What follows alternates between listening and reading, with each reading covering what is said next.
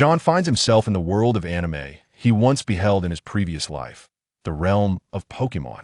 In the Hoenn region, an orphan embarks on a journey, striving to challenge the Hoenn League, competing against formidable rivals, and clashing with a nefarious organization. He fully exploits the advantage of his memories, diligently working to enhance his strength. Noticed by the champion, Steven, he receives investment from him, unlocking the potential for mega evolution. In the early stages, there are no legendary Pokémon or female companions, and no shiny Gardevoir, though legendary Pokémon will be arranged for later. The female lead may or may not appear. Merely traveling together does not guarantee her status as the female lead. Regarding his Pokémon, each one possesses its own unique purpose. Naturally, he cannot solely cultivate 6 Pokémon. He will make use of all available resources. Sustaining Pokémon and training them are entirely distinct endeavors. Chapter 1. The Evolution of Magikarp. The Hoenn region is a vast expanse located in the southwestern part of the Johto region. This area boasts a rich tapestry of diverse natural environments, encompassing tropical rainforests as well as deserts. However, its most captivating feature is undoubtedly its vast and boundless bodies of water. The area of these waters is nearly equivalent to that of the land, creating a stark contrast with other regions. Legend has it that the Hoenn region was formed only after the emergence of Groudon and Kyogre, with Groudon raising the landmass and Kyogre filling the oceans, leading to its eventual formation. However, in the past decade, its development has been remarkably swift. What was once forest has now transformed into towering skyscrapers, and technological advancement has reached unprecedented heights. Mauville Town, situated on a small island in the southwestern part of the Hoenn region, stands apart from other towns in that it remains relatively underdeveloped. Nonetheless, it is renowned not only for housing one of the 8 gyms of the Hoenn region, but also for its treacherous environment, which attracts numerous surfing enthusiasts. Furthermore, the rock cave serves as a favored spot for many rock collectors seeking rare stones. At this moment, in a secluded corner along the coastline of Mauville Town, a youth, approximately 1.75 meters tall with a long black ponytail, is sprinting along the shore. His youthful yet handsome visage is marked by a stern expression, laced with a glimmer of hope. Before him, in the shallow waters, a Magikarp is desperately evading the boy's relentless attacks.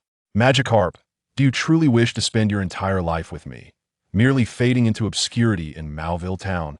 The boy exclaimed in frustration before straining to lift a large stone and, under the Magikarp's pitiful gaze, brought it crashing down. One cannot deny that the physical constitution of the people in this world is indeed remarkable.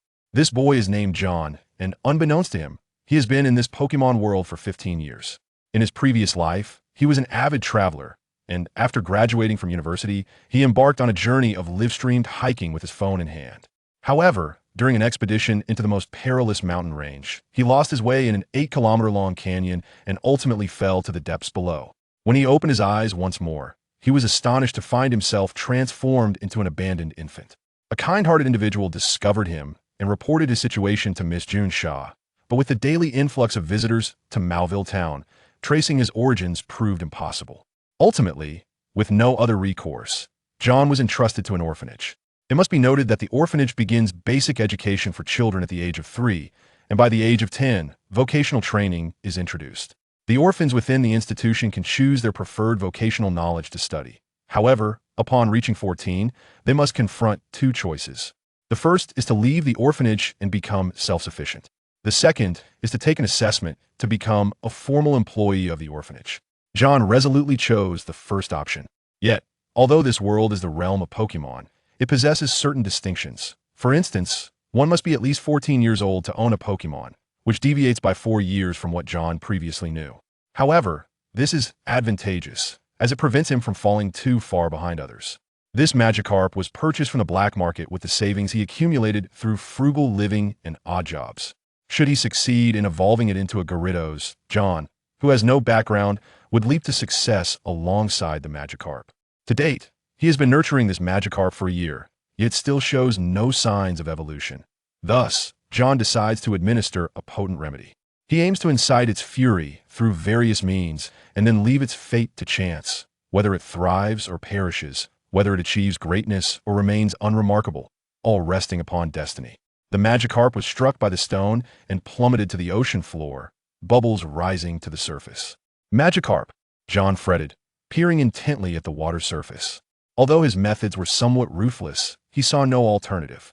After being struck, the Magikarp sank to the ocean floor but did not lose its fighting spirit. Rather, its eyes burned with a fierce rage.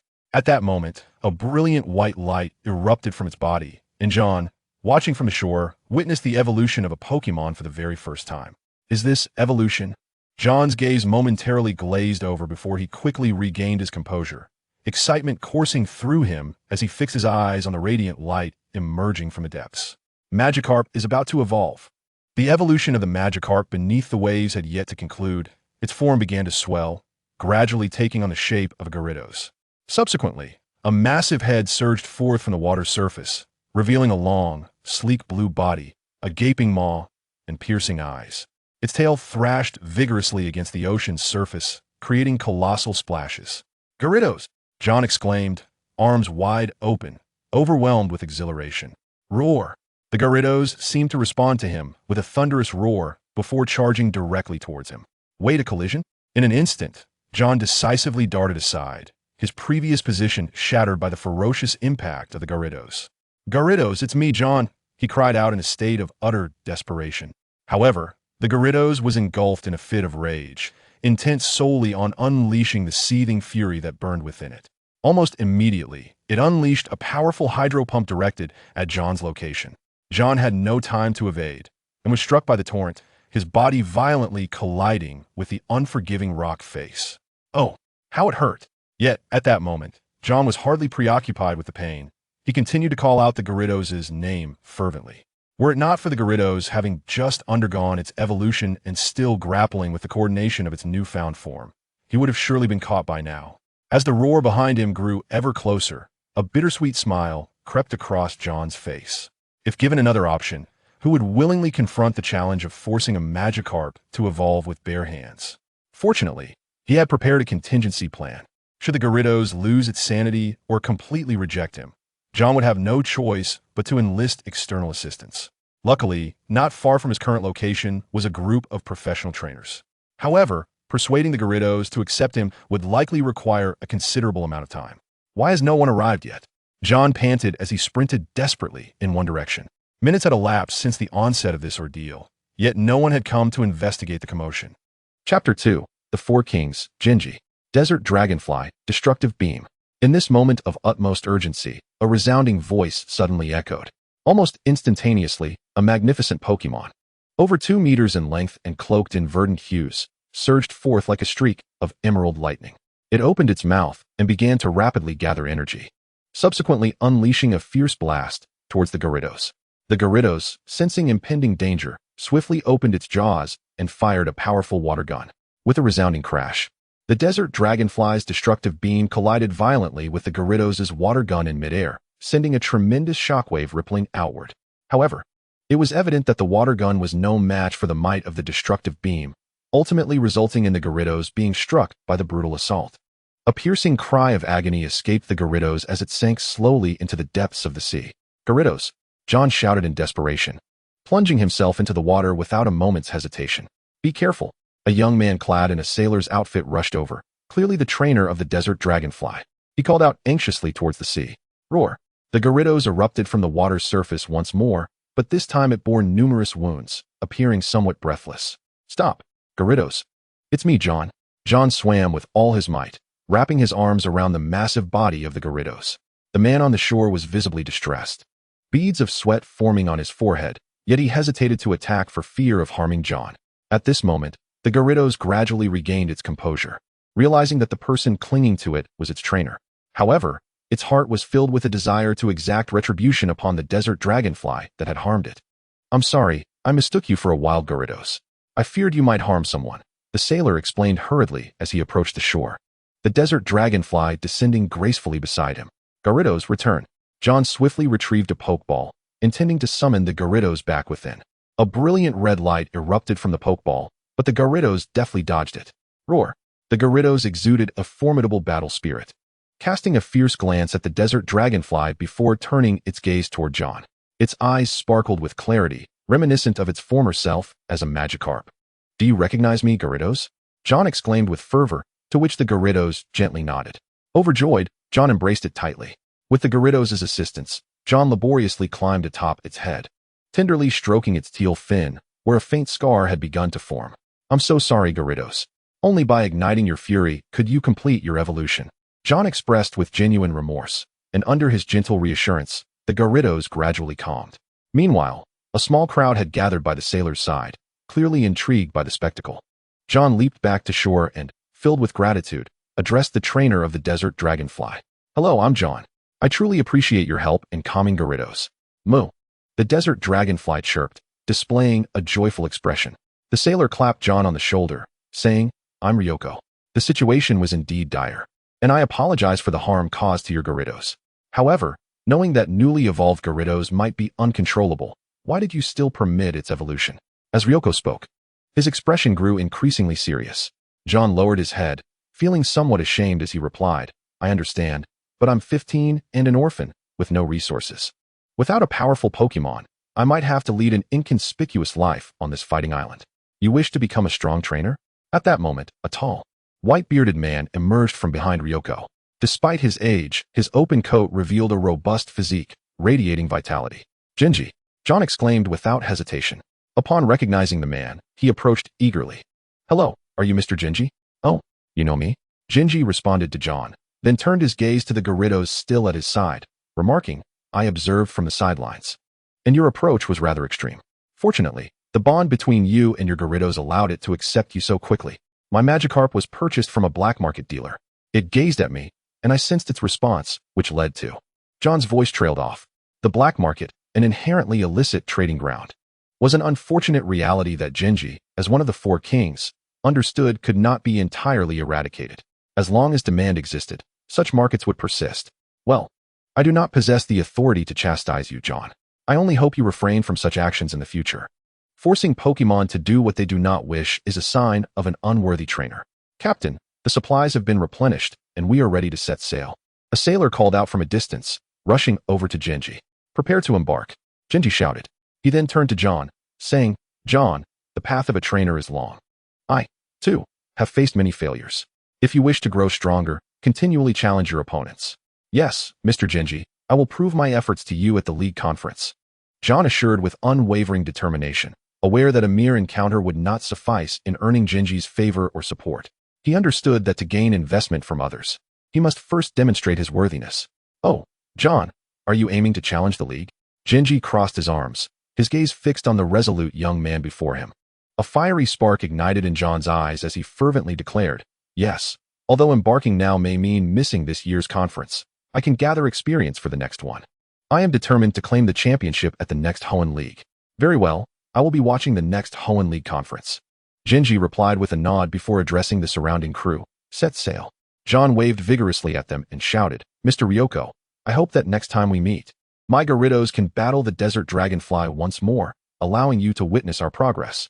He turned to Ryoko and the desert dragonfly, speaking earnestly. Roar. Moo. Both Pokémon immediately exhibited their fierce battle spirit. Though John could not comprehend their calls, as long as they refrained from clashing again, he was content. At that moment, it was imperative to ensure Gyarados received treatment. John gazed at the imposing figure of the desert dragonfly, filled with admiration. Fortunately, the Gyarados is not particularly difficult to locate, and the attributes of the Gyarados conveniently counter it. However, for the moment, I must first seek out a few companions. Let us embark on our journey, Gyarados.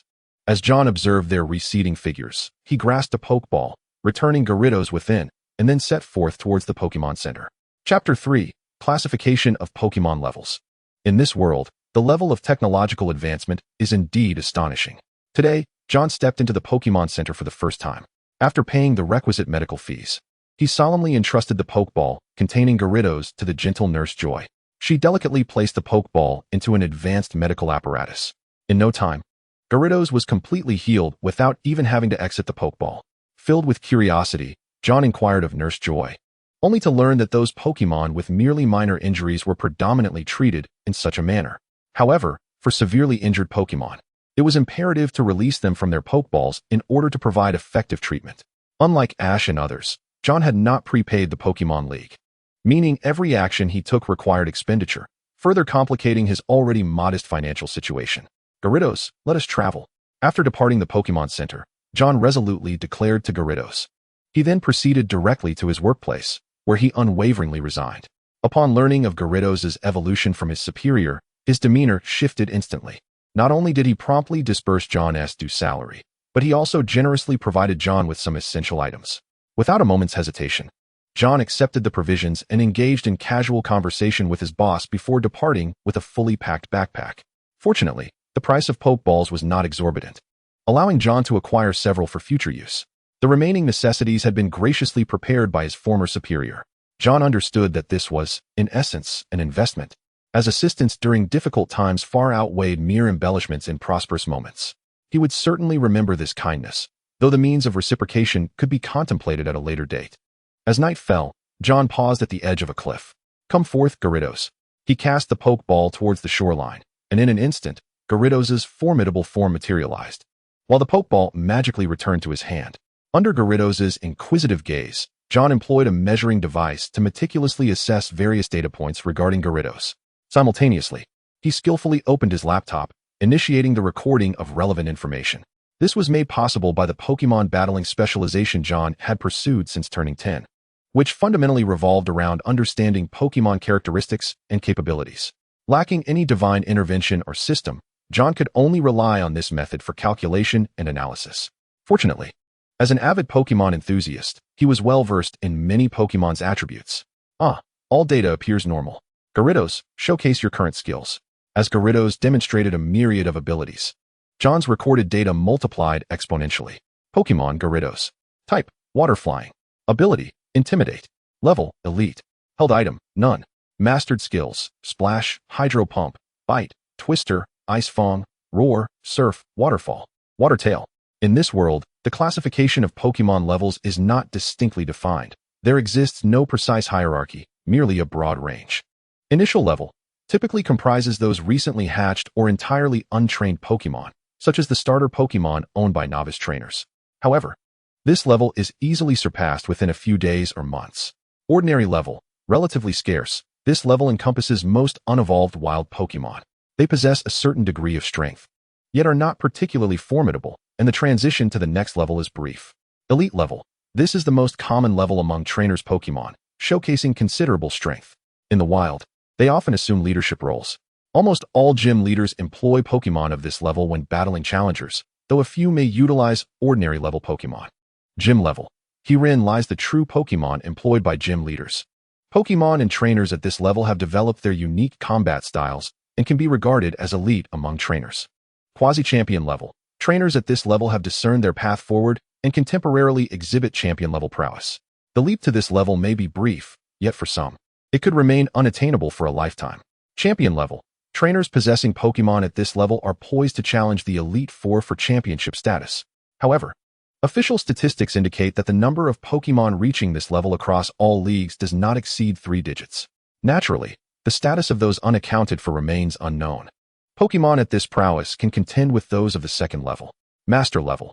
This represents the pinnacle tier in this world, which has not been witnessed for some time, and the literature on this level lacks clarity. As for trainers' levels, they correspond closely with those of their Pokemon. A trainer capable of commanding Pokemon from a particular level is naturally classified at that same tier. Nonetheless, exceptions exist, with a few dedicating their efforts solely to training a single Pokemon, though such trainers are exceedingly rare. Thus, John's forthcoming plans entail capturing Pokemon, complete with his strategies. He intends to encompass all 3 domains: land, sea, and air. In terms of aquatic Pokemon, he currently possesses Gyarados, alleviating immediate concerns. For aerial Pokemon, he harbors a particular fondness for the Dragonfly Pokemon, given its aesthetic appeal and remarkable strength, complemented by its rare dragon typing. As for terrestrial options, there are numerous choices. The abundance of Bagon in the Stone Cave is notable, yet they are highly social creatures. Given John's current capabilities, entering their realm could prove perilous. Furthermore, their inflated prices in the black market render such expenditures unnecessary. Chapter 4, Team Magma. Gyarados gently stirred its massive body, its eyes brimming with curiosity as it regarded its trainer, puzzled by John's momentary distraction. At this point, it had gone an entire day without sustenance, and its stomach was audibly protesting with hunger. Thus, it slowly extended its robust and powerful tail, gently tapping against John's backpack as a reminder of its hunger. "Ah, Gyarados, I have devised a plan for you to better train your skills and enhance your strength. You must learn to hunt for your food independently in the near future. John finally registered the situation, feeling a bit sheepish as he scratched his head. His finances were rather meager, and with Gyarados being so massive, he pondered how much food it would take to satiate its appetite. Fortunately, they were in the Hoenn region, abundant with marine life, and as the ruler of the seas, Gyarados was unlikely to go hungry. Of course, to improve your diet, I will diligently research energy cubes for you. Noticing Gyarados' mouth nearly closing in what seemed like a pout, John hastily added, I promise. Upon hearing this, Gyarados joyfully began to swim around, frolicking in delight. At that moment, John suddenly noticed that Gyarados' whiskers were white. It turned out to be a female. He realized he would have to pamper her from now on. Don't swim too far, all right? John called out, concern lacing his voice. Gyarados responded with a sound that seemed to convey her understanding. She then plunged into the depths of the sea, leaving behind ripples that slowly spread across the surface. Suddenly left alone, John let out a heavy sigh. He longed to capture more Pokémon so that he wouldn't feel so solitary and bored while Gyarados was out hunting. Reluctantly, he set to work, expertly lighting a fire, erecting a grill, and starting to roast some wild mushrooms and synthetic meat, a task he was quite adept at. Before long, the enticing aroma wafted through the air, potentially reaching far and wide. With only himself present, he prepared a small portion for Gyarados as a snack, uncertain of when she would return. After John finished his meal, Gyarados suddenly burst forth from the ocean's depths.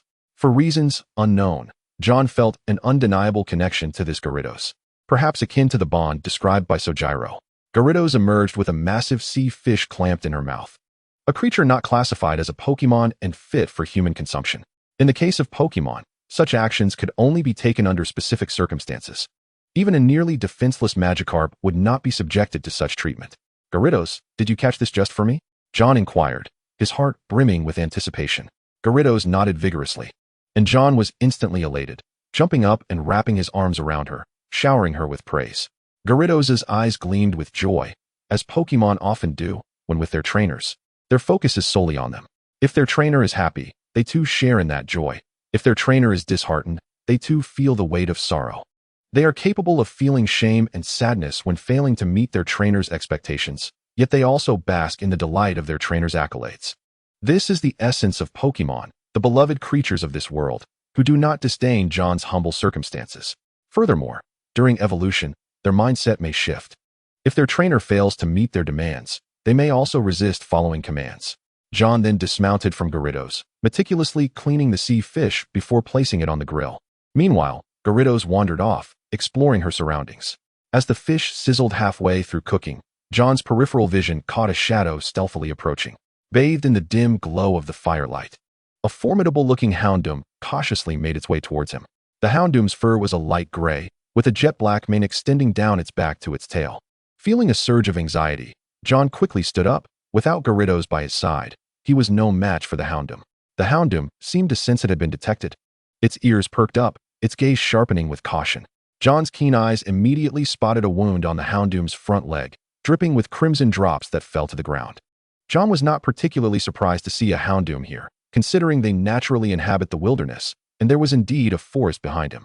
Are you injured? Don't worry. I mean you no harm, John said cautiously, slicing off a piece of fish and placing it in front of the Houndoom. Please eat. You'll recover faster that way. The Houndoom's wary gaze remained fixed on John, yet it slowly began to inch closer to the fish. Just then, shouts rang out nearby. Over here, Geodude. Use rollout. Geodude. Pidgey, use wing attack. Pidgey. The Houndoom abruptly turned its head, swiftly dodging Geodude's rollout attack. However, as it leapt into the air, it was struck squarely by Pidgey's wing attack, sending it crashing to the ground. John rushed to the Houndoom's side, shielding it with his body. Who are you? He demanded, fury bubbling within him as he glared at the two approaching individuals who had disrupted their peaceful camping. We are members of Team Magma, kid. If you want to live, hand over all your Pokémon, they said with cold, cruel smiles. At that moment, Pidgey and Geodude returned to the side of the two men clad in fiery red cloaks, while the Houndoom struggled to rise once more. Gyarados, John shouted, and soon, violent ripples disturbed the sea's surface as a colossal Pokémon burst forth, appearing behind him. Use water gun on Geodude, John commanded decisively. Gyarados let out a fierce roar, unleashing a powerful water gun that surged towards Geodude like a torrential wave.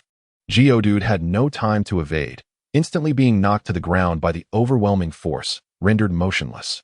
"Damn it, Pidgey, use wing attack," one of the men shouted in frustration. Pidgey spread its wide wings and dove towards Gyarados with lightning speed.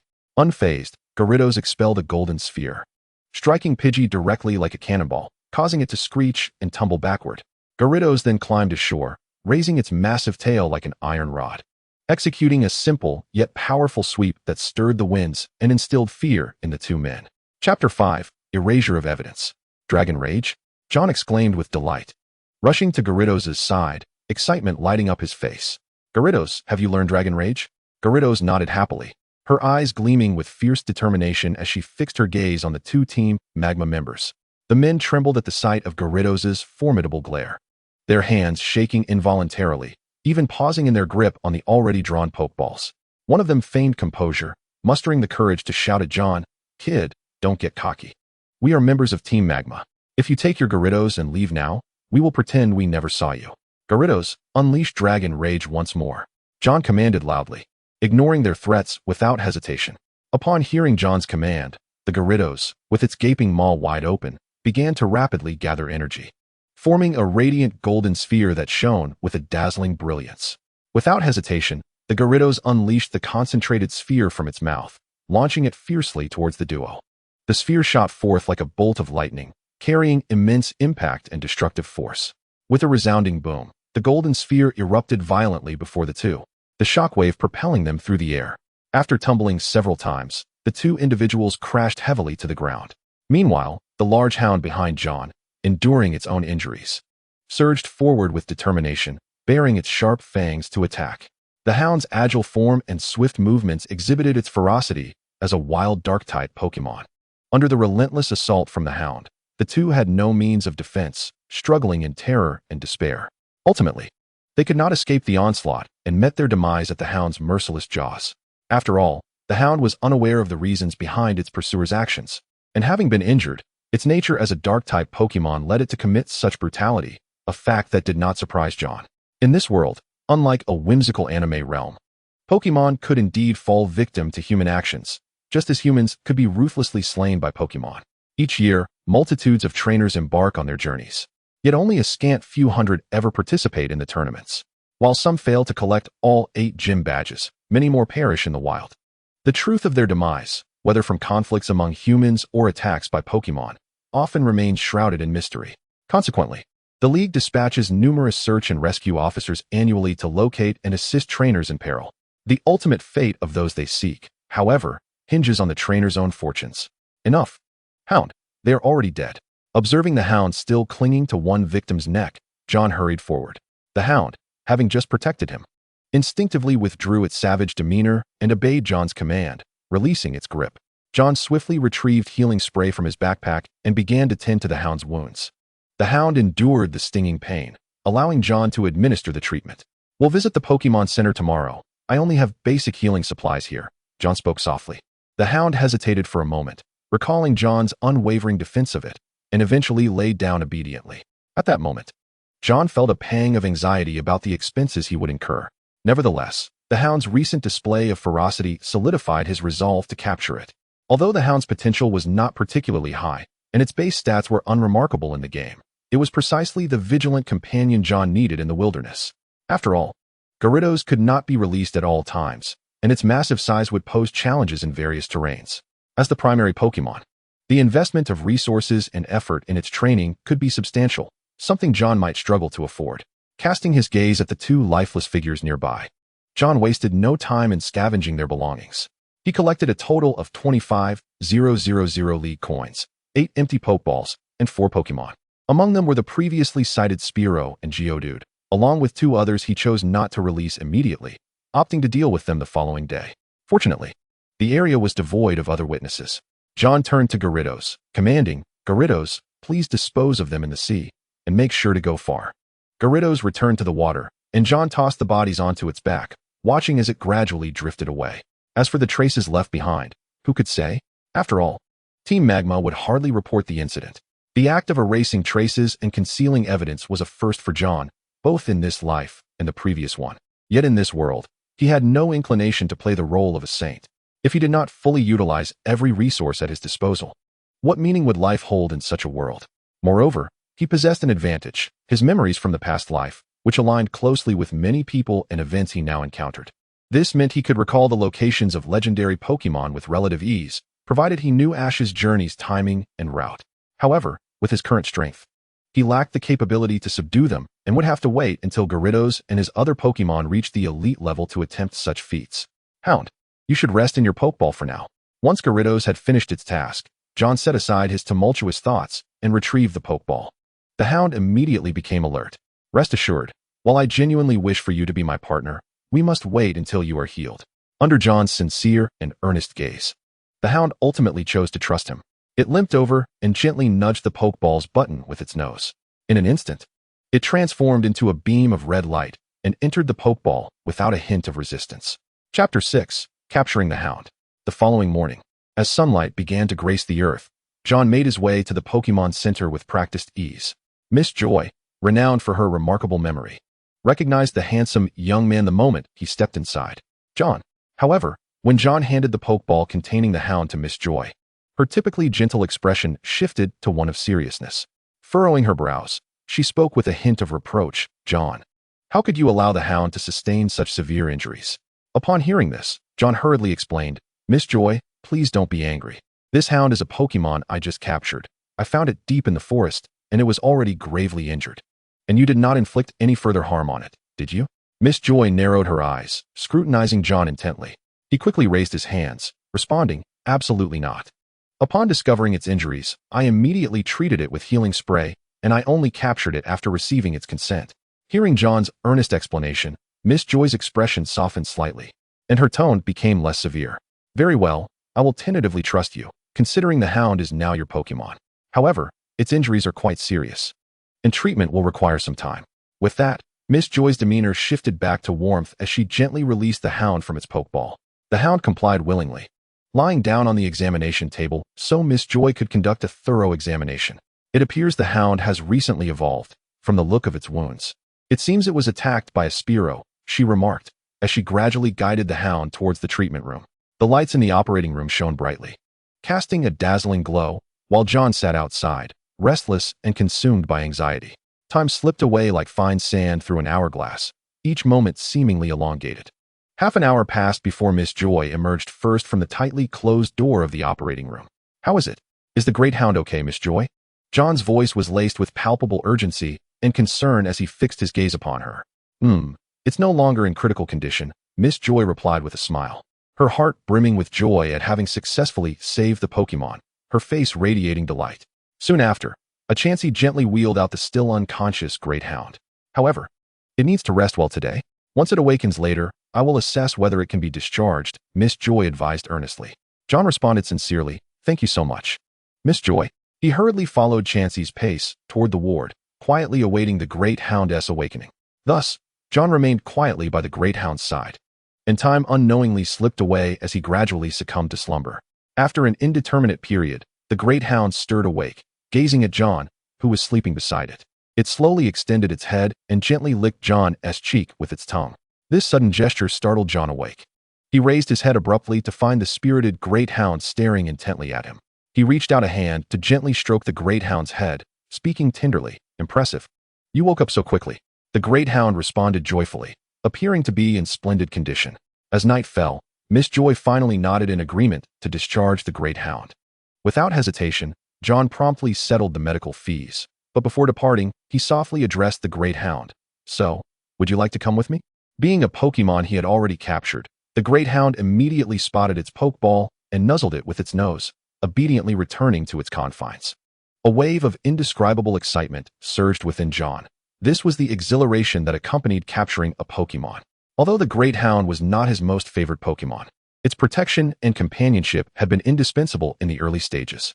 The matter had been satisfactorily resolved, yet John dared not rest at the Pokémon Center. He should allocate his funds wisely. Before heading to the camping site, there was still an important task to attend to: disposing of the 4 Pokémon he had previously acquired from the Team Magma. During the day, John had meticulously inspected them. Apart from the Spearow and Geodude, the other 2 were a Ursaring and a Butterfree.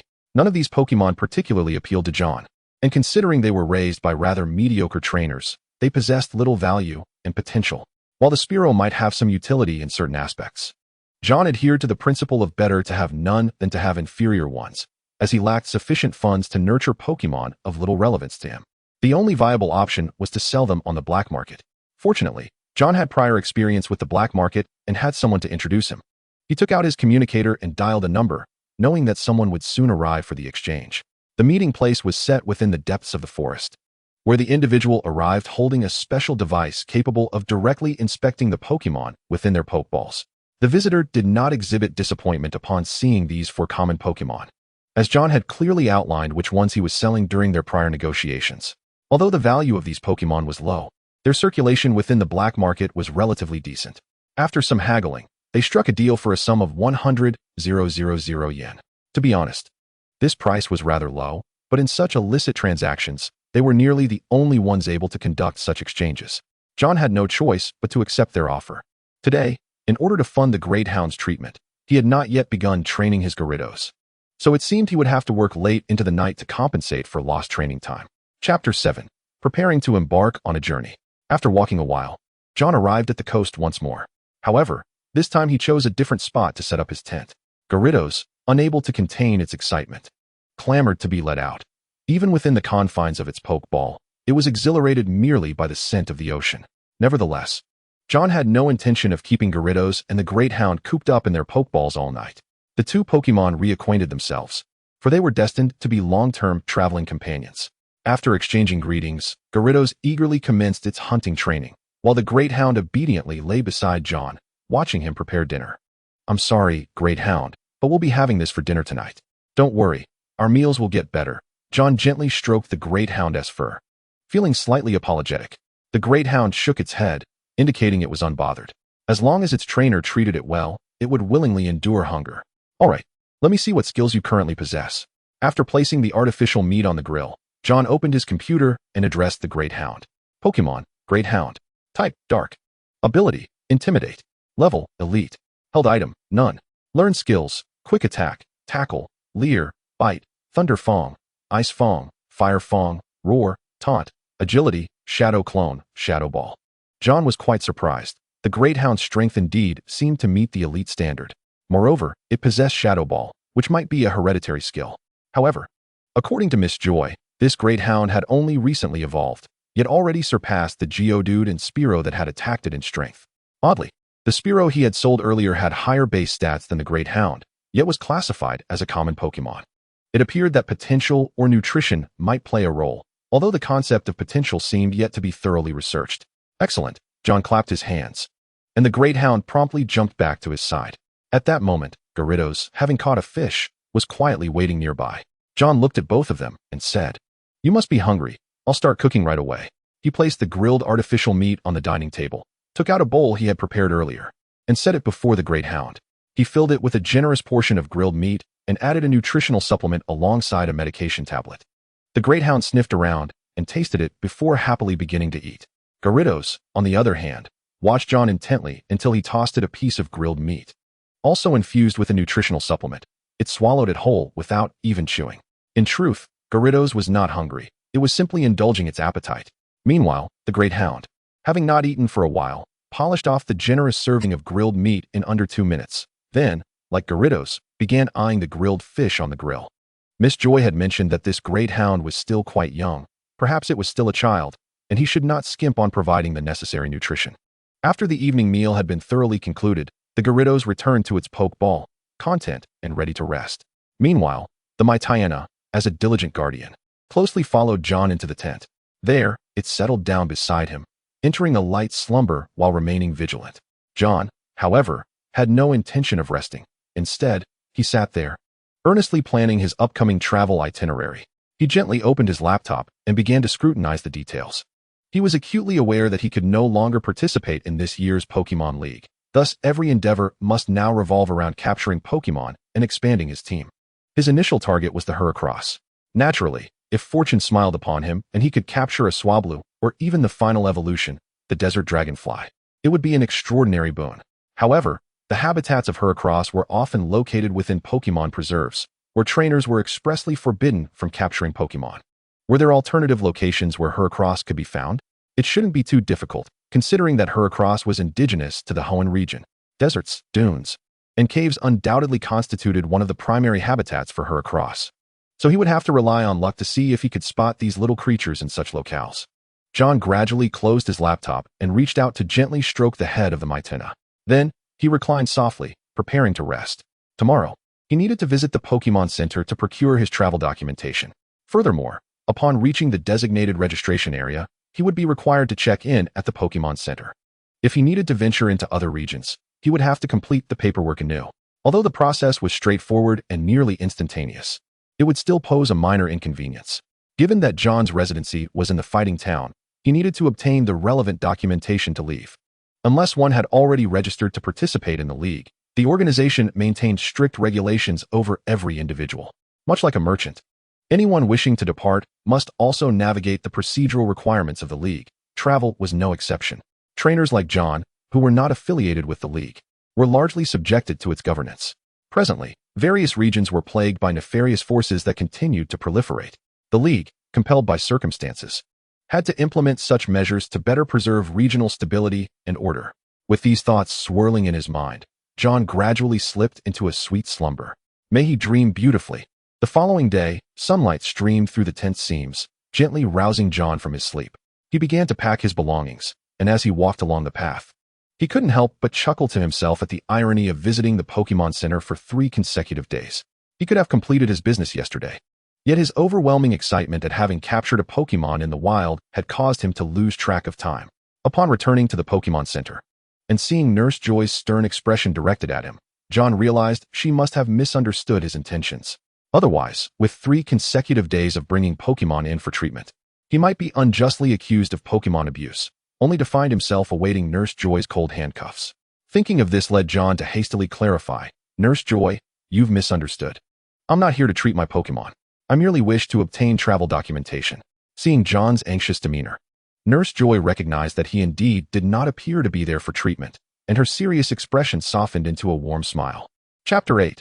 Pre-registration for the competition inside the Pokémon Center. Nurse Joy observed the young boy she had only met a few days prior, yet who had already left a profound impression on her.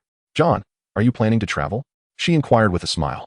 "Nurse Joy, I intend to participate in the next league. My primary objective for this journey is to seek out suitable companions," John replied as he produced his identification card and handed it to her with solemnity. Upon examining the card, Nurse Joy noted it indicated that he had grown up in an orphanage. She regarded him with encouraging eyes and said, "John, you actually don't need to obtain travel documentation. I can directly register you for the upcoming Hoenn League. Is that truly possible? But how does that differ from travel documentation?" John asked, intrigued. "With travel documentation, you can only register for one city at a time. However, if you register for the Hoenn League, you can cover the entire Hoenn region. This way, you won't have to redo the paperwork every time you enter a new area. Most importantly, you can prepay for services at the Pokémon Center, which will last until the next league concludes, allowing you to treat your Pokémon without incurring additional costs afterward." As she efficiently operated the computer, she continued to explain. The printer swiftly produced John's basic information, and she meticulously reviewed his details as she spoke. "Oh, I see. How much will that cost?" John inquired, feeling a surge of interest. After all, he would have to pay eventually. He accepted the documents and a pen from Nurse Joy, asking, "This is your first time participating in the league, isn't it? Newcomers enjoy certain benefits. The total fee is 50,000 yen, in addition to free treatment. You will also receive a limited number of nights accommodation and meals." "John, please fill in the blank spaces above," Nurse Joy responded with a smile. Upon hearing this, John felt a pang of anxiety, muttering to himself, "Fortunately, I earned 100,000 yen yesterday and have only spent half of it. However, 50,000 yen is quite a price, though the benefits are reasonable. If I were a direct league trainer, I suppose I wouldn't have any limitations on accommodation or meals. But I can't complain, as direct trainers would receive a starter Pokémon while I had to settle for a non-combatant Magikarp. If it weren't for encountering Genji and discovering the location of his ship, he wouldn't have dared to take such a risk and allow Magikarp to evolve." He then focused intently on the information on the form. It clearly displayed his basic details, and John proceeded to fill in the necessary information. Name, John. Gender, male. Place of birth, orphanage and fighting town. Age, 15. Pokémon acquired and capture time, Gyarados, 1 year.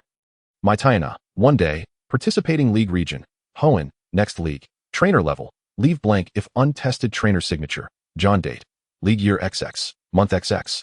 Day XX Witness.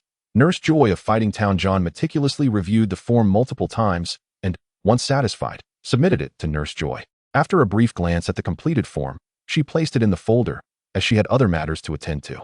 Luckily, Nurse Joy had an assistant who typically handled data entry and similar tasks. Then I shall pay the fees now, Nurse Joy. If only you had informed me of this sooner, I could have avoided spending extra money. As John spoke, he meticulously retrieved a neat sum of 50,000 Alliance coins from his backpack and handed it to Miss Joy, all the while voicing his grievances. That was because you didn't ask, and besides, how was I to know you were planning a trip? Miss Joy responded with a hint of annoyance after accepting the payment. And by the way, dining in-house is limited. If you manage to catch a Snorlax, with its voracious appetite, there will be no extra servings. Miss Joy also reminded him, adding, as for the dormitory, all rooms are single occupancy, with bunk beds available. If you have companions traveling with you, they may stay as well, but you'll only have one usage of this service. I understand. Thank you, Miss Joy, John replied, committing her series of reminders to memory. He then inquired, Miss Joy, is it possible for me to leave Wudo Island by riding a Gyarados? Yes, it is permissible. The Alliance does not restrict modes of travel. If you possess a flying-type Pokémon, that is also an option, but you absolutely cannot soar above the city, she cautioned. However, I would not recommend this approach. The waters surrounding Wudo Island are rather perilous, and even a Gyarados cannot guarantee a safe passage. Given the myriad uncertainties of the sea, the safest mode of departure remains by ship or airship. Miss Joy imparted this advice with a serious demeanor. John certainly would not gamble with his life unless he had a dual assurance. He would not recklessly attempt to traverse the entire Hoenn region on a Gyarados. Fortunately, as long as he possessed proof of participation in the competition, he would receive discounts on any means of transportation, effectively saving him a considerable sum. Coupled with the generous discounts provided by Miss Joy today, he pondered whether this was an act of sympathy or perhaps an investment in him. After all, the fee of 50,000 yen was indeed remarkably low, especially with an added 2-month grace period, akin to receiving 2 months of medical treatment for free. However, obtaining a Pokédex would be even more advantageous, though such privileges were typically reserved for elite trainers. As a common trainer, John's starting point was already higher than many, as most began their journeys as novice bug catchers. One last question, where will my 7th Pokémon be sent if I capture it? John asked cautiously. Miss Joy regarded him with growing satisfaction. It will be sent to the Pokémon Center in your registered residence, meaning your 7th Pokémon will be entrusted to me. Naturally, we also charge a fee for this service, understood? Having clarified all his concerns, John sincerely thanked Miss Joy and turned to leave the Pokémon Center. Chapter 9. An unexpected encounter with Haruka and Satoshi. A thunderous ship's horn blared, signaling the departure of the vessel from the Wudo town dock once more. For John, this marked the first occasion in 2 lifetimes that he would embark on a ship, and remaining quietly in his cabin was simply not an option. Thus, he eagerly explored every nook and cranny of the ship, ultimately finding himself on the expansive deck, relishing the bracing sea breeze. The deck was a veritable sea of humanity, teeming with trainers and Pokémon alike. Centrally located were 2 stages designated for trainers to engage in friendly battles. A line of eager trainers had already formed, brimming with anticipation for the entertainment match to commence. However, upon witnessing the Pokémon released by those trainers, John's initial enthusiasm swiftly evaporated. Most of the creatures were unevolved, such as Wingull, Trico, Torchic, and Poochyena. Being a professional in the realm of Pokémon battles, John commanded a notable number of battling Pokémon, all ranked relatively high in competitive standings. Regrettably, he found himself overshadowed by those absorbed into the Alliance due to their powerful backgrounds, many of whom were of lesser skill. Our journey has commenced. Are you all excited? John exclaimed, having finally secured a spot by the railing. He gently caressed the Pokeballs of his Gyarados and Mytina, his face aglow with joy. The Pokeballs vibrated in response to the sights outside, as if sharing in his excitement. However, upon observing the multitude of trainers releasing their smaller Pokémon, he, too, decided to let his Mytina out. Given the Gyarados' considerable size, it was ill-suited for such a setting, as its presence could easily incite panic. Mytina, while a common Pokémon in the Hoenn region, stood out due to its rarity in the wild. As wild Mytina rarely evolved independently, for novice trainers, capturing a pack-oriented Mytina was nearly impossible. Many rookie trainers fell victim to attacks from these creatures each year. More experienced trainers saw no need to risk capturing a single Dark-type Mytina for careful training. Thus, among trainers in the Hoenn region, those with Mytina were few and far between. When John's Mytina emerged, it attracted considerable attention. Some trainers, possibly having previously encountered packs of Mytina, regarded it with traces of fear. Mytina, brimming with enthusiasm, crouched by the railing, fixated on the sea, adopting a demeanor that gradually resembled that of a playful husky. "Hello. Is this Mytina yours?" A youthful voice, slightly childish, broke John's reverie as he gazed out at the ocean. Turning around, he beheld a small boy clad in a green t-shirt, sporting black and green sneakers, framed by black-rimmed glasses and brown shorts, standing behind him. "Indeed, Mytina is my partner," John replied, recognizing the familiar sensation that he had encountered the boy before, and smiled as he responded. "My name is Satoshi. May I pet him?" The boy's eyes sparkled with excitement, fixated on the imposing Mytina, showing no fear, but rather an eagerness to engage. "Satoshi, don't run off like that." At that moment, a girl in a deep blue t-shirt paired with dark blue shorts hurriedly approached, bowing deeply to John and apologizing. "I'm sorry." Satoshi cannot resist approaching any Pokemon he sees. "Hey, you shouldn't speak about your brother like that," Satoshi protested, casting a discontented glance at the girl. At that moment, John recognized them. They were Haruka and Satoshi, the children of the gym leader in Orange City, Shiro. Haruka and Satoshi, future protagonists, as John was aware. Particularly Haruka, whom John distinctly remembered would evolve into an exceptional coordinator, though it seemed she had yet to discover her own path. "Greetings. I'm John, a trainer who has just embarked on my journey," John said, amused by the playful banter between the siblings. Mytina turned to observe them, maintaining its stoic demeanor as it regarded the pair. "Wow, this is the first time I've been so close to a Mytina." Upon witnessing the large wolfhound turn around, Xiaosheng exuberantly shouted, his face alight with excitement. In contrast, Xiaoyao took a hesitant step back, a flicker of fear crossing her features. Fortunately, she quickly recalled that this formidable wolfhound was a Pokemon belonging to a trainer, which helped her to somewhat quell her inner trepidation. Observing Xiaosheng's fervent enthusiasm, she mustered a forced smile and remarked, "In the gym, I've never seen such a reaction from anyone around so many Pokemon." Xiaosheng, with a sulky expression, muttered, "But the Pokemon in the gym are all quite familiar to me. It's so frustrating. Why must one wait until the age of 14 to own their own Pokemon?" Xiaoyao promptly countered, "Indeed, but in just 2 months, I will receive my very own Pokemon. You are only 9 years old. You still have 5 years to go before becoming a trainer. Having already absorbed most of the foundational knowledge, why must I wait?" Xiaosheng exclaimed, brimming with resentment. Chuckling softly, John observed their exchange, unable to suppress a smile, which made them aware that he was present.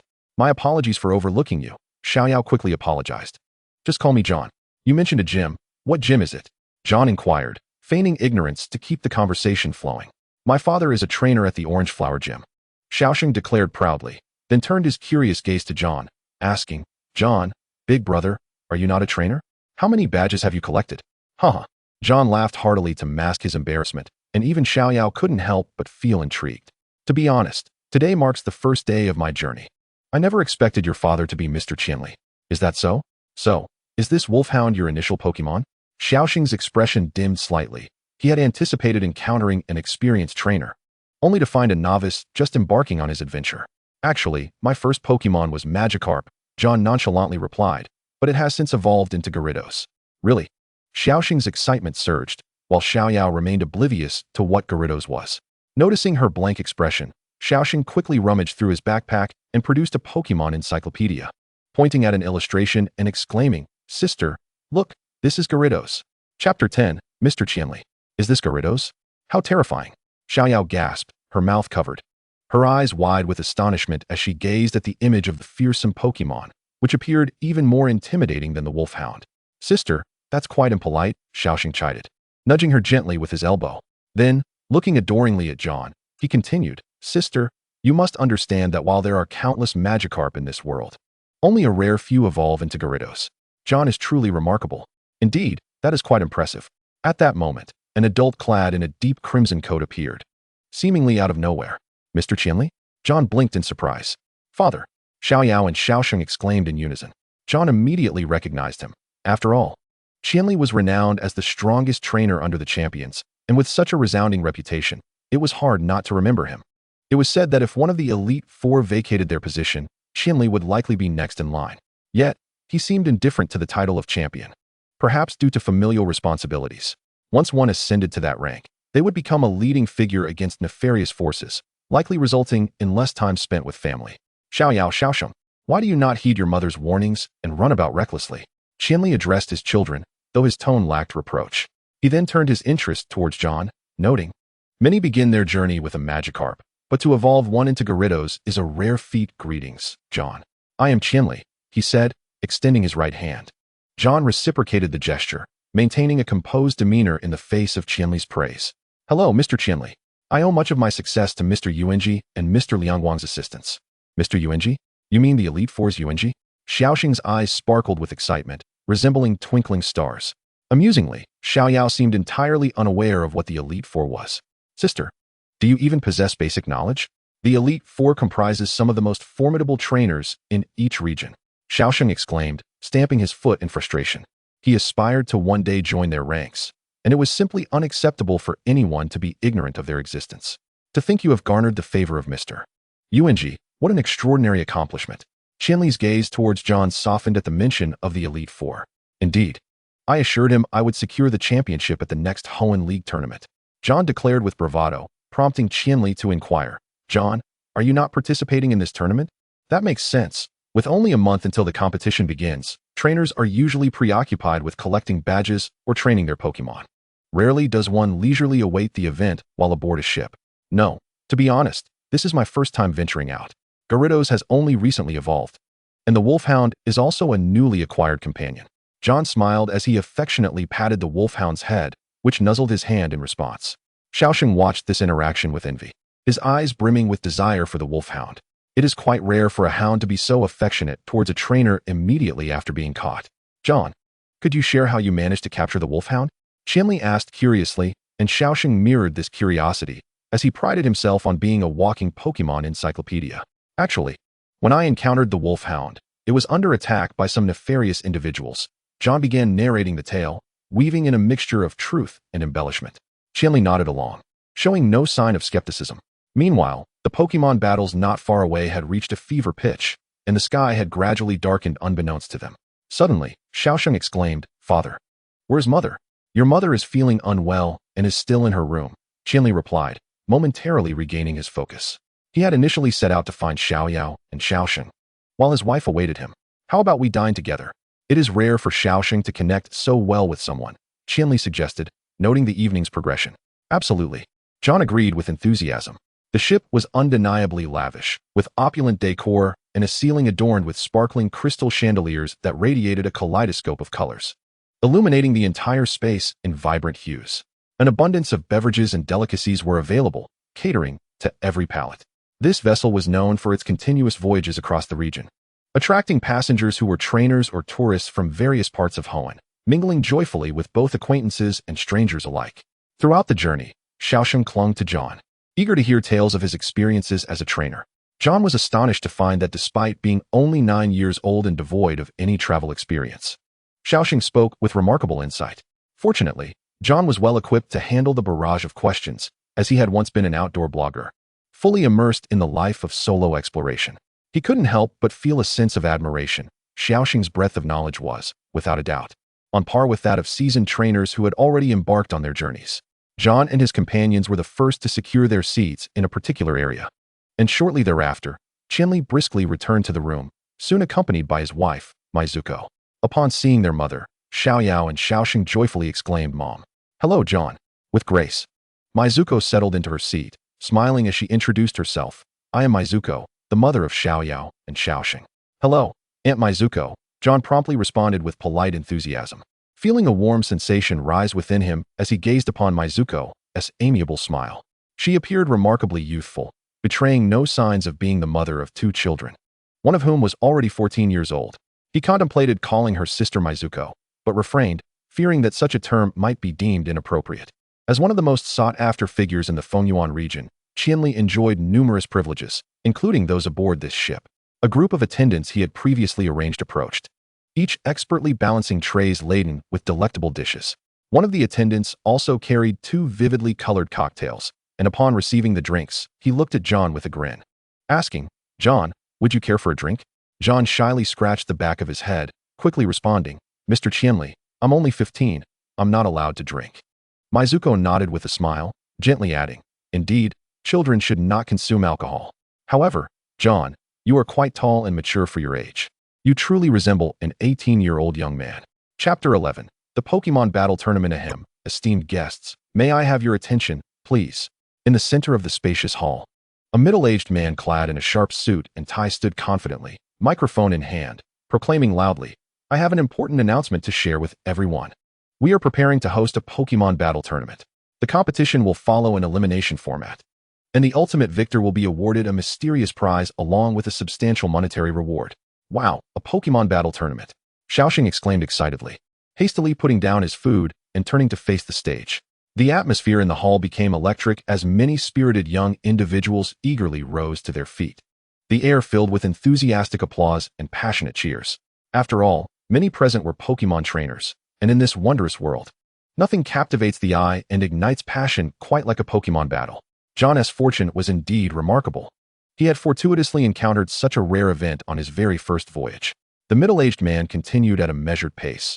"First, let me explain the eligibility criteria for participation. Firstly, only individuals under the age of 18 are permitted to compete.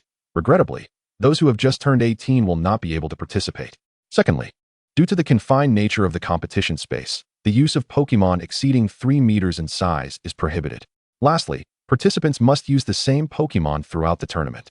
That is to say, the Pokemon you choose for your first battle cannot be substituted in subsequent matches. If you possess multiple identical Pokemon, please be aware that we have a professional identification team on site, and any violations will be deemed cheating. Cheaters will be placed on our company's blacklist, and we will report them to the league, so please take this matter seriously." This announcement caused many to reconsider their participation. While those who had recently turned 18 protested vocally, the organizers had anticipated such reactions. Trainers over 18, as mentors, please allow the opportunity to be afforded to younger participants who truly need the rewards. With this moral persuasion, the protests quickly subsided. Next, a stunning young woman, gracefully swaying her enchanting figure, ascended the stage, holding a tray. The audience watched with curiosity as the prizes for the tournament were about to be unveiled. The middle-aged man approached the podium, confidently pulling away the red cloth that concealed the prize, revealing a Pokemon egg. However, the intricate patterns on its surface provided no indication of its species. Nonetheless, for many young trainers, it represented a considerable temptation. "This is a Pokemon egg, but unfortunately, we cannot ascertain its species," he stated. Thus, the prize carries a significant degree of uncertainty. It could potentially be a rare Dratini or merely a common Caterpie. Despite the ambiguity surrounding the egg's potential, a plethora of eager participants surged forth to register for the tournament, John included. However, when the second prize was unveiled, John's heart raced with excitement, an uncontrollable fervor swelling within him. The second prize, too, remains shrouded in mystery regarding its specific function. The middle-aged man smiled as he held up a remarkably beautiful scale, speaking softly, "Gentlemen, you may present this to the lady of your affection, if worn as jewelry. It is sure to leave her the envy of all." At this moment, John recognized the prize, the exquisite scale. It was said to have formed from the reverse scale that fell from a Milotic upon its natural demise. And it was also a crucial item for the evolution of Phoeba into Milotic. Milotic, renowned as the most beautiful Pokemon, possessed not only breathtaking beauty, but also formidable strength, though few were fortunate enough to possess one. While the evolution of Phoeba into Milotic was not a secret, the method of evolution remained a significant mystery within the scientific community. Consequently, in the pursuit of understanding the secrets of this evolution and acquiring a Milotic, trainers had been capturing Phoeba at an alarming rate, leading to a drastic decline in their population. Of course, possessing the beautiful scale did not guarantee instant evolution. In the game, a value known as beauty existed, but such a system did not apply in this world. Only by fostering Phoeba's self-acceptance and confidence, in conjunction with this beautiful scale, could evolution be potentially achieved. John clenched his fists beneath the table, resolute in his aspiration for the champion title. "John, do you intend to compete?" Qianli observed John's particularly intense expression and smiled gently, inquiring. "Yes, Mr. Qianli," John affirmed. "These prizes are simply too enticing." He nodded firmly, his tone resolute. "Go for it, John. I believe you can do it," Xiaoxing exclaimed, jumping up in excitement to cheer for John. However, the thought of being unable to participate himself and having to wait several years before he could have his own Pokemon filled him with a sense of disappointment. "Don't worry, Xiaoxing. I'm a prodigy in Pokemon battles," John confidently proclaimed, brushing off the non-existent dust from his hands. I'll give it my all. Xiaoyao softly cheered for John, expressing her encouragement. Thank you. Although the competition had yet to commence, John experienced, for the first time in his life, a profound sense of motivation stemming from others. All right, competitors wishing to participate, please come forward to register. Unbeknownst to him, a table had quietly appeared in the audience, with several individuals seated there, diligently handling the registrations. Contestants were instructed to present their identification cards along with their Pokémon for enrollment. The organizers' announcements had long since reverberated through the ship, resonating in every corner of the vessel. The hall had filled with numerous individuals. Many new trainers of appropriate age began to form an orderly line to register. John took a rough count and was astonished to find that around 100 or 200 competitors had signed up. Nevertheless, he remained confident. Chapter 12. The competition begins. Half an hour later, both sides of the hall were swiftly cleared, and the central stage had been transformed into 3 battle arenas. Ladies and gentlemen, welcome to this Pokémon tournament. An excited host, sporting glasses and holding a microphone, exclaimed from the center stage. Firstly, let the 202 contestants draw lots. As we proceed with the drawing, I shall reiterate the competition rules. The matches will follow a one-on-one elimination format, prohibiting the use of massive Pokémon.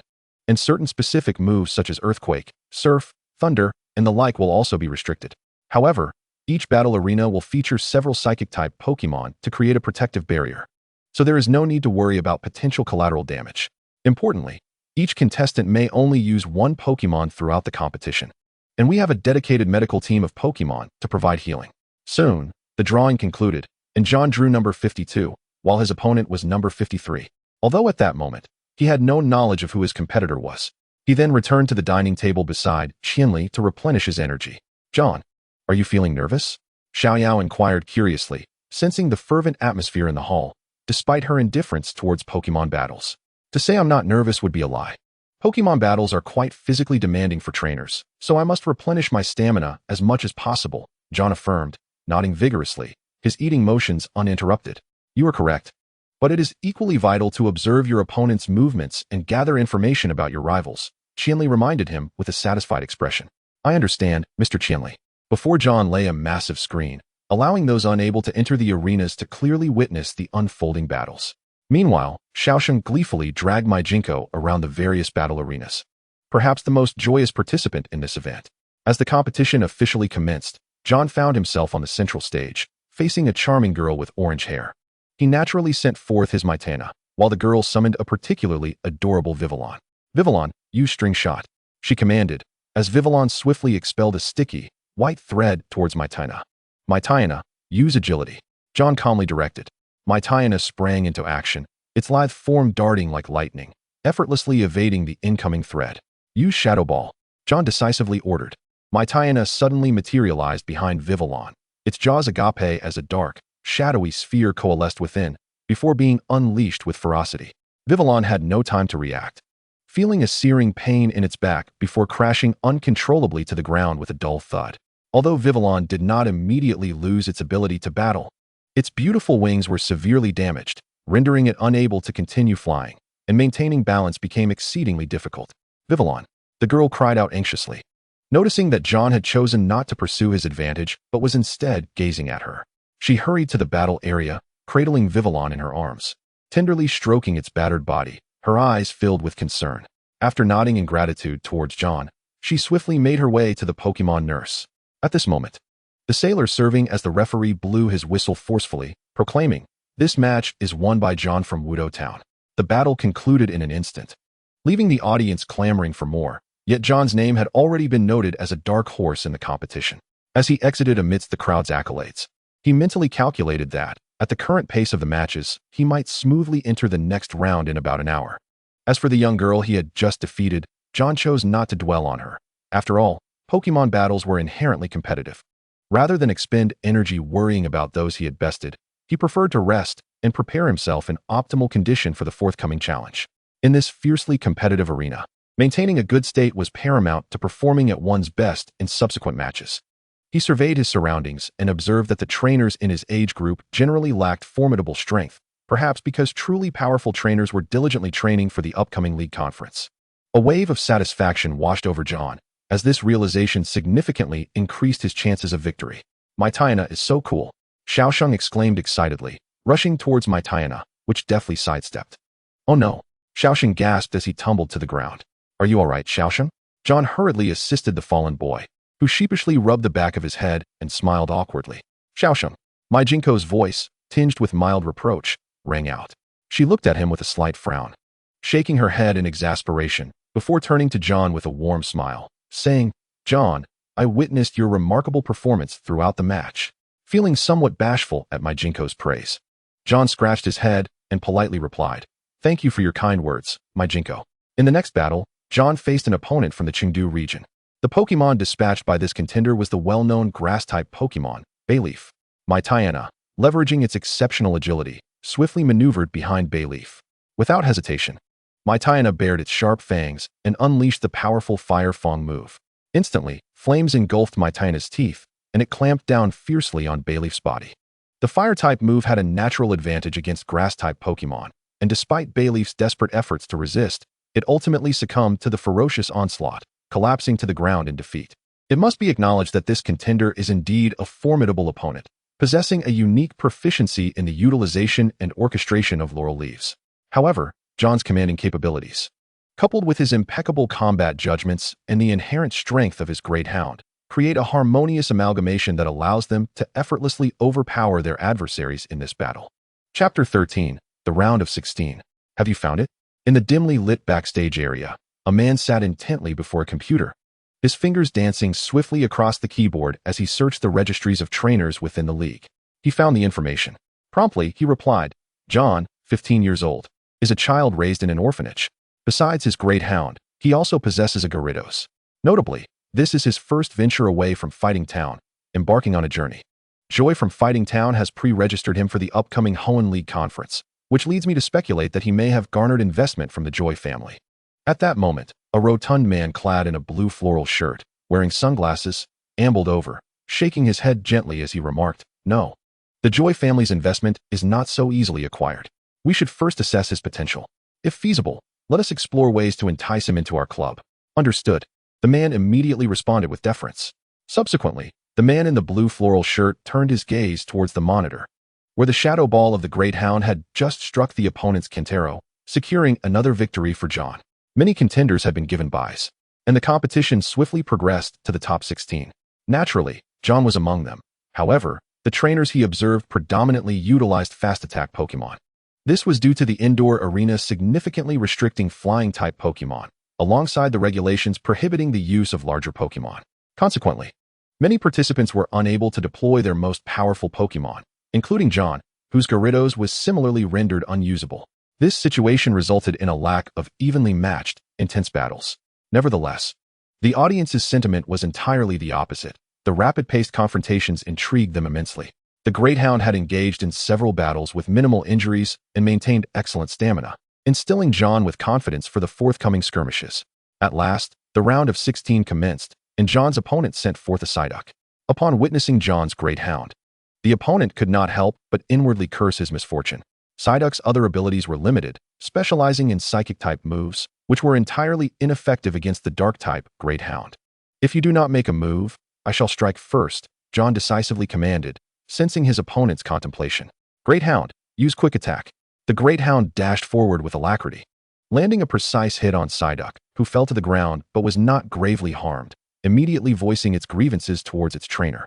My apologies, Psyduck. The trainer quickly regained his composure and shouted towards the Great Hound, Psyduck, use Water Gun. Psyduck's expression turned serious as it retaliated with Water Gun. Use Shadow Clone. Following John's command, the Great Hound's form split into 2, then 4, and in an instant, 12 Great Hounds filled the arena. The Water Gun struck only one of the illusions, after which all the Great Hounds surged forward, encircling Psyduck.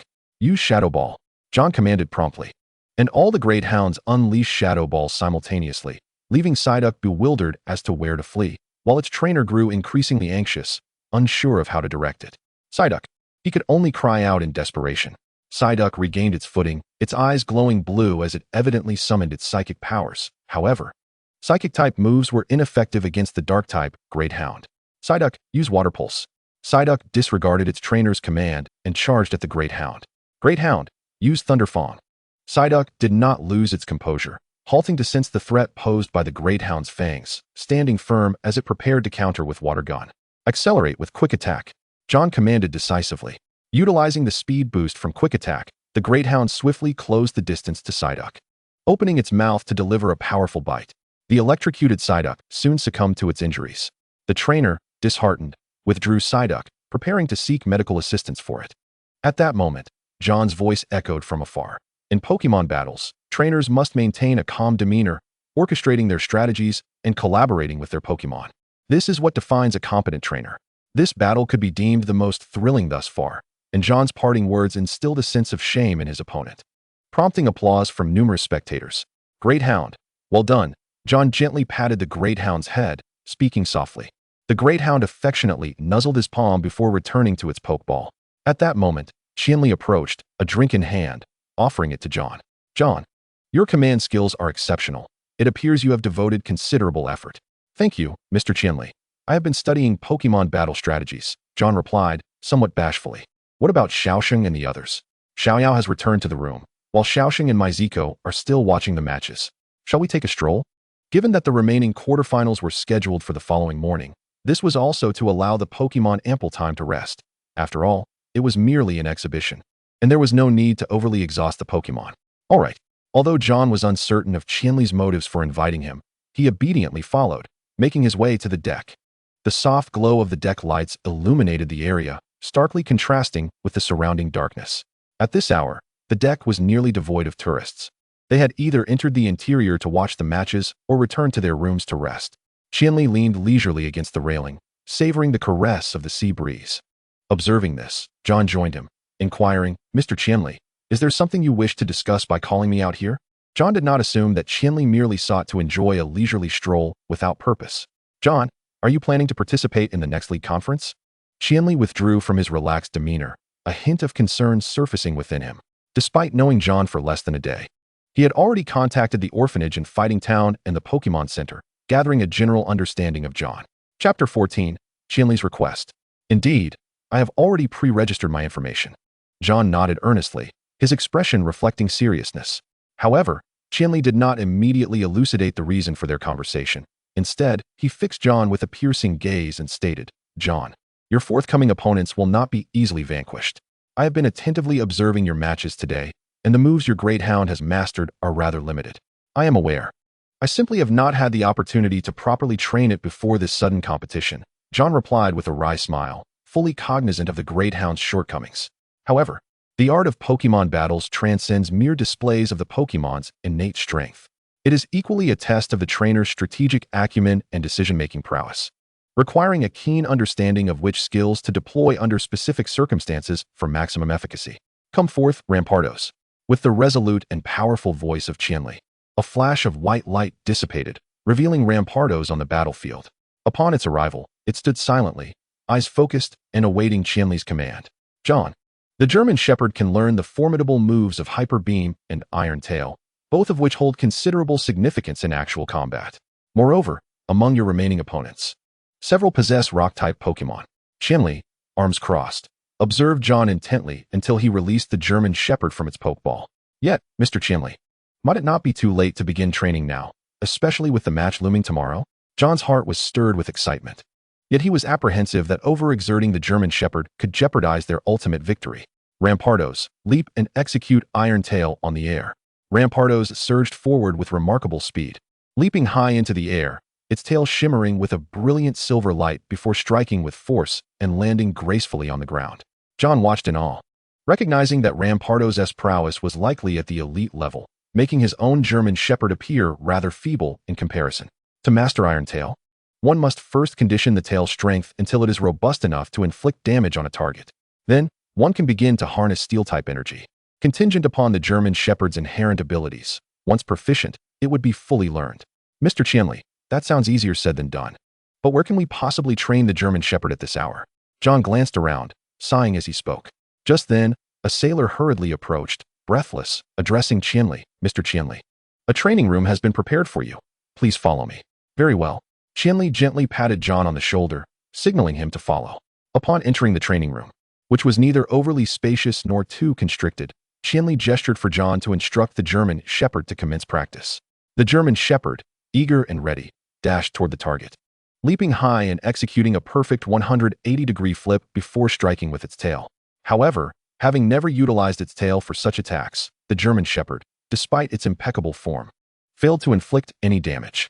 Rampardos shook its head in disappointment, then demonstrated the move again, observing as the German Shepherd attempted the strike once more.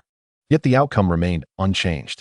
Subsequently, Rampardos approached the German Shepherd, patiently communicating techniques and key points.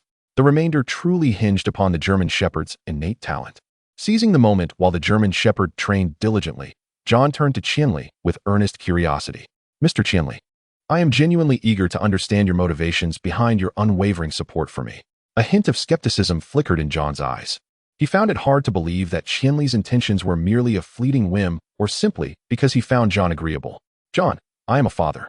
While I understand that children must eventually venture out on their own, I still hope for my daughter to have a companion during her first year." Qianli spoke while keeping an eye on the German Shepherd's training progress. "You're referring to Xiaoyao, aren't you? I've heard her mention that in 2 months she will obtain her initial Pokémon." John's realization washed over him, and he couldn't help but feel a pang of sympathy. The heart of a parent is indeed profound. It was clear that Qianli understood Xiaoyao's character well, knowing that she would likely struggle to navigate the complexities of the wild alone. However, John himself was not opposed to the notion of traveling together, as he had no secrets to conceal. This meant that Ash and Pikachu were currently challenging the Chengdu League, and after that, Ash would journey to the Hoenn region. He had not anticipated that he would participate in the same Hoenn League as Ash. "As a token of my gratitude, John, should you encounter any uncertainties in your training, feel free to seek my guidance at any time." In truth, Qianli's decision stemmed not solely from his concern for Xiaoyao, but also from his high regard for John. Few 15-year-olds exhibit the composure and foresight in Pokémon battles that John demonstrated, and it was particularly rare to find someone with such profound knowledge of Pokémon. Apart from those truly passionate about them, only dedicated researchers could compare.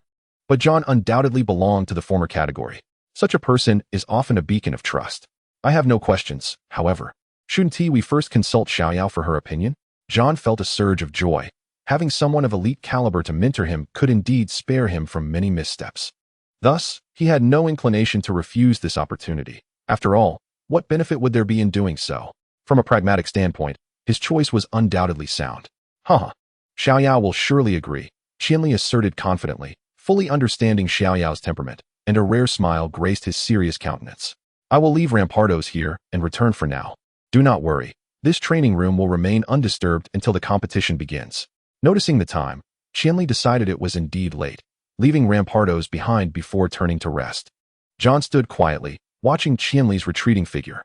He refrained from disrupting the German Shepherdess training regime, allowing Rampardos to serve as its instructor. The following morning, the sky brightened. "German Shepherd, unleash Iron Tail." At John's command, the German Shepherdess tail glimmered with a silver hue before striking the target with force, obliterating it instantly. Rampardos nodded in approval, and the German Shepherd, brimming with excitement, bounded towards John, showing no signs of fatigue. "Thank you, Rampardos." John expressed his gratitude sincerely. Chapter 15. Entering the top 4. Today's competition venue was meticulously arranged on the deck of a ship. From 6 in the morning, staff had been bustling about, setting up the environment. They not only constructed a rocky arena, but also ingeniously designed a small water pool within it. As the clock struck 9, the trainers who had successfully advanced to the top 8 lined up expectantly before the stage, eagerly awaiting the draw. "Go for it, John. You too, Xiaoyi. Let us seize the championship, Xiaofeng." Each of the 8 competitors had garnered a following of temporary fans from the previous night's battles, and the event organizers had expertly arranged atmosphere-enhancing groups to elevate the entire experience. Congratulations to the 8 qualifying trainers. You are fortunate. After discussions last night, today's arena will feature a rocky terrain.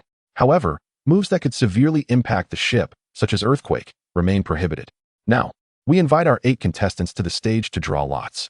The vibrant host from last night once again animated the atmosphere on stage. John was fortunate enough to draw the number 1 lot, signifying that he would be the first contender to take the field. After handing his drawn number to the host, he ascended to the competition arena with a measured grace.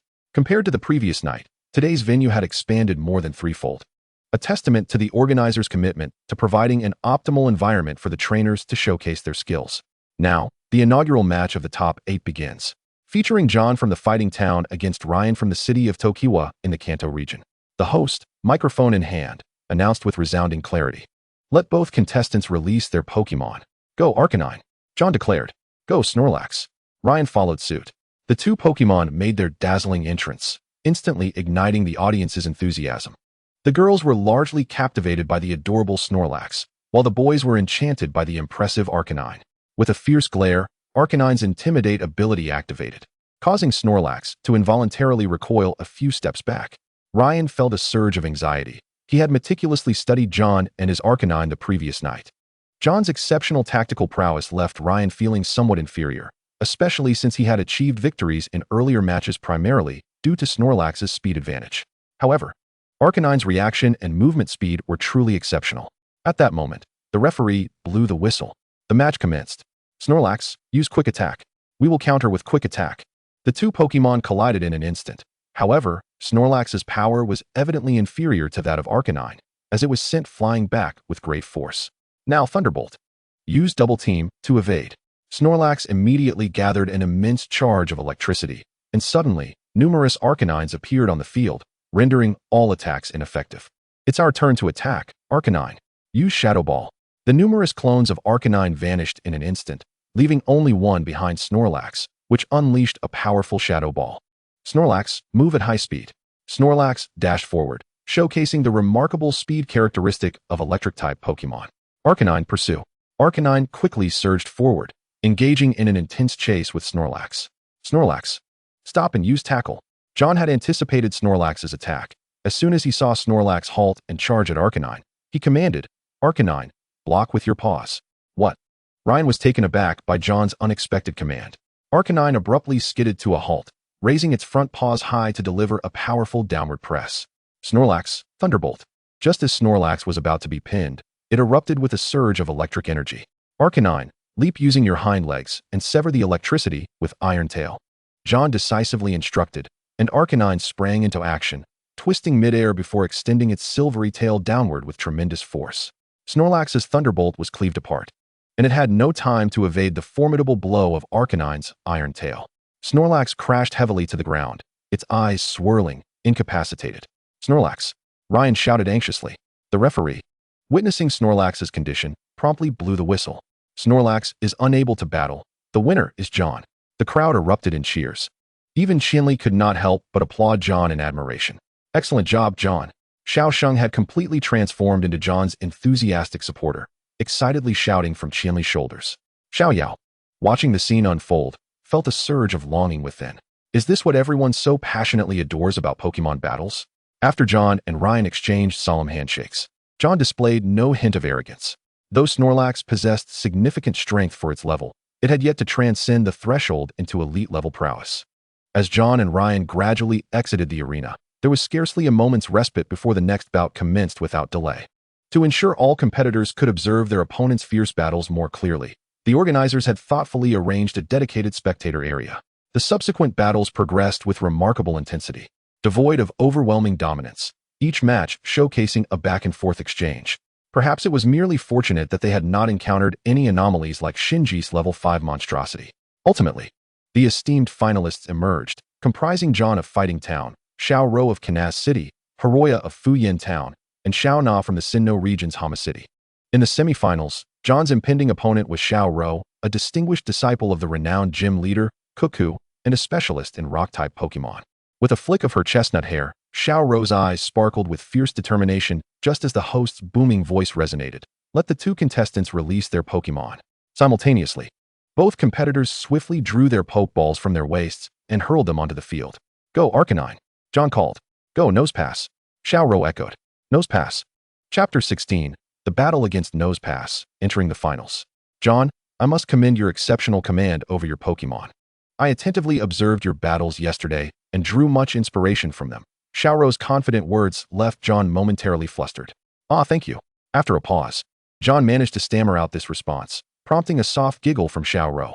I eagerly look forward to our duel. Let us commence an exhilarating battle. Absolutely. John nodded resolutely and promptly commanded his Arcanine.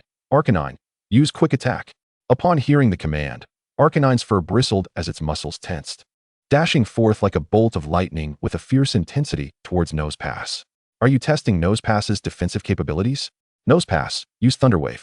Xiaorou's lips curled into a confident smile as she issued her command.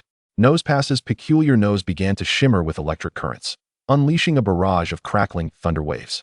However, Arcanine displayed no fear. Its agile form weaved expertly through the electric onslaught, evading the attacks with remarkable speed, and then delivered a fierce collision with Nosepass. Yet, this strike seemed to have little impact on Nosepass, which merely swayed slightly before regaining its balance and swinging its robust arms to launch a powerful assault on Arcanine. In a moment of peril, Arcanine displayed its astonishing leaping ability, vaulting high to evade the impending blow. Use Rock Slide, Xiaorou shouted, her voice echoing in the air. Arcanine unleashed Shadow Balls in rapid succession, followed by Quick Attack. John remained composed, responding with steady resolve. Arcanine opened its mouth, releasing 3 powerful Shadow Balls, resembling black cannonballs, hurtling forward. Simultaneously, a flurry of sharp rock shards propelled towards them with a piercing sound. The great wolfhound acted decisively, employing a swift movement technique with lightning speed, its form becoming a blur as it deftly maneuvered through the gaps between the stones, skillfully evading the onslaught. The Shadow Ball collided with the debris, producing a resonant roar and sending clouds of dust swirling into the air. The wolfhound cleverly utilized the obscuring dust to conceal its presence. John issued another command, and without hesitation, the wolfhound leapt into the swirling haze, vanishing from sight in an instant. Was this all it took to hide? Ciao, baby, use Rock Tomb. Xiaorou shouted emphatically, her eyes glinting with determination. Suddenly, amidst the dust on the battlefield, a cacophony erupted as massive rocks emerged abruptly from the haze, standing tall like miniature mountains. The wolfhound used these rocks as a springboard to leap into the air. As John's voice echoed, a shadow burst forth from the dust. It was the wolfhound, soaring high above on the rocks. Use Iron Tail, John commanded loudly. The wolfhound executed a rapid turn in midair, its long tail shimmering with a silvery glow, hurtling down toward Ciao Baby with unmatched momentum. Quick dodge, Xiaorou shouted urgently. Ciao Baby reacted swiftly, retreating a step just in time, as the iron tail crashed down with a deafening thud, creating a massive crater in the ground, dust billowing everywhere. The wolfhound landed on its forelegs, then forcefully swung its body back, sending Ciao Baby staggering several meters backward. Ciao Baby, hold on, Xiaorou encouraged fervently. End the battle with Shadow Ball, John commanded with a decisive sweep of his left hand, and the wolfhound swiftly conjured a gigantic Shadow Ball, launching it like a cannonball, striking Ciao Baby squarely. Under the weight of this formidable assault, Ciao Baby could no longer withstand the pressure and collapsed to the ground, rendered incapable of further combat. The battlefield fell into an immediate silence, save for the lingering dust that floated gently through the air. Soon after, thunderous applause erupted, resonating throughout the deck. The wolfhound joyfully bounded over to John, nuzzling against him while emitting soft whines. Xiaorou approached slowly, a hint of regret in her expression, extending her hand for a firm handshake with John. What a thrilling duel, John. It's a pity there were no cameras to capture this moment. Oh, so that's what you regret, John replied, a subtle smile gracing his lips as he released her hand. Xiaorou, with unwavering resolve, continued, next time we meet, I will surely defeat you. Perhaps it will be sooner than you think. I have already signed up for the next Hoenn League conference, and we will undoubtedly meet again. John responded with a smile. Hearing this, Xiaorou's eyes ignited with fierce determination. All right, let us engage in another intense Pokémon battle. Absolutely, John agreed enthusiastically. After departing from the arena, Qianli approached with a serious demeanor, addressing John earnestly. The next battle will determine everything, John. I suspect your opponent is likely that Infernape's trainer. Infernape, you say? John murmured softly. Indeed, as we progress further, our opponents only grow stronger. Fortunately, the wolfhound has sustained little in the way of significant injury thus far. It is currently resting peacefully, recuperating its strength. Before long, the battle horn blared sharply. Infernape, a swift Pokémon, displayed remarkable speed, yet its opponent, the Sneasel, was no slouch either, transforming the contest into a pure test of velocity from the outset. Regardless of who ultimately emerged victorious, it was destined to be an arduous struggle for John. Sneasel, already at a disadvantage due to its ice type against the fire type Infernape, was visibly wounded. Under the relentless offensive of Infernape, Sneasel's agility had diminished, and with every evasion attempt, a flicker of pain crossed its features. The trainer of Infernape, seizing this opportunity, understood that if the battle dragged on too long, even a victory would leave Infernape unprepared for the next encounter. With a decisive command, Infernape accelerated. Lunging forward to bite Sneasel, flames erupting from its mouth. Sneasel fought back desperately, landing a hit with its metal claw, but as it broke free, it was immediately struck by a powerful flamethrower. With the referee's whistle, the two competitors advancing to the finals were determined. Chapter 17, vs Infernape, claiming victory. John entered the temporary rest area, preparing to recuperate. After all, Infernape was an elite-level Pokémon, not to be underestimated. Just as John began to close his eyes, the Pokeball containing the Wolfhound emitted a faint tremor.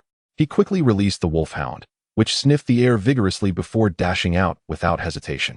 John instantly grasped the Wolfhound's intent and followed closely behind. Half an hour of rest passed swiftly. At that moment, the host seized the microphone, exuberantly announcing, "At last, we have arrived at this ultimate showdown. Please welcome the trainers to the arena." Representing Wudo Town, contestant John, and from the Sinnoh region's Hail City, contestant Xiao Na. A wave of enthusiastic applause erupted, resonating in the grand cruise ship that accommodated over 2,000 spectators. Both John and Xiao Na had garnered numerous loyal fans. Meanwhile, the Wolfhound and Infernape appeared on the battlefield, and John and Xiao Na exchanged nods of acknowledgement. "Infernape, Wolfhound, use Leer," John commanded decisively. The Wolfhound's eyes flashed as it bared its teeth, fixating intently on Infernape, which seemed momentarily startled, involuntarily taking 2 steps back. "Don't be afraid, Infernape. Use Flamethrower," Xiao Na quickly instructed. Upon hearing her command, Infernape remained rooted, unleashing a torrent of searing flames toward the Wolfhound. Simultaneously, the Wolfhound remained stationary, launching a shadowy sphere from its mouth. The flames and shadow ball collided explosively, sending a cloud of dust billowing into the air. Within this cloud, a figure darted out like a bolt of lightning. It was Infernape, attempting to replicate John's previous battle strategy by closing in unexpectedly. Its speed was akin to a gale, its fists glowing a pale blue, clearly employing Sonic Boom. "Wolfhound, block with your claws," John shouted.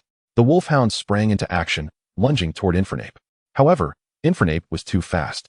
It suddenly increased its speed, evading the claw strike and crashing its shoulder hard into the Wolfhound, swiftly following up with a direct hit from Sonic Boom. "Press the attack. Use Flamethrower," Xiao Na yelled. "Wolfhound, get up. Use Quick Attack," John commanded urgently. The great Wolfhound shook its head and, upon raising its gaze, beheld the roaring flames surging towards it with ferocity. Instantly, it darted to the right and commenced a rapid movement. The jetting flames swept wildly, yet the Wolfhound adeptly evaded each assault.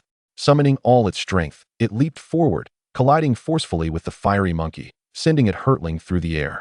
The fiery monkey struggled to adjust its posture mid-flight and ultimately landed gracefully, indicating that the impact had not inflicted significant harm. John's eyes suddenly fixated on the fiery monkey, which, to his surprise, clutched its right shoulder and knelt upon the ground. This was the result of an injury sustained from their previous battle, inflicted by the metallic claws. It seemed that the force of the Wolfhound's impact had exacerbated its old wound. A surge of joy filled John's heart, while his opponent, Xiao Na, was engulfed in panic. "Fiery monkey, rise and unleash a fire blast," Xiao Na commanded urgently. It was evident that the fiery monkey was incapable of engaging in close combat any longer, prompting Xiao Na to make a decisive choice.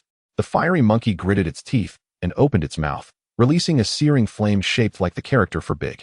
"Wolfhound, unleash Dark Pulse," John shouted. The Wolfhound opened its mouth, releasing swirling black energy of the dark type, which clashed head-on with the fire blast. Despite its shoulder injury, the fiery monkey's determination was formidable as it continuously emitted flames, gradually pushing back the dark energy. With a flash of lightning, John realized that continuing to counter the fire blast was ill-advised. Since his opponent sought to keep the Wolfhound at bay, he would not acquiesce to that strategy. "Wolfhound, follow up with Fury Swipes."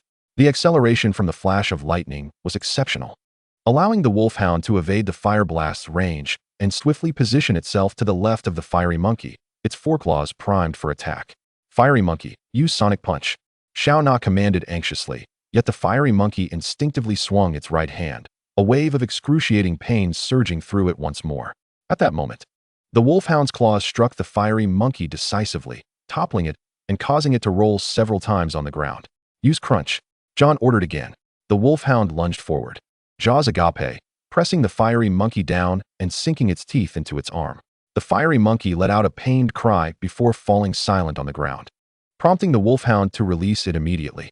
Now panting heavily, the Wolfhound awaited the referee's confirmation. The referee approached, blowing the whistle and announcing loudly, The fiery monkey has lost its ability to battle.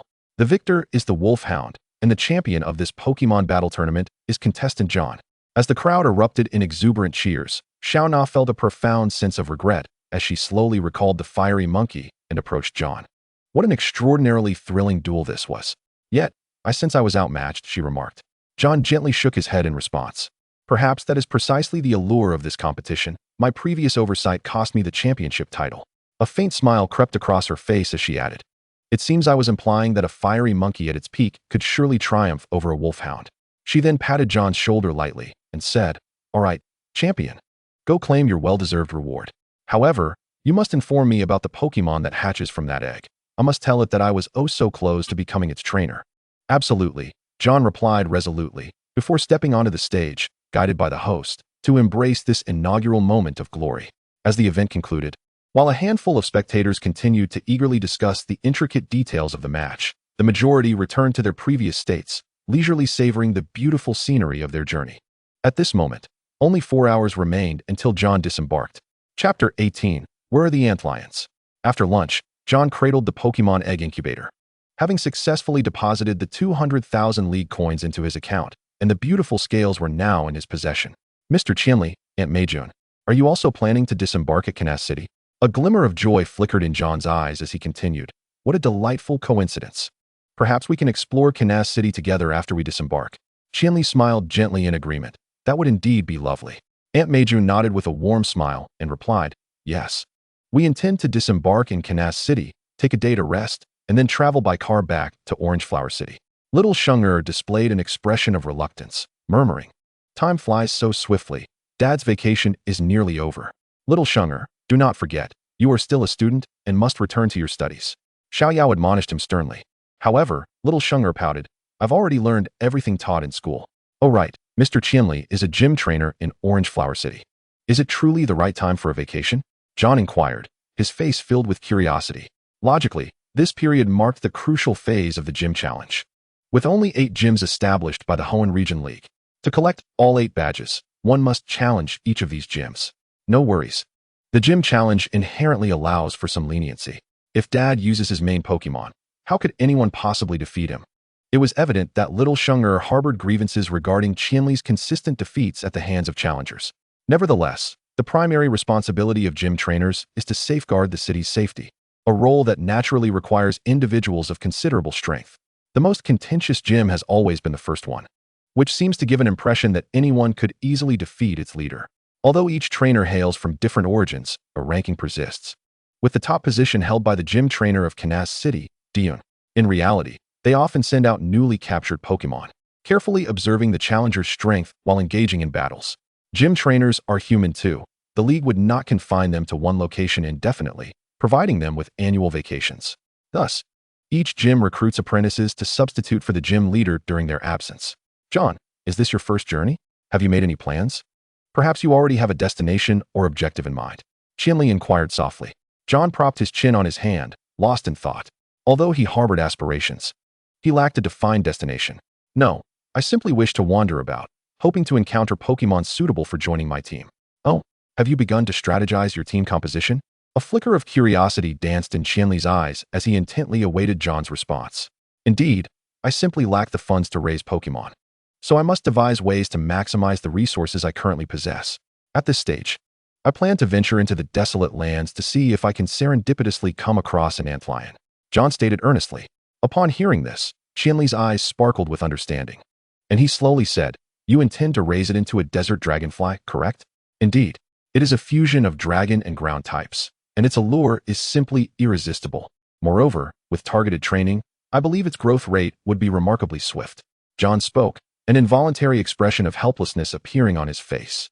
However, it is worth noting that most habitats of the large-jawed ant are located within nature reserves. I am well aware of where the large-jawed ants reside. A mere utterance from Qianli instantly illuminated John's eyes, filling his heart with delight. With a surge of excitement, he exclaimed, "I implore you, Mr. Qianli, to enlighten me." Initially, he intended to mention a corresponding reward for the information, yet the heights that Qianli had attained were formidable, far beyond the reach of most trainers. He found himself at a loss as to what could possibly impress Qianli, and thus could only gaze at him with eager anticipation.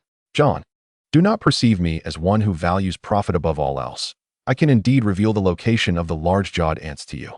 Upon your arrival in Canas City, proceed eastward until you traverse a valley inhabited by numerous rock-type Pokémon, where you shall discover a small colony of large-jawed ants.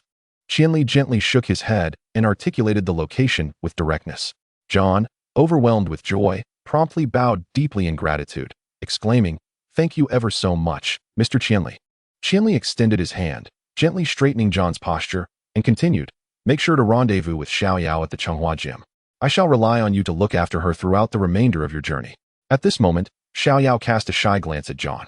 Upon learning that Qianli had entrusted John to accompany her on her travels, her heart brimmed with joy. Having never ventured far from home, she had always resisted the idea of traveling alone, but now the prospect of companionship felt like a tremendous blessing. No longer would she have to fear sleepless nights worrying about wild Pokémon assaults, nor would she dread becoming lost due to her inability to comprehend the Pokémon navigation device. Most importantly, her father had informed her that John could cook, which was undeniably the most enticing aspect for Xiaoyao. Rest assured, I shall manage my time wisely. They had already exchanged contact information, and at that moment, John hoped that Qianli could assist him in training his Pokémon. Akin to how the Urshifu had taught his Great Pyrenees the Steel Tail move, poor Gyarados had been confined within its Pokeball for days, anxiously observing the growth of the Great Pyrenees. By the way, Mr. Qianli, do you know Mr. Ahita?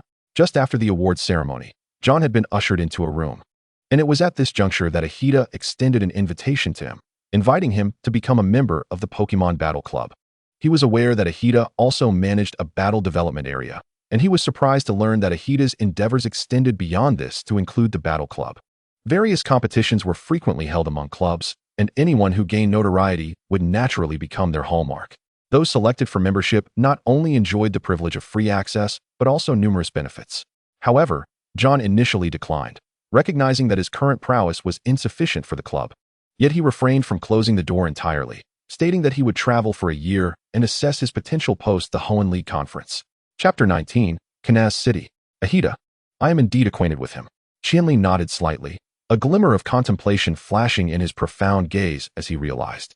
It seems that this sudden Pokémon battle tournament was orchestrated by him. Did he extend an invitation to you? John nodded gently, yes, but I have merely won my first match. I hardly believe that it warrants questioning my competence as a trainer of my age. Indeed, the Battle Club maintains a stringent hierarchy, with some trainers having reached the pinnacle of the champion level. His invitation to you stems from your lack of background. Thus, you would likely foster a strong sense of belonging to their club. Qianli spoke candidly, without a hint of embellishment. John nodded in agreement, his expression reflecting understanding. Therefore, I declined. John stated calmly. That is wise. Young people should explore and experience more. Life encompasses far more than just Pokémon battles. An unyielding pursuit of combat may lead to a burgeoning aversion, which is detrimental both for trainers and their Pokémon. In the end, it could even cause a decline in one's own abilities. Qianli imparted this with earnestness, gazing kindly at John. Of course, Ahita possesses a keen eye. He must have recognized your talent. John bashfully scratched his head, taken aback by the unexpected compliment.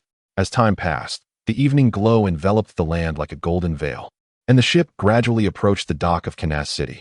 The destination had been reached, and passengers began to stir, some engaging in quiet conversation, while others silently gathered their belongings in preparation to disembark. John carefully cradled the Pokémon egg as he disembarked with Qianli's family. Qianli had chosen to disembark here due to the warm invitation extended by President Zavoki of the Devon Corporation. John recalled that they had successfully developed a machine capable of resurrecting extinct Pokémon, though this information had yet to be made public. His knowledge stemmed solely from the memories of his previous life.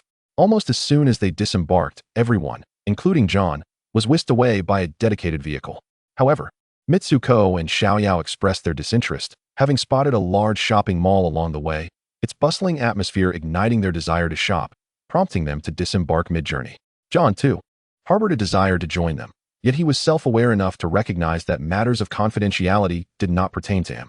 Rather than squander time waiting, he preferred to accompany Mitsuko and the others on a leisurely stroll, allowing him to procure some essential supplies. At that moment, he felt a surge of eagerness to embark on his quest for the large-jawed ants. Wow, Canas City is truly magnificent. After 15 years, this was John's first departure from Wudo Town, and he couldn't help but exclaim his heartfelt admiration at the splendor before him. Mitsuko and Xiaoyao, upon hearing his exclamation, chuckled in unison, covering their mouths in amusement. John, Kanaz City is beyond comparison to Wudo Town. The journey to capture Pokémon is fraught with countless uncertainties. Thus, you must ensure that you are well equipped with the necessary supplies before proceeding. Mitsuko remarked with a smile. I understand, Aunt Mitsuko. John nodded earnestly as he entered the mall. Observing the throngs of people bustling about, a wave of nostalgia washed over him. Were it not for the Pokémon perched atop some individuals' heads or shoulders, he might have doubted whether he had truly returned to his original world.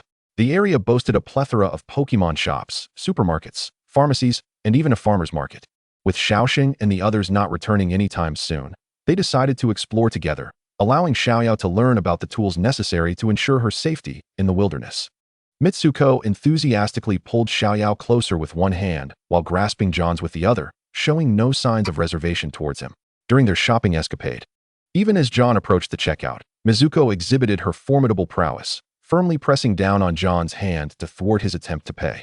Fortunately, John's backpack was capacious enough to accommodate a considerable number of items, including the precious Pokémon egg, which rested securely within. They continued their leisurely stroll until 10 o'clock at night, at which point the shops began to close their doors one by one, prompting Mizuko to finally cease her shopping spree with evident satisfaction. Chihiro and Shota also arrived at the mall, successfully retrieving Mizuko and Koharu, and of course, they did not overlook John. Since Chihiro had been invited, President Savoki had thoughtfully arranged for 3 rooms in the most luxurious hotel, surprisingly including a room for John.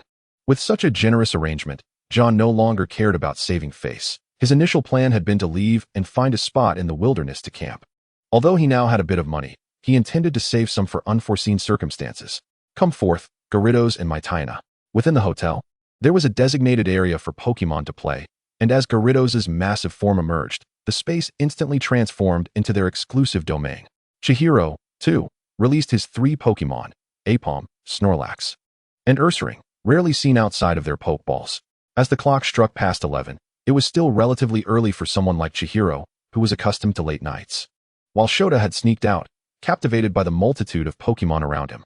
Having just finished swimming, the 3 of them sat leisurely on chairs, sipping drinks and engaging in casual conversation. John, this is my first time seeing a Gyarados, Shota exclaimed, his eyes sparkling with excitement and a broad smile illuminating his face as he set his drink down and leapt onto Gyarados' back. Gyarados, understanding that this was John's friend, did not resist, especially with 3 powerful Pokémon observing intently. Under the pressure, Gyarados reluctantly began to play along with Shota. Chapter 20. Mr. Chihiro, what do you seek from me? This Gyarados has been raised exceptionally well. I never anticipated that you possessed such a talent for breeding Pokémon. John, Chihiro remarked, sipping his soda, his discerning gaze immediately identifying Gyarados' extraordinary qualities. Unlike many trainers, John had devoted nearly all his energy to Magikarp for an entire year after acquiring it. He spared no effort in providing nutritional supplements, food combinations, and daily training, showing neither carelessness nor negligence. Many trainers, upon catching a Magikarp, would simply release it, as raising it was notoriously challenging. While evolving into Gyarados would bolster its strength, everyone's energy was finite. Who would squander time on a Magikarp that might not even evolve? After all, this was not a game where reaching a certain level guaranteed evolution. Various specific factors were involved. Had Magikarp not been John's first Pokémon, he might have opted to capture a Gyarados directly instead of nurturing it with such dedication. Because it is my initial partner, the beacon of hope from which my dreams began. A gentle smile graced John's face as he gazed tenderly at Gyarados, frolicking in the water with Shota. Nearby, Mytaina was quietly conversing with Ursaring, and John gently cradled the Pokémon egg beside him. He pondered what kind of Pokémon would eventually hatch from it. Logically, the egg had been incubating for some time, yet he was uncertain when it would finally break open. How thrilling, John whispered to himself, silently vowing that regardless of what Pokémon emerged, he would wholeheartedly nurture it, even if it turned out to be a humble caterpie. As for Pokémon breeding, feel free to inquire whenever you have questions, Chihiro said slowly. After hearing Chihiro's words, John turned to observe Shota playing joyfully in the water and smiled in response. Mr. Chihiro, I will, but I hope you do not find it tiresome. John could not fathom why Chihiro placed such importance on him. After all, a gym leader of such formidable strength must have ulterior motives. Was there perhaps a factional rivalry among gym leaders? Yet he had never heard of such a thing. Never mind, I shall simply care for Koharu and perhaps Shota as a way to repay this rare kindness. Mr. Chihiro, How can I teach Gyarados and Mytina to learn Hyper Beam? Having broached the subject, John no longer held back. He straightened up and turned his serious gaze toward Chihiro. The principles of learning skills are quite simple, but the practical application can be quite challenging. Chihiro's calm voice resonated as he looked at Ursaring and Mytina, continuing, John, do you recall how Mytina learned Iron Tail? I remember. It was about concentrating the steel-type energy within Mytina's tail to unleash that powerful move. John nodded thoughtfully before asking. So, is Hyper Beam essentially about gathering normal-type energy in the mouth and then unleashing it? Chihiro slightly nodded, clapping his hands gently, and praised, indeed. This concept relates back to Pokémon breeding. If a bug-type and grass-type Pokémon breed with a bug and poison-type Beedrill, and the offspring hatches as a Weedle, that Weedle will inherit grass-type genes. Moreover, the Beedrill and the bug-type Pokémon will pass down similar attributes to the Weedle. Naturally, aside from specific attributes that cannot combine, most Pokémon will exhibit this phenomenon in their offspring. The normal type serves as the foundation for all, hence, almost every Pokémon has the potential to learn Hyper Beam. I see, John realized, enlightenment dawning upon him. No wonder some Gyarados can unleash flames. John, the likelihood of water-type and fire-type Pokémon breeding is exceedingly low, to the point of being nearly impossible, Chihiro retorted, somewhat exasperated. Where did you see a Gyarados that can breathe fire? Haha, perhaps in a dream. John sheepishly scratched the back of his head, feeling a bit embarrassed. Tomorrow morning, at the training grounds, I will teach you how to enable your Pokémon to learn Hyper Beam, Chihiro announced, glancing at the time. It was already past midnight.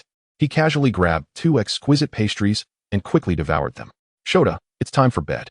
Chihiro recalled the Pokémon, then called out to Shota, who was still perched atop Gyarados' head. Dad, I want to sleep with John tonight.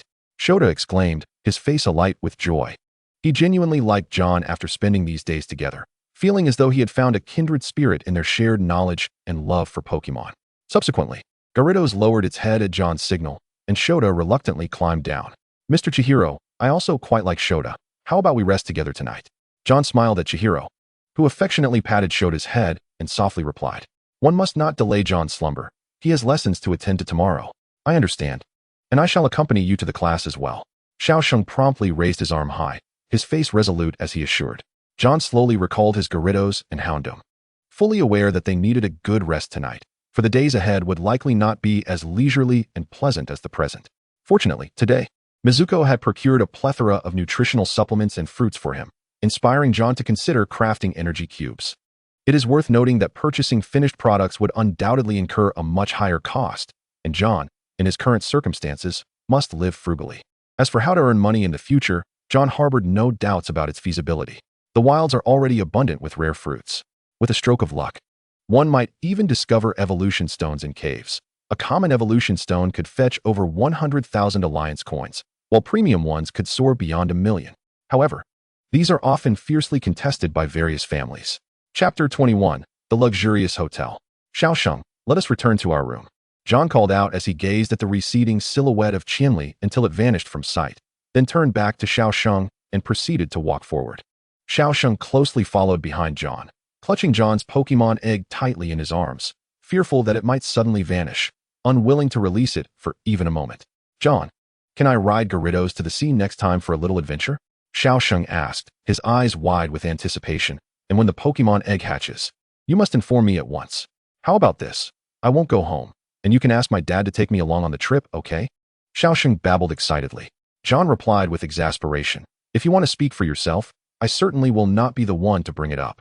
With that, John stepped into the elevator and pressed the button for the lowest floor. You're not opposed? Xiaosheng quickly followed suit as the elevator doors began to close. This hotel was constructed by the sea, with the lowest floor submerged beneath the waves. Naturally, the materials used for the hotel were of the highest quality. Even the most powerful attacks could not penetrate the specially designed glass, although there would still be some damage.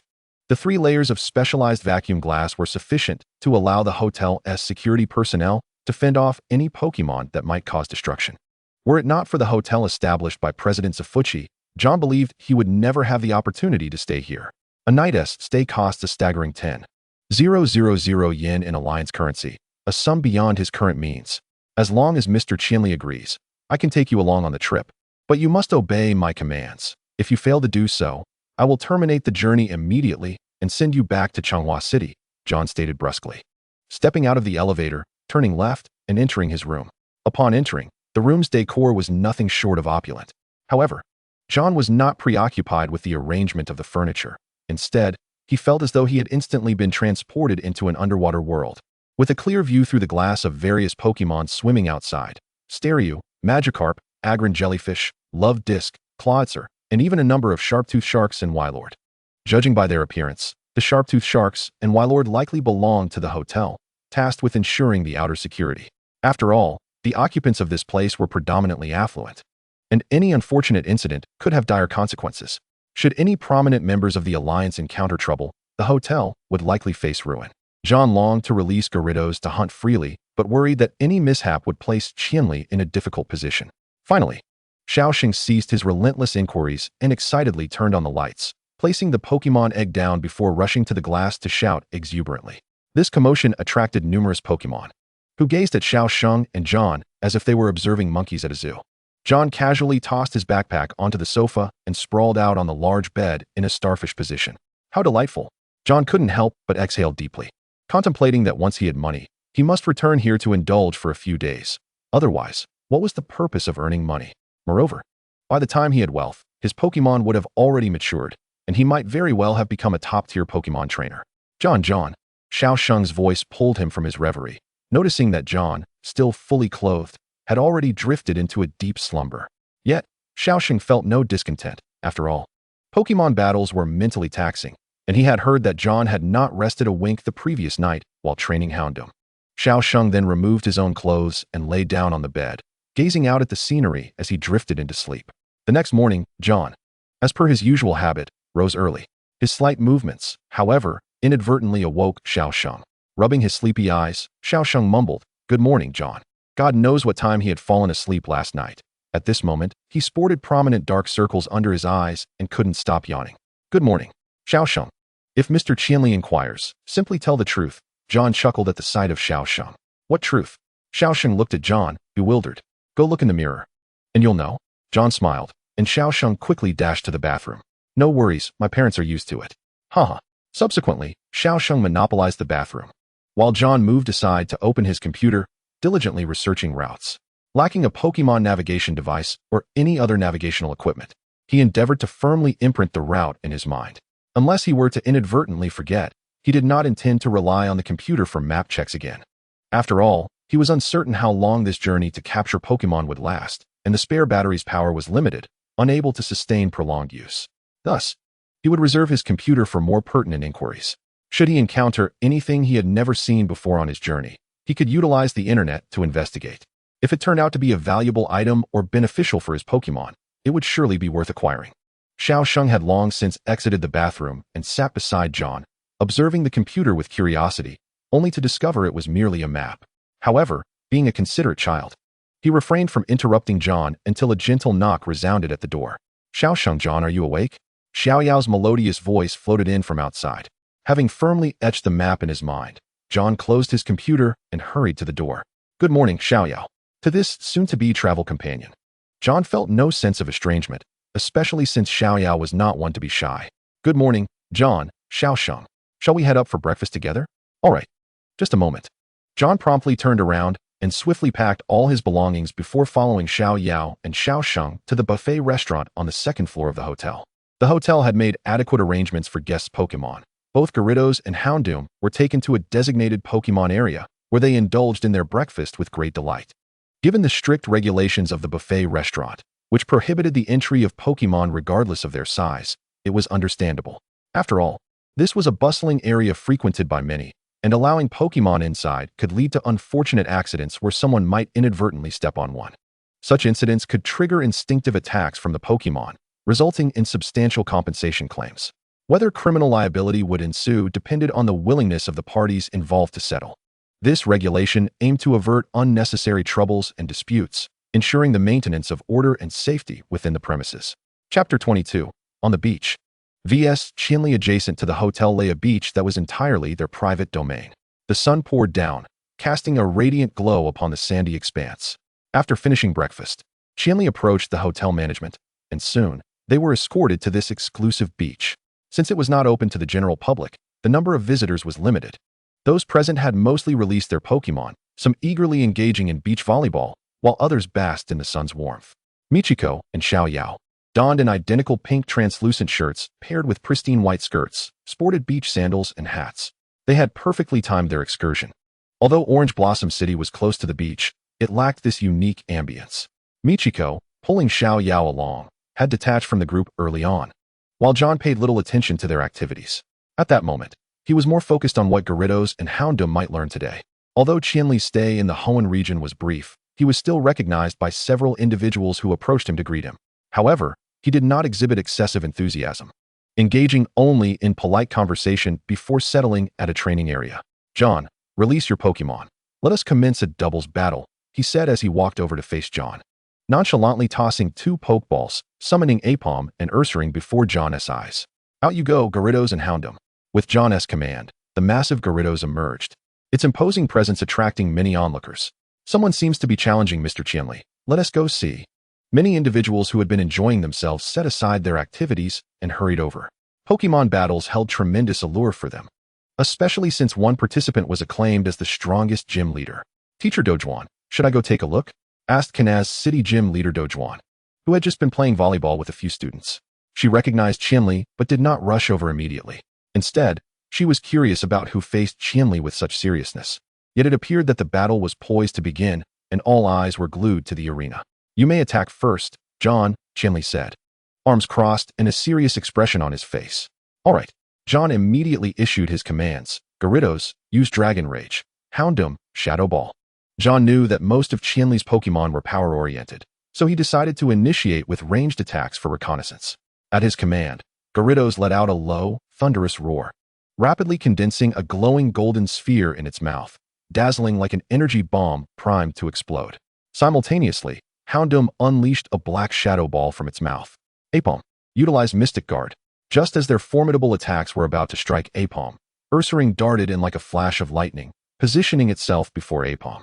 In an instant, a green shield materialized, shimmering with radiant light, seemingly imbued with boundless protective energy, absorbing both Pokemon's assaults. Apom, eager to join the fray, was likely not yet at the elite level, hovering around gym status.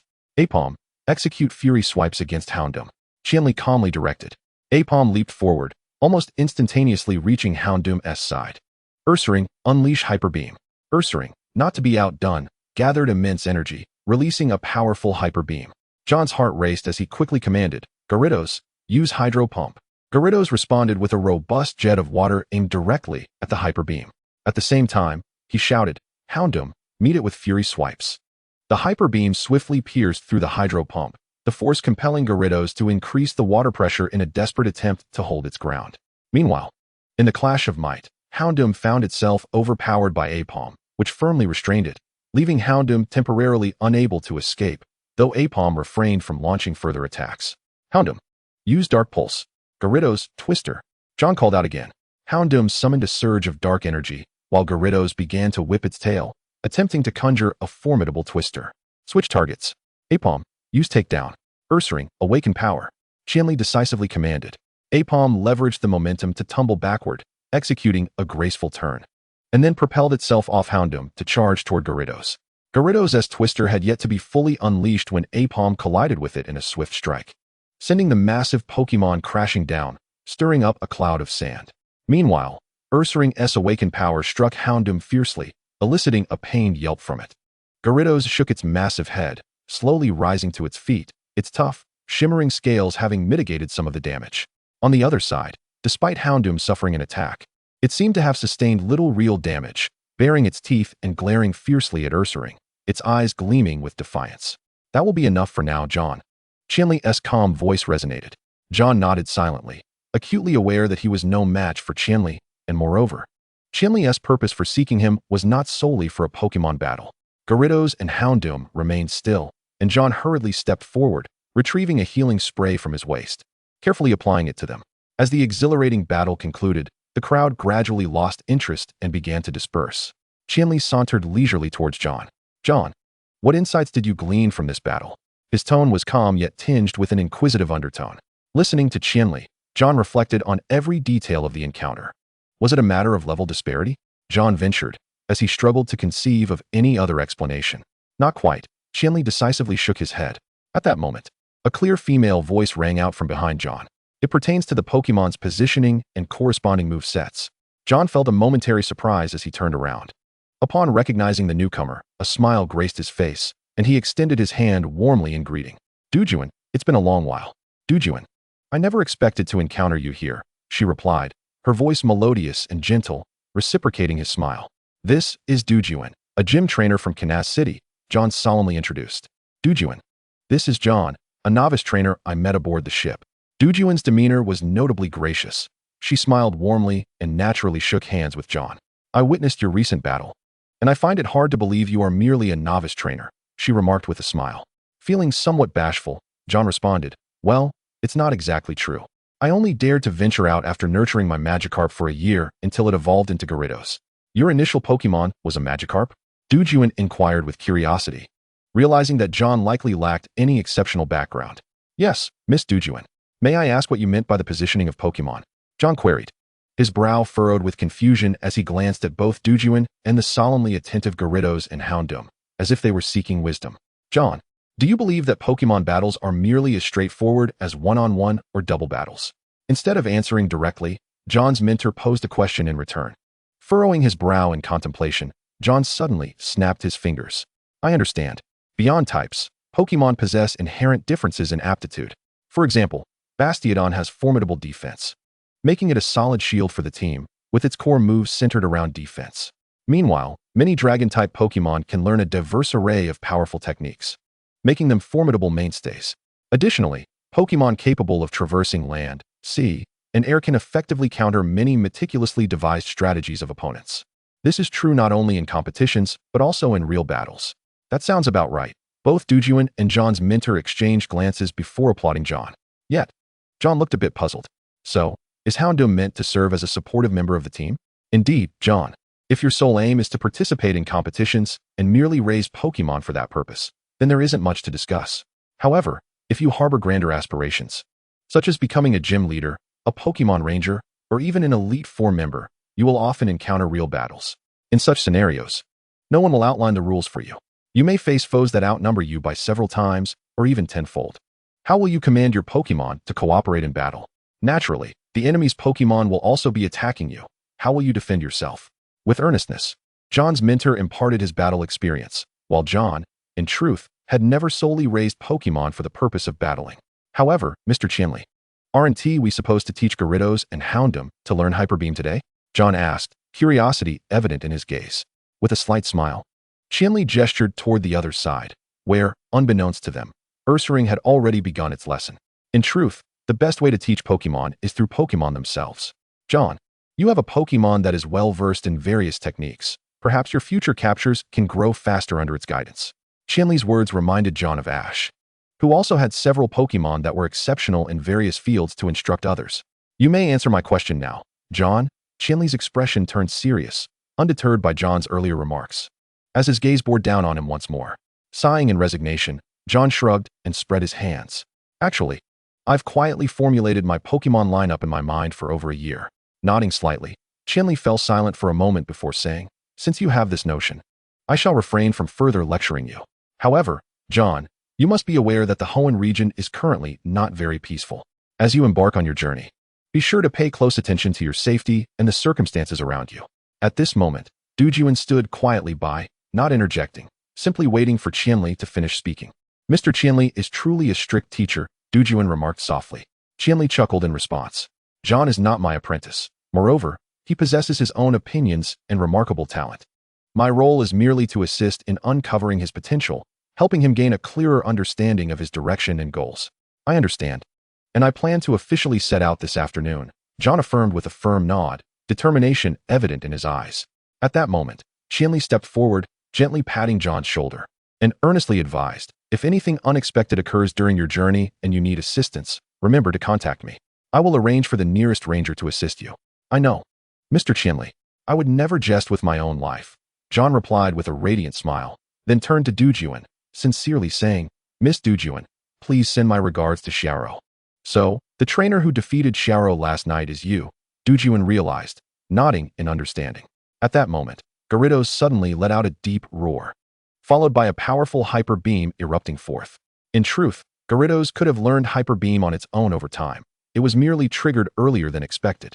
At last, today has yielded some results, John thought, a look of satisfaction spreading across his face as he beamed at Gyarados, his heart brimming with joy. The afternoon sun bathed the surroundings in a gentle glow, as if a layer of golden gossamer enveloped the earth. With a smile, John formally bid farewell to Qianli and his family. Meanwhile, Xiaoxing appeared particularly disheartened. His previous suggestion had been met with simultaneous rejection from his parents, leaving his eager anticipation in tatters. He gazed at John with an expression of helplessness, tinged with a hint of reproach. "John, did you already know the outcome? Which is why you agreed so readily." John chuckled softly in response. "I didn't agree to anything. I simply suggested you seek Mr. Qianli and Aunt Mizuko's approval." With that, John waved once more and turned toward the direction of his journey, leaving Xiaoxing standing there, his expression of helplessness transforming into envy. Chapter 24. It's actually a Bagon. In the vast expanse east of Kanaz City, a multitude of Pokémon thrive. Aside from the relatively docile grass-type Pokémon, the majority of wild Pokémon here express their displeasure quite vocally when humans trespass upon their territory. To ensure safety, Houndoom had hardly returned to its Pokeball these past couple of days, choosing instead to remain by John's side. John possessed a wealth of experience in wilderness survival, his backpack laden with ample provisions of food and fresh water, sufficient for him and his two Pokémon to sustain themselves for several days. Each night, he deliberately sought out a lakeside location to set up camp, allowing him the dual purpose of training his Gyarados. Throughout his journey, encounters with other people had been scarce. Yet each time he did cross paths with others, he was invariably challenged to Pokémon battles. After all, those who ventured into this area typically did so with the intent of capturing Pokémon or embarking on adventures. Pokémon of the rock, grass, and bug types were comparatively easier to cultivate, making them the preferred choices for many amateur trainers. Through conversations with these individuals, John learned of a particularly formidable Pokémon residing at his destination, with the surrounding forest merely serving as its periphery. At that moment, John had ascended to the highest peak. Gazing down from its summit, his keen eyes finally discerned his goal ahead, a desolate expanse, sparsely dotted with patches of greenery, while the majority lay blanketed in ochre earth. This environment was evidently conducive to the survival of ground or rock-type Pokémon. With his direction firmly established, John carefully began his descent, resuming his forward march. However, he was abruptly captivated by a distinct tire mark not far ahead. Driven by curiosity, he sprinted closer, discovering that the mark was still remarkably fresh. In such a densely forested area, the presence of such a trace was indeed extraordinary. The local jungle was ill-suited for vehicular passage, and according to previous information, the rangers in this region did not utilize cars, opting instead to rely on Pokémon for their daily transportation. He knelt down, meticulously measuring the width and spacing of the tire tracks with his hands. This was the mark of a truck. John swiftly deduced this fact, pondering thoughtfully while his Mitina followed the scent, indicating the direction of the vehicle's travel. Astonishingly, that direction aligned with his own path. His foremost concern was the possibility of encountering those nefarious Pokémon poachers. Generally, they tended to overlook unevolved Pokémon, unless they possessed significant potential. And the Heracross certainly fell into that category. The thought of this potential scenario flashed through John's mind. In such a sparsely populated area, malevolent forces often grew increasingly unscrupulous. It appeared that the journey ahead required heightened caution. Gently stroking Mitina's head, he solemnly instructed, "Mitina, maintain a vigilant watch and be alert to any disturbances around us." Mitina responded with a sharp bark, its gaze sharpening instantly. John proceeded with utmost care, acutely aware that in this perilous wilderness, humans could sometimes pose a greater threat than wild Pokémon. Mitina remained particularly alert, striding ahead with an air of confidence, continuously observing its surroundings with keen awareness. Even without any commands from John. Oh, if only I hadn't sold that Pidgeotto. A twinge of regret welled up within John. Despite his previous disdain for the Pidgeotto's lackluster abilities and unappealing appearance, coupled with its malnourished state that made it seem unnecessary to raise, he now realized that having a flying-type Pokémon could have served as an exceptional scout. The dense foliage surrounding him presented significant obstacles for a Pokémon like Mitina, which relied solely on its legs for locomotion. The sole advantage was its ability to react swiftly in the event of an unforeseen situation, ensuring that John had time to release his Pokémon. While he had already encountered several flying Pokémon along the way, considering capturing one at this juncture seemed rather belated. He could only take each step as it came, given that a considerable distance still lay between him and his destination. John let out a resigned sigh. Just then, a faint rustling emerged from his backpack, prompting him to hastily retrieve the Pokémon egg he had been nurturing. Evidently, his diligent care and attention over the past few days were bearing fruit, as the egg began to emit a soft glow. The moment of hatching was evidently imminent. John's anxious gaze fixated on the blue and white Pokémon egg, his heart brimming with anticipation, wondering what Pokémon would soon emerge. 10 minutes elapsed, followed by 30. The egg floated within its incubator, its rhythmic movements holding John's undivided attention. 3 hours passed in a blink, and John had lost track of how much water he had consumed, inadvertently choking on a sip. Suddenly, a brilliant and dazzling white light erupted, and from within that radiance, a charming little creature with deep blue skin appeared. Upon its birth, it exhibited an exuberant energy, its tiny teeth playfully visible, characterized by a sturdy skull and 2 petite arms, each unique trait unmistakably revealing its identity. Bagon! John exclaimed, nearly bursting with joy. It was indeed a Bagon, destined to evolve into the renowned Salamence, a dragon-type Pokémon of great repute in the Hoenn region. Overwhelmed with excitement, John embraced the Bagon tightly, who reciprocated his affection. Instinctively aware that John was its trainer, it waved its tiny arms in delight, its bright eyes reflecting an unquenchable yearning for the vast skies. John gently set it down and quickly retrieved a canister of milk from his backpack, carefully feeding the Bagon. The nutritious milk was perfect for nurturing newly hatched Pokémon. In no time, Bagon cuddled the bottle and fell into a sweet slumber, letting out a satisfied burp. John chuckled at its adorable demeanor, realizing he hadn't yet introduced it to his other companions. He then picked up the Pokeball containing the incubator and tenderly returned Bagon within before turning to Maitena with a smile. Maitena, this is our new partner, Bagon. Maitena responded with an exuberant howl, seemingly expressing its own joy, for John's happiness was inherently shared by it. However, he pondered the implications of Bagon's evolution into Salamence, which would conflict with his intentions of capturing a Heracross. The conflicted expression on John's face was evident. Bagon's unexpected hatching had caught him off guard. He understood all too well that if he devoted all his energy to Bagon, once it evolved into Salamence, it would undoubtedly reach the level of a gym leader. It is evidently implausible to ascend directly to the semi-king or king level, for such a journey necessitates a protracted period of growth.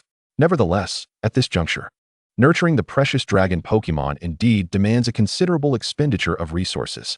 He gently patted the pouch at his side, finding its contents sufficient to sustain him for a while. However, a strategy of continuous outflow without inflow is ultimately not a sustainable plan. In this enchanting world of Pokémon, there exist numerous avenues for generating income. For instance, one might venture into the wild to discover exceedingly rare berries or uncover precious ores, both of which can fetch a handsome price. Another method involves capturing Pokémon that are surplus to one's needs and selling them on the black market.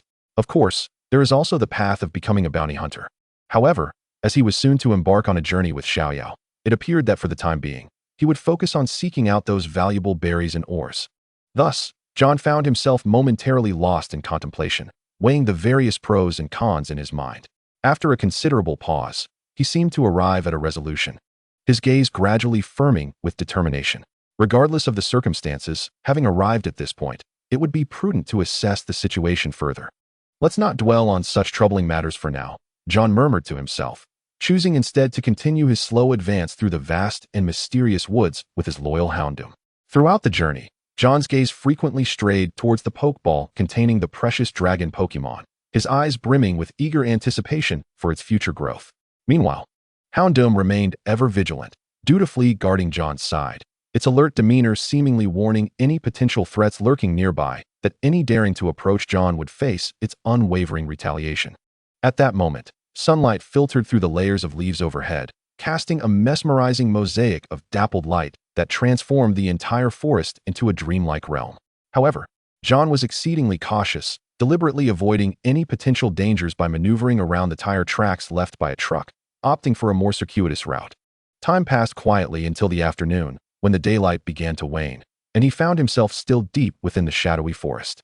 Just then, Houndoom suddenly sprang to attention, prompting John to swiftly follow suit. Before him lay a tranquil lake, a diminutive yet unique ecosystem where a myriad of Pokémon often congregated to quench their thirst, fulfilling their survival needs. To his astonishment, John had not anticipated encountering such a pristine body of water in this desolate region. As he approached the lake's edge, he noticed several small, delightful sugar balls drifting on the surface, while a few mudfish darted about, skillfully navigating the aquatic vegetation. However, upon sighting Houndoom's fearsome presence, these little Pokémon were instantly thrown into a panic, scattering in all directions to escape. The water erupted in a cascade of shimmering droplets as they fled in disarray. In stark contrast, a few swimming circle weasels seemed oblivious to Houndoom's intimidating demeanor, joyfully leaping into the water to frolic. It is worth noting that while each region primarily harbors its indigenous species of Pokémon, it is not uncommon to encounter those from other areas. This reality diverges significantly from the singular representations often depicted in animations, which have yet to fully capture the diversity of Pokémon. The creatures John had encountered on Battle Island included those from the Sinnoh and Unova regions. Yet in the wild, any Pokémon displaying potential is typically captured almost immediately upon discovery, giving rise to the dark underbelly of Pokémon hunters. These hunters, seeking to profit from Pokémon they deem unnecessary, often find a market in the black market. However, the League strictly prohibits the trade of Pokémon, resulting in severe penalties, including life imprisonment, for those apprehended. The Pokémon seized from these hunters are subsequently returned to the League for rehabilitation before being redistributed as rewards. "Come forth, Gyarados, precious dragon," John called out. As light flickered, the imposing form of Gyarados materialized, instantly dominating a corner of the lake and sending waves crashing outward. Upon its emergence, the precious dragon trembled in fear at the sight of the formidable Gyarados, instinctively retreating behind John. "Do not be afraid, precious dragon. This is Gyarados, your predecessor," John reassured gently, crouching down to tenderly pat the dragon's head. He then lifted precious dragon into his arms, as Gyarados approached slowly. Seeing Gyarados pose no threat, precious dragon hesitated momentarily before tentatively extending its diminutive hand to gently touch Gyarados' whiskers. With its fears alleviated, it joyfully leaped up, even attempting to climb onto Gyarados' head. In a burst of excitement, precious dragon spread its arms wide and leaped from Gyarados' crown, attempting to soar, only to realize it was not yet capable of such feats, plummeting back down. Fortunately, John's reflexes were swift, and he caught it securely. Observing precious dragon's endearing yet stubborn demeanor, John chuckled, "My dear precious dragon, you are still quite early in your journey to flight, but I am confident that one day you shall soar." Chapter 26. Cave Exploration. With the addition of precious dragon, Houndoom became noticeably busier during the night. This lively little creature possessed boundless energy, often seizing the opportunity to sneak away when John momentarily let his guard down. Each time, it was Houndoom that would retrieve it, yet precious dragon remained undeterred, persistently testing its limits. Living in the wild, John found immense satisfaction with this lifestyle. While humanity is inherently social, and the presence of others often brings comfort, the companionship of Houndoom alleviated any feelings of solitude. Unlike the anxiety that plagued him in town over the uncertainties of tomorrow, here, sustenance was abundant, and even if John resided in this wilderness for a year or more, his expenses would be minimal. However, in terms of enhancing Pokémon strength, the wild environment posed certain limitations. Pokémon not only require diligent training and a balanced diet, but they also need special items that promote their growth. This is a significant reason why, despite the relentless struggles of wild Pokémon to secure food, few ever evolve into their final forms. Yet, the challenges of the wild environment must also be surmounted. For instance, even though John managed to kindle a fire, as night deepened, temperatures began to plummet. The newly hatched precious dragon was still unable to acclimate to such frigid conditions. After its night feed, it nestled closely into John's arms, quickly falling into a deep slumber. Houndoom soon followed suit, leaving Gyarados on night watch. After a night of rest, the following morning, John and Houndoom set out once more. Their destination was now tantalizingly close, and the surrounding foliage began to thin, as if being encroached upon by the desolate land. Houndoom led the way, diligently seeking a more navigable path, and ultimately, they successfully traversed the forest, reaching their destination without incident.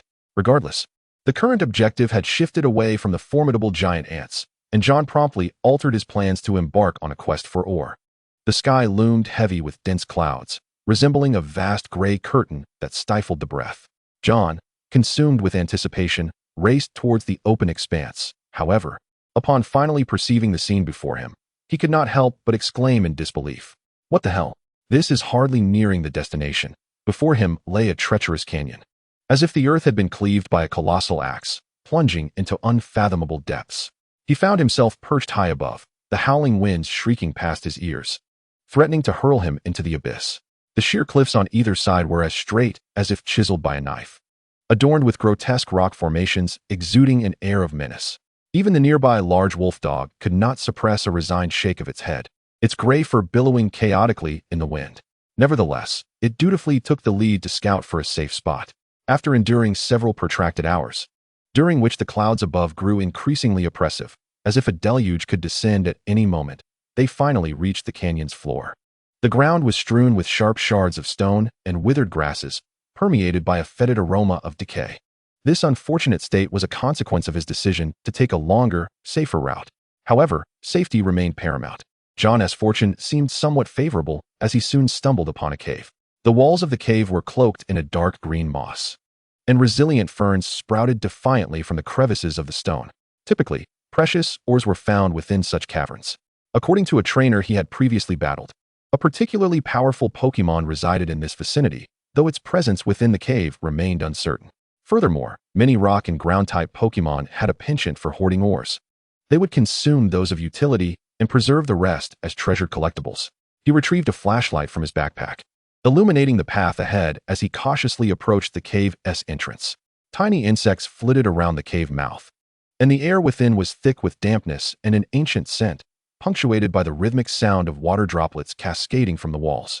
Fortunately, should danger arise, the astute wolf dog would sense it long before it became an issue.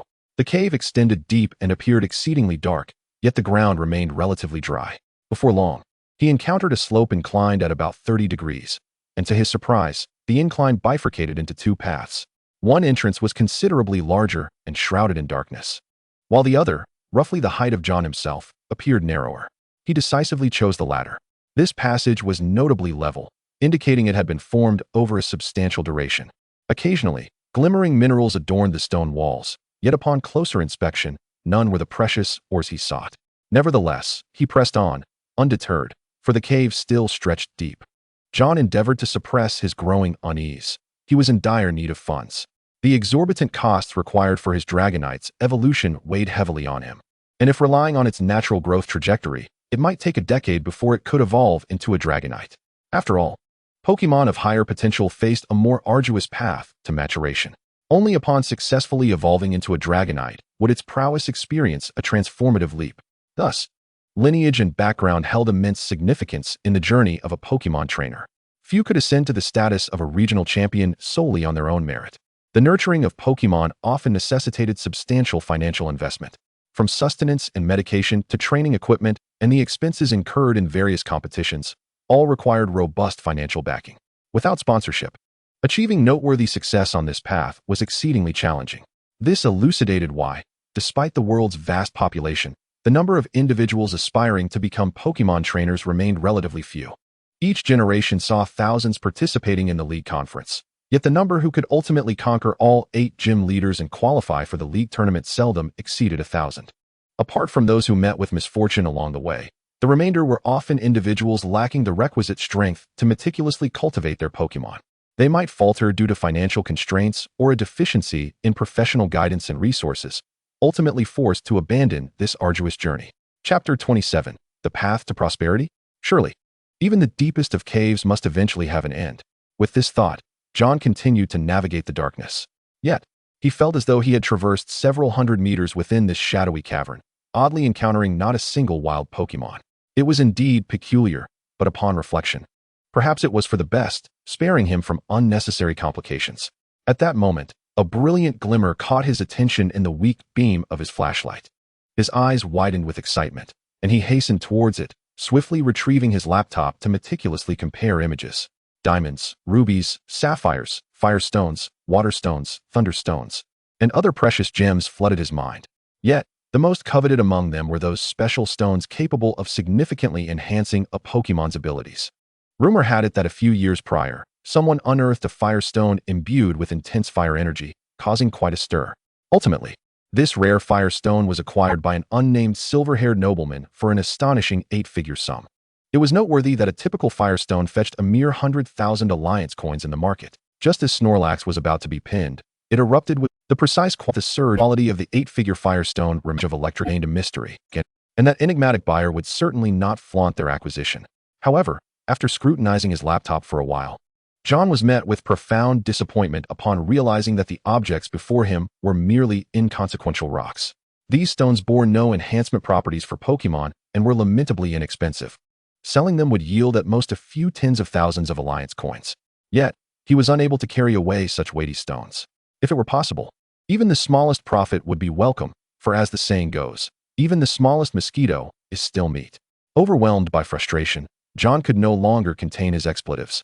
Feeling as though missing out on such an opportunity made him a fool, and indeed, he was that unfortunate fool. Nevertheless, John extracted the largest stone from the pile and summoned his Dragonite. From this day forth, we shall commence rigorous training so that you may soar into the skies. John enthusiastically urged his Dragonite. Upon hearing the prospect of flying soon, the Dragonite could not suppress its excitement, nodding eagerly before promptly balancing the stone atop its head. Fortunately, the stone had a slight indentation, allowing it to fit snugly. Only John understood the gravity of the situation in his heart. However, should he encounter a more valuable stone later on, he would have no choice but to discard this piece mercilessly when his backpack could hold no more. Pokémon truly are the darlings of this world, and that assertion could not be more accurate. Arcanine, leap using your hind legs and sever the baby electricity dragon with iron, having just been tail, born a mere day ago, was already valiantly carrying dozens of kilograms of ore. Although it felt utterly exhausted, it persevered, clenching its teeth in pursuit of its dream to soar through the skies. John was uncertain if this cave held other exits, so for the time being, he resolved to collect all the sellable ores he could find. However, fortune favored the diligent, and after walking a bit further, John indeed stumbled upon a small nugget of gold. It appeared that this gold had been discarded by other Pokémon, who deemed it worthless. After all, gold holds no merit in enhancing a Pokémon's strength. At best, it could be fashioned into exquisite jewelry favored by humans, sold by the gram. Overall, it was estimated to be significantly more valuable than ordinary firestones. John carefully weighed the gold nugget in his hand, estimating it could fetch around 200,000 Alliance coins. Wealth. John was beside himself with joy at this moment. What could be more exhilarating than this swift path to riches? Fortunately, this location was not a requisite route between two cities, making encounters with trainers exceedingly rare, which allowed the cave to remain so well preserved. Moreover, he had only explored a small portion of it, with a considerable time yet to rendezvous with Xiaoyao. John had resolved to take a temporary respite here. After all, he had purchased ample nutritional supplements, and by foraging nearby for berries, he could undoubtedly concoct high-quality energy cubes. If all else failed, he would have to return to Orange Flower City ahead of schedule. With the discovery of the gold nugget, John's determination ignited like a roaring flame. He swiftly and carefully stowed the nugget in his backpack, eager to accelerate his exploration of the cave. Without hesitation, he discarded the ore atop Baby Dragon's head, for it was no longer needed. He firmly believed greater treasures awaited his discovery ahead. Observing Baby Dragon joyfully darting about in the limited light of the cave, eagerly employing its rocket headbutt at any glimmering object, John found himself too preoccupied to analyze its data, deeming it unnecessary. He estimated that Baby Dragon's battle prowess might be comparable to that of Xiaoyao's newly acquired Torchic. Nevertheless, the cave structure was remarkably solid, and John couldn't help but feel a pang of regret for not bringing along excavation tools. Resigned, he relied on the attacks of his Houndoom and Baby Dragon to unearth hidden ores. As for Gyarados, its massive form struggled to navigate the confines of the cave, necessitating a search for a larger cavern through the next exit. Yet, fortune indeed favored the diligent, as he successfully uncovered several precious stones, 2 firestones, 1 thunderstone, and 3 waterstones. Altogether, John had amassed a staggering 1 million Alliance coins from today's expedition. Truly delightful. It was no wonder that Daigo was so enamored with mining. Although he did not do it for profit, the exquisite feeling of collecting wealth akin to picking up money was undeniably intoxicating. John affectionately patted Baby Dragon and Houndoom's heads, exclaiming with excitement, "When we return to the city, I shall treat you both to a feast and plenty of nutritional supplements." With newfound confidence from his riches, John felt empowered to soon purchase growth-enhancing potions for Baby Dragon. As for Houndoom and Gyarados, he would need to contemplate how best to enhance their attributes. Chapter 28, Pokémon Hunter. Who goes there? John suddenly sensed the heavy footsteps approaching. Yet Houndoom was too engrossed in the joy of searching for ores to notice anyone drawing near. Suddenly, a searing jet of flames surged toward him, and John reacted swiftly, sprinting aside just in time. Instantly, A wave of heat enveloped him, as if the very air had ignited. A lithe, powerful Houndoom materialized in John's line of sight, alongside a man with green hair dressed in a red high-collared shirt. Houndoom, the man's gaze swept over, and upon noticing Baby Dragon at John's feet, a glint of greed ignited in his eyes. "Hand over your baby dragon, and I might spare your life as a penalty for interrupting my work," he snarled at John. "You are a Pokemon hunter?" John's brow furrowed, his grip tightening around Gyarados' Pokeball, ready to unleash it at a moment's notice. Ordinary Pokemon, like those he had previously sold to the black market, had fetched only 100,000 for 4 of them combined. In contrast, a treasure like Baby Dragon could command an exorbitant price, swiftly snatched up upon its appearance. After all, Gyarados, a quasi-deity of the Hoenn region, was beloved by many for its formidable strength, being a dragon type, and primarily the ace of the Elite Four's Wallace. With such illustrious accolades, it was nearly impossible to find baby dragons in the wild. Thus, John's immediate reaction was to assume this man was indeed a Pokemon hunter. Damn it. I took a detour and still ran into trouble. John connected the tire tracks he had observed earlier with the man before him. It seemed he had been attempting to capture Pokemon within the cave, and John's incessant disturbances had thwarted his plans. Alternatively, he might have been preparing to flee, fearing formidable Pokemon in the cave, only to be disrupted by John. Truly, earning money was no easy feat, though that assertion felt somewhat inaccurate at this moment. John found himself at a loss for words to articulate the situation. So what? And if not? The man crossed his arms, exuding arrogance, convinced that Houndoom posed no threat whatsoever. John's heart raced with anxiety. However, he realized that being tense was futile. Baby Dragon was his precious companion, and he could not simply surrender it without a fight. Moreover, he understood that he could not expect any mercy from a Pokemon hunter, even if he relinquished Baby Dragon. His own fate would likely be sealed. Then I shall show no mercy either. Houndoom, unleash Dark Pulse, John shouted. Houndoom, upon hearing this command, gathered a formidable energy in its mouth before releasing a powerful Dark Pulse, the black energy surging toward Houndoom. Block it with Flamethrower. The green-haired man remained unfazed, maintaining a slight smirk as he composedly responded. Houndoom immediately opened its jaws wide, unleashing a torrent of flames that seemed to ignite the very air around them, charging directly toward the Dark Pulse. As the Dark Pulse collided violently with the Flamethrower, the entire cave trembled under the force of their powers, debris cascading from the walls. John's heart raced, fearing the battle could not continue. He had no ground-type Pokemon to tunnel his way to safety, should the cave collapse due to their confrontation. The consequences would be dire. Houndoom, use Shadow Ball and attack that man. John decisively issued his command, earning the man's respect. Unlike the traditional Pokemon trainers who hesitated and blindly attacked, oblivious to the wisdom of capturing the leader before the minions, he exhibited a remarkable acumen. Houndoom, let us employ Shadow Ball, the man exclaimed swiftly. Houndoom opened its mouth just in time, effortlessly blocking the Shadow Ball launched by the Mytena. A thick cloud of smoke billowed forth, and when it dissipated, John's figure had vanished without a trace. Damn it, I've been outsmarted, the man muttered. Gazing at the now vacant spot where the Dragonite once stood, a wave of frustration washing over him. However, he quickly regained his composure and pursued John without delay. John had already made his escape at the moment of the explosion, and fortunately, he had secured all the ores he had unearthed. The Dragonite was also safely contained within its Pokeball.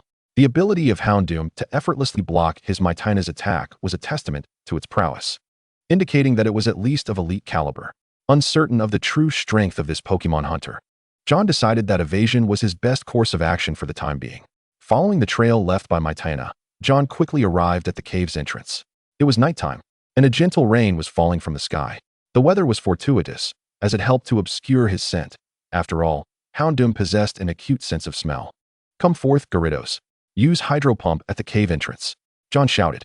As Gyarados emerged, it unleashed a powerful Hydro Pump towards the cave's ceiling, the brilliant beam of light swiftly burying the cave's entrance. It then darted off in a particular direction. John was acutely aware that the Pokemon hunter would not let him escape easily. In their eyes, he was a tantalizing target. Just as John hastily departed, an earth-shattering explosion echoed from the direction of the cave, causing the ground to tremble beneath him. So soon, John quickly pulled Mytena close and hid behind a large rock. The man emerged, letting out a cold snort, his expression dark as if shrouded in shadows. Houndoom meticulously sniffed the air around them, then helplessly shook its head at its trainer. The man, seething with rage, slammed his fist against the nearby wall, instantly creating a deep dent. Houndoom, Continue tracking. If you fail to find that kid, don't bother returning. Houndoom emitted a low whine, its voice tinged with reluctance as a fire-type Pokémon. It felt particularly uncomfortable in the rain, yet it dared not defy its master's orders and trudged onward with heavy steps. The man then released Fearow, which took to the skies, its broad wings allowing it to soar and scout from above. Meanwhile, John's heart raced, and his breathing grew rapid. The shadows of the rocks enveloped him, providing a temporary refuge from the looming danger. He and Mytina pressed closely against the stone, holding their breath, eyes vigilant as they observed their surroundings. Chapter 29, Shakiras. John felt an unsettling sense of familiarity with this man. The visage seemed to flicker in the depths of his memory, yet he could not pinpoint where he had encountered such a face. Could it be a character from an anime he once watched? His thoughts spiraled into confusion, unable to grasp the significance. However, this was not the time for such musings. He needed to ascertain the man's strength. Mere avoidance would not suffice for long. He remained cautiously hidden behind the rock, surprisingly close to the cave's entrance. The reason for his reluctance to flee was the oppressive darkness of the night, making navigation perilous. Using a flashlight would undoubtedly expose his position. Moreover, the man likely had a vehicle, though its whereabouts were unknown. It was also possible that the cave harbored other entrances. Otherwise, a vehicle of that size would not have escaped his notice. He doubted that a Pokémon hunter would park his car neatly before sauntering over. Given what the man had said about his profession, he must have been capturing Pokémon within, intending to transport them conveniently. As the rain intensified, large droplets pattered down relentlessly. For John, seasoned in survival, being caught in the rain was merely routine. In his past life, he often found himself drenched due to time constraints in building shelters or because those shelters were insufficiently robust. Over time, he had become immune to the discomfort of rain. Lost in contemplation, Mytina suddenly bared its teeth and growled lowly, leaping forth without hesitation. John's heart sank. He realized he had been discovered, and alarmingly quickly at that. Indeed, having a dog in the wild proved to be a wise choice. It was no surprise that this Pokémon hunter, much like himself, kept canine Pokémon by his side. You haven't strayed far, have you? The man remarked, with a Fearow circling above him. John felt a wave of exasperation. Fearow was indeed a typical antagonist's Pokémon. Yet, he reflected, his own Mytina was often utilized by villains as well, being the flagship Pokémon of Team Magma. What will it be? Hand over Dragonite. And I might spare you, the man said again, his tone dripping with disdain, clearly underestimating John. It was uncertain whether his arrogance stemmed from overconfidence or if he genuinely possessed overwhelming strength. Do you take me for a child? Spare me? How about this? You leave your Pokémon behind, and I might let you live, John retorted with a derisive laugh, his gaze filled with scorn. At this juncture, evasion had become futile. He could only confront the challenge head-on. Come forth, Gyarados. With John's command, Gyarados emerged once more from its pokeball. Having been alert to the situation outside, it understood the gravity of the moment. Roar.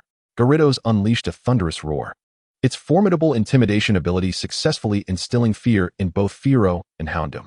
They trembled involuntarily, a flicker of terror evident in their eyes. Useless creatures. The man was astonished that John possessed such a powerful and unruly Pokémon as Gyarados. Noticing the fearful reaction from his own Pokémon, he could not refrain from cursing.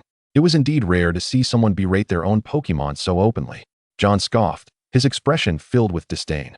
The man, however, appeared unfazed. Rarity did not equate to impossibility. If his Pokémon proved ineffective, he could always sell them on the black market and acquire others. He expressed his indifference, which only reinforced John's perception of his arrogance. Did he not fear his Pokémon might turn against him? However, it was clear John was overthinking. Houndoom and Fearow still bore hostile gazes. Truly, Pokémon hunters regarded their Pokémon as mere tools, reserving genuine care only for those exceptionally gifted trainers. Gyarados, unleash Hydro Pump on Houndoom. Mytina, use Shadow Ball on Fearow. Since the opposing Pokémon seemed indifferent to their trainer's treatment, John no longer wasted time on verbal sparring. The longer he delayed, the more disadvantageous it became. He was still unaware if the man had accomplices lurking nearby. Dodge, the man swiftly commanded. The speed of the Fearow and the Houndoom was astonishing, allowing them to swiftly evade the attacks of the Arcanine and Gyarados. Houndoom, use Overheat. Fearow, unleash Hyper Beam. The man commanded with urgency. Although Overheat, as a formidable fire-type move, would lose some of its potency in the rain, it remained undeniably powerful. However, launching such an attack against Gyarados, which was inherently resistant to fire, seemed rather ill-advised. Gyarados, unleash Hydro Pump, commanded the Arcanine, which, after evading, launched a quick thunder fong towards Houndoom. Instead of struggling to contend with the agile Fiero in the air, John decided it would be wiser to focus on subduing Houndoom first. The hydro pump from Gyarados surged like a ferocious water dragon, piercing through Houndoom's overheat. The collision of water and fire instantaneously generated a massive cloud of steam. Subsequently, the Arcanine darted forward like a bolt of lightning, striking Houndoom with an overwhelming force. Gyarados, use Aqua Tail. Arcanine, keep an eye on Fiero. Houndoom retaliated with Shadow Ball, while Fiero countered with Brave Bird. Gyarados suddenly charged forward, braving Houndoom's Shadow Ball, and executed a fierce Aqua Tail. Houndoom let out a pained cry as it collided with a solid rock, its eyes swirling as it succumbed to unconsciousness. With only Fiero remaining, poised to attack, it was abruptly intercepted by Arcanine's Shadow Claw. After enduring a Shadow Ball, Gyarados only suffered minor damage to its scales, appearing relatively unscathed. "Go, Shuckle," called out the man, as a Pokémon enveloped in a gray-blue shell with 4 sharp horns on its sides and 3 small horns on its forehead emerged onto the battlefield. Shuckle? John finally recalled the identity of this individual, the Pokémon hunter, Aaron, who had previously compelled Musashi and Kojiro to release their Pokémon. However, Shuckle had yet to evolve into a more formidable form, and its 4 times weakness to water made it an unlikely match for Gyarados. As long as Arcanine provided adequate cover, John believed he was nearly invincible against this Pokémon hunter lacking additional Pokémon. Gradually, John's mindset shifted. In the anime, this Pokémon hunter, Aaron, had no partner to aid him and was effortlessly defeated by Ash and his companions alongside Miss Juniper. "Shuckle, use Sandstorm," Aaron bellowed. Shuckle shook its body, conjuring a tempest of swirling sand that miraculously shielded itself from the falling rain, creating a uniquely harsh environment around it. John, undeterred, confidently shouted, "Gyarados, use Hydro Pump on Shuckle. Arcanine, look for an opportunity to strike." Gyarados opened its enormous mouth, unleashing a torrent of water directly at Shuckle. Shuckle dodged quickly. Aaron yelled in alarm. Yet, Shuckle's movements were sluggish, and it was forcefully pushed back by the onslaught of water, leaving deep grooves in the ground. Aaron's expression turned grim, and he shouted frantically, "Shuckle, use Mud Slap." Shuckle pounded the ground, creating a swirling mass of quicksand in an attempt to ensnare John's Pokémon. Arcanine, agile and nimble, leaped gracefully, evading the quicksand while charging towards Shuckle. Arcanine, use Ice Fong. John seized the brief moment of opportunity and commanded decisively. Arcanine's icy teeth clamped down fiercely on Shuckle, eliciting a pained roar from the Pokémon. "Damn it!" Aaron exclaimed, veins bulging on his forehead. Fiero, attack Arcanine from above. Use Fury Attack. Fiero swooped down rapidly, its razor-sharp beak aimed squarely at Arcanine. John's gaze sharpened. Gyarados, repel Fiero with Aqua Tail. Gyarados swung its powerful tail, infused with the force of rushing water, striking Fiero and sending it tumbling through the air, momentarily losing its balance. Meanwhile, Shuckle had been encased in ice. Aaron gritted his teeth, a frenzied look crossing his face as he suddenly drew a gun aimed at John, simultaneously retrieving his Pokeballs. "Return, Shuckle." Fiero, as both Pokémon were recalled. He glared fiercely at John. "Don't get too cocky, kid." Without hesitation, he pulled the trigger. Gyarados, without a moment's thought, positioned its massive body in front of John, shielding him. In an instant, the electrical current shot out, striking Gyarados. The power of the electricity intensified in the rain, and giving Gyarados' water and flying types. It was utterly defenseless against such an attack. John watched in horror as Gyarados let out a painful roar, urgently shouting, "Stop it." He then turned to Arcanine, which dashed forward, seeking to disarm Aaron. A glint of malice flashed in Aaron's eyes as he produced yet another gun, aiming at the leaping Arcanine, and without hesitation, fired a net-like capture device.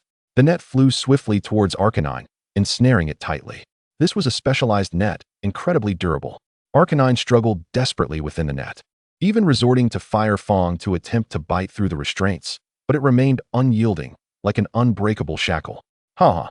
Aaron's eyes gleamed with pride and madness, as if everything was well within his control. Suddenly, a distant rumbling sound began to emerge. Initially faint, it quickly grew louder, causing the ground to tremble slightly. Aaron was the first to notice the unusual disturbance, his gaze fixated on the cave's entrance. One by one, a legion of Bagon emerged from the cave, marching in unison, their metallic armor glinting coldly in the subdued light. Bagon, and behind them loomed a truly colossal figure. John, too, was captivated by the increasingly powerful sound. As this Pokémon fully revealed itself, Aaron's pupils dilated in shock and fear. Oh no, it's Boscodora. Boscodora, John murmured, realizing it was the territorial lord of this region that the trainers had spoken of. He glanced at Gyarados, noting that Aaron's attention was now entirely captivated by Boscodora, and the electricity coursing through Gyarados was dissipating. With a size that must have been at least 3 meters, John couldn't help but marvel at the sight. His eyes filled with awe. Boscodora opened its massive jaws, its furious roar resonating like rolling thunder, echoing throughout the area. Even with his ears tightly covered, John could feel the palpable vibrations. Indeed, this was a Pokémon worthy of being a lord. Its power was undoubtedly on par with that of a champion-level Pokémon. John furrowed his brows, a thought flashing through his mind. This Pokémon hunter must have committed some unforgivable act against Boscodora's kin, inciting such wrath. For John, this could be a fortuitous opportunity. Even Boscodora's roar had sapped Aaron's will to fight. Gazing upon Boscodora's immense form, it was clear that neither ordinary weaponry nor Pokémon could withstand its might. Such a diminutive sprite must surely have emerged from a vast community, perhaps even a region, having endured a relentless and brutal competition, ultimately distinguishing itself under the harsh law of survival of the fittest, both in terms of inherent strength and various other attributes. It is remarkably exceptional, verging on perfection. Since the inception of the Pokémon League, the most formidable challenge has been posed by these immensely powerful creatures. Ordinary trainers find themselves utterly outmatched in their presence. When the Hoenn region was initially developed, it faced fierce opposition from these sprites, resulting in significant destruction to the ongoing construction efforts. Consequently, the Hoenn League urgently summoned numerous elite trainers and, leveraging advanced technological means, ultimately succeeded in completing the development. However, to this day, urban areas where humans predominantly reside have reached a saturation point, and the emphasis on wilderness exploration has waned compared to the past. Many once mighty Pokémon lords have been defeated and captured by League trainers or have reluctantly vacated their homelands, rendering the remaining formidable sprites in the wild exceedingly rare. Digressing, Arlon was acutely aware that Boscodora was the undisputed sovereign of this territory. With his current strength and means, he stood no chance of withstanding Boscodora's wrath. How could John allow him to escape so easily? The Gyarados had fully freed itself from the electric shock and regained its vitality. John swiftly commanded Gyarados to block Arlon's path. Chapter 31. The Heir of Fortune, move aside, kid. Arlon shouted urgently at John. John quickly dashed over to release the Mytina from the capture net. Although his expression remained grave, he was uncertain whether the infuriated Boscodora would direct its fury towards him. Moments later, Boscodora, accompanied by a group of Kecleon, arrived with an imposing presence, encircling Arlon in an instant. The Kecleon vociferously clamored before Boscodora, their voices rising and falling in agitation. Some even extended their diminutive arms, angrily pointing at Arlon, as if reporting his transgressions to their lord. Arlon's complexion turned pale as he frantically fumbled for a pokeball, intending to release his Spearow in a desperate bid to flee from the air. Boscodora let out a thunderous roar, unleashing a dazzling rainbow cannon, the powerful energy waves causing the very air to tremble. Arlon's face blanched as he hastily dodged to the side, his expression contorting into one of rage as he grasped a firearm, wildly sweeping it around. Mytina, use bite attack. John commanded without hesitation. The Mytina bared its fangs, its eyes flashing with a fierce glimmer, and like a streak of gray lightning, it darted past the Kecleon, clamping down on Arlon's arm. Ah! Arlon screamed in agony, beads of cold sweat cascading down his forehead, as he found himself engulfed in the shadow cast by Boscodora's massive form. Struggling to open his eyes, he beheld the enormous Boscodora, which had silently approached him. The heavy footfalls echoed like a countdown to death, each step quickening Arlon's heartbeat. The Mytina, sensing the impending threat, decisively released its grip and retreated, yielding the space to Boscodora. Hey kid, help me. I have plenty of money, and my Pokémon can be yours. Arlon cried hoarsely, desperately shuffling backward, his eyes frequently darting toward John, filled with a pleading despair, until his back collided forcefully against the unyielding stone wall, rendering him immobile. He closed his eyes in hopelessness, trembling uncontrollably. After dealing with Arlon, Boscodora's furious expression gradually softened, its violent aura dissipating until it returned to its usual demeanor. It then turned its gaze toward John's Gyarados, eyeing it warily. Boscodora, I mean no harm, John said, his expression tense. He understood that any inappropriate move could provoke Boscodora's wrath anew. Fortunately, Boscodora seemed to acknowledge his actions. After a moment of silence, it nodded at John and turned, walking steadily back into the cave with the little ones. John watched Boscodora, and its companions retreating into the distance, exhaling a long breath as the tension in his body finally eased. "Let us go, partners, and inspect our spoils," he said, gesturing to the Mytena and Gyarados.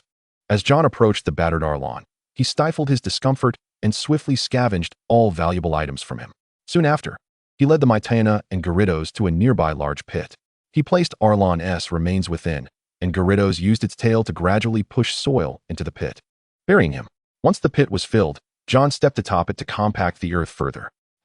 John couldn't help but chuckle, reflecting inwardly that while others embarked on their adventures with unending luck and opportunities, he was merely scavenging and plundering the remains of his foes. Arlon's wealth was meager, with only 3 Pokeballs to his name. However, unlike the previous 2 members of Team Magma, Arlon's Pokémon had evidently undergone training.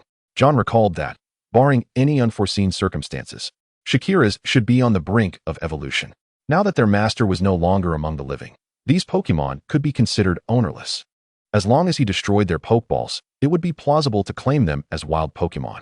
Yet, at this stage, they remained enemies, and John was uncertain whether the death of their master would trigger a strong reaction in them. After much hesitation, John resolved to open Shakira's Pokeball. Just as he was about to act, he suddenly heard an exceedingly faint sound emanating from the cave. His heart raced, fearing yet another unforeseen situation. However, a Kecleon soon emerged from the cave, timidly gazing at John, its eyes filled with helplessness. "What's the matter, little one?" John asked gently, putting his belongings back into his backpack.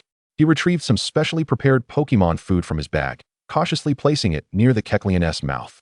Upon catching a whiff of the enticing aroma, the Kecleon quickly devoured the food and then tugged at John's pant leg, pulling him insistently toward the cave. It seemed that something unusual had occurred within the cave, and John felt a pang of uncertainty. Ultimately, after the Kecleon's persistent efforts, he found himself stepping back into the cave once more. This time, however, he took the path he had previously dismissed. Illuminated by the flashlight, he unexpectedly uncovered several valuable ores. Yet, he did not pause. His mind remained fixated on uncovering the mysteries of the cave. After walking several hundred meters, he arrived at a junction, realizing the cave's interior was a labyrinthine network. Upon reflection, it was not surprising, as the Pokémon inhabiting this cave were primarily ground or rock types, naturally creating new paths during their idle excavations. Subsequently, a succession of descending paths unfolded before him. John treaded carefully, his heart swelling with awe at the expansive space surrounding him. As he descended to the next level, the area abruptly opened up, and John experienced a moment of clarity. No wonder he had encountered no Pokémon during his solitary entrance. He had merely lingered at the threshold of another's abode, while the true sanctuary lay deep within. Chapter 32. No Food Without Agreement. The imposing figure of Boshikadora suddenly came into view. John focused intently and beheld several Kecleon writhing in agony on the ground, groaning incessantly. Their metallic bodies were marred by numerous ghastly scars, evoking a deep sense of compassion. These were burn wounds. It appeared that Aaron had indeed been capturing Kecleon, and these grievous injuries were likely inflicted by the searing flames of Houndoom. Upon hearing the commotion, Boshikadora slowly turned its gaze, while the Kecleon at John's feet eagerly attempted to communicate their plight.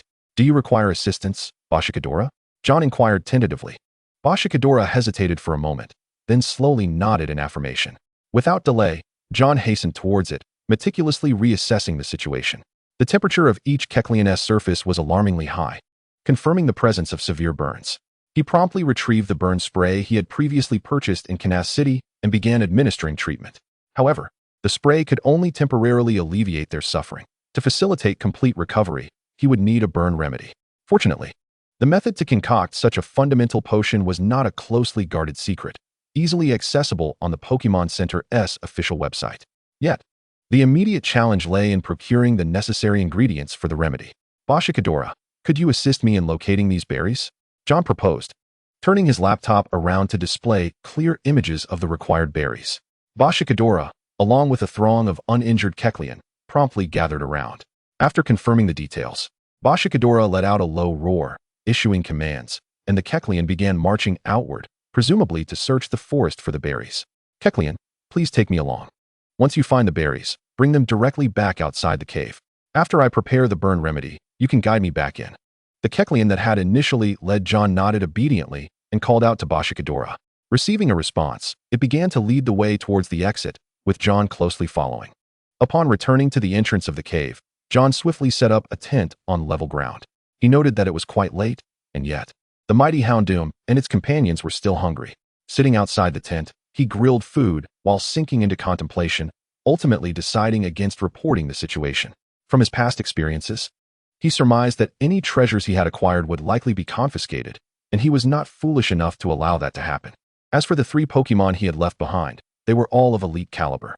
If sold on the black market, even a single Shakira's could fetch an exorbitant price. However, this thought was quickly dispelled. He realized that such actions would entrap him in the shadows of the black market for a lifetime. Previously, he had resorted to such measures due to the inadequacy of Team Magma's Pokémon and his dire financial circumstances. Although one could travel without wealth, it was insufficient for effectively nurturing Pokémon. Now, a shortcut lay before him.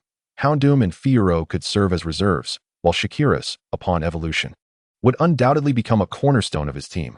This would significantly enhance his chances of success in the Hoenn League Conference. Having satisfied his hunger, he retired for the night in silence.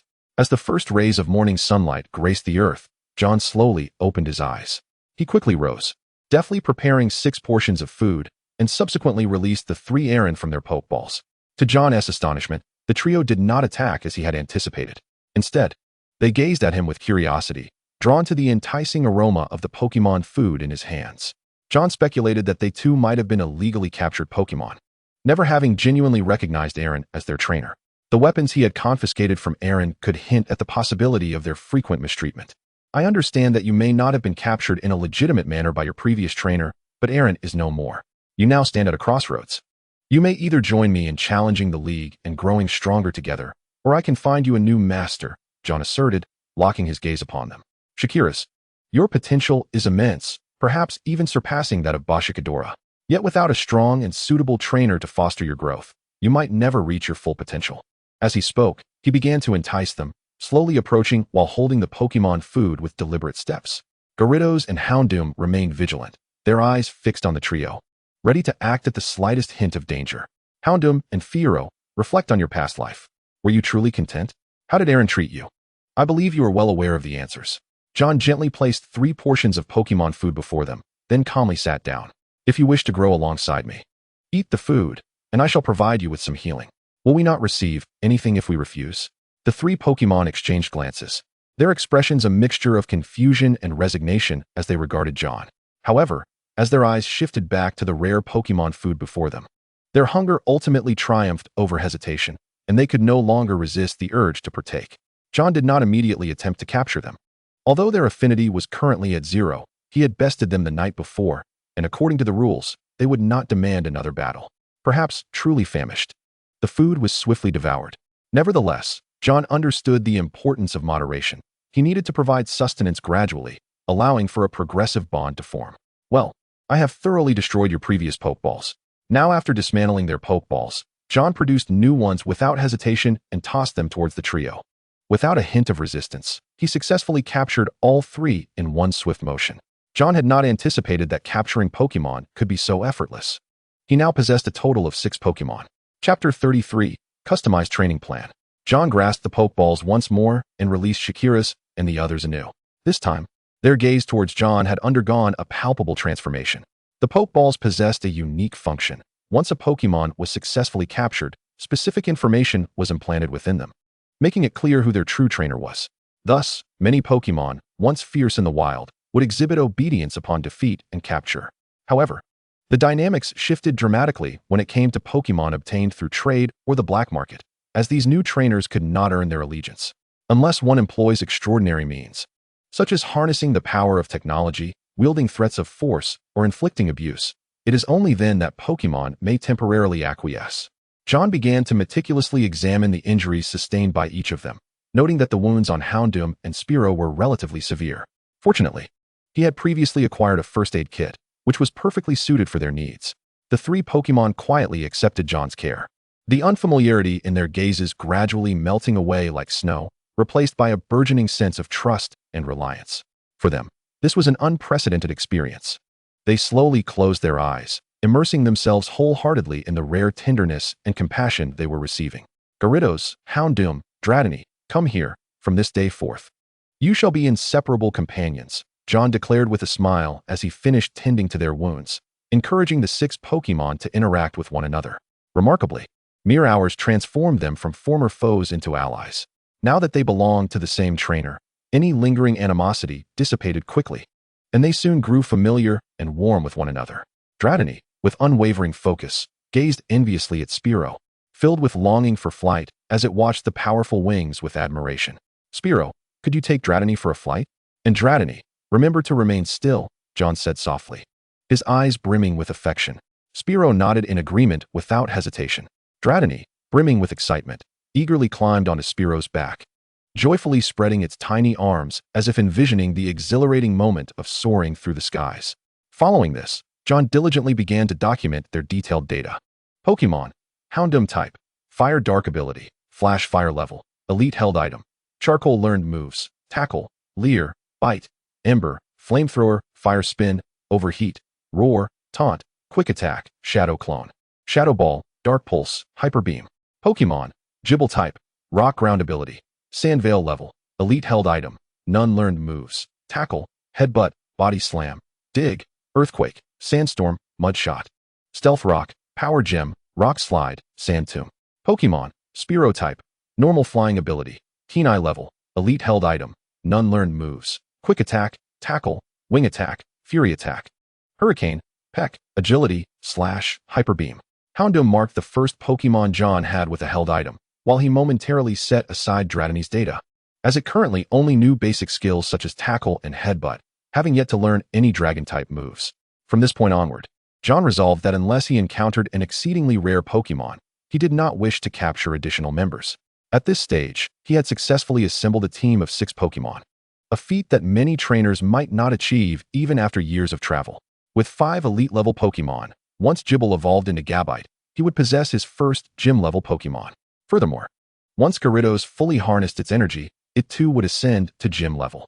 The most crucial task now was to devise an effective training regimen for his Pokémon. John allowed them to roam freely while he concentrated on crafting a detailed training plan. First and foremost was Gyarados, with a primary focus on enhancing its skill set, particularly Dragon-type and Water-type moves, while also incorporating more ranged combat techniques. Additionally, he aimed to bolster its resistance against electric-type attacks. In the anime, Chuan's Gyarados exhibited near-perfect resistance to electric-type moves after awakening its dragon lineage. Lastly, he sought to elevate its growth potential. John had begun to form preliminary ideas and plans for the nourishment he would prepare for it in the future. Next was Dratini, undoubtedly destined to become John's ideal mainstay. At this juncture, the most critical task was to train its combat techniques and gradually guide it to learn Dragon-type absolute moves. Simultaneously, he needed to ensure it had a sufficient supply of growth-enhancing potions. These potions were quite costly, and John was mentally prepared to mine for funds at any moment. As for Gible, John was still deep in thought. Gabite, a quasi-legendary in the Chengdu region, indeed possessed formidable strength, yet it also had numerous weaknesses. Water, Fairy, Steel, Grass, Bug, Ground, and Fighting-type attacks could inflict significant damage, particularly Fighting-type moves. Moreover, its speed was notably slow, and it lacked the ability to fly. However, its strength and defense were commendable. Thus, the initial focus would be on cultivating its resilience to damage, followed by diversifying its ranged and melee attack options. Regarding Houndoom, it was the first Pokémon John truly captured. He would consider prioritizing its training only if he had ample funds. Otherwise, he would simply allow it to learn a variety of versatile moves, serving as a mentor within John's team. Houndoom and Spearow were currently only temporarily nurtured and would likely be relegated to the second or third team, or merely act as security personnel for his home. John certainly intended to return to Wudo Town, as it was where he had lived for a full 15 years. He had already inquired with Qianli, learning that as long as his home met the conditions for transporting Pokémon, any Pokémon he subsequently captured could be sent directly home. However, this required someone to operate the process at home, typically a Pokémon breeder. These individuals do not need to travel frequently, and many have employed Pokémon breeders at their homes. With their presence, they can continuously provide a variety of nutritious supplements for Pokémon while attentively caring for them. For these breeders, this work also serves as a means to accumulate experience, which is why the Pokémon Breeders Association often has available staff who can offer services of varying expertise based on client needs. Chapter 34. Gaining the Friendship of Porygon. With nothing pressing at hand, John began to meticulously watch numerous videos of the Elite Four's exhibition matches online. The truly intense battle footage is seldom made public, as it encompasses a wide array of considerations, primarily to avoid revealing their true strengths. Currently, numerous nefarious organizations are active across various regions, such as Team Rocket in Kanto and Chengdu, Team Magma and Team Aqua in Hoenn, and Team Galactic in Sinnoh. Thus, as Qianli remarked, Pokémon battles primarily serve to cultivate the trainer's battle awareness and capability. Actual combat often devolves into chaotic brawls, with no stipulations regarding the number of Pokémon or participants. The regional league tournaments aim to infuse fresh, promising talent into the league, with trainers like Ash and Gary being recognized as league trainers as soon as they embark on their Pokémon journey. In John's case, he had yet to reach that status. Only through outstanding performance in the tournament would he attract attention. However, the most humane aspect of the Pokémon League is that it does not compel trainers to join. If one chooses not to join, it is of no consequence, as long as the Alliance's mark is emblazoned. They may be summoned in times of need, such as during the invasion of a city by a nefarious organization or when a significant calamity befalls a region. Generally speaking, in grand confrontations, novices or ordinary trainers are seldom called upon, for such individuals would merely become encumbrances. After diligently recording the signature moves and training methods employed by the Elite Four, John was soon approached by a troop of Cacnea, each clutching an assortment of berries. In an instant, the area before John's tent was piled high with their offerings, some berries even bearing the marks of a nibble, likely pilfered by some insatiable creature. With a stern demeanor, John collected the berries and proceeded to chop some inconsequential orange berries into small pieces to reward the Cacnea. He was fortunate enough to gather a considerable number of citrus berries, renowned for their efficacy in treating burns. He promptly saved his recently jotted notes and accessed the Pokémon Center's official website, where he watched a video by Nurse Joy to commence the preparation of Burn Heal. While consuming citrus berries directly could suffice, crafting them into Burn Heal would yield superior results. Moreover, the addition of stamina-restoring berries would expedite the recovery process. Eager to foster a friendship with the Cacnea, John was determined not to squander this splendid opportunity. He had no intentions of capturing a Cacnea, fully aware of his limitations. However, through camaraderie, he hoped to secure their assistance in future explorations of caves, ensuring he would not face their obstructions. And perhaps they could aid in locating some unwanted ores. Once their work was completed, the Cacnea began to frolic around John's Pokémon. Gyarados, unable to endure the raucous atmosphere, retreated into its Pokeball after finishing its training. Meanwhile, the Mytena and Houndoom roamed nearby, occasionally engaging in friendly races, refusing to yield to one another. Pidgeotto, burdened with a stubborn Bagon, continued to soar gracefully through the skies. Sandshrew, too, found itself surrounded by the Cacnea, sharing a kinship as fellow ground-type Pokémon. With the Burn Heal successfully concocted, John stretched languidly and distributed the excess orange berries among the Cacnea. Consuming these berries would effectively restore stamina, rendering them quite valuable. After securing his Pokémon, John, armed with the prepared Burn Heal, ventured once more into the cavern. Drawing from his previous experiences, he felt less apprehensive as he gazed upon the darkened path, as the effects of the spray he had administered to the injured Cacnea began to wane. They once again writhed on the ground in anguish. In the wild, lacking a first aid kit could indeed prove fatal. Each year, countless trainers and Pokémon perish due to such circumstances. Instances of Cacnea slaying Aaron are not uncommon. Many trainers recklessly invade Pokémon territories, instigating battles for capture. To the Pokémon, these trainers are merely labeled as intruders, regardless of their actions within their domain. If no threats arise, the Pokémon seldom initiate attacks on humans. Thus, this represents the true nature of the Pokémon world, where few Pokémon exhibit a fondness for humans, and even those are typically non-confrontational, such as grass types. John's emergency kit, while containing Burn Heal, fell short in quantity. Instead of rescuing a portion, he deemed it more prudent to wait until he could attend to them all at once. After a time, the Cacnea finally settled down, their body temperatures gradually returning to normal. Not only did Cacnea breathe a sigh of relief, but John too felt a weight lifted from his shoulders. As he had hoped, the Cacnea mimicked human gestures, lowering their heads in a display of sincere gratitude. John cast a yearning glance toward the Cacnea, preparing to speak, but before he could utter a word, one of them raised its head, fixating its gaze upon him. Subsequently, a jubilant throng of Cacnea encircled John, bouncing and twirling in delight. Though somewhat presumptuous, he sought not their gratitude. Faced with such a formidable Pokémon, John felt an undeniable tension, primarily due to his uncertainty regarding the survival rules of Pokémon in the wild. The very ground he stood upon was undoubtedly Cacnea territory. He aspired to train here for a while, his main objective being the search for precious ores. However, he was unsure if his request would infringe upon the Cacnea's boundaries. The Cacnea's inquisitive eyes remained fixed on him, causing John's heartbeat to quicken.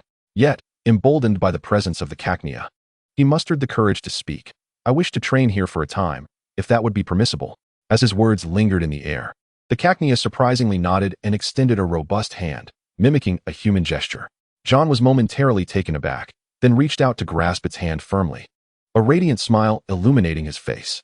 Achievement unlocked. Friendship with an elite-level Cacnea. John silently reveled in his joy and pride.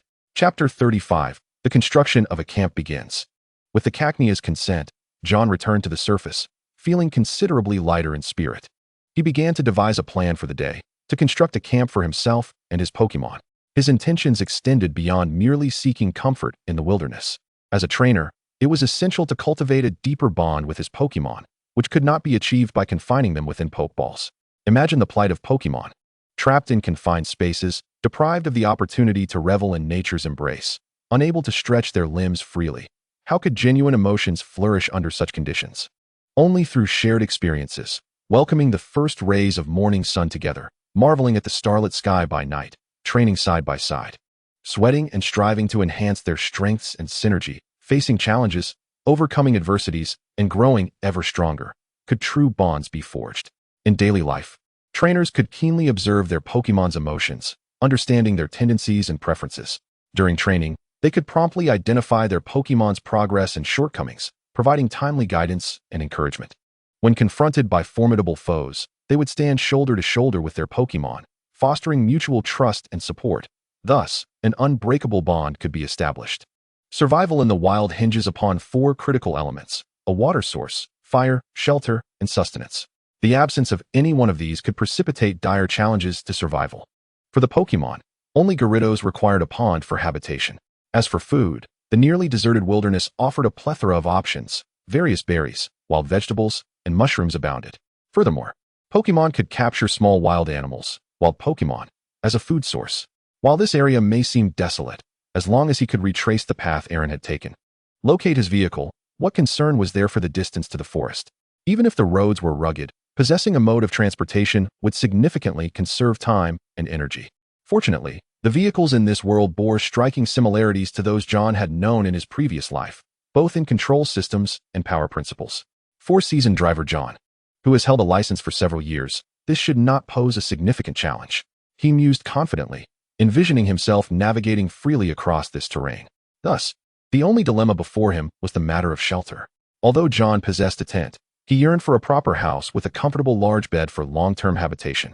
Each time he rested in the tent, he felt confined, unable to turn comfortably, and the ground was hard and uneven. He fantasized about a cozy room adorned with soft furnishings, where warm sunlight streamed through the windows. In his mind, he had already delineated a clear blueprint for the construction of his shelter. He envisioned a sturdy framework of robust timber, with thick wooden planks forming the walls and roof, while ensuring openings for windows and doors. With the assistance of Pokémon, acquiring ample wood would be a trivial matter. For instance, the immensely strong Gyarados could effortlessly transport heavy timber, while the digging-savvy Sandshrew would play a vital role in preparing the foundation. It was still afternoon. John gazed skyward at the azure expanse dotted with fluffy white clouds resembling cotton candy. He estimated he had approximately 4 hours until dusk. Time was of the essence, and he needed to act swiftly. However, today would only allow for a preliminary collection of timber, as he would still need to spend the night in the tent.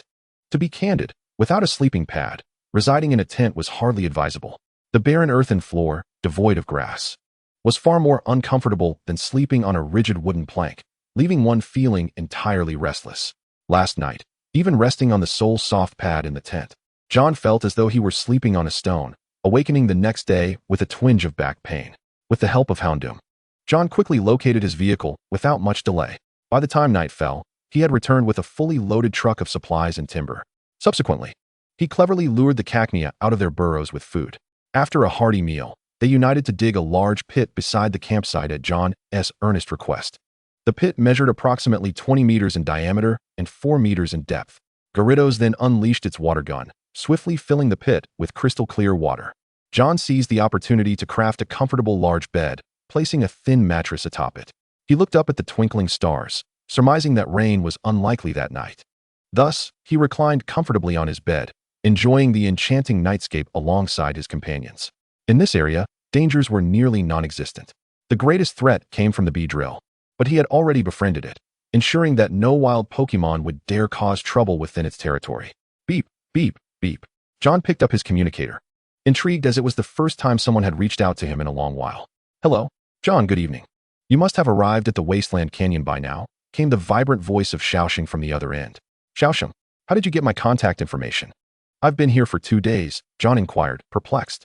He turned to observe that the Pokémon were all intently gazing at him. With a gentle smile, the Dratini joyfully darted into his embrace. Did Dad ask Miss Joy from Wudo Town? And what is that Pokémon's voice?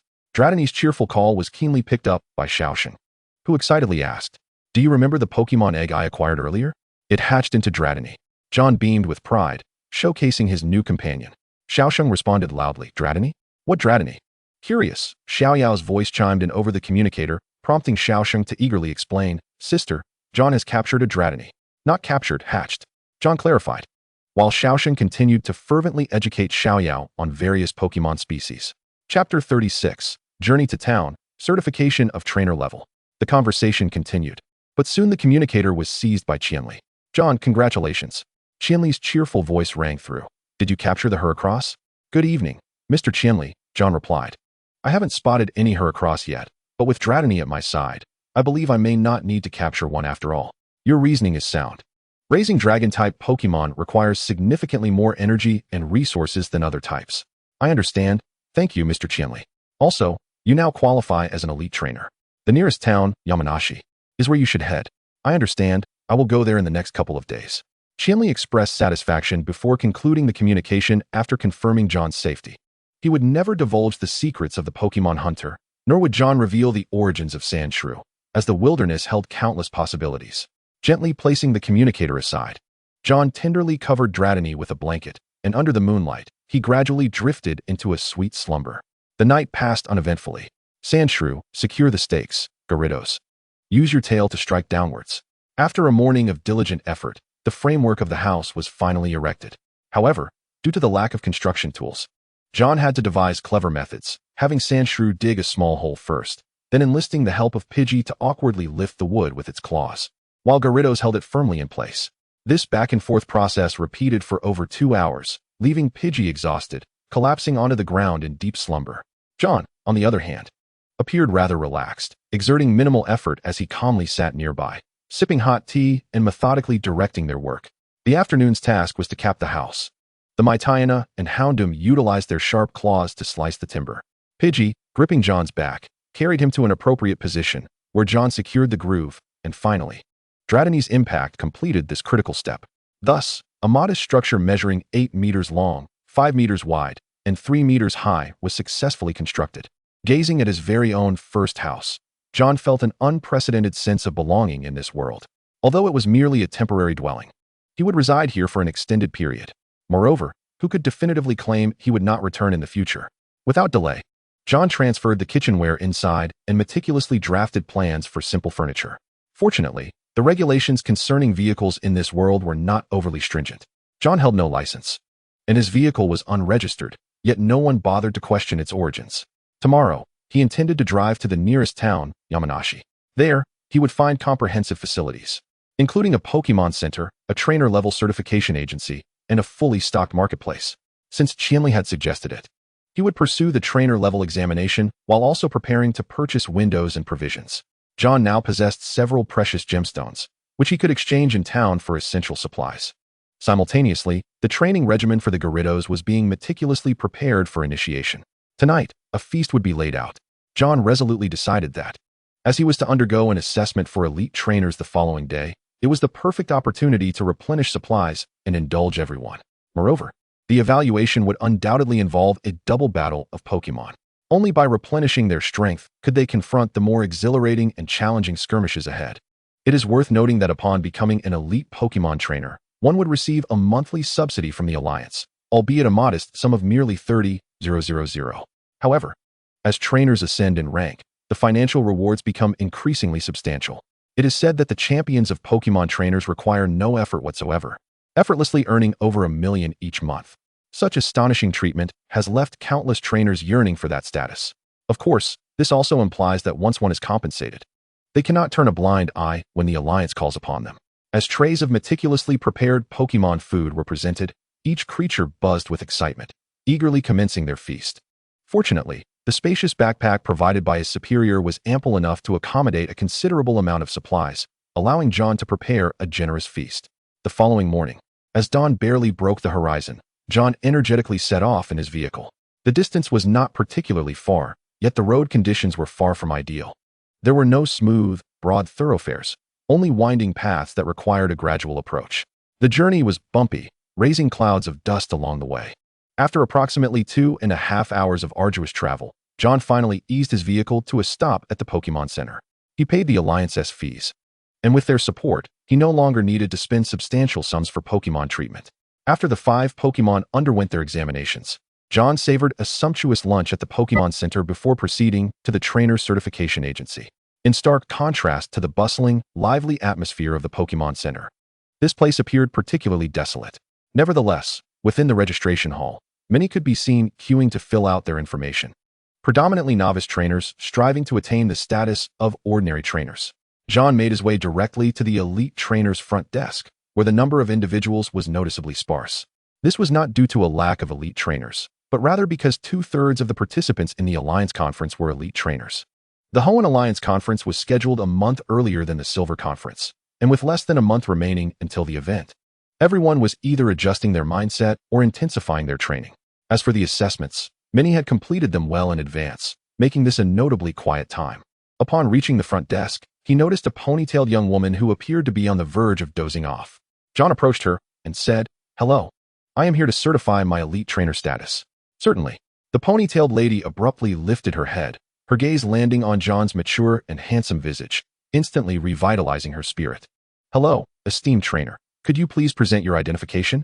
With that, she swiftly retrieved several forms for John to complete. Coincidentally, he produced his identification as well. "Oh, you're still a novice trainer?" The ponytailed lady regarded John with a look of surprise. John, feeling somewhat embarrassed, scratched his head. "I have only recently become a true trainer." Chapter 37. The Elite Trainer Assessment. John's information soon appeared on the ponytailed lady's computer screen. Name, John. Gender, male. Place of birth, Welfare Institute, Fighting Island, Fighting Town. Age, 15. "I have only recently become a true trainer," John remarked with a hint of bashfulness. "Does this violate any regulations?" "Actually, there's no rule against it. It's just an uncommon situation," she replied with a slight smile. Realizing he was the first trainer she had encountered seeking certification after a rank jump. "Please fill out this document." The first form John received pertained to the Pokémon he had captured and the dates of acquisition, allowing for a maximum of 6 entries. He picked up the pen without hesitation and filled it out promptly, as there was nothing to conceal. After all, during his treatment at the Pokémon Center, the Alliance already possessed his Pokémon-related data. Once completed, he returned the neatly filled forms to the ponytailed lady. "Please wait in the lounge. The next written examination will commence shortly." She maintained her polite smile as John nodded in acknowledgement and briskly made his way to the lounge to await quietly. The trainer-level assessment primarily consists of 2 critical components, a written test and a practical battle. In terms of the written portion, most participants are typically able to pass. However, the practical segment is another matter entirely. Even if one possesses 2 elite Pokémon, poor command skills could lead to a failed assessment. The focus of the evaluation rests heavily on the trainer's own capabilities, even in the event of a loss in battle. As long as the trainer's command abilities are acknowledged by the examiner, they may still pass successfully. The examination room for the written test was quite spacious. Yet at that moment, only 5 trainers were present. After the examiner distributed the test papers, he leisurely settled into a chair, leaning against the wall, and promptly fell asleep. John, undistracted by them, devoted his full attention to the questions, involuntarily twitching his lips. The first question read, "Which of the following is the evolution of Torchic? A. Blaziken. B. Talonflame. C. Combusken. D. Galade." Who on earth devised such a question? To assess trainers from the Hoenn Alliance using their own starter Pokémon as test material? Without a moment's hesitation, John decisively marked option C. However, the subsequent 2 major questions exhibited a higher level of difficulty. Anyone who had been slightly inattentive in class would likely assume the test was flawed rather than their own knowledge. The next question posed, "How many evolutionary branches does Barboach have, and what conditions are required for its evolution?" Answer, Whiscash, Lombra, and Barboach. When nurturing Barboach, if one emphasizes strength training, it will evolve into Whiscash. If focusing on defense, it will evolve into Lombra, and dual training leads to Barboach. The following question asked, what is the evolution of Turtwig? What are its respective types? Why does this evolution occur? Share your understanding. John promptly wrote down, Torterra, grass ground. Grotle, grass. As for why such an evolution occurs, he could only muse that further efforts from Pokémon researchers might unravel this mysterious conundrum. Numerous questions followed, including those concerning Eevee's evolutionary forms, the evolution of Snorunt, and type advantages in Pokémon battles. As a seasoned Pokémon enthusiast, John found himself effortlessly answering these questions, often without the need for contemplation, swiftly jotting down the correct responses. Thus, he completed the exam in under half an hour. Glancing up at the other trainers still engrossed in their writing, he stood up and handed in his paper with a flourish. The examiner initially assumed he had given up, as today's questions indeed tested the educational level of the trainers.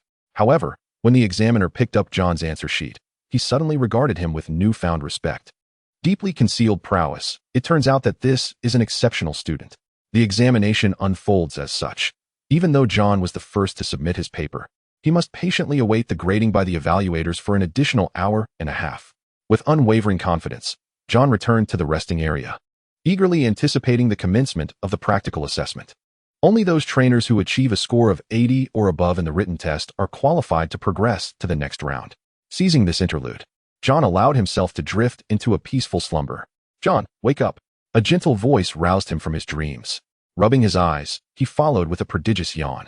Unbeknownst to him, he had been asleep for an hour and a half, leaving his neck slightly sore. Congratulations, you have passed the written examination. An examiner is currently waiting for you at Battle Area 1. The ponytailed girl softly shook John's shoulder. All right, thank you. John stood up, stretching widely without paying much attention to her name, as they had only met briefly. Nonetheless, he displayed his courteous demeanor.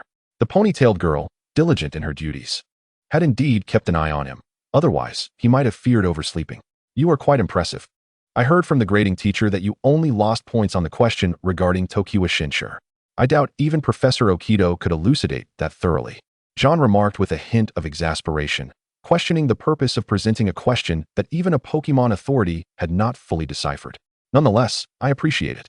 Could you kindly escort me to the battle arena? John glanced around at the signage, realizing there were no clear indications pointing to the battle area. He sheepishly addressed the ponytailed girl. Of course, I shall take you there immediately. The ponytailed girl nodded with a smile, taking John by the arm and briskly leading him toward Battle Area 1.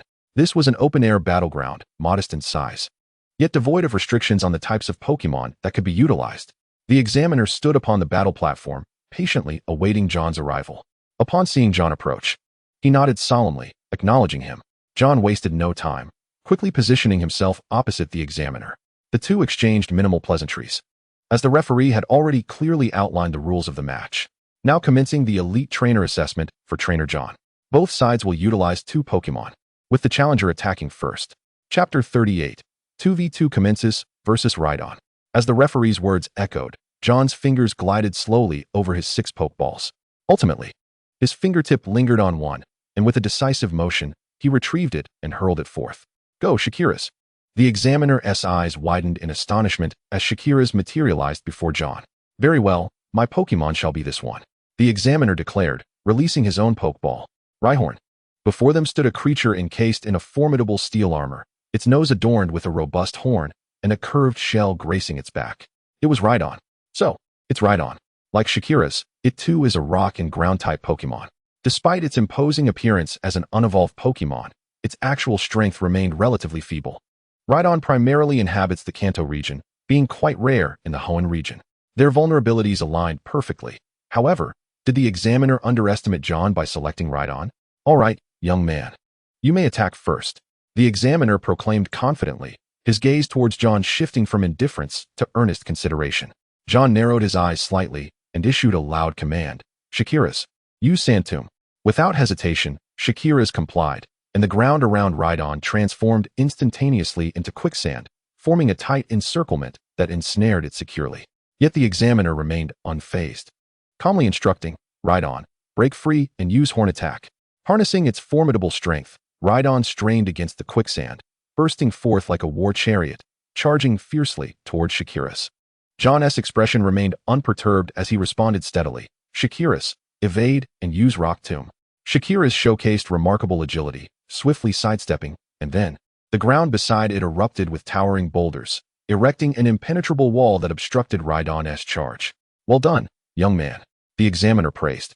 Though his gaze remained fixed on the battlefield, quickly commanding, Rhydon, break through with tackle. Rhydon raised its sturdy forelegs, muscles taut, and with tremendous force, shattered the rocks before it, barreling relentlessly toward Shakira's. Shakira's, use Power Gem. John cried out once more. From the forehead of Shakira's, a brilliant light erupted, gleaming like a gem, and struck Rhydon with tremendous force. Rhydon dig. The examiner countered urgently. At this juncture, evasion was futile. Rhydon's bulk hindered its agility. Although rock-type moves are typically not immensely damaging, the might of Power Gem was substantial. If struck down, a subsequent assault from the opponent would be inevitable. As a ground-type Pokémon, Dig had always been Rhydon's forte, but John had been anticipating this moment. Use Earthquake. John commanded without hesitation. Nanny? The examiner exclaimed, astonished.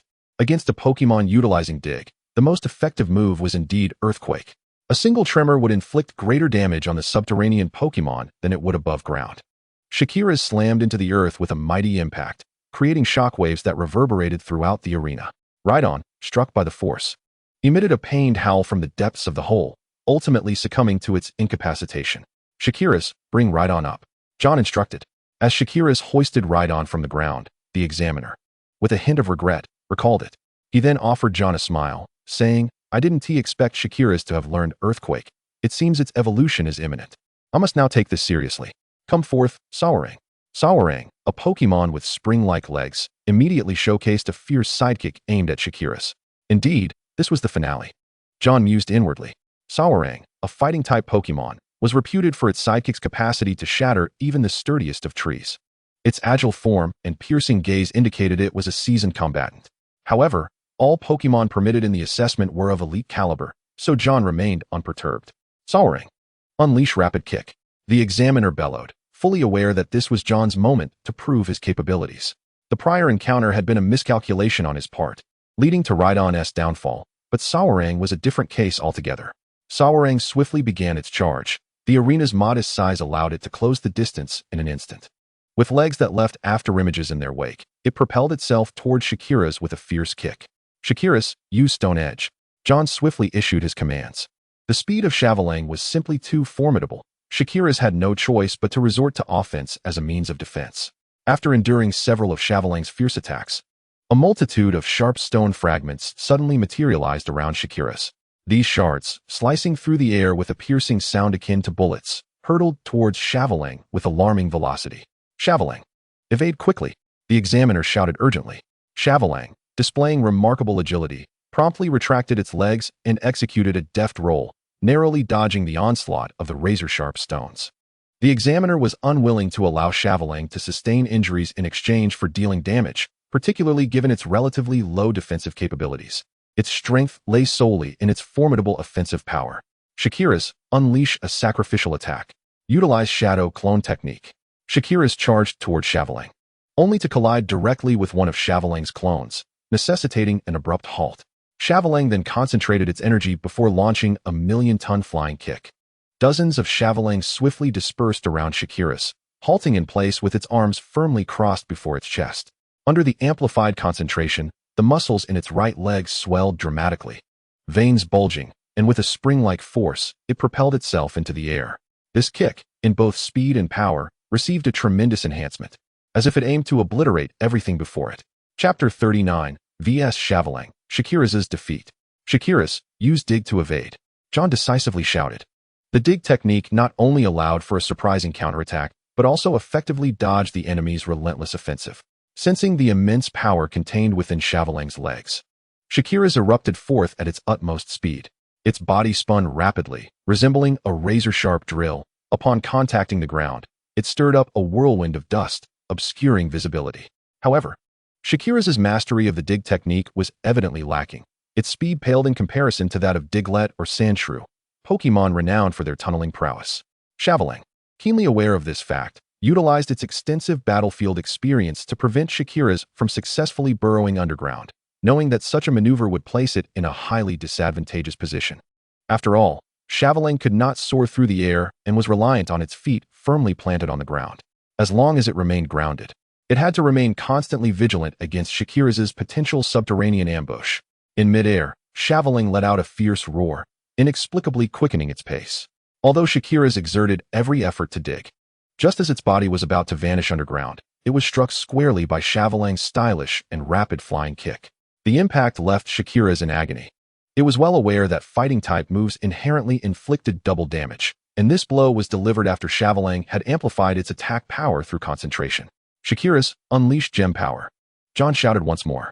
This blow had not entirely incapacitated Shakira's. It braced against Chavalang's foot as a brilliant light erupted from its head, radiating with dazzling brilliance and containing boundless power. Chavalang, evade and use flying knee strike. In that crucial moment, upon hearing the trainer's command, Chavalang wasted no time. It quickly crouched down, nimbly dodging the gem power attack. Subsequently, it retaliated with a powerful knee strike against Shakira's. Shakira's has lost its battle capability. Chavalang is victorious. The referee, upon witnessing Shakira's collapse, immediately blew the whistle, announcing the outcome of the match. You did well, Shakira's, now rest. John expressed his concern as he retrieved Shakira's into its pokeball. To accumulate greater and valuable combat experience, and based on his full recognition of its current strength, John had decided to send it into battle. However, Shakira's had not disappointed him. John's team was not a sandstorm team, thus he had to alter Shakira's usual combat style. He possessed neither other ground-type Pokémon nor any that could alter the weather. Furthermore, it was important to note that the continuous damage inflicted by a sandstorm could also be detrimental to himself. This was not a simplistic turn-based game where one would merely retaliate against the other. Many attacks could be cleverly employed for defense. Observing Chavalang's slightly labored breaths made it evident that, despite its formidable armored exterior, it had faced considerable backlash against Shakira's. Please proceed with the next Pokémon, trainer under evaluation. The referee's resonant voice echoed once more as John unfalteringly retrieved another Pokeball and tossed it with vigor. Your turn, Gyarados.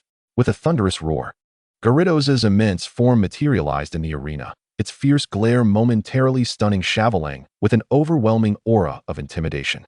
Indeed, you possess a Gyarados. Young man, I acknowledge your prowess. Regardless of whether you can defeat Chavalang, you have passed the evaluation. This was initially the examiner's inner monologue, yet he could not help but voice it to John. This was part of the assessment for trainers with immense potential. Should they take this lightly and carelessly approach the subsequent battles, they could still advance. However, they would earn a negative label, and the league's efforts to recruit such trainers would be placed at the lowest tier. Only those who consistently faced battles with unwavering dedication were truly sought after by the league. Thank you, but I firmly believe in Gyarados' formidable strength. John paused momentarily, then fixed his determined gaze upon Gyarados, who seemed to resonate with his conviction. Unleash Hyper Beam. John commanded loudly. The examiner observed John with satisfaction as Gyarados rapidly gathered a golden glow in its mouth, the radiance intensifying, as if it contained infinite power. Chavalang, use Quick Attack. Followed by Flying Kick. Chavalang darted forward like lightning, leaping high towards Gyarados. Gyarados, block with Water Tail. John commanded calmly and collectedly. Upon receiving the order, Gyarados' tail became enveloped in a torrent of water, surging forth to sweep across the airborne Chavalang. Chavalang's strength was evidently inferior to Gyarados'. A mere brief contact sent Chavalang hurtling away from the forceful impact. Aim for Chavalang's landing point with Dragon Rage. John decisively directed, and Gyarados unleashed Dragon Rage. A whirlwind of ferocious energy roaring forth. Unable to choose its descent, Chavalang found itself at the mercy of the impending Dragon Rage. Chavalang, use Aura Sphere to defend. The examiner's voice rang out quickly, prompting Chavalang to execute Aura Sphere. However, it understood well that this could not fully withstand the overwhelming might of Dragon Rage. It would only slightly mitigate the damage inflicted. Boom! The fury of the dragon erupted violently, an overwhelming energy enveloping Chavalang entirely, sending it hurtling away once more in the aftermath of the explosion. The fierce Gyarados unleashed its final strike, propelling Chavalang out of the battlefield with a water cannon. Gyarados exhibited an unparalleled mastery over this technique, executing it almost instantaneously, as a powerful jet of water surged forth. Chapter 40, Assessment Passed, Elite Trainer John. Just as the water cannon was about to strike Chavalang, the examiner shouted urgently, Chavalang, use Shadow Clone. The examiner keenly observed that Chauvelin had sustained damage to its legs. Sweep through. John discerned Chauvelin's compromised mobility, prompting Gyarados to launch ferocious attacks on each of Chauvelin's clones in succession.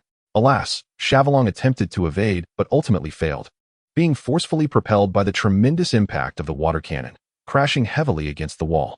Chauvelin succumbed to its injuries, and Gyarados emerged victorious, resulting in John's triumph in this assessment. The referee blew the whistle, exuberantly exclaiming, "Congratulations, John, you have passed the assessment. Gyarados and Chauvelin are formidable. I believe it won't be long before you reach gym leader status." The examiner recalled Chauvelin, beaming warmly as he addressed John. "Thank you." John inclined his head slightly, responding with humble courtesy. Applause erupted as the ponytailed young woman who had earlier escorted John watched his battle assessment with unwavering focus. She eagerly approached, her face radiating joy, enthusiastically congratulating John. "John, your record has been saved. Your trainer level has been archived. You are now officially an elite trainer." She continued, "Please wait for half an hour. We need to register your card number and issue your elite trainer credentials." After inquiring about the location of the marketplace before departing the trainer level certification agency, John stepped outside. John glanced up at the sky, estimating that after completing his shopping, he would likely need to spend the night at the Pokémon Center. After all, both Chauvelin and Gyarados required ample recovery following their intense battle. He lowered his gaze to his left wristwatch, pleased to note that his ordinary credentials had successfully upgraded. A simple scan would reveal his detailed information. This watch was fully charged and boasted an advanced solar charging feature. Moreover, it had a communication function, albeit limited to receiving internal messages from the League. This meant that whenever the League required his attention, they would relay information through this device. John's first priority was to sell his, or, fortunate to discover that this town had a legitimate or purchasing facility. These establishments were typically affiliated with the League, serving as a means to provide generous benefits to internal trainers. The League offers numerous positions suitable for trainers, including forest rangers, patrollers, officers, and investigators. These roles often entail various dangers, and the most effective means of addressing such threats is through continual enhancement of one's abilities. Consequently, ores that could aid Pokémon in strengthening themselves were perpetually in high demand. After selling 5 pieces of ore, John successfully amassed 700,000 yen. With such funds in hand, he promptly made his way to the marketplace to procure the necessary supplies. At the Pokémon Center, John immediately entrusted his Chauvelin and Gyarados to Nurse Joy for recovery upon returning. Given their injuries were not severe, it wasn't long before Nurse Joy smiled and beckoned John over. "Also, congratulations on becoming an elite trainer." "Thank you, Nurse Joy. May I use the phone in the lobby?" John politely inquired after retrieving his Pokeballs. "Of course, but please note that there is a time limit," Nurse Joy replied, a response John anticipated. After all, without a time constraint, the queue for phone usage could become excessively long, leading to various conflicts. Nodding, he quickly approached an unoccupied telephone. John scanned the sensor with his watch, and the screen displayed a 5-minute time limit for the call. Taking a deep breath, he began dialing the number. Since departing from the battle island, this marked the first occasion he had called back to the orphanage. Thanks to the sponsorship from the battle gym, the orphanage had been equipped with a video call phone over a year ago. However, opportunities to utilize it were scarce, as many who left the orphanage seldom returned. To be honest, John's life in the orphanage was far from idyllic. Many of the children exhibited various behavioral issues, possessing an adult mindset from the outset. He found it challenging to integrate. The antics of those seeking attention through mischief, alongside the facade of innocence displayed when potential adopters visited, left John feeling quite detached. Moreover, he firmly believed that once he left the orphanage, he would achieve great things, rendering the kindness of potential adoptive parents irrelevant. "Hello." Upon connection, a middle-aged woman appeared on John's screen. "You are John," she exclaimed, recognizing him after a moment of contemplation. "Director Risha, it's been a while. How have you been? And how is Fumi?" A warm smile unconsciously graced John's face as he addressed the director, who had shown him kindness. "You're particularly here to inquire about Fumi, aren't you?" Director Risha replied somewhat tersely. "Fumi has been clamoring to find you, but she won't be able to leave for another year." Fumi had become withdrawn since experiencing upheaval in her family, and after being bullied by other children, John had defended her, resulting in her becoming his devoted companion. The orphanage had strict regulations, stipulating that only those aged 14 and above could leave, to prevent children from starving or resorting to crime due to a lack of skills. After John's departure, his primary concern was Fumi. He had previously returned occasionally to visit, but recently, Fumi had been occupied with her entry assessment for Pokémon breeding, which is why John had refrained from interrupting her, even when leaving Battle Island, fearing it might distract her. Only now, upon learning that her assessment had concluded, did he decide to make this call. Chapter 41. Seeking guidance from Boss Katora for training. Could you please call Fumi for me? Director, I have a time limit on this call, 4 minutes and 30 seconds remaining. John's gaze remained fixed on the timer in the upper right corner, his expression exhibiting urgency. Understood. Director Risha raised her voice and promptly vanished from view of the camera, followed by loud calls. Fumi, John is looking for you. Before long, Fumi rushed in, panting, her expression one of reproach. John, you haven't come to see me in ages. Her cheeks bulged, her eyes brimming with dissatisfaction. Before John's eyes appeared a charming little girl with shoulder-length, fiery orange hair. She was clad in a blue and white striped t-shirt, paired with a delightful yellow pleated skirt, exuding an aura of cuteness. In her arms, she tightly cradled an adorable Gunneyu. This Pokémon was a gift from her parents, and it was due to Gunneyu's harmless nature that Dean Risha had consented to let Boumei care for it after John's departure. John had always regarded Boumei as a sister, and upon seeing her, a hint of guilt and shyness graced his expression. I've already embarked on my journey, he stated. Is that so? Boumei showed no signs of reproach. She had long understood John's aspirations. In her determination to support John in the future, she had diligently studied the knowledge of Pokémon breeding. Yes, once I return to Wudo Town, I will come to see you again. But rest assured, I'll call you whenever I have the chance, John earnestly promised. Then inquired with genuine concern. Did you pass your breeding assessment? Absolutely. I am determined to become a top-notch breeder, Boumei replied with equal conviction. And John felt sincere joy at her response. Moreover, I have also passed the elite trainer assessment. Really? Boumei exclaimed, covering her mouth in disbelief as she gazed at John, eagerly asking, which Pokémon did you capture? Did Magikarp evolve? I'll introduce you to them when I return. John deftly shifted the topic, as he had other matters to discuss with Boumei. Their 5-minute conversation swiftly concluded, and John, feeling his stomach rumble, realized he had yet to eat. Fortunately, the cafeteria at the Pokémon Center offered attentive service with freshly prepared meals, where chefs would skillfully cook according to one's requested portions. John always ordered the maximum amount, a routine the staff had grown accustomed to, considering that each trainer could carry up to 6 Pokémon, necessitating a larger food supply. After days without resting on such a comfortable bed, John released his Great Hound, Black Houndoom, and Dragonite. With a day off from training, he allowed them to enjoy their holiday. However, Dragonite discovered the limited space and could not unleash its full energy. It scampered into John's embrace. Seeking the Pokeball of Talonflame, John playfully pinched its face, halting its antics, while Dragonite appeared slightly dejected, still not ready to sleep after its recent meal. John opened his computer and showed Dragonite countless videos of Dragonite battling, finally lulling it into a tired slumber. In its dreams, it likely soared through vast skies as a Dragonite. Once Dragonite was settled, the clock had already struck midnight, prompting John to cease his work and retire for a restful night. After attending to all his affairs, the next day, just as dawn broke, John drove back to the Wild Canyon once more. All right, from today onward, we shall engage in rigorous training, he announced, gazing at the 5 Pokémon standing in a row before him, alongside the Gyarados in the large puddle.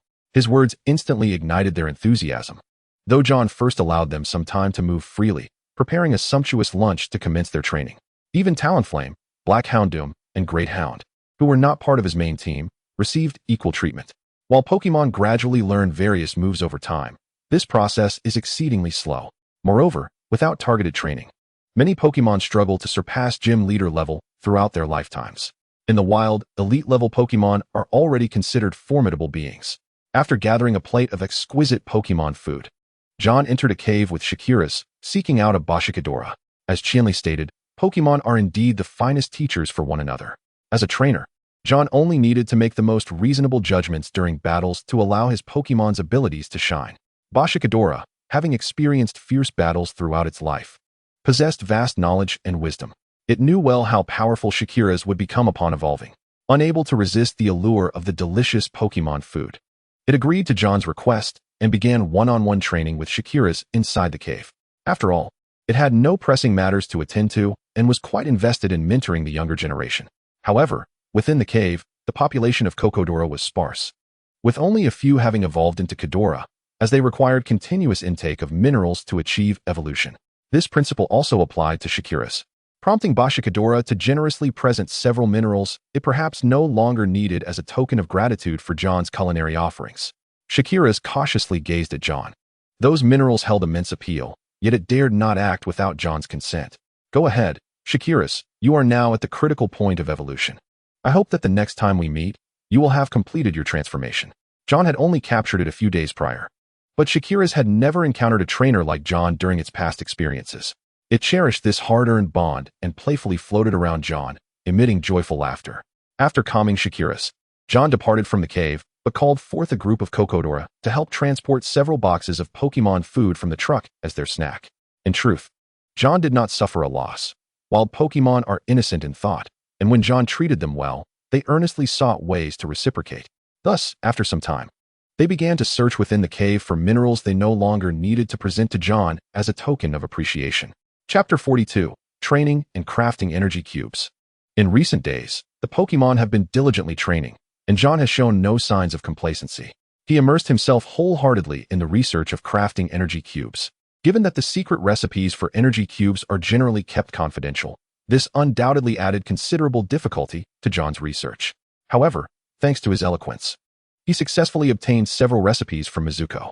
Although these recipes were quite basic, they covered water-type, rock-type, and dark-type cubes, while dragon-type recipes remained exceedingly rare.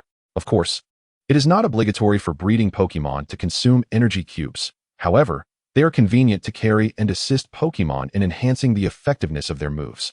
Nevertheless, John was not a professional breeder. His fervor for crafting energy cubes stemmed solely from a desire to save costs.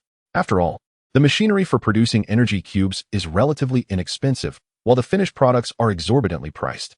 The energy cubes produced from the recipes he had were those commonly found in the market.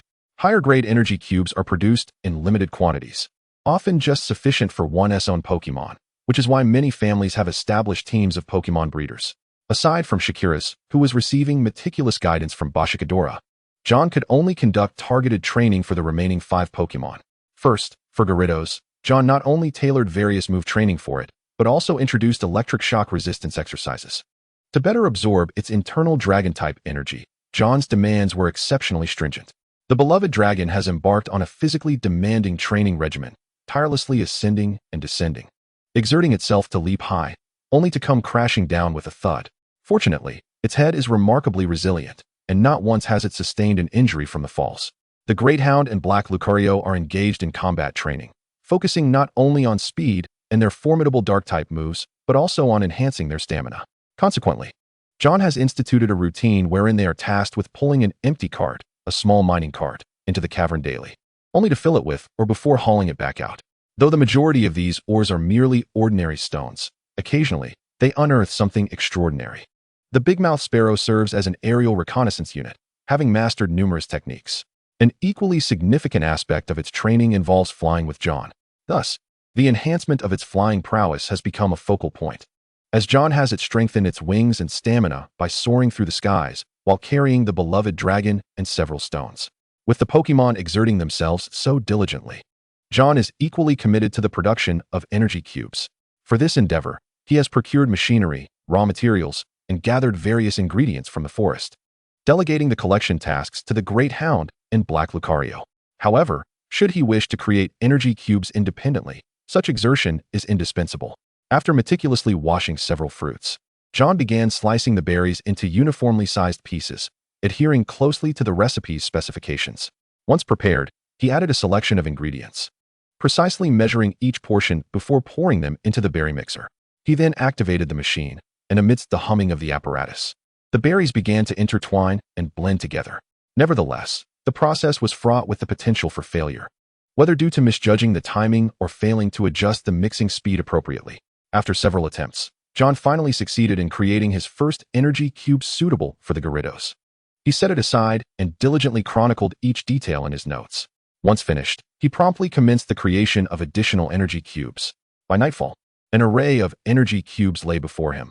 Most were universal, while the water-type cubes were exclusively for Gyarados, and the rock-type cubes were intended for Black Lucario to deliver to Shakira's.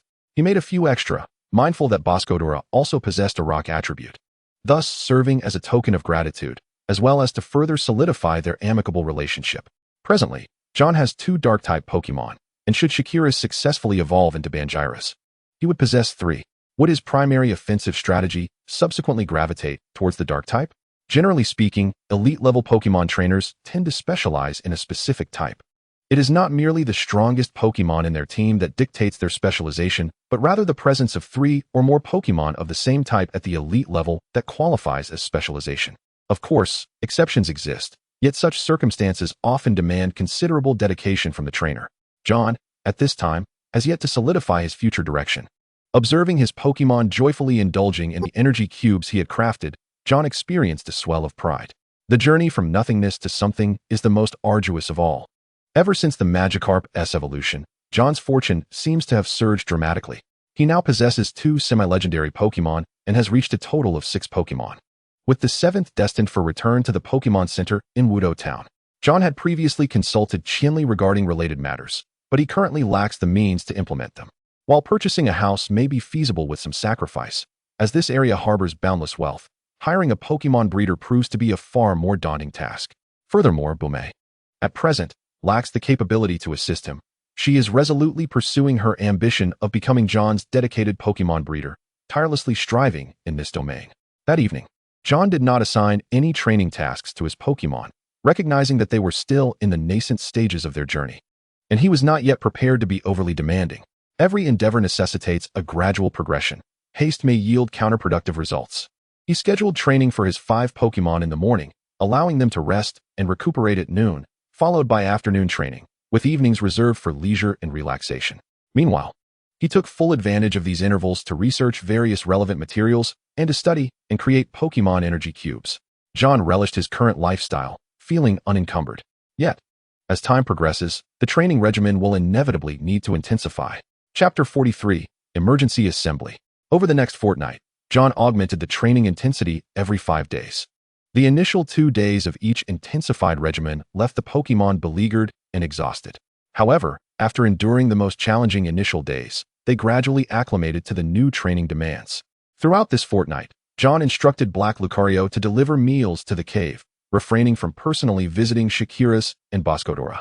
Gyarados now exhibited signs of an impending breakthrough, and John eagerly anticipated whether it or Gyarados would be his first gym-level Pokemon.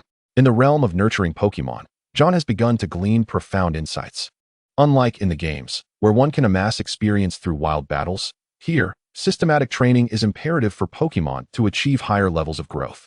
Elite-level Boscodora is an exceedingly rare entity, with gym-level Pokemon being similarly scarce.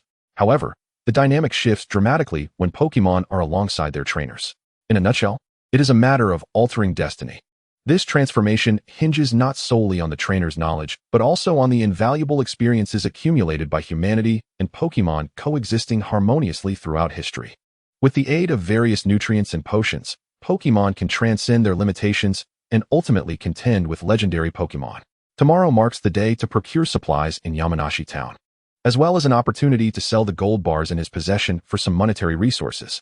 With approximately a month until Xiaoyao's departure, there exists a possibility of encountering Xiaoji along the journey. If one were to calculate according to this world's temporal framework, Xiaoji should be around 16 years old by now. After 2 years of travel, it remains uncertain how formidable his strength has become. Although he arrived in the Hoenn region with only a Pikachu, that particular Pokemon is renowned for its formidable prowess and must not be underestimated. Moreover, should he travel alongside Xiaoyao and Xiaosheng, Xiaoji's team would consist of merely 2 adult men. One wonders what implications this may hold. Additionally, there are numerous subsequent changes that remain uncertain. It is unclear whether they will unfold as depicted in the anime or if they will be implemented years later. For instance, the Mega Evolution in the Kalos region 3 years hence, or the powerful Z moves in the Alola region 4 years later. As John meticulously records the supplies he needs to procure, he finds his mind swirling with these contemplations.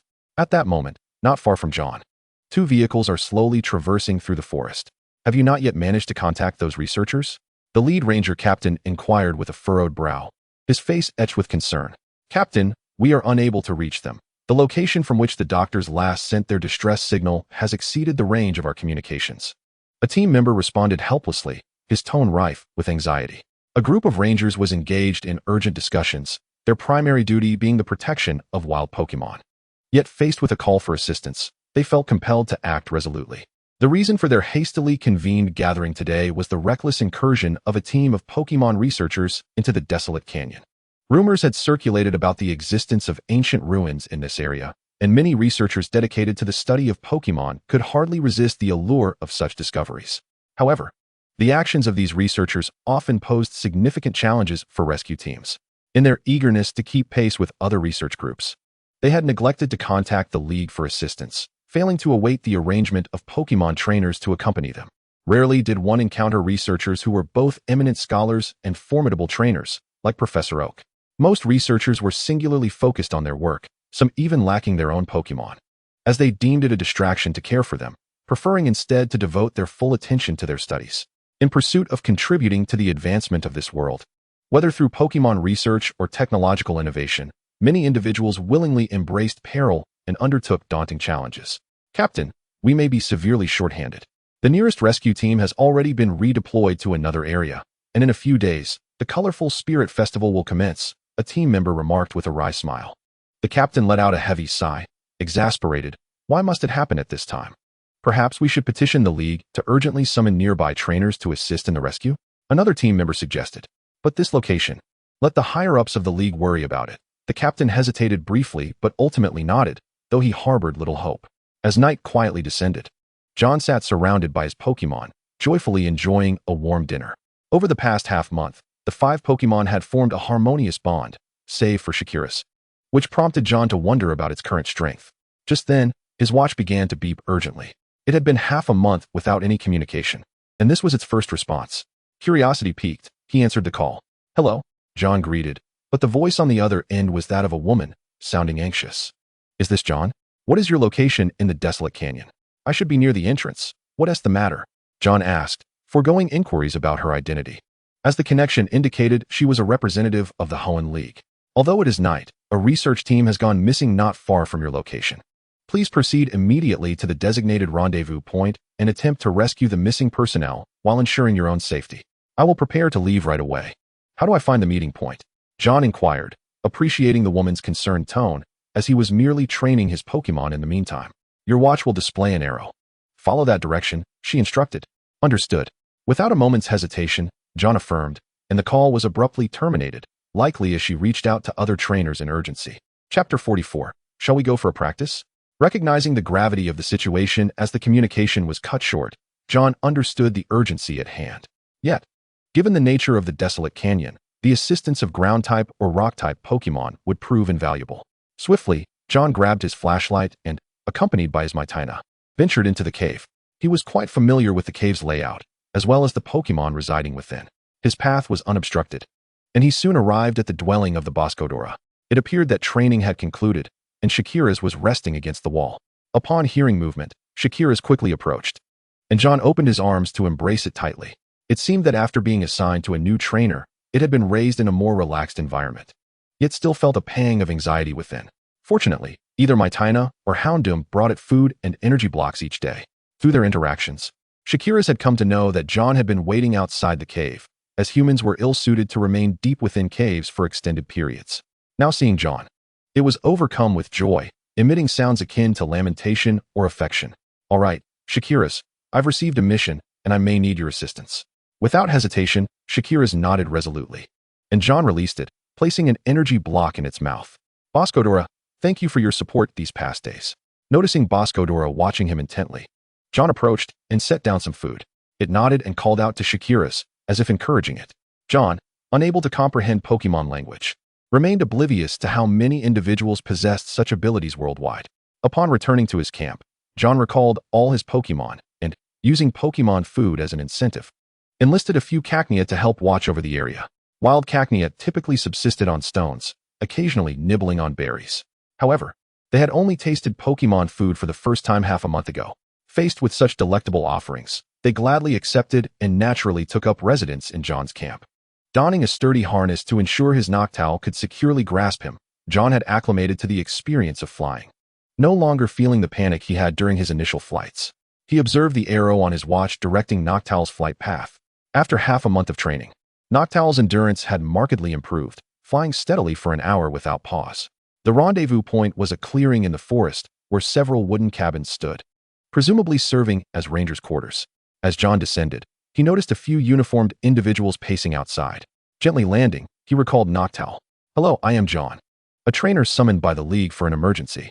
Upon seeing John, one individual stepped forward, and John preemptively spoke.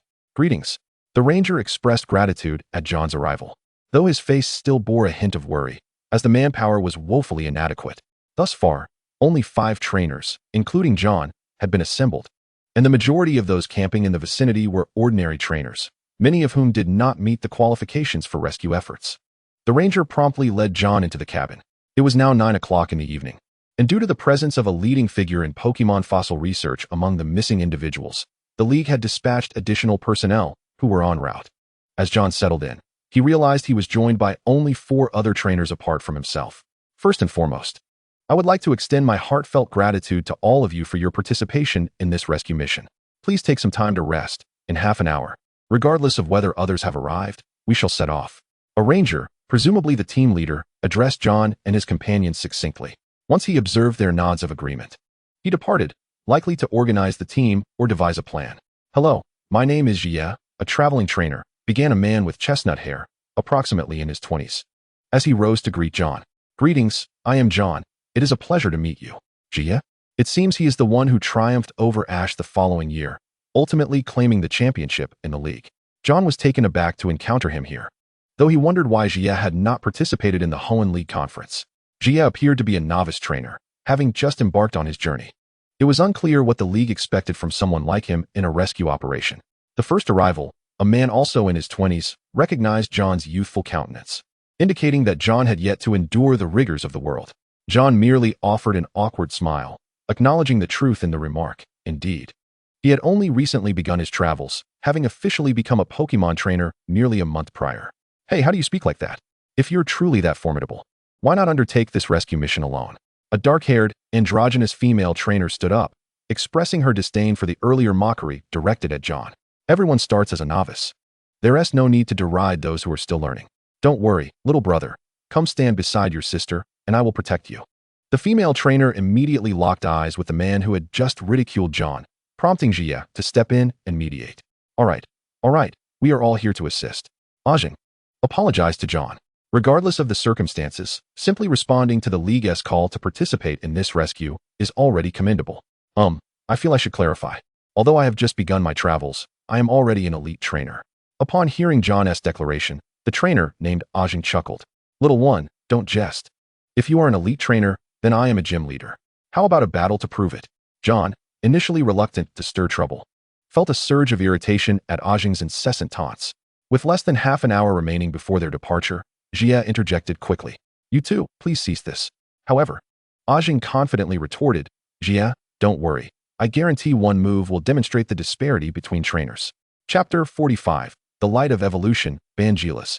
The Rangers exchanged glances, observing the clash without intervening. Just as Ajing had asserted, if John were merely an ordinary trainer, they would not have permitted him to join the rescue effort. "John, don't pay him any mind.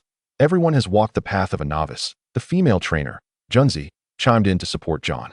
Nevertheless, he graciously declined her assistance. "Thank you, but may I ask your name?" "I am Junzi." "All right, John, you will stand behind me, and I shall protect you." As she spoke, she gently pulled John closer, eager to defuse the tension. Upon seeing John, she felt an instant affinity for him. Of course, among those present, aside from Jie, the other males were rather unremarkable in appearance. No need for that. Since I have chosen to partake in the rescue, I will not be a hindrance.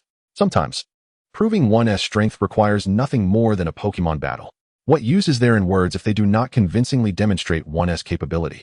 Noticing the escalating tension, Junzi realized it was futile to continue her interference, while Jie harbored his own discomfort regarding Ajing's demeanor.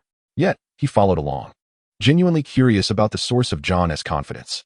An elite trainer, truth be told, Jie had only attained that status at the age of 16. However, with the acquisition of his Metagross and Meowth, he had successfully reached the level of a gym leader.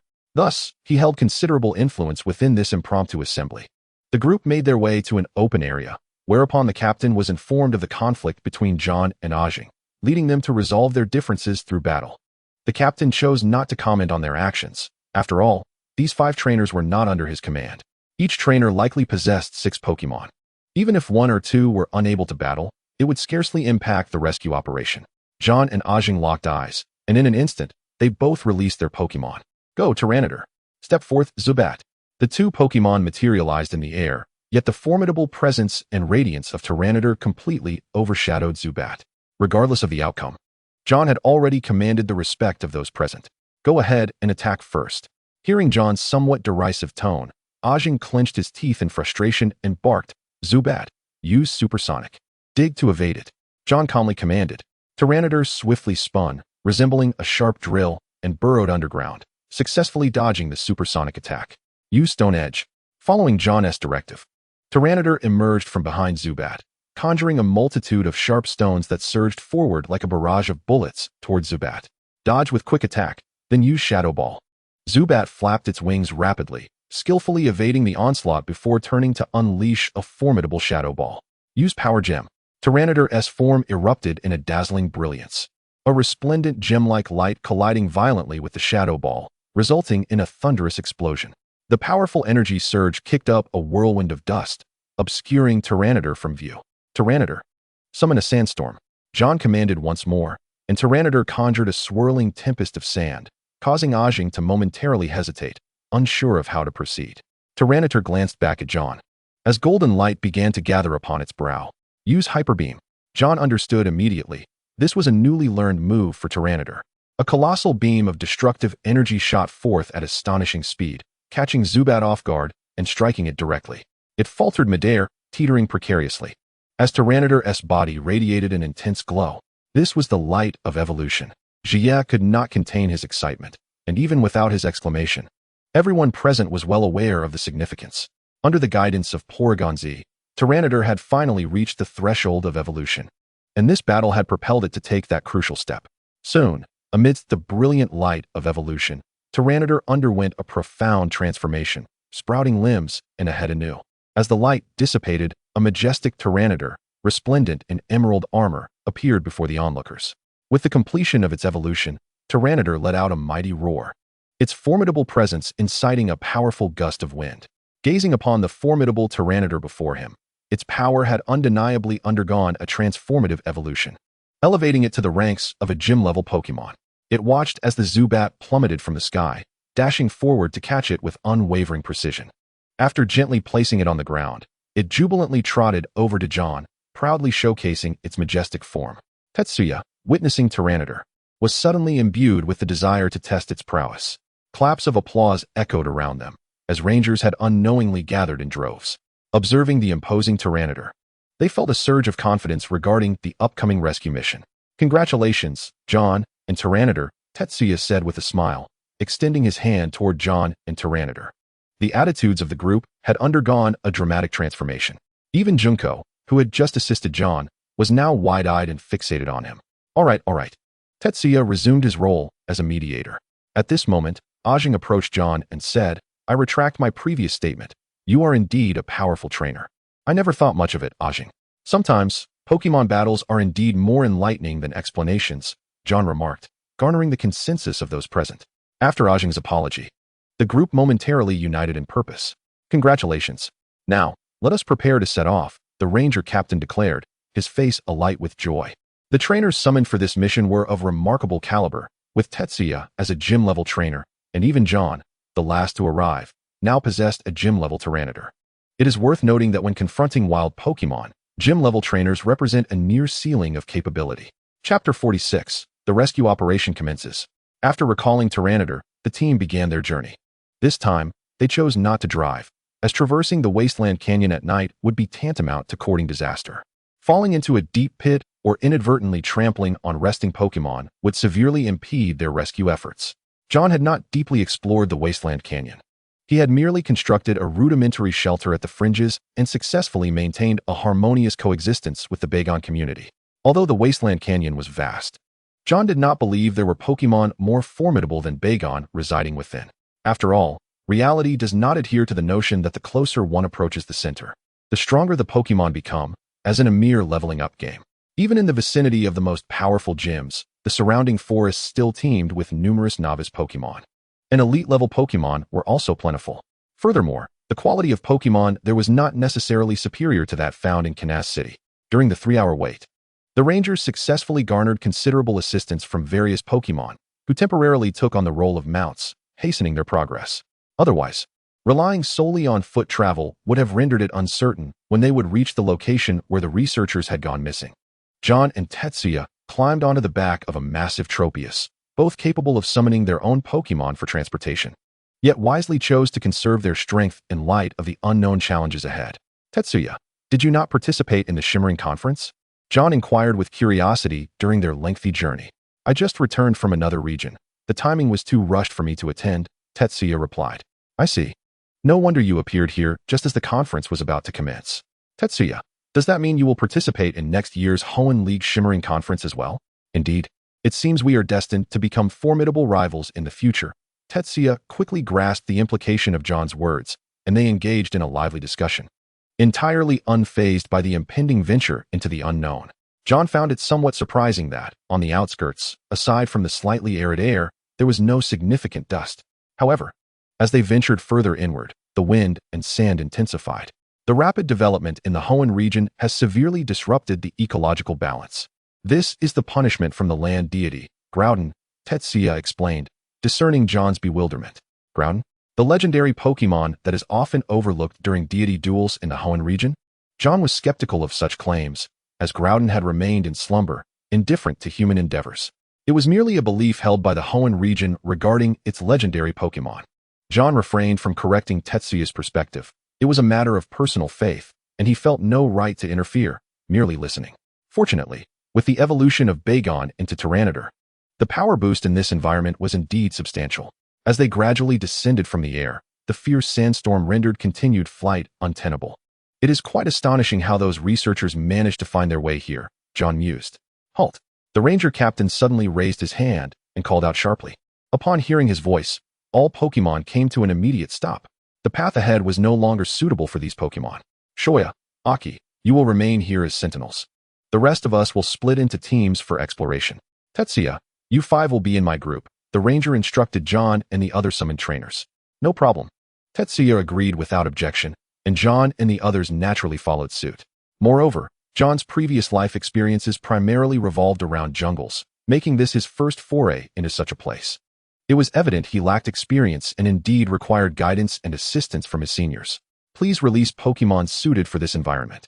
In an instant, everyone summoned their Pokémon, Golem, Tyrantrum, Charizard, Nidoking, Metagross, and Tyranitar. Coincidentally, everyone could ride on their respective Pokémon. After walking for a while, John began to feel fatigue creeping in. Although they had not traveled a great distance, the harsh surroundings had adversely affected his psyche. He believed his companions were likely feeling similarly. He retrieved a bottle of water from his backpack, taking large gulps while offering Tyranitar an energy cube suitable for Dark-type Pokémon. Thankfully, the Rangers had prepared substantial clothing for everyone. John had already experienced the extreme temperature fluctuations here. Additionally, to shield against the sandstorm, helmets, goggles, and masks had been provided. 6 powerful flashlights scanned for clues amidst the swirling sand. Captain, have we reached the area where those researchers went missing? Tetsuya inquired, clearly feeling uncomfortable. It's nearby. Those who have traveled here know that signals often experience deviations in such areas. The ranger captain patiently explained to John and the others. The ranger captain, Ishida, at 35, had been a ranger for 20 years and was well accustomed to these harsh environments. Among the summoned trainers, one riding on a Nidoking began to wail in agony. Nidoking, I'm barely holding on, he lamented. Vangelis, do you possess any remarkable skill to withstand this sandstorm? John inquired, lowering his gaze towards his steed, Vangelis. Beads of cold sweat formed on Vangelis's forehead. If such a skill existed, it would have been employed long ago. Understanding the look in Vangelis's eyes, John sheepishly scratched his head. Rather, he adjusted his helmet. The trainer of the iron-clad Tyrannosaurus, who had just assisted John, was the timid Junko, hiding behind her Pokémon, evidently having overheard John's conversation with Vangelis. At that moment, she covered her mouth, smiling at John. Chapter 47. Discovery of the Backpack, Group Exploration. The laughter from the onlookers made John chuckle awkwardly, his mirth sounding somewhat dry amidst the swirling sands. Have you all heard about the ancient ruins rumored to be in this area? Jia, seeking to alleviate the tension, posed the question to redirect everyone's focus. I researched before coming here. Junko chimed in from atop her ironclad Tyrannosaurus.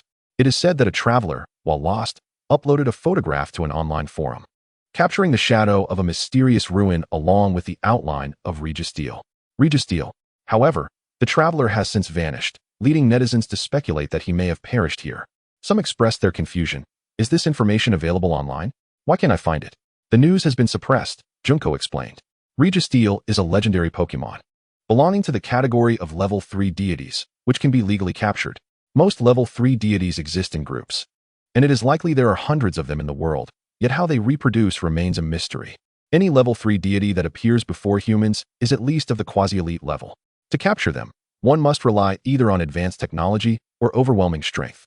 Many trainers in various families have obtained the recognition of such divine beasts, like Latios, Latias, the legendary birds, and the legendary beasts.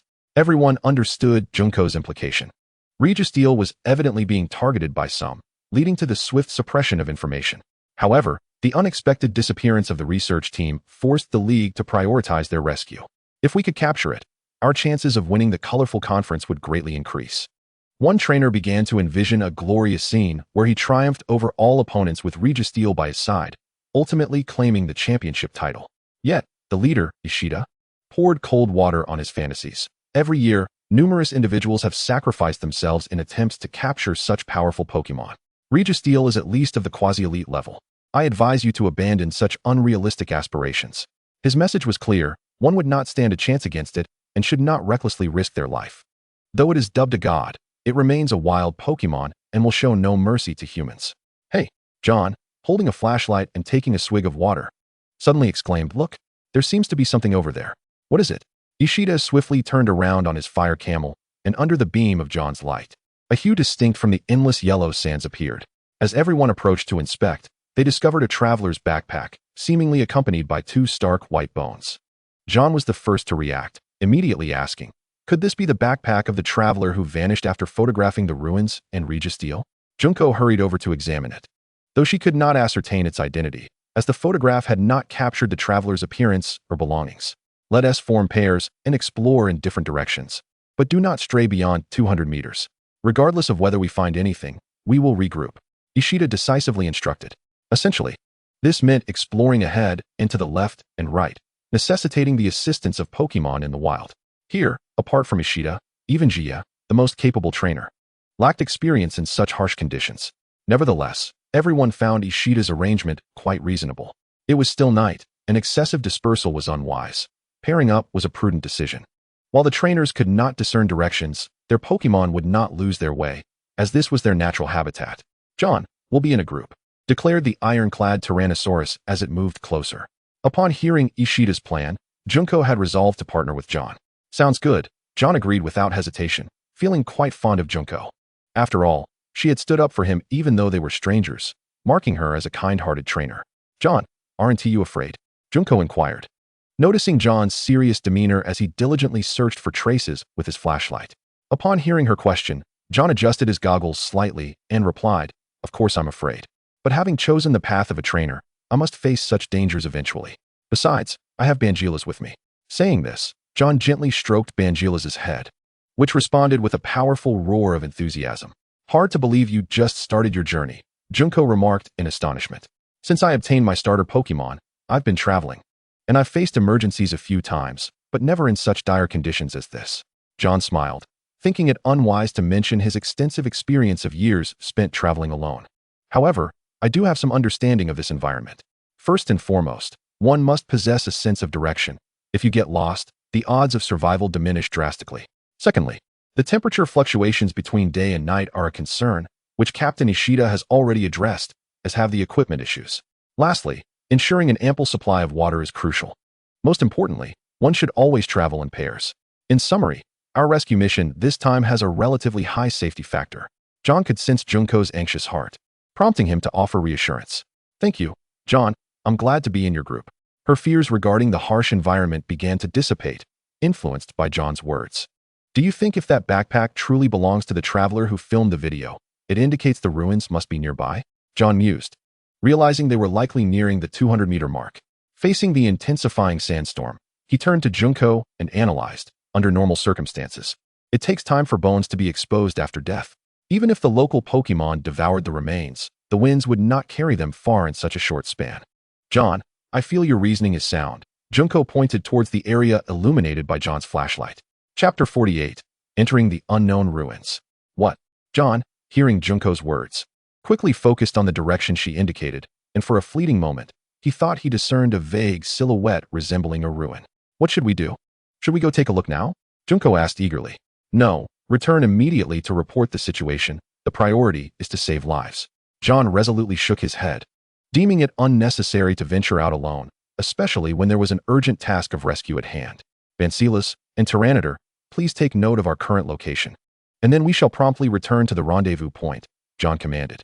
Bansilas nodded in acknowledgement, and Tyranitar, upon receiving a cue from Junko, swiftly turned around. Upon returning to the spot from which they had parted, the remaining 4 members had already gathered. Captain Ishida, we have discovered traces resembling ruins, John said rapidly. Is that true? Not only Ishida, but the others also displayed expressions of joy, elated by the news. It seems so. However, we did not approach recklessly. John hesitated, nodding slightly, while Ishida expressed satisfaction with John's cautious approach. You did well. Let us not forget that we are on a mission. If we were to explore before reporting, not to mention the potential dangers, the opportunity for rescue would be delayed. The signal here is poor. Ishida retrieved paper and a pen from his backpack and quickly scribbled a message to communicate with the other rangers, instructing Charizard to carry it away. He then had Tyranitar hold him as they proceeded. The so-called ruins were entirely constructed of stone, yet, after countless years of exposure to the elements, they had taken on a dusty appearance. Were it not for the presence of a grand entrance, along with its unique structure and the naturally formed openings, it might easily be mistaken for an ordinary cave. Remain vigilant. Let's recall the larger Pokémon.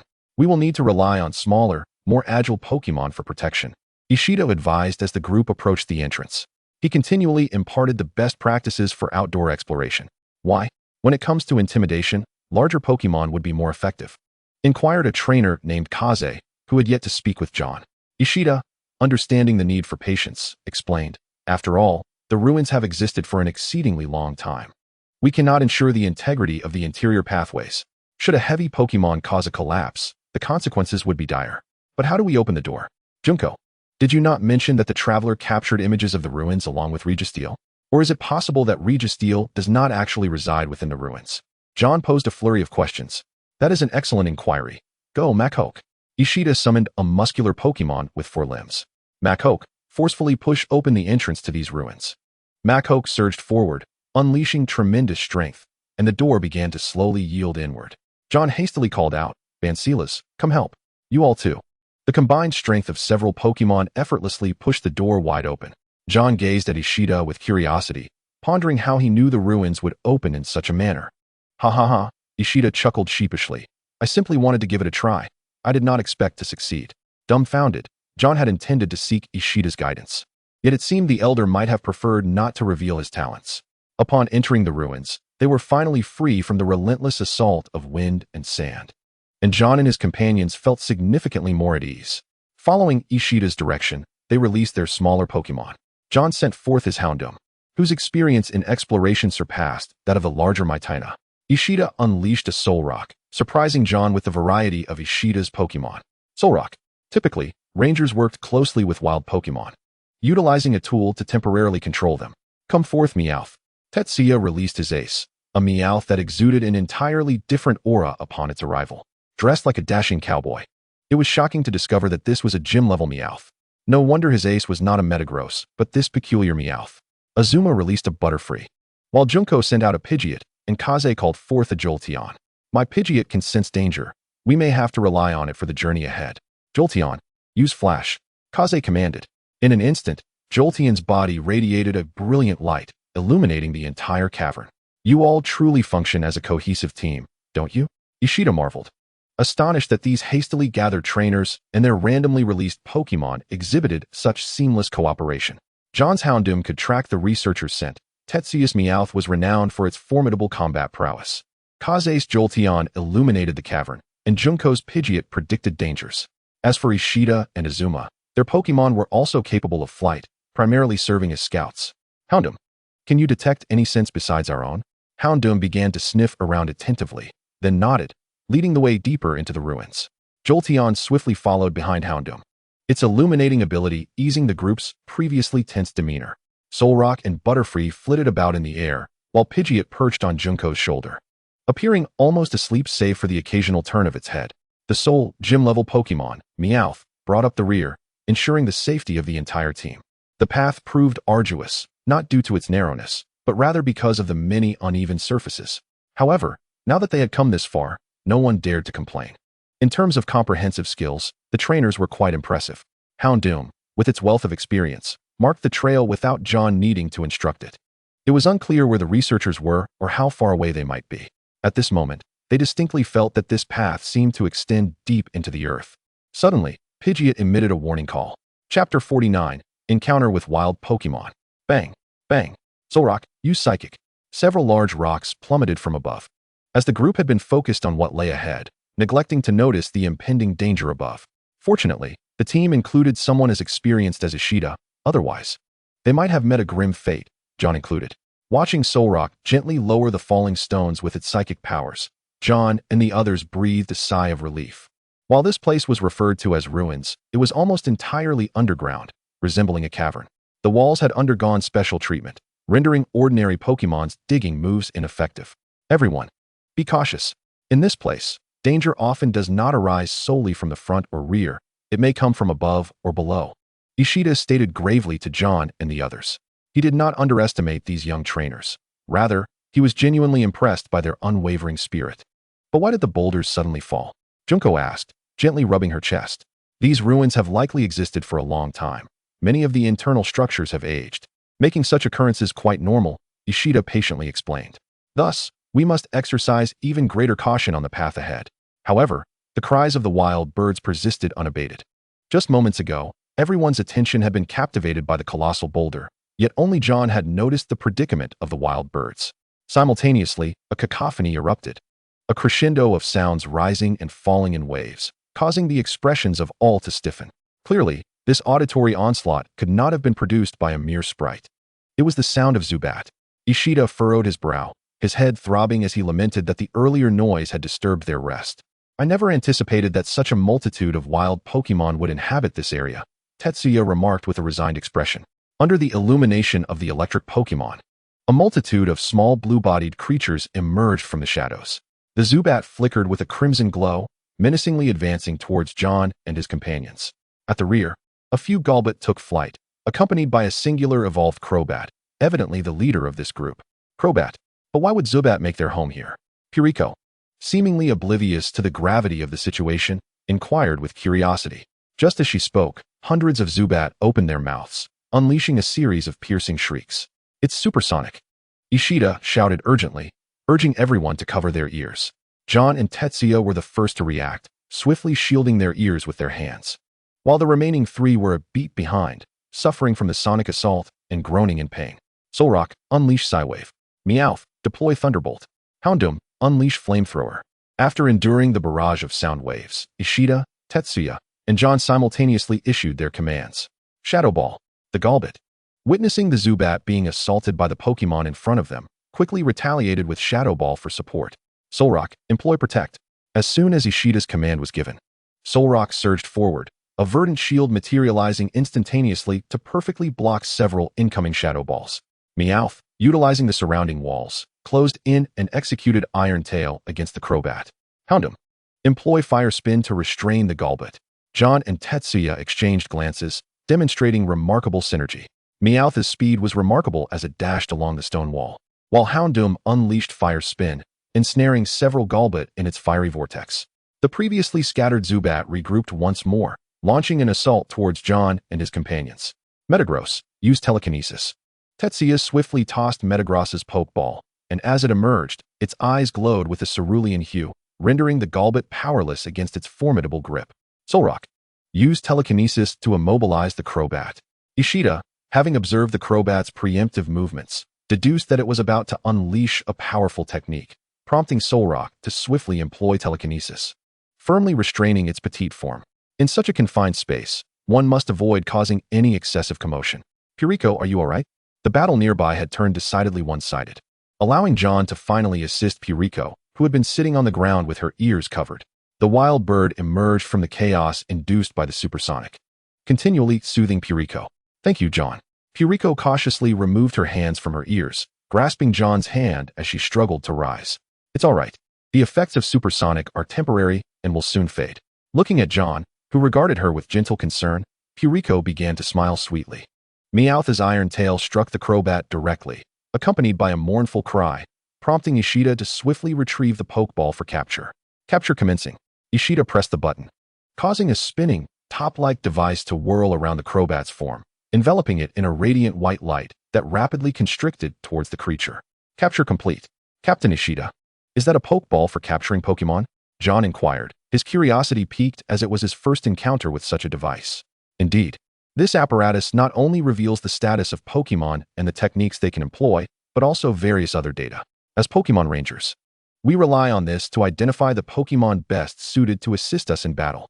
Observing the now docile Crobat, Ishida exhaled a sigh of relief while explaining to John. "I see. This is undeniably a high-tech gadget." John expressed a longing to possess one as well. With the Crobat now under Ishida's control, John and Tetsuya commanded their Pokémon to cease their attacks.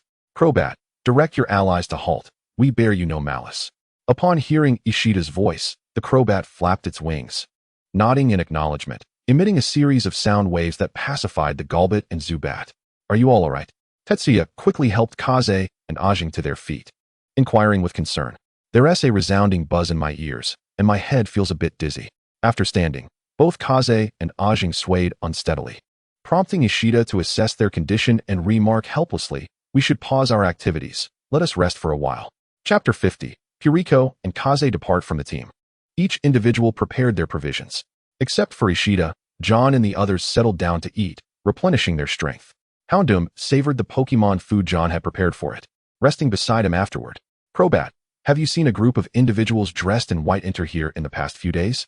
Ishida remained diligent, seizing the opportunity during their respite to inquire with the local inhabitants.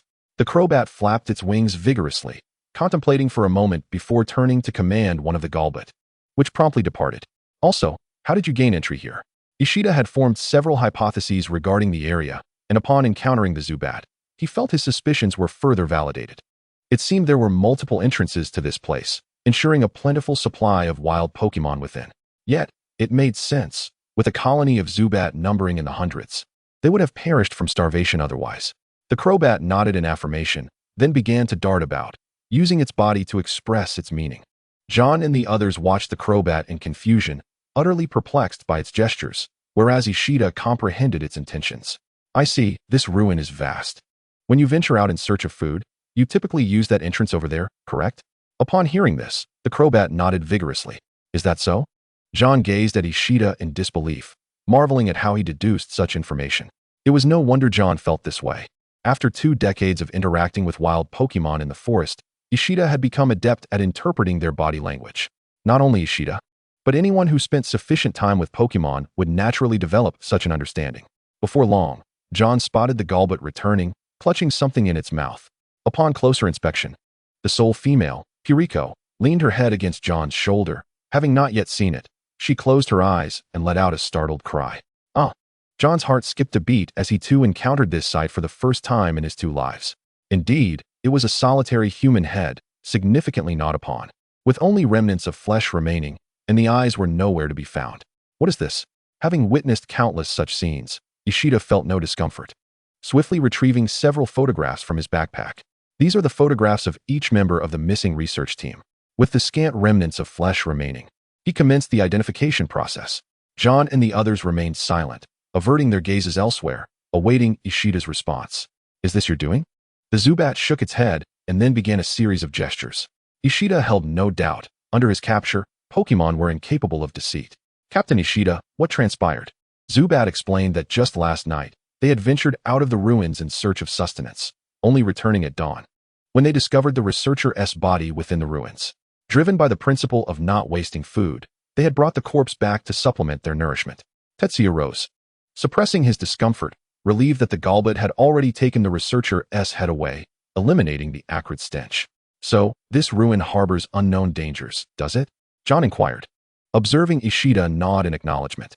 "So, Do you plan to return or continue the rescue mission with me? Junko hesitated, feeling nauseous. Leaving now would not lead to her being blacklisted by the League, especially considering her own safety was at stake. Not only she, but also Kaze, wore a troubled expression as they looked at Ishida, while Ajahn maintained an unperturbed demeanor. I wish to continue the mission, Captain Ishida. Tetsuya was the first to voice his intention. He had always adhered to the principle of not retreating in the face of adversity. John regarded him. Understanding why he would become the torchbearer at the next Colorful Spirit Conference, he undeniably possessed the merit. I will go as well. John. Junko quickly pulled John aside, hoping to convince him to return with her, but John shook his head. He had always been adventurous. Otherwise, he would not have dared to venture alone into the mountains known as the most perilous. Although he ultimately met his demise in the valley, it was this experience that shaped the John of today. However, he had learned his lesson. The most formidable presence here was undoubtedly the quasi-champion or champion-level Registeel. Judging by Ishida's expression, he must have devised a countermeasure. Moreover, with the presence of wild Pokémon such as Gyarados and Tyranitar, John felt a degree of reassurance. Junko, you should return first. John shook his head. Given her reaction upon witnessing the researcher's tragic fate, it was evident that Ishida would not allow her to continue the expedition. Such situations would likely recur. She could not control her fear and feared it might attract even greater danger. After all, in the eyes of the wild Pokémon inhabiting the ruins, they were considered intruders. Surprisingly, it was Kaze who first raised his hand. I choose to withdraw. If you lack any dazzling Pokémon, the Electrike will accompany you for the time being. Alright, be cautious on your way back. Ishida was not disheartened. This was a natural human response. Everyone had their fears. He himself had not anticipated the situation would escalate to this extent. John, and everyone, be careful. Ultimately, Junko made her decision. She and Kaze had been traveling companions. Kaze's declaration further swayed her desire to withdraw. Be cautious on your way back. You should regroup with the other team first. What surprised John was that Ajahn chose to remain. He chuckled at himself. After all, his own strength was not exceptional, and he had no right to judge others. Subsequently, the remaining four watched as Junko and Kaze departed. Zubat, please guide us down the path. Still within the capture device. Zubat naturally did not refuse any of Ishida's requests. As they delved deeper into the ruins, Ishida's expression grew increasingly grim. John noticed this shift and promptly inquired, Captain Ishida, has something occurred? Since John was trailing behind, he had not discerned the situation ahead. Upon stepping forward, he was taken aback to discover a crossroads before them. Surprisingly, Houndoom shook its head at them. It too could not ascertain the direction. It appeared that something peculiar was affecting Houndoom's sense of smell. Nevertheless, Houndoom still shook its head in John's direction. Ishida immediately deduced Houndoom's message. Houndoom, are you suggesting that all three paths carry the scent of humans? Chapter 51. Was there an earthquake? What could possibly be amiss? If the research team had been attacked by a cluster of Pokémon, they should have fled in a singular direction in a panicked retreat. Even Ishida, who was immensely experienced, found himself perplexed by this chaotic scenario. He admitted to being utterly baffled. The most formidable decision confronting the group was which path to take. Should they proceed together or divide to explore? Electrike, please accompany Tetsuya and John. Ajahn, you will be with me. Ishida then released a formidable Pokémon, Charizard, with the blazing light from Charizard's tail combined with the flashlight. Visibility was not entirely compromised. But Captain Ishida, didn't you mention earlier that it would be best not to release large Pokémon? The geological conditions had been thoroughly examined by Solrock, and it was deemed capable of bearing the weight of large Pokémon for the time being. Furthermore, in the event of an emergency, Solrock and Charizard could respond swiftly. Ishida patiently explained to John. Just then, Beldum was once again released by Tetsuya, and Meowth agilely perched atop Beldum's head. Go, Houndoom. John ceased his inquiries and released Houndoom. Captain Ishida, let Houndoom scout ahead, if we need to regroup. I trust its exceptional sense of smell will allow us to reunite swiftly. Thank you. Your consideration is commendable, John. Ishida expressed his gratitude to John, then took the lead down the passageway. Tetsuya, which direction should we take? John asked for Tetsuya's input, who found himself in a quandary. He then reached into his pocket and retrieved a coin. Heads for the left, tails for the right.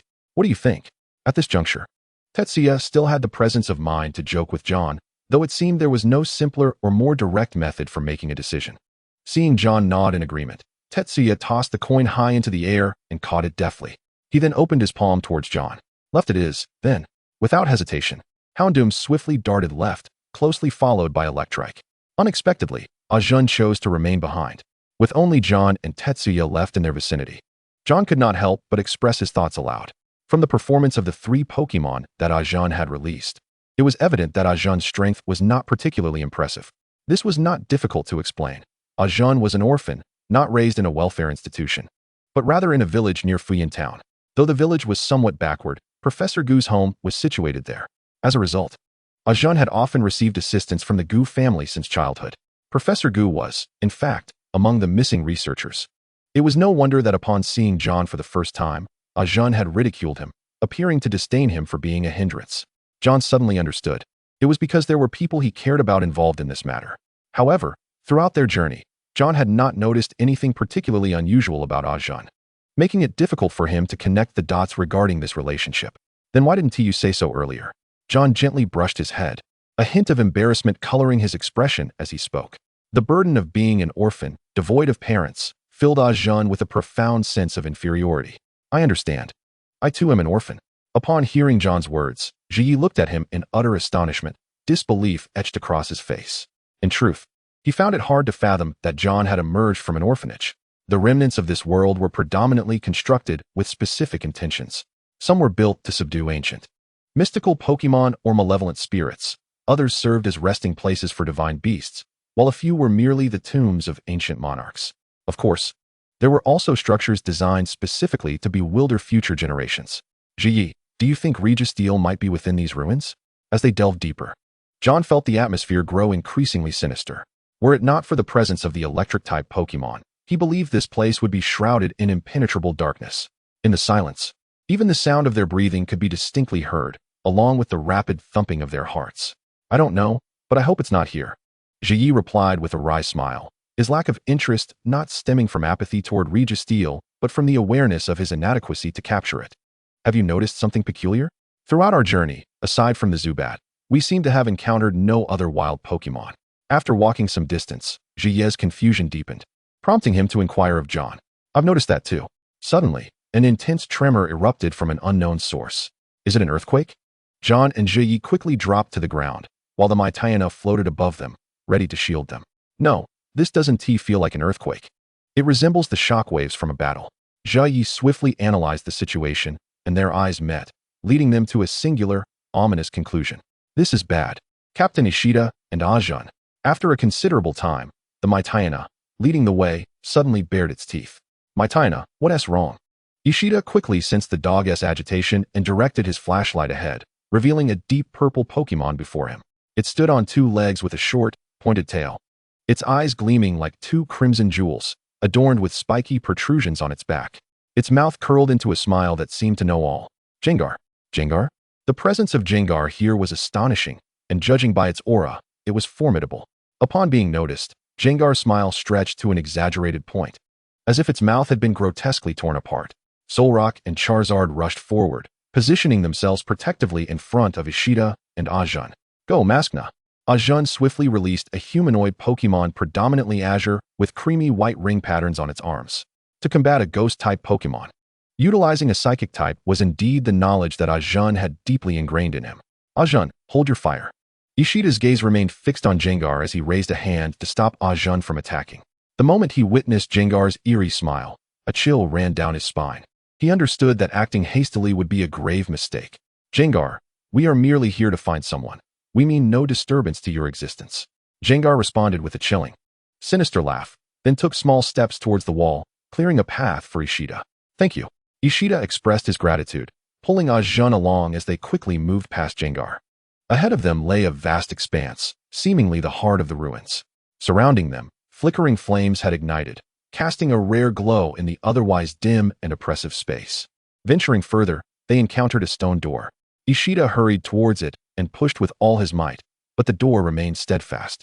Just as he contemplated having his Pokémon attempt to force it open, he felt a shift, and the door began to creak open slowly. As the stone door parted, a man emerged, causing Ishida's pupils to constrict in shock. He recognized the man's attire as that of a Team Rocket member. What is a member of Team Rocket doing here? Upon seeing the man's face, Ishida's expression darkened significantly. This individual was one of the high-ranking officers of Team Rocket, Lambda, as detailed in the Alliance's dossier. So, you do recognize me, Lambda remarked, his gaze taking in Ishida's reaction. Then you should know that no one survives under my command. Solrock, Charizard. The space was indeed suitable for Charizard to take flight. Why is Team Rocket here? Ishida questioned. Producing another Pokeball. Come forth, Makoke. Ajun stood anxiously behind Ishida, exclaiming, "What have you done to Dr. Taniguchi?"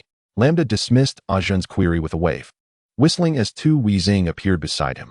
Lambda, are you here to capture Registeel? There's no need to inquire further about the dead, Lambda replied disdainfully, his condescending gaze akin to that of one observing a mere insect, completely disregarding Ishida. This arrogant demeanor ignited Ishida's fury. Charizard, unleash Flamethrower. Ishida bellowed, and Charizard, sensing its trainer's anger, let out a furious roar, soaring into the air. It opened its mouth wide, releasing an inferno towards Lambda, the flames roaring like a rampaging dragon. Self-destruct, Weezing, Lambda commanded, his expression unchanging, a smile of amusement lingering on his face. One Weezing immediately complied, unleashing a tremendous energy that culminated in a brilliant beam of destruction aimed at the flamethrower. The two forces collided with an earth-shattering boom, shaking the surrounding air with their formidable might. However, the beam of destruction did not dissipate upon impact. It continued its relentless assault towards Charizard. Unfazed, Charizard flapped its powerful wings, deftly maneuvering in the air to narrowly evade the attack. The Mytiana sensed impending danger, leaping backward and emitting a vigilant growl into the void. Another chilling laugh echoed, prompting Ishida to quickly glance back, only to see a purple figure dart past him like lightning, stirring an eerie wind. A cold sweat broke upon Ishida's brow. Although he was an exceptionally skilled trainer, he could not even discern the Pokémon's movements until it halted before Lambda, revealing to him that it was indeed the Gengar that had previously cleared their path. Ha! Lambda laughed boisterously. I was prepared for intruders, but it seems an additional group has stumbled in. Gengar finds it amusing. Ishida could not help but agree. Had Gengar chosen to attack earlier, he would have stood no chance. Ajun, you and Mytina need to retreat and find Ji and John. This is not a battle you can handle, Ishida quietly instructed Ajun. But what about Dr. Taniguchi? Ajun responded anxiously. Go, Ishida shouted, veins throbbing on his forehead. Upon witnessing the dire situation, the powerful creature swiftly hoisted Asian onto its broad shoulders and dashed back at an alarming pace, closely followed by the formidable hound. A resounding thud echoed as Ishida turned abruptly, only to find that Ginguei had somehow appeared behind them. A glint of cunning flashed in Ginguei's eyes as it unleashed a swift shadow punch. Caught off guard, the creature was struck with ferocious intensity, its robust form trembling as it collapsed to the ground, Asian along with it. Ishida, filled with urgency, was about to turn back for aid when he saw Ramda commanding the Weezing duo to launch another assault, leaving him in a precarious predicament. Unaware if the path ahead would lead to Ishida and Asian's location, Xiaoan and Tetsuya, with no other options, retraced their steps along the route they had just traversed. Fortunately, the colossal Metagross was more than capable of accommodating both of them. Meowth sat securely on Tetsuya's shoulder, while Black Houndoom and the Electric Spirit positioned themselves on either side, perching upon Metagross's arms. It appeared that Captain Ishida was facing an exceedingly formidable opponent. Could it be Registeel? Xiaoan furrowed his brow, his tone rife with concern. It was hard to say. We must hasten our pace to reach him. Tetsuya's expression was grave as he clenched his fists, while atop Metagross, Xiaoan and Tetsuya engaged in casual banter, attempting to alleviate the mounting tension within their hearts. Before long, they returned to the very crossroads they had previously encountered. Houndoom, sniffing the air, utilized its extraordinary sense of smell to quickly ascertain the correct direction. In such a dim and enclosed cavern, even if one could vividly recall the path, there always lingered a sense of uncertainty. Claustrophobia is a condition that perhaps everyone harbors to some extent, albeit subtly in many cases. However, when such symptoms manifest, one can be plunged into a state of profound anxiety, finding it hard to remain still. This also breeds a deep-seated distrust in one's own cognitive processes and judgments. Simultaneously, the thunderous sounds of clashing moves drew ever closer. Chapter 53. Run If You Can. Ishida was aware that Ramda was one of the top executives of Team Rocket. Yet he never anticipated that even the two Weezing had attained quasi-elite status, while Gunguei was a Pokémon of elite caliber. Surprisingly, his most formidable trump card turned out to be a seemingly inconspicuous Rattata. At this moment, he had yet to release Rattata, and on his side, only Charizard remained to valiantly endure. Servine, use Poison Tail. Asian cried out hoarsely, as he found himself relying solely on Servine to battle against the elite Gunguei. His other Pokémon had already been toyed with and rendered incapable of fighting, including Xiaoan's Hound. Currently, the Hound lay quietly on the ground, though its belly still rose and fell rhythmically, a faint sign of life. Ishida found himself in a dire impasse, with Ramda firmly blocking his path ahead, and Gungawei lurking menacingly behind.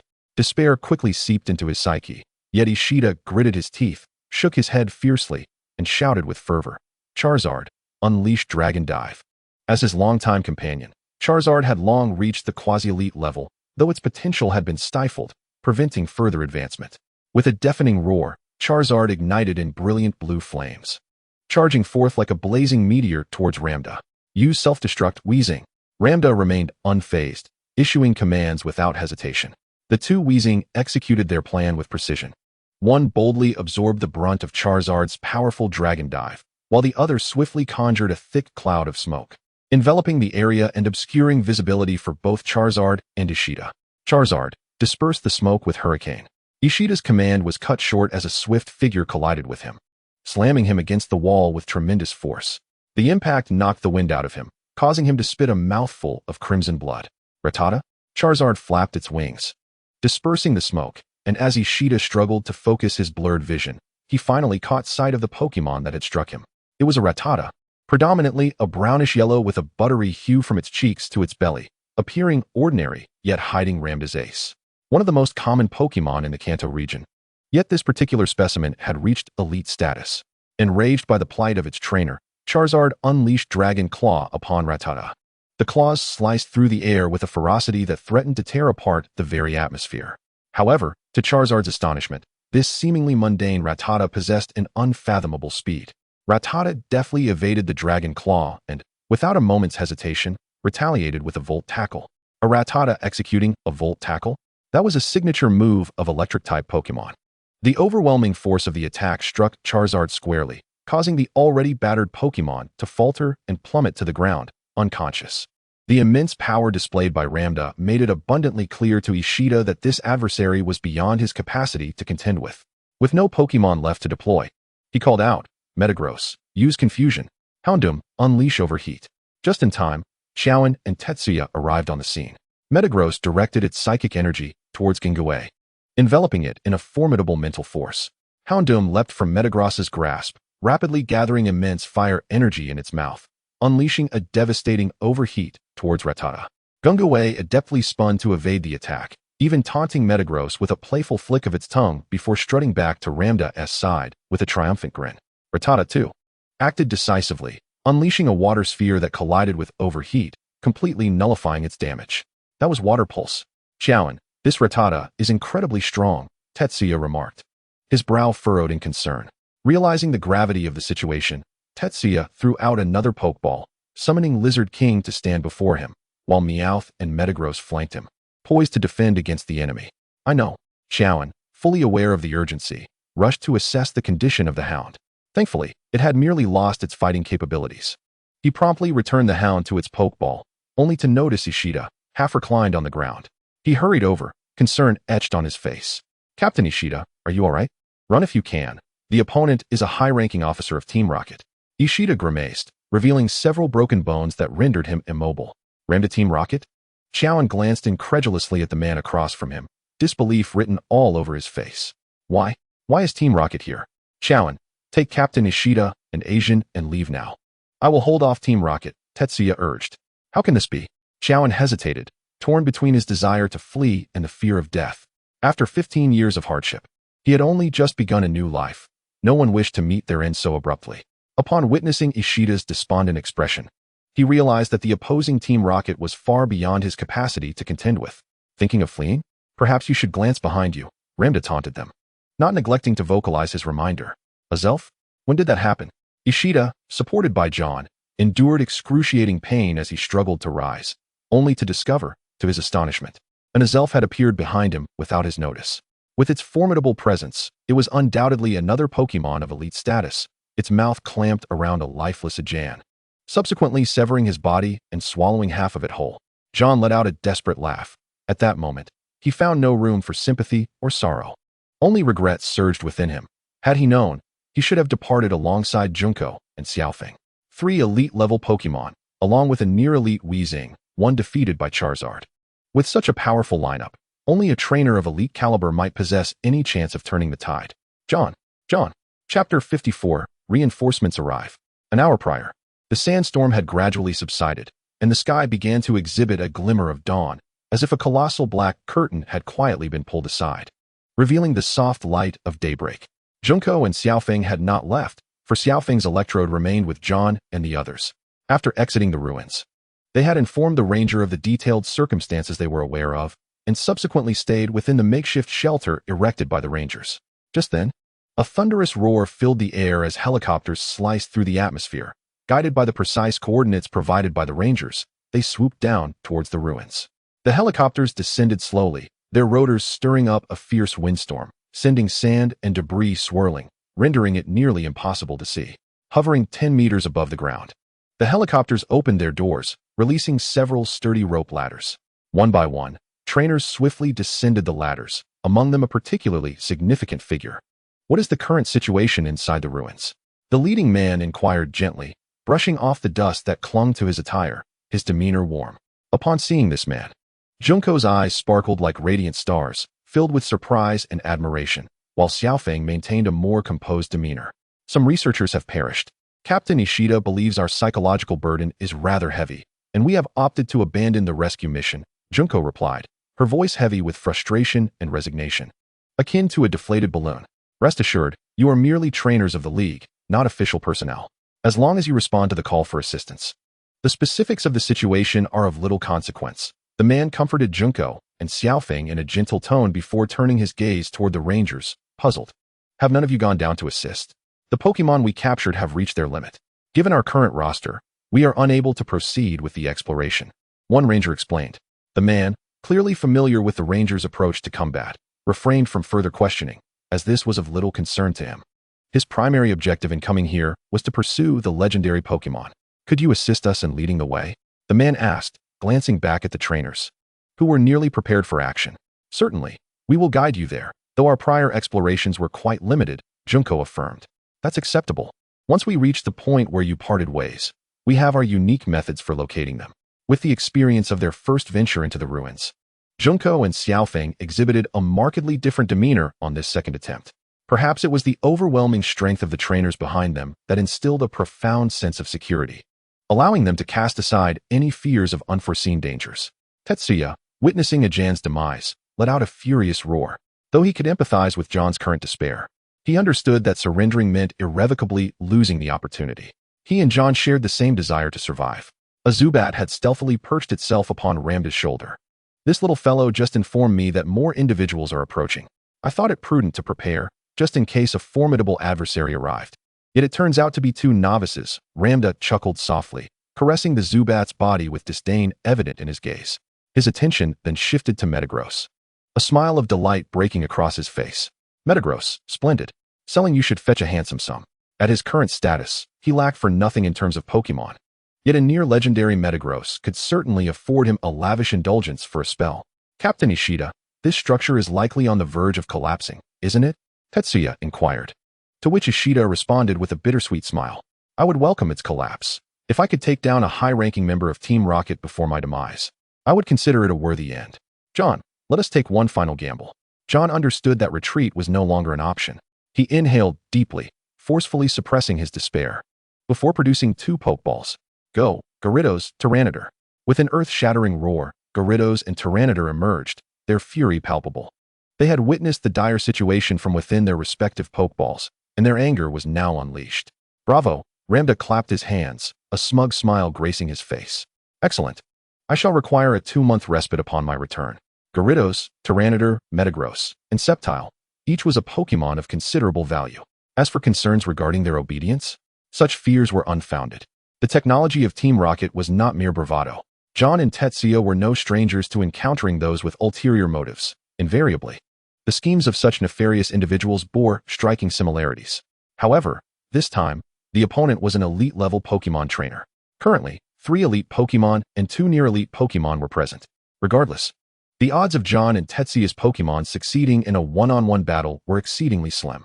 Exchanging glances, John was the first to call out. "Tyranitar, unleash a powerful earthquake." Gyarados, "Houndoom, provide cover. You two, protect Tyranitar." Their strategies aligned. If they were to be buried, at least they would possess a glimmer of hope. A direct confrontation with Ramda would only lead to their demise. Tyranitar stomped forcefully upon the ground, the resulting tremors rendering all present, both humans and Pokémon, unsteady. Strangely, however, the ruins remained utterly intact. Ha! Ramda laughed triumphantly. This place is not so easily brought down. Otherwise, I wouldn't be here toying with you. Curse it. They had proceeded with utmost caution, only to discover that they lacked even the capacity for reckless destruction to create an escape. Ramda's expression turned icy as he lunged forward like a bolt of lightning, his sharp fangs glinting ominously. Before the 6 Pokémon could mount an effective response, he transformed into a streak of yellow light, appearing instantaneously before Sceptile. Chapter 55, Regirock? Metagross, use Iron Defense. Tetsuya shouted. Sceptile, move at high speed. Sceptile Meowth. Counterattack with Fury Swipes. The 3 Pokémon sprang into action, engaging in a fierce melee against Ramda. John resolutely commanded his Gyarados to unleash a devastating Hyper Beam towards the Abomasnow behind them, while Tyranitar and Houndoom stood vigilant, guarding the front lines for John. Tetsuya's Metagross remained steadfast, its 4 eyes incessantly spinning as it endeavored to track Rattata's elusive movements. However, Rattata's speed was so extraordinary, akin to a phantom, that even Metagross's rapid calculations failed to accurately pinpoint its position. Observing this, Lizardin swiftly executed Seed Bomb, unleashing a barrage of energy-infused seeds that rained down upon the ground, creating multiple craters and sending dirt flying. Unfortunately, such a relentless assault failed to affect Rattata, which effortlessly evaded every seed with its remarkable velocity. Meanwhile, Meowth, clad in boots, relentlessly struck at Rattata's afterimages, its claws flailing wildly in the air. Then, with a clever feint, Rattata misled Meowth into a miscalculation, seizing the opportunity to launch a fierce counterattack, knocking Meowth to the ground, bloodied and battered, its injuries grievous. John's situation was equally dire. Houndoom had just initiated Flamethrower. Yet before the gigantic fire symbol could fully materialize, it was pierced through by the overwhelming Hyper Beam of the Weezing. Houndoom had no time to evade. Sustaining the full force of the blow, its body propelled backwards several meters, collapsing onto the ground, gasping for breath. Just as Gyarados prepared to retaliate against Abomasnow, it was struck by the venomous spray unleashed by its opponent. The toxin rapidly spread across Gyarados' body, causing its scales to emit smoke, its expression contorted in agony, trembling violently from the immense pain. Tyranitar attempted to utilize the swirling sandstorm to disrupt Gengar's movements, yet Gengar glided effortlessly through the haze, rendering the sandstorm utterly ineffective. Gengar appeared behind Tyranitar intermittently, launching surprise shadow punches, and though Tyranitar was notoriously resilient, it began to show signs of fatigue under Gengar's relentless onslaught. John subsequently released his Chatot, while Tetsuya unleashed all his Pokémon. Regrettably, the 2 trainers' levels were far too low to effectively command such a multitude of Pokémon simultaneously. Their already diminished strength further crippled, unable to unleash even half of their potential. John, Tetsuya, if you can escape, do so, Ishida said. Struggling to rise despite his excruciating pain, slowly approaching the 2 and resting a hand upon their shoulders. Everyone wished to flee, John and Tetsuya included, given the chance. John might have considered abandoning others to save himself. However, escape was utterly impossible. His Pokémon were battered and bruised, while the opposing Pokémon remained nearly unscathed. At that moment, John profoundly realized how severe the leniency had been during his battle against Qianli. What was this sensation? An earthquake? Suddenly, a small stone struck John on the head. It did not hurt, yet it captured his attention. Ramda sensed the unusual disturbance, a sly grin spreading across his face. He had waited too long. Otherwise, he wouldn't have chosen to amuse himself at John's expense to pass the time. Ramda, was this your doing? Ishida called out, but Ramda paid him no heed. They found themselves at the very center of the ruins, where the tremors originated from below. The shaking intensified, and a fissure appeared at the feet of John and his companions. The luminous crack rapidly expanded, a continuous buzzing resounding as debris fell, as if the very earth were on the verge of splitting apart. Sensing the escalating commotion, Rattata and the other Pokémon quickly returned to Ramda's side, their previously relaxed demeanor replaced with caution and intensity. Without warning, the ground at the ruin's center ruptured violently. A massive chasm tore open as if a mysterious and ferocious force had violently cleaved a gateway to the unknown, seemingly leading straight into an unfathomable abyss. A colossal Pokémon, composed of brown rock pillars, slowly emerged, its long arms, akin to stone, laboriously pressing against the ground, each exertion accompanied by the splintering of sand and stones. As it struggled to break free from the dark depths below, its protruding shoulders resembled jagged mountain peaks, and its club-like hands held boundless strength, while its rugged rocky spine bore the deep scars of time. Its emergence was akin to a cataclysmic storm, exuding an awe-inspiring might. The once rampant sandstorm within the ruins began to tremble in the wake of this formidable force, the swirling sands losing their momentum. Suspended in the air as if time had momentarily halted, John swallowed hard, instinctively glancing at Ramda, pondering if this Pokémon might indeed be the elusive target they had been seeking. As expected, Ramda's attention was entirely captivated by the newly revealed spectacle, leaving him no time to regard John and his companions. Perhaps the sudden appearance of this subterranean Pokémon had ensnared all of Ramda's focus before he could deal with John and the others. As if the entire world had been reduced to the formidable entity slowly emerging from the depths. "Tetsuya, are you all right?" John whispered, his voice trembling with barely concealed anxiety. "The Pokémon from below is awakening. I can hear its voice." A hint of barely perceptible joy flickered across Tetsuya's face amidst the tension, as if affirming Tetsuya's words. A deep, resonant hum, reminiscent of machinery intertwined with rock, reverberated through the air.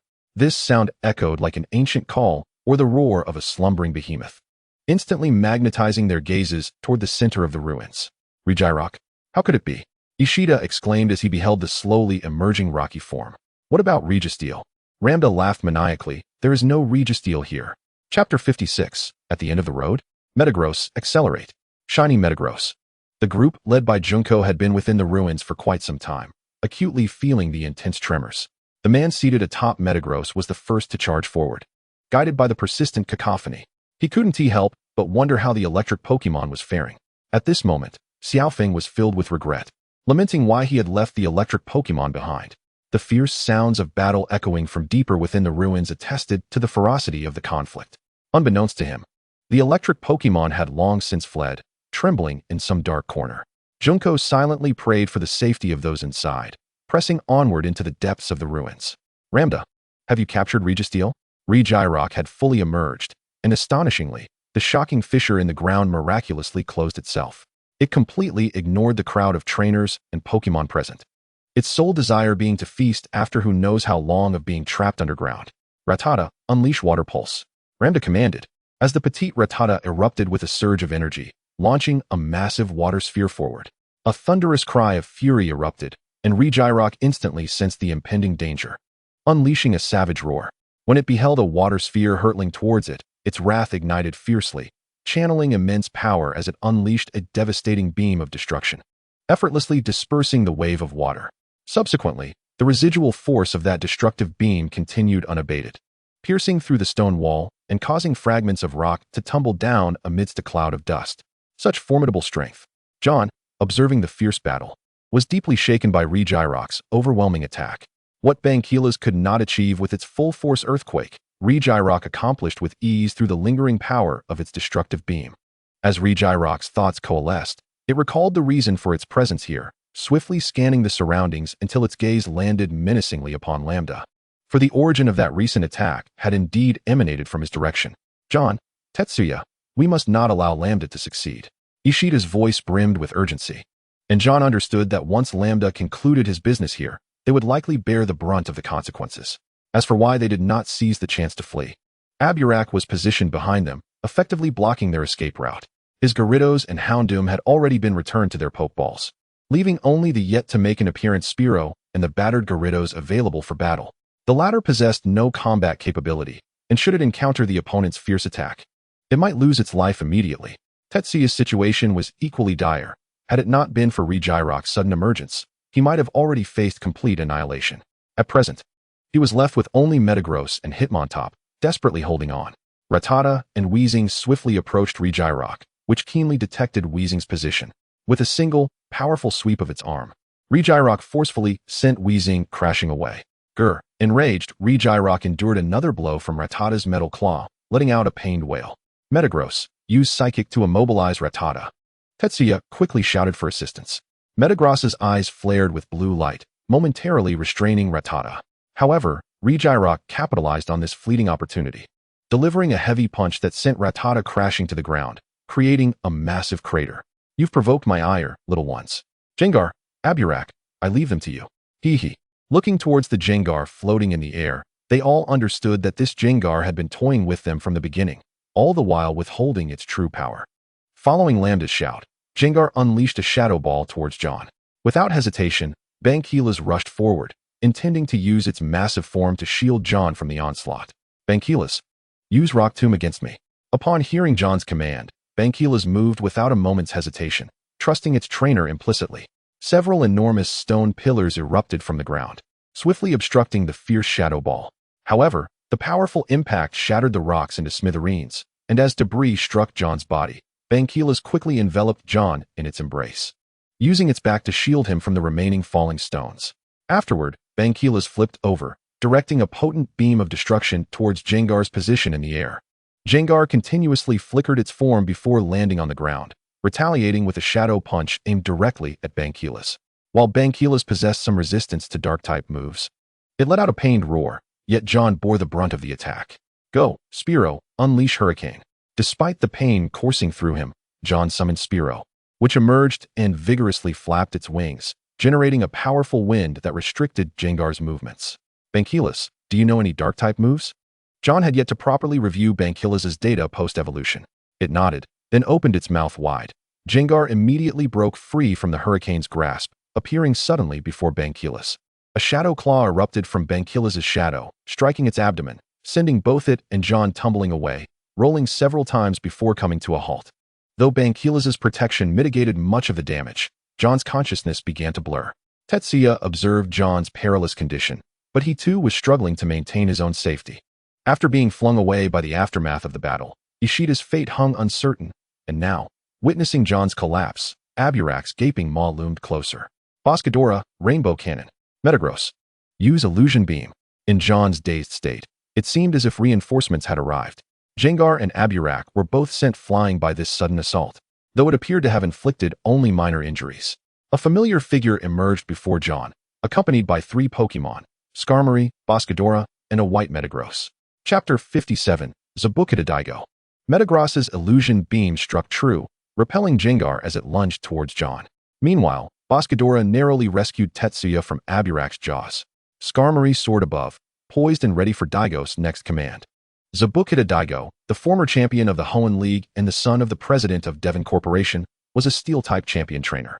Had he not relinquished his position due to his passion for minerals, he might very well have been one of the Elite Four by now. Upon seeing him, John fought to stave off sleep, aware that such high-level confrontations were a rarity for an ordinary person to witness. Banquilas, still with some strength left, stood up with John in its arms and began to walk slowly towards Daigo. Are you all right? Noticing the dire state of the battlefield, Daigo first checked on the incapacitated Ishida, relieved to find a faint breath still lingering. We're fine, thank you, Mr. Daigo. After teetering on the brink of death, Tetsuya could no longer hold back, collapsing to the ground and gasping for fresh air. If you're tired, you can rest for a while, John. At this moment, John's forehead was stained with blood, his eyes slightly swollen, and his clothing was in tatters, with abrasions adorning his arms and legs. Seeing John's condition, Tetsuya expressed his concern. I'm all right, Mr. Daigo. Thank you for saving me. John sincerely expressed his gratitude to Daigo, who gently replied, we should first subdue Team Rocket. Zabucata Daigo, I never expected to see you here. Lambda, now sensing a formidable threat, abandoned his earlier disdainful demeanor, fixing a steely gaze upon Daigo. Return. The Pokémon that had previously scattered to fight separately all returned to Lambda's side. Unlike before, they bore varying degrees of injuries, including the formidable Rattata. Grr. With its restraints lifted, Regirock furiously unleashed spikes towards Lambda, sending a barrage of sharp stones raining down upon him. Zubat, use Awakening Power. Zubat rapidly unleashed numerous glowing spheres, colliding violently with the spikes and generating a series of tremendous explosions. As the smoke cleared, Regirock's form had vanished from sight. In this round, I concede. May I be permitted to leave? Lambda raised his hands towards Daigo, a lewd smile reappearing on his face. After all, you are no longer a member of the Alliance. Continuing the fight will only seal the fate of the few novices behind you, who stand no chance of survival. Do not let him escape, Mr. Daigo. Ajing and the researchers may have fallen victim to him. Tetsuya urgently shouted, but Lambda merely chuckled dismissively. They entered of their own accord. It has nothing to do with me. Then where are they? Daigo, aware of the Mission S objective, immediately pressed for answers. I don't know. Perhaps they were devoured. Don't you think, Arbok? Arbok flicked its tongue and emitted a strange sound, prompting Lambda to produce a remote control. Can you guess why you haven't encountered any wild Pokémon since? Team Rocket truly boasts advanced technology. Even Daigo, the elite heir of the Hoenn region, could not help but feel envious. It seems they have been subdued, yet the true purpose of Team Rocket remains shrouded in mystery. If it were merely to capture Pokémon, there would be no need to venture into such a place, and the logistics would be exceedingly cumbersome. Is it to activate the mechanisms of the ruins? To unravel the seal of Regirock? Bingo! You got it, and now it's a gift for you. Daigo turned his attention to Regirock, which was currently entangled with Gengar and Rattata following the recent onslaught. What about Registeel? Daigo's primary aim for this expedition was indeed Registeel, as a Steel-type trainer. He was equally captivated by Steel Pokémon as he was by minerals. No comment. If it were possible, he would not wish to relinquish Regirock so easily. Yet the advantage had shifted irreversibly from his side. Resolutely, he pressed one of the buttons on the remote, a powerful explosion erupting from the vicinity. You actually installed high explosives?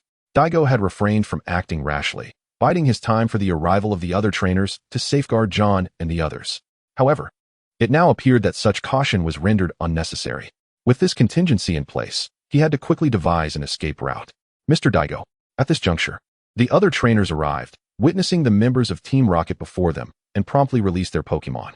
Junko and Shofeng also hurried over, upon seeing the state of the others. She rushed to John's side to assess his condition, retrieving a medical kit from her backpack to administer basic first aid. Junko, I'm fine. Captain Ishida is in a more critical state. Ishida had certainly not been forgotten. He was cradled in the arms of a trainer's Feraligatr, while Shofeng frantically searched for his Electrike. Tetsuya, where's my Electrike? Shofeng queried anxiously, having searched extensively without even a trace of it, not even its remains. I'm sorry, Shofeng, your Electrike fled during our battle. Tetsuya quickly clarified, but Junko sensed something amiss. It seemed they were one person short. That detestable Ajing was nowhere to be found. Tetsuya, where is Ajing? Ajing is dead. Observing their expressions, John realized the fight was over. He could no longer hold on and succumbed to slumber in the embrace of Tyranitar. Junko turned to Tetsuya, and upon hearing his answer, gasped in shock, struggling to fathom that a companion who had been with them just hours before had suddenly vanished. Suddenly, she spotted a half-raised body, and Tetsuya shouted, "Do not look over there." But it was too late. Ajing's corpse remained only as a torso, the lower half completely missing. Witnessing this scene, Junko's face drained of color, leaving her speechless. Mr. Daigo, what now? The trainers accompanying Daigo had all flourished under the auspices of Devon Corporation, having grown under its investment. Regardless of Daigo's prowess, this fact alone ensured their unwavering loyalty to him. Chapter 58, I am Team Rocket. You all take the injured and retreat. I will hold the rear. Daigo did not glance at the trainer, but swiftly released his remaining Pokémon. A dazzling white light illuminated the area, revealing Lucario, Electrode, and Dugtrio, all standing majestically on the battlefield. Lucario, Lambda, I will remain here with you while they withdraw. Hee. Do I still have any bargaining power? Daigo's words elicited a scoff from Lambda. He was nothing like those inept members of Team Rocket. If given the chance, he would not hesitate to obliterate this ruin. Regrettably, the quantity of explosives was limited, merely arranged in this area. I am more than sufficient. Daigo's words rang with conviction, carrying significant weight. Yet, the opposing Lambda was a thorough madman, pressing a button without hesitation. Boom. This explosion was even closer, the intense shockwave causing debris to rain down. Daigo acted decisively, shouting at the top of his lungs, "Everyone evacuate." Lambda, holding the remote control for the explosives, felt invincible, utterly unperturbed. Having spent ample time in the cave, he was more familiar with the surroundings than anyone else. Exiting this place was merely a matter of moments for him. Since direct confrontation was futile, he sought to make this game even more thrilling and enjoyable. Observing Daigo's frustrated yet cautious demeanor only fueled Lambda's arrogance, his boisterous laughter reverberating throughout the space. However, do you truly believe that I came here alone? What do you mean? Daigo furrowed his brow, a sudden jolt of apprehension coursing through him. The signal here is too weak. But you may try our latest communication device, developed by Team Rocket. Gengar slowly approached Daigo, clutching the communication device. As the image materialized, Daigo's pupils dilated in horror, revealing a scene of numerous helicopters emblazoned with the prominent R insignia, accompanied by dozens of Team Rocket members in uniform. The location was none other than the Ranger's temporary shelter where he had stayed not long ago. How little time had passed since his departure, and Team Rocket had already descended upon it. The Rangers had all been captured, bound and gagged. When did this happen? As soon as these novices entered, I notified them. According to the Alliance's protocol, when a key individual goes missing, they do not send mere pawns to address it. As expected, here you are. So, you launched your attack immediately after we entered the cave? Daigo's expression darkened further. The madman's plan was far too meticulous, and he now found himself ensnared in an untenable predicament. So what will you choose? Sacrifice everyone to capture me and claim credit with the Alliance, or let me go and preserve the lives of all? Lambda slowly pressed the switch to the stone door behind him. Daigo clenched his fists tightly, the knuckles whitening from the strain, yet he refrained from issuing commands. Let us go. Retreat while remaining vigilant of our surroundings to prevent a collapse. With that, he promptly recalled his excess Pokémon and mounted his Metagross, the others following suit. Boom! A cacophony of deafening explosions ensued. Even the typically composed Daigo could not help but curse under his breath. He turned to the direction of Ramda, who was communicating from a distance, his lip movements suggesting he was proclaiming, I am indeed a member of Team Rocket. In this world, Pokémon battles are exceedingly popular, rendering injuries among Pokémon a common occurrence. Consequently, whenever a Pokémon is injured or falls ill, anxious trainers hasten to transport them to the Pokémon Center, enabling their swift recovery. Thus, it is evident that the Pokémon Center can essentially be regarded as a hospital exclusively for Pokémon. Speaking of hospitals, one might wonder if humans, when injured or ill, also seek refuge in the Pokémon Center. The answer, of course, is negative. Humans have dedicated medical institutions to cater to their needs. Nevertheless, in this wondrous world, humans possess a unique attribute. Minor ailments often resolve naturally without the need for treatment. And it is only in cases of serious illness or grave injury that humans seek professional medical care. Even in the bustling and prosperous city of Kanaz, there exists but a single hospital established by the Alliance for human patients. In the inpatient department of Kanaz Seoul Hospital, room 808 on the 8th floor. A full day had elapsed since John and Ishida were brought here. At this moment, both were swathed in pristine white bandages. John's head and both arms were tightly wrapped, while Ishida's body was similarly covered, though his limbs showed no apparent signs of injury. In one corner of the room, vibrant bouquets of flowers stood, their origin a mystery. However, aside from the two patients lying in their beds, only Junko and Tetsuya remained, attentively caring for them. When John slowly opened his eyes, Ishida had already been awake for quite some time.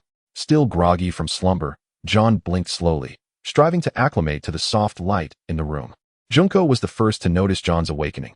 Her face instantly blossomed with surprise, and she hurriedly approached him. John, you're finally awake. How are you feeling? John opened his mouth, his voice hoarse as he replied, I'm all right, just feeling a bit heavy. How is Captain Ishida? Ishida turned his head, managing a faint smile in an effort to appear in good spirits. I'm fine. It's you who needs to rest more. Tetsuya, lend me a hand. I'd like to sit up. He then discovered that the hospital bed was equipped with medical functionalities, akin to those in his previous life. Tetsuya promptly responded, performing a few simple adjustments at the foot of the bed. John's back began to rise gently, reaching a comfortable angle of about 50 degrees. Junko thoughtfully poured a glass of water for John. However, due to his arm injuries, he was unable to hold the cup himself, necessitating her careful assistance in feeding him. May I ask, what transpired after I lost consciousness? John inquired, his curiosity bubbling forth after finishing the water. Chapter 59. John, what about Baby Dragon? Junko and Tetsuya's faces instantly displayed hesitation, their gazes shifting in unison towards Ishida. It's all right, you can speak, Ishida said, his demeanor oddly shrouded in gloom. John sensed something was amiss. Had there been unforeseen events? Let us discuss your condition first, John. Your prognosis is relatively optimistic, aside from a fractured arm. You suffered a severe blow to the head that resulted in your unconsciousness. However, fret not, as you will need to remain under observation in the hospital for a few days. Your Pokémon are currently receiving treatment and recuperation at the Pokémon Center, so rest assured. Miss Joy will ensure they are delivered to you once they fully recover. Tetsuya spoke in a soothing tone, aware that both he and Ishida shared similar circumstances with their Pokémon, suffering significant injuries. How long have I been asleep? John gazed out at the sky, his eyes clouded with confusion. Not long, just a day and a night, Tetsuya replied. I see, John responded, his voice trailing off. Tetsuya sighed helplessly, prompting Junko to interject. Captain Ishida, shall I take you outside for some fresh air? That would be welcome. Junko swiftly procured a brand new wheelchair from an unknown source, and Ishida, albeit sluggishly, settled into it. As John observed Ishida's desolate silhouette, an unsettling feeling gripped him, as if the unfolding events had far exceeded his initial expectations. "What is wrong with Captain Ishida?" John inquired, turning to Tetsuya as the door to the room closed behind them. "John, all of our companions accompanying us, apart from Captain Ishida, have unfortunately perished." "What?" John gasped in disbelief, his mouth agape and eyes wide, before shaking his head in denial. They were always outside the ruins. How could this happen? Indeed, who could have anticipated that Team Rocket would be so heartless? They surrounded the area entirely, taking the Rangers hostage, which forced Mr. Daigo to make the difficult decision to retreat. By the time we finally escaped the ruins, those villains had already fled, leaving behind a trail of destruction. Tetsuya's anger intensified as he spoke, his fists slamming against the side table, crushing half an apple and sending juice splattering everywhere. "Then, did our mission fail?" John asked, a sense of dread creeping in. "While the blame does not rest on us, the outcome is undeniably a failure." Both sighed heavily in unison. Tetsuya then picking up a fruit knife to slice another apple for John. "By the way, what about Mr. Daigo?" John queried. "He has taken on the Alliance's commission to eliminate Team Rocket in the Hoenn region. This time, Team Rocket has truly incited the wrath of the Hoenn League. Even in many circumstances, the League does not act with such severity, but this time, Team Rocket has crossed the line. The Elite Four and the current champion, Michael, were urgently convened. Save for the out-at-sea Soji and the mission-executing Florina, the others were present for an emergency meeting. However, all of this was of no concern to John, whose immediate focus was on recovering and continuing his specialized training. Having encountered elite Pokémon trainers, John's yearning for strength had intensified. Unfortunately, his foundation was exceedingly weak, and the resources available to him were severely limited. Yet, he found solace in his promising Pokémon talent, which granted him a glimmer of hope on his path to power. Tetsuya and Junko remained by his side throughout these days. Aside from Junko, John had forged a profound bond with Tetsuya and Ishida amidst their trials. For Ishida, John and Tetsuya's unwavering loyalty in times of peril was a quality worthy of the League's nurturing. However, during their interactions, John noticed that Ishida's family had not visited him. It was later revealed in conversation that Ishida was a solitary figure, never having married or had children, simply devoted to safeguarding the forest's safety. "Hello, John." A familiar voice chimed, as the door to the hospital room was gently pushed open, revealing a small head peeking inside. "Shota, what brings you here?" The sight of Shota instantly brightened John's face, a smile blossoming as it reassured him that he was not alone. He had friends who cared for him. "My dad said you were injured, so our family came to visit you." "What about Mr. Chiri?" John's gaze shifted towards the door, and shortly after, Mitsuko and Haruka entered the room, fruit in hand. "Father has gone to work, so we inquired about your hospital address and came to visit you." Satoshi eagerly settled beside John. "John, where is your Dragonite?" "Satoshi." Mitsuko approached with a stern expression, lifting Satoshi effortlessly and then seating herself by John's bedside. "John, this impetuous boy has been restless for several days, unable to sleep well, all because of Dragonite." Her face bore a hint of apology, her gaze softening as it fell upon John, who was still bandaged. She had heard the general details about John's ordeal. It was as if this child had narrowly escaped death. However, this incident had only deepened the couple's trust in John, making them confident in entrusting Sayaka to him without reservations. "By the way, Captain Ishida, allow me to introduce. This is Mrs. Chisato, the wife of Mr. Chisato, along with their daughter Sayaka and son Satoshi." Upon hearing John's introductions, they noticed someone half reclining in the adjacent hospital room, engrossed in a book. "Mr. Chisato? The dojo trainer from Orange City?" Ishida immediately set down his book, greeting him with warmth. "Hello, Mr. Ishida. We owe you a debt of gratitude for taking care of John." "Not at all, madam. It is John who saved my life." The two exchanged compliments, causing a slight awkwardness for Sayaka and Satoshi. However, upon confirming John's injuries were not severe, Satoshi once again clung to John. John's Pokeball had already been returned. However, he was currently unable to care for it, having entrusted it to a breeding facility under the League's auspices, intending to retrieve it upon his discharge. Upon hearing this, Satoshi deflated like a deflated balloon, while Sayaka lightly tapped his head, admonishing him, "Dragonite is John's Pokémon." "But I've held it before," Satoshi protested, covering his head with a pouting expression of reluctance. Chapter 60, Permission to Go Out. "Hello, may I ask who you are?" Junko entered the ward after retrieving 3 meals from the cafeteria, confirming the room number repeatedly before stepping in with a puzzled expression. "We're here to visit John." "Junko, these are my friends. This is Aunt Mitsuko, their mother." "John, it seems you've made some friends." Mitsuko smiled at John and Junko, noting their camaraderie likely stemmed from their shared missions. Hello, my name is Junko. After politely greeting them, Junko placed the meals on the table for John and Ishida, taking a seat nearby, though she did not start eating, instead curiously observing them. What about Tetsuya? John recalled they had gone out together, wondering why Junko had returned alone. Tetsuya was called away by the league midway. I see. It seemed the only way to learn the details of the incident would be through Tetsuya, as Daigo and the others were only aware of the latter part. Only he, Ishida, and Tetsuya had been fully involved and survived. Presently, Tetsuya was the only one available for further action. John's gaze swept over Mitsuko and the others, realizing that Chisato's arrival was likely related to this matter. Aunt Mitsuko, have you all had your meal? Noticing their attention focused on him, John swiftly shifted the topic to casual conversation. Not yet, but rest assured. We are quite familiar with Kanas City now. Sayaka knows all the local delicacies. Mitsuko chuckled, causing Sayaka to blush furiously. Mom, all right, let's go out for a meal. John, we'll come back later. If there's anything you want to eat, let Satoshi know. Feeling relieved that John was not seriously injured, Mitsuko decided it was a good opportunity to sort out their lunch. John, which breeding facility is your Dragonite in? I'd like to see if it remembers me. Satoshi's voice dwindled as he was pulled away by Sayaka. By the way, Junko, has Kofun left? For the first time in days, John thought of Kofun, realizing they had scarcely communicated, and he had hardly paid him any attention.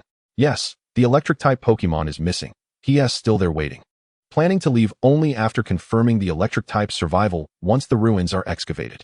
It's my fault, Ishida said, a hint of self-reproach crossing his face.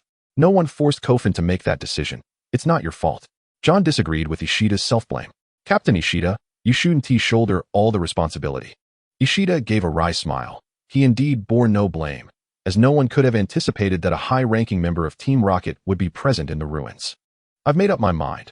Once I recover, I will apply to the League to become a Pokémon investigator, to investigate the unlawful and bring them to justice.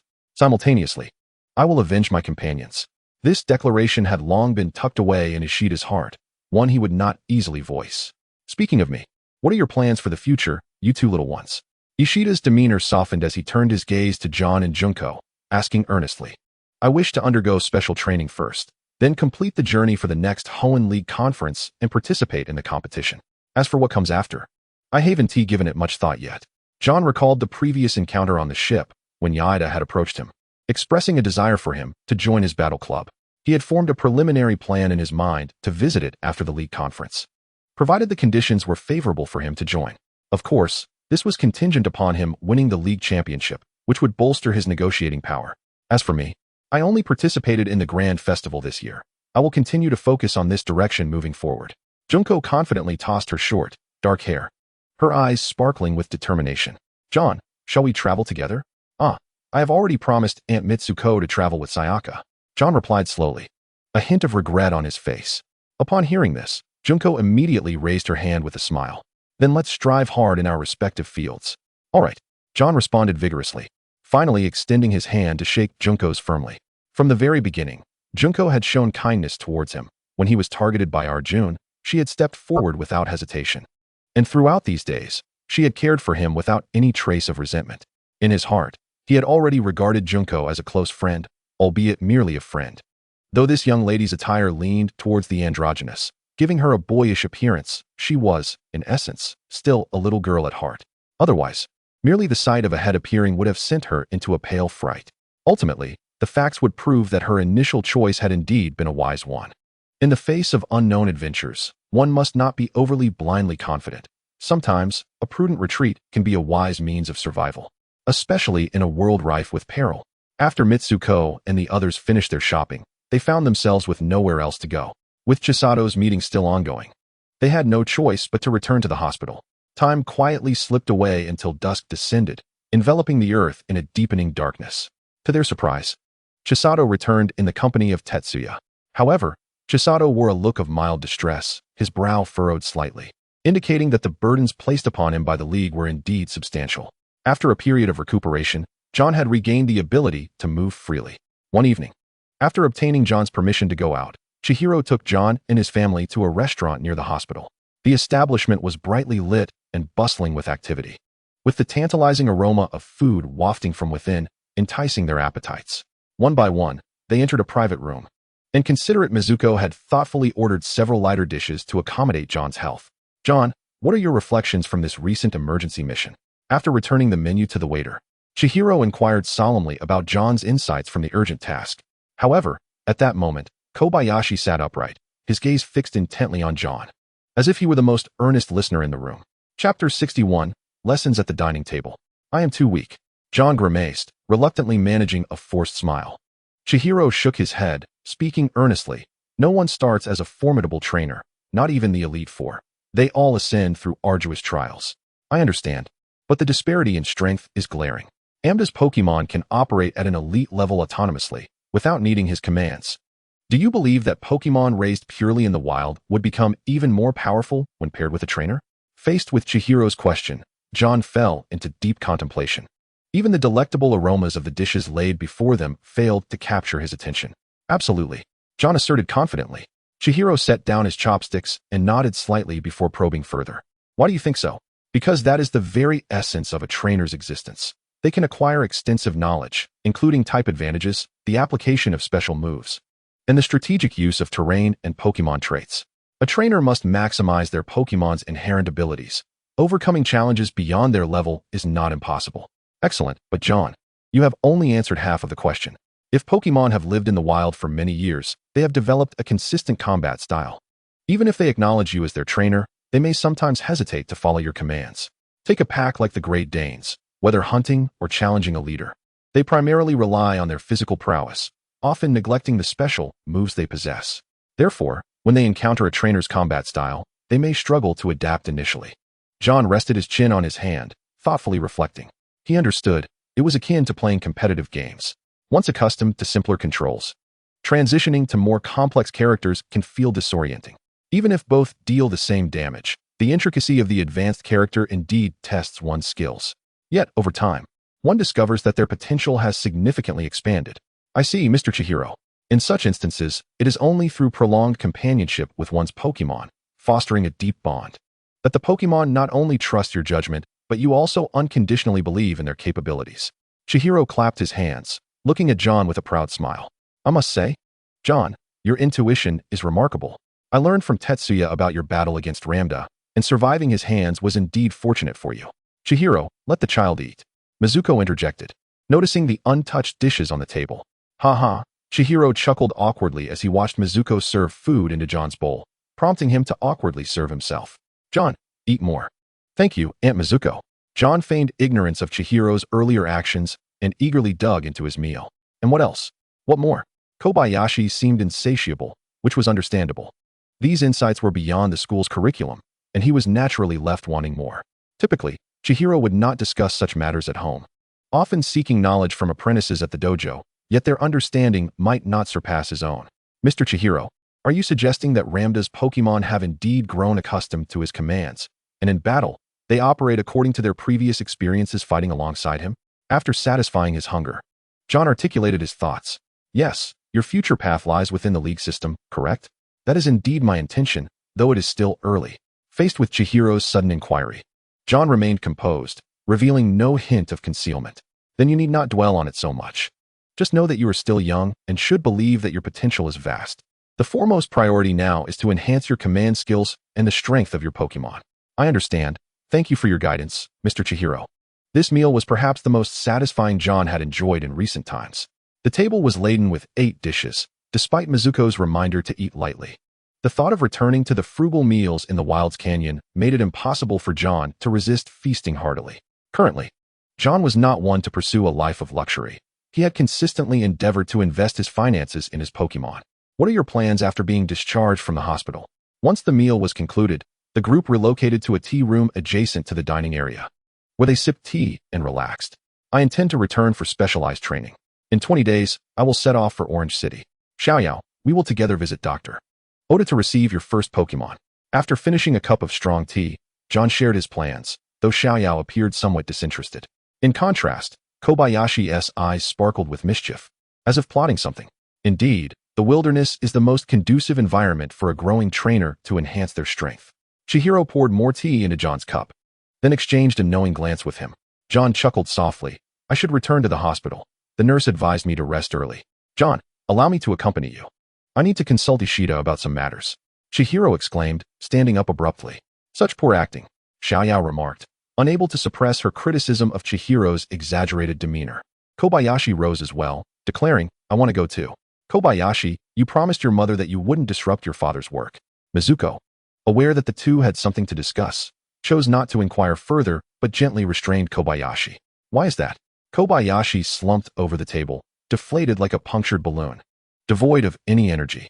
John patted Kobayashi on the shoulder. Tomorrow, I'll retrieve my Pokémon. Didn't you say you wanted to see the Dragonite? Okay, John is the best. Kobayashi instantly perked up, brimming with excitement. His spirits lifted. Chihiro affectionately ruffled Kobayashi's hair. All right, Kobayashi, your father and John will head to the hospital now. If you need to return, just call the Pokémon Center. Chapter 62. I wish to invest in you. After departing the restaurant, John closely followed Chihiro to the entrance, where a sleek black van awaited them. Long time no see, John. The window of the vehicle slowly lowered, revealing the beautiful visage of Duan, who greeted John with a warm smile. Hello, Miss Duan. John replied politely. John cast a sidelong glance at Qianli, who nodded slightly in acknowledgement before confidently opening the door of the luxury vehicle and gracefully stepping inside. Observing this, John hastily took a couple of quick strides to follow Qianli, swiftly settling into his seat. The spacious rear compartment was quite accommodating, featuring 2 rows of opposing seats with a petite table nestled in between. Not only was Duan present, but Dawu was also aboard. Today, Dawu exuded an air of formality, his exquisite suit perfectly accentuating his noble demeanor, while Duan donned an elegant dress complemented by pink stockings, rendering her exceptionally charming. Mr. Dawu, I am immensely grateful for your life-saving assistance, John expressed, rising to bow deeply before Dawu, who responded with a warm smile, saying, No need for thanks. As a trainer who bravely confronts evil forces and would rather perish than retreat, your lives have not yet reached their conclusion. With utmost caution, John took a seat beside Qianli, facing Dawu and Duan. Curiosity piqued, he leaned in and whispered, Mr. Qianli, what is this about? Do you recall the high-powered explosives used by Lambda? Before Qianli could respond, Dawu, with a stoic expression, directed a question at John. John nodded emphatically. I too cannot fathom why the earthquakes caused by Bangilas left no remnants, yet explosives could obliterate them, because there exists a seal in the ground. If I am not mistaken, Gyarados has likely been sealed underground for quite some time, correct? Precisely. We witnessed the ground of the ruins suddenly fissuring open, and Gyarados emerged slowly from that very crack, John elaborated, echoing what Ji had already conveyed during today's League meeting. Gyarados is now missing, and similarly, Registeel is as well. However, we suspect it has been captured by Lambda. As someone who harbors a profound fondness for Steel-type Pokémon, Dawu couldn't help but feel a surge of indignation at the thought of the dreadful fate that awaited Registeel. Mr. Dawu, I still do not comprehend the significance of your sharing this with me, John inquired, curiosity evident in his tone. Logically speaking, I am merely an inconsequential pawn. It hardly warrants a champion trainer confiding in me. John, Qianli interjected, you may have noticed that you haven't encountered any wild Pokémon along the way, save for a chance encounter with a flock of Zubat returning to the ruins after a hunt. If it were Team Rocket, wouldn't they have captured them all? No. They are all dead. Last night, they excavated the center of the ruins, the very zone where you battled Lambda.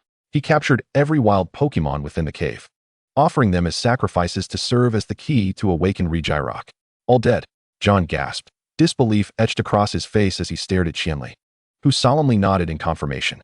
Furthermore, we discovered that your current mission's target was Lambda, who, while awakening Gyarados, coincidentally encountered researchers entering the ruins. To pass the time, he initiated a game of hunter and prey, culminating in the researchers' bodies strewn throughout the corners of the ruins. The luxury vehicle continued its smooth journey down the road, with few vehicles in sight, soon arriving at their destination. John remained silent, gazing through the car window at a magnificent establishment, its brilliant lights illuminating the entire structure. Sir, we have arrived. The driver's voice resonated clearly within the compartment. Moments later, a few individuals emerged from the establishment, respectfully opening the car door. Dawu, Duan, and the others exited sequentially, while John cast a curious glance around. This opulent venue marked his first encounter with such grandeur in 2 lifetimes. It seemed that, much like in his previous life, people in this world favored convening in such places for discussions. Indeed, aside from Pokémon, the world appeared to share many similarities with his former existence. Televisions, computers, cars, airplanes, and ships were all present, and even the urban dwellers led lives of ceaseless busyness. Not everyone possessed Pokémon. Some were simply too fearful or financially incapable of caring for them. John had arrived at a reception hall owned by Devon Corporation. Guided by a waiter, the four quickly made their way to Daowoo's private room, which was adorned with an array of steel-type Pokémon figurines and photographs of Daowoo alongside his Pokémon lining the walls. Even the bottles in the wine cabinet featured various steel-type designs. John, you grew up in an orphanage, correct? As soon as they settled in, Daowoo initiated the conversation, while Doo-won expertly began preparing tea. Yes, John replied nonchalantly, acknowledging that his identity had already been registered with the League, thus making it easy to verify. I wish to invest in you. How do you feel about that? Invest? John stood up in astonishment, gazing at Daowoo with a look of confusion. Indeed, I see great potential in you. If you lack sufficient resources, your progress may be sluggish, or you might plateau at the gym leader level, unable to advance further. What would I need to contribute? John understood the age-old adage that there is no free lunch in this world. Daowoo was momentarily taken aback by John's response before bursting into laughter. Aren't you curious about what you might gain from this? Or do you possess immense confidence in yourself? I am confident, and I have plans for my future. Therefore, if conflicts arise, I must consider the necessity of compromise. Not only Daowoo but also Qianli and Doo-won regarded John with astonishment. You only need to be associated with Devon, bearing its label. Whether you wish to enter the League or officially become a part of Devon is entirely at your discretion. John, I believe this is a viable opportunity, Qianli remarked. To which Doo-won added her agreement, leaving John to seriously question whether these two had conspired beforehand. Chapter 63. I am merely a child from an orphanage. That is too vague, Mr. Daowoo. John lifted his teacup, taking a delicate sip before voicing his concerns. As of now, you possess only one gym-level Pokémon. Strictly speaking, you are still merely an elite trainer. Devon has not yet fallen to the extent of requiring assistance from elite trainers. Once you reach the quasi-champion level, even as one of our invested trainers, you will still be a guest of Devon. So, you mean to say that by the time I am needed, I will have already attained the rank of a quasi-champion Pokémon trainer? John finally grasped the implications, realizing that they were casting a wide net. As long as 1 out of 100 trainers reached the quasi-champion or champion level, they would secure a profit.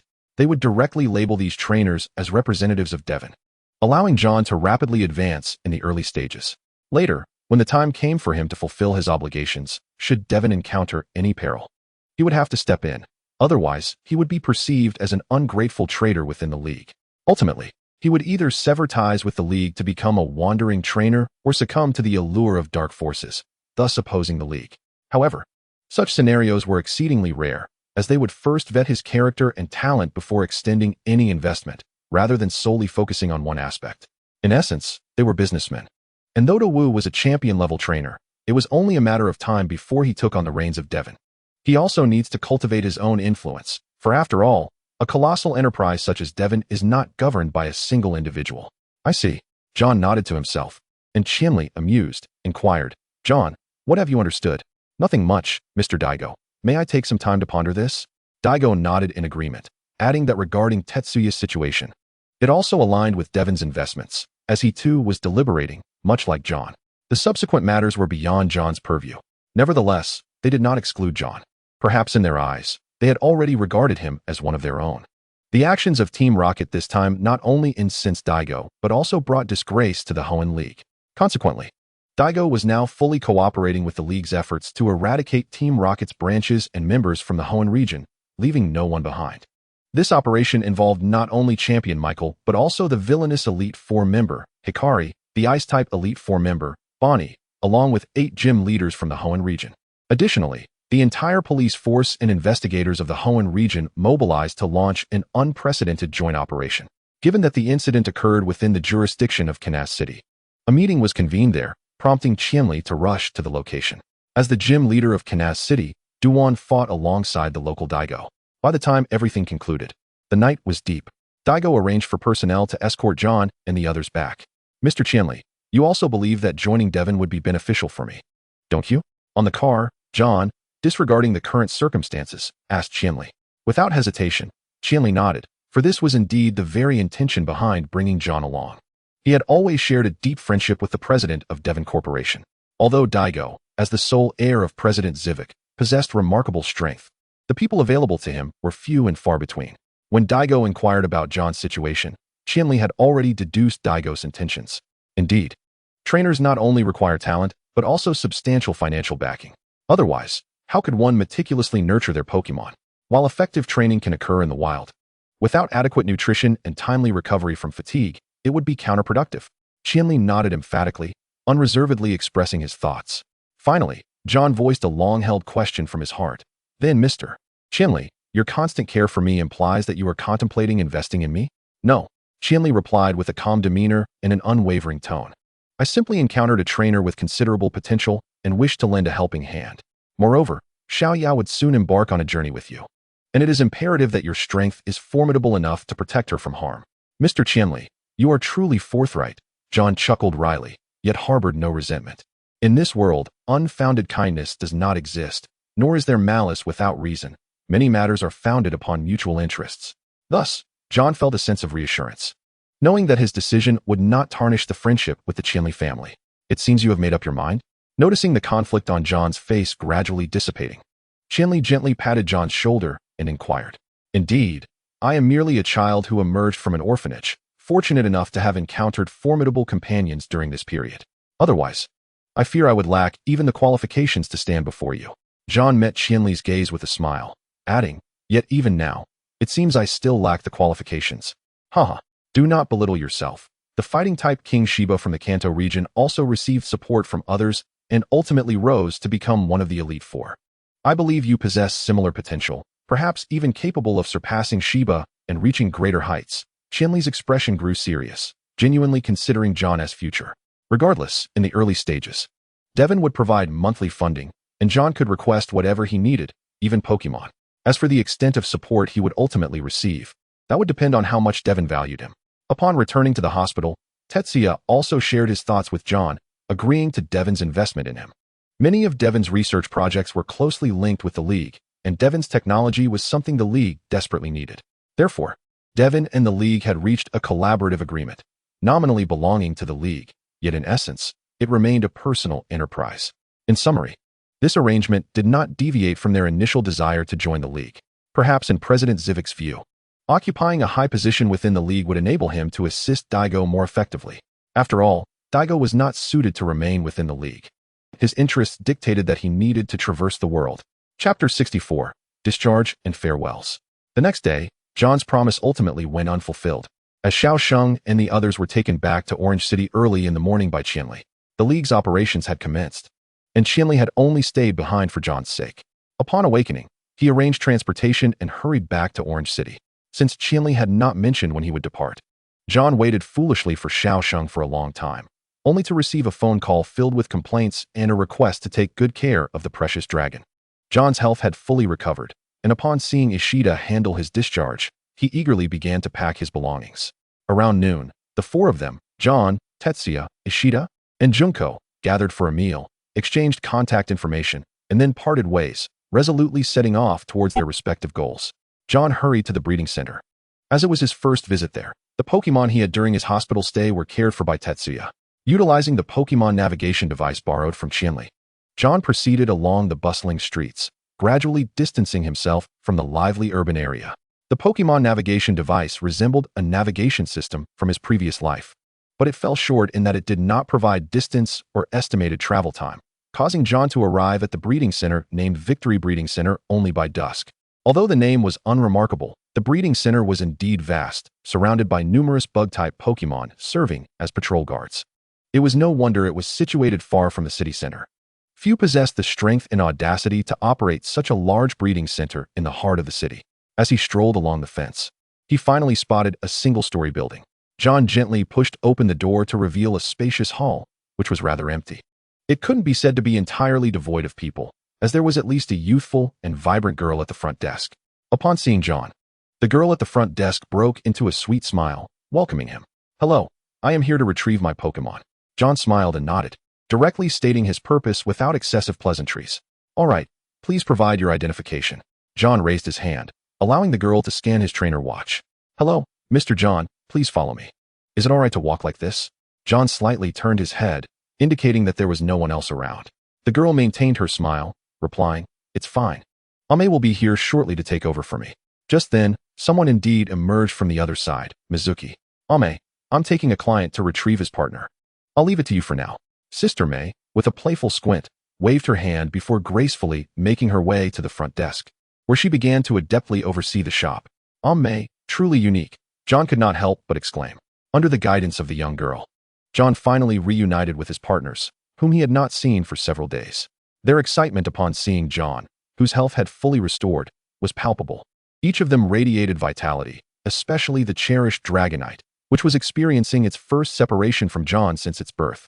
At that moment, it clung tightly to John, murmuring incessantly as if to express its unease. Within the confines of its Pokeball, it had witnessed the reunion with its companions and the relentless defeat John suffered at the hands of Gengar, emotions long suppressed coming to the surface. Relieved to find his Pokémon in good spirits, John readily settled the bill. However, the breathtaking night sky now adorned the heavens, and the Pokémon Center seemed quite distant. With no other option, John, aided by his Fiero, successfully located a small lake where he planned to camp for the night. "Come out, my friends." After setting up a campfire, 6 Pokémon emerged once again before John. In the breeding facility, they had been unable to freely express their emotions like Dragonite, but now, it was just them and John, and they could finally rush towards him without reservation. The mighty Houndoom and the sleek Houndoom were the first to approach, affectionately nuzzling John's legs. Then, Tyranitar swiftly pushed them aside, wrapping itself around John as if to protect him, reminiscent of their time in the ruins. Dragonite, in a flurry of impatience behind Tyranitar, realized it could not squeeze in.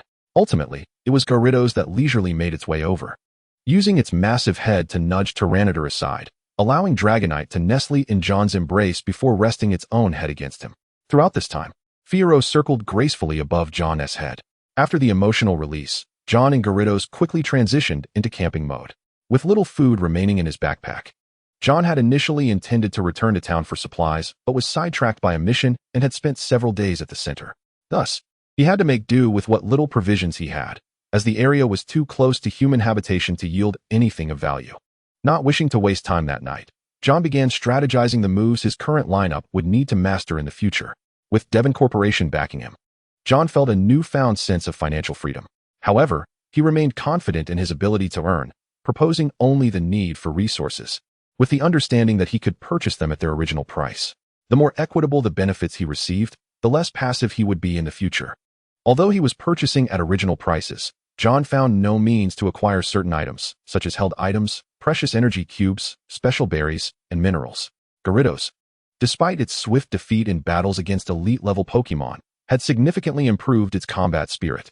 Were it not for the limitation of Pokémon having only 2 types, Gyarados would undoubtedly possess a 3rd Dragon-type attribute. It was curious that, despite not knowing many Flying-type moves, it was classified as such. Nevertheless, John planned to utilize Dragon-type energy cubes to unlock its dragon attributes, akin to the Gyarados of Xiaochun from the Smoke Ink Gym, unafraid of lightning. Houndoom and Houndoom had little to add. They remained focused on speed, with Houndoom employing more close-range techniques, while Houndoom favored long-range fire and dark-type moves.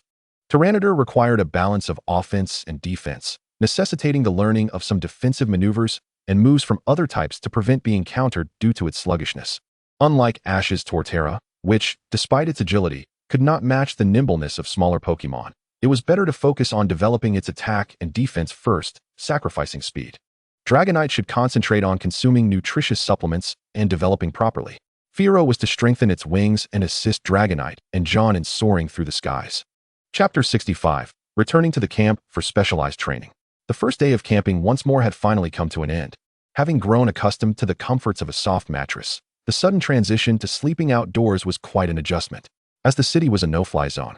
Unless with special permission, John could not utilize his Pokémon for aerial travel. Thus, he had to shamelessly borrow a bicycle from the breeding facility, pedaling laboriously back to the center of Kanaz City. Only here could John's needs be met in a one-stop manner. Once he had gathered all necessary supplies, John found his funds still ample. After acquiring the crafting process for Dragon-type Pokémon energy cubes from Daewoo, John's backpack was nearly bursting with raw materials. After all, the rarer the items, the higher the failure rate, which explained why powerful Dragon-type Pokémon were nearly impossible for the impoverished to cultivate. It was rare to encounter fully evolved Pokémon in the wild, as their natural evolution required a lengthy process. Often during this time, they were either captured by trainers or sadly perished. Setting off on familiar terrain and free from the constraints of flight, John promptly released Fiero. Firo soared high into the sky, carrying John as they traversed the vast forest. What had taken him 3 to 4 days on foot was accomplished in just 1 day of flight, except for brief intervals every hour to allow Firo to rest. He soon arrived back at his outdoor campsite. Uncertain whether his koalas had become complacent during his absence, he had only left them 3 days' worth of food. The koalas lounging around the wooden cabin, upon hearing the faint sounds of footsteps, opened their eyes in unison. "I'm back." As soon as the words left his lips, they looked up to see John's familiar face, along with the circling Firo above him. Immediately, they joyfully bounded towards him, their excited calls overlapping in a chorus of delight. John swiftly retrieved a specially prepared package of food for rock-type Pokémon from his backpack and patiently knelt down to feed each one. With Tyranitar by his side, he no longer needed to rely on the battle prowess of Boscodora. Yet this did not detract from the harmonious relationship he maintained with the koalas. The experience felt akin to nurturing adorable kittens or puppies. The key was the trust they placed in John, eagerly accepting the offerings he provided. As John gazed at his wooden cabin, an unfamiliar wave of emotion surged within him. Reflecting on his journey, he realized how close he had come to not returning. He wondered how long the koalas would wait for his return. He stood in silence for a while, until the koalas affectionately nudged his pant legs. "Do you want to play with Dragonite and the others?" John softly inquired. Upon hearing his words, the koalas immediately erupted into joyous leaps. Understanding their enthusiasm, John reached for the remaining 5 Pokeballs at his side and released them all at once. As soon as Dragonite emerged, it eagerly collided with the nearest koala.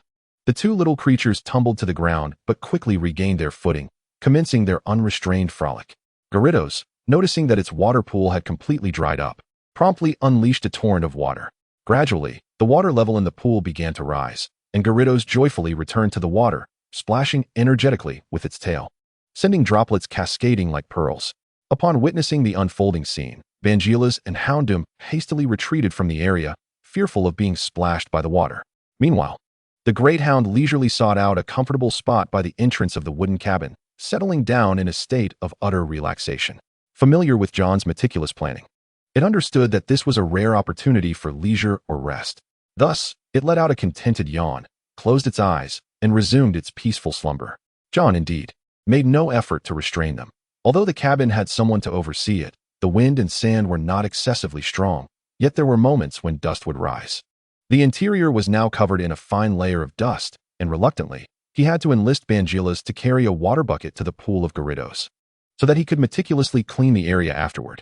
Gradually, he planned to acclimatize Vangelis to water, while water attacks could still inflict damage. Developing a certain level of resistance was undoubtedly beneficial. At that moment, he recalled the swimming Tyranitar that Ash had encountered. If Tyranitar could swim gracefully through the water, then Vangelis surely could as well, right, Vangelis? John's voice suddenly echoed behind Vangelis, which caused an inexplicable chill to run down its spine. Instinctively turning its head, it was met with John's enigmatic expression, a blend of amusement and profundity. Each time Vangelis fetched water, Gyarados would deliberately splash it, drenching it thoroughly.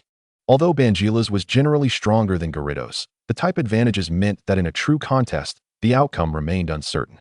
Nevertheless, it was precisely because of Vangelis' presence that Gyarados had been training with even greater fervor. As John's first Pokémon, Gyarados firmly believed it must uphold its position as the leader. Fortunately, its sentiments aligned perfectly with John's. Gyarados held a unique significance in John's life. Even if it meant depleting all resources, John would unhesitatingly prioritize Gyarados' advancement.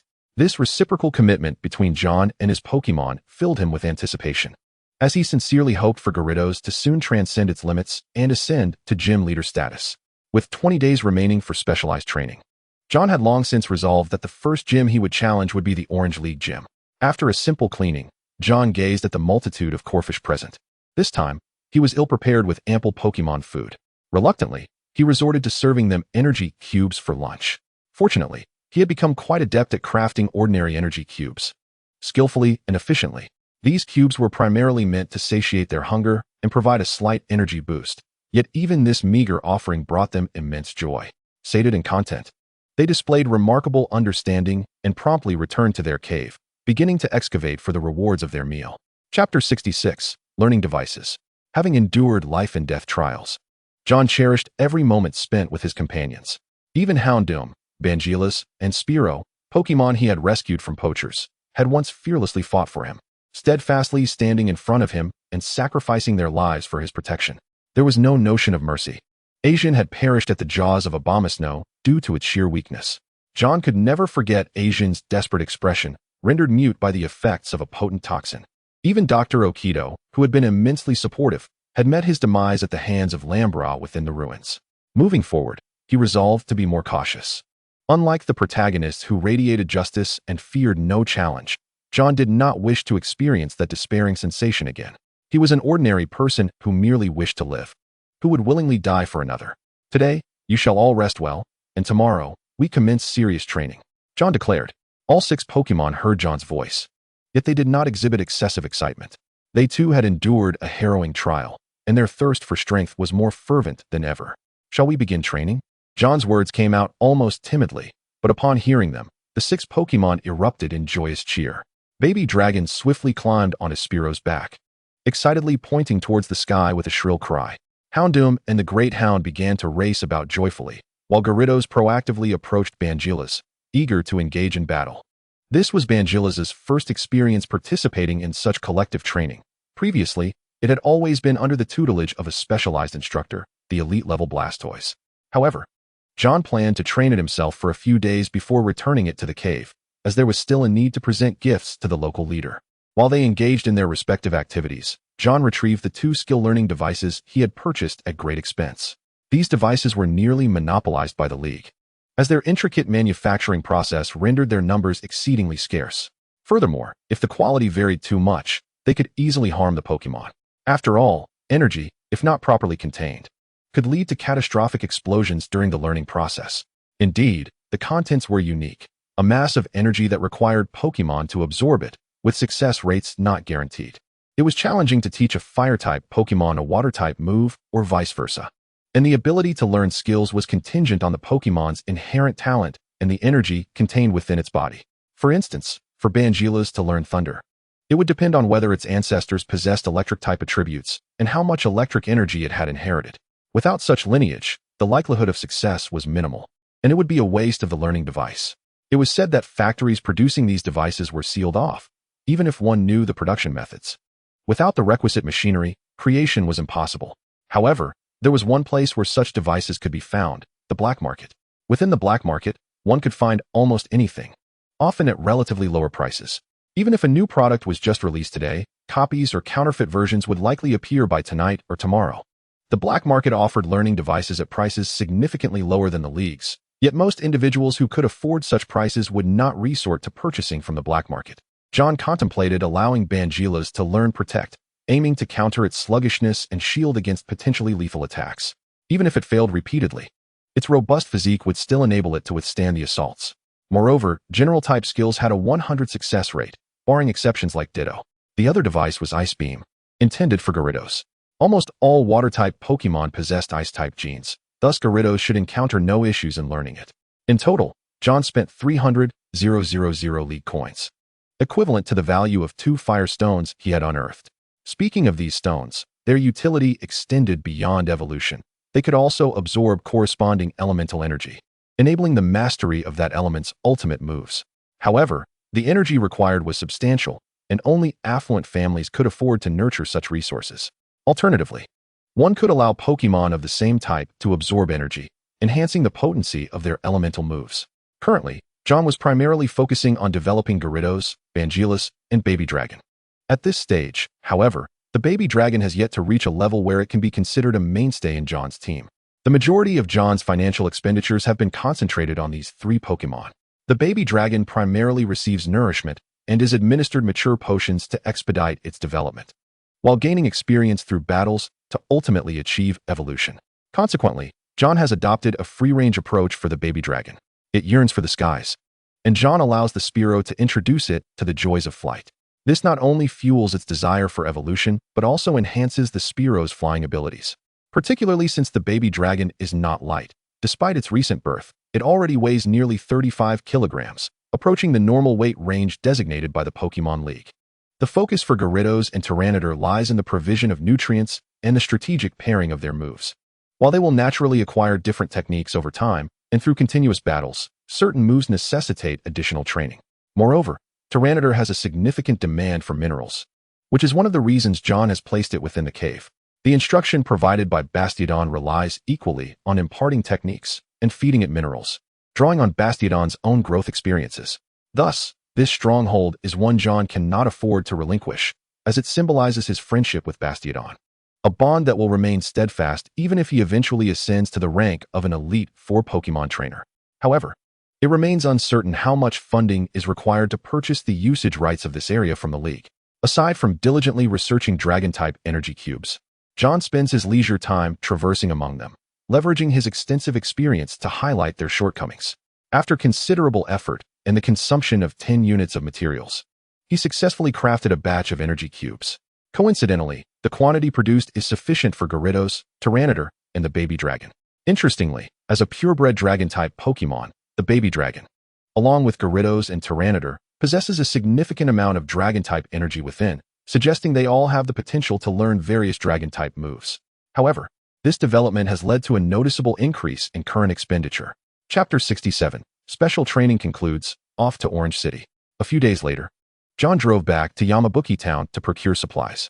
To create high-quality energy cubes, he has devoted nearly all his time to this endeavor.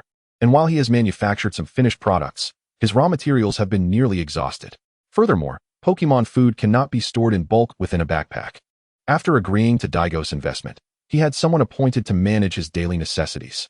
However, John merely contacted a Pokémon store through this individual, purchasing a batch of food at wholesale prices and managing to dispose of a few minerals in the process.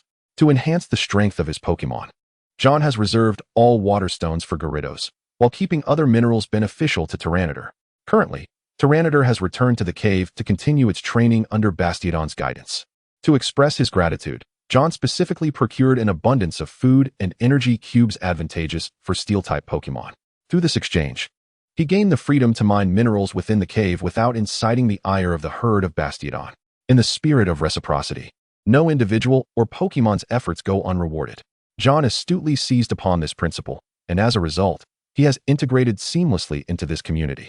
Given its remote location, John's extended stay has led to only one encounter with a poacher. He has not discovered any other intruders in this area. While wild Pokémon exhibit aggressive tendencies and ambition, they are also straightforward and will set aside their hostility when faced with someone who sincerely cares for them. After this procurement, John converted nearly all the money from the minerals into supplies, yet he felt no remorse, knowing that these Steel-type energy cubes would bring greater joy and potentially higher returns. Upon returning to the camp, night had already fallen. The ongoing colorful conference had commenced, and John took the opportunity to purchase solar power supplies, a television, and lights, primarily to gain insight into the true caliber of trainers in the League's tournaments.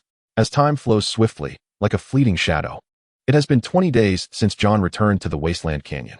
The colorful conference concluded successfully a few days ago, with the champion being a gym-level trainer specializing in Fire-type Pokémon. John accessed the Hoenn League's official website to meticulously review this trainer's profile. However, he found little of substantial reference value, as this individual would undoubtedly not participate in the next colorful conference. John merely sought to ascertain the general level of the champion. While in the original narrative, the next colorful conference champion is Tetsuya. Currently, Tetsuya's Pokémon only include Meowth and Metagross, both at gym-level strength. Yet, who can guarantee that their prowess will not improve over the course of a year?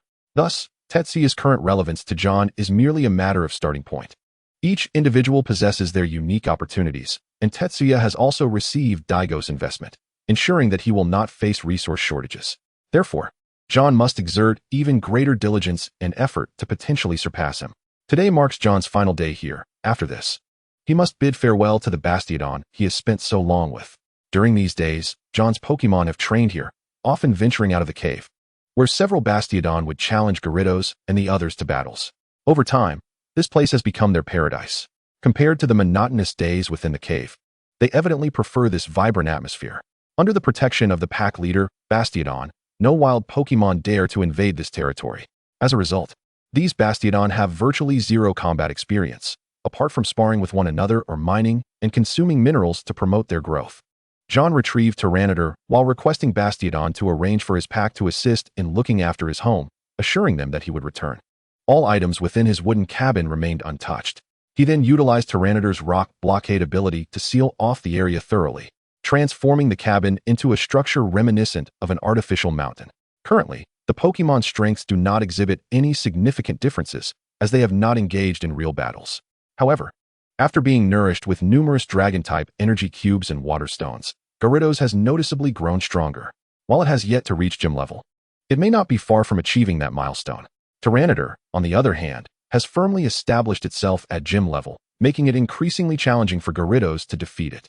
After packing his belongings, John released his Houndoom and Mytena. The baby dragon has matured considerably and no longer insists on being let out. Over these days, the baby dragon has absorbed a wealth of nutrients, with its sleeping hours far exceeding its active ones.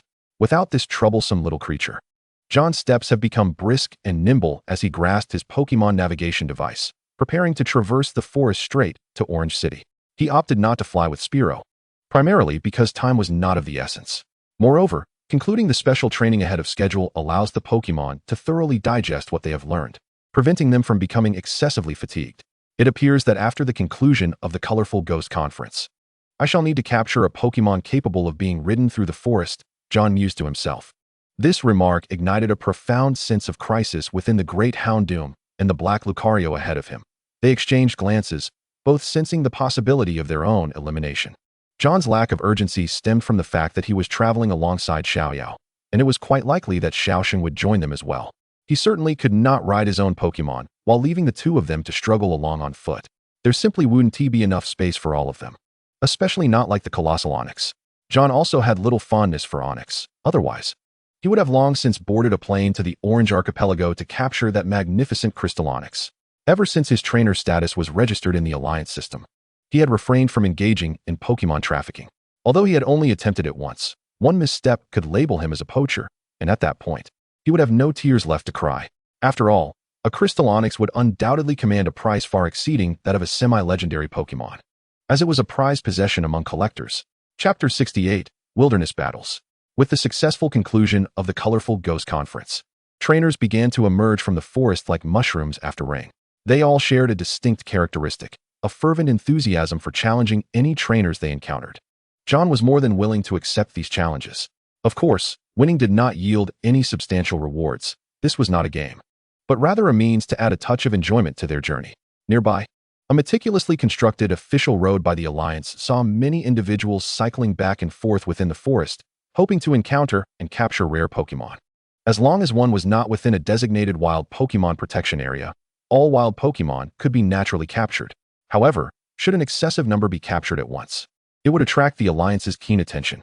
Despite the fact that the Alliance had issued a strict gag order regarding Team Rocket's activities, the close collaboration between gym trainers and the police led many to sense that something significant had transpired. Thus, amidst this sensitive atmosphere, aside from Team Magma and Team Aqua, other delinquents and gang organizations had settled down, behaving themselves during this unusual time. Consequently, the wilderness of the Hoenn region had become considerably more peaceful, with patrolling officers frequently seen passing by, and on fortunate occasions, one might even glimpse a police car hastily transporting a full load of criminals. As for the current situation, John felt it inappropriate to inquire. He considered himself a survivor of that incident, yet the subsequent actions of the Alliance bore no connection to him. Use Rocket Headbutt. Baby Dragon. Upon hearing John's command, Baby Dragon's short legs began to move rapidly, executing its most practiced move as it charged towards the opposing Snorant, knocking it to the ground. Snorant, get up and unleash Icy Wind. The trainer on the other side shouted defiantly. Snorant immediately rose, opening its mouth as a gust of icy air rushed forth. Baby Dragon, use Spark. John swiftly issued his command. Baby Dragon halted, releasing sparks in an attempt to counter the Icy Wind's assault. However, Snorant proved to be the stronger contender. Baby Dragon's sparks quickly faltered against the powerful onslaught of the Icy Wind, and it soon collapsed. I lost. John stepped forward to scoop up Baby Dragon, then took out a spray to provide it with a brief healing. He couldn't help but remark, no wonder Ash could easily lift a young Gyarados. He found that lifting Baby Dragon was not much of a strain at all. After administering the spray, Baby Dragon felt considerably more comfortable, and John placed it on the back of the Black Lucario. The inherent high temperature of Fire-type Pokémon effectively alleviated the frostbite caused by the Icy Wind, and the remaining injuries would soon heal on their own. During the special training, John had discovered that Baby Dragon possessed a notably potent Fire-type energy, likely inherited from its Fire-type parent. It learned Fire-type moves with remarkable speed, although Spark was an unexpected skill it had acquired while being chased by Cacnea. Every time John faced a trainer using a beginner Pokémon, he would release Baby Dragon for battle, always stopping just short of a decisive victory. Baby Dragon's injuries would recover swiftly, allowing it to re-enter the fray once more.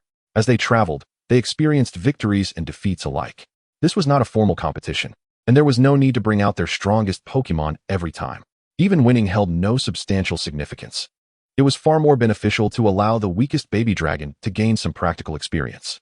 Regarding victories or defeats, Baby Dragon seemed utterly unconcerned, never showing any signs of discouragement, a quality John most appreciated.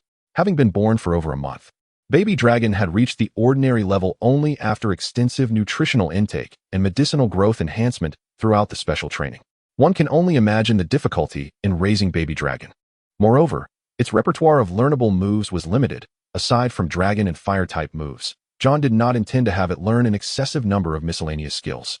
His aspiration was to cultivate a dominant aerial Pokémon, rather than a reckless Dragonite that would dart about and, when faced with distant foes, would have to fly in close to execute melee attacks. At that moment, the battleground was encircled by a dozen spectators who gazed enviously at Baby Dragon in John's arms. The Pokémon beside them were predominantly common varieties, such as Oddish, Caterpie, and Lotad. These individuals were likely trainers who had just captured their initial Pokémon and had come to watch the battles. After all, this year's Hoenn Alliance Conference had commenced, and they were filled with dreams, ready to embark on their journeys. "Hello, my name is Leong, and I would like to battle you." A slightly older individual stepped forward from the crowd. Upon seeing him, John felt a sense of familiarity, while the crowd erupted in excited murmurs. "It's Leong, a top 16 contestant from the colorful Ghost Conference. I've watched his matches. His Blaziken is incredibly strong." They hadn't anticipated encountering him in person. It was truly a delightful surprise. Were they going to battle? Hearing the conversations around him, John suddenly recalled why he felt so acquainted. He had just finished watching the matches from the colorful Ghost Conference and had unexpectedly encountered a participant. "Hello, I'm John. I've seen your matches." John greeted him back, but he noticed Liang's intense gaze fixated on Baby Dragon. Nonetheless, as a noble trainer, Liang quickly set aside his thoughts. "John, how about this? If you win, I'll give you the mountain bike I just purchased." John curiously glanced at the bicycle he was pushing, realizing it belonged to the Alliance's largest brand and was priced at a staggering 50,000 Alliance coins.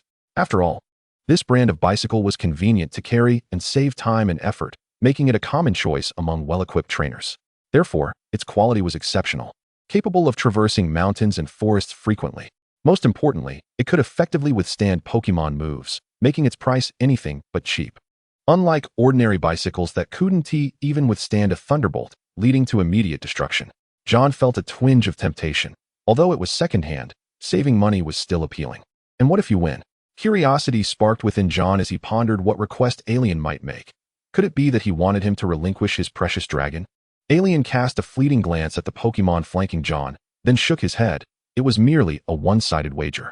As a contender among the top 16 of the colorful spectacle conference, he too possessed his own dignity. Chapter 69, Gyarados vs. Blaziken.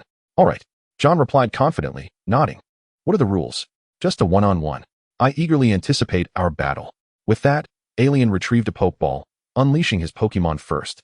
"Go, my partner." Before John stood a striking Pokémon, boasting azure eyes and pristine white feathers. Its V-shaped comb stood tall, and its bandaged claws were particularly eye-catching. Powerful legs firmly supported its form, exuding explosive strength with every step. It was Blaziken, as a Pokémon that consistently ranks high in the Hoenn region. Blaziken exemplifies both prowess and aesthetics, making it the prime choice for countless trainers due to its impressive appearance and formidable abilities. "Shall we move over there?" John pointed to a nearby pond, and Alien nodded. "Are you planning to use a water-type Pokémon?" "Indeed," John affirmed. Whether or not they ventured to the pond was inconsequential. Blaziken's imposing aura seemed to rival that of Gyarados, both being peak elite-level Pokémon. "Go, Gyarados." Each time, John could not alter the phrase he uttered. Thankfully, he refrained from declaring it was decided, lest it sound overly dramatic. He tossed the Pokeball, releasing a colossal beast, which promptly returned to John's hand. The previously tranquil lake began to churn violently, revealing the silhouette of a massive creature. With a roar that conveyed pent-up frustration, a blue figure erupted from the water, baring its fearsome maw and locking its gaze on Blaziken, radiating an aggressive demeanor. Gyarados had been coiled with anticipation, fully aware that this Pokémon was its adversary. Among the crowd, many recoiled in fear at Gyarados' ferocious appearance, while others' eyes sparkled with excitement, for Gyarados was indeed a Pokémon of great renown. Alien, observing Gyarados' menacing countenance, felt a wave of gravity wash over him. His fire type was entirely disadvantaged. Whether facing fire type or fighting type moves, this battle promised to be arduous. Can we commence? Yes. But I did not expect you to possess such a formidable Pokémon. Upon hearing John's words, Alien swiftly glanced at Blaziken, which stood tall and unyielding, undeterred by Gyarados' formidable presence. As the crowd hastily dispersed, retreating to a safe distance, John and Alien exchanged knowing glances and nodded, signaling the battle's commencement. Blaziken, unleash Flamethrower. Alien shouted. Gyarados, use Twister. Blaziken's speed was blindingly swift. In an instant, it expelled a torrent of searing flames from its mouth, resembling a ferocious fire dragon. Gyarados, with a powerful flick of its robust tail, whipped the lake's surface, summoning a colossal twister that howled as it devoured Blaziken's fiery assault before surging toward it with overwhelming force. Jump to evade. Alien urged anxiously. Blaziken's leaping prowess was astonishing. It propelled itself into the air, soaring dozens of meters high. However, the surrounding area was barren, offering no platform for Blaziken to land upon. Gyarados, aim at Blaziken's landing spot and use Hydro Pump. John commanded decisively. Gyarados opened its maw, unleashing a powerful Hydro Pump, a thick column of water erupting upwards. Blaziken shielded itself with its arms, but was still struck hard by the forceful blast. Nevertheless, it skillfully adjusted its posture midair, landing with a thud that left a deep imprint in the ground, dust swirling around. Blaziken, are you all right? Alien inquired anxiously. Blaziken coolly nodded in response, its gaze resolute and unwavering. Use Quick Attack. Alien ordered once more. In an instant, Blaziken transformed into a streak of light, its speed rendering it nearly invisible as it charged directly at Gyarados. Gyarados, dive. John swiftly countered. At the command, Gyarados' massive form plunged into the pond, vanishing from sight just as Blaziken's attack was about to connect. Re-emerging behind Blaziken, Gyarados stirred the waters into a tempest. Once more, unleash Hydro Pump. When facing a fire-type Pokémon, employing water-type moves proved to be advantageous.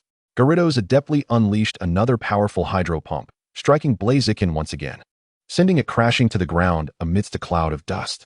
Alien felt a pang of regret. Battling a water-type Pokémon in its element significantly amplified its power, and it cleverly utilized the pool to evade damage. A wry smile crept across his face. How was he to proceed? With both Pokémon closely matched in strength, Blaziken's speed advantage had all but evaporated. Unable to land a blow on Gyarados and resorting solely to evasion was not a sustainable strategy. Stamina would inevitably wane. Gritting his teeth, Alien fixed his determined gaze on Blaziken. Blaziken, don't give up. Use Bulk Up to enhance your strength. Upon hearing this, Blaziken immediately began to execute the Bulk Up technique, its muscles swelling with formidable power. John, witnessing this, felt an urgent need to maintain his focus. Gyarados, continue your Hydro Pump assault. Gyarados launched another powerful Hydro Pump towards the now-enhanced Blaziken. Blaziken, dodge and counter with Fire Kick. Alien shouted. Blaziken adeptly sidestepped the Hydro Pump, igniting its legs in flames as it soared towards Gyarados with a fierce kick. John's heart raced. Gyarados, submerge. Gyarados swiftly sank beneath the water, evading Blaziken's strike once more. Blaziken, utilize Flamethrower on the water's surface. Alien commanded. Blaziken opened its mouth wide, unleashing a torrent of blazing flames that ignited the water's surface, rapidly raising the temperature in the vicinity. Gyarados, emerge and unleash Hyper Beam. John shouted. Gyarados burst forth from the water, channeling a devastating Hyper Beam, colliding with Blaziken's Flamethrower in an explosive clash. As smoke enveloped the battlefield, Blaziken appeared slightly winded yet remained steadfast, its eyes brimming with determination. Blaziken, with the last of your strength, execute Flare Blitz. Alien bellowed, going all in. Gyarados, unleash a full-powered Hydro Pump. John commanded, delivering his final order. Blaziken, engulfed in flames, hurtled towards Gyarados like a blazing meteor. Gyarados retaliated with a colossal Hydro Pump, both attacks colliding in a spectacular display. Chapter 70, Miss Junsha. Stop. A commanding voice rang out, piercing the air like a thunderclap. Shaman, redirect the Hydro Pump with Psychic. Alakazam, teleport in front of Blaziken and use Protect. The crowd turned their attention to the source of the voice, witnessing a swift convoy of motorcycles racing towards them, led by the striking figure of Miss Junsha, adorned in her police uniform. Suddenly, two unexpected guests appeared on the battlefield between Gyarados and Blaziken. Shinado gracefully raised her hands, unleashing a formidable psychic force that diverted the trajectory of the water cannon skyward. Subsequently, the water cannon transformed into a gentle rainfall, reminiscent of an unexpected downpour. Meanwhile, Erolder appeared before the fiery chicken like a specter, instantly erecting a solid barrier that effectively halted the blazing charge of its opponent. It was at this moment that John and Liang, as if awakening from a dream, became aware of Miss Junsha's arrival and promptly ceased their battle. Everyone disperse. You two stay. Miss Junsha commanded with a flourish as she dismounted from her motorcycle, her voice laced with authority. The remaining motorcycles swiftly encircled John and Liang. John's heart raced uncontrollably, akin to a lively rabbit trapped within his chest, while Liang's pallor was no better, beads of perspiration forming upon his forehead. Once the crowd had dispersed, Miss Junsha fixed her furious gaze upon the two, her brows furrowing as she admonished. Are you not aware that engaging in combat in the wild must not disrupt the habitats of wild Pokémon? Observe the devastation you have wrought. Upon hearing her words, John and Liang trembled as they glanced around, particularly John, who felt a surge of anxiety, for most of the destruction was caused by his Gyarados. Trees lay toppled and disordered. The water sources vital for wild Pokémon had significantly receded, and the surrounding land was pockmarked, the once lush vegetation now in shambles. Captain, we have other tasks to attend to.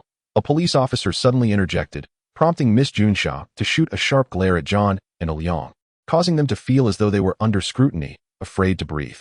Unable to take them back to the station, the officers began to verify their identities. John, 15 years old, hailing from the martial arts town, an elite trainer registered for the league conference. Liang, 18 years old, from Unbai town, an elite trainer who reached the top 16 in the last colorful conference and similarly registered for this year's league conference. One officer methodically scanned their trainer watches, articulating their details with clarity. Given that this is your first offense, find someone to vouch for you. Two elite trainers, and yet you remain oblivious to the league laws. Noticing the two's earnest demeanor and their status as registered trainers, Miss Junsha's ire subsided somewhat. Though it did not imply they could simply walk free, they would require bail. Miss Junsha, the purpose of bail is to ensure that the guarantor commits to preventing further transgressions. I can contact the Oda Research Institute. They can vouch for me. Liang quickly raised his hand, and upon receiving a nod of approval from Miss Junsha, an officer swiftly dialed the contact number for the institute, connecting promptly. The situation is accurate. Liang merely needs to pay the fine within a month, and all will be resolved. When it came to John, he found himself in a quandary. Typically, he would never reach out to the orphanage, especially not for such a disreputable matter. I know Mr. Senri from Orange City. He should be able to help, right? Ultimately, he had no choice but to mention Senri, as he was on his way to see him anyway. Mr. Senri? Miss Junsha raised an eyebrow in surprise, not expecting John to know him. She was aware that Senri was quite busy and might not be able to take the call. Try the gym, but Mr. Senri may not be there. Miss Junsha turned to the nearby officer, who promptly consulted his contact list. Beep, beep, beep. Hello. This is an officer from the Orange City Police Department. May I ask if Mr. Senri is at the gym? A female voice answered, and John immediately recognized it as Mizuko. I am his wife. How may I assist you? Her tone was noticeably tense, urgency punctuating her speech. Please do not worry. It concerns a trainer named John who has violated league regulations during a battle with another trainer in the Orange Forest. Would you be able to provide bail for him? John. Where's John? Mizuko's voice suddenly became more animated. Aunt Mizuko, it's me. I'm here, John sheepishly replied, his expression tinged with embarrassment. John, what law have you broken? Is it serious? Are you hurt? John glanced at Miss Junsha, who nodded, encouraging him to continue. I'm fine. It's just that I haven't encountered a formidable opponent in a while, and the forest was left in disarray. He sheepishly rubbed the back of his head as he spoke. As long as you're okay, the Orange Gym can bail you out. Hurry over. Sho knows you're arriving soon and has been clamoring to see you. Mizuko asserted with authority. As Senri's wife, she had the capacity to make decisions on his behalf. All right, I'll head over as soon as I sort things out here. John quickly agreed, and Miss Junsha exchanged a few pleasantries with Mizuko, having known each other, successfully alleviating Mizuko's concerns. Very well, let this serve as a lesson. As trainers, you should understand the dangers of the wild. If you disrupt the habitats of Pokémon, you are well aware of the severe consequences that can ensue. With a swift motion, Miss Junsha mounted her motorcycle, not forgetting to impart one last admonition. She then recalled Shinado and Erolder, revving her engine as she led her team onward to continue their duties. Severe consequences indeed. John had read of similar scenarios in books. At the dawn of the League, humanity had recklessly destroyed forests for its own development, resulting in the destruction of countless Pokémon habitats. This incited considerable discontent among the Pokémon, leading to frequent attacks on cities under construction. The populace was thrown into panic, and the progress of development was severely hindered. To alleviate the tension between humans and wild Pokémon, the League later initiated remedial actions, amending the laws to regulate human behavior and safeguard the living environments of Pokémon, striving to maintain a harmonious coexistence between humanity and nature. Chapter 71, Arrival at Orange City. As they watched Miss Juneshot depart, John and Liang exchanged glances and could not help but burst into laughter. Liang extended his hand, offering a friendly gesture. John, Gyarados is powerful. If we continue battling, only the fiery chicken will be the one to lose. Honestly, I merely capitalized on a type advantage. I must admit, Liang, you have given me a glimpse of the level of the colorful conference. John reciprocated the handshake, awaiting Liang's rueful chuckle. Please, do not mock me. You're only 15 and already this strong, and it seems we have become rivals. Indeed, let us reserve our duel for the colorful conference. After John's declaration, Liang suddenly recalled something, hastily moving to the side as he pushed his bicycle towards John. We did not settle a victor. I cannot accept that. John shook his head. Liang retorted with exasperation. Of course, I am aware. My money is not found on the ground. Then why are you doing this? John inquired, looking quizzically at the bicycle that had been pushed in front of him. In truth, I wish to exchange something. Where did you capture your Dratini? Liang meekly asked, falling silent afterward, patiently awaiting John's response. A used bicycle in exchange for information on a pseudo-legendary offspring? John inwardly scoffed at Liang's audacity. When it came to shamelessness, he could not compete with Liang. However, in light of this, John retrieved the bicycle. In fact, the beloved Dragonite was a prize I won during a Pokémon battle tournament held on the cruise ship. John, this diminishes the excitement. Who would offer a legendary egg as a prize? Ollie fixed John with a gaze that seemed to question his intelligence. It's true. The organizers simply failed to recognize it as a Dragonite egg, John asserted, firmly clutching the bicycle. The transaction was complete, and there was no turning back. Observing John's demeanor, Ollie was left with no choice but to trust him, and John subsequently returned his Gyarados to its Pokeball. Pleasure to meet you, Ollie. But I must take my leave now. I believe we shall cross paths again soon. I plan to visit Mabai Town in a few days. Perhaps fate will bring us together. With a wave to Ollie, John mounted the bicycle, placing the Dragonite in the basket. He promptly installed the navigation device and set off along the official road, accompanied by his Arcanine and Houndoom, feeling an overwhelming sense of exhilaration. However, that elation was fleeting. He still needed to pay a fine to fully conclude this matter. Why am I so unfortunate? John lamented inwardly, gazing up at the sky and letting out a silent howl of frustration. Changhua City boasts the premier forest resources of the Hoenn region, the Changhua Forest. John and Ollie were already situated within this expansive forest during their Pokémon battle. The vastness of the forest not only encircled Changhua City, but also bordered the sea, earning the city its reputation as a hub of human-nature communication within the Hoenn region. The esteemed Qianli family, originally from Chengdu, relocated to Changhua City after Qianli became the gym leader, establishing themselves as the local trainers. John's destination was none other than this very place. For many, Mabai Town, located in the southwestern corner of the Hoenn region, is regarded as the birthplace of dreams. This is primarily because it is the location where families who have already paid their league fees come to receive their initial Pokémon. As long as one meets the age requirement, they can contact the league at any time, prompting them to prepare initial Pokémon for selection in Mabai Town. However, the prices for the starter Pokémon are notably steep. Thus, families with limited finances can opt for Pokémon such as Swablu, Lotad, or Acorn Pokémon for their newcomers. John, however, was not privy to the specifics, as his own Magikarp was acquired from the black market. In the days following the splendid conclusion of the Caillou Conference, cities were abuzz with various tournament promotions, including the upcoming League Conference and the Grand Contests. This phenomenon is not exclusive to the Hoenn region. Each region experiences similar occurrences post-League Conference. However, the timing of these conferences varies by region. For instance, while the Caillou Conference has just concluded, Chengdu's Silver Conference is only beginning its initial stages. This scheduling strategy ensures that league conferences in different regions do not conflict, thereby enhancing viewership and promoting regional characteristics and Pokémon. The ultimate aim is to attract trainers from other regions to challenge local gyms while simultaneously boosting the local tourism industry. Upon entering Changhua City, John noted its vastness. Yet the greenery accounted for over 50% of the cityscape, likely a remnant of the original Changhua forest. Nevertheless, the city was bustling with inhabitants. As John pedaled along, he observed that the storefronts lining the roads bore no signs indicating vacancies for rent. Thanks to the Changhua forest, the area had become a sanctuary for trainers to replenish their resources and rest. Passing by the Pokémon Center, John was astonished to discover a congregation of trainers. The atmosphere here was strikingly different from that of Kanaz City. One might liken it to the stark contrast between a first-tier city and one of lesser prominence. Having already returned his Pokémon to their Pokeballs, John understood that cities are primarily inhabited by people, and in public spaces, it is customary to only release small, adorable Pokémon unless in designated battle arenas, battle clubs, or Pokémon schools, all considerations stemming from public safety. Of course, some cities lack such regulations, which only adds to their unique charm. The Changhua Gym was easily located, situated on the city's outskirts against a mountainous backdrop. Its architectural style was simple and distinctly Japanese, featuring a gabled roof and a spacious courtyard. It was said that behind the gym lies an expansive greenhouse. Several trainers stood at the entrance, but challenging the Changhua Gym was not a privilege granted to just anyone. Within the trainer community, the Changhua Gym is ranked 5th in terms of difficulty. Naturally, the Pokémon employed by the gym leaders are not their strongest, should they use their primary Pokémon. The league conference would scarcely be contested, as few could participate.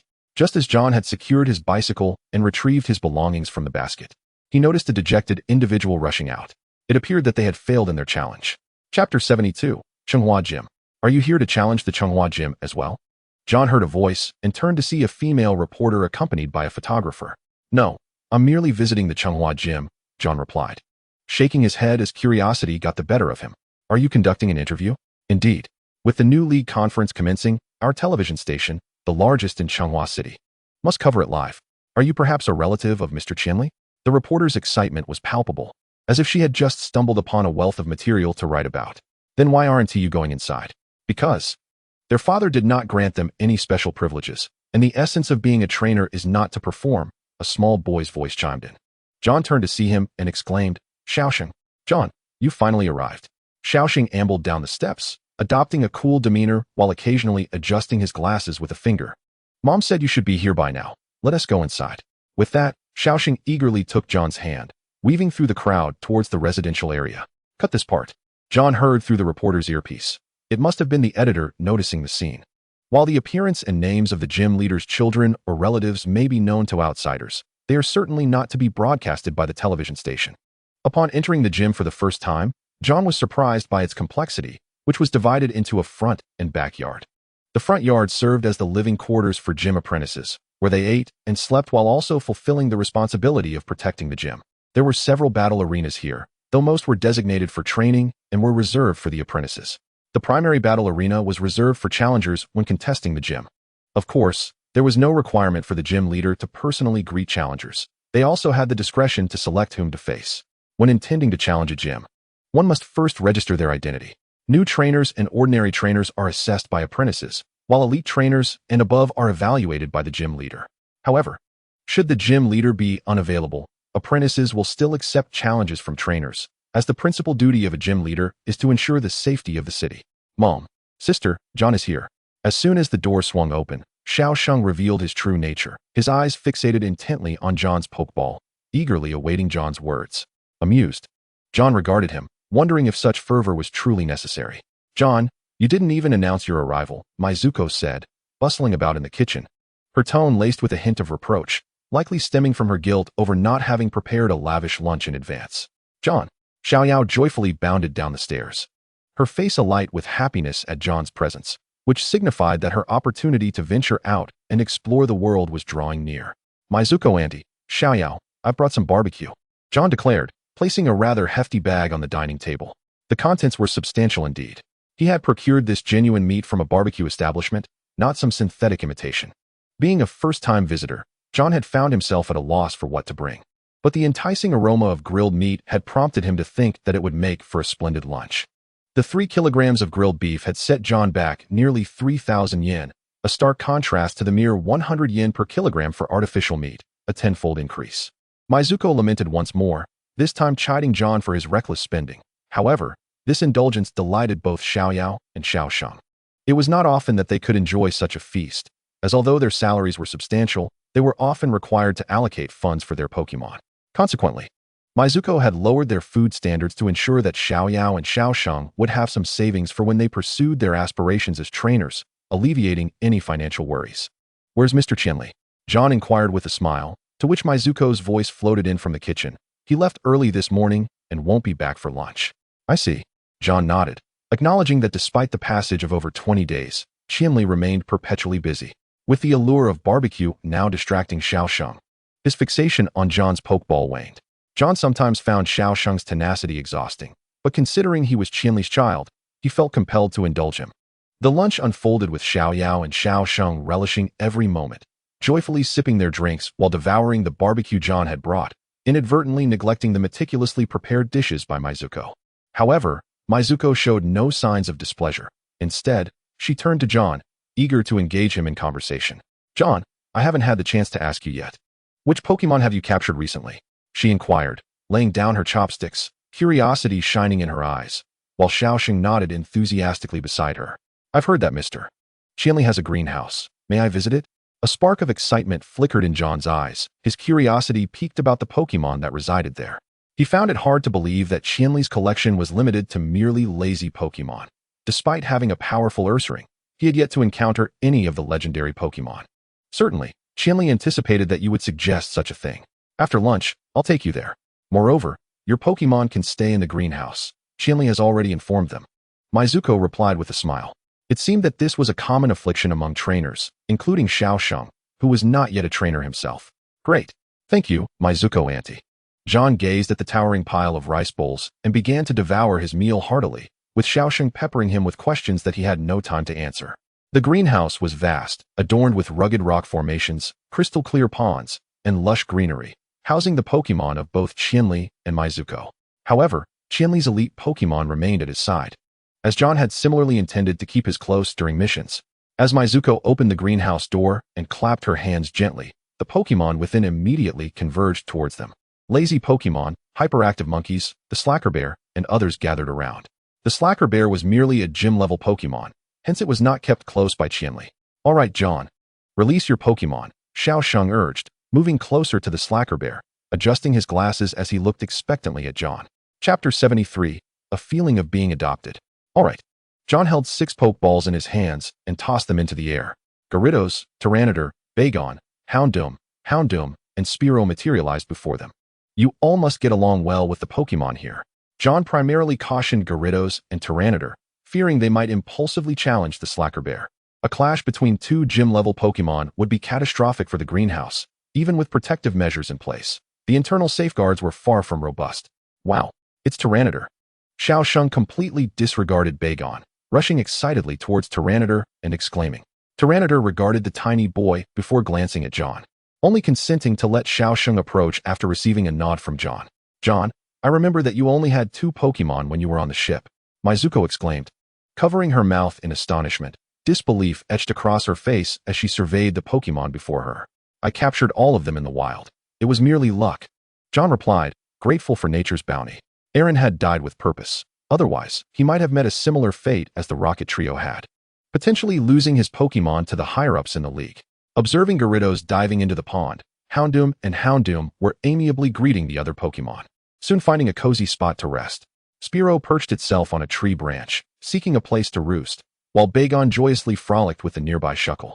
Tyranitar, however, was being pestered by Xiaosheng. Had John not been watching, it might have unleashed a devastating attack. "John, weren't you scared being out in the wild for so long?" Xiaoyao asked, admiration shining in her eyes. "Encountering a Pokemon as large as Tyranitar in the wild, weren't you afraid?" "Xiaoyao, once you choose the path of a trainer, you must adapt to the wilderness," John replied, casually sitting down on the ground as Mizuko had done earlier. "Tomorrow, I'll accompany you to purchase survival gear for the wild. Along the way, I'll teach you some survival skills." "Are we really going to camp?" Xiaoyao expressed concern, not regarding John but the wild environment. "Xiaoyao, what are you joking about? Trainers don't camp in the wild. Do you expect to find an inn every evening at dusk?" John retorted, knowing Xiaoyao's personality. Once faced with reality, he would discover just how exasperating her remarks could be. Nevertheless, despite her occasional stubbornness, Xiaoyao was cheerful and kind-hearted, making her a decent girl. John had no intention of being polite with her, even in front of Qianli and Mizuko. After all, he was not a servant and had no need to appease Xiaoyao. He was merely fulfilling a promise made to Qianli. If he could, he would prefer to travel alone. That way, he would have no reservations in whatever he chose to do. Haha, of course I know. Xiaoyao laughed heartily, seemingly unfazed by John's jibes. Xiao Sheng was having the time of his life, and before they knew it, night had fallen. The three of them spent the entire afternoon in the greenhouse. Mizuko had already begun preparing dinner and tidied up a room for John. The gym had many vacant rooms, but they were all in the front yard, while the back was reserved for the family of the gym leader. Therefore, Mizuko prepared a room adjacent to Xiao Sheng's for John to use as his bedroom. John placed all his Pokémon in the greenhouse, allowing them the freedom to roam. Afterward, he accompanied Mei and Max outside, where they fortuitously encountered Mr. Tosaka, who had just returned home. Mr. Tosaka, are you still busy? John inquired, unable to suppress his curiosity as he observed Tosaka's somewhat fatigued appearance. Almost done, Tosaka replied, then cast a gentle gaze upon Mei and Max, his face breaking into a warm smile, indicating his reluctance to discuss work matters in the presence of family. Dad, you won't believe it. John has caught a Bangiris, Max exclaimed, his face alight with excitement, as if he were boasting about his Pokémon. Bangiris? Tosaka paused momentarily, realization dawning upon him. Ah, I see. No wonder Daigo took such a keen interest in John. If Bangiris is nurtured well, coupled with a Dragonite, John's future indeed holds boundless potential. The so-called quasi-deities are dubbed so due to their extraordinary talents and formidable strengths. The challenge of reaching the Elite Four is significantly less daunting compared to that of ordinary Pokémon. As fate would have it, Tosaka returned just in time for dinner, with Mizuki ensuring his position as the head of the household, encouraging him to eat well before taking John out for a stroll. While she remained to tend to the household chores, Max was unfortunately prohibited from joining them, and Tosaka led John and Mei back into the greenhouse, releasing the Pokémon he had brought along. Mei, in a couple of days, when we set off, you must heed John's guidance, understood? Tosaka's demeanor shifted from his usual easygoing nature to one of utmost seriousness. Mei nodded obediently. She was not naive, having chosen the path of a trainer. She knew she must resolutely forge ahead, regardless of her feelings. John, I entrust Mei to you, Tosaka said, stepping closer to John and gripping his shoulders tightly. His tone infused with melancholy. Of course, I do not wish to treat this as a transaction. John, should you have any uncertainties in your Pokémon training in the future, feel free to consult me. Understood, Mr. Tosaka, John replied earnestly, nodding in affirmation. Tosaka regarded the Pokémon, now frolicking together, and a hint of contentment graced his lips. John, do you plan to transfer your 7th Pokémon and beyond to the greenhouse? Is that permissible? John's eyes sparkled with surprise. Indeed. As long as you have yet to acquire your own transfer qualifications, they may reside in the greenhouse. John felt an overwhelming sense of joy. This resolved the dilemma of Pokémon storage, and they appeared to be getting along splendidly. However, John couldn't shake the feeling of being an uninvited guest. Was this what it meant to be a Pokémon consort? Though Mei seemed quite delightful, he had yet to entertain any notions of romance. It was rather peculiar. The dynamics between men and women in this world appeared remarkably innocent, as it was common to see trainers of both genders traveling together. Even now, as he journeyed alongside Mei, there was not a trace of inappropriate thoughts in his mind. Chapter 74. Shopping and dining. With the excitement surrounding the colorful Spirit Festival reaching a fever pitch, various merchants in Orange City banded together to orchestrate a grand event. After several days of official applications, the final venue for the festivities was confirmed. The gym today felt particularly desolate, as it seemed challengers had flocked elsewhere for merriment. Last night, John had forged a close camaraderie with the apprentices at the Orange City gym. After work, they gathered together. Being elite trainers, their conversation flowed seamlessly, never once falling into silence. They were all participants in the Pokémon League, subsequently joining the Hoenn League as apprentices at the Orange City gym. While learning from Tosaka, they also assisted him, ensuring the gym's operations ran smoothly, for it was quite a challenge for a single gym leader to manage alone. On the training grounds, they commenced their respective training sessions, predominantly with normal-type Pokémon. John, would you like to battle? Saki approached John, eagerly withdrawing a Pokeball. Mei, Max, let us hold off on shopping for a bit, John suggested, feeling a twinge of excitement himself. They had initially planned to purchase some outdoor survival gear for Mei. Absolutely. Max cheered, thrilled at the prospect of witnessing a battle between elite trainers. Typically, Tosaka prohibited Max from engaging in Pokémon battles at such an early stage. Saki, Max is here. Don't forget Tosaka's instructions. Naoki whispered to her, drawing near. It seemed Tosaka had already briefed them, yet the carefree Saki had overlooked it. She could only wave her hand in resignation before suddenly exclaiming, John, there's a large Pokémon battle competition at the Central Plaza. Shall we go check it out? The Central Plaza? That's right. We were just planning to shop nearby, and it was May who chose the location. Upon hearing about the battles, John swiftly returned to the greenhouse to retrieve Banguras, Gyarados, and Houndoom. Max and May, already restless, urged John to hurry along. Max was eager to witness the battles, while May simply relished the idea of shopping, though both pursuits could indeed coexist in one venue. However, upon arrival at the Central Plaza, they found themselves amidst a throng of people, unable to squeeze through, with even the registration lines boasting hundreds of individuals. With no other option, John decided to take May and Max into the mall for some last-minute shopping before their journey. May naturally gravitated toward numerous attractive, yet impractical items. John gently reminded her, but she dismissed his concerns, and he chose not to press further. Observing May seemingly swept up in a shopping frenzy, John excused himself to procure some practical items for Pokémon. After browsing, May filled out an address for the mall staff to deliver their purchases to the Orange City Gym. Upon hearing the destination, the mall attendant waived the delivery fee and even included some unexpected items, such as mosquito repellent spray, raincoats, and hiking shoes, though unbeknownst to May. Since they had planned to dine out today, John had already arranged this with Mizuki. As noon approached, the plaza remained bustling with activity, and John reluctantly opted for a restaurant near the plaza. They managed to secure a table by the window, where Max dashed over to claim it. Through the glass, they could see the exhilarating Pokémon battles unfolding below, with 3 battle arenas in action. Look, John, it's Ninetales and Amalga, Max exclaimed, instantly captivated by one of the arenas. May, watching Ninetales deftly evade attacks, couldn't help but remark, how graceful. John, meanwhile, picked up the menu and began ordering. In the past, he would never have entered such an establishment due to the expensive prices. However, circumstances had changed, and indulging occasionally was hardly a crime. Though Mizuki had provided May with ample funds, John would never allow her to foot the bill for their meal. Currently residing at the Orange City Gym, he anticipated staying for several more days until after Maya's birthday before embarking on their journey. This time frame allowed him to consult Tosaka regarding any uncertainties he might encounter. John quickly made his selections, opting for several lavish meat dishes paired with chilled plum juice, a delightful combination. As they awaited their meals, John began to observe the lively battles below. Chow Chow Pig is one of the initial Pokémon for novice trainers in the United Regions, an evolved form of Warm Pig. Observing Xiaoyao's perplexed expression as she watched the battle, John surmised that she was unfamiliar with the opposing Pokémon. Haha, Xiaoyao adjusted her red scarf. Yet Xiaosheng did not mock her. He was entirely engrossed in the Pokémon contest. John, you possess such vast knowledge. Xiaoyao noted that John, who was a year her senior, appeared utterly different from herself. Although she currently harbored little affection for Pokémon, she found no aversion towards a few particularly beautiful ones. I only remember them because I like them. Xiaoyao, let me remind you, if you choose the path of a trainer, you should endeavor to learn more about Pokémon. I understand.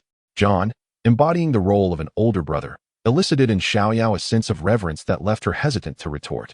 Unlike Xiaosheng, had the same words come from him, Xiaoyao would have already begun to exert her bloodline pressure. Learn more about Pokémon, Xiaoyao murmured, her voice barely audible.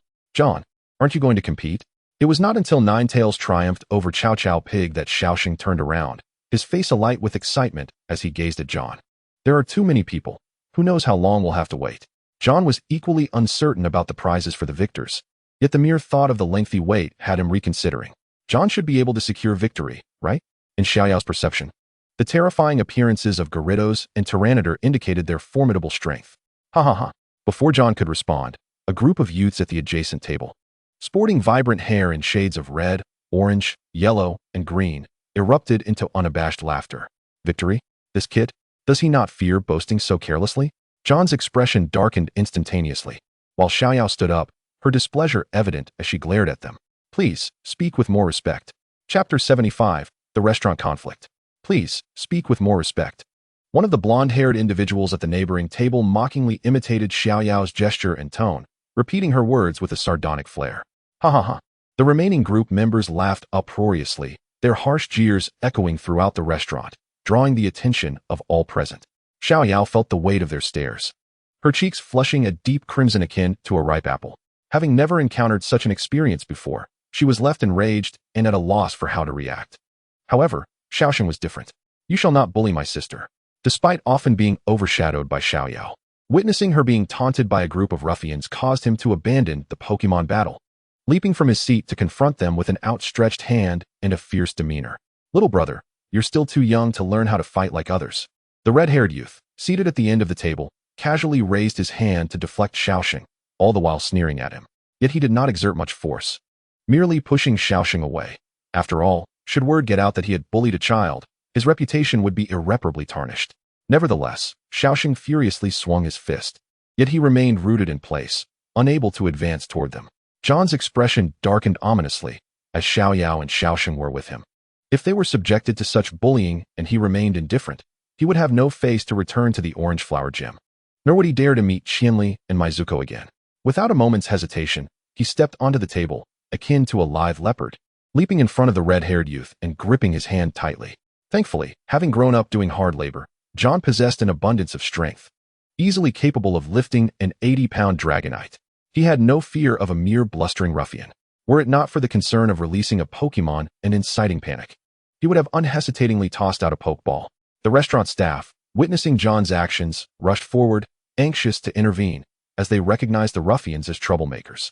However, it was too late. John disdainfully refrained from verbally admonishing them, instead using his powerful left hand to grip the red-haired youth's arm like a vice, then yanking it back violently, eliciting a scream akin to that of a slaughtered pig. "Ah, it hurts. My hand is going to break." With the red-haired youth's resistance gone, Xiaoxing lost his balance, but John's quick reflexes allowed him to catch him before he fell. "Sir, please stop." At that moment, a restaurant staff member hurried over, frantically calling out to John. "Apologize." John replied coldly, increasing the pressure on the youth's arm, who was now feeling as though it might shatter. "Kill this guy?" The green-haired ruffian, seemingly the leader of the group, finally reacted, revealing a menacing expression as he commanded, brandishing a ceramic bowl as a weapon and hurling it towards John. "John, watch out!" Xiaoyao shouted in alarm, quickly dialing her home phone. "Mom, we're being bullied." John immediately pulled the red-haired youth in front of him as a shield, and the bowl smashed against the youth's body. "Hurry, call the police. They're trying to kill us." The red-haired youth screamed in agony, desperately calling for help. But someone had already alerted the authorities. Among the onlookers, a few individuals stepped forward to mediate, having observed the unfolding events. Yet it was difficult to determine who was in the right or wrong. Although the ruffians had instigated the conflict, it was indeed Xiaoxing who had struck first. "Who do you think you are? Get lost." If ruffians were so easily placated, they wouldn't be ruffians at all.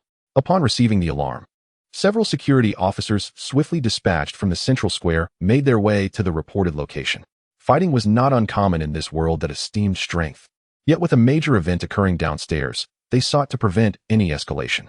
By the time they arrived, chaos reigned, and several mediators had joined the fray, condemning the ruffians. Shortly thereafter, as the ruffians unleashed their Pokémon, John released his Mitana, yet a thunderous roar abruptly halted the commotion. "Everyone, cease this at once. Fighting and releasing Pokémon in public. Do you take this place for a playground?"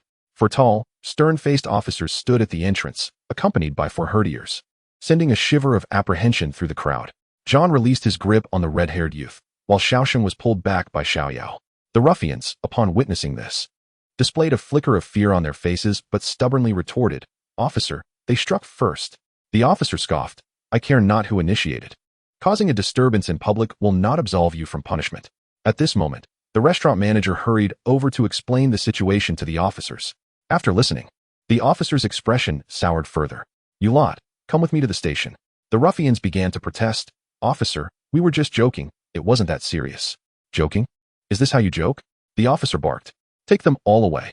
John interjected, "Officer, they did indeed provoke my companions first." The officer regarded John and replied, "Regardless, fighting is not the appropriate means to resolve issues. You all must accompany me to provide statements." "Wait." Just then, another figure entered through the door. It was Miss June Xia.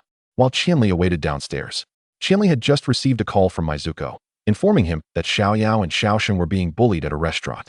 Without a moment's hesitation, Qianli stormed out of the Alliance office with great fervor. By chance, he encountered Miss June Xia, who, after inquiring into the situation, decided to accompany Qianli. The gym leader, tasked with safeguarding the city's safety, could not allow the news of his family being bullied to spread. The repercussions would be far too severe. One must understand why Qianli, renowned as the best below the champions, was called upon to protect the Changhua gym.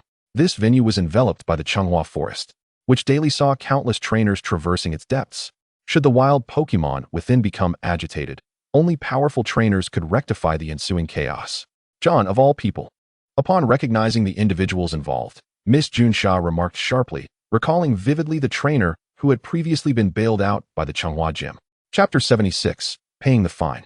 Miss Junsha observed the four ruffians, who had just moments ago radiated arrogance and bravado, now reduced to wilted shadows, akin to frostbitten eggplants. She cast a cold glance at them, inquiring, "Just how much trouble have you caused this year?" With a graceful flick of her wrist, she commanded the officers to escort everyone away. "This is a restaurant, not a place for resolving such trivial matters." The restaurant manager hurried to follow suit, incessantly muttering about the damages incurred and the losses suffered from frightened patrons. Every detail necessitated meticulous accounting. Inside the Pokémon police station, the four ruffians hung their heads low, faces contorted in apology, utterly humiliated. Who could have anticipated that their light-hearted jests would lead to such significant consequences? Having severely disrupted public order and greatly affected the restaurant's operations, they bore the brunt of the responsibility and faced detention as a result.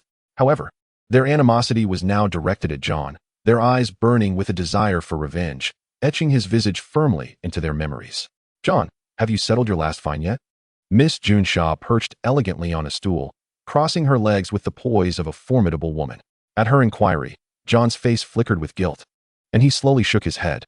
"Not yet. Perhaps I could settle it this time as well." "John, what fine?" Xiaosheng and Xiaoyao widened their eyes. Their curiosity piqued as they fixed their gaze on John. Qianli approached swiftly, addressing Junsha. "I will cover John's fine. After all, he acted to protect Xiaosheng in a moment of crisis. Indeed, they were the ones who provoked my sister first. Why should we bear the consequences?" Xiaosheng's face flushed with indignation, rising to his feet, fists clenched, his expression one of utter disbelief. "Yes, Miss Junsha, does that imply we must endure bullying in silence?" Xiaoyao's face also flushed with anger, her brows furrowed. John hastily interjected, "Xiaoyao, Xiaosheng, Miss Junsha is merely adhering to the alliance's regulations. We did cause some disturbance to the restaurant." He then turned to Qianli. "Mr. Qianli, the trouble was mine. I will handle the fine myself." At that moment, John exuded newfound confidence. He was no longer the same John of before. This penalty held little weight for him. If necessary, he could always ask Devon for assistance or sell a few items to resolve it. Very well. Observing John's steadfast demeanor, Qianli was convinced of his sincerity and allowed him to proceed, reassured by the fact that John now had investors backing him. After settling the fine, Miss Junsha offered a final word of caution. "Today, you clashed with Qihei, the one with green hair. His brother is a gym-level trainer and a top 4 finalist in the previous Caillou conference. Is he also a thug?" John inquired. "Not quite. He is a bounty hunter. Although bounty hunters have been largely rehabilitated in reputation, many still operate in the gray areas. Each region cannot do without such figures, which is why the Alliance has tacitly accepted this profession in recent years. Bounty hunters are now registered trainers within the Alliance and can participate in the Alliance tournaments." John had contemplated joining this profession years ago upon learning of the rehabilitation. Had he not caught the attention of Qianli and others, he might have already been out chasing assignments. "Thank you, Miss Junsha." John expressed his heartfelt gratitude, while she merely wished to avert any unpleasant circumstances. Upon exiting the police station and settling into Qianli's vehicle, Xiaosheng swiftly cast aside his unpleasant experience, turning eagerly to John. "John, are you still planning to participate in the event?" "Of course. Having just paid a fine of 60,000, I must earn that money back." John was well aware that this was an event organized by multiple merchants. Those placing from 16th to 5th would receive vouchers for their goods worth 50,000, with the 4th place receiving 100,000, 3rd place 150,000, 2nd place 250,000, and 1st place an impressive 500,000. Additionally, the top 3 would earn a Pokémon evolution item or a held item, with the 1st place winner choosing first. However, the specific evolution item had yet to be disclosed by the organizers. To register for the event, participants must be registered trainers for this year's Alliance Conference. Due to prior promotion, the event had drawn over 1,000 participants. This was a preliminary round, heavily supported by the Alliance, leading to an influx of trainers into Changhua City. The Changhua Gym was busier than ever, as today marked the first day of registration, with another day to follow. Over these 2 days, 3/4 of the contestants would be eliminated. The competition utilized a doubles format, pairing 2 newly registered trainers against another duo. The victorious pair would then engage in a one-on-one battle, resulting in only one winner from the 4. The format would shift to a 3-on-3 battle once the top 16 were determined. Fortunately, John had already planned to remain in Changhua City for several days, so participating in this event would not disrupt his schedule. That's right, John. As Chinli focused on driving, he imparted, during your travels, engage in battles with other trainers. Do not solely immerse yourself in training. Xiaoyao, once you acquire your initial Pokémon, actively participate in such events. Your father hopes for your swift growth into a formidable trainer. The vehicle glided smoothly toward the central plaza, sunlight streaming through the windows, illuminating their faces. Understood, Dad. Having experienced the day's events, Xiaoyao appeared considerably more mature, no longer displaying her previous resistance to Qianli's words. By now, the number of registrants had noticeably dwindled. John eagerly pushed open the car door and strode purposefully toward the registration area. Xiaoyao, Xiaosheng, you should join me. This is a rare learning opportunity. The two were momentarily taken aback, but Xiaosheng quickly regained his composure, unbuckling his seatbelt with haste and exiting the vehicle. Chapter 77. Participating in the grand event, First Victory. As Xiaosheng dashed away joyfully, Xiaoyao was left astonished. Dad, didn't you say you didn't want Xiaosheng to engage in Pokemon battles so soon? Indeed, Xiaosheng has mastered all that is taught within the school, even surpassing the foundational knowledge of many novice trainers. Now, he delights in accompanying John, and it seems only fitting that he gradually begins to immerse himself in this journey. Qianli's words reveal a sense of helplessness regarding Xiaosheng, yet they are overshadowed by an unmistakable pride. John is a reliable trainer, a trustworthy individual, and with you and Xiaosheng traveling alongside him, I find myself considerably more at ease. As Qianli gazes out the window, observing Xiaosheng diligently seeking an optimal vantage point, a smile involuntarily graces his face. Yes, Xiaoyao recalls John's unwavering intervention on her and Xiaosheng's behalf, and a wave of gratitude floods her heart. Wait, Father, did you mention a trip? Us and Xiaosheng. Xiaoyao suddenly realizes this. Her hand poised to unbuckle her seatbelt freezes, her face a portrait of confusion as she gazes at Qianli. Xiaosheng shared with me his desire to travel with you, and so I posed many questions to him, including safety precautions to consider in the wilderness. Did you not notice how infrequently he has appeared before you lately? How is he progressing in his studies? Xiaoyao cannot help but inquire, while Qianli responds with a tender smile. I did not ask. As a father, my role is to provide support and a higher starting point for Xiaosheng. The path he chooses to tread is entirely up to him. Xiaoyao, you too. Regardless of whether you wish to become a Pokemon trainer, your father will always support you. Father, Xiaoyao is taken aback that Qianli knows of her disinterest in Pokemon. A wave of shame washes over her as she lowers her head, feeling as though she has let down her lineage as the daughter of the Orange Flower Gym leader. Sensing Xiaoyao's emotions, Qianli reaches out with his slightly calloused hands, gently ruffling her hair. Venture out and explore. You will surely discover what you truly enjoy and determine the direction you wish to pursue. Now off you go, for Xiaosheng awaits you. Xiaoyao watches as Xiaosheng secures an excellent spot, even leaving room for her, and her heart swells with emotion. Then I shall disembark, Father. Xiaoyao pushes open the car door and promptly leaps out, sprinting towards Xiaosheng. Sister, what were you and Father discussing in the car? Xiaosheng inquires curiously as he manages to squeeze in, his eyes glued to the doubles match unfolding on stage. Nothing much. Father mentioned that you've grown up, Xiaosheng. Xiaoyao mimics Qianli, affectionately patting Xiaosheng's head, but he quickly wriggles free, exclaiming, Look, John is on stage. John is paired with a bespectacled girl, while their opponents are two burly men, who erupt into laughter upon seeing John and his teammate. Little one, don't let them make you cry. Please, both teams, release your Pokemon. The referee, having announced this all day, can barely muster the energy to repeat the rules. John, representing the red team, observes the determined girl beside him as they both release their Pokemon simultaneously. The blue team sends forth an Electabuzz and a Gyarados. Meanwhile, John's side boasts a Gyarados and a fire Pokemon. Thankfully, the arena is spacious enough. Otherwise, the Gyarados would have left no room for the other Pokemon to maneuver. Moreover, considering the types of Pokemon released by the opponents, the Gyarados is at a significant disadvantage. Use Seed Bomb on Gyarados. Electabuzz, unleash Thunderbolt. The battle commences, with the blue team striking first against the Gyarados, which is theoretically vulnerable to their attacks.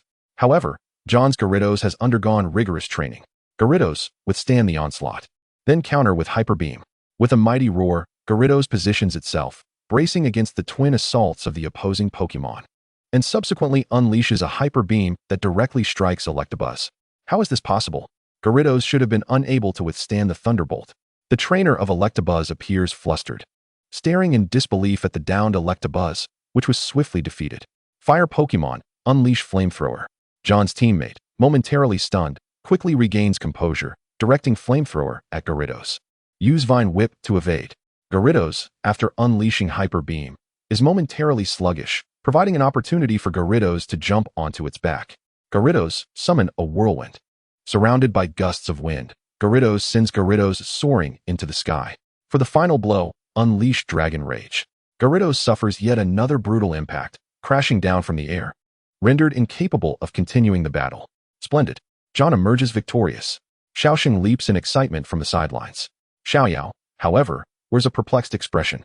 Xiaosheng, I recall learning in school that water-type Pokémon have no resistance to electricity.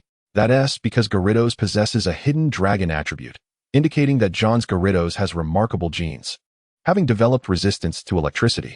With both of the blue team's Pokémon incapacitated, the red team is declared the victor of this doubles match.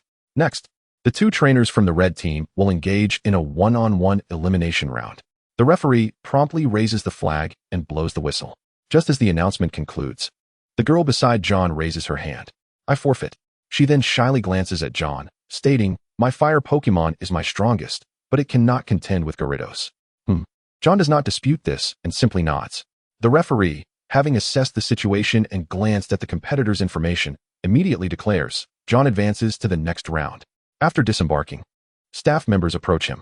Hello, please arrive punctually at 9 a.m. the day after tomorrow for the battle lottery. They hand him a card confirming his advancement, which appears to serve as a pass for the next round. John accepts it, responding softly, I understand, thank you. Soon after, John reunites with Xiaoyao and Xiaosheng. Observing the ongoing matches, John, you're incredible. I have witnessed Father S battles, and his Pokémon do not possess the same intimidation factor as Gyarados. This marks Xiaoyao's first experience watching a Pokémon battle with patience, and she cannot help but marvel at John's overwhelming performance. Chapter 78, Island of No One. Gym battles have clear regulations. Gym trainers may use a maximum of one gym-level Pokémon. Upon hearing this, Xiaosheng immediately explains to Xiaoyao, and John chimes in. Indeed, however, most gym leaders rarely utilize their strongest Pokémon, as gym battles are not solely about victory, but rather an assessment of challengers. Xiaosheng nods vigorously, wishing to avoid the perception that his father has earned a reputation for weakness due to frequent losses. All right, let us head back, as dusk approaches. Grumble. Xiaoyao's stomach growls, and she sheepishly covers her belly while looking at John and Xiaosheng. Hee, I forgot to eat lunch. Upon hearing this, John suddenly feels hunger pangs as well, and Xiaosheng mirrors his sentiments. Shall we grab some snacks and eat while we walk? John suggests, and Xiaoyao and Xiaosheng immediately raise their hands in agreement, not needing to search as delicious food appears before them. After all, with so many trainers and tourists gathered, the organizers are certainly reaping substantial profits, although the majority of it flows into the league's coffers. That night, after dining, John proposes to Qianli that he intends to camp by the seaside, wanting to allow his Pokémon some time to frolic. After all, he has no battles scheduled for the next day, which is the second and final day for event registration. After a moment of contemplation, Qiao En found nothing amiss with his decision. While his greenhouse was indeed pleasant, it could never rival the freedom and expansiveness of nature. Thus, he shouldered a backpack filled with provisions for 2 days and bid a temporary farewell to the Qianli family. Although Xiaosheng was eager to accompany him, Qiao En decisively declined his request. What a jest! He was no babysitter, and they had yet to embark on their journey. He hadn't even brought Xiaoyao along, let alone Xiaosheng. Changhua City lay adjacent to the sea, and at that moment, many had already set up camp along the shoreline. Xiao En's dream of claiming an entire beach for himself was swiftly dashed.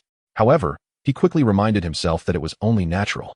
Not everyone could enjoy free lodging at the Pokémon Center. Subsequently, under the astonished gazes of onlookers, he summoned his Gyarados. With agile grace, he climbed atop its head, directing it toward the open sea. After all, there were numerous uninhabited islands offshore. He preferred solitude over the discomfort of sharing space with others and enduring various disturbances. He would rather invest additional time searching for a tranquil and comfortable retreat. Gyarados appeared particularly joyful, as it had rarely experienced such unrestrained swimming since joining Qiao En. This was also Qiao En's inaugural ride on Gyarados, and he could hardly contain his excitement, feeling the sea breeze against his skin while conversing animatedly with Gyarados. The creature relished this exclusive attention from Qiao En, yet it was not selfish. From a distance, it spotted an island and instantly surged forward. Indeed, the island was devoid of any lights, its palm trees standing tall. In the pitch-black night, the island took on a unique hue under the moonlight's reflection. Xiao promptly leaped down from Gyarados, swiftly tossing out a Pokeball, causing all his Pokémon to materialize before him. Before they could fully comprehend their surroundings, he issued immediate commands. Houndoom and Mytayana, venture into the forest and gather some dry wood. Pidgeot, patrol the island with Dragonite and return at once if you discover anything. Gyarados, you may roam freely and hunt, but do remember to return. The instructed Pokémon wasted no time and sprang into action. The only one left standing was Tyranitar, pointing at itself as if inquiring about its task. Xiao first fed Tyranitar a piece of energy cube, noting the dim light as he refrained from igniting a fire. Once Houndoom and Mytayana returned, having gathered wood, he finally erected a campfire and began roasting meat for his evening snack, while Houndoom and Mytayana set off to hunt. Xiao's approach to his Pokémon was quite unique. He preferred them to hone their physical prowess through hunting in the wild, intervening only to enhance their other abilities. Seizing the opportunity, he gently coaxed Tyranitar toward the sea. Take it slow, Tyranitar. This was not Tyranitar's first encounter with such a scenario. It had previously endured Gyarados' water gun, understanding that Xiao was helping it overcome its fear of water. Without hesitation, Tyranitar plunged into the ocean, taking a bath until it could no longer bear it, and hurriedly dashed back to shore. Xiao meticulously recorded the time, measuring Tyranitar's endurance. An increase in its tolerance would signify success. However, Tyranitar expended considerable energy and required a steady supply of nourishment. Xiao had invested a significant sum in purchasing ample nutritional supplements and berries, all for this moment. He firmly believed that a water-fearing Tyranitar would shock everyone. As time ticked by, Dragonite and Pidgeot finally returned after having their fill of fun. Confirming that this was indeed an uninhabited island, Xiao felt a sense of relief, knowing that their training would remain undisturbed. As per usual, Dragonite consumed the daily ration of nutritional supplements and energy cubes prepared by Xiao before settling down for a peaceful slumber in the tent. Thus concluded the first night of training, with Tyranitar exhausted and sprawled on the ground, far removed from its usual aloof demeanor. However, the main event awaited them the following day. For now, they would simply make do. The first rays of morning sunlight gently illuminated the scene, causing Houndoom and Mytayana to open their eyes wide in an instant. A small shelter scuttled across the beach, only to be halted by a massive obstacle in its path. Its mother, a Kingler, had advised it that overcoming any barriers would allow it to forge ahead. Consequently, it launched a crabhammer attack toward the tent, but this time, it had overestimated its own strength. Several Pokémon were roused by the commotion, their gazes fixed on the shelter, while Houndoom effortlessly blocked the crabhammer with a steel tail. What was happening? The ruckus disturbed Xiao from his slumber. Gradually regaining consciousness, he shook his still drowsy head. The sunlight filtering through the tent was somewhat blinding. Stretching leisurely, he exited the tent to find Houndoom engaged in a fierce contest of strength with the shelter. Chapter 79, Internal Conflict, Gyarados versus Tyranitar. Xiao watched the shelter intently, pondering whether to sample its flesh. Ultimately, he decided against it. His appetite was not particularly robust, and he was not fond of eating small crustaceans. Despite the shelter's considerable strength, it was no match for Houndoom, who soon emerged victorious. Xiao seized the shelter and tossed it into the air, swiftly following up with a kick, sending it flying into the sea courtesy of Gyarados. Gyarados had no interest in creatures encased in shells. Otherwise, the shelter would have already become its meal. Everyone, rise and assemble. Upon receiving Xiao's command, the Pokémon quickly shook off their lethargy. I will assign teams, Gyarados versus Tyranitar, Houndoom versus Mytayana. Ensure you distance yourselves to avoid interfering with each other's battles. Additionally, focus on mastering the new moves you just learned, especially you, Tyranitar. Your Dark-type moves require further development. Pidgeot understood its role and immediately soared into the air to survey the island. The other Pokémon quickly spread out, while Xiao turned his attention to preparing breakfast. Moreover, Dragonite had yet to awaken. Its sleep quality had been improving significantly of late. Gyarados unleashed a water gun attack, and Tyranitar did not shy away, roaring defiantly as it caught the forceful stream of water. Though pushed back several meters, it managed to withstand the impact with minimal injury. Despite its secondary dark typing, Tyranitar had only mastered Bite, Revenge, and Dark Pulse up to this point. Under the tutelage of its trainer, it had primarily focused on raw strength. Nevertheless, as it braced itself against Gyarados' water gun, it began to charge up for a revenge attack. The energy from the Dark-type move surged exponentially, forming a massive force that would return the impact of Gyarados' attack. Dark-type Pokémon are known for their vendettas, and this strike was fueled by the resentment from the earlier water gun baptism. Gyarados, agile in the water, deftly evaded Tyranidar's counterattack. Had it chosen to absorb the blow, it might not have endured. The disparity in their strengths was evident, and Gyarados was hardly Tyranidar's equal. However, this only ignited Gyarados' competitive spirit. It surged from the depths, entwining itself around Tyranitar as if demanding its rightful place as the dominant Pokémon. Tyranitar promptly activated its Sandstream ability, transforming the battlefield into a swirling dust storm that obscured Gyarados' vision. The Gyarados was momentarily blinded by the swirling sands, yet its constriction remained unwavering. Meanwhile, the Tyranitar, feeling the restraints upon it, struggled vigorously, its robust limbs thrashing about in a desperate attempt to escape the Gyarados' grip. Despite the obstruction of its vision, the Gyarados held the Tyranitar firmly ensnared. Realizing that liberation was futile, the Tyranitar began to gather the ominous energy of Dark Pulse within its maw. A jet of black energy erupted from its mouth, hurtling directly towards the Gyarados. The Gyarados, feeling the sting of pain, was compelled to release its hold on the Tyranitar. Instantly liberated, the Tyranitar pivoted, opening its jaws wide to unleash its signature move, Crunch, aimed at the Gyarados' body. The Gyarados adeptly swung its tail to evade the ferocious bite, simultaneously harnessing the momentum of its tail to deliver a heavy blow to the Tyranitar. Staggered by the impact, the Tyranitar regained its footing and charged forward once more. The Gyarados, undeterred, unleashed Hydro Pump, a powerful torrent of water surging towards the Tyranitar. The Tyranitar stood its ground, shimmering with a faint black aura, the power of retribution accumulating within it. As Hydro Pump struck, the Tyranitar transformed the force it absorbed, returning it with double the intensity to the Gyarados. Immediately, the Gyarados activated its defensive move, Hyper Beam. The two energies collided, resulting in a violent explosion. The Gyarados was toppled by the force, rolling several times before sustaining some damage to its scales. Yet, its gaze remained fierce, undaunted by the confrontation.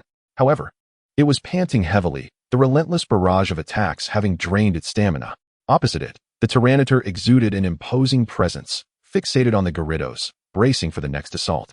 The Gyarados took a moment to regulate its breath before launching itself once again. John had long been captivated by the formidable clash between the two Pokémon. Yet to prevent them from suffering excessive harm, he decisively intervened to halt their actions. Though the Gyarados emitted a low growl of discontent, it complied and ceased its aggression. The Tyranitar, standing tall, regarded the Gyarados with a glimmer of pride in its eyes. "We're merely practicing. There's no need for excessive damage. You are companions, are you not?" John approached, fully aware that such intense battles were essential for their training. Nevertheless, with a competition looming the following day, he deemed it unnecessary to inflict significant injuries upon them. "Gyarados, although Tyranitar currently possesses an advantage, it is still striving to improve. I understand your frustrations, but progress is achieved step by step." John gently stroked the Gyarados' body, carefully applying a spray to its injured areas. Despite the pain, the Gyarados endured, its body quivering slightly. "Tyranitar, your progress has indeed been remarkable. You are now capable of withstanding Hydro Pump effectively. However, do not become complacent. You have a long journey ahead." The Tyranitar had also sustained injuries, and John tended to it with basic treatment as well. Subsequently, he allowed them to train their moves independently, ceasing their direct practice. It was indeed a source of concern for John as he observed the Gyarados submerging into the depths of the sea, pondering the fate of the underwater Pokémon. The Tyranitar, equipped with the weight apparatus John had procured for it, began jogging around the island with heavy strides. The battle between the Houndoom and the Mytina appeared rather conventional, which was likely a result of their recent lack of significant strength enhancement. John, lacking the energy to train them with the same meticulousness he applied to the Gyarados and the others, opted for a simpler training regimen, allowing them to execute their plans independently. Of course, the supply of energy blocks and nutritional supplements remained uninterrupted, as their contributions in the wild were sometimes even more critical than those of the Gyarados. As time passed quietly, night fell once more, signaling a time for rest. John adhered to the principle of balancing work and relaxation. Chapter 80, The Double Battle, Second Match. After 2 days of rigorous registration and battles, the climax of the event was finally set to unfold. Over these 2 days, many inquisitive citizens began ranking the competitors. Based on the available information about the Pokémon, John surprisingly found himself ranked 5th. Little Shung, holding this information, scampered over to John with a mischievous grin. This ranking indeed astonished John, considering the organizers had spent an entire week promoting the event, attracting participants from far and wide, totaling 120 trainers. While the 500,000 League Coins voucher was not an insignificant amount, the allure of the mysterious evolution items or held items for the top 3 was the primary motivation for many to participate. The organizers clearly understood where the event's true excitement lay, and thus had yet to disclose the details. However, John discovered a familiar name within Little Shung's intel. Though he had never seen him in person, he was nonetheless acquainted with the individual. Zongjing, a top 16 contestant in this year's Colorful Ghost Conference, had been defeated by Ash in the competition. He had only just arrived in Orange Flower City yesterday, his Pokémon being Swampert, currently ranked 11th. Holding the number 256, John stood quietly behind a multitude of trainers, awaiting the officials to call his number. The ongoing matches were still the 2v2 double battles. Unlike the previous day this time, teammates would advance together to the next round, which would subsequently transition into 1v1 confrontations. On the 3 battle platforms ahead, fierce battles were unfolding, sparks flying. However, John was taken aback to find that none of the higher-ranked competitors were facing off against one another, leading him to suspect possible manipulation by the organizers behind the scenes. The battles progressed swiftly, each concluding within 2 to 3 minutes. John estimated that he might engage in 2 matches today. When his number was finally called, the trainers sprang into action, preparing for the next intense encounter. This rapid pace of battle only heightened the excitement for the audience below. The cheers from the crowd significantly influenced the emotions of both trainers and Pokémon alike. With 280 participants advancing, 70 battles were required. After waiting for less than 2 hours, it was finally John's turn to compete. During this time, he had not idly observed. Rather, he focused intently on the ongoing battles of his adversaries. As the competitors ranked above him had already taken the stage, John's appearance instantly ignited a wave of enthusiasm. The Gyarados' astonishing performance from the previous day remained fresh in the audience's minds, ensuring that John, the novice trainer, had not been forgotten. John. Since John had remained in the competitors' area, it was Mizuko who accompanied Xiaoyao and Little Shung to the venue today. Upon seeing John take the stage, Xiaoyao could scarcely contain her excitement, her cheers drowning out Little Shung's. The thunderous applause from the audience astonished his teammates. It seemed he was quite popular. Extending his hand warmly, he introduced himself. "Hello, I'm Yuya." "Hello, I'm John." John smiled lightly, recognizing Yuya from the Colorful Ghost Conference. Having watched the matches several times in his past life, Yuya was another trainer who had been defeated by Ash. Uncertain about the other top 4 contestants aside from Jia, John could not confidently assert whether they were present here. Now we commence the second match of the 3rd arena, adopting a doubles format. The battle will conclude when one side's Pokémon has completely lost its ability to fight. The duel begins. Let the red and blue teams release their Pokémon. As the referee of the 3rd arena announces with great fervor, 4 Pokeballs are thrown simultaneously, as per regulations. John opts once more for his Gyarados. Fully recovered from yesterday's injuries and ready for combat, Anoyama selects his Tropius, which takes to the skies with a flap of its wings, perfectly complementing Gyarados. Facing them from the blue side are Scyther and Zebstrika, both not native to the Hoenn region. Zebstrika unleashes Thunderbolt upon Gyarados. The match kicks off with Zebstrika striking first. Electric currents swirl around it as it channels an intense thunderbolt directed at Gyarados. Tropius, use Protect to shield Gyarados from damage. However, Anoyama is quick on the draw. He grasps John's shoulder and nods, calling out to Tropius. Without hesitation, Tropius powerfully flaps its wings, creating a barrier that absorbs the full brunt of Zebstrika's thunderbolt. Scyther, use Fury Cutter on Tropius. Scyther, heed the command and unleash Seed Bomb. Upon receiving the order, Scyther springs into action, its razor-sharp claws slicing through the air as it lunges at Tropius. Unfazed, Tropius flaps its wings to lift off, narrowly evading the lethal strike. It then retaliates with a barrage of Seed Bombs, launching a fierce counterattack towards Scyther. Now, Zebstrika, unleash another Thunderbolt at Gyarados. Occupied with Scyther, Tropius cannot assist. Finally, John issues his command. Gyarados, use Hurricane. In an instant, a violent whirlwind erupts, clashing fiercely with the Thunderbolt. The collision produces a dazzling display of light and a thunderous roar. Yet, the hurricane effortlessly neutralizes Zebstrika's assault, and, carrying the residual force of electricity, it advances aggressively towards Zebstrika. Zebstrika, run for your life.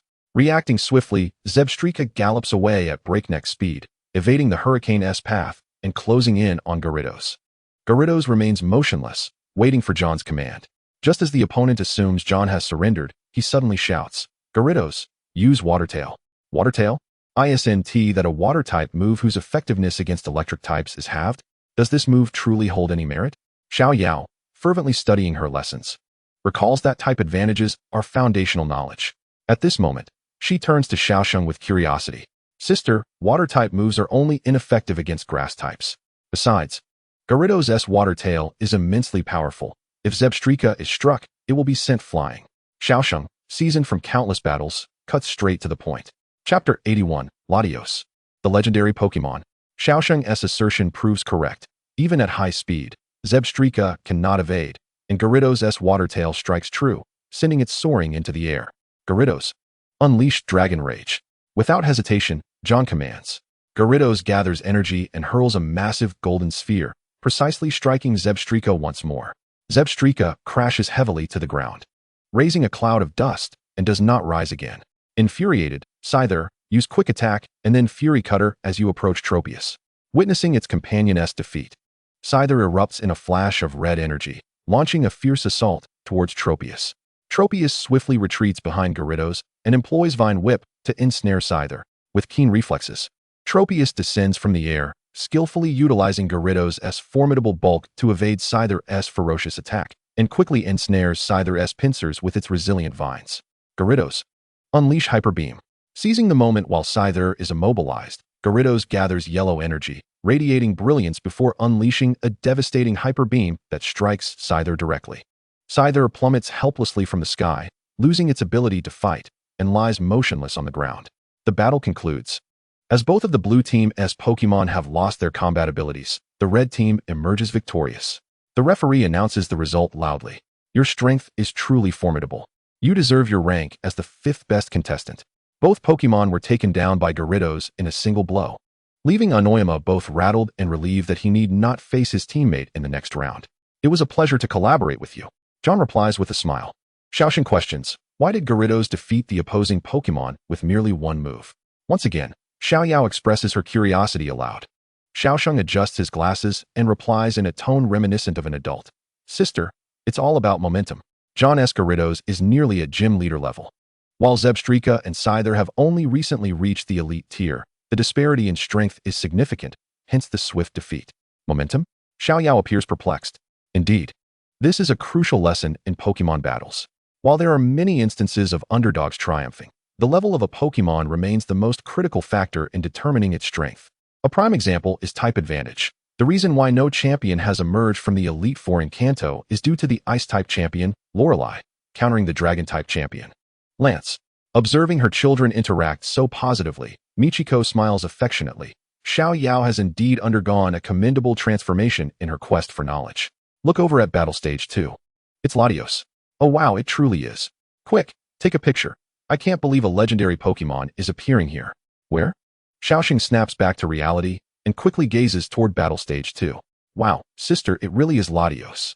Even Xiao Yao, despite her limited knowledge, has heard of this Pokémon's fame and hurriedly turns her gaze as well. Latios. Latios. John, having returned to the contestants' area, is drawn in by the exclamations. A blue and white Pokémon, resembling a jet plane, hovers in the air. It is indeed Latios. He never imagined that a trainer with Latios would be participating in this year's colorful conference. In regard to the Pokémon League, only the Lily of the Valley Conference has seen a trainer known as the legendary Beast Man, Drayden, possess a legendary Pokémon, including Latios. Yet, the appearance of this individual starkly contrasts with John's recollections of Drayden. Could he be mistaken? Or perhaps legendary Pokémon have become commonplace? No, that cannot be. If this trainer truly participated in the colorful conference, then Jie could never be the champion.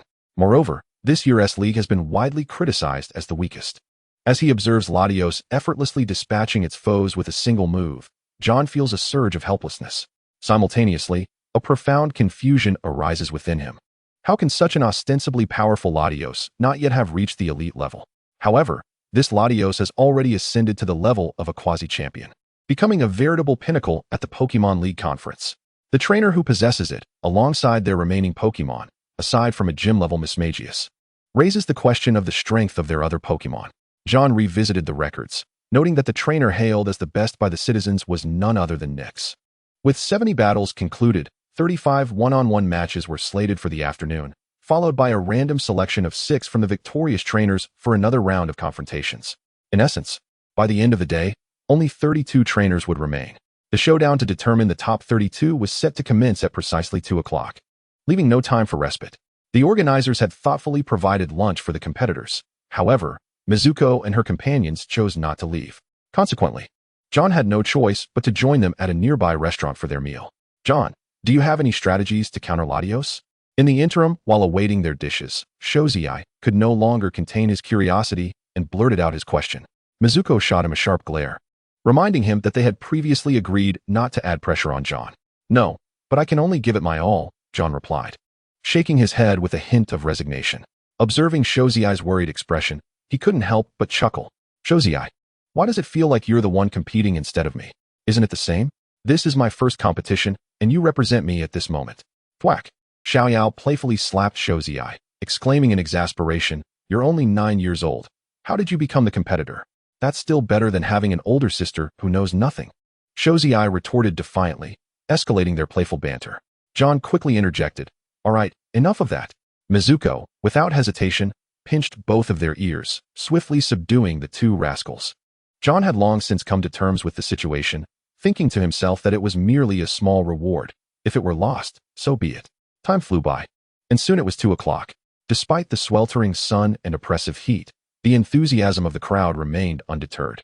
The square was already engulfed by throngs of people, creating a formidable wall of humanity. As the afternoon progressed, the battles promised to become increasingly thrilling. Chapter 82, From 70 to 35, Gyarados vs. Swampert. Mom, it seems we've arrived late. Shozei lamented as he gazed at John's retreating figure, then at the impenetrable crowd before them, feeling despondent.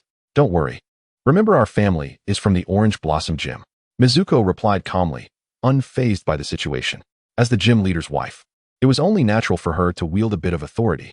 With a quick phone call, within just 2 minutes, a staff member rushed over and escorted them to an optimal viewing position for the match.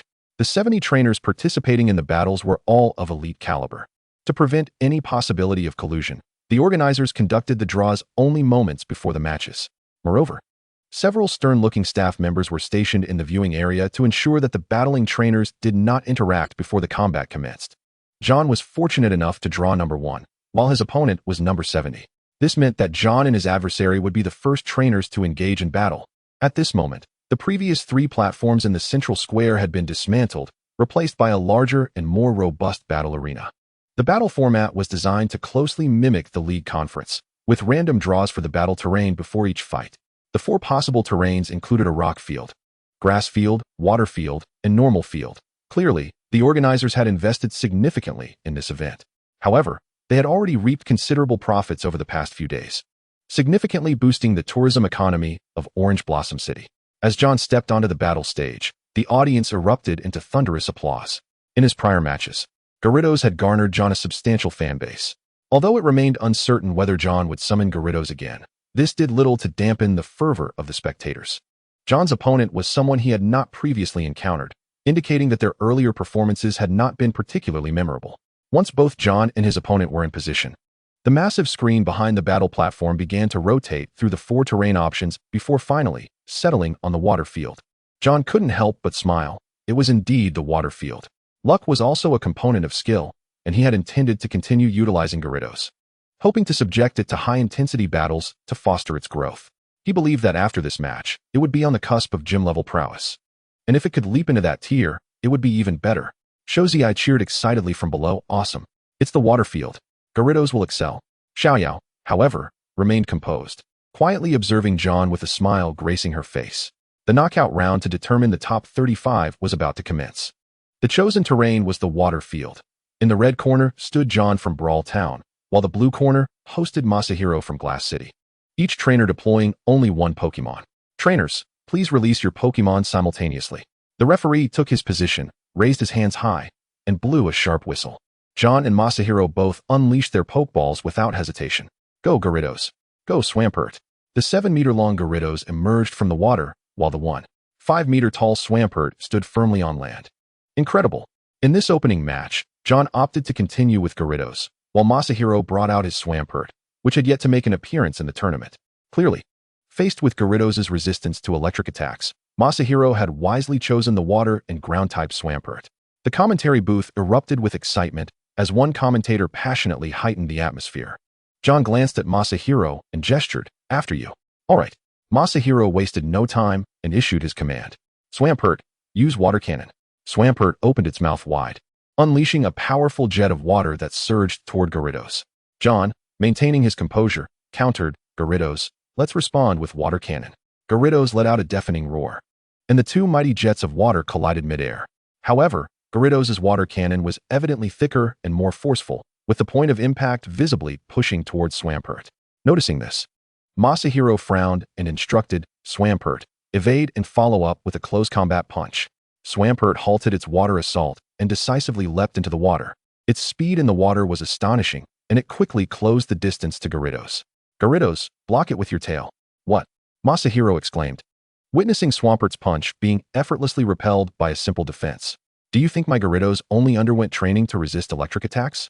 John chuckled, knowing that a Gyarados without training its tail would be inadequate, relying solely on its fearsome jaws. "Swampert, use muddy water and follow up with Stone Edge."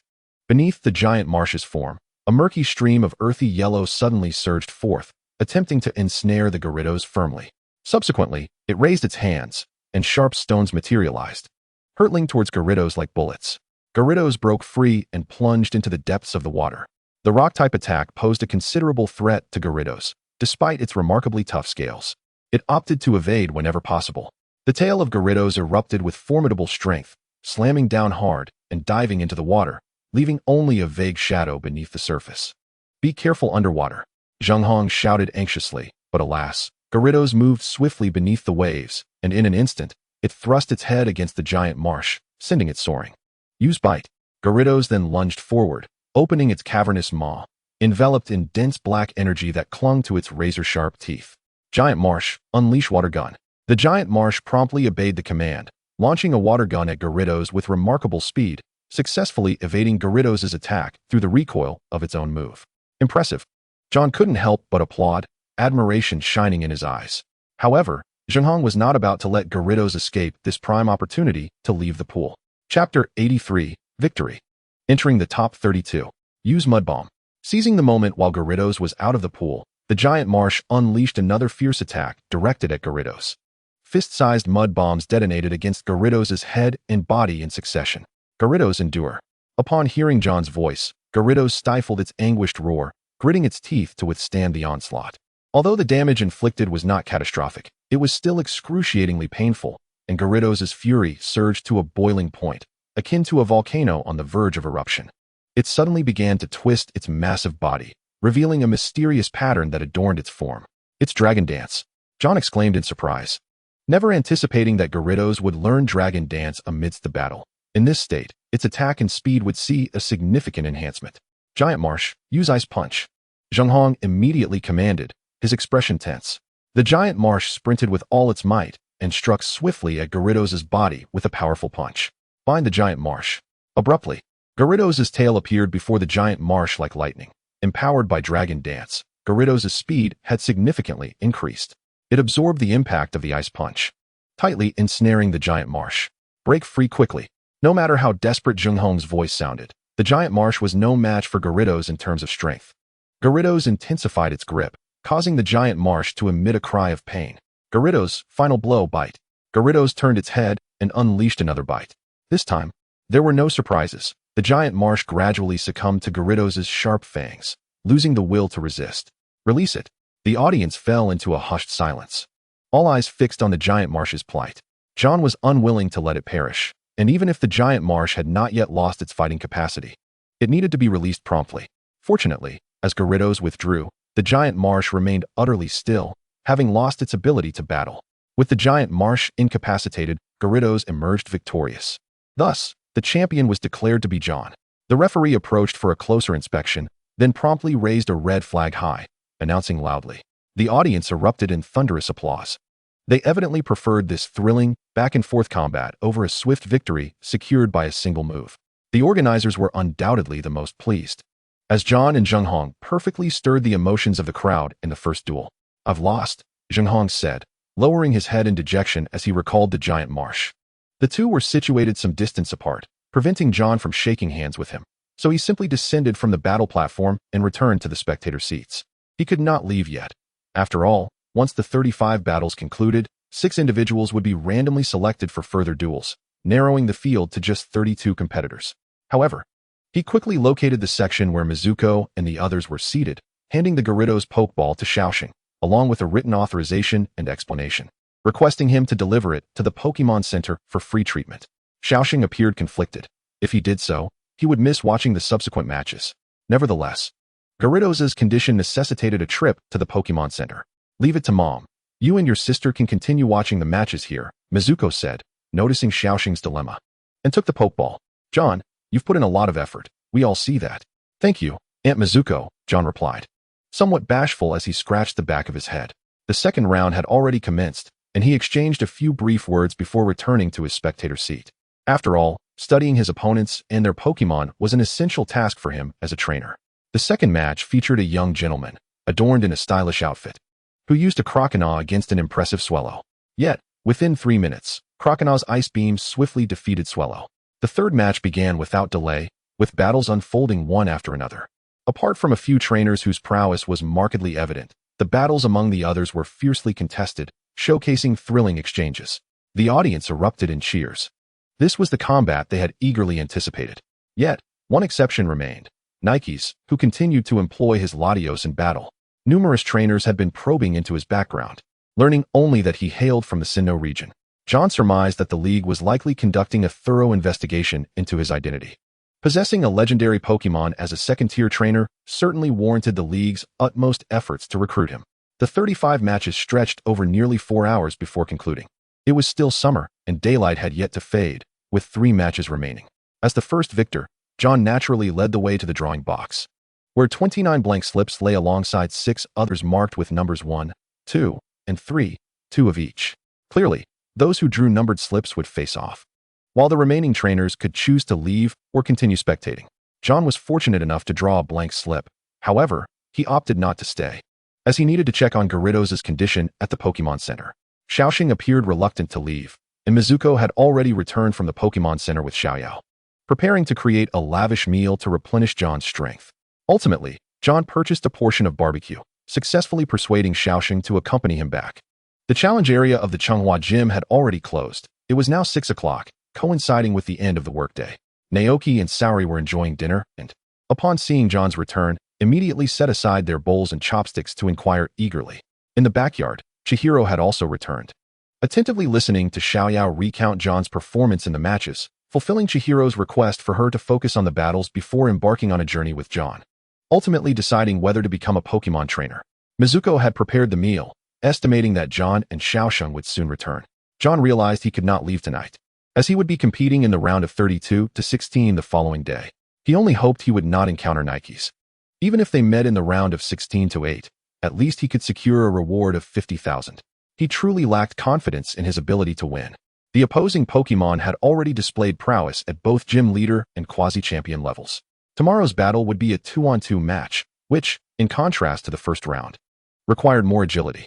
He opted to start with Gyarados once again. After recalling Gyarados, it succumbed to slumber.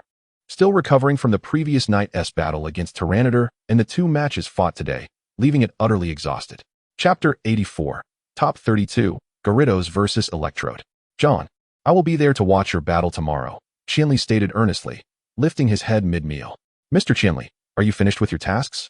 John's words carried a weight of implication, which Qianli immediately comprehended, nodding with a smile. "There are a few finishing touches to handle, but I've entrusted them to Miss Junsha," Qianli explained unhurriedly. "Indeed, as the gym leader, you should spend more time guiding the younger generation within the gym."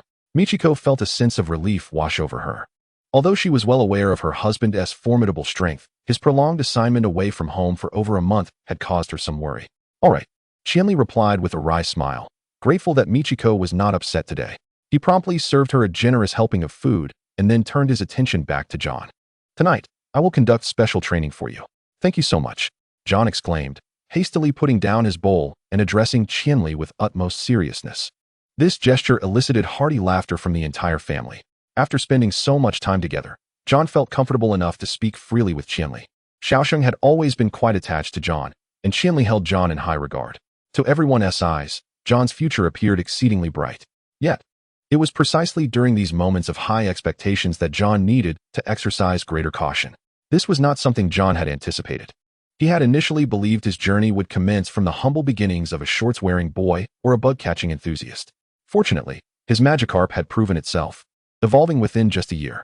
The following day, John arose early, only to find that Xiaoxing had risen even earlier. However, Xiaoxing's excitement was the reason for his early start. While John had come to check on the health of his Pokémon in the greenhouse. Although the Pokémon battling today were not the other four, they bore no grievances. 4 Tyranitar and Gyarados were their elder siblings. After completing the inspections, John recalled Gyarados and Tyranitar, keeping Houndoom as a reserve. Houndoom's strength surpassed that of the Mytina. And after John captured it, he had unlocked its potential. Mytina was relatively young, lacking the depth of experience that Houndoom possessed. Qianli had already prepared the vehicle. Today he was a heavyweight guest, and the organizers had carefully arranged 4 seats for Qianli's family. Upon exiting the car, John hurried towards the competitor's area. Even before 9 o'clock, the venue was already teeming with spectators. In recent days, the population of Orange City had surged by more than double, most drawn by the allure of Latios. The organizers urgently contacted the Hoenn League, requesting additional seating for the square. Consequently, dozens of Onyx were dispatched to encircle the area, bringing with them hundreds of seats. Nevertheless, even with these efforts, the seating remained insufficient, and no alternative solutions were available. The police had also deployed a considerable number of officers to maintain order, and the situation appeared relatively orderly. After several minutes of enthusiastic introductions from the announcer and a lengthy advertisement, John found himself once again in line for the draw. This time, his number was 28, placing him in the 5th match. Many spectators, like John, closely observed Nyx, soon finding relief as he was the first trainer to take the stage. Facing an opponent who wore a look of resignation, his most powerful Pokémon, Braixen, was swiftly dispatched, and even the Ice-type Pokémon, which had an advantage against Latios, met the same fate. Soon, it was time for the 5th match, and John's opponent was a trainer from Fuyin Town named Kubo. His desert dragonfly was formidable, and John had studied its battles. However, as a ground and dragon-type Pokémon, it was vulnerable to John's Gyarados. Gyarados was well-versed in both dragon and ice-type moves, and John believed Kubo was aware of his disadvantage. The venue was finally drawn, landing on a rocky terrain. Xiaoxing sighed heavily, his face marked by disappointment. This terrain would hinder Gyarados' full potential. Xiaoxing, the terrain is randomized, and remember, this is a 2v2 battle. John isn't limited to just Gyarados. Qianli remarked in an instructive tone, taking his time. As a trainer, one must adapt to all battle environments. While the water terrain favors Gyarados, it may not suit John's other Pokémon. Knowing how to gain an advantage even in unfavorable conditions is a fundamental skill for any trainer. I understand, Dad, Xiaoxing replied obediently. Nodding. Nearby sat one of the event organizers, who curiously inquired, Master Qianli, do you know this trainer named John? Indeed. He currently resides at the Orange Gym and is a promising protege of Daigo. Qianli nodded slightly in response. Daigo Zafuchi? Qianli's statement caused the organizers' eyes to widen in surprise.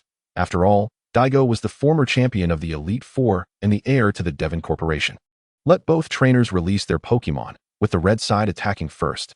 The referee announced loudly, Go Electrode! Go Gyarados! A striking yellow figure materialized before Gyarados. It was Electrode, boasting a white underbelly adorned with vibrant red spheres on its forehead and tail. Electrode, unleash Thunderwave. Kubo initiated the attack, and the red sphere on Electrode's forehead blazed with blinding light, its antennae crackling with ominous electricity. In an instant, Thunderwave surged toward Gyarados with tremendous force. Gyarados evade. Use Dragon Rage. Roar. As the command was uttered, Gyarados displayed remarkable agility, swiftly maneuvering to the side before unleashing a powerful stream of Dragon Rage from its gaping maw. Electrode, counter with Dragon Pulse. At Kubo's command, Electrode focused intently. A resounding explosion echoed as the two powerful energies collided midair, generating an overwhelmingly potent gust that swept across the arena. Ultimately, both energies resisted each other, gradually dissipating. Neither Gyarados nor Electrode gained any advantage in this fierce exchange. Chapter 85 vs Desert Dragonfly, Gyarados' Fighting Spirit. Electrode began to fully exploit its agility, darting across the battlefield. In response to Gyarados' strikes, it deftly utilized the rocks as shields, inching closer to Gyarados. Electrode, once more with Dragon Pulse. Understanding John's Gyarados possessed a certain resistance to electric-type moves, Kubo decisively opted for a dragon-type attack. At such close range, Electrode, leveraging its speed, swiftly maneuvered behind Gyarados. With no means of evasion left, Gyarados was struck directly by the formidable dragon pulse. Roar! The Gyarados emitted a deep, resonant roar as its massive form crashed heavily to the ground. Kicking up a cloud of dust, Gyarados, Dance of the Dragons. John shouted fervently. Rising once more, Gyarados shook its head vigorously before unleashing the Dance of the Dragons. Its aura steadily intensifying. Electivire, unleash a thunderbolt. Seizing the opportunity while Gyarados danced, Electivire enveloped itself in a powerful surge of electricity and charged fiercely towards Gyarados. Gyarados, use Whirlwind to blow Electivire away. After executing one final flourish of its dance, Gyarados summoned all its strength to whip its tail, creating a formidable whirlwind that completely engulfed Electivire. The sheer force of the whirlwind rendered Electivire's power utterly insufficient, and after a brief struggle, it, along with debris, was mercilessly cast into the air. Gyarados, use Hyper Beam. Gyarados wielded the Hyper Beam with growing expertise, a blinding beam of light shooting forth and accurately striking Electivire, which was still suspended in midair. With Electivire incapacitated, Gyarados emerged victorious, prompting Judge Kubo to release the next Pokémon. The referee immediately blew the whistle, and Kubo took a deep breath, decisively tossing out a Pokeball. Go, Flygon! A dragon-like Pokémon, predominantly green with striking red eyes and a semi-spherical structure, appeared in the air. Gyarados, do you wish to continue battling? John had the opportunity to switch Pokémon, yet Gyarados resolutely nodded, its eyes ablaze with fierce determination, evidently eager to press on. Ah, of course. John suddenly smacked his forehead. After its evolution, Gyarados had been subdued by Kubo's Flygon. Now, upon seeing Flygon once more, Gyarados recalled the previous defeat and was unwilling to withdraw, even if it meant losing. After all, John still had another Pokémon in reserve. Gyarados glared menacingly at Flygon, while Flygon hovered in the air, slightly flapping its wings, utterly perplexed by Gyarados' sudden fury. It seemed Gyarados still harbored the memory of its prior defeat at Flygon's hands. Xiaoxing and Xiaoyao exchanged glances, recalling John's earlier account of Gyarados' post-evolution experiences. On the battlefield, Gyarados' gaze at Flygon grew increasingly frigid, as if it intended to freeze its opponent in place. John shook his head helplessly. It appeared Gyarados was becoming more agitated. Kubo stared blankly at Gyarados, acutely aware of the escalating fury radiating from it. Nevertheless, he remained confident in his Flygon and made the first move. Flygon, use Rock Slide. Flygon emitted a piercing cry, summoning the shattered rocks from the earlier battle and hurling them at Gyarados with astonishing speed. Gyarados, blow them away with Whirlwind. Gyarados roared in response, twisting its colossal body with remarkable speed and forcefully swinging its tail to knock the incoming rocks aside. Bolstered by the Dance of the Dragons and fueled by its anger, the whirlwind not only successfully dispelled the rocks, but also surged with tremendous power towards Flygon. Flygon, gain altitude, then execute Dragon Dive. Kubo shouted hoarsely, beads of cold sweat forming on his brow. It was brutal. With just a single move, Gyarados had drastically reduced Flygon's maneuvering space. Such an advanced technique, John thought in astonishment as Flygon flapped its wings vigorously, rising significantly above the whirlwind and diving downwards. Wrapped in pale blue flames and radiating an intimidating aura, it charged fiercely at Gyarados. Gyarados, use Ice Beam. Ice energy rapidly coalesced, and the Ice Beam was launched forth. Dodge it! Kubo exclaimed, panic-stricken. If the 4 times damage Ice Beam struck Flygon, the consequences would be dire. Flygon hastily abandoned its Dragon Dive stance and swiftly maneuvered in the air, with Gyarados' head quickly in pursuit. However, the Ice Beam was halted abruptly, and Flygon managed to regain its composure. Aqua Jet, restrict Flygon's movements. Not again! Kubo exclaimed in frustration. This approach left no opportunity for close-quarters combat. Flygon, unprompted by Kubo's commands, was already evading Gyarados' Aqua Jet attacks in midair. This could go on indefinitely, John muttered, watching Flygon flit about the sky. Flying Pokémon are just unfair. They disregard the battlefield size, soaring wherever they please. If only my Dragonite had evolved into Salamence, I wouldn't have to be so passive. Flygon, endure this Aqua Jet, then swiftly unleash Bug Buzz. Kubo shouted helplessly. Flygon abruptly halted its movements, bracing itself to absorb the forceful Aqua Jet. Then, utilizing its own vibrational energy, it unleashed a powerful sound wave attack. The invisible sound waves spread throughout the arena, prompting the surrounding Psychic-type Pokémon to reinforce their protective barriers. After all, The cardinal rule in Pokémon battles is to never inadvertently harm the spectators. Gyarados, jump up. John had been waiting for this perfect moment. Hearing the command, Gyarados seized the opportunity while the sound waves had yet to fully disperse, enduring the discomfort as it coiled its powerful tail and launched itself into the air like a compressed spring. At that moment, Flygon's bug buzz continued to resonate, keeping its body suspended in the air, helplessly watching as Gyarados' massive head drew closer. Chapter 86. Defeating Flygon, minimum 50,000. Gyarados, use Ice Fang. John bellowed, his voice resonating clearly even as Gyarados ascended to great heights. Flygon's wings flapped continuously, but altering its frequency in such a short span of time was no simple task. It required a moment to adjust. Flygon, use Dragon Claw to bring Gyarados down. Gyarados, bite down on Flygon's claws. The commands rang out in succession, prompting many prepared spectators to swiftly retrieve their binoculars, fixating on the fierce battle now unfolding in the skies. In an instant, Flygon's front claws erupted with rich green energy, coalescing into massive, sharp dragon claws that struck towards Gyarados' face with incredible force. As Gyarados endured the ferocious assault, it opened its mouth wide and deftly clamped down on one of Flygon's claws. Both Pokémon were subjected to pain, yet it was evident that Flygon suffered more significantly. Flygon, unleash Hyper Beam. Gyarados, ensnare Flygon and unleash Whirlwind. At such close range, a direct hit from Hyper Beam would undoubtedly overwhelm Gyarados. Yet John had no other options. He urgently commanded Gyarados to whip its powerful tail, ensnaring Flygon like a constrictor snake. John was treating Gyarados as a means to an end. Xiaoxing smirked, astonished by Gyarados' resilience against the onslaught, while Flygon gradually lost its ability to fly, and both Pokémon plummeted from the sky. However, is the effect not remarkably significant?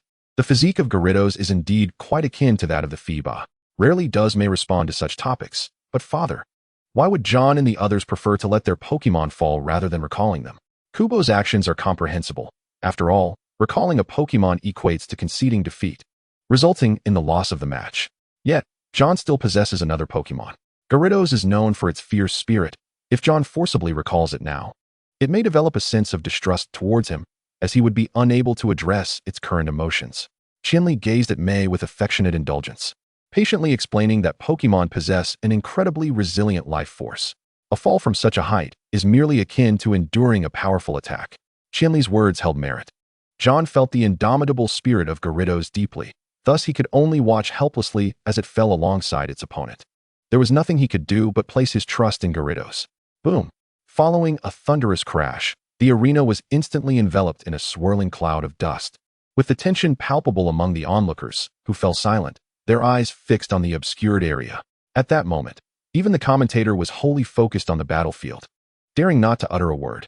As the dust gradually dissipated, the silhouettes of Gyarados and the desert dragonfly became increasingly discernible. Gyarados was the first to rise, emitting a deep roar as it shook its head vigorously, striving to regain its senses. Its massive form swayed slightly, the scales glinting with a steely sheen under the sunlight. In stark contrast, the desert dragonfly appeared exceedingly feeble, its wings drooping limply, its body trembling uncontrollably. After several futile attempts to steady itself, it finally managed to find its footing, though its eyes betrayed a hint of fatigue. John, filled with concern, shouted, "Gyarados, can you continue fighting?" Roar. Gyarados turned its head to look at John, resolutely nodding and exhaling a plume of white mist. "All right, Gyarados, unleash Ice Beam," John called out emphatically.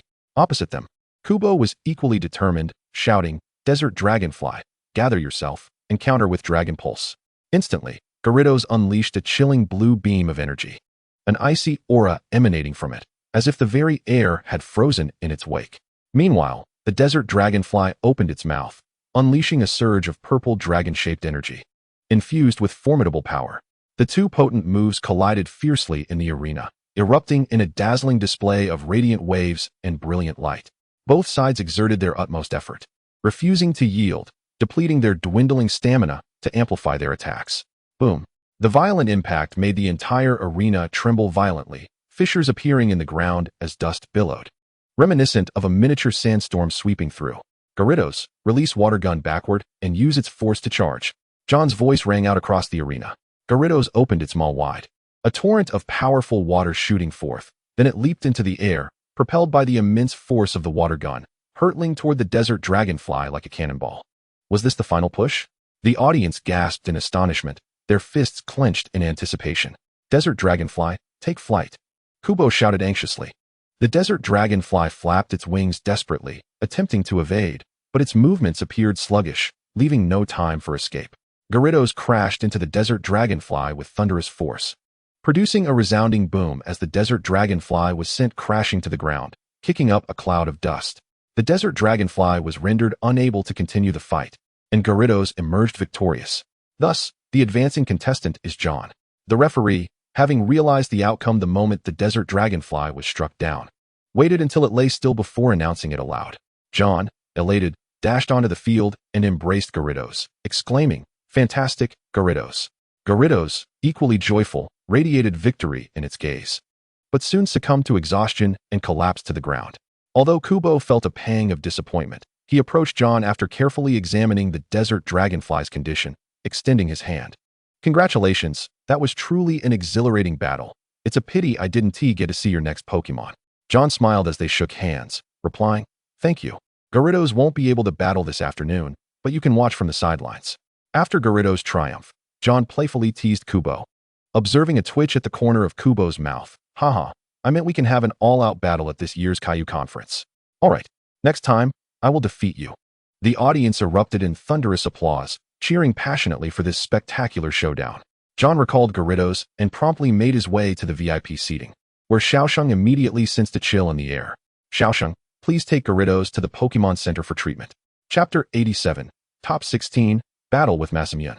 In reality, the organizers had arranged staff specifically to assist in transporting injured Pokémon to the Pokémon Center. However, John chose not to seek their help, feeling more at ease with Xiaosheng handling the matter. Thus, Xiaosheng grumbled as he departed the arena, while John took a seat in Xiaosheng's place, focusing intently on the next match. Close to 1 o'clock, all 16 matches had finally concluded. Eager to secure substantial rewards, John remained to watch every match, meticulously analyzing the Pokémon of several competitors. During the matches, John managed to grab a quick bite of the boxed meal provided by the organizers. Soon, only an hour of rest remained. In the VIP area, John had absorbed a wealth of wisdom from Qianli. Seizing this precious hour, he visited the injured Gyarados. The injuries were not particularly severe, yet Nurse Joy cautioned him that while Gyarados could be discharged in the evening, it absolutely could not participate in tomorrow's match. Without delay, John meticulously timed his return to the central square. The matches for the top 16 were about to commence, with the remaining 16 competitors displaying commendable prowess. Among them, the one with the highest win rate was undoubtedly the legendary Beast Trainer, while John had secured the 8th position. Throughout the tournament, he had solely relied on Gyarados, leaving others unaware of his remaining Pokémon. Masamune had also yet to be eliminated, and 3 other trainers had showcased Pokémon at the gym leader level. The contestant area was now down to just 16 participants, as John silently joined the line for the draw. Soon, John's opponent was confirmed to be Masamune. John had not engaged with him at all throughout the tournament, nor did he have any intention of forming a bond. To John, individuals like Masamune, who were overly emotional, were bound to lead themselves to ruin without the support of a protagonist's halo. John was once again poised for his first match, and as he stepped onto the battle stage, the audience erupted into an overwhelming wave of cheers. Notably, the female audience was particularly numerous, prompting John to toss his ponytail and offer them a shy smile. "It appears you are quite popular, but I am determined to secure victory." Masamune, gripping his Pokeball tightly, spoke confidently. John remained silent, merely nodding with a smile, acknowledging the unspoken camaraderie. At this moment, the venue's draw is about to commence, and the final pointer has come to a steady halt at the Rocky Arena. The referee promptly blows the whistle, signaling the beginning of the thrilling contest of 16-8. The red team features John, a formidable competitor hailing from the town of Wudo, while the blue team showcases Masamune, representing the verdant green shade town. The match adopts a 2v2 battle format. Both sides are invited to unleash their Pokémon. Go Houndoom! Go! Kirin. Masamune swiftly sends forth his first Pokémon, the normal Psychic type Kirin, while John counters with Houndoom, a Fire Dark type. In terms of type advantage, Houndoom clearly holds the upper hand. What captivating clashes will they deliver? Let us wait and see. The commentator's voice rises with fervor as Masamune rapidly issues his battle command. Kirin, use Tackle. Kirin gallops forth like a bolt from the blue. Houndoom, Fire Spin. In an instant, Houndoom unleashes a torrent of flames, encircling Kirin in a massive fiery vortex. Kirin, quickly deploy Light Screen. Masamune urgently calls out. Kirin hastily conjures a protective barrier, attempting to mitigate the ferocious assault of the fire spin. Now, Houndoom, unleash overheat. John seizes the momentum, and Houndoom releases a powerful fire attack, piercing through Kirin's light screen and knocking it to the ground with overwhelming force. Kirin, hang in there. Masamune shouts, rallying energy for Kirin, who valiantly struggles to rise. What does it matter if you get back up? Houndoom, use Dark Pulse. John shows no mercy. Just as Kirin regains its footing, Houndoom's Dark Pulse strikes once more, taking a significant toll. Kirin succumbs to the battle, and Houndoom emerges victorious. John, unfazed by the outcome, acknowledges that Kirin's strength is rather limited, barely qualifying as an elite-level Pokémon. Meanwhile, Masamune Swampert, akin to John's Gyarados, is currently receiving treatment at the Pokémon Center. John, you are indeed formidable, but I shall not concede easily. I will summon my resolve. Steelix, go. Masamune withdraws Kirin, his brow furrowed, as the spirit of competition surges within him once more. Steelix is undoubtedly Masamune's strongest Pokémon. John chooses not to substitute his Pokémon and allows Houndoom to continue battling. Steelix, unleash a powerful dragon breath. Masamune exclaims. Houndoom, dodge and counter with Flamethrower. John responds coolly. Houndoom, displaying keen agility, deftly evades while waiting for the dragon breath to wane before retaliating with a scorching Flamethrower. Otherwise, Houndoom would surely be overpowered by Steelix's assault. Masamune's Steelix likely matches the strength of John's Gyarados. Dig to evade. Masamune commands. One might assume that Steelix's massive size would hinder its speed, yet it swiftly burrows underground just as Houndoom's Flamethrower is about to connect. The dig technique indeed proves effective in evading numerous attacks. John has often employed this tactic with great success.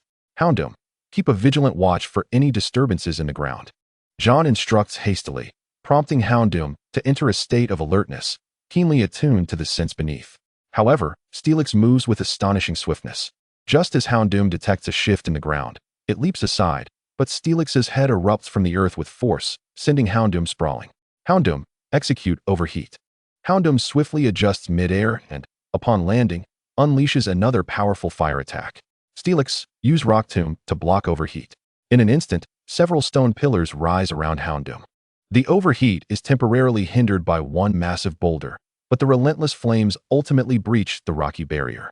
Meanwhile, Steelix has stealthily maneuvered to Houndoom's side. Houndoom, change direction. Steelix is on your left. Upon hearing John's voice, Houndoom reacts, but it is too late. Steelix, facing the depleted overheat, resolutely withstands the onslaught with its formidable physique. A tremendous blaze erupts as Steelix's massive form is engulfed in flames, yet it presses forward. Steelix, use Iron Tail. With a dazzling flash, Steelix's tail sweeps towards Houndoom with tremendous force. Despite Houndoom's best efforts to evade, it is struck and sent crashing alongside the surrounding debris. Steelix, do not relent.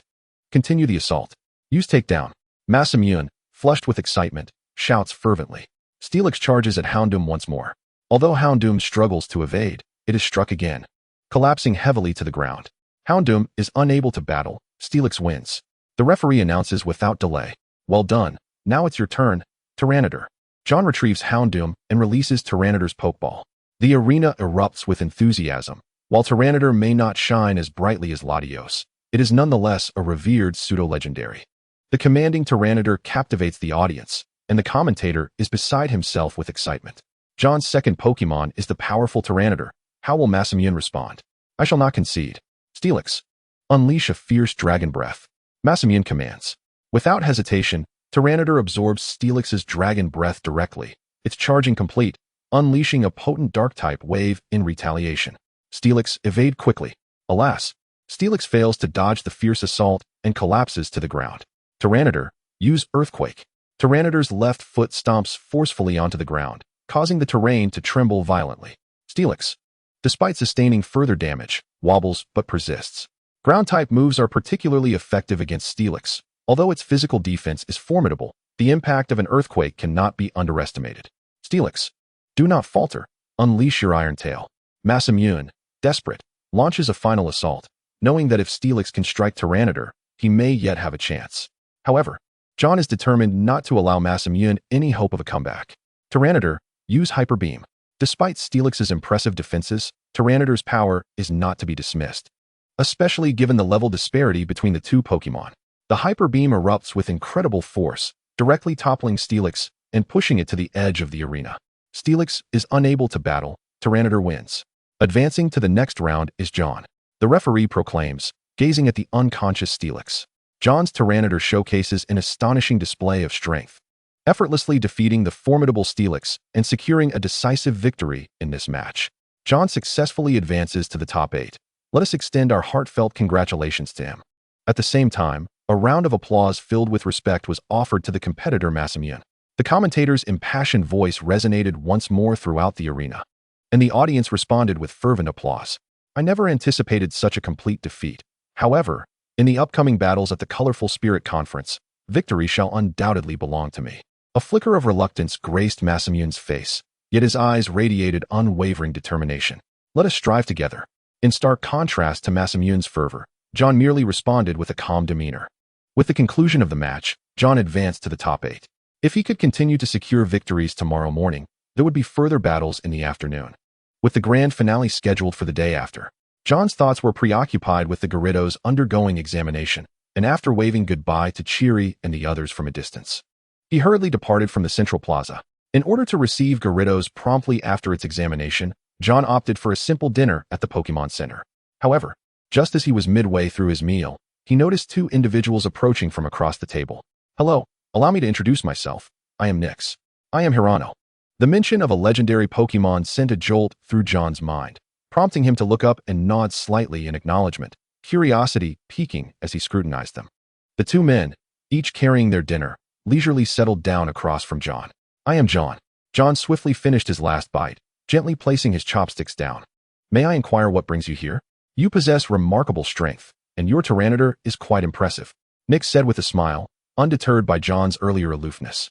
He emanated an aura of mystery, yet surprisingly, his demeanor was exceedingly cordial. Though it may be somewhat forward of me, I wish to ask if you would consider joining us on an adventure? Upon hearing this, John furrowed his brow, prompting Nyx to quickly amend his approach. Alternatively, you could accept my remuneration, and once the task is complete, you may depart at your leisure.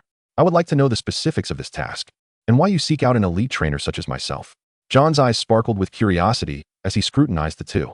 This individual named Hirano had also reached the top 8, and among his Pokémon was a formidable Mega Tyranitar, which was of gym-level caliber. I am in search of a location housing a mysterious ruin. Through extensive research, I have learned that unlocking this ruin requires 6 specific Pokémon, and Tyranitar is among those required. Nyx elegantly slurped his ramen while explaining at a leisurely pace. Given that there are numerous trainers with Tyranitar, why have you specifically sought me out? John's gaze was filled with skepticism, and he did not readily acquiesce. Chapter 89. Hirano's Subtle Overture? I select my partners or hired hands based on certain criteria, came John's retort, still frowning. Or perhaps, do you entertain the idea of exchanging Pokémon? Nyx gestured toward Hirano, who promptly produced 2 Pokeballs and placed them on the table, followed by Nyx, who revealed 2 of his own. Within these are a Mismagius, a Charizard, a Skarmory, and a Mega Tyranitar, each possessing gym-level prowess.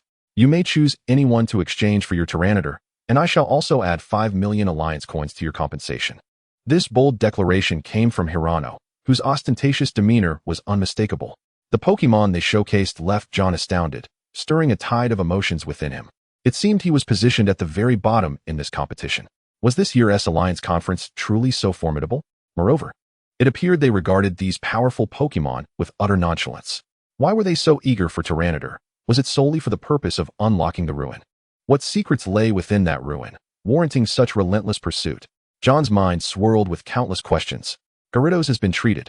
John suddenly rose, pointing to the name displayed on the hall screen, before hastily departing. 5 million and a gym-level Pokémon in exchange for a Tyranitar was indeed a considerable offer. However, John declined, sensing that these 2 were withholding much information. Perhaps it was also due to John not being a suitable partner. But would anyone readily agree to such a proposition? What if he lacked the strength to undertake the task? Hirano stood frozen, his gaze fixated on John's retreating figure. Yet he did not allow himself to feel disheartened. After all, John was not their only option. Hirano, make another attempt. It is rare to encounter a trainer with a Tyranitar. Nyx's voice rang clear in Hirano's ears. Hirano inquired. This fellow does not seem particularly strong. Perhaps we can find another. Let us assess whether he has other conditions. If he is too powerful, will we even be able to obtain anything from the ruins? Besides, I am determined to have it. Nyx, now adopting a more neutral tone, prompted Hirano to contemplate. Indeed, The strongest trainers they had previously contacted were merely of gym level. They were merely fulfilling mutual needs. He desired the Pokémon, while Nyx sought the treasures within the ruins. Only after John's silhouette vanished completely from their view did they manage to consume a few bites of their meal before rising slowly and departing. At that moment, Gyarados lay peacefully asleep. After a meticulous examination, Nurse Joy indicated that it might successfully break through to gym level upon awakening. John received Gyarados' Pokeball and left the Pokémon Center with a sense of elation. Perhaps when Gyarados awoke, he would finally become a gym-level trainer, earning a monthly salary of 150,000 from the Alliance. The distinction between a gym-level trainer and an elite trainer was significant. Statistically, only 1 in 10 elite trainers managed to ascend to the gym level. Upon reaching this threshold, should the Alliance decide to establish a new gym, John would be eligible to enroll. However, what weighed most heavily on John's mind was the invitation extended by Nyx and Hirano. This matter lingered in his thoughts, as he was inclined to accept their offer, yet an undercurrent of apprehension remained. Being alone left him vulnerable. Without sufficient strength, he must tread cautiously when facing any organizations. Upon returning to the Orange Blossom Gym, John placed all his Pokémon into the warm greenhouse before retreating to his room, quickly booting up his computer. He conducted a swift search for information regarding Nyx and Hirano. Nyx seemed to be a potential Elite Four or Champion-level trainer, and since Hirano could team up with him, he was likely formidable in his own right. Yet, on the Hoenn League's official website, he found no precise or detailed information about them. Contestant information is typically public. However, they had merely registered for the Alliance conference a few days prior, with no other valuable details available. As a new day dawned, John was astonished to discover that his opponent was none other than Hirano. When it was time for his match, John confidently stepped onto the battlefield, and the battle commenced. "Go, Houndoom!" John called out loudly. "Gengar!" Hirano's voice rang out. "Gengar? What is happening?" In Hirano's possession, there were at least 1 elite-level and 2 gym-level Pokémon. Yet, he chose to deploy a mere ordinary-level Ghastly at this moment. John was filled with perplexity. "Houndoom, unleash Flamethrower." With this command, John relaxed his previously furrowed brow, realizing that his opponent was intentionally holding back. Thus, John felt no need to exercise restraint. Ghastly, use Shadow Ball. The two attacks collided with ferocity, resulting in an immense explosion, from which Ghastly seized the opportunity to plunge into the thick fog. Houndoom, target the fog with Eruption. John decisively directed. Houndoom's strength far surpassed that of Ghastly, and Eruption struck directly, yielding remarkable results. Ghastly was forced out of the mist, its body marred by numerous burn marks.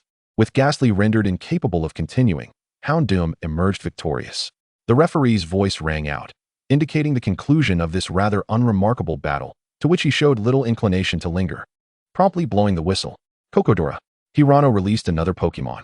Another ordinary-level creature? Observing Hirano's impassive expression, John felt increasingly validated in his suspicions. It wasn't until the end that Hirano sent forth an elite-level Gogode, yet even this was ultimately defeated by Houndoom. The audience found the match rather dull, with some even speculating that John may have bribed Hirano to secure his victory. Hirano approached John, stating, "Victory is inconsequential to me. You should be the one who values the prize." Without waiting for John's response, he lightly patted John's shoulder and strode off the battlefield. John felt no sense of indignation. After all, Hirano had not flinched at the prospect of parting with 5 million league coins, indicating that the prize indeed held little significance for him. As for feeling insulted, such an emotion was non-existent. To John, winning was all that mattered. He remained indifferent to Hirano's gesture of goodwill, confident that the decision rested firmly in his own hands. Chapter 90. The gym-level Gyarados faces Nyx. Qianli had long discerned the underlying dynamics, yet he did not believe John would resort to bribing Hirano. However, he was powerless to intervene in John's affairs. As long as John did not stray onto a misguided path, that was sufficient for him. The battles unfolded with remarkable swiftness. Of the 4 matches, one showcased an overwhelming dominance, another raised suspicions of collusion, while the remaining 2 barely lasted a mere 10 minutes. By around 10 o'clock, the semi-finalists had been determined. The organizers clearly anticipated this scenario, inviting the Pokémon dance troupe from the Hoenn region to creatively transform the remaining time into a captivating performance featuring both humans and Pokémon. In this world, while people do idolize, with over half of them being fans of Pokémon trainers, the Pokémon dance troupe still claimed a small but dedicated niche in the market. There also existed Pokémon circuses, choirs, and theatrical troupes. This was John's first experience witnessing such a performance up close, where the synergy between humans and Pokémon reached its zenith. A mere subtle expression or a fleeting glance would resonate perfectly. Naturally, the Pokémon participating in the performance, focusing on artistic display rather than battle, had largely abandoned training, with most being at the initial or ordinary levels.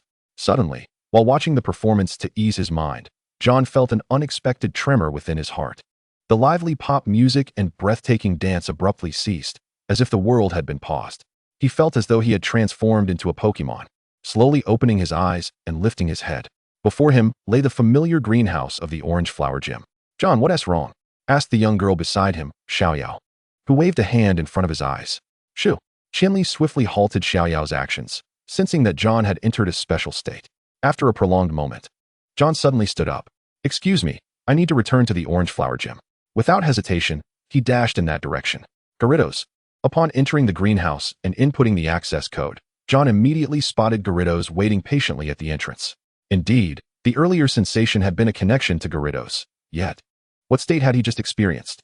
Whether from past anime or the knowledge gleaned from books, only a select few humans possessed extraordinary abilities, such as aura, willpower, or psychic powers. Could it be that he, too, had awakened a remarkable power? The ability to remotely sense Pokémon, known as sensory power. No, that was not the crux of the matter. The real focus was on Gyarados. "You've evolved?" John exclaimed with immense joy, embracing Gyarados, who responded with equal delight, wrapping John in a tight embrace and affectionately rubbing against his face.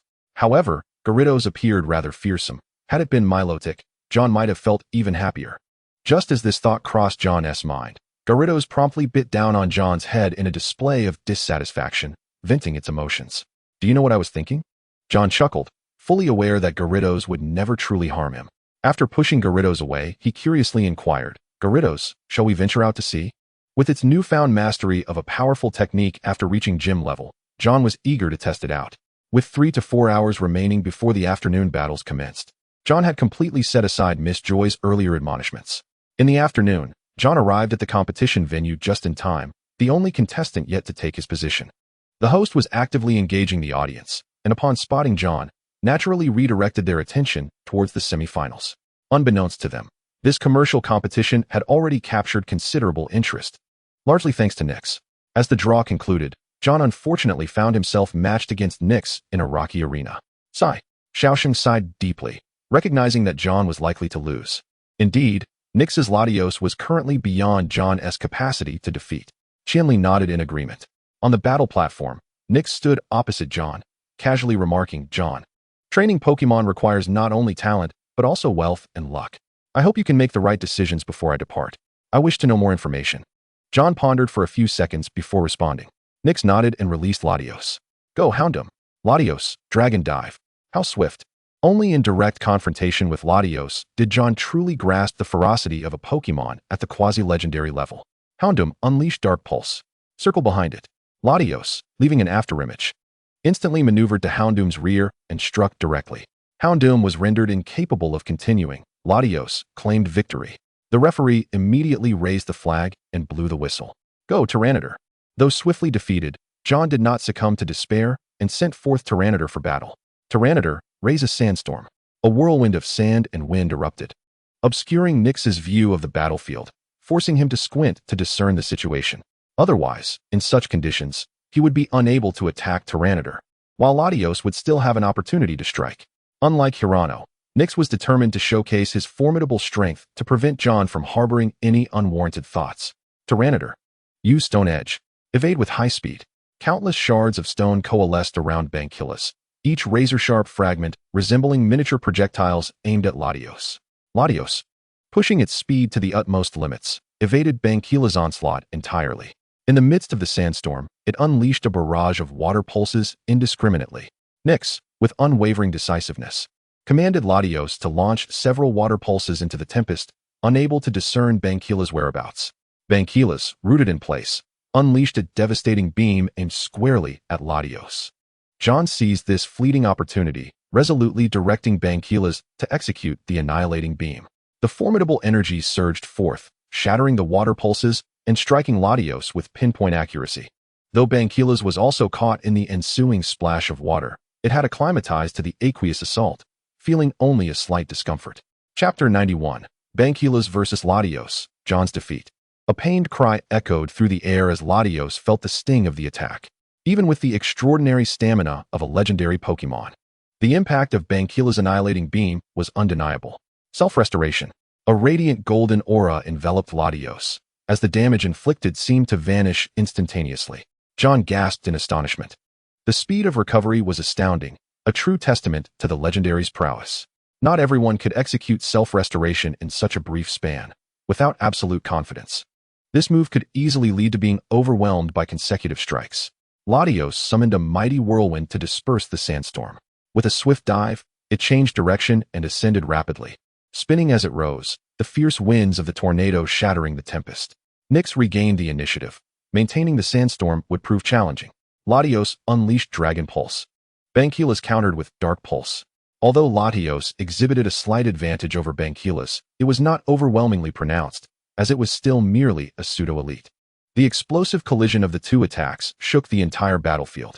The destructive power of pseudo-elite Pokémon was immense. Typically, such formidable creatures would not be encountered in standard league competitions, which are designed for novice trainers, with higher-level contests like regional championships and elite challenges beyond. Despite being slightly subdued, Latios failed to land a decisive blow on Banquilas, causing no significant damage. However, being continuously pressed by Latios made victory elusive for Banquilas, highlighting the advantages of a flying Pokémon, particularly one as swift as Latios.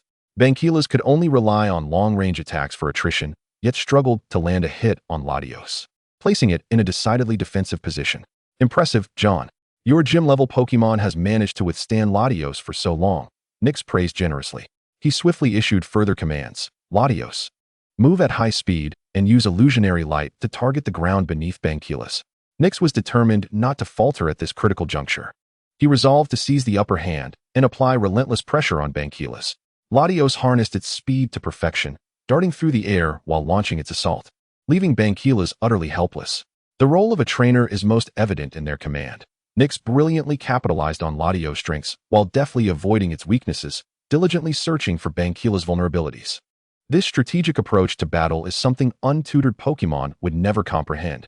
They rely predominantly on instinct, marking a notable distinction between the two. Banquilas found itself cornered, its cumbersome form unable to evade Latios' swift strikes, forced into a defensive stance.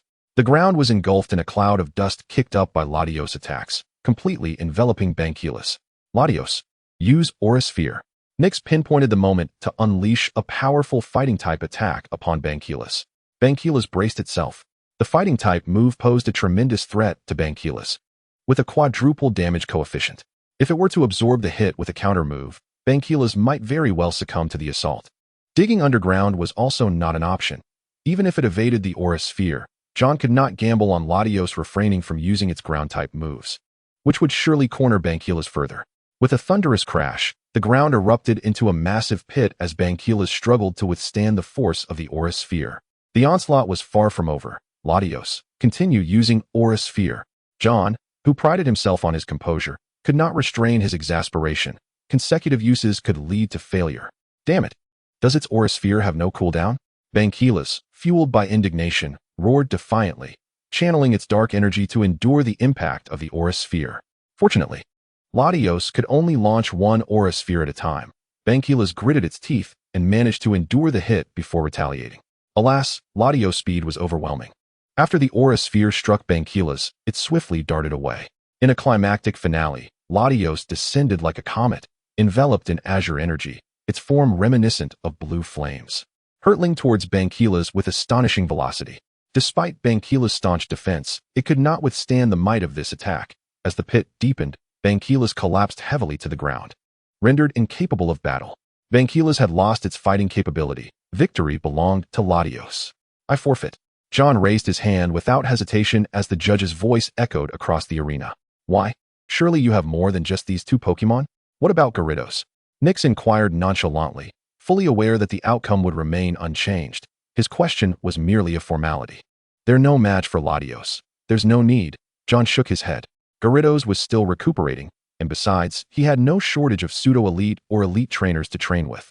So there was no point in risking Gyarados' condition. Sighing, he resigned himself to a fourth-place finish. Nevertheless, tomorrow would bring another opportunity to battle for third place. A victory would yield an item, albeit one likely left over. With John forfeiting the match, the victor is Nyx. What a pity. Had Gyarados been able to participate, it might have bested Latios, Xiaoxing remarked, observing the weary Latios hovering above, its continuous high-intensity exertion beginning to take its toll. After all, the gap between pseudo-elite and elite Pokémon, while significant, was not insurmountable. It is only upon reaching elite status that a true qualitative leap occurs. As John departed the battlefield, his decision to forfeit did not diminish the thrilling clash between Banquilas and Latios, which had captivated the audience, erupting into thunderous applause. Upon his exit, Pinji approached, accompanied by Nyx. As they made their way to the Pokémon Center with John, John felt a surge of confidence for tomorrow's battle. Gyarados' first match following its breakthrough must be secured.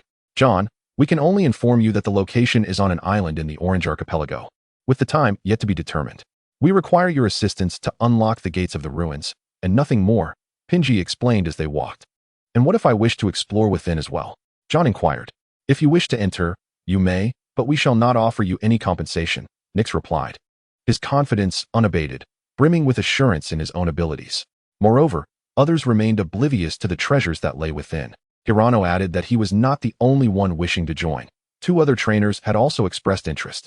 However, once they entered, it would be every trainer for themselves. The Pokémon Center soon came into view, and John first entrusted his Houndoom and Tyranitar to Nurse Joy, while his Gyarados required a re-examination. After being chastised by Nurse Joy for a brief moment, John returned to find Nyx and Hirano, who had already secured seats in the lobby. Nyx, Hirano, I have agreed to accompany you, but I also wish to embark on my own exploration, John declared resolutely as he approached them. He understood that fortune favors the bold and sought a rare opportunity for himself. All right, should tomorrow's prize items not include what I desire, I will pass it on to you as a gesture of our collaboration. Nyx nodded in agreement, relieved that they could return and await the opening of the ruins.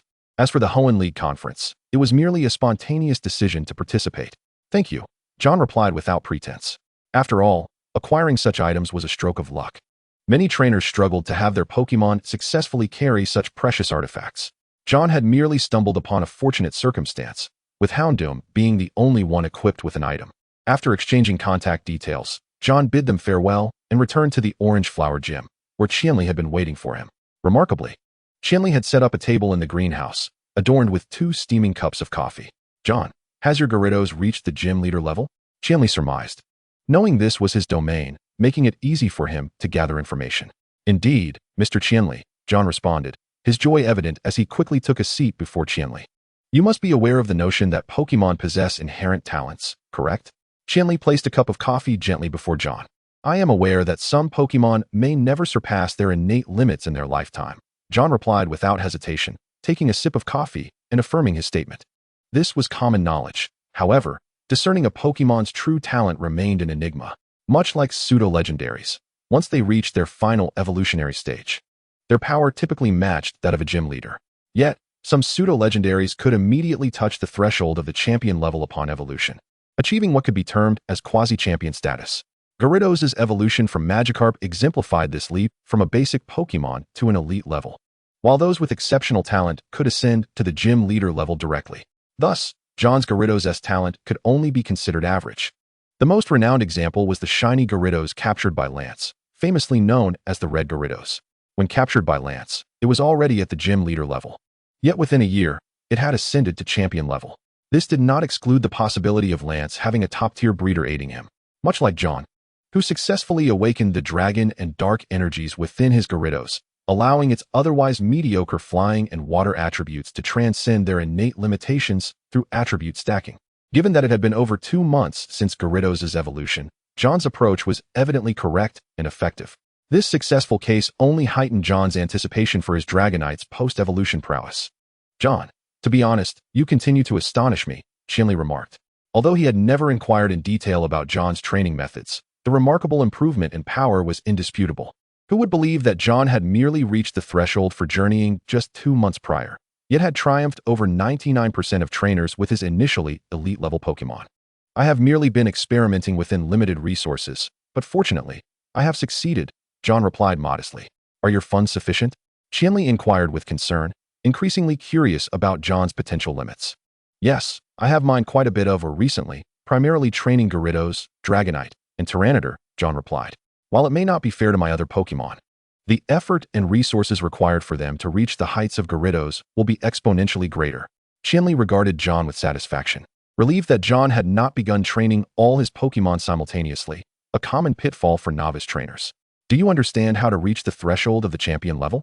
After a moment of silence, Qianli suddenly asked, and John looked at him with a hint of surprise. Specialization. You can learn one signature move from other types without needing to master many. You must focus on nurturing a Pokémon's primary attribute. Based on your current training situation, you could choose to specialize in either Dark or Dragon types. Among your three main Pokémon, aside from Dragonite, both Gyarados and Tyranitar can learn numerous Dragon-type moves, indicating a substantial amount of Dragon energy within them. The same applies to Dark types, especially since your Houndoom shares the Dark attribute. Qianli spoke rapidly, finishing his coffee in one gulp. Behind him, a mischievous Aipom carefully approached John with a freshly brewed cup of coffee. John remained silent, as he had been experimenting recently, inadvertently adopting some training techniques he had seen in anime, which had led to his serendipitous success. Specialization? Dark or Dragon types? The Dark type seemed manageable. Gyarados' Mega Evolution featured a Dark attribute, complemented by Tyranitar, Houndoom, and Houndoom, suggesting he had already reached a level of focused training. However, pursuing Dragon types would entirely disrupt his plans. Though Gyarados and Tyranitar possessed Dragon energy, they were not true Dragon-type Pokémon. Do you suspect I am alluding to you? Furthermore, the investment required for cultivating Dragon-type Pokémon in terms of funds and energy was immense. If not for the high returns, few would invest heavily in them. John, Qianli exclaimed, observing John's conflicted expression, drawing his thoughts back to the present. You have just acquired 2 gym leader-level Pokémon. There is ample time to contemplate this matter. Indeed. John bowed deeply to Qianli. As always, please feel free to share your insights with me, Mr. Qianli, in the coming days. I hope you can guide me using your main Pokémon, so Gyarados and the others understand the long road ahead of them. Qianli crossed his arms and regarded the serious John, nodding in agreement. Very well. However, you must be prepared. Tomorrow afternoon, I will take you out for 3 days. And after that, we can set off. Indeed, it is high time. Were it not for this upcoming event, I could hardly contain my anticipation. Upon returning, they would assess the gym leader-level trainers. While there would be no battles, the evaluation would focus on trainers' insights into Pokémon training, command skills, and wilderness survival abilities. John looked up at Qianli, astonished. Is it truly that simple? And then we venture into the wild? No, the insights into training will be assessed through written examinations. Command skills through simulated battles on a computer, and wilderness survival will require you to walk to another city, tracked by GPS throughout the journey. Is it really that straightforward? John was taken aback, for the evaluation for elite-level trainers required assessments of their Pokémon, while the gym leader evaluation seemed significantly less daunting. Reaching the gym leader level signifies that one has become a focal point of support from the Alliance. This explanation holds some merit, considering they have entered the ranks of skilled trainers. However, is it truly necessary to endure the rigors of wilderness survival? What John remains unaware of is that some trainers are the reclusive, intensely training type. The Alliance's approach aims to encourage them to venture out more. After all, if they remain cooped up in their own territories, wouldn't it be a waste of resources to sustain them? Upon concluding their conversation, John returned to his quarters, where he learned that his contender for 3rd place the following day would be Aiching from the city of Jiage in Chengdu. He meticulously studied the Pokémon Aiching had thus far revealed, noting particularly the 1 gym-level Lizard King that warranted his attention. The next day dawned clear and bright, with the sun casting a radiant glow upon the battlefield. John's duel against Aiching was the first match of the day, and upon the return of his Gyarados, its formidable presence swiftly dispatched Aiching's 2nd Pokémon. At this point, John had lost his Houndoom, leaving Aiching with only his last Pokémon, the Lizard King. For reasons unknown, the connection between John and Gyarados had once again weakened. He could only sense Gyarados' exuberant excitement. Gyarados, greet it with Hydro Pump. John instructed with ease. Lizard King, respond with Solar Flare. Aiching countered, equally resolute. The powerful Hydro Pump unleashed by Gyarados collided with the concentrated Solar Flare of Lizard King midair, the forces clashing and neutralizing each other, creating a mesmerizing mist and radiance. Gyarados Dragon Pulse, John said with a slight smile. Recognizing that the previous attack was merely a probe, he understood well that Lizard King's strength lay not in sheer power, but in its speed. Lizard King, evade quickly. Aiching shouted anxiously. Lizard King showcased its remarkable speed, darting around the battlefield, easily dodging Gyarados' Dragon Pulse with its agile maneuvers. Use Seed Bomb, Ching commanded.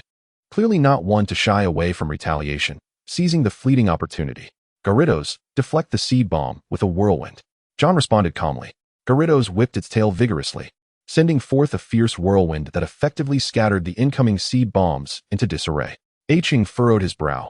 Gyarados' defense was too formidable, and despite Lizard King's swiftness, closing in on Gyarados proved to be a challenging endeavor.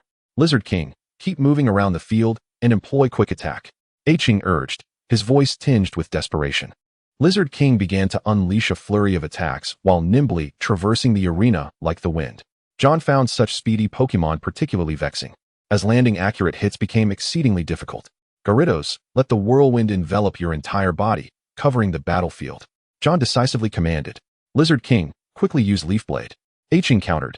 As Lizard King, despite the resistance of the howling winds, managed to position itself behind Gyarados, launching a fierce Leaf Blade attack. However, its speed had evidently diminished, and John swiftly issued his command. Gyarados, Lizard King is behind you. Use Water Tail to block. Lizard King leaped, using Gyarados' tail to propel itself upward and executed a powerful strike. Roar! Gyarados cried out in pain, but more so in rage. One more Solar Flare, Ching shouted. The Lizard King's agility was indeed impressive, and after executing its attack, it swiftly distanced itself, gathering energy as the wind subsided.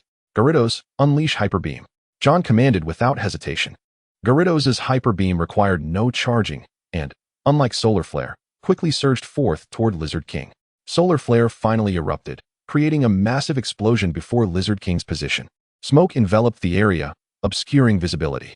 Gyarados, jump in and use Body Slam, John commanded resolutely. Gyarados charged into the smoke, initiating a frenzied assault until a green figure was sent soaring into the air. Gyarados, finish the battle with Ice Beam, John instructed once more. In midair, Lizard King was unable to evade the attack, getting frozen solid by the Ice Beam before plummeting to the ground. With Lizard King rendered unable to battle, Gyarados emerged victorious. Thus John was proclaimed the third-place trainer by the referee. Ching managed a wry smile, fully aware that John still possessed a formidable Tyranitar. Had it not been for his encounter with Nyx the previous day, John might have claimed second place.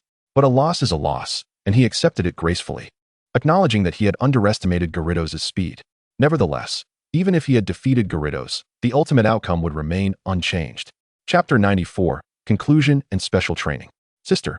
John secured third place, Xiao Sheng exclaimed, joyfully dancing with excitement, while Xiao Yao beamed with happiness, cheering for John. The rewards for third and fourth place were vastly different. Although John received what others had left behind, it was certainly better than going home empty-handed. Even if he had no use for the item, he could trade or sell it for a decent profit. The final match commenced, with Nyx battling using Latios. Within mere minutes, the opposing trainers' 3 Pokémon had all succumbed to defeat. Despite being the championship match, this contest proved far less exhilarating than the one for third place. What a pity. If John hadn't faced Nyx first, he might have secured second place, Xiao Yao lamented. Qian Li and Xiao Sheng exchanged bewildered glances at her remark, causing Xiao Yao to blush and quickly look away. While her statement held truth, it was a matter of chance. Who could predict whom they would encounter first? If one possessed the strength for second place but faced the first-place contender in the opening round, the outcome would remain the same. Qian Li feigned ignorance to Xiao Yao's embarrassment, clearing his throat as he spoke slowly. Typically, the alliance would not permit such circumstances to arise. Indeed, during the selection of trainers, the alliance had already ranked each trainer as strength to prevent powerful trainers from clashing too early. Therefore, each trainer's opponent had already been predetermined. This practice could be described as backdoor maneuvering, though the alliance would never admit to it. Qian Li would not divulge such matters, as doing so would only hinder his child's growth. The awards ceremony followed, with the prizes carefully presented before John and the others. Cameras captured every moment, as this was the highlight of the event and required utmost precision. The items displayed included a mysterious water drop, a black belt, and an awakening stone. In terms of value, the awakening stone was somewhat more expensive. However, Nyx unhesitatingly chose the mysterious water drop. The trainer who took second place, specializing in fighting-type Pokémon, also made a prompt choice of the black belt. Thus, John was left with the awakening stone, which was acceptable, as it was less common than a fire stone. Of course, the number of Pokémon capable of evolving with it was also quite limited. Here you go, as a gesture of our partnership, Nyx said as he approached John after leaving the stage. I will inform you when the ruins are about to open. John grasped the mysterious water droplet without any pretense, for it would significantly enhance the prowess of his water-type moves once carried by Gyarados. I will fulfill my promise to you, he stated, but only after a month has elapsed since the commencement of the Colorful Spirit Conference. It won't take that long. Rest assured, we shall not participate in the conference. Nyx replied nonchalantly, while Hirano interjected, let us depart, lest we be besieged by a throng seeking you out. Indeed, farewell. Nyx waved to John, who nodded in agreement. It seemed that numerous individuals from the League had been approaching Nyx for discussions of late. The allure of Eladios is undeniably potent. Unless one possesses the strength of a champion, it is prudent to conceal such power. In this world, while the majority are virtuous, the presence of malevolence cannot be dismissed. However, under the stringent regulations of the League, their numbers have been considerably diminished. John, return for a meal, then commence your intensive training, Qianli said as he strolled over after John's conversation. He felt genuinely pleased that John had befriended a formidable trainer. Congratulations, John. Xiao Yao and Xiao Sheng chimed in, their faces radiant with joy. John gazed at Xiao Yao in surprise, puzzled by her exuberance, as she was known to disdain Pokémon battles. In truth, Xiao Yao was brimming with excitement, as she would soon embark on her journey in just 4 days. The waters surrounding Orange Flower City were dotted with numerous islands, and John's previous exploration had merely skimmed the surface of this vast expanse. The world was far more expansive than he had ever envisioned. This was merely one region. John set sail on Gyarados, closely trailing the majestic form of Pidgeot soaring above, the primary Pokémon of Qianli. Along their journey, they encountered many youths venturing out to sea atop their Pokémon. Upon witnessing Gyarados, they displayed expressions of envy or trepidation at its imposing presence. While Gyarados was not particularly rare in the world, wild specimens typically traveled in packs. Conversely, while Magikarp were abundant, only a minuscule fraction ever met the standards for evolution. The Pokémon beneath them were no weaklings. Venturing out to sea without adequate strength would be tantamount to courting disaster. The ocean was teeming with Pokémon, most of which traveled in groups in search of sustenance. After approximately an hour of sailing, they finally arrived at an island rich with Pokémon. Qianli's rigorous training was designed to acclimate John to life in the wild. Within 3 days, Qianli would command his Pokémon to assert dominance over the wild Pokémon inhabiting the island and challenge John. Had they more time, he might have allowed John a longer period to adapt. After all, seasoned trainers often possess the fortitude to endure solitude, with some even residing in the wilderness for a year or more. Gyarados unleashed Aquatail. With a mighty roar, Gyarados expelled the last of the Sharpedo from the pool, temporarily claiming it as its territory. Tyranitar stood firm on the land, its formidable presence already driving away several wild Pokémon.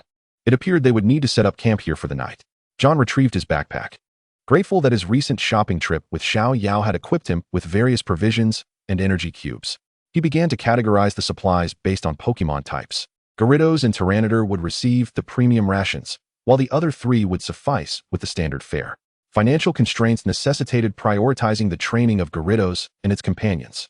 Once everything was organized, John commenced erecting the tent, as they dined and maintained vigilance over their surroundings. For the first 2 days, Qianli would not intervene.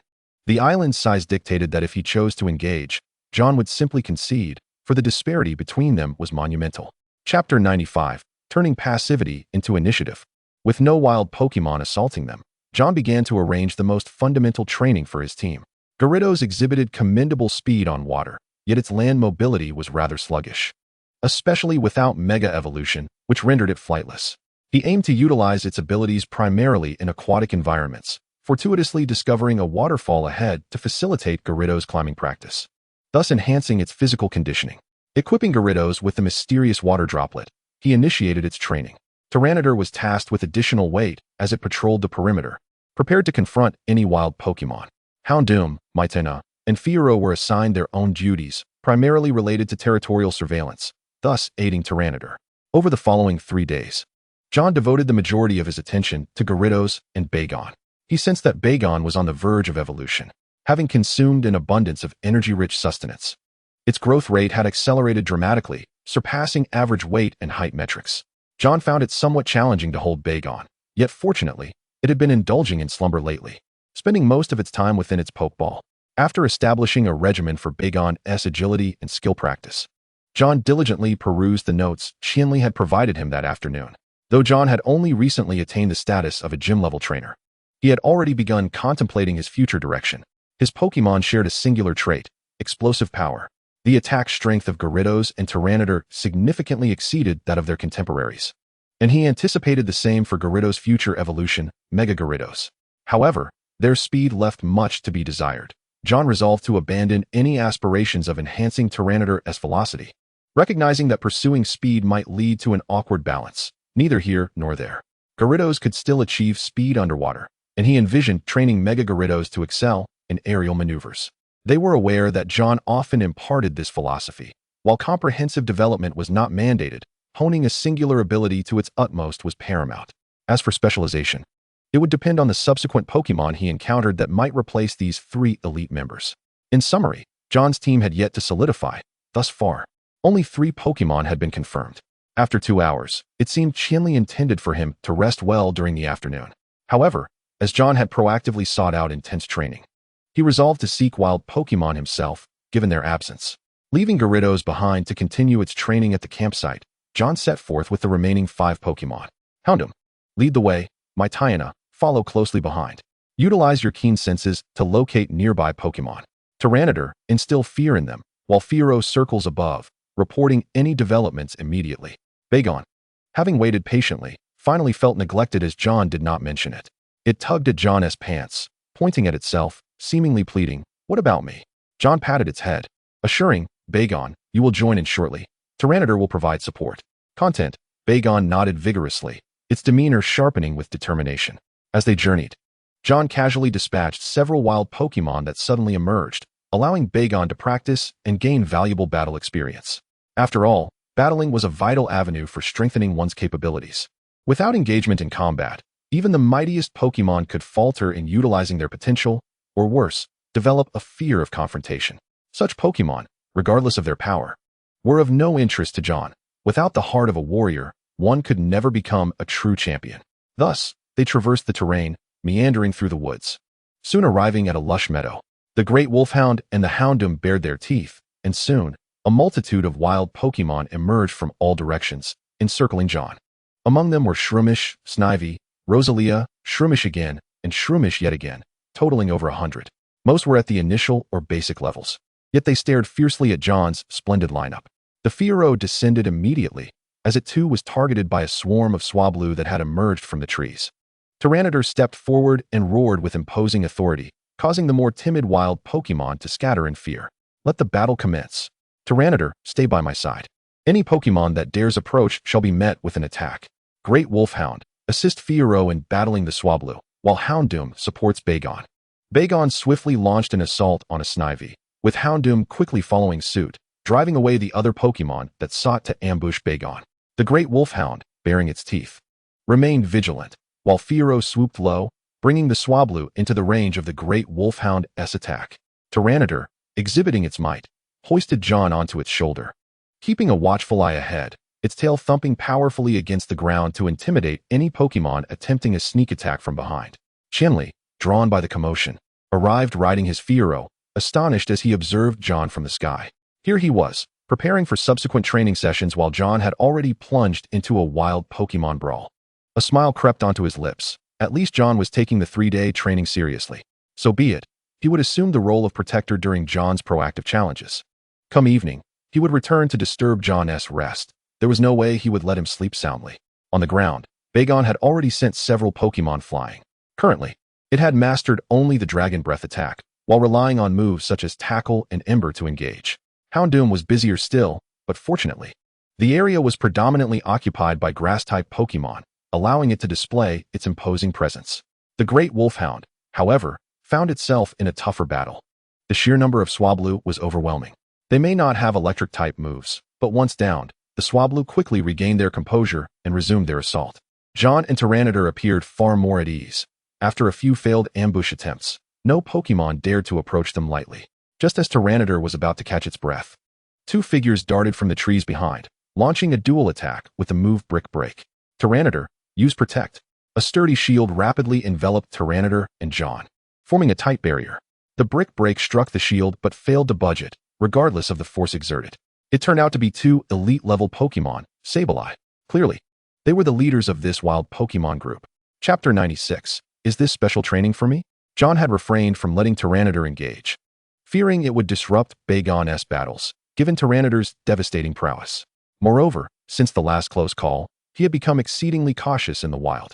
The two Sableye were relentless, attacking Tyranitar once more with a move called Revenge.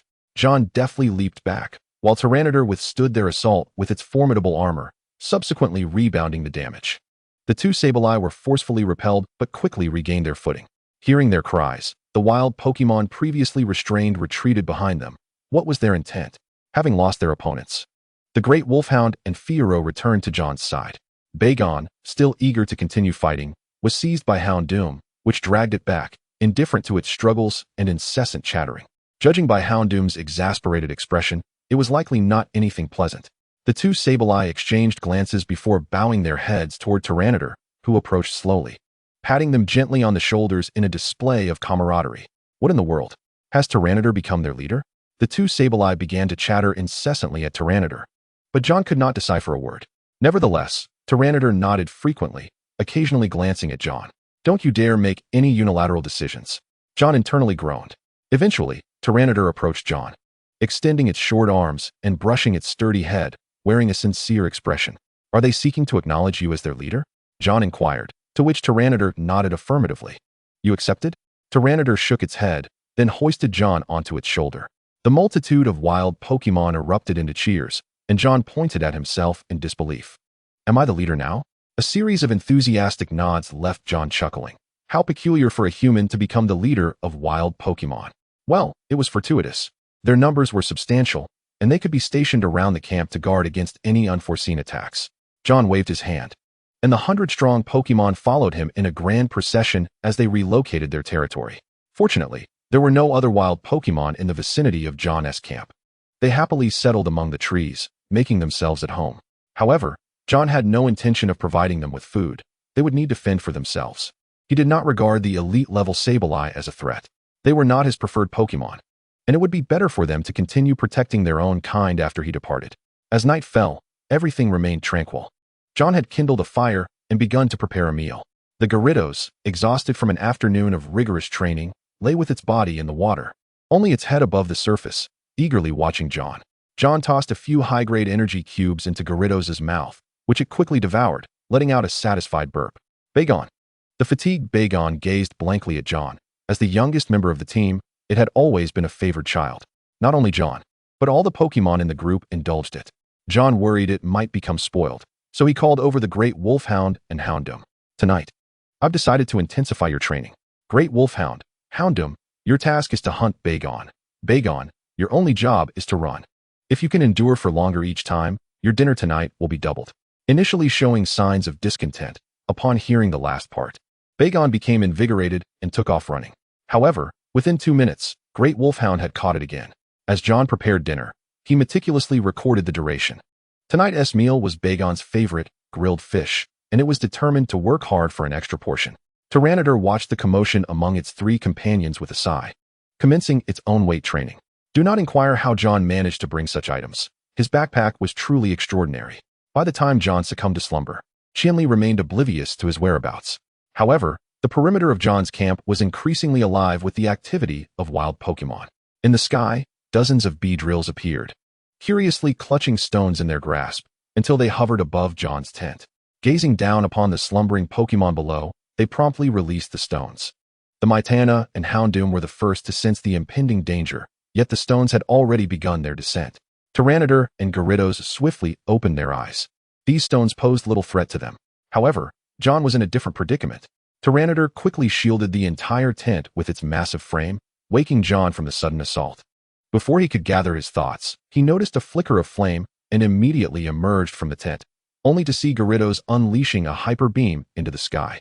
The darkness obscured John's view of his assailants, but the initial wave of attack had commenced. Surely another wave was imminent. Half an hour later, John stifled a yawn.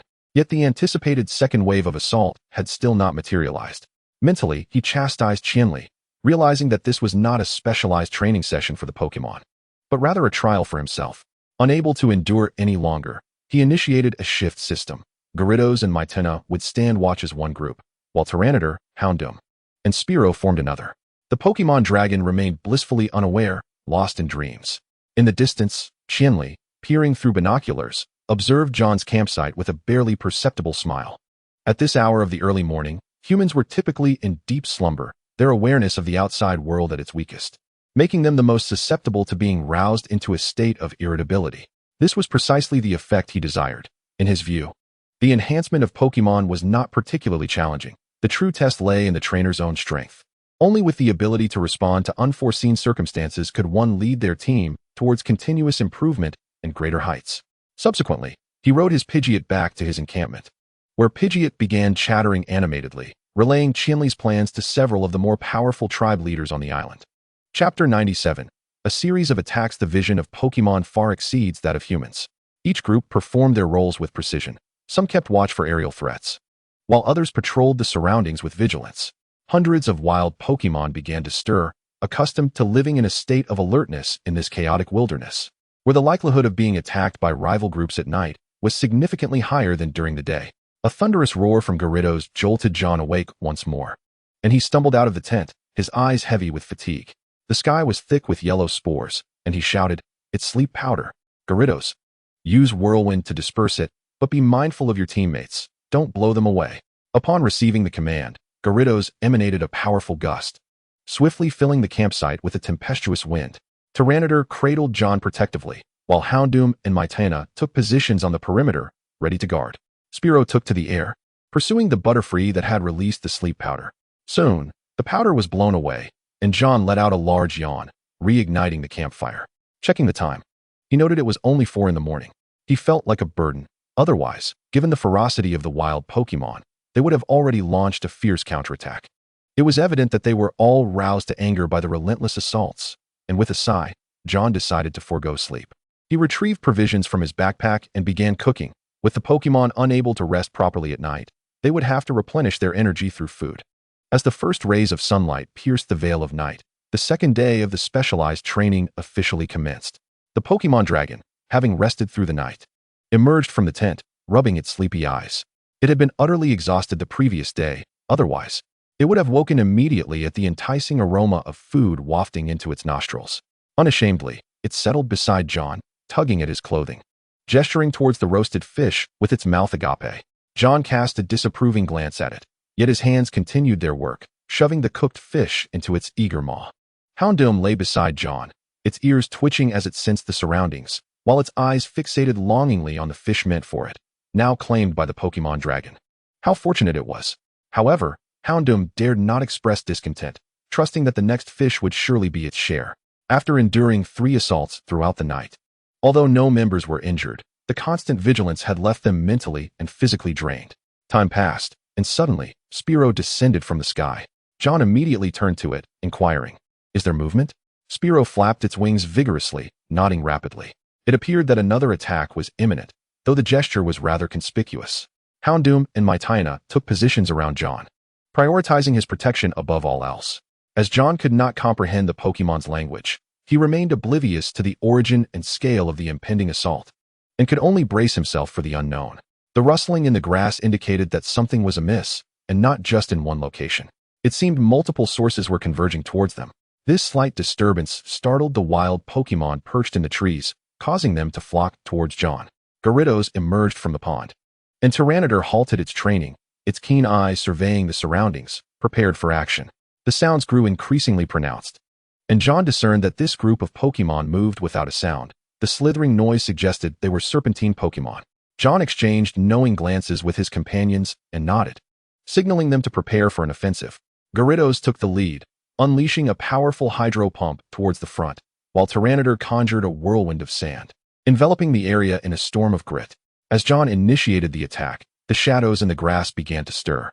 The first figures to emerge were elongated, violet forms, approximately 2 meters in length, followed closely by several larger purple figures, 3 to 4 meters long.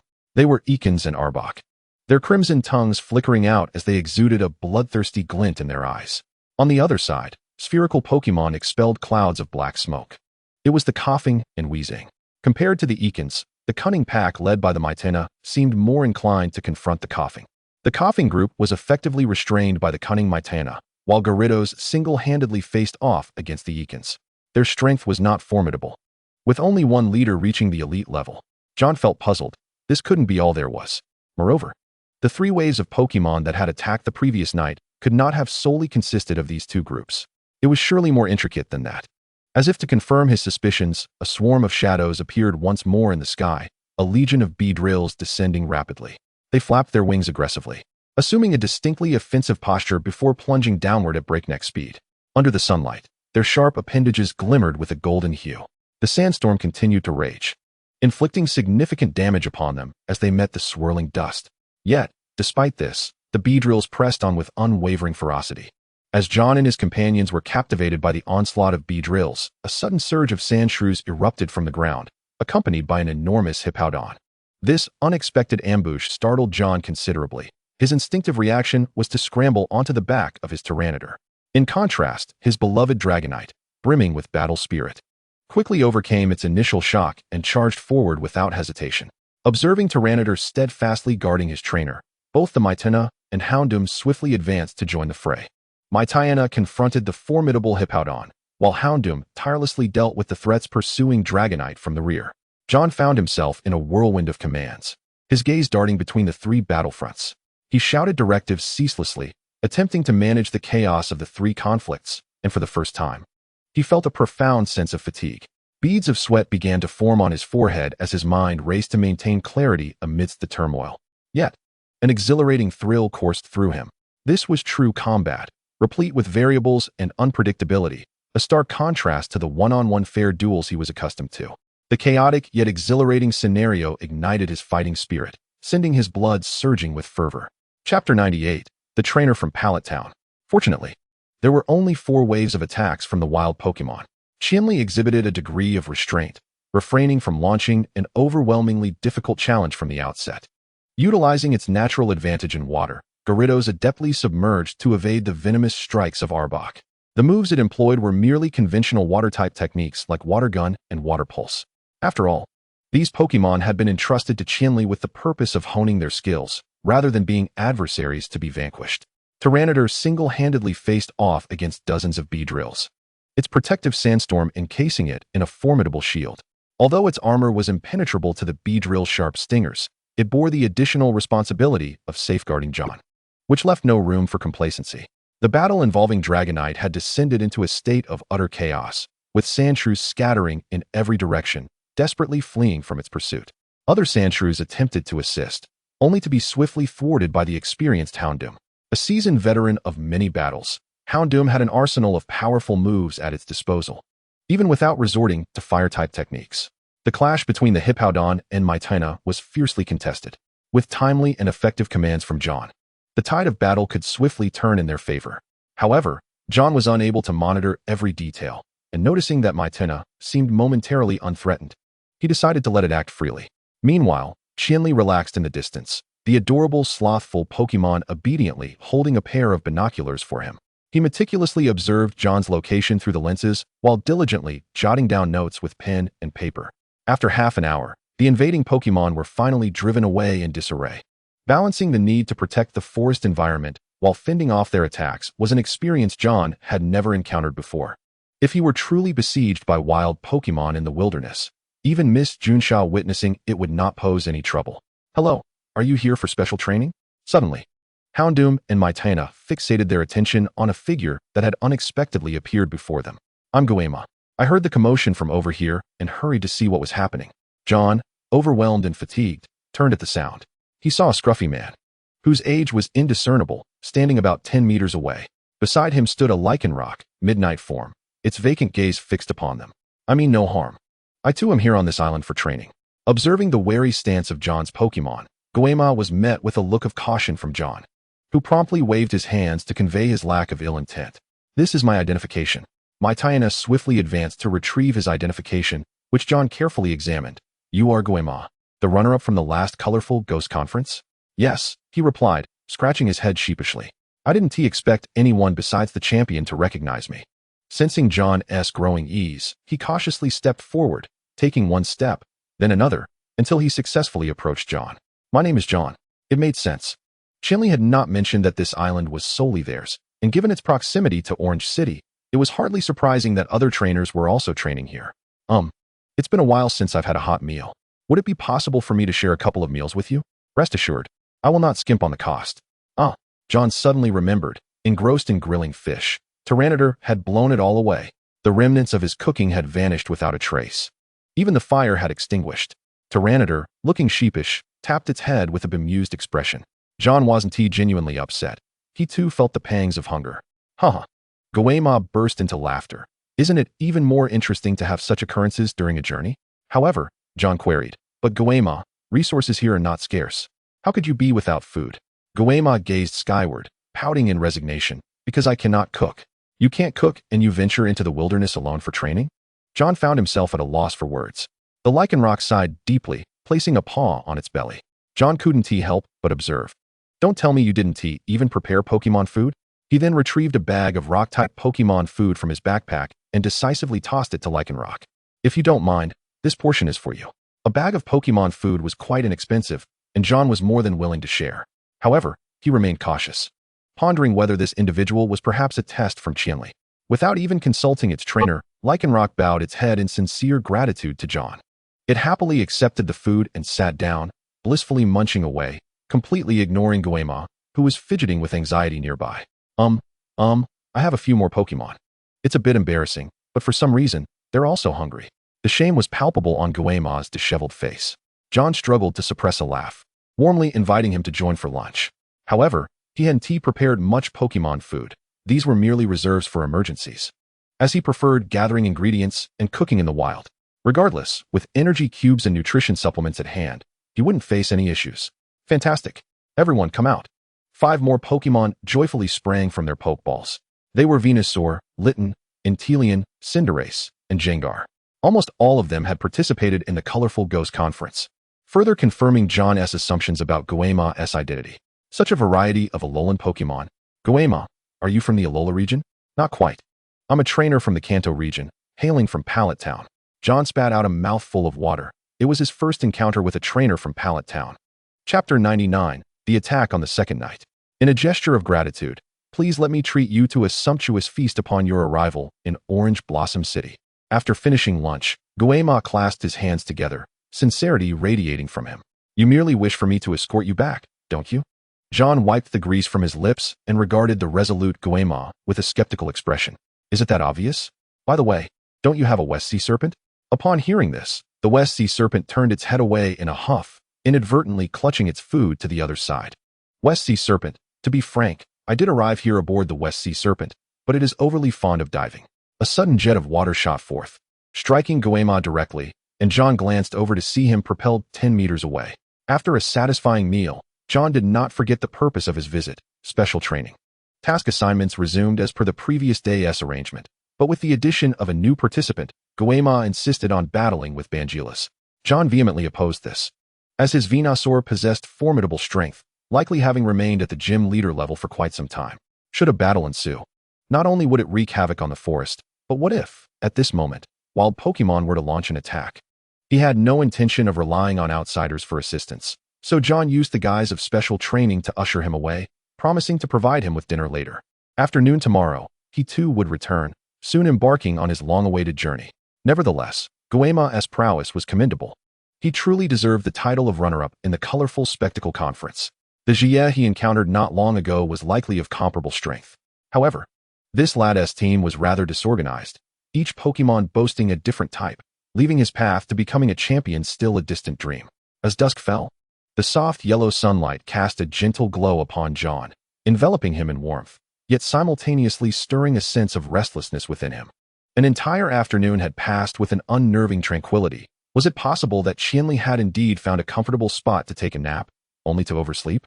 Observing John's state of ennui, Goema approached him once more, proposing a friendly match between his fiery Meowth and John's Dragonite. This was purely a friendly contest, and his Meowth had been captured long ago. This particular Meowth was notoriously lazy, often sprawled on the ground or lounging on trees in blissful repose. In contrast, the West Sea Serpent, captured around the same time, had already reached elite status, while Meowth continued to languidly develop at a leisurely pace. Even now, it remained at a mere ordinary level, perfectly coinciding with John's Dragonite, which was also at the ordinary tier. Although merely a friendly match, a victor must still be determined.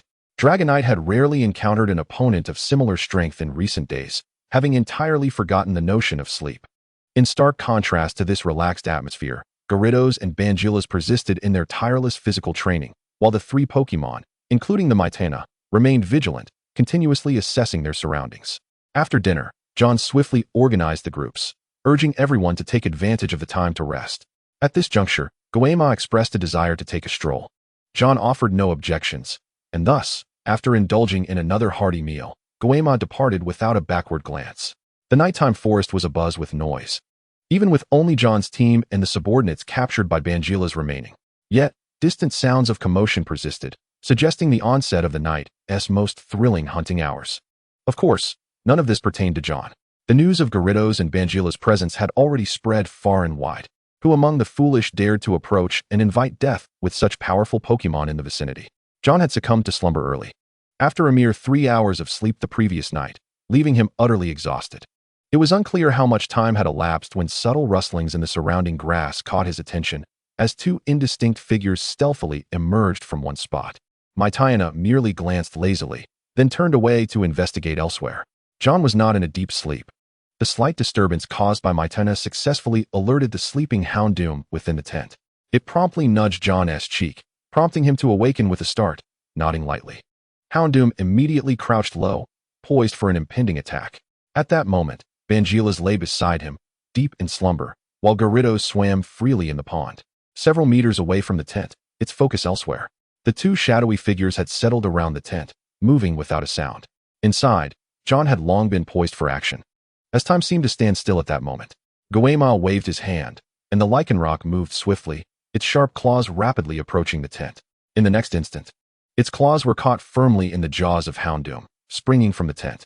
This commotion instantly startled Gyarados and Bangilas, their attention wholly captured by the unfolding situation at the tent.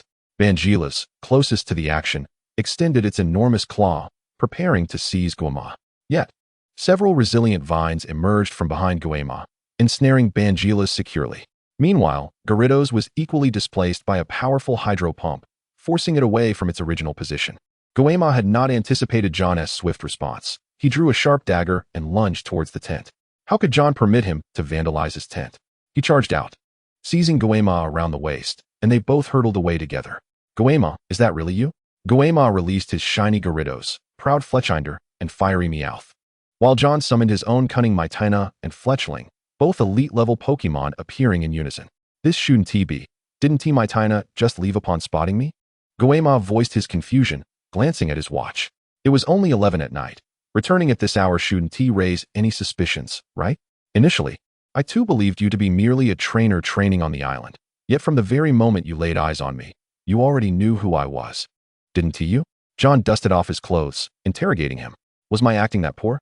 Goemon furrowed his brow, a look of bewilderment crossing his face. No, it's that you were far too natural. On this nearly deserted island, where everyone is unfamiliar with one another, you placed your trust in me far too easily. John's gaze sharpened as he fixed his eyes intently on Goemon. Chapter 100. 1 against 2, Team Aqua? What a pity, you've misjudged me.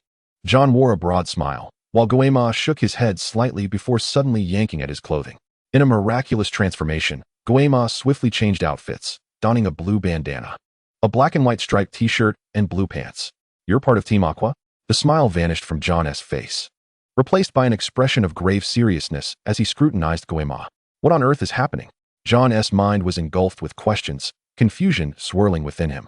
Goemon stowed away the dagger glinting faintly in the darkness and let out a soft whistle. Shortly after, another figure appeared, clad identically to Goemon, smiling calmly as he produced 3 Pokeballs. Come forth, Sharpedo, Psyduck, and Croconaw. Sharpedo. As soon as the words left his lips, aside from the Sharpedo that swiftly darted into the pond to assist the West Sea Lion in combating the Gyarados, the other 2 Pokémon steadfastly remained beside their trainers. If they were indeed the Aqua team, then what of Qianli? John shook his head vigorously, striving to dismiss this troubling thought, and gradually began to focus intently, analyzing the current situation. At present, only these 2 trainers who claimed to be part of the Aqua team had summoned a total of 9 Pokémon. Among them, aside from the Venusaur, the Hitmonlee, and the Croconaw, which were at the gym level, the remaining Pokémon were all of elite rank. With the Flareon languishing at an ordinary level, their circumstances were not vastly different from his own, especially since he could mobilize these wild Pokémon to join the fray. Banquilus, break free from the Vine Whip and raise a sandstorm. John's command came abruptly. Gyarados, take this seriously. It is the enemy. Initially, the Gyarados had been frolicking playfully with the West Sea Lion, but even after the Sharpedo's arrival, it continued to exhibit a sense of ease and control. After all, 2 elite-level Pokémon posed little threat to a gym-level Gyarados. Upon hearing John's order, the Gyarados let out a furious roar, vigorously thrashing its tail and sending up a deluge of water, finally beginning to treat the battle with the seriousness it deserved. Banquilus exerted all its might to break free, kicking up a massive sandstorm, and then unleashed a powerful Bloom Doom attack toward the Venusaur. Croconaw, assist the Venusaur, shouted another member of the Aqua team, and the Croconaw quickly dashed over. Sly Dog, gather those capable partners like the Shroomish, and you two go aid Banquilus. John urgently issued commands. The 2 Pokémon nodded without hesitation and, after exchanging a glance, one leapt away while the other sped to Banquilus' side. Even if they could not confront the Croconaw head-on, their aim was to at least restrain it. Psyduck, you two, engage the Gyarados. The battle was decidedly lopsided, with the Gyarados proving to be overwhelmingly powerful. The Psyduck initiated with a strong water gun, successfully diverting the Gyarados' attention, and then dashed forward with lightning speed. John followed closely behind, preparing to command the battle personally. His brow furrowed deeply as he shouted hoarsely, Herdier, use Shadow Ball to thwart the Aqua team's movements. Hitmonlee, counter the Shadow Ball with Brick Break.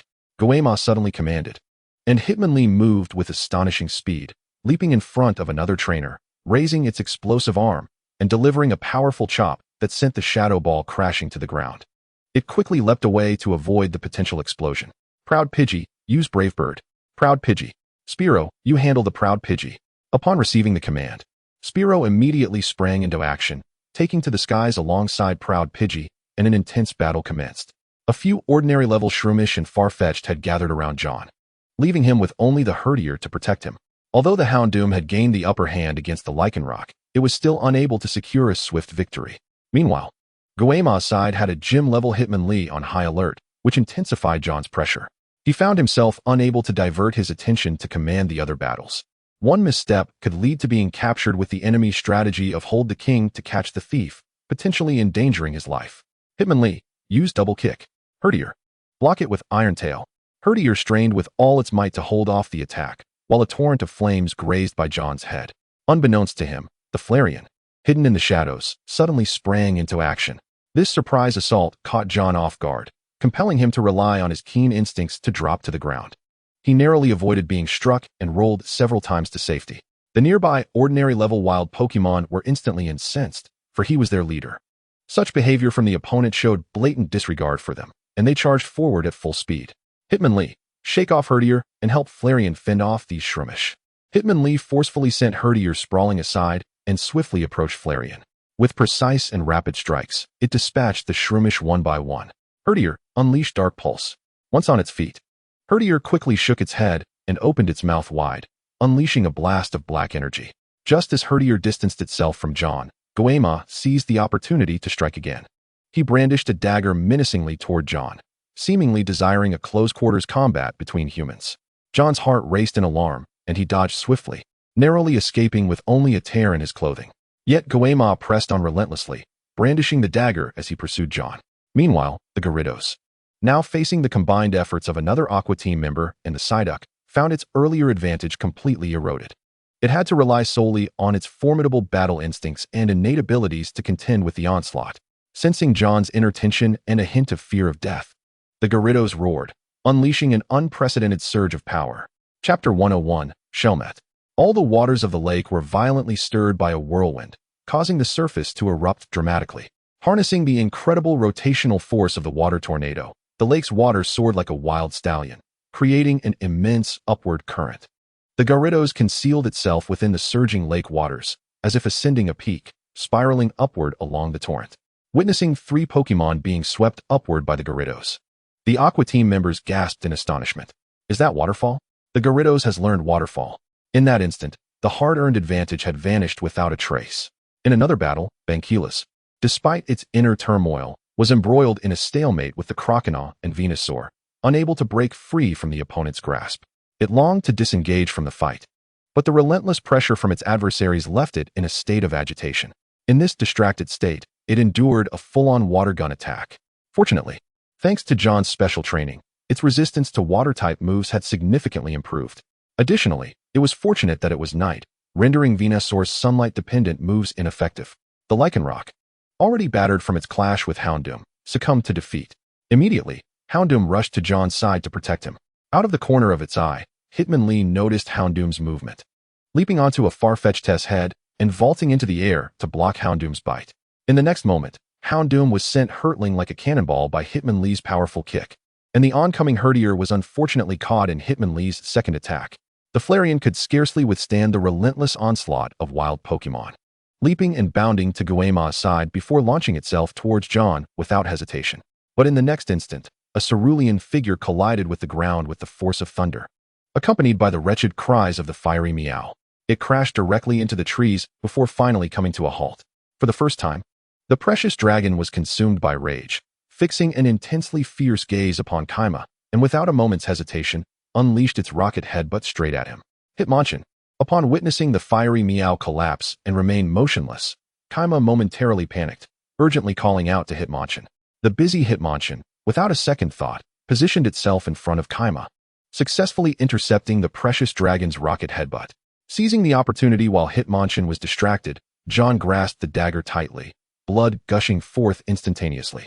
To his astonishment, Kaima's reaction was remarkably swift. John found himself gripping the sharp blade rather than the handle.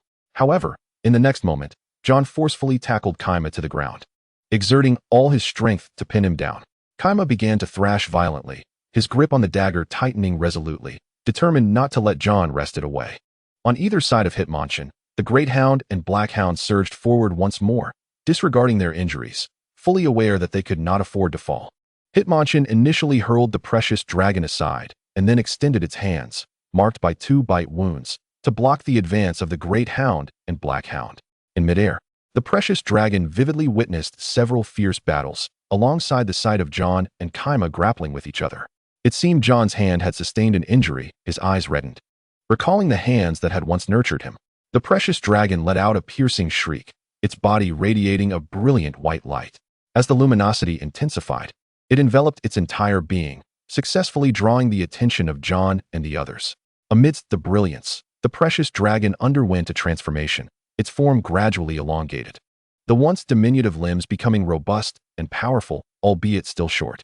Its exterior underwent a dramatic metamorphosis. As the radiance began to wane, a creature, encased in a white shell with only its eyes and limbs visible, materialized before them. It was the Shelmet. Upon landing, it deftly charged towards Hitmonchan, its forelimbs instantly adorned with sharp, dark green claws.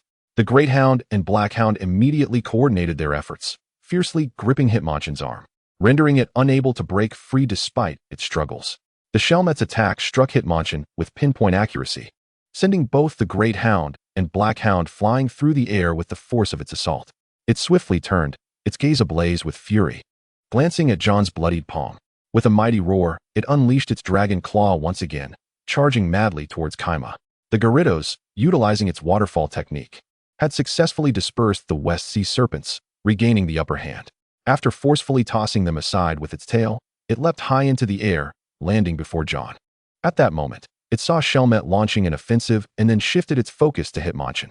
The Great Hound and Black Hound were already battered and bruised, yet their eyes remained fiercely determined, refusing to relent despite the relentless assaults from Hitmonchan. Filled with overwhelming rage, Gyarados lunged at Hitmonchan, its teeth gleaming with dark energy. "Go! King of the Holidays, Kangaskhan!" With this exclamation, Kangaskhan appeared before Hitmonchan, successfully intercepting Gyarados. Meanwhile, King of the Holidays, with its formidable physique, managed to counter Shelmet's dragon claw. John's heart raced. Was that the voice of the 1,000 Miles? Observing the sudden appearance of 2 Pokémon of legendary caliber, particularly King of the Holidays, which he had previously encountered in the greenhouse, he felt a rush of recognition. "John, let go." Kaima's initially cold tone transformed into one of bitterness as he released the dagger, gently patting John's hand. In the sky, a Fiero descended, and seated upon it was none other than the 1,000 Miles. "What is happening?" John released Kaima, the pain in his hand flaring up, yet he bore it. Inquiring of 1,000 Miles. "Did I not mention it? Special training."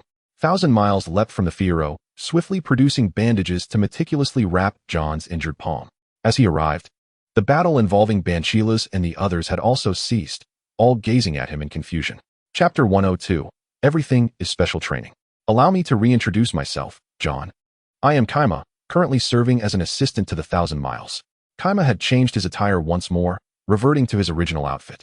He regarded John's injured hand with an apologetic expression, recognizing that to make the scene more convincing, he had to wield a real dagger. At this juncture, the chaos on the battlefield had settled, and the injured Pokémon received timely care, surprisingly administered by Nurse Joy and 3 Jigglypuffs. The dark figure that had recently appeared was another member of Team Aqua, a female whom John had not seen clearly. John. 1,000 Miles discerned John's puzzlement, explaining. Nurse Joy's family is not solely responsible for healing Pokémon. Some members also serve as combat personnel.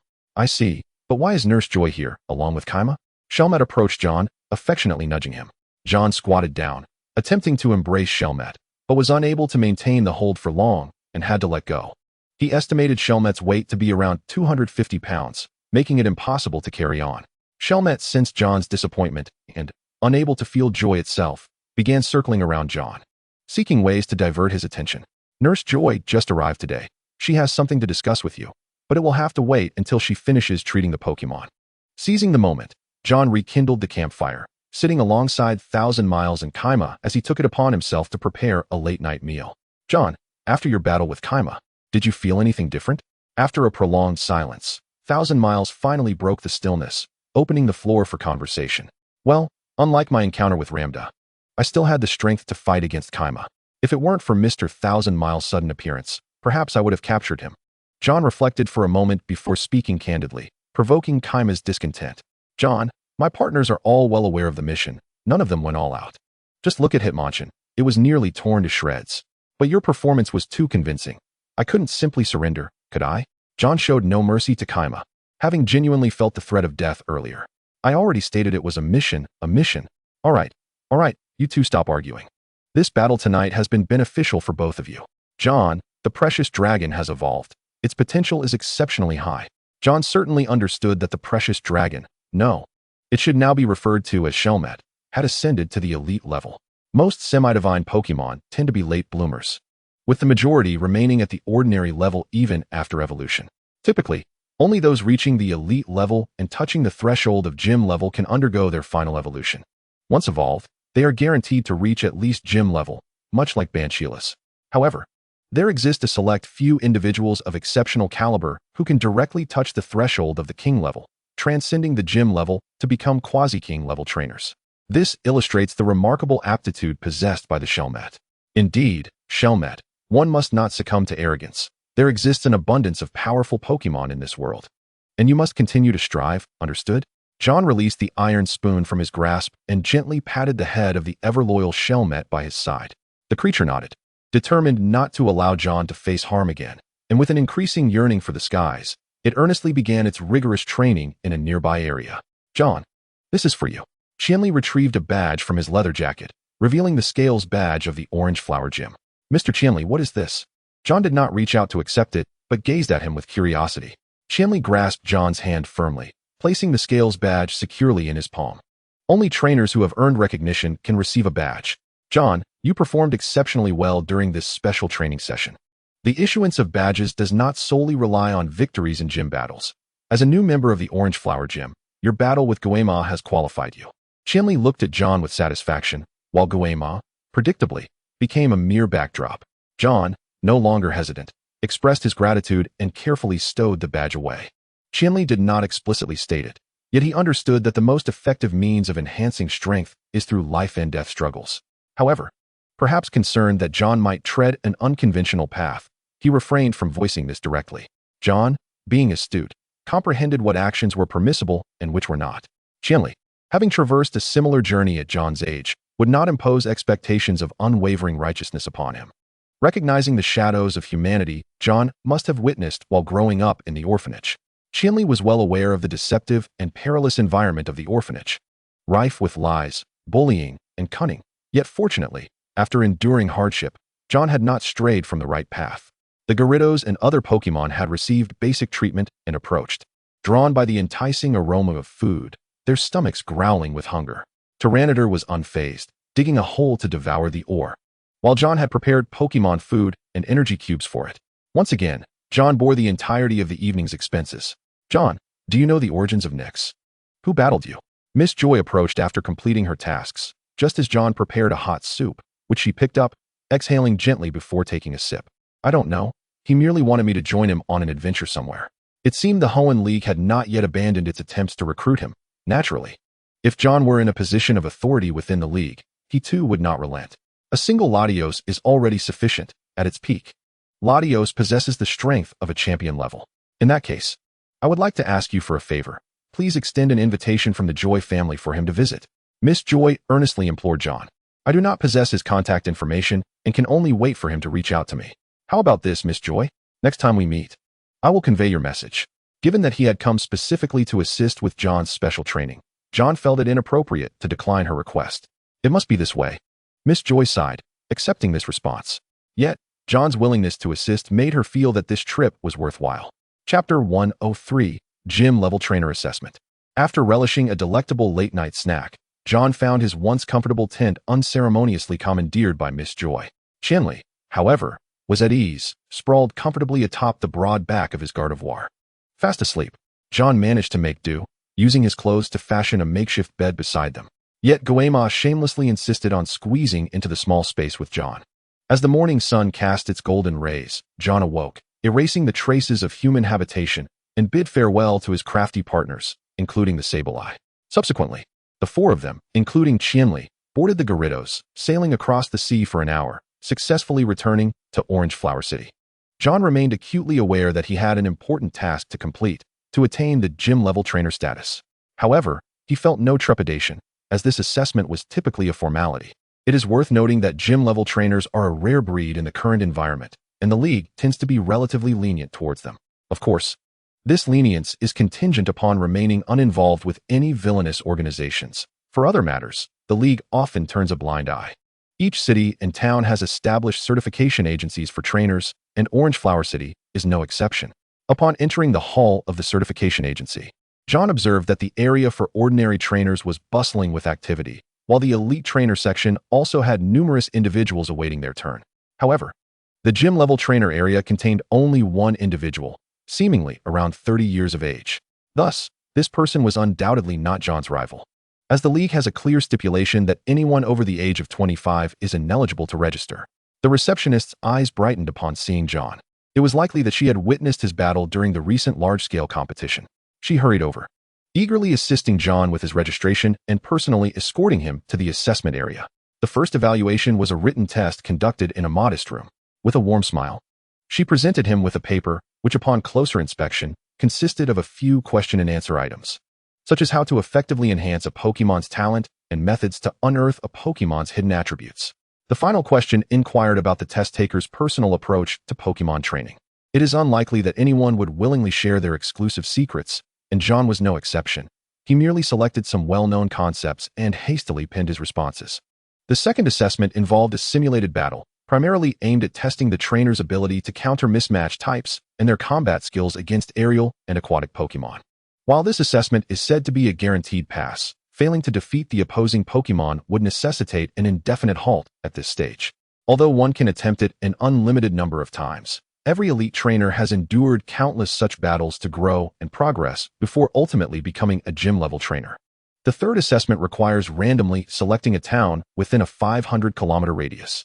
Trainers must wear a specific wristband and can only travel on foot or by bicycle. Upon reaching the destination, they must submit the wristband to the local certification agency. Completing these tasks will successfully elevate the trainer's level on the same day. John harbored serious doubts that Qianli had exercised some privilege on his behalf, as the destination he drew was none other than New White Town, the very place John had intended to take Xiaoyao to acquire his initial Pokémon. Would John be upset? The answer was, of course, no. How could he possibly be angry? He was elated, for advancing his level sooner would grant him access to greater benefits. For the time being, he had no shortage of funds. But should he encounter a Pokémon suitable for his team during his journey, his resources might fall short. Currently, the funds he possesses, along with the monthly contributions from Duin, are ample enough to nurture his 3 primary Pokémon. Although he had previously expressed to Daigo that he did not require such assistance upon receiving his initial funds, he was met with a counterargument from Daigo.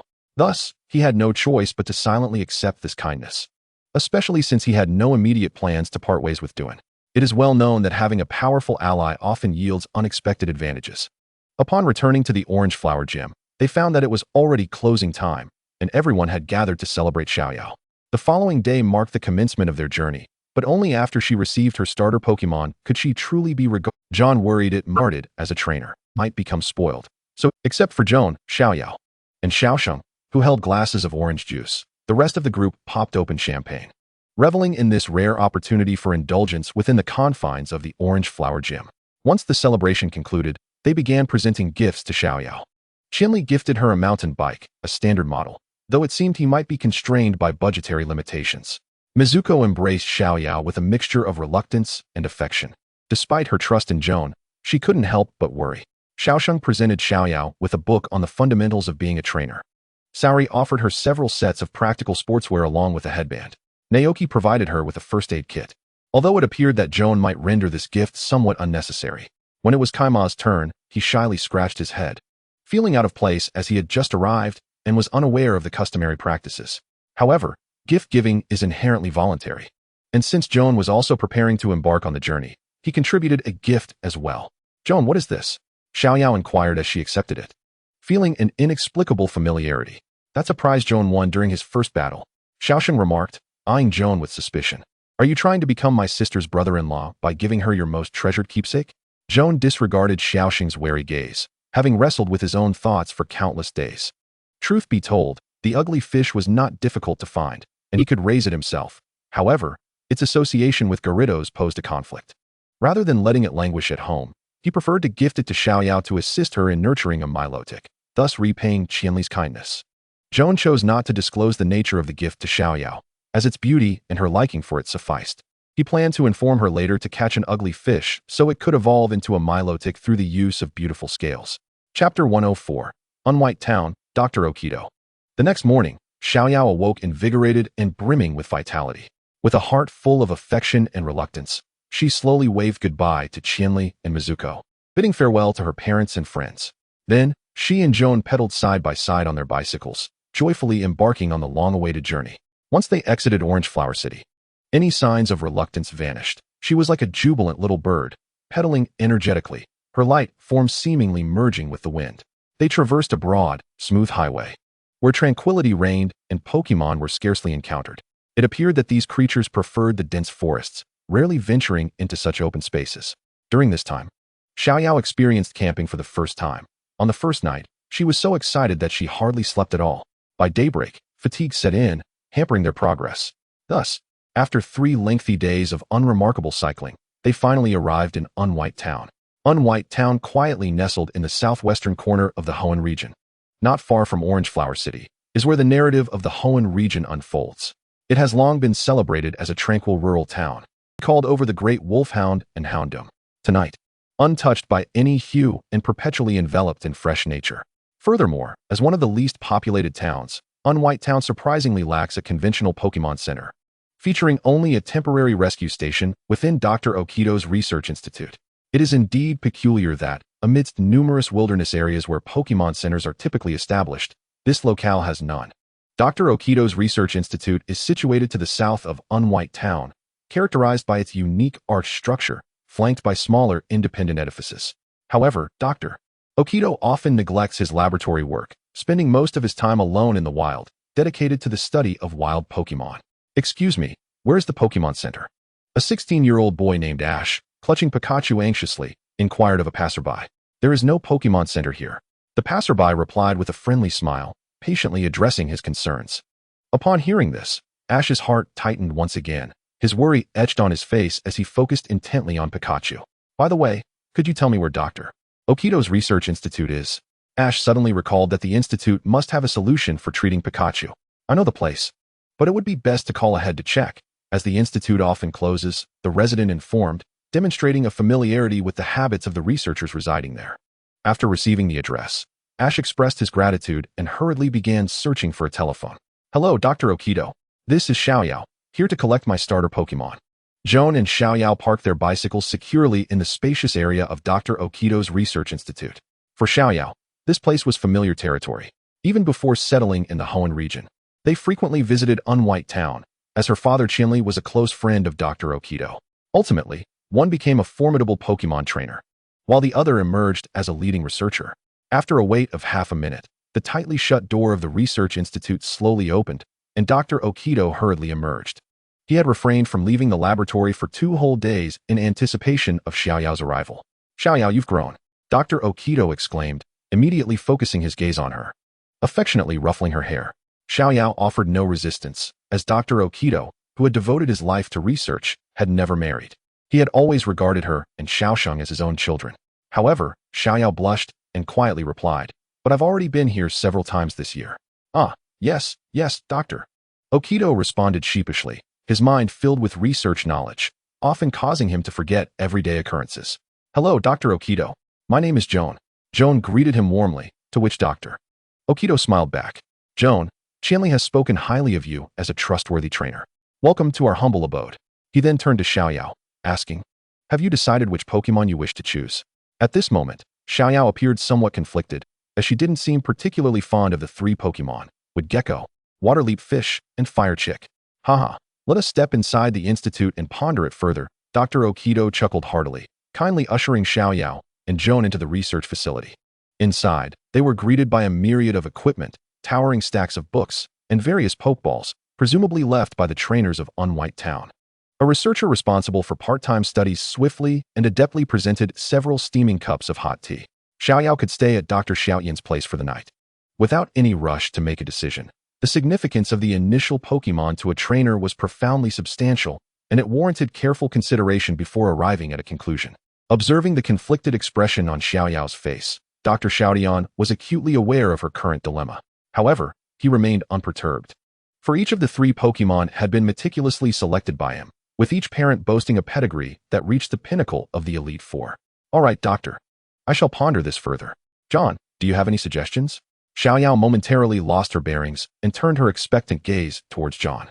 "Xiaoyao, while I can assist you in matters during your journey, the choice of a companion must ultimately be yours to make." John disregarded Xiaoyao's pleading look, fully cognizant that she was merely ensnared in her own indecision. It was not as if she were confronted with any imminent danger. It was evident she desired him to make the choice for her to alleviate her inner turmoil. "Doctor, I just received a call. A trainer named Ash from Pallet Town is in urgent need of help. His Pikachu is experiencing electrical leakage and requires immediate medical attention." Just as Xiaoyao was lost in contemplation, an anxious researcher responsible for external affairs rushed in with the news. "Ash, I've heard about him from Professor Oak. I can't believe he has arrived so soon. What is the address? I shall go and fetch him."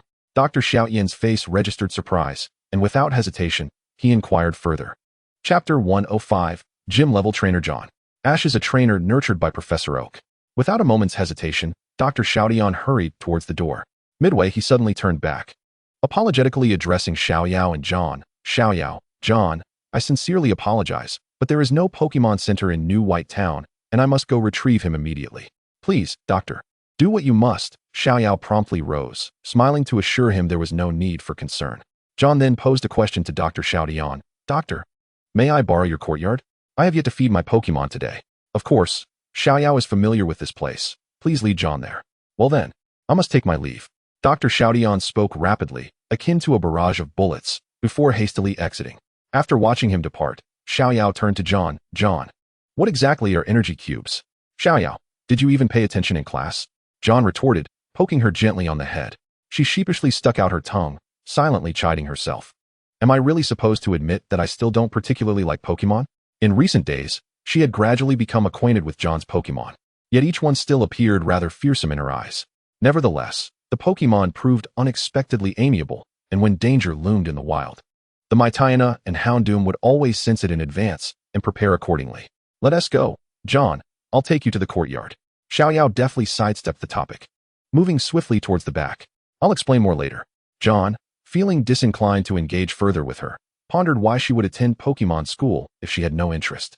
After merely a few steps, they arrived in the courtyard, surprisingly sparse of staff at Dr. Xiaoyan's Research Institute. Likely, they were all out in the field conducting observations, much like Dr. Xiaoyan. "Come out, everyone." With John's call, 6 Pokemon promptly emerged. He then began to prepare their food. Only the Gyarados, Tyranitar, and Sizer could be fed the high-grade energy cubes. The remaining 3 required the most common energy cubes, which needed to be mixed with standard Pokémon food. Xiaoyao observed silently as John retrieved various items from his backpack, ultimately unable to restrain herself from stepping forward to assist. John, will this suffice to fill them? John followed the direction of her finger, realizing she was referring to Gyarados and Tyranitar. These energy cubes will induce a profound sense of satiety in the Pokémon. They shall not feel hunger. Moreover, these cubes are rich in the energy essential for Gyarados, so you need not worry about nutritional deficiencies. Of course, it is prudent to occasionally enhance their diet. Otherwise, consuming the same thing for several days can become rather monotonous. John patiently explained each type of energy cube to Xiaoyao, highlighting one that was particularly suitable for water-type Pokémon, which effectively stimulated their water energy, akin to the effects of a water stone. Ah, I see, Xiaoyao nodded, somewhat understanding, though John was too preoccupied to notice her true level of comprehension. Once he had finished feeding the Pokémon, John suddenly recalled that he had yet to submit his wristband to the certification agency. Regardless, he thought, even if he were absent, Ash's issue would likely be resolved in his absence. Moreover, it was unclear when they would return. He slung his backpack over his shoulder and addressed Xiaoyao. I'll be heading to the trainer-level certification agency. If anything arises, please do not hesitate to contact me. All right, Xiaoyao had no desire to accompany him, still grappling with the choice of which Pokémon to select as her companion. John mounted his bicycle, clutching the navigation device, and swiftly departed from Dr. Xiaodian's research institute. The agency was not far from the institute, and he arrived in no time. Without hesitation, he promptly submitted his wristband, successfully upgrading his identification in the midst of envious glances from fellow trainers. Congratulations, Mr. John. Effective today, you are officially a gym-level trainer. Thank you. The staff exhibited utmost respect. After all, a 15-year-old gym-level trainer was a rare sight, and his future prospects appeared exceedingly bright. Simultaneously, the agency's announcement system began broadcasting this news, primarily aimed at inspiring other trainers to strive harder. Ding ding ding. Suddenly, John's communicator chimed. It was Xiaoyao calling. Hello? What's the matter, Xiaoyao? John, are you back yet? There was an explosion at the research institute, and Dr. Xiaodian rushed out after Pikachu. I'm on my way to help. Xiaoyao's tone conveyed urgency, and strange sounds could be heard on the other end, indicating she had likely mounted her bicycle and set off. You don't even have a Pokémon. What can you do? However, John refrained from discouraging her. All right, I'll head over immediately. I'll have my Taina track your scent. With that, he hung up, not lingering for further pleasantries, and promptly made his way outside. However, it wasn't yet suitable to release my Taina. The route to the research institute was sparsely populated, and only upon reaching there could he do so. My Taina tracked Xiaoyao's scent. My Taina diligently sniffed the air but initially detected no distinctive aroma. After traversing a stretch of the mountains, it finally caught a faint trace of Xiaoyao's scent. It barked at John and, without hesitation, dashed off in a determined direction. John dared not to delay for even a moment and immediately followed closely behind. The advantages of the mountain bike became evident at this juncture, as the ascent proved to be quite effortless. After cycling for a few minutes, an unexpected commotion erupted ahead, prompting the large hound to dash forward without hesitation. There, Dr. Otamaki was struggling to shield himself behind a massive tree, desperately evading the assaults of the feral dogs. Meanwhile, Xiaoyao found herself on the adjacent hillside, unexpectedly attacked by a jumping fish. What? An attack by a jumping fish? Chapter 106, Meeting Ash. Team Rocket S Duo and Meowth. Large hound, drive away the feral dogs. John chose to disregard Xiaoyao's seemingly perplexing actions, for in his heart, the most pressing matter was to rescue Dr. Otamaki. Dr. Otamaki, with a robust leap, the large hound sprang into action, unleashing a thunderous roar towards the feral dogs. Remarkably, this singular roar, devoid of any physical confrontation, sent the 3 feral dogs fleeing in terror. I owe you one, John. Dr. Otamaki gasped, carefully sliding down from the tree. Panting heavily, finally able to catch his breath. Xiaoyao, on the other hand, looked on with an embarrassed expression, unsure of how to alleviate the awkwardness. Fortunately, both John and Dr. Otamaki paid her no mind. Once Dr. Otamaki recalled the jumping fish, John inquired with genuine concern, what transpired? I just heard Xiaoyao mention an explosion at the research facility. Although John was well aware of the situation, he felt compelled to feign ignorance for necessity's sake. Oh no, I forgot about Ash and Pikachu. Dr. Otamaki suddenly realized the critical matter at hand, his expression turning anxious as he implored, John, please help me find Pikachu. All right, come forth, Houndoom and Spearow. Houndoom, You and the large hound take one direction each to search for Pikachu, the yellow mouse, while Spiro, you scout from the sky. John commanded decisively. The three promptly sprang into action, while John and the others chose a direction to commence their search. The yellow mouse? Xiao Yao shivered at this description, and upon noticing her reaction, John understood what she was contemplating. Suddenly, a deafening boom echoed, drawing the trio's attention as they turned to witness a brilliant flash of lightning ascending into the sky. That's south the place, John exclaimed loudly. The vigilant large hound quickly returned, and the three hastened towards that direction. Pikachu, shall we return to Dr. Otamaki's research facility together? Ash said tenderly, his heart aching for Pikachu, who lacked the energy to respond, burdened by an accumulation of electricity. Get away from there, Ash. Pikachu could explode at any moment. Truly, Dr. Otamaki, having spent much time in the wild, reacted swiftly, his limbs agile. As John and Xiao Yao rode their bikes, he took to the path, and the three arrived at Ash's location together. That is not an option, Ash asserted firmly, exhibiting no concern for his own safety. Upon hearing this, Pikachu panicked, hastily distancing itself from Ash and sprinting away. Go, Tyranitar, protect Pikachu. However, ahead lay a cliff, which caused Dr. Otamaki and Xiao Yao to break into a cold sweat at the perilous scene. In that critical moment, Pikachu collided directly with Tyranitar. Tyranitar embraced Pikachu. It's time to unleash the electricity. Tyranitar, being a rock type rather than a ground type, would still sustain damage from the electric attack. Hearing John's words, Ash cried out in desperation. This cannot be. Tyranitar will also be harmed. Not an issue, right, Tyranitar? This is part of training. Roar. That's unacceptable. At that moment, a female voice rang out, prompting Dr. Otamaki to turn around immediately. A bizarre robot adorned in hues of red materialized before John and his companions. Team Rocket. Who are you? Dr. Otamaki inquired, his brows furrowed, while John's lips involuntarily twitched. Since you've asked so earnestly, we shall graciously enlighten you. Just like that, meow. Dr. Otamaki, they are Team Rocket, who wish to capture Pikachu. Team Rocket? What is that? Both Dr. Otamaki and Xiao Yao looked at Ash with puzzled expressions. An evil organization based in the Kanto region. Like Team Magma and Team Aqua, they are terrorists. John explained succinctly, to which Ash nodded emphatically, yes. They've been following me since I left Pallet Town. By the way, what are Team Magma and Team Aqua? So persistent, Xiao Yao remarked, observing their odd assembly. Her previously tense demeanor easing as they seemed less intimidating. They are of no consequence. Soon enough, they will disband. Hey, this is quite rude. The two members of Team Rocket, along with Meowth, appeared furious as they settled into their robot, incensed by being ignored. Kid, leave your Tyranitar behind, and we will spare your life, Meowth threatened menacingly, as James activated the switch, revealing a massive claw on the robot's chest. Tyranitar, unleash a devastating attack. John commanded without a hint of interest in Team Rocket. Tyranitar, still holding Pikachu, gathered energy and emitted a dazzling yellow beam. Boom! A tremendous explosion erupted, accompanied by a cloud of dust. Did we just set a record today? In midair, James rested his chin on his palm, pondering aloud. That little brat. The next time I see him, I'll teach him a lesson, Jessie said, somewhat exasperated, while Meowth expressed helplessness. They hadn't even had a chance to react before being blasted away, disappearing from sight. Impressive. The onlookers gasped in awe, their astonished voices rising in chorus. Ash, hurry and have Pikachu release the electricity, John exclaimed, exasperated, unable to contain his disbelief. Did Ash completely forget the state of his own Pikachu? How careless. All right. After John's prompt, Ash snapped back to reality and urgently called out to Pikachu, Pikachu, unleash the electricity within you. Pikachu. Upon hearing Ash's call, Pikachu wasted no time and began to release a torrent of electricity while nestled in Tyranitar's embrace. In an instant, brilliant electric currents illuminated the surroundings. Chapter 107, Xiao Yao's initial Pokémon. Tyranitar decisively plunged its tail deep into the ground, uniquely minimizing the damage from the electric attack. After a considerable duration, Pikachu finally expended the surging electricity within, restoring its vitality.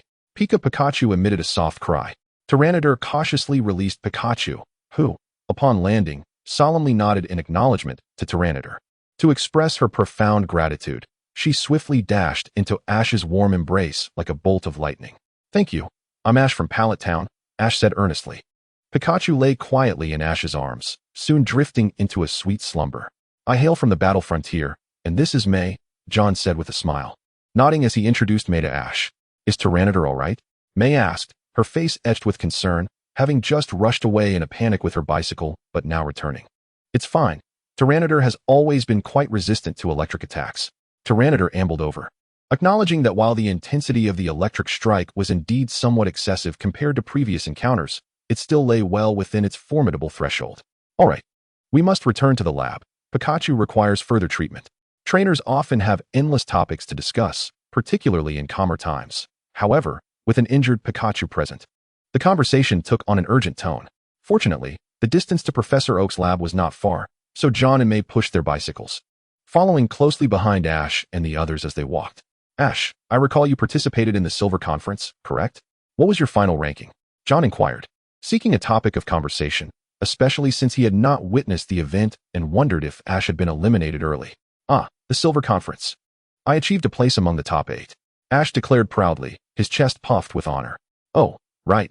You're here to challenge the Hoenn League, aren't you? Indeed. But I only brought Pikachu. How about you, John? Ash gently stroked the sleeping Pikachu in his arms while glancing at John. Then we shall be rivals. Ash's Pikachu was quite extraordinary. It began as a mere novice but surged to elite status when unleashing its electric powers. It even held its own against Zoe's Meowth. Could it be one of those special types that grow stronger in the face of adversity? But John, you're impressive. How many league conferences have you attended? Ash remarked, mistaking John's attire for that of an older trainer, prompting May to interject. He just started his journey this year. P.S. Only 15. What? 15? Ash exclaimed in astonishment.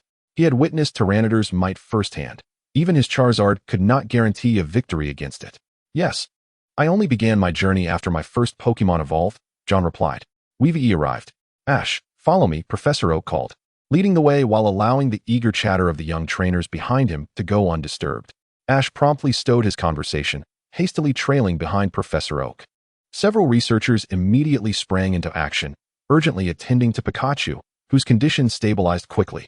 May, curious, peered outside until she accidentally bumped into a vase, causing a commotion that drew the attention of those within. Haha, I'm May, she said, awkwardly smiling as she rubbed her head. All right, Ash. Pikachu will be completely recovered by tomorrow. May, have you decided which Pokémon you wish to choose? Could it be one of the starters? Ash's eyes sparkled with interest, momentarily forgetting his concern for Pikachu, unaware of the starters available in the Hoenn region. I want to take a look first, May mused thoughtfully before slowly responding. Okay, I'll fetch the Pokeballs now. Professor Oak swiftly led May away, with Ash quickly following suit. The Pokeballs contained the region's starter Pokémon. Professor Oak solemnly arranged 3 Pokeballs before him, then selected one, pressing the button to release its contents. Trico, Torchic, and Mudkip. The first to emerge was Trico, dazzling in its brilliance. Ash gazed in wonder, eyes wide with curiosity as he asked, is it a water-type Pokémon? No, it's actually a grass-type, Professor Oak smiled, explaining. Trico opened its eyes quickly, scanning the crowd, and upon spotting May, she instinctively flinched back. It's staring at me. May exclaimed, somewhat apprehensive. What are you saying? Isn't that gaze adorable? Ash retorted with a smile. In stark contrast to May's reaction, Ash displayed immense interest, his eyes glistening with desire for the Pokémon. Professor Oak then released the second Pokeball. This is Mudkip. As the light faded, Mudkip appeared before them, tilting its head and making a delightful sound. It's a water type, right? Ash asked excitedly, his smile broadening, genuinely more enthusiastic than May. Indeed, Professor Oak confirmed with a nod. But didn't Team Mudkip just refuse to listen to me? May crossed her arms, slightly disgruntled. Really? Isn't its straightforward nature charming? Ash expressed his genuine fondness for Pokémon. Professor Oak gazed at Ash with a smile, yet his hands remained busy as he decisively threw out the final Pokeball. Now, the next is Torchic, which is a fire type. As Torchic sprang forth, it joyfully hopped over to May, affectionately nudging her leg, instantly melting her heart. This little one is so adorable. I want it. All right, I've made my decision. Torchic. Before May could finish her sentence, she eagerly scooped up Torchic. Torchic. It chirped, seeming to relish May's affection. Chapter 108. John is straightforward. May finally resolved her choice, selecting Torchic. Subsequently, Professor Oak swiftly presented May with her new items. These are your Pokeballs and a Pokédex. Here, take them. With determination, you can surely become a trainer your father will be proud of, he said earnestly. Standing beside Professor Oak, Ash passionately exclaimed, let us work hard together.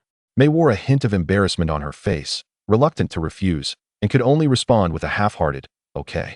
She then turned her head, murmuring softly to herself, though I say this, I don't really want to be a trainer. What are you saying? Ash asked curiously. Uh-huh. I was just wondering where John ran off to.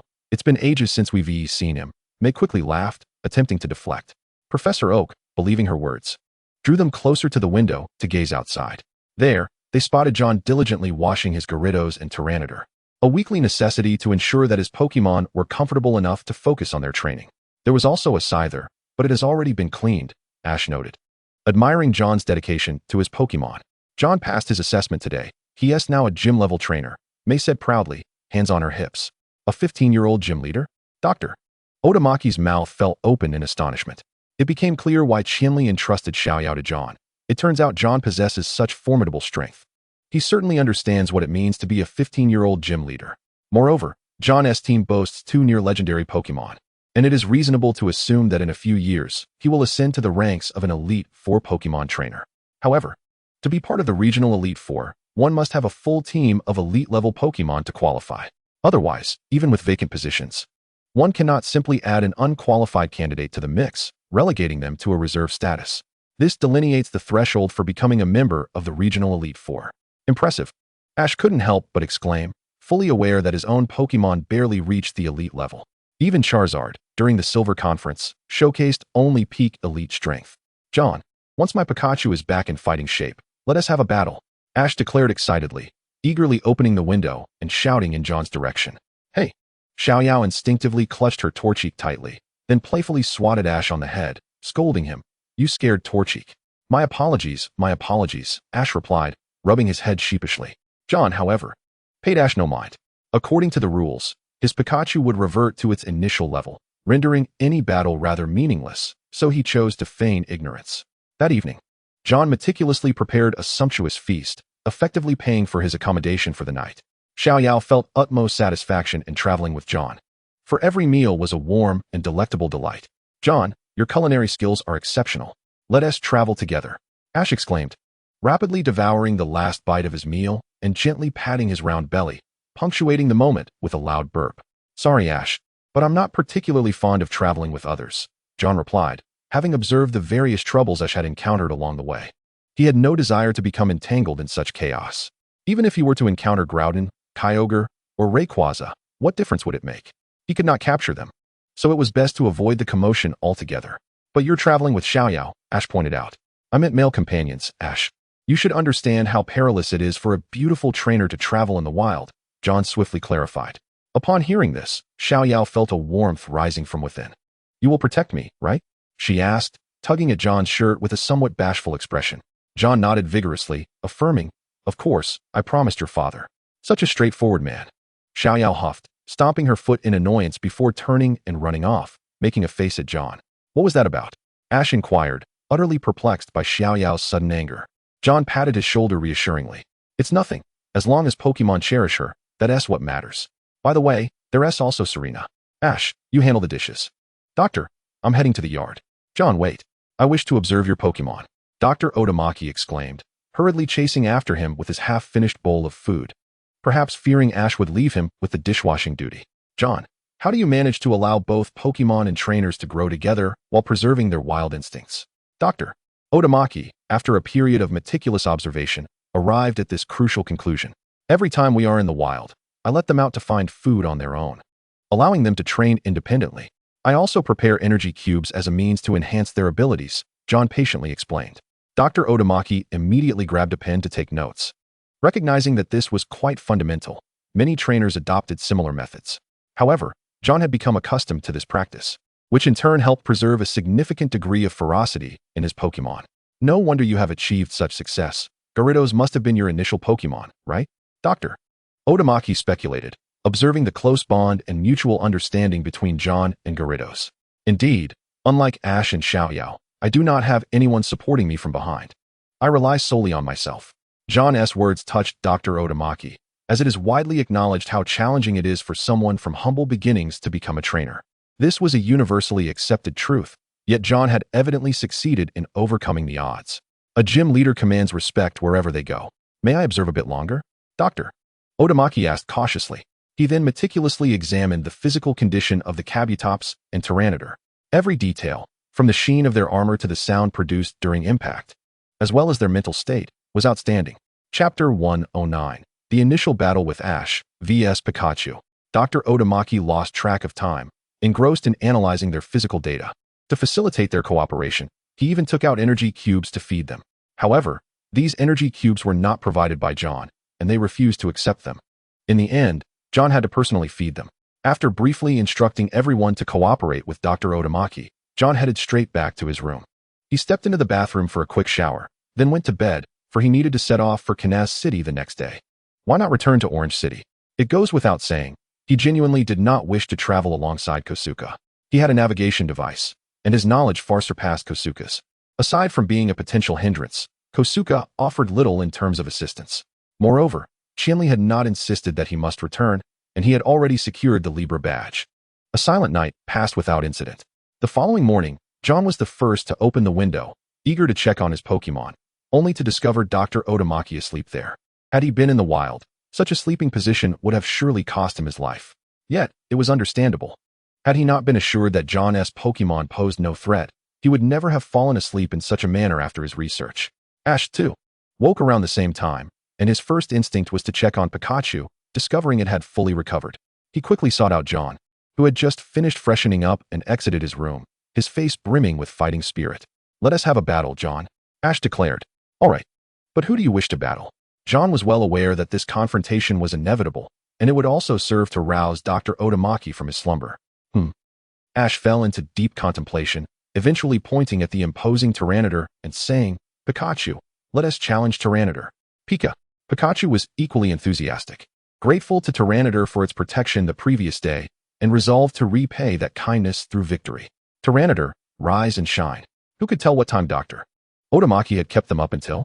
Nevertheless, even if Pokémon had been awake all night, they remained bursting with energy and vitality. Tyranitar instantly opened its eyes. Disdain plastered across its face as it nudged Dr. Otamaki, who had been resting on it, aside before leisurely making its way over. You're going to battle? Dr. Otamaki, now awake, rubbed his eyes while yawning slowly. "Yes, Doctor, I'm challenging John. Is there a battle arena around here?" Ash, feeling a touch of embarrassment, spoke up. After all, it was he who initiated the battle, so it was only right to seek Dr. Otamaki's opinion. John looked at him in surprise, thinking to himself, "Ash here is no fool. Yes, I will lead you there," Dr. Otamaki replied with remarkable speed, contemplating that this would be a splendid opportunity to test the power of Tyranitar's ultimate move. After a few minutes of ascending the hillside, they arrived at a spacious area, perfectly suited for a battle. John had initially thought Dr. Otamaki would serve as the referee, but to his astonishment, the doctor took out paper and pen and sat down. "Shall we begin?" John asked Ash.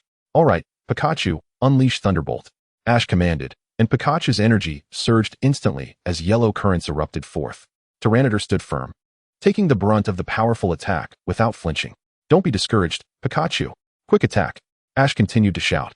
John swiftly issued his command. "Tyranitar, use Stone Edge." Instantly, numerous stones materialized around Tyranitar, shooting towards Pikachu like bullets. Pikachu's offensive trajectory was obstructed, forcing it to dodge immediately. "Tyranitar, Rock Tomb," John commanded again, and massive stone pillars appeared at Pikachu's landing spots, trapping it within. "Pikachu, break free with Thunderbolt," Ash cried out urgently. "Pika Pika." Pikachu mustered all its strength, executing Thunderbolt to shatter the rocks, then gasping for breath as it leapt out. John refrained from issuing further commands, considering Ash currently had only one Pokémon and not wanting to exhaust him for the day. So strong, John thought, barely taking it seriously. Ash felt somewhat disheartened, hesitating whether to continue attacking, knowing that electric moves were ineffective against Tyranitar.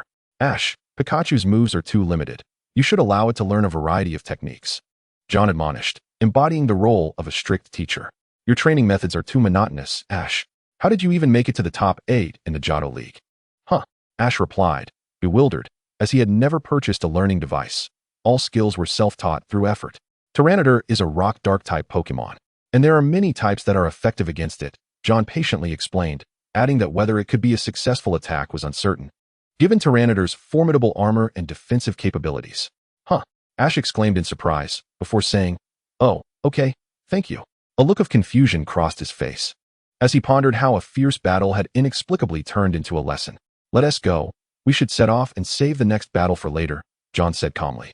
Engaging in easy victories lacked excitement. Among John's Pokémon, The weakest was undoubtedly Noctowl. However, it did not serve as a frontline warrior, but rather took on the role of a scout. Upon returning to the laboratory, John eagerly anticipated a hot and delicious meal, only to be met with disappointment as he had to cook for himself. Upon catching a whiff of the enticing aroma, May leisurely emerged from her room. After sleeping in a tent for 2 or 3 days outdoors, she found the soft bed a welcome comfort. However, watching John laboring in the kitchen made her feel a twinge of frustration. After all, it was John's penchant for outdoor living and his habit of releasing all his Pokémon at once that led to this situation. Chapter 110. Departing for Canaz City. Breakfast was quickly devoured by the group, and they gathered promptly at the laboratory's entrance. Pikachu and Torchic were joyously engaged in a game of tag, bouncing around energetically. Ash, the nearest Pokémon Center, is in Gutchen Town, where you can register for the Hoenn League, Dr. Otamaki advised Ash earnestly, then turned to glance at May. Well, with John around, I suppose it doesn't matter much. May. John, you must exercise caution on your journey, Dr. Otamaki said with heartfelt concern. I understand. Thank you, Doctor, May replied with a smile, though she had always felt relatively unconcerned. Rest assured, Doctor, I will certainly protect May. John understood that Dr. Otamaki's worries were solely for May's safety, inadvertently including himself in that concern. John, are you heading to Gutchen Town? Ash asked hopefully, but John quickly shook his head. We're on different paths. Haha, Ash. Stick to your original route. Otherwise, you won't meet Brock. If possible, bring along Shinji to play, but avoid running into them. Well then, Doctor, we are off, John said to Dr. Otamaki, then turned to see May promptly retracting Torchic and hopping onto her bike to follow closely behind John. Where are we going? May asked curiously as she easily kept pace with John, who was not cycling particularly fast. To Canaz City. The first gym, John replied. Awesome. I want to go shopping. May exclaimed excitedly, her interests diverging from John's, though he paid it no mind. He knew that once they arrived in Canaz City, she would be captivated by the dazzling contest performances. John pedaled effortlessly on his bicycle, while May struggled a bit more. Halfway through, she insisted on swapping bikes with him. Uncertain of when Nick would contact him, John felt the urgency to secure all the gym badges as soon as possible. His Mytiana joyfully ran ahead, and he wished that his Shelgon would evolve into Salamence soon, allowing him to soar through the Hoenn region and collect all the badges before returning to his secret base for intensive training. Of course, he realized this was merely a fanciful wish. Shelgon had only recently evolved, and it was unlikely it would evolve again so soon. Nonetheless, given the current circumstances, it was quite satisfactory, as this was a genuine journey. Cycling from one city to another, reveling in the enchanting views along the way, was what a true trainer ought to do. Not far after exiting the White Town, they encountered an entrance to a main road that extended all the way to Orange City. However, this time they opted not to pass through Orange City. After a short ride on the main road, they veered into the deep forest. The terrain of the forest was no longer suitable for cycling. Only on flat surfaces could they ride, as any incline would necessitate pushing their bikes. Yet, in contrast to the desolate main road, John found himself deeply enchanted by the refreshing air of the forest, experiencing a true sense of freedom. If luck were on his side, perhaps he might encounter a rare Pokémon, which would be a delightful windfall. As night fell, John and May once again entered the Orange Forest. One must admit that the expanse of Orange Forest was indeed vast. Traversing from John's current location to Orange City would require at least 2 days. That was a miscalculation. I should have taken the main road, John reflected. Indeed, as they paused momentarily, the incessant complaints of Xiaoyao reached their ears. Why not traverse through Changhua City to reach Canaz City? She inquired, casting a puzzled glance at the immobile John. Can that still be termed as a journey? John, despite harboring a flicker of regret within, remained obstinately defiant, determined not to reveal his inner thoughts to Xiaoyao. Let us find a place to camp. We shall prepare curry rice for dinner. The sky had swiftly darkened, leaving them no choice but to halt their progress. Upon hearing about the curry rice for dinner, Xiaoyao's spirits were instantly lifted, dispelling her earlier fatigue and grievances. A Spearow circled above, guiding John towards a serene spot by a gently flowing stream, which would serve as their campsite for the night. During their travels, John had organized their itinerary such that they would travel by day while the Pokémon rested, allowing them to train at night, thus permitting John and Xiaoyao to slip into slumber. The exception was the German Shepherd and Houndoom, who needed to remain close to John during the day. Xiaoyao had long since acclimatized to John's Pokémon, their interactions devoid of any discomfort. Perhaps it was the acquisition of her first Pokémon that marked a significant shift in her mindset. After her Fire Chick and John's Pokémon became acquainted, she eagerly began assisting John. John's nightly responsibilities were quite numerous, after erecting the tent. He would commence meal preparations while also checking on the training progress of the Pokémon and preparing their energy cubes. Upon reaching Canas City, John intended to procure several learning devices through Devon Corporation at a relatively affordable price. He planned for his Gyarados to learn the ground-type move Earthquake, although it would require a substantial investment. Meanwhile, Tyranitar would learn the trio of Farmer's Punch, as this option was more economical, with discounts available for bundled purchases. As for Kabutops, it would have to wait until its evolution into Aerodactyl, for only then could it master a plethora of formidable moves, rendering immediate concerns about learning new skills unnecessary. Soon, the campsite was filled with the enticing aroma of steaming rice, complemented by the rich scent of curry. John had meticulously prepared a feast for everyone, including the Pokémon, who received additional energy cubes as a delightful dessert. Thus, their first night passed quietly, devoid of thrilling adventures or unexpected surprises, accompanied only by the twinkling stars above and the occasional chirping of insects. As the campfire dwindled, wisps of smoke ascended into the night sky. John and Xiaoyao drifted into slumber within their respective tents, their breaths resonating distinctly in the tranquil forest. Chapter 111. Registration for the Gym Challenge and the Grand Contest. At long last, the moment had arrived. After enduring a lengthy 5-day journey, upon sighting the modern architectural marvels of Canas City, Xiaoyao, disregarding her composure, exclaimed with unrestrained joy. Fortunately, they found themselves on the outskirts of Canas City, where the area was nearly deserted. Otherwise, John would have felt compelled to maintain a deliberate distance from her to avoid any embarrassment stemming from her exuberance. "You certainly had your share of fun during these 5 days," John remarked, unable to contain himself. After all, Xiaoyao was born with a silver spoon in her mouth. Despite her constant complaints, she was undoubtedly the happiest among them. The German shepherd nodded in agreement, having accompanied Xiaoyao throughout, cleaning up her messes along the way. Whether it was inadvertently stepping on a caterpie's tail or carelessly stumbling into a Snivy's den, Xiaoyao often found herself in amusing predicaments, even attracting the attention of a swarm of Beedrill at times. At that moment, John finally understood why Qinli insisted on him traveling with Xiaoyao. Truly, no one knows a girl better than her father. All right, let us head to the Pokémon Center. Today, let them rest well. Come back, German Shepherd, hound them.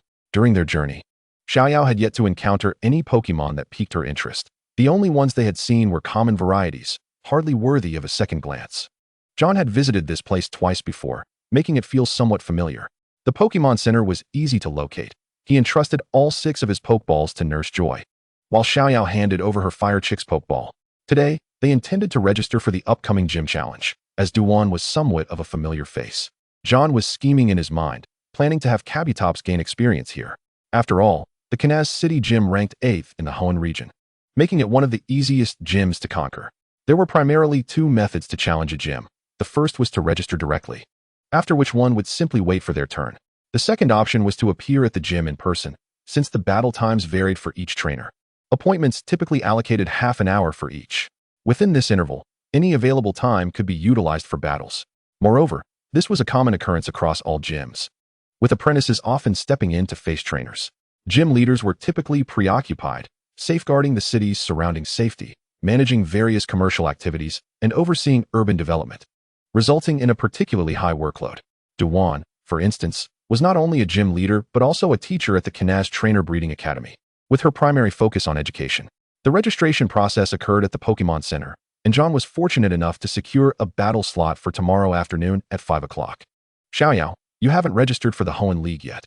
Observing her conflicted expression, John approached and took her hand, which caused Xiaoyao's face to flush crimson as she immediately broke free and dashed outside the Pokémon Center. John hurried after her, pondering why she was making such a fuss over a simple registration. Xiaoyao. She hadn't run far, merely retreating to a secluded area where she sat on the grass. "What's wrong?" John inquired, sitting beside her. "John, I don't want to become a trainer." After a prolonged silence, Xiaoyao finally voiced her innermost thoughts. "I know. I noticed it long ago." John gently patted her head. "So, why are you so troubled? I won't force you to become a trainer, but I also don't want to disappoint my father." Xiaoyao's face fell, entirely at a loss regarding how to explain herself to her family. "Do you know about the Pokémon Grand Contest?" "The Pokémon Grand Contest? That competition where you can win a badge?" Xiaoyao looked up, her eyes filled with confusion, uncertain of John's intention behind the question. "Yes, I believe that competition would suit you perfectly. You could give it a try. If it doesn't work out, I will accompany you until the end of your journey. and then you can explain everything to your father." John nodded, and Xiaoyao's mood began to improve. Sensing the impact of his words, John took her hand and led her toward the park. This park allowed the release of Pokémon, albeit with the stipulation that any damage caused must be compensated. Hence, it was primarily coordination trainers participating in the Grand Contest who utilized this venue to train their Pokémon's moves. As the moth gracefully emerged, it released a cloud of hypnotic powder, utilizing telekinesis to send them floating into the air. Ninetales, unveil your magnificent dance. Gengar, swiftly change your attire. Magikarp, leap forth with a splash. Along their journey, they encountered numerous coordinators engrossed in their training, and this was the first time May found herself so captivated by the spectacle. At that moment, a Huntail butterfly flitted by, its charming visage instantly enchanting May. "John, what Pokemon is that?" she inquired. "Don't you have a Pokédex?" John replied with a hint of exasperation. It was a true waste. Throughout these past days, he had yet to witness her utilize the Pokédex. Upon hearing this, May hurriedly retrieved the device. Huntail butterfly, a butterfly Pokemon, the evolved form of Caterpie. It adores sweet flower pollen. "It's a Huntail butterfly, John. Let us catch one." May expressed an unprecedented fervor for a Pokemon, yet at that moment, it seemed unattainable. Observing John's indifference, May questioned, "What is the matter?" "Our Pokemon are all at the Pokemon Center," he replied.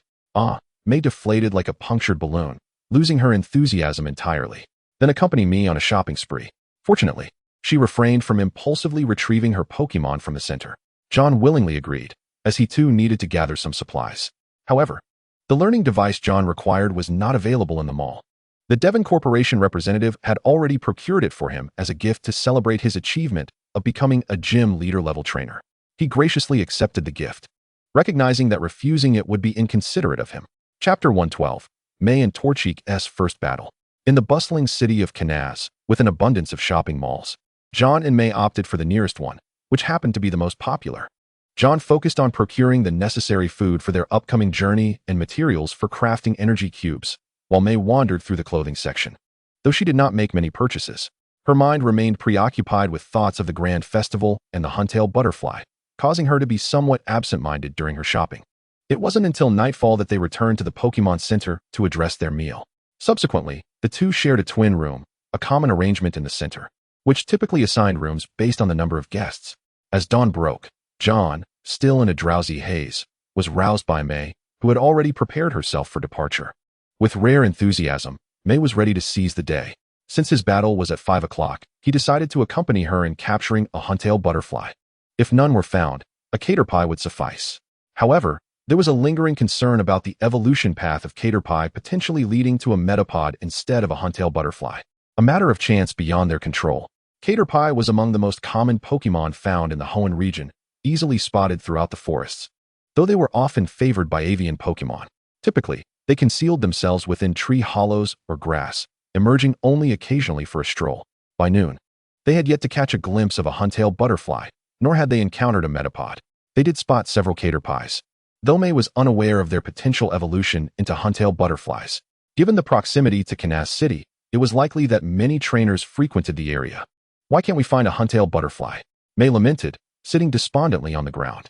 John had begun preparing lunch, knowing it would take at least 2 hours to reach the Canaz gym. This meant they had to locate a Huntail butterfly within 3 hours, or else they would have to settle for a Caterpie. If they were unsuccessful, May would surely have a restless night. "May, why not catch a Caterpie?"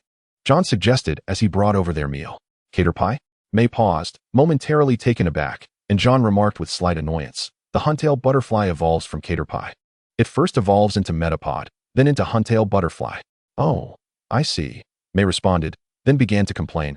"Why didn't you say so earlier?" She was already familiar with Caterpie, having accidentally squashed several in the past, and no longer found them unattractive.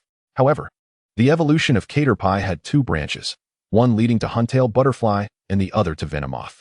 John felt it necessary to clarify this to May, in case the outcome of the evolution differed and she was displeased. "Is that so?" May pondered. "What does Venomoth look like?" "Use the Pokédex, May. You need to learn to utilize it." John gently prodded her forehead with his chopsticks, and she sheepishly stuck out her tongue, acknowledging, "I know. Venomoth, the poison moth Pokémon, is the evolved form of Metapod, attracted to light." "Not cute," May declared, setting down the Pokédex with a cute scrunch of her nose. Yet, she understood that John had a gym battle ahead, and weighing the pros and cons, she made her decision. "All right, If we can't find a Huntail butterfly, I'll choose Caterpie. If it evolves into Venomoth, so be it. I can always capture another Caterpie to train. There's one over there. John pointed with his chopsticks toward a patch of grass, where a Caterpie foolishly thought it was well hidden, oblivious to the fact that its sharp tail was exposed. Torchic. It's time to work. May quickly scooped up her Torchic, who was still engrossed in its meal, placing it behind the Caterpie.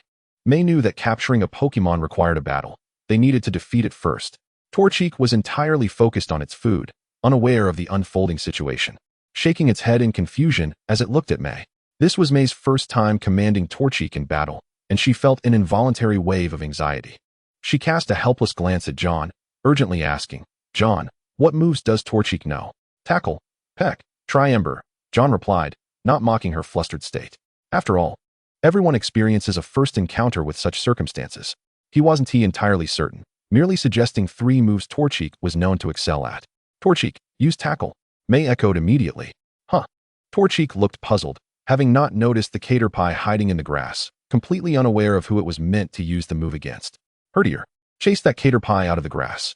As May and Torchic began to synchronize, there were no major issues thus far.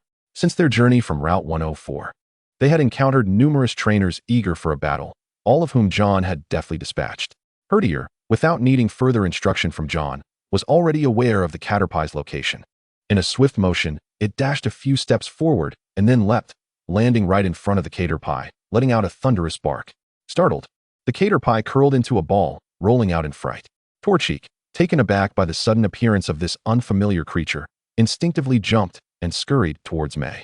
Once the Caterpie sensed that the immediate danger had passed, it cautiously unfurled itself once more. "Torchic, use Tackle on the Caterpie," May called out once more. After the fiery chick had a clear objective, it finally comprehended who its true target was. However, it squinted its eyes tightly, wearing an expression tinged with fear, as it charged fiercely towards the spiky-tailed bug. Could it be that the fiery chick sensed, much like Xiao Yao, an inherent aversion to battle, thus choosing her as its companion? It was no wonder that John entertained such thoughts, for the fiery chick's attacks were effortlessly evaded by the exceedingly agile spiky-tailed bug. Subsequently, the fiery chick collapsed onto the ground, motionless, resembling a deflated balloon. Even the spiky-tailed bug, at first, chose not to flee but stood still, curiously observing the fiery chick's condition. Chapter 113, Taming the Spiky-Tailed Bug, Kanaz Gym. What a duo. John helplessly covered his forehead, feeling too embarrassed to continue watching, and resumed his meal, opting to ignore the situation. Fortunately, the spiky-tailed bug could not escape, as the great hound was intently watching it. Thus, there was ample time for them to gradually bond. Fire Chick, Xiao Yao, entirely devoid of thoughts that the fiery chick was merely feigning its condition, anxiously rushed over and scooped it up in her arms. "Come on, Fire Chick, work hard, and I'll prepare some delicious snacks for you later." Just as the fiery chick believed it was no longer necessary to continue fighting, John's voice suddenly echoed in its ears. Upon hearing this, it immediately wriggled free from Xiao Yao's warm embrace, gazing at the spiky-tailed bug with a serious and determined expression. "Fire Chick." Xiao Yao felt a wave of emotion wash over her and issued another command, instructing it to unleash its fiery attack. The fiery chick took a deep breath and then unleashed dozens of small fireballs. The spiky-tailed bug, caught off guard, appeared flustered and attempted to escape, but found itself unable to do so. Ultimately, the spiky-tailed bug was struck by the fiery chick's small flames. It collapsed to the ground, though it did not lose consciousness. Instead, it stared blankly at the azure sky above.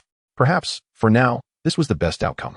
Its mother had once told it that when humans attacked, it was merely to capture them and would not pose a threat to their lives. Quickly capture the spiky-tailed bug. John disregarded what the spiky-tailed bug was doing or whether it had lost its fighting capability. To him, this was a clear signal for capture. "Oh, good." Xiao Yao hurriedly fumbled to retrieve a pokeball and threw it forcefully at the spiky-tailed bug. The pokeball struck the spiky-tailed bug accurately, and in an instant, a red light flashed, enclosing the creature within. Surprisingly, it did not even attempt to struggle. Xiao Yao stood there, gazing at the pokeball on the ground, her heart swelling with an exhilarating sensation. Was this the feeling one experienced when capturing a Pokémon? She slowly approached, crouched down to pick up the spiky-tailed bug's pokeball, and gently released it.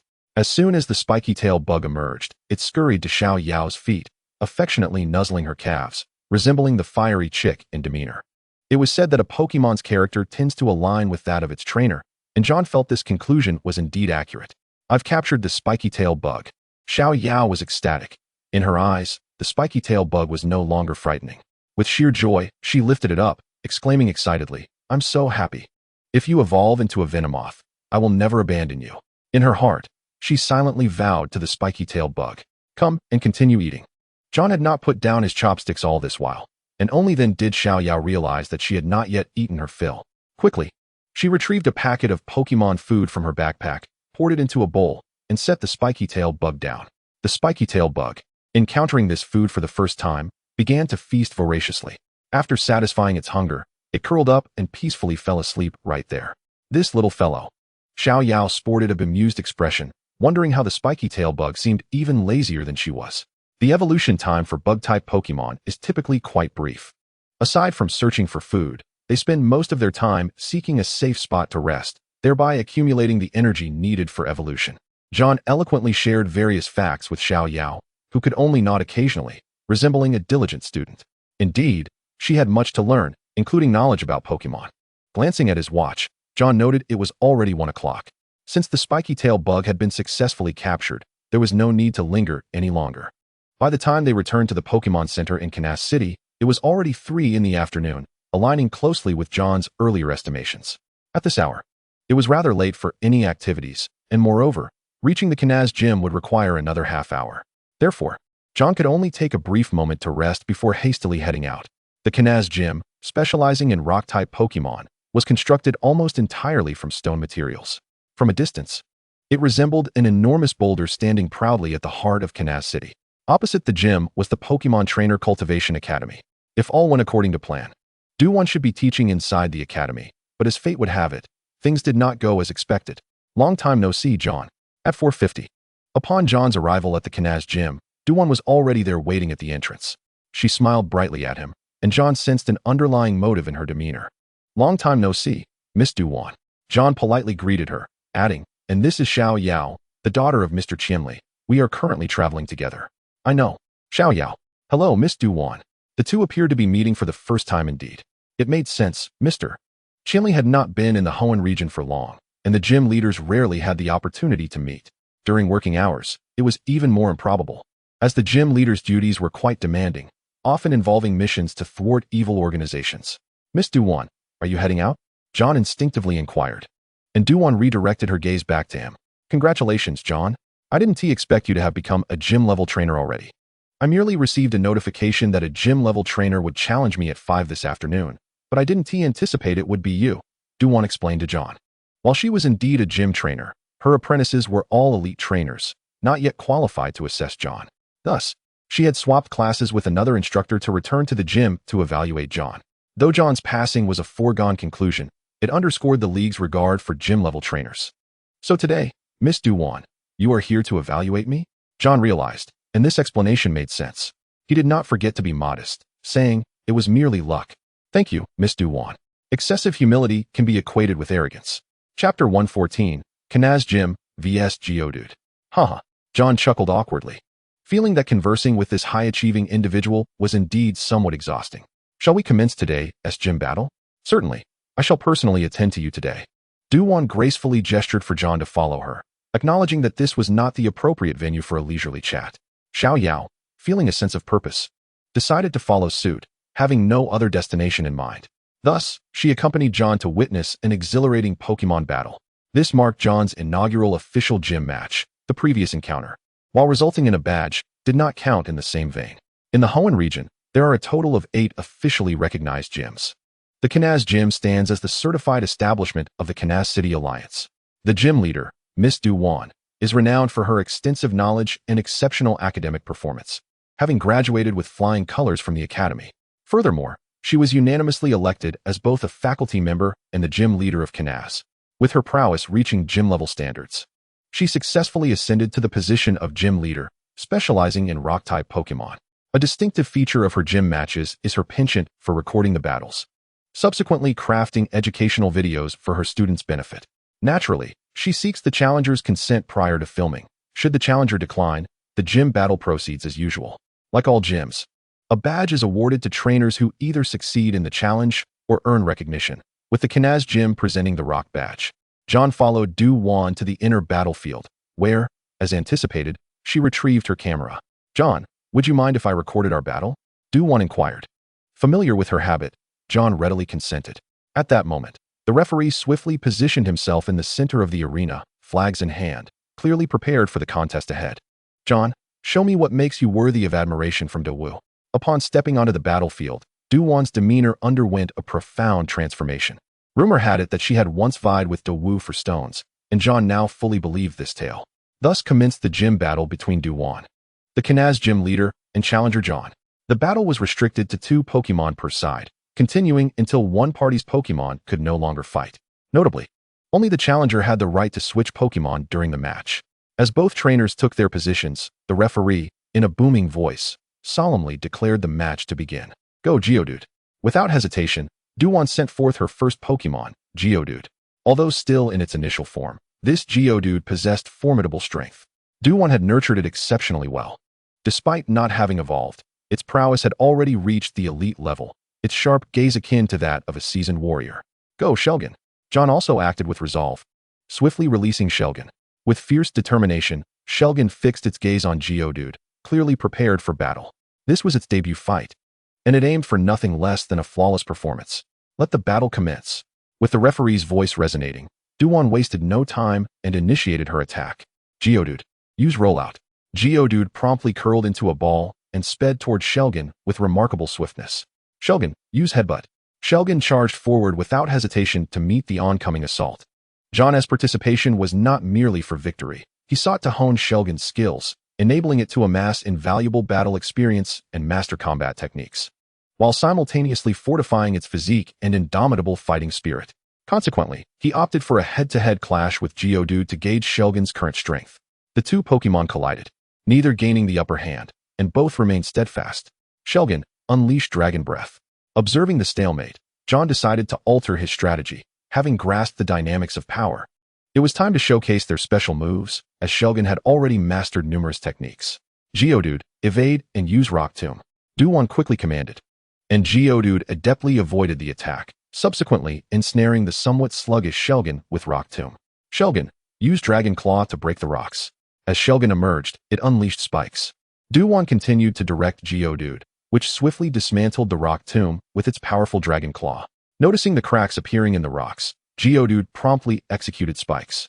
Thanks to its robust shell, Shelgon withstood the damage, casting a disdainful glance at Geodude, as if to say, "Is that all you've got? Continue with rollout." Do-won, recognizing Geodude's frustration, issued another command. Shelgon, block with Iron Head. Amidst the thunderous clash of bodies, Shelgon braced itself against Geodude, enduring an even more forceful impact and rotation, yet remained unyielding. Send Geodude flying. John exclaimed. What? It can do that? Do-won marveled at the battlefield as Shelgon lowered its head, propelling the weakened Geodude forward. In the next moment, Shelgon swiftly raised its head, launching Geodude with tremendous force. Shelgon, harness your strength and unleash Dragon Pulse. Seizing this rare opportunity, John commanded Shelgon to exert its full power, unleashing a torrent of Dragon Pulse. Chapter 115, Kanaz Gym vs Lileep. Dragon Pulse, the most powerful move in Shelgon's repertoire, struck Geodude midair, slamming it against the wall with immense force. The assault continued until Shelgon ceased its barrage. Geodude is unable to battle. Shelgon wins. The referee announced emphatically. John had secured the first victory. If Do-won did not present her main Pokémon, Shelgon might very well sweep through the match. You're not the only one who trains diligently. Just look at Shelgon. It works just as hard. After recalling Geodude, Do-won spoke tenderly to her Pokeball. John, I finally understand what Do-woo sees in you. Now prepare for my ace. Go, Lileep. Lileep, a majestic Pokémon predominantly adorned in green, made its entrance. This ancient Pokémon suggested that Do-won had seized the opportunity to acquire it. The advancements in Devon-S technology are no longer a secret among the Alliance elite, who are willing to assist those possessing fossils in resurrecting ancient Pokémon. However, success is far from guaranteed, with a higher likelihood of failure. John estimated that Do-won had nurtured Lileep for less than a year, yet it had already attained gym-level status. It appeared Do-won was taking this battle quite seriously. John opted to let Shelgon continue its fight, as it relished the opportunity to engage with formidable opponents, believing such encounters would foster significant growth. Cradle Lily, utilize Root. Cradle Lily promptly unleashed its grass-type signature move, allowing it to continuously restore vitality as long as it remained in a rooted state. However, this technique's drawback was its inability to take action. Shelmet, unleash Dragon Pulse once more. John commanded decisively, recognizing that since Cradle Lily could not move, it was prudent to test the waters with a long-range attack. Cradle Lily, employ Protect. This was a classic move, perfectly aligned with John's thoughts, for Pokémon with limited mobility. This move was essential to master. In practical scenarios, Protect could function similarly to Evade and Hold On, representing a remarkable skill. Of course, the success of Protect in withstanding an opponent's attack hinged upon the intensity of the opposing attack and the disparity in strength between the two combatants. Cradle Lily, unleash Light of Ruin. With that bold proclamation, Cradle Lily instantaneously released a devastating beam of energy. A powerful yellow light shot forth directly at Shelmet, striking true and hitting its target squarely. Shelmet, hit by this forceful blow, collapsed to the ground, yet through sheer tenacity, it managed to tremble and rise again. Observing this scene, John felt a pang of sympathy, but he quickly shouted, Shelmet, use Dragon Claw. At this moment, Shelmet disregarded its pain. Its sole focus was its adversary. Cradle Lily, use Stone Edge to repel Shelmet. As John's command echoed, numerous sharp stones rapidly formed around Cradle Lily, and then, with tremendous force, they hurtled towards Shelmet. Yet, Shelmet showed no sign of retreat. Even without John's direction, it understood that it had no avenue for withdrawal. It pressed forward, bracing itself against the incoming barrage of Stone Edge, inching closer to Cradle Lily. Ultimately, Shelmet successfully executed a powerful Dragon Claw attack. Cradle Lily let out a pained grunt, but remained steadfast, resolutely holding its ground. Cradle Lily unleashed the power of awakening. At Duwan's command, an overwhelming force surged forth, propelling Shelmet through the air. The Pokémon's body traced an arc before crashing heavily to the ground. The referee, witnessing this, promptly declared, Shelmet has lost the ability to battle, and Cradle Lily is victorious. Well done, Shelmet, he exclaimed as he swiftly recalled Shelmet. To him, victory or defeat was not the most critical aspect. What mattered was the knowledge gained from the battle. It was essential to remember that Shelmet, in its prime, would not be in its current state, but instead would evolve into the formidable Mega Sableye. Go forth, Tyranitar. After much contemplation, John ultimately decided to summon Tyranitar. Although Tyranitar did not have the advantage in type matchups, and indeed faced potential countering, John felt confident that it would suffice to address the current situation. Roar! With a dazzling flash of white light, Tyranitar's formidable presence erupted, enveloping the arena in swirling clouds of dust as it activated its innate ability. While this display of power would not inflict significant damage on Cradle Lily, Tyranitar was unexpectedly thrilled to be called upon for battle, as John had not originally planned for its participation. He had always perceived his greatest challenge in this gym to be the formidable North Nose, confident that his Gyarados could easily overpower it.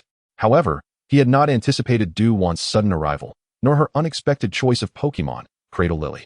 Duwan's eyes sparkled with excitement as she gazed at Tyranitar, her favorite rock-type Pokémon, exclaiming, "What a magnificent Tyranitar! Its armor is so hard and heavy, and the sheen is simply stunning." "Indeed, I share your sentiment," John replied with a smile, nodding appreciatively at her praise. Her expression evoked memories of another gym leader, equally enamored with rock-type Pokémon, and the peculiar displays of affection that often accompanied such obsessions.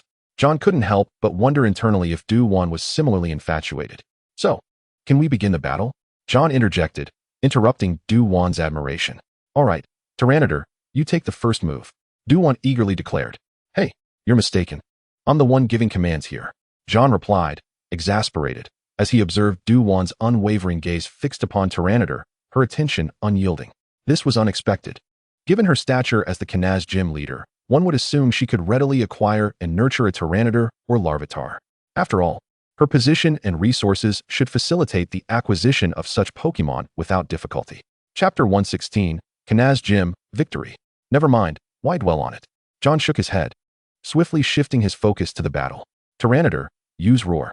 Since they were both of equal standing, it was prudent to first lower Cradle Lily's defenses. Tyranitar opened its mouth wide, emitting a piercing sound that reverberated throughout the arena, rapidly spreading across the field.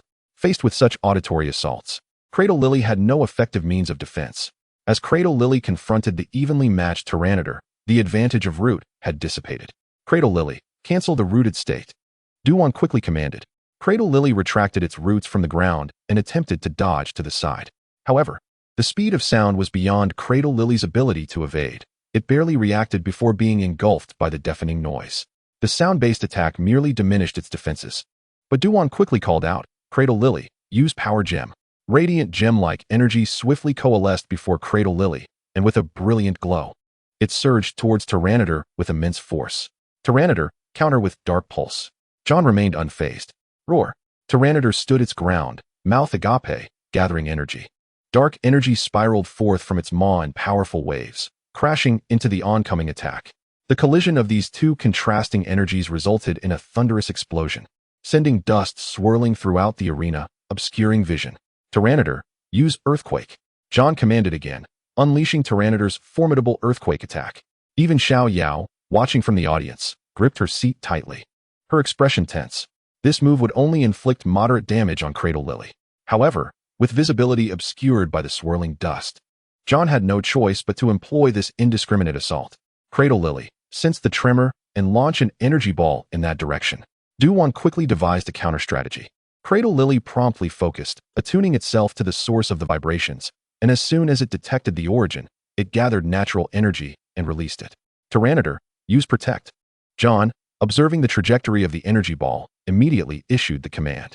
Protect might not always succeed in succession, but Cradle Lily, unleash Light of Ruin. Duan proclaimed loudly. The radiant yellow energy surged once more towards the position of Banquilus. Banquilus, observe the trajectory, we shall unleash the destructive beam.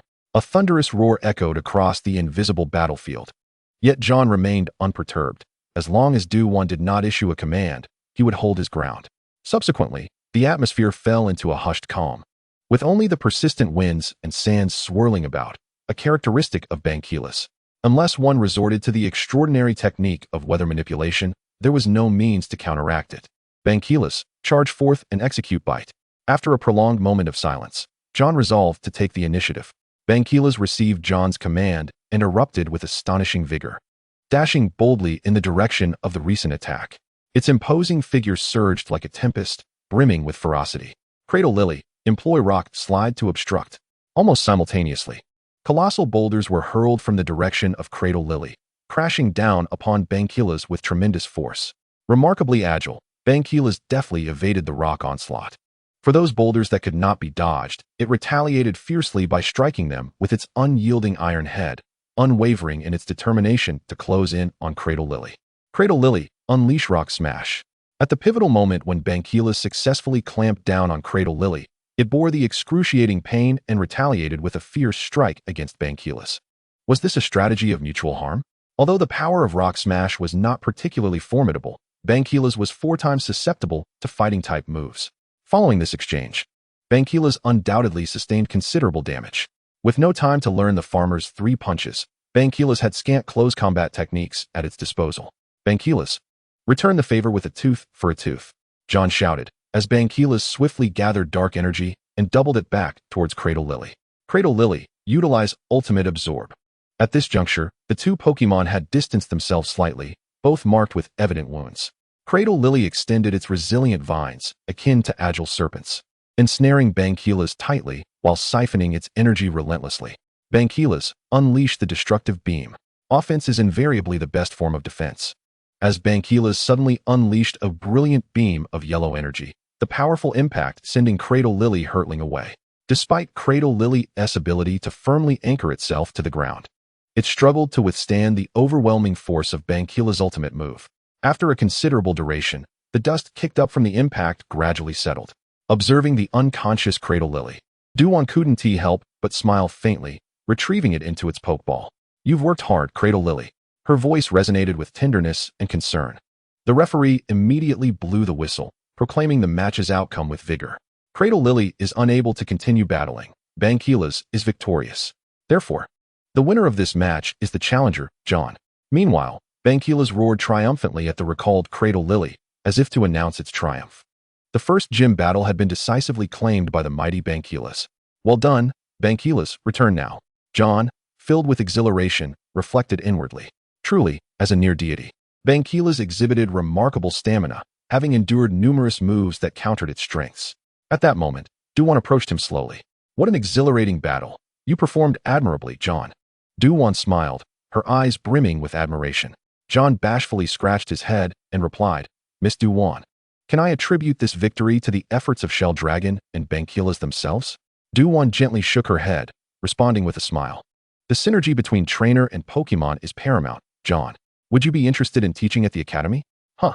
John gestured toward himself, a perplexed expression crossing his face. "Teaching? Me? But I'm still just a child." Although John hesitated to refuse Duwan's offer, he pondered privately whether he truly had anything of value to impart. Should he instruct them on how to confront ill-intentioned individuals in the wild? Furthermore, is it not customary for badges to be awarded immediately following a gym battle, accompanied by praise for the challenger? Why did Duwan approach with an invitation instead? "It's just temporary. I am genuinely curious about your methods of nurturing Pokémon." Duwan smiled as she produced a badge. "This is the Rock Badge, a testament to your victory over the Kanaz gym." "Thank you." John hastily accepted the Rock Badge, promptly stowing it in his pocket. Observing his somewhat casual demeanor, Duwan chuckled and beckoned her assistant over, whispering a few words in her ear before the assistant promptly departed. "John, I previously compiled insights on nurturing rock-type Pokémon, including Bankilas. How about this? I'll hand it over to you in exchange for a week of your time teaching at the academy." "Insights on nurturing? Bankilas?" John felt a stir of intrigue at her proposition. Truth be told, he had not diligently nurtured Bankilas most of the time. He relied on the expertise of the elite-level boss Kadabra. He had merely ensured that Bankilas received proper nutrition and training items, as Bankilas would remain a cornerstone of his team, both presently and in the future. As a rock and dark-type near-deity, Bankilas' potential was evident. And rather than gradually navigating the complexities alone, a clear and illuminated path was preferable. Duwan continued to entice John, having a keen interest in his potential and hoping her students could learn from his strengths. "Miss Duwan, I would like to accept, but I have no teaching experience and am uncertain where to begin." John hesitated. "You need not teach alone. Simply serve as my assistant, accompanying me and instructing the students." Duwan had already devised a plan, fully aware that some of her students were rather unruly. Allowing John to teach solo would likely result in chaos within the classroom. Subsequently, John found himself unaware of how he exited the Kanaz gym, clutching the badge case and Bankilas' nurturing notes that Duwan had given him. Xiao Yao, meanwhile, glared at John's retreating figure, visibly displeased, muttering, "If you agree, then just agree. I can wait for you. But why do you have to drag me into school as well?" Mr. Dowu assigned his liaison to reside in Kanaz City, a woman named Hime. Her publicly acknowledged role was as an executive at Devon Corporation, yet in reality, she served as Dawu's housekeeper.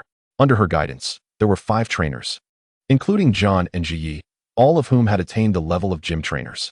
Among them, John was the youngest, with the oldest being 26 years of age. Her responsibility was to allocate the resources she could provide judiciously among the trainers. The distribution principle was not as John had previously presumed, where one could simply forego assistance. But rather, each individual was guaranteed a minimum level of support, what could be termed a minimum investment. Should anyone require anything, they could voice their needs. And as long as it fell within her jurisdiction, Hime would endeavor to accommodate. That evening marked John's inaugural encounter with Hime.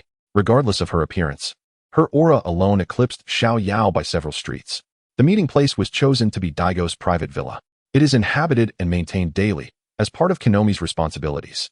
After a brief treatment of Bangilas and Gyarados, John managed to escape Xiao Yao and arrived here with a clear purpose, to acquire the TM. "John, this is a promotion gift from Mr. Daigo.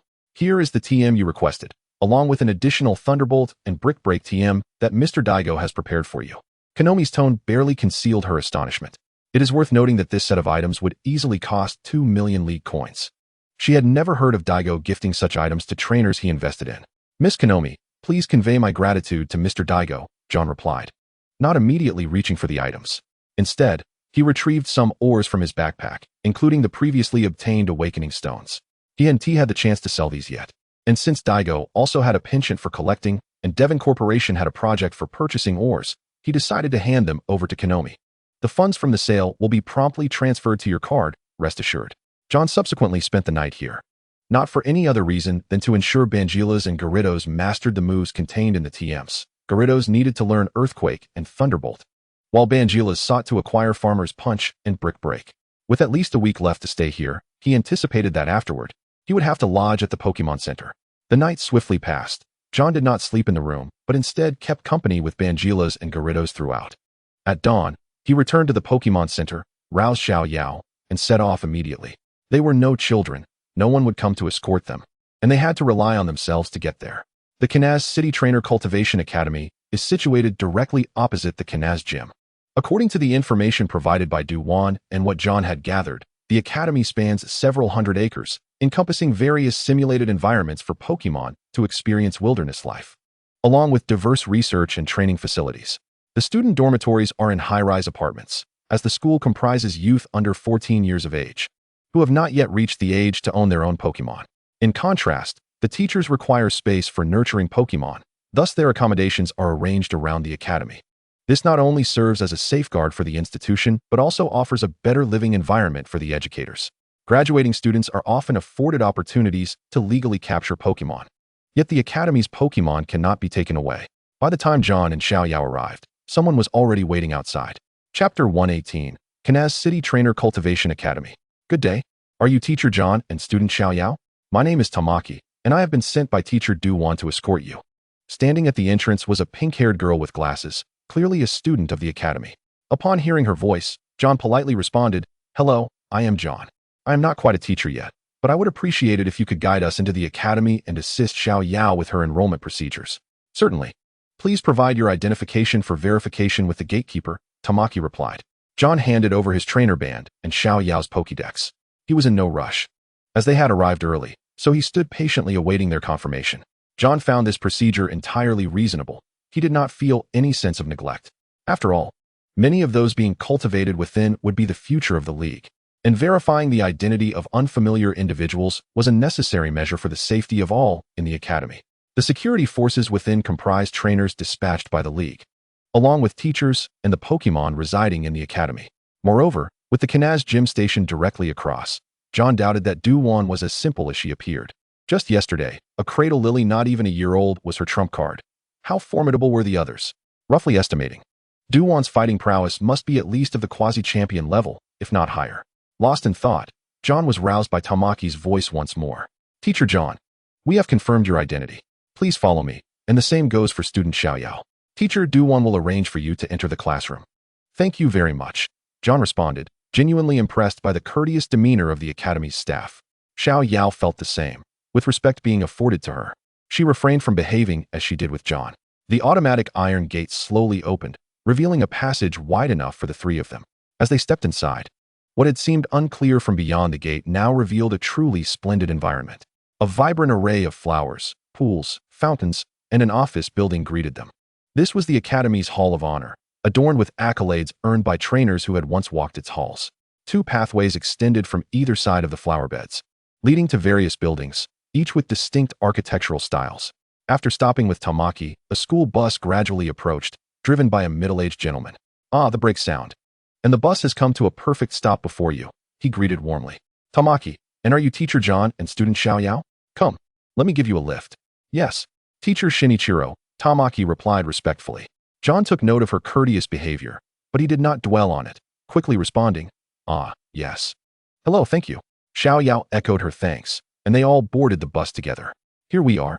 You can head up to the third floor to find Teacher Du-Wan. I'll take my leave now. May our paths cross again, young ones." The journey was short, and they soon reached their destination. After dropping them off, the gentleman waved and drove away. "Who was that?" Xiaoyao inquired, realizing only afterward. "Teacher Shinichiro is the highest-ranking instructor at the academy, and Teacher Du-Wan is one of his students," Tamaki explained. "It seems he must possess formidable strength," John mused, recalling the aura he had sensed from him. Indeed, Teacher Shinichiro is a champion-level trainer, regarded as the guardian of the academy.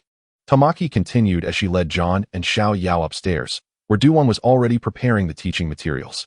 Regaining his focus, John greeted Du-Wan. Regardless of the circumstances, he found himself on the advantageous side, with a clear direction for Bangilas's training. Overall, the moves he learned were appropriate. As a powerful Pokémon, Bangilas must not lack in either ranged or melee capabilities. Cultivating it would indeed require considerable effort. Fortunately, Du-Wan had arranged a villa for both him and Xiaoyao, allowing ample time for their training. "John, Xiaoyao, you've arrived," Du-Wan exclaimed as they entered her office. "Greetings, esteemed teachers." John saluted respectfully upon seeing the individuals present in the office. All right, John, no need for such formality. They are already acquainted with you," Du-Wan reassured him. Du-Wan rose with a cheerful smile and addressed Xiaoan. Do you recognize me? Indeed, I submitted the video of our battle from yesterday to them. By the way, these individuals are all instructors specializing in Pokemon battles and trainer training. Du-Wan proceeded to introduce the various teachers to Xiaoan, noting that she herself taught 2 classes, which implied that Xiaoan would also take on a similar role. Xiao Yao, which class would you like to join? We have the Pokemon Research class, the Pokemon Breeding class, the Pokemon Contest Specialization class, the Pokemon Battle class, and the Trainer Specialization class. Aside from the Pokemon Battle and Trainer Specialization classes, the others are distinct subjects. Du-Wan inquired of Xiao Yao, who took a moment to ponder before ultimately selecting the specialization class for Pokemon contests. After being enlightened by Xiaoan, she had developed a considerable interest in contests, though she still felt she lacked the final push. This opportunity for learning would allow her to experience the allure of Pokemon contests firsthand. Subsequently, Xiao Yao was escorted away by Tamaki, who turned out to be the class representative of the Pokemon Battle Specialization class. However, one had to wonder if her personality truly suited such a role. That was of little concern to Xiaoan, who was soon taken away as well, without any teaching materials provided by Du-Wan, suggesting that she merely intended to assist. First, they arrived at the Pokemon Battle Specialization class, which comprised 5 classrooms dedicated solely to battles. Each year, there are 2 opportunities for reassigning classes, based on the rankings derived from battle performance. The Pokemon Battle classroom is devoid of seats, save for the teacher's chair, with only a battle arena in the center. However, not every student is afforded the chance to showcase their skills. The instructor assesses the battle performance of the Pokemon and poses questions accordingly, rather than merely allowing students to revel in the battle experience. This is also a form of assessment, with results influencing class assignments and the quality of Pokemon assigned upon graduation. Chapter 119, There's Something Going On. As Xiaoan stood beside Du-Wan, all eyes in the room shifted to him. The students appeared skeptical, for Xiaoan seemed more mature, easily mistaken for someone in their late teens. Is this a new teacher? With 2 lives under his belt, it was Xiaoan's first time standing before students, and he felt a twinge of nervousness. The class was not overly populated, totaling around 30 students, all of whom curiously regarded Xiaoan. Du-Wan smiled gently. Her educational philosophy was to foster a sense of camaraderie with her students rather than enforcing strict learning. In essence, her goal was to inspire voluntary engagement in learning. Xiaoan's breath quickened slightly, a nuance that Du-Wan perceptively detected. Classmates, allow me to introduce this individual, Xiaoan. For the next week, he will serve as my teaching assistant. Dispel any notions of condescension. Xiaoan is just 15 years old and already a gym-level trainer. With a smile, Du-Wan introduced Xiaoan to the students. These 13-year-olds were in their final year at the academy, and using Xiaoan to stimulate their interest appeared to be quite effective. Their initially curious gazes gradually transformed into expressions of surprise, admiration, and envy. Xiaoan cleared his throat softly and said, "Hello, everyone. I hope we can enjoy our time together over the coming week, and I will share my experiences with you all without reservation." His words felt somewhat formal, as he had not anticipated a more eloquent expression. As applause erupted, Xiaoan gradually found his footing. At that moment, a girl raised her hand. "This student, do you have something to say?" Xiaoan hadn't anticipated questions to arise so swiftly. "Teacher Xiao, I would like to know, do you have a girlfriend?" The girl, blushing, asked in a voice barely above a whisper. Xiaoan's mouth twitched involuntarily. What was with today's students? Shouldn't their primary focus be on acquiring knowledge? Why had the first question diverged into such an irrelevant topic? Xiaoan looked at them in exasperation and replied, "Not at the moment. Nor do I plan to. Let's refrain from discussing matters unrelated to class, shall we?" "Teacher, I have a question too." A rather handsome boy raised his hand high to pose his inquiry, and Xiaoan nodded, granting him the floor. "Why only for a week? We've never heard of a teaching assistant before." Suddenly, their gazes darted back and forth between Xiaoan and Du-Wan, as if their eyes were communicating. "Something is going on between you two. Because your teacher Du-Wan has made considerable sacrifices to bring in a trainer who is both competent and can motivate you." Du-Wan could no longer contain herself. If she remained silent, rumors would undoubtedly swirl after class. No questions outside of class topics. Anyone who dares to ask will have to step outside for a duel. Du-Wan's eyes scanned the students sternly. "Now, let us begin with attendance. Teacher Qiao needs to get to know you all. Since this is your first meeting, I will call out names. And please stand to introduce yourselves." Although such formality was unnecessary, Du-Wan intended to make the class a bit more challenging for the audacious students who dared to jest with her. After a round of attendance, considerable time had passed. Xiaoan closed the roster and turned to Du-Wan, saying, Teacher Du-Wan, shall you take over the class? Humph. Du-Wan crossed her arms and scoffed. Teacher Qiao, you are permitted to use your Pokémon to conduct a lesson. Who among you will step up to be Teacher Qiao's opponent? The students exchanged glances, hesitant and uncertain, until one rather studious-looking boy wearing glasses stepped forward. Teacher Du-Wan, this isn't fair. Teacher Qiao is a gym-level trainer, while we only have ordinary Pokémon here. Once you leave the academy, no one will ever speak of fairness. Qiao stepped forward, his gaze fixed intently on them. Fairness? Did he complain about fairness when he entered the orphanage? Did he bemoan fairness when he spent his savings to buy a Magikarp that was nearly sold as food, training it for a year without it evolving? Did anyone tell him that it was unfair when he hatched a Dratini and captured a Gyarados? No. Can I continue? Qiao was uncertain about the student's capacity to endure such revelations, especially given that he only had a week to spend with them. Speak up. Those who cannot withstand the pressure are not fit to become powerful trainers. Du-Wan had her suspicions about what Qiao intended to convey, but she recognized the necessity of someone to awaken these students. Even if these students were strong within the confines of the academy, what value would that hold when they ventured out as true trainers? Only then would they grasp the harshness of the world. All right. Qiao collected his thoughts and gestured toward the student who had just asked the question, recalling his name clearly. Shinichi. Shinichi, what is your family situation like? Have your parents prepared an initial Pokémon for you? Without hesitation, Shinichi replied, yes, my family has contributed significant funds to the league since I was very young. Upon graduation, I will be able to choose one among Torchic, Trico, or Mudkip. A sense of pride illuminated his face as he spoke. Yet Qiao did not reveal any hint of envy. Do you know what my initial Pokémon was? It should be quite similar to mine, thought Shinichi. Reflecting on how John had managed to become a gym-level trainer within just a year, undoubtedly possessing a highly promising initial Pokémon.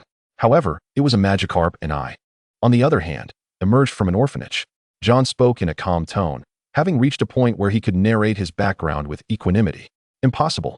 Not just Shinichi, but everyone found it hard to believe that even if a Magikarp could evolve into a Gyarados, what difference would it make?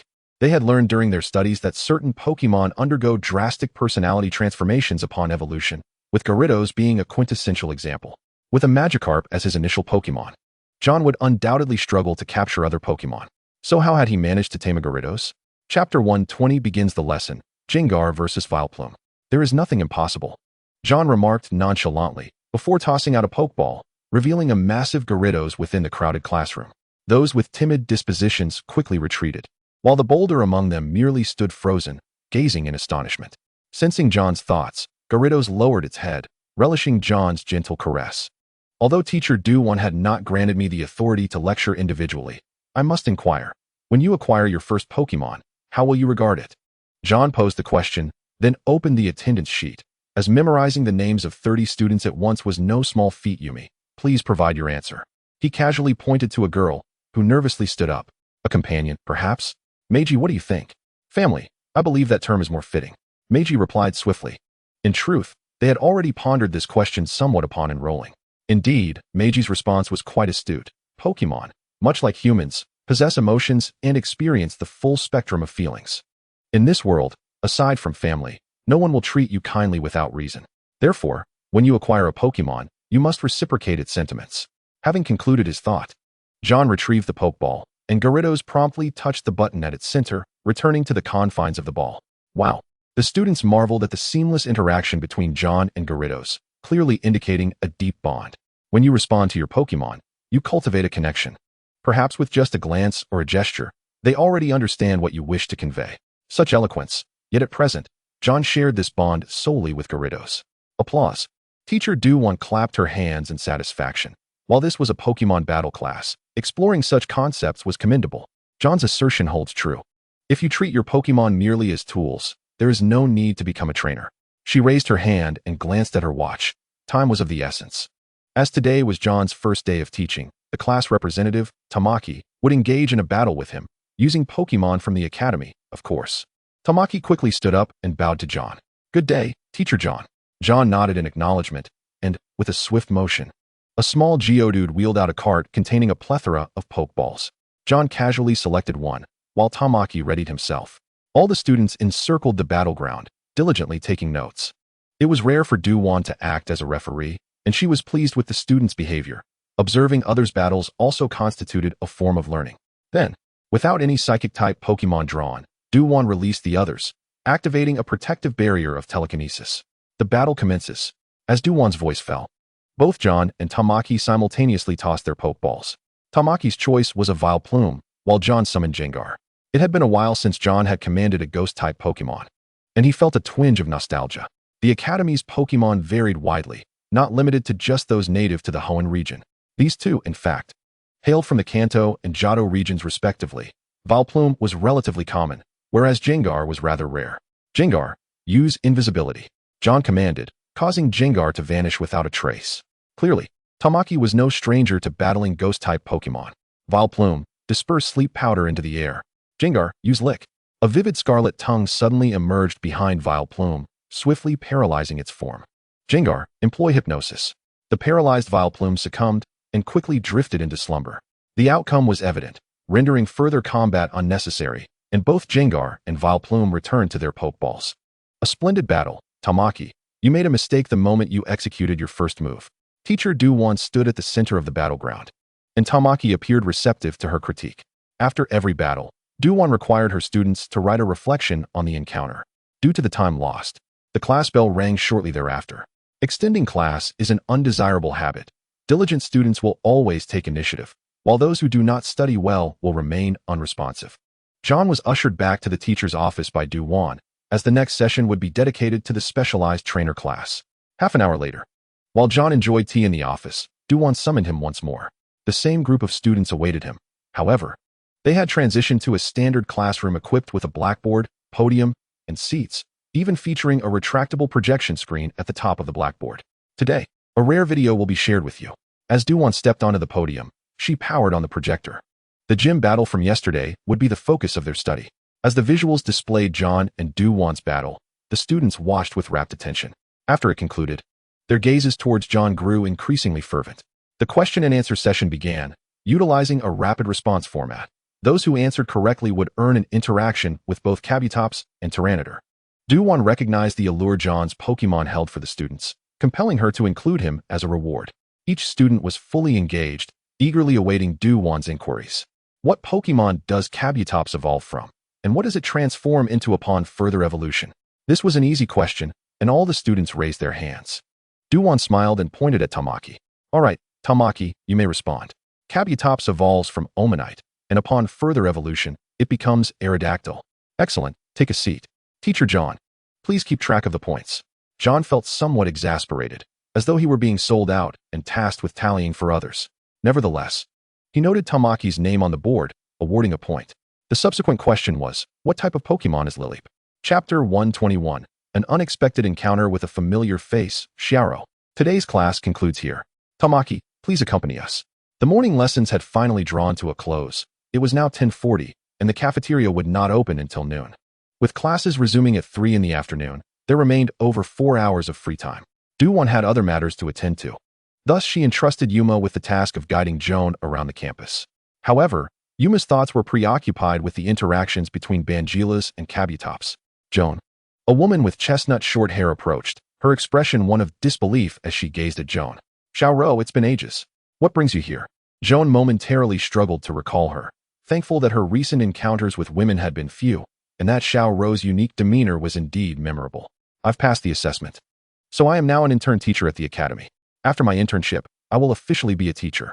Xiaoro excitedly began to boast, showing no indication of awkwardness despite having only met Joan once before. Teacher Xiaoro, I still need to take Joan to the dormitory. Yuma felt a pang of anxiety. How could she not? If Joan were whisked away, her anticipated reward would vanish into thin air. Teacher? Xiaoro immediately made way, eagerly trailing alongside them. Joan, have you also come to teach at the academy? Not quite. I promised Teacher Du-Wan that I would serve as her assistant for a week. Oh, I see. I'll join you. I need to return to the dorm as well. I'd like to see where you live. Perhaps I can drop by later tonight. Now there were 3 of them walking together, and Xiaoro's androgynous style garnered quite a few admirers within the school.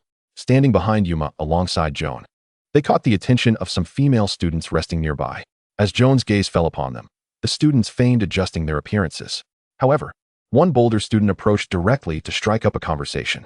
For the first time, Joan felt a sense of attractiveness. Or perhaps it was merely that these girls were rather naive. The light-hearted chatter continued as Yuma led Joan to her residence. only to discover it was a luxurious villa designated for senior teachers. This clearly indicated the academy's esteem for Joan as a young gym-level trainer, perhaps hinting at an intention to retain her. Xiao Rou's smile froze instantly. She still shared accommodations with several teachers, although each had their own room. The common area was evidently insufficient. Joan, this will be your dormitory for the week, shared only with classmate Xiao Yao. Here's your key. After receiving the key, Joan noticed Yuma's gaze fixated on her waist. Oh, so that's the reward. The courtyard was quite spacious, featuring a small pond. And thus Joan released all her Pokeballs in one go. Wow. The exclamation came not from Yuma, but from Xiao Rou. Joan, when did you become so skilled? Xiao Rou rubbed her eyes in disbelief until she spotted the great hound, which had previously defeated her beloved Xiao Bei, and sighed. The comparison is truly infuriating.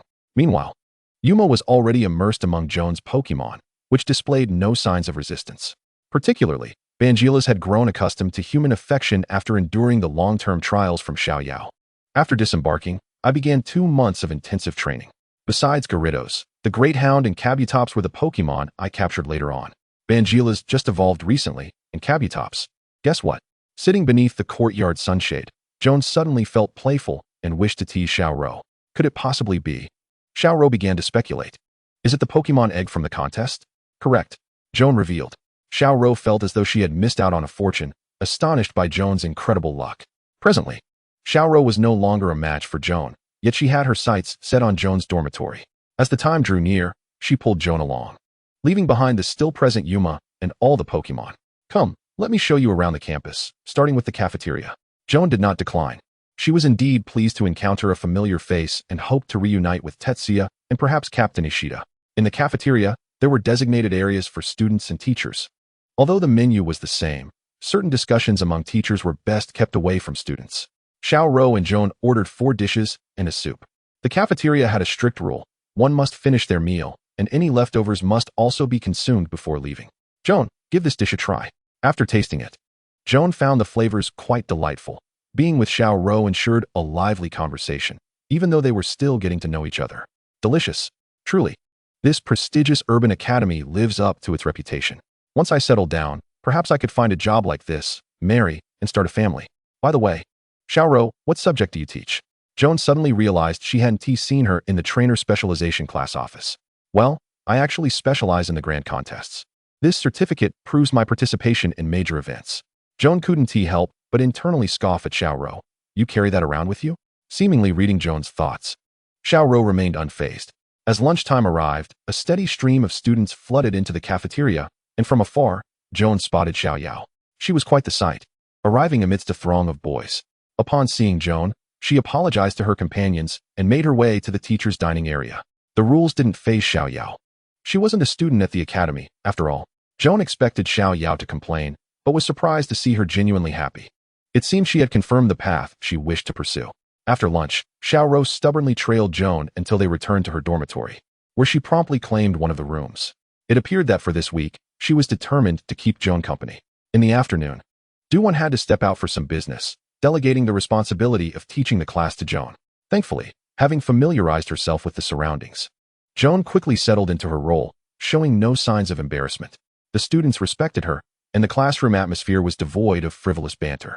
They were all earnest in their studies. Indeed, these were the students of an elite class. Chapter 122. Thoughts on becoming a teacher throughout the noon period. Joan did not enter her room, instead dedicating her time to caring for Gyarados and the others in the courtyard. Only after finishing her class and dining with Xiao Yao and Xiao Rou did she finally retreat to her room for some organization. This way, after spending the evening with her Pokémon, she could bring Kabutops inside to sleep. One couldn't help but marvel at the exceptional arrangement of the villa. The only place that could rival it in Joan's experience was the Ocean Hotel in Qianli. The senior teacher's villa was evidently reserved for trainers of high potential, akin to Do-won and Shinichiro. That night, after organizing training content for Gyarados and the others, Joan opened his laptop in the courtyard's leisure area. After spending these days together, Xiao Yao had learned that Joan opening his laptop meant she should not disturb him. So, she held back Xiao Rou, who was about to approach, and released her own Pokémon. Xiao Rou, also an elite trainer, had a majority of rock and ground-type Pokémon.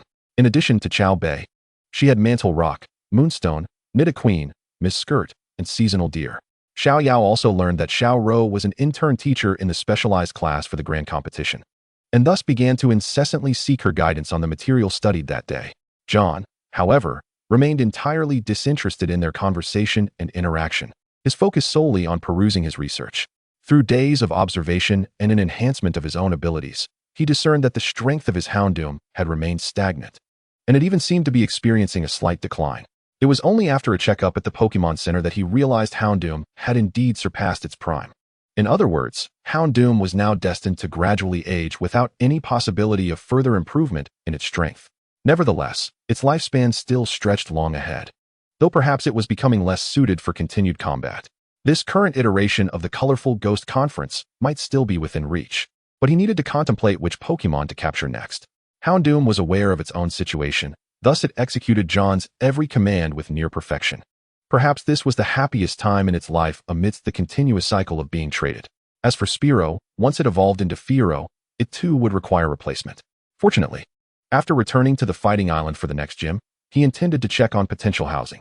At the very least, he could place Spearow and Houndoom there, ensuring they had a caretaker and daily provisions, thereby not neglecting them, as they were still part of his family. Regarding the vacant position in his team, John recalled a Zapdos in the Chengdu region. However, it seemed its combat prowess was rather average, likely at the gym leader level. Moreover, it appeared to be in a state of electrical weakness when summoned. If and when his Gyarados reached the elite level, perhaps he could take a chance. There was also a shiny Metagross from the Sinnoh region that could be an option to attempt capturing. It seemed that the Hoenn region lacked similarly powerful wild Pokémon. Regardless, he resolved to keep an open mind while traveling, as one could never predict the unexpected Pokémon they might encounter along the way. The night passed without incident. The following day, John attended class alone, but fortunately, several kind-hearted female teachers had prepared lessons for him. He bore no grievances, as Duan was a gym leader and likely occupied with her duties these past few days. However, John encountered Shinichiro once more. Currently, Shinichiro was primarily responsible for teaching Pokémon battles, having delegated the theoretical aspects to other instructors. Last night, after finishing his own tasks, John had inquired about Shinichiro from Xiaoro, discovering that he was not only a teacher at the school, but had also served as an instructor at the Pokémon Ranger training camp in Kansas City. This confirmed his status as a core member of the league. John's situation seemed to be aligning similarly, being a protege of Daigo and a trainer strongly recommended by Qianli. Shinichiro appeared quite amiable, initiating conversation with John once again. "John, I heard from Champion Genji that he encountered a rather audacious trainer on Fighting Island. Could that be you?" It was no surprise that Shinichiro knew Genji, as both were trainers of the league, one being an Elite Four member and the other an elite-level trainer. They had crossed paths not long ago, but given the recent turbulence caused by Team Aqua, Genji had only taken a brief respite before setting off again. Shinichiro then led John into the principal's office, where John realized that the principal wished to meet him. "John, welcome to the Trainer Development Academy," the principal said, rising to extend his hand. John promptly shook it. "Hello, principal. If it weren't for Teacher Duwan, I doubt I would have had the opportunity to step foot here." "Haha, you rascal. Duwan mentioned that she exchanged her breeding methods for a week's teaching from you. You must understand how precious a trainer's breeding methods are." The principal laughed heartily, displaying no pretense, and noticing John still standing, immediately gestured for him to join him in the adjacent lounge area. "Shinichiro, please take a seat as well. It's rare to gather with such a promising young trainer." "Then I won't hold back," John replied, feeling at ease and sitting beside Shinichiro. "Principal, may I inquire about the purpose of your summons?" "Nothing in particular. I merely watched your teaching videos from the past couple of days." "John, have you ever considered becoming a teacher in the future?" The principal washed a cup and placed it before John and Shinichiro, just in time to pour them tea. Taking a sip himself, John, not one to be shy, he had much water all day, and had it not been for the heat, he would have finished it in one gulp. "I have considered it, but my plans haven't yet reached that stage." John was surprised that the principal sensed his burgeoning idea so swiftly. "Yes, young man, one should certainly venture out into the world when the time comes to settle down. If you still hold that thought, our academy's doors will always be open to you." "Why?" John was perplexed. Why did Xiaoro require assessment while he could bypass the formalities? "Because you are exceptionally suited for it. Your experiences and the legacy you are destined to create will undoubtedly inspire these students to strive for greater heights." Chapter 123. I forgot that Ash would come. The sentiment arose that perhaps the teachers here set their starting points too high. John couldn't help but feel a twinge of embarrassment, pondering when it was that his background had transformed into something so sought after. The principal likely noted how John's recounting of his experiences had motivated those already high-achieving students to work even harder, hence the principal's inclination to invite him.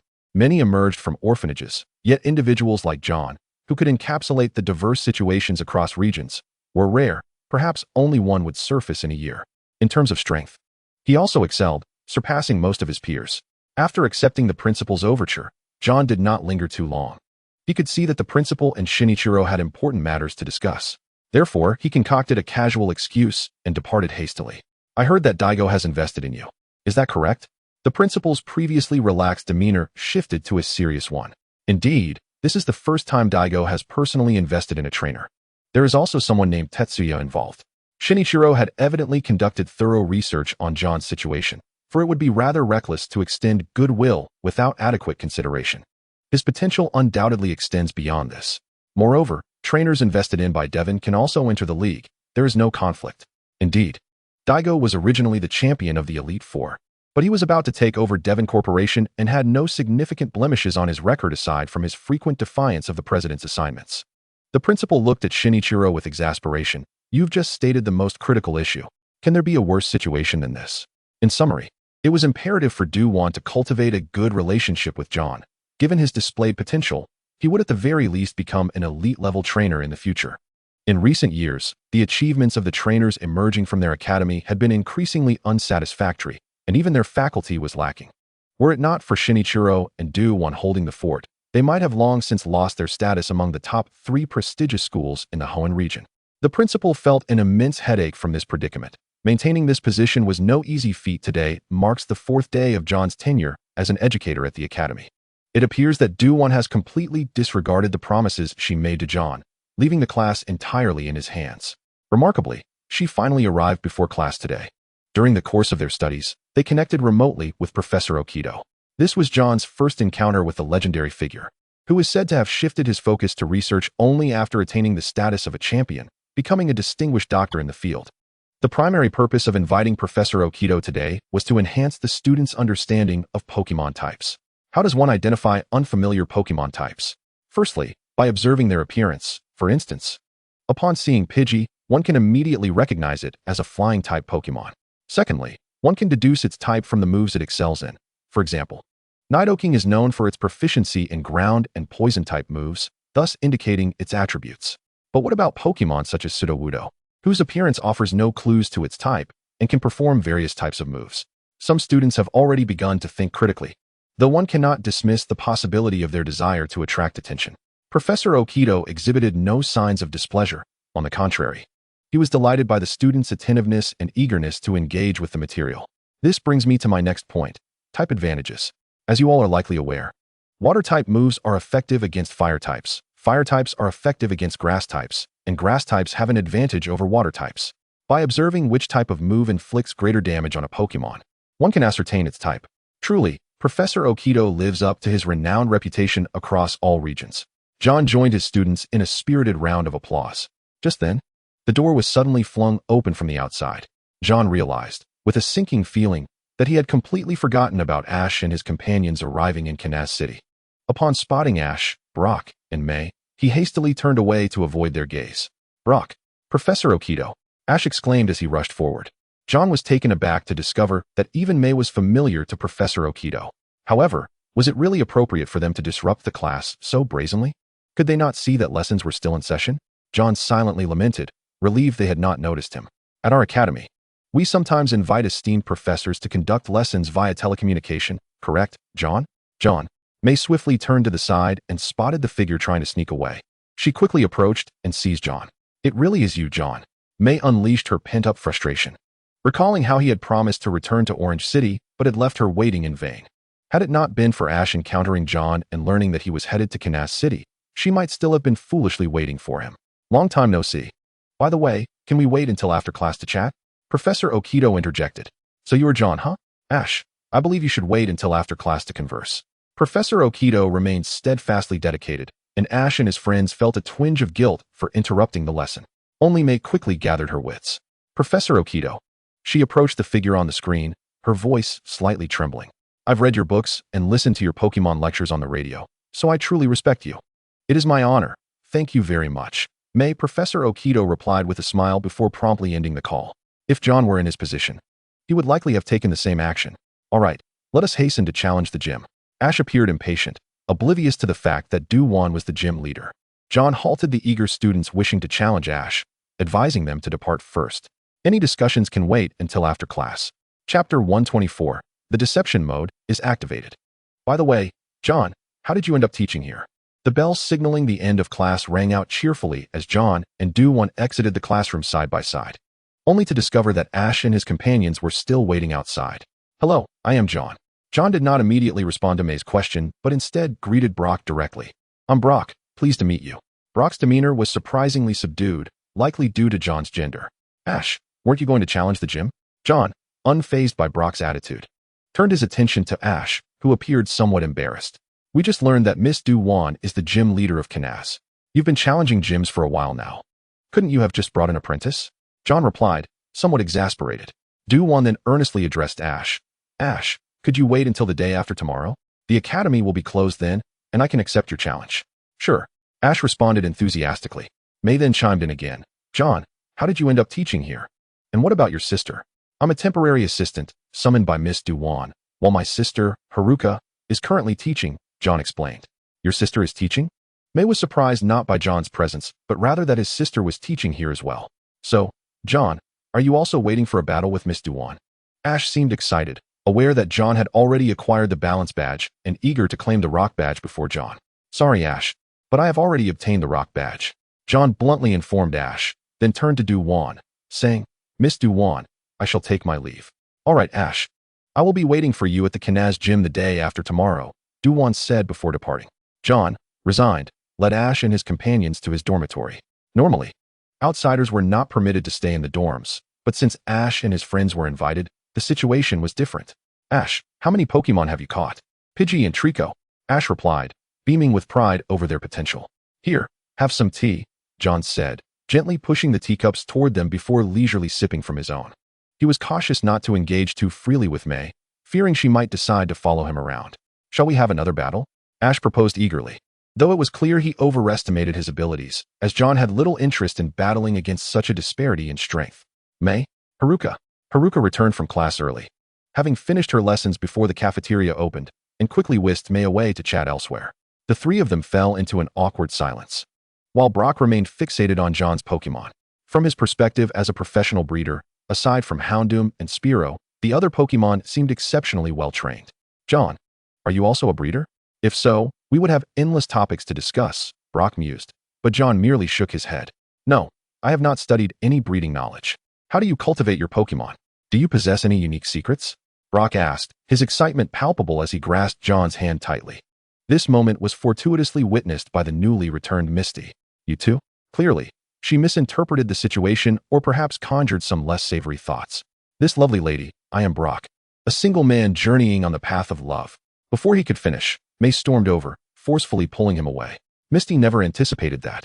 In the brief interlude of enjoying gossip, she would inadvertently become the center of attention. Tears streamed down Brock's face as he looked at the two boys beside him. Then at John, utterly perplexed about where he had faltered. What was happening? Observing Brock silently weeding, May approached curiously. Is everything all right? Brock will be fine in a bit. May responded awkwardly, wishing she could kick him away in frustration. By the way, John, will you be staying here for long? May finally found a topic to divert their attention. Only until tomorrow. We set off the day after, John replied candidly. However, he refrained from revealing their next destination, although he contemplated that they might share a path. Then let us journey together. Ash once again extended a warm invitation, which John promptly declined without a second thought.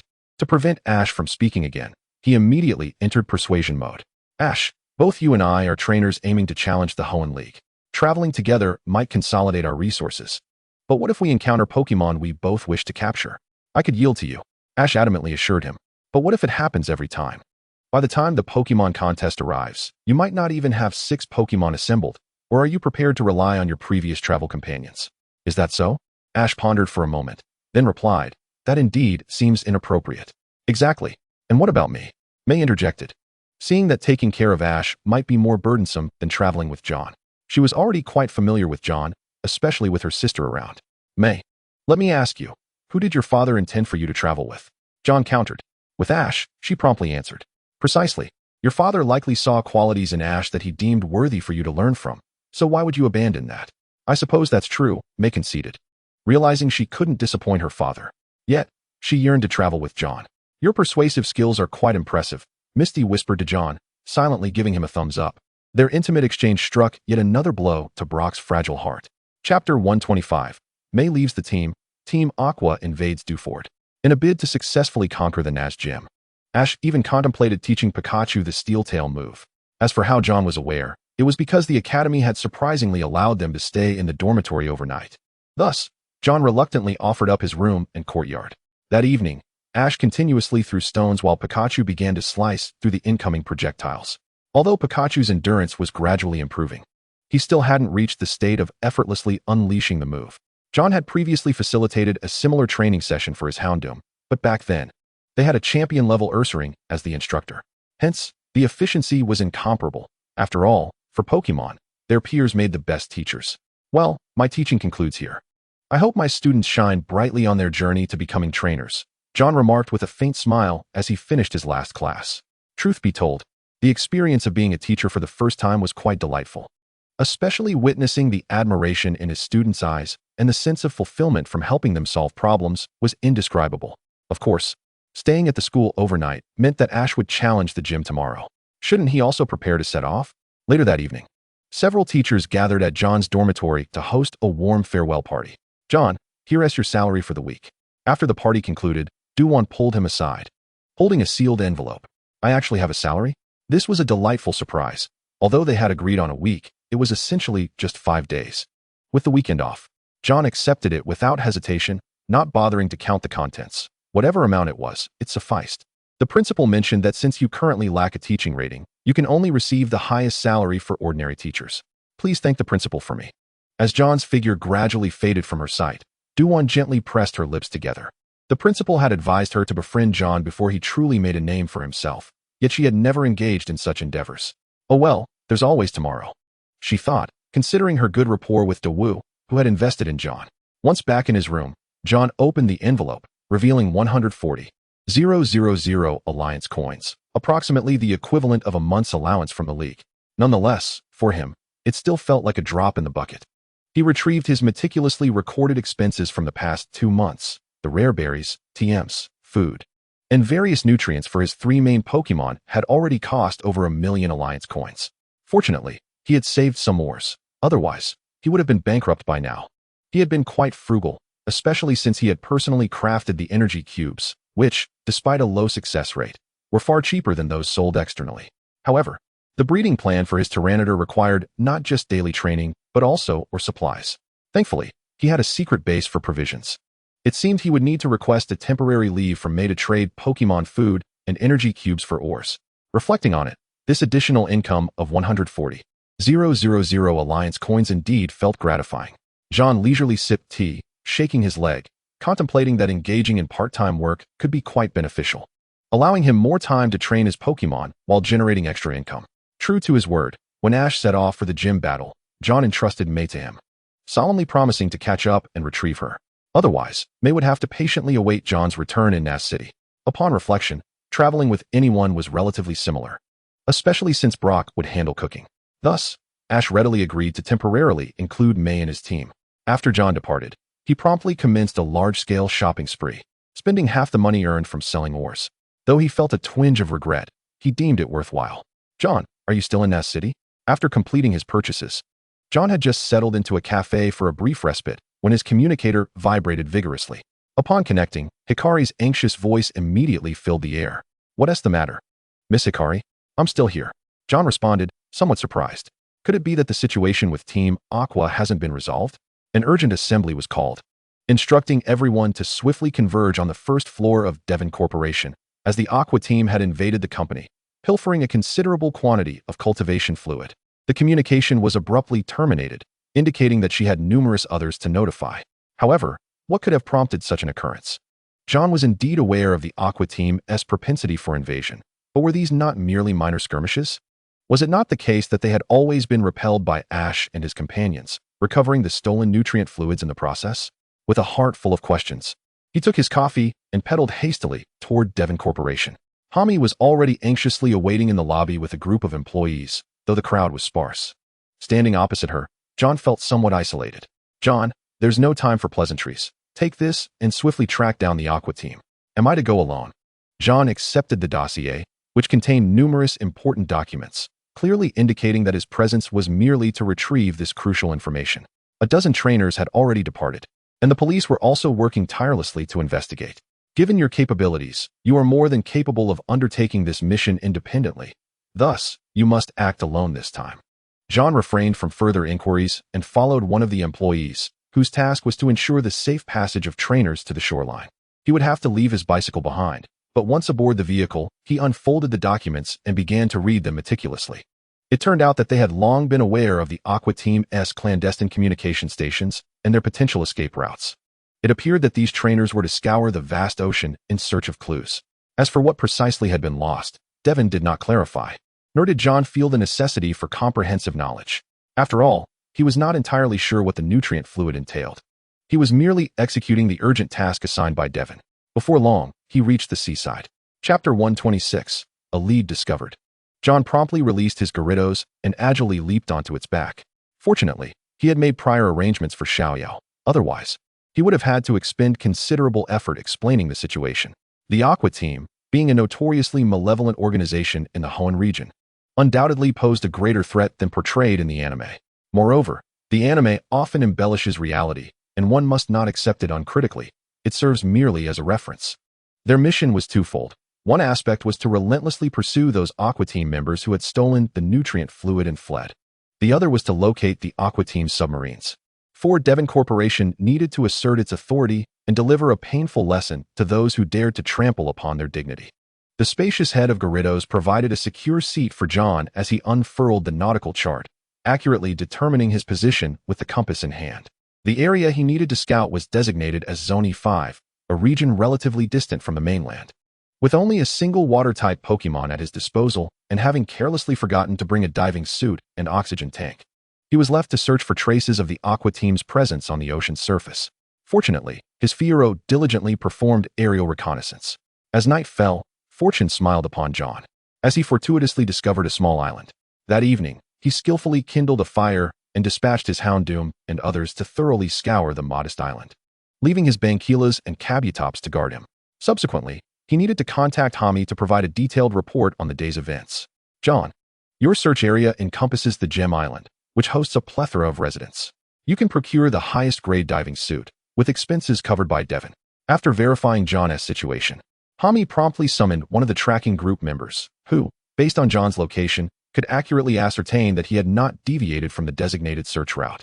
Thus, he quickly guided John, acknowledging their prior oversight. The Aqua Team primarily operated submarines, and their earlier haste had led to significant logistical issues. Understood. John decisively ended the call and meticulously marked the Gem Island's location on the map, pinpointing the central area, equivalent to their city center. It boasted not only a Pokémon Center, but also a large shopping mall, providing comprehensive supplies. Amidst the boundless sea, most of his Pokémon were rendered ineffective. However, should he encounter suitable Pokémon along the way, he might consider capturing them for use at sea. John had already formulated a clear plan in his mind. Although he lacked sufficient funds for meticulous training, he was not entirely incapable of maintaining them. Moreover, it was unwise to overthink matters before even encountering anything. The next morning, John set out energetically with the spoils he had gathered the previous night. The formidable aura emanating from Gyarados deterred any Pokémon from assaulting them. Even the notoriously vicious Sharpedo retreated in alarm upon sighting Gyarados. This left John unable to capture even a moderately qualified Pokémon. With a hand gripping binoculars and the other clutching snacks, John felt a fleeting sense of leisure, as if he were on a casual journey. The tension of the first day had vanished without a trace. After all, there was no fighting involved. He could promptly report any findings from a distance. Yet, the whereabouts of the elusive Aqua Team remained uncertain. Had they returned to their stronghold? Searching for them was akin to finding a needle in a haystack. Before long, he arrived at the Gem Island, where the first island was bustling with people. However, most were either indigenous residents or tourists arriving by boat or airship. Very few traveling trainers were present. After all, there were no gyms here, as it lay on the outskirts of the Hoenn region. Nevertheless, The League had invested in establishing a Pokémon Center and a large shopping mall, despite incurring losses. The appearance of Gyarados instantly stirred a commotion among the beachgoers. But upon noticing a trainer atop its head, they quickly settled down and resumed their activities. After asking for directions, John successfully located the mall, where he promptly purchased the most expensive diving suit available, along with the highest quality ropes and several oxygen tanks. As his backpack could no longer accommodate the items, he enlisted the mall staff to deliver them to the shoreline, securing them to Gyarados, along with himself. Without lingering further, not even stopping by the Pokémon Center, John once again ventured out to sea. He meticulously devised a plan, diving every 5 minutes for a duration of 5 minutes each time, keeping the range limited to ensure that Firo would not lose track of him. A day passed, and the Devon Command Center was in a frenzy, akin to a grasshopper on a hot skillet, as they still had no leads. Report. Gym-level trainer Xiaonai has discovered the Aqua Team's secret base in the E4C area. A staff member responsible for communications swiftly reported, while Zivakimyujin pondered for several minutes before decisively issuing orders. Notify the surrounding trainers to infiltrate the base. If any energy fluid is found, bring it back. If not, destroy the facility. Just as John emerged from the water, he heard the beeping of the communicator, the first such sound during daylight. All trainers. The Aqua Team's traces have been found in the E4 area. Trainers in close proximity are to proceed for support. A mass message? The voice emanating from across the way was that of a mechanical woman. However, being closest to Zone E4, I felt compelled to rush over to offer assistance. The E4 region was merely a stretch of ocean I would traverse, and if my Gyarados journeyed at full speed, we could arrive in half an hour. After all, the surf technique would undoubtedly drain considerable stamina. Thus, I opted for a more measured pace, preserving my Gyarados' energy in case a battle ensued. Xiaonai had stumbled upon a small island where she had initially taken refuge. It was here that she discovered a cave, and as she ventured deeper, she uncovered a hidden world within. Instead of encountering wild Pokémon, she instead found a submarine belonging to Team Aqua and, upon closer inspection, several squads of their members. Chapter 127, Team Aqua Officer, Tide. By the time I arrived, four trainers had already gathered. After exchanging introductions, it became evident that, aside from Xiaonai, the remaining three, including myself, were all gym leaders. Xiaonai possessed 2 Pokémon already at the level of quasi-champions. With such a formidable lineup, we were adequately equipped to confront this division of Team Aqua. Consequently, we cautiously approached the island, and with Xiaonai leading the way, we soon laid eyes on the submarine still docked within the cave. Shall we launch a direct assault? Xiao Yan, an electric-type specialist with a fiery temper, was nearing 30 and had lingered at the gym leader level for a full decade. His fighting spirit had waned, and he was now part of Devon's security team. The infiltration by Team Aqua had ignited his ire, for he knew he might face severe repercussions upon his return. We have no idea how many are inside. We are merely 4. I promptly replied, advocating for a cautious approach. Yet, Xiaoyan could not abide such conservatism. If you're afraid, perhaps you should just go back. Let's not turn on each other. Remember, we are all trainers employed by Devon. Maruyama interjected, halting my impending retort. Let's take a vote. All right, let us raise our hands for a vote. I support a direct attack. Xiaoyan raised his hand high, and after some contemplation, the other 2 joined in. It would be inappropriate for me to abstain from action now. Who are you? An unexpected voice suddenly rang out. As a member clad in Team Aqua's uniform, eyed us warily. Well, it seems we have no choice but to attack. Go, Blastoise, unleash water cannon. Vibrava, use hyper beam. Electabuzz, thunder. Bankilas, use stone edge. The 4 of us reacted with remarkable swiftness, unleashing our primary Pokémon and launching a fierce offensive. Of course, our attacks were not uniformly directed. Some targeted Team Aqua's members, while others aimed at the submarine. Sharpedo, unleash Dark Pulse. Celio, use Hail. Kingler, fire Bubble Beam. After being struck, those Team Aqua members who were still standing quickly retaliated, summoning their own Pokémon. The small cave rapidly filled with a cacophony of various Pokémon. This is not good. The commotion could cause a cave-in. Xiaonai had evidently surveyed the terrain carefully. The cave was not as sturdy as one might have hoped. Should we relocate the battlefield? I felt little concern, as Bankilas was by my side. Even if the cave collapsed, I would likely be unharmed. No, if they escape via submarine, all our efforts would be in vain. Maruyama disagreed with the idea of relocating, while Xiao Yin began taking photographs, attempting to preserve evidence. Are you really so unconcerned? You are treating us as if we are inconsequential. Several members of Team Aqua had stealthily circled behind us, and the words had come from their imposing leader. Be cautious, he is Tide, an officer of Team Aqua, possessing Pokémon at the champion level. Maruyama immediately tensed, shocked to encounter one of their officers here. Are you referring to this? Tide casually tossed out a Pokeball, summoning a Kingdra that emerged upon the water's surface behind us. With Kingdra leading, numerous other Team Aqua Pokémon materialized, and it appeared we had struck an impenetrable wall. Go, Dragonite! Xiaonai promptly released her strongest Pokémon, Dragonite, which was on the cusp of champion status. Gyarados, let us engage as well. I too summoned Gyarados, locking eyes with Xiaonai as we took on the task of confronting Kingdra together. The battlefield was swiftly divided. Xiaonai and I formed one team, while Tide commanded more than one Pokémon, including Celio and Sharpedo, both at gym leader level. Compared to Team Rocket, Team Aqua was decidedly weaker, which explained their swift exit after just a few episodes in the anime. Nonetheless, Tide was no opponent to be underestimated. Banquila's Unleash Hyper Beam, Gyarados Dragon Pulse. Both Banquila's and Gyarados charged toward Kingdra with ferocity, while Xiaonai engaged with Celio and Sharpedo. Kingdra effortlessly deflected the attacks from Banquila's and Gyarados, retaliating with a powerful water cannon aimed at Banquila's. Without hesitation, Gyarados seized the moment to launch a reckless assault on Kingdra. Despite Banquila's high resistance to water, it still sustained considerable damage from Kingdra's water cannon. However, Gyarados successfully sent Kingdra hurtling back. Even gym leader-level Pokémon could triumph over champions, provided they could land a hit. Fortunately, Xiaonai had drawn away numerous adversaries, allowing us to maintain an advantageous position. As the battle intensified, I unleashed all my Pokémon. Tide, realizing Kingdra was at a disadvantage, recalled Sharpedo and Celio. However, the other members of Team Aqua were woefully inept. 20 trainers could not withstand the onslaught from Xiao Yin and Maruyama. Most of their Pokémon were merely ordinary or elite level, with only a few of Tide's followers possessing gym leader-level Pokémon. Though I do not know why you sought us out, you have now provoked my wrath. Tide's voice brimmed with unrestrained fury as I faced him alone, feeling the weight of immense pressure. Stop pretending, you must know. Your Team Aqua has stolen confidential information from Devon Corporation, and you have yet to return it. I vociferously chastised him, my frustration palpable. If it weren't for their actions, I would not be risking my neck here. Nonsense. Kingdra's Dragon Breath was intercepted by Banquila's Hyper Beam. When Team Aqua undertakes its operations, we do so with transparency. Sensing that their trainers had something to discuss, both sides of Pokémon ceased their attacks.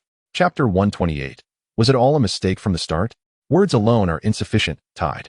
I fixed my gaze on Tide, observing that his expression seemed genuine rather than theatrical. Devon has summoned dozens of trainers to see to locate you. All at least gym leaders. Do you truly believe that we would instigate such a significant uproar without concrete evidence? It is inconceivable.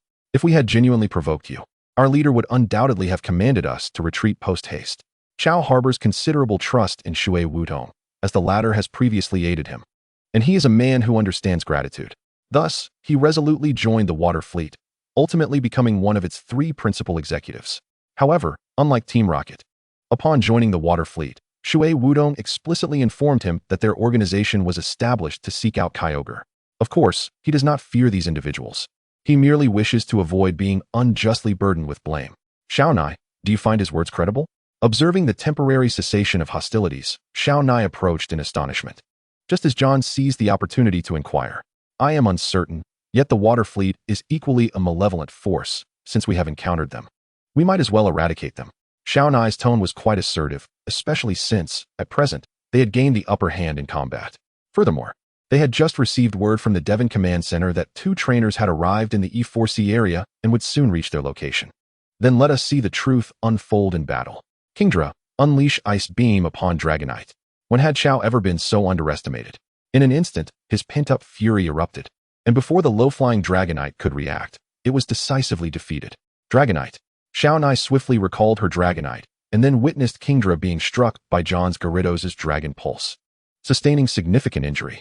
Sharpedo swiftly submerged, viciously biting Gyarados' body, eliciting a pained roar from the latter. Blastoise, dive to the seabed and assist Gyarados. Blastoise moved with remarkable agility, immediately plunging into the water. There is no way we shall let you succeed. Primarina, pursue. Tyranitar, use Earthquake to thwart Primarina's advance. Tyranitar stomped forcefully, causing a massive fissure to appear in the ground, effectively severing Primarina's path. The cumbersome Primarina could not easily leap over the chasm. In that case, Primarina, unleash Hydro Pump at Tyranitar. Block it. Tyranitar promptly employed its ability to shield itself from the fierce assault of Hydro Pump. Xiao Nai sensed the stones above the cavern beginning to fall, suddenly feeling an ominous foreboding. What should we do? If this battle continues, the cave may very well collapse entirely. John quickly inquired of Xiao Nai, who was observing Murayama and his companion just entering the submarine. They cannot escape. Murayama and his team have only just boarded the submarine. Xiao Nai found herself in a dilemma, although Chao's Kingdra might be nearing its limit.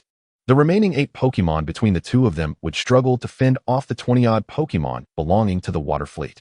We have arrived. Go forth, Metagross, Scyther, Darmanitan, Alakazam. The 2 trainers who came to their aid immediately sent their Pokémon into battle. Chao swiftly recalled Primarina and, without hesitation, leaped into the water. His Kingdra and Sharpedo promptly carried him away from the seabed. John could not help but marvel. Indeed, he was a master of water, as he could never hold his breath for such an extended period.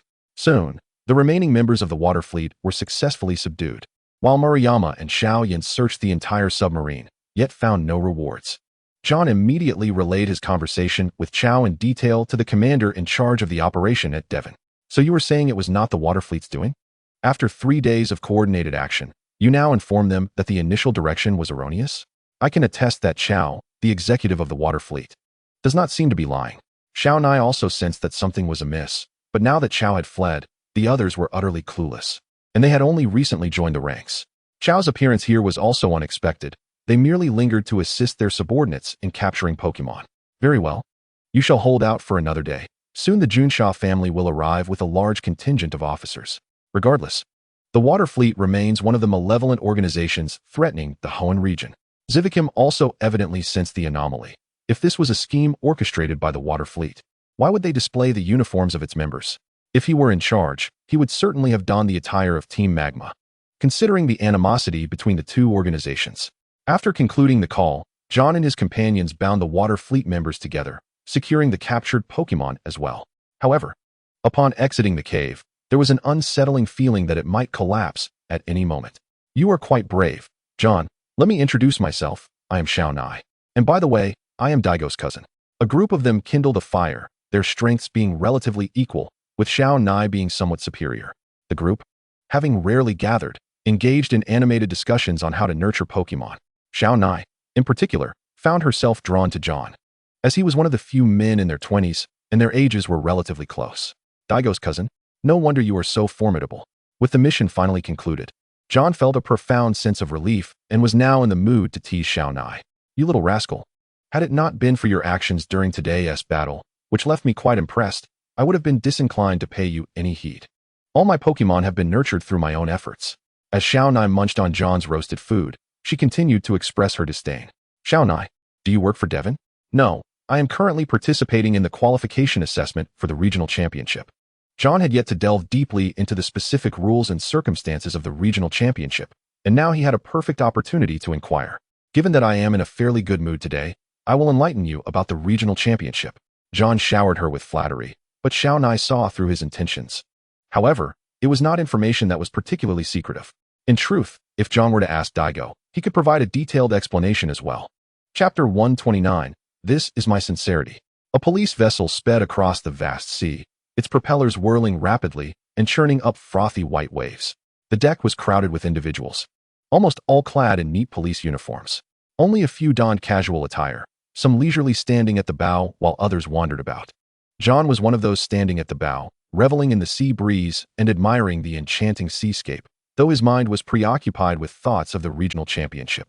The regional championship, as its name suggests, is a grand event jointly initiated by the Kanto, Johto, Hoenn, Sinnoh, Unova, and Kalos regions. Each region is represented by 8 participants, employing a point-based advancement system, which includes both team and individual competitions held biennially. To qualify for registration, one must achieve a top 4 finish in the league conference. And eligibility is limited to conferences held within the last 5 years.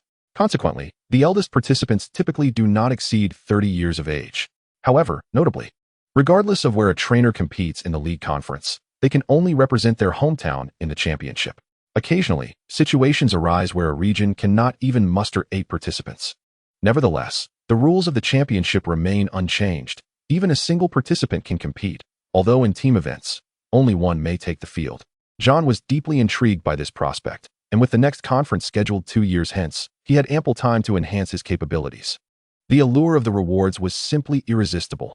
Not only was the cash prize substantial, but it also included an egg from a champion-level Pokémon. After all, the stronger the Pokémon, the more challenging it was for them to reproduce, yet any offspring they did produce typically harbored immense potential. Thus, the regional championship was often referred to as the breeding ground for the next generation of Elite Four champions. While there were indeed seasoned masters from the older generation, many had chosen to retire from the rigors of training, opting instead to deregister their trainer information with the league. Consequently, the league was devoted to nurturing the youth. John, do you really think this incident was orchestrated by Team Magma? Xiao Nai inquired as they approached Canas City. I'm not certain. Regardless, I must continue my journey. I still feel too weak, he replied. Weak? At your age, who can achieve such heights? Xiao Nai felt that John was deliberately downplaying his prowess. After all, to hold off an Elite Four member with 2 gym-level Pokémon was already quite remarkable. Without Mr. DeWu's assistance, I might not have been able to care for them at all, John admitted. Xiao Nai's eyes sparkled with fervor as her long blue hair danced in the sea breeze. Indeed, I admire him and hope to one day match his strides. It seemed there was a story shared between the two. John chose not to pry further and soon returned to Canas City, where Devon had arranged several vehicles at the dock to transport the trainers. He and Xiao Nai exchanged contact information before parting ways, with John opting not to involve himself in subsequent matters. 3 days later, John finally arrived at his secret base, navigating the familiar cave with ease. Upon detecting an intruder, the Cocodora swiftly assembled before him, and upon recognizing John, they emitted cheerful cries. John stuffed several pieces of Pokémon food into his mouth and followed their lead to the position of the Boscodora. From his backpack, he extracted a plethora of food and the meticulously crafted steel-type energy cubes he had prepared over the past few days, laying them out neatly before the Boscodora. Boscodora, I wish to extract some minerals here. These are my tokens of sincerity. Observing the puzzled expression on Boscodora's face, John quickly clarified that he only required the specific type needed for his Tyranitar. The Boscodora regarded the now stronger Tyranitar with a slow nod. The 2 Pokémon seemingly engaged in a silent exchange that John could not comprehend. After placing Tyranitar down, John felt at ease to exit the cave, where he busied himself preparing training plans for the coming days. It was then that he called Qianli, detailing the reasons for his separation from Xiaoyao. Qianli was already aware of the situation, given the magnitude of Devon's incident. Ignorance was not an option. As for Ash, Qianli held similar confidence in him. With Xiaoyao by his side, Qianli felt a sense of reassurance. Meanwhile, upon reaching Wudo Town, Ash immediately challenged the Wudo Gym, only to face yet another defeat. He subsequently immersed himself in rigorous training, determined to succeed in his next challenge. Sister, do you think John anticipated that Ash would linger here? A few of them mused on the beach, watching Ash dash energetically alongside Pikachu. Surely not. According to Dad, John went off to assist with a rather tricky matter. Xiaoyao replied, shaking her head, doubting John's ability to foresee such events. This is the responsibility of gym-level trainers. After enjoying the conveniences provided by the league, we also contribute our efforts to assist with various matters. Brock chimed in as he brought over the dinner he had prepared, allowing them to dine while engaging in pleasant conversation. By the way, Brock, you were a gym leader too, right? Your strength must be considerable, Xiaoyao inquired. Her curiosity piqued as she had recently enriched her knowledge about Pokémon. In the Kanto region, gym leadership can be inherited, as long as our parents remain in good health. They safeguard the city's safety while we strive to enhance our abilities and accept challenges from trainers, Brock explained. His focus was less on battling and more on the responsibilities of a breeder. Before embarking on his journey with Ash, he had merely been an elite trainer. Now, his skills had not greatly improved, and he felt somewhat embarrassed to speak of his past as a gym leader. I see, Xiaoyao nodded, somewhat enlightened yet wistful, longing to participate in the grand festival. However, with Ash's uncertain rest period, she felt it was better to remain with John, even if they stayed in one city. Boredom would not ensue. She couldn't help but wonder what John was currently up to and whether he had already arrived. Chapter 130. Freeing Tyranitar and returning to Wudo Town 5 days later, John asked, How do you feel, Tyranitar? He visited the cave every other day, precisely timed. He could distinctly sense Tyranitar's remarkable enhancement in strength, and he had also seized numerous minerals to utilize in the days ahead. However, this environment was undeniably suited for Tyranitar. The title of Desert Tyrant was not merely for show. Only through growth in such a desert setting could Tyranitar achieve breakthroughs at an accelerated pace. Feeling Tyranitar's excitement, John was also filled with joy, At least Boscodora was no longer withholding its intentions. The rate of growth over these few days was potentially greater than Tyranidar's progress over the previous 2 months. Nevertheless, the journey remained lengthy. And to reach the level of Boscodora, considerable time and unwavering effort would still be required. Soon, Boscodora animatedly gestured to John, and Tyranitar continuously nodded beside him. Boscodora, are you suggesting that Tyranitar stay here to train? John reiterated their intentions several times before finally grasping their meaning. Once Boscodora confirmed with a nod, John turned to Tyranitar and asked, "Is this what you desire, Tyranitar?" With a spirited roar, Tyranitar affirmed its resolve. After a moment of contemplation, John also acquiesced. "Very well. Boscodora, I entrust Tyranitar to your care." Leaving it here for training was not akin to releasing it. John had initially planned to return for specialized training after acquiring 8 badges. However, this decision meant he would have to be more cautious during his upcoming travels, as he would now have only 1 primary Pokémon remaining. "I hope that when we meet again, Tyranitar, your growth will surpass what it has been while by my side." John set down his backpack, extracting all the supplies he had prepared for Tyranitar in one go. He laid everything, including the minerals he had mined recently, before them. "Boscodora, when I return, I shall bring you even more nourishing supplies." Boscodora nodded slowly, visibly tempted by the delightful offerings John had brought. As its first human friend, Boscodora held a great fondness for John and never asked for anything unprompted. Naturally, each time John visited, he would bring a bounty of precious items. During this period, even consuming minerals had become somewhat monotonous, but fortunately, John had prepared a generous amount this time. It has carefully concealed these treasures, preparing to savor them slowly. However, in the end, it returned the ores, as the mineral resources here remain abundant.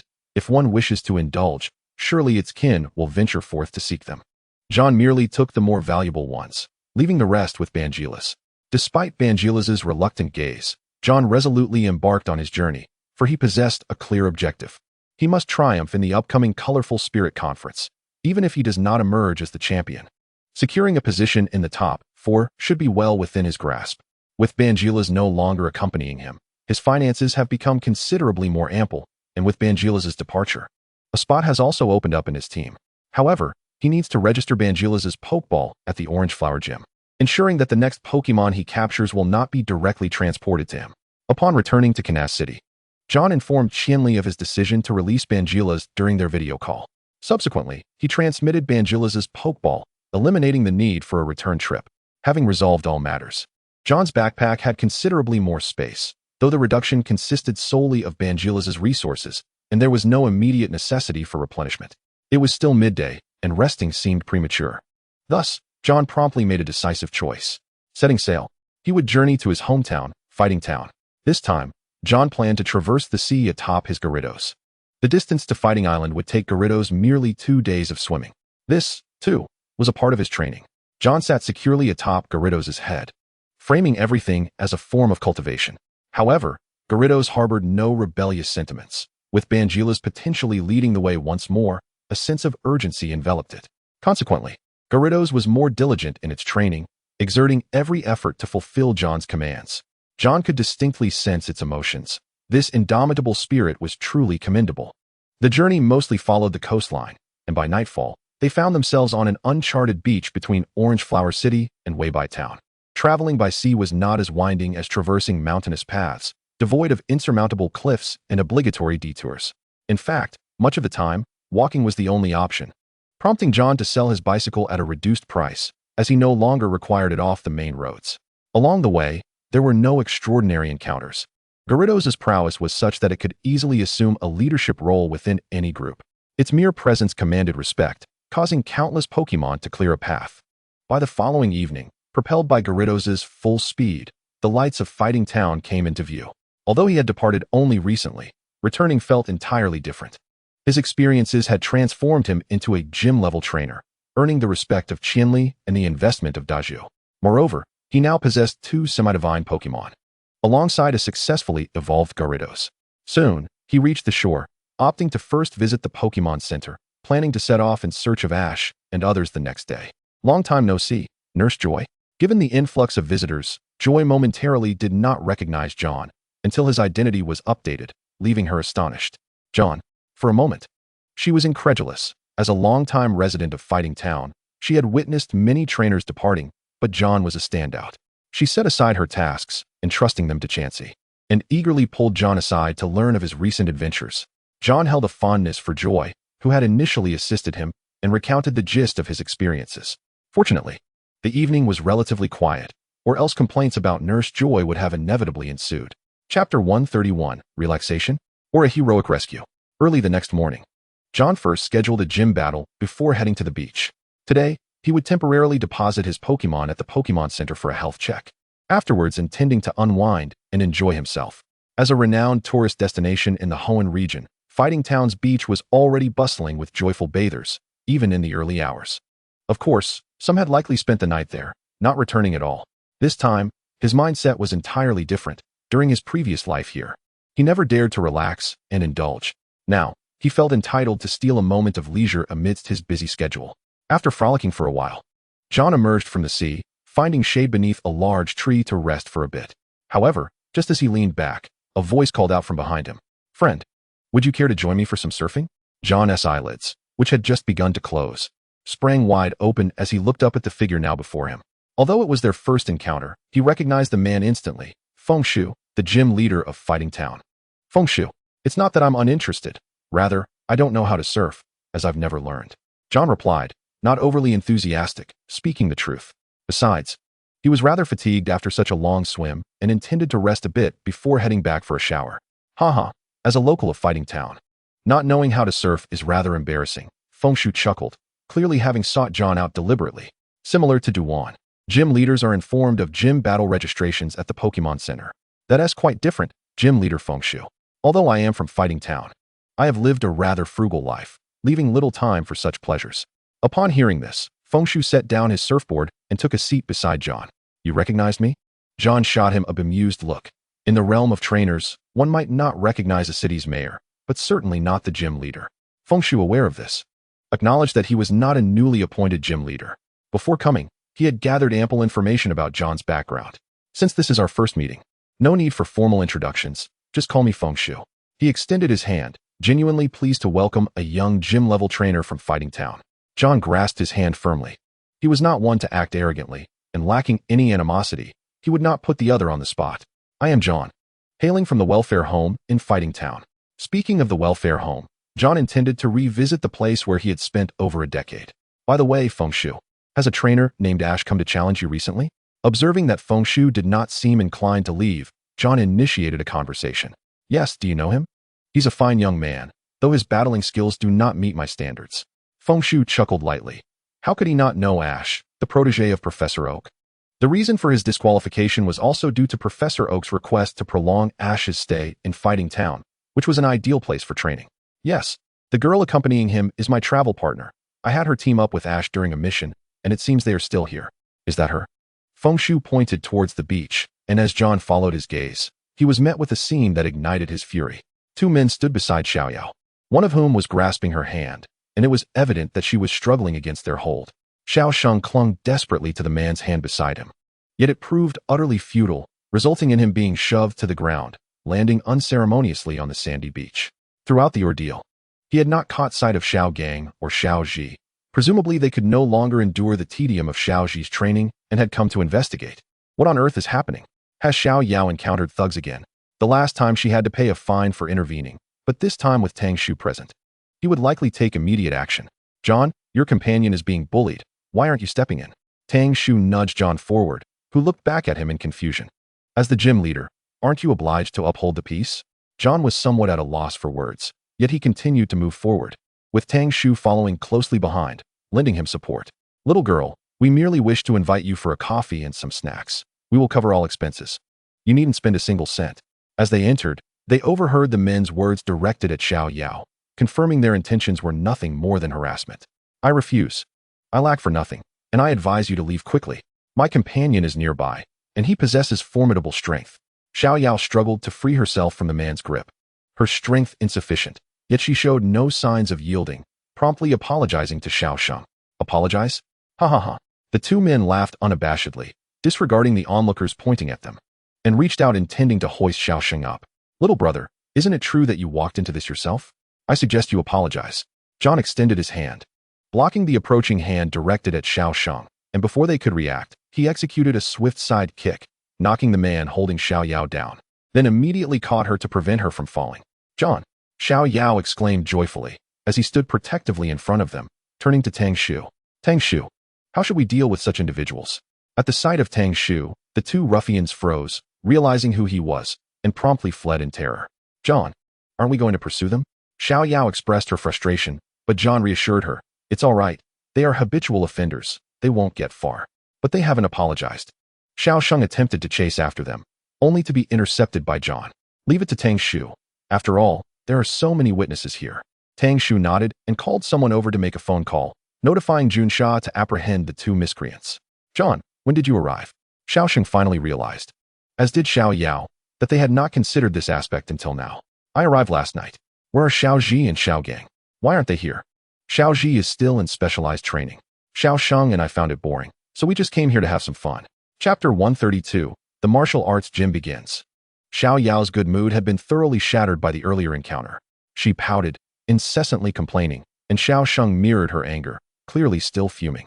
Do not allow those irrelevant individuals to affect your emotions. They will pay a heavy price for their actions, John patiently consoled them. Honestly, if it weren't for the crowd, I would have taught them a lesson. Although it was the other party who harassed Xiao Yao and resorted to violence. The potential chaos caused by releasing Pokémon in front of so many people was unimaginable, and he would bear the corresponding responsibility. However, he seemed to have left his Pokémon at the center, which was fortunate. While Tang Shu could justify his actions as a response to provocation, it was better to avoid unnecessary trouble. They would encounter similar situations frequently during their travels. Yet, acting impulsively could lead to complications, especially if they encountered someone like Miss Junsha, who might utter phrases like it takes two to tango. Oh, all right.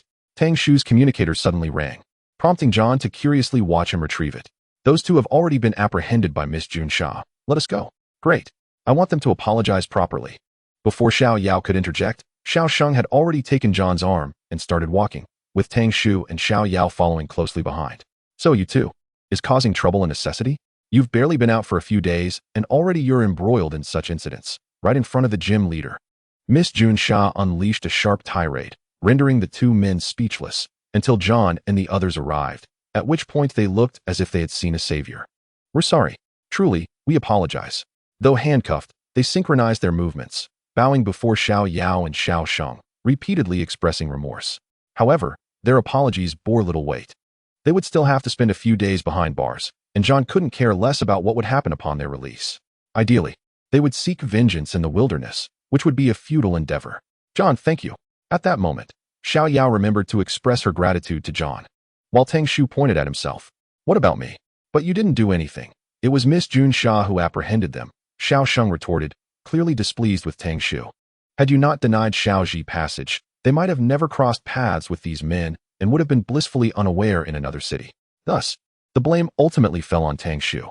Xiao Sheng, that's enough. We should respect Tang Shu as the gym leader. Simply because he is the gym leader?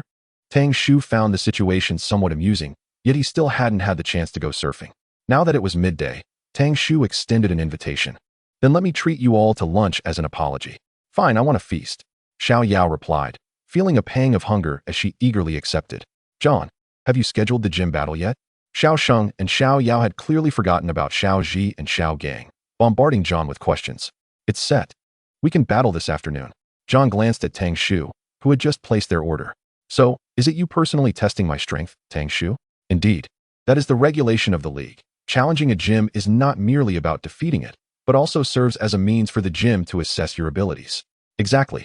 If you win, the badge is guaranteed, but if you do not, it is up to the gym to determine your eligibility for the badge. Xiao Sheng was well versed in this aspect. While he might not follow the battles closely, he understood the rules perfectly.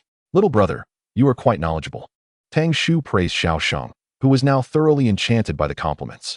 Can we observe the battle this afternoon? Xiao Sheng suddenly asked mid-meal, motivated by thoughts for Xiao Ji. If Xiao Ji could defeat the gym sooner, he could venture elsewhere rather than endure the monotony of daily training. John considered it acceptable, adding, of course, Xiao Ji could also come. Tang Shu readily agreed, knowing John's badge was assured, and how much Xiao Ji could learn depended solely on him. All right, I'll go notify Xiao Ji shortly. Xiao Sheng exclaimed happily, confident that John wouldn't object, and indeed, John nodded in agreement. After finishing their lunch, Tang Shu indicated he needed to return to the gym to prepare, expressing anticipation for John's challenge. John did not accompany Xiaosheng to Xiaoji's training location, but instead returned to the Pokémon Center to rest.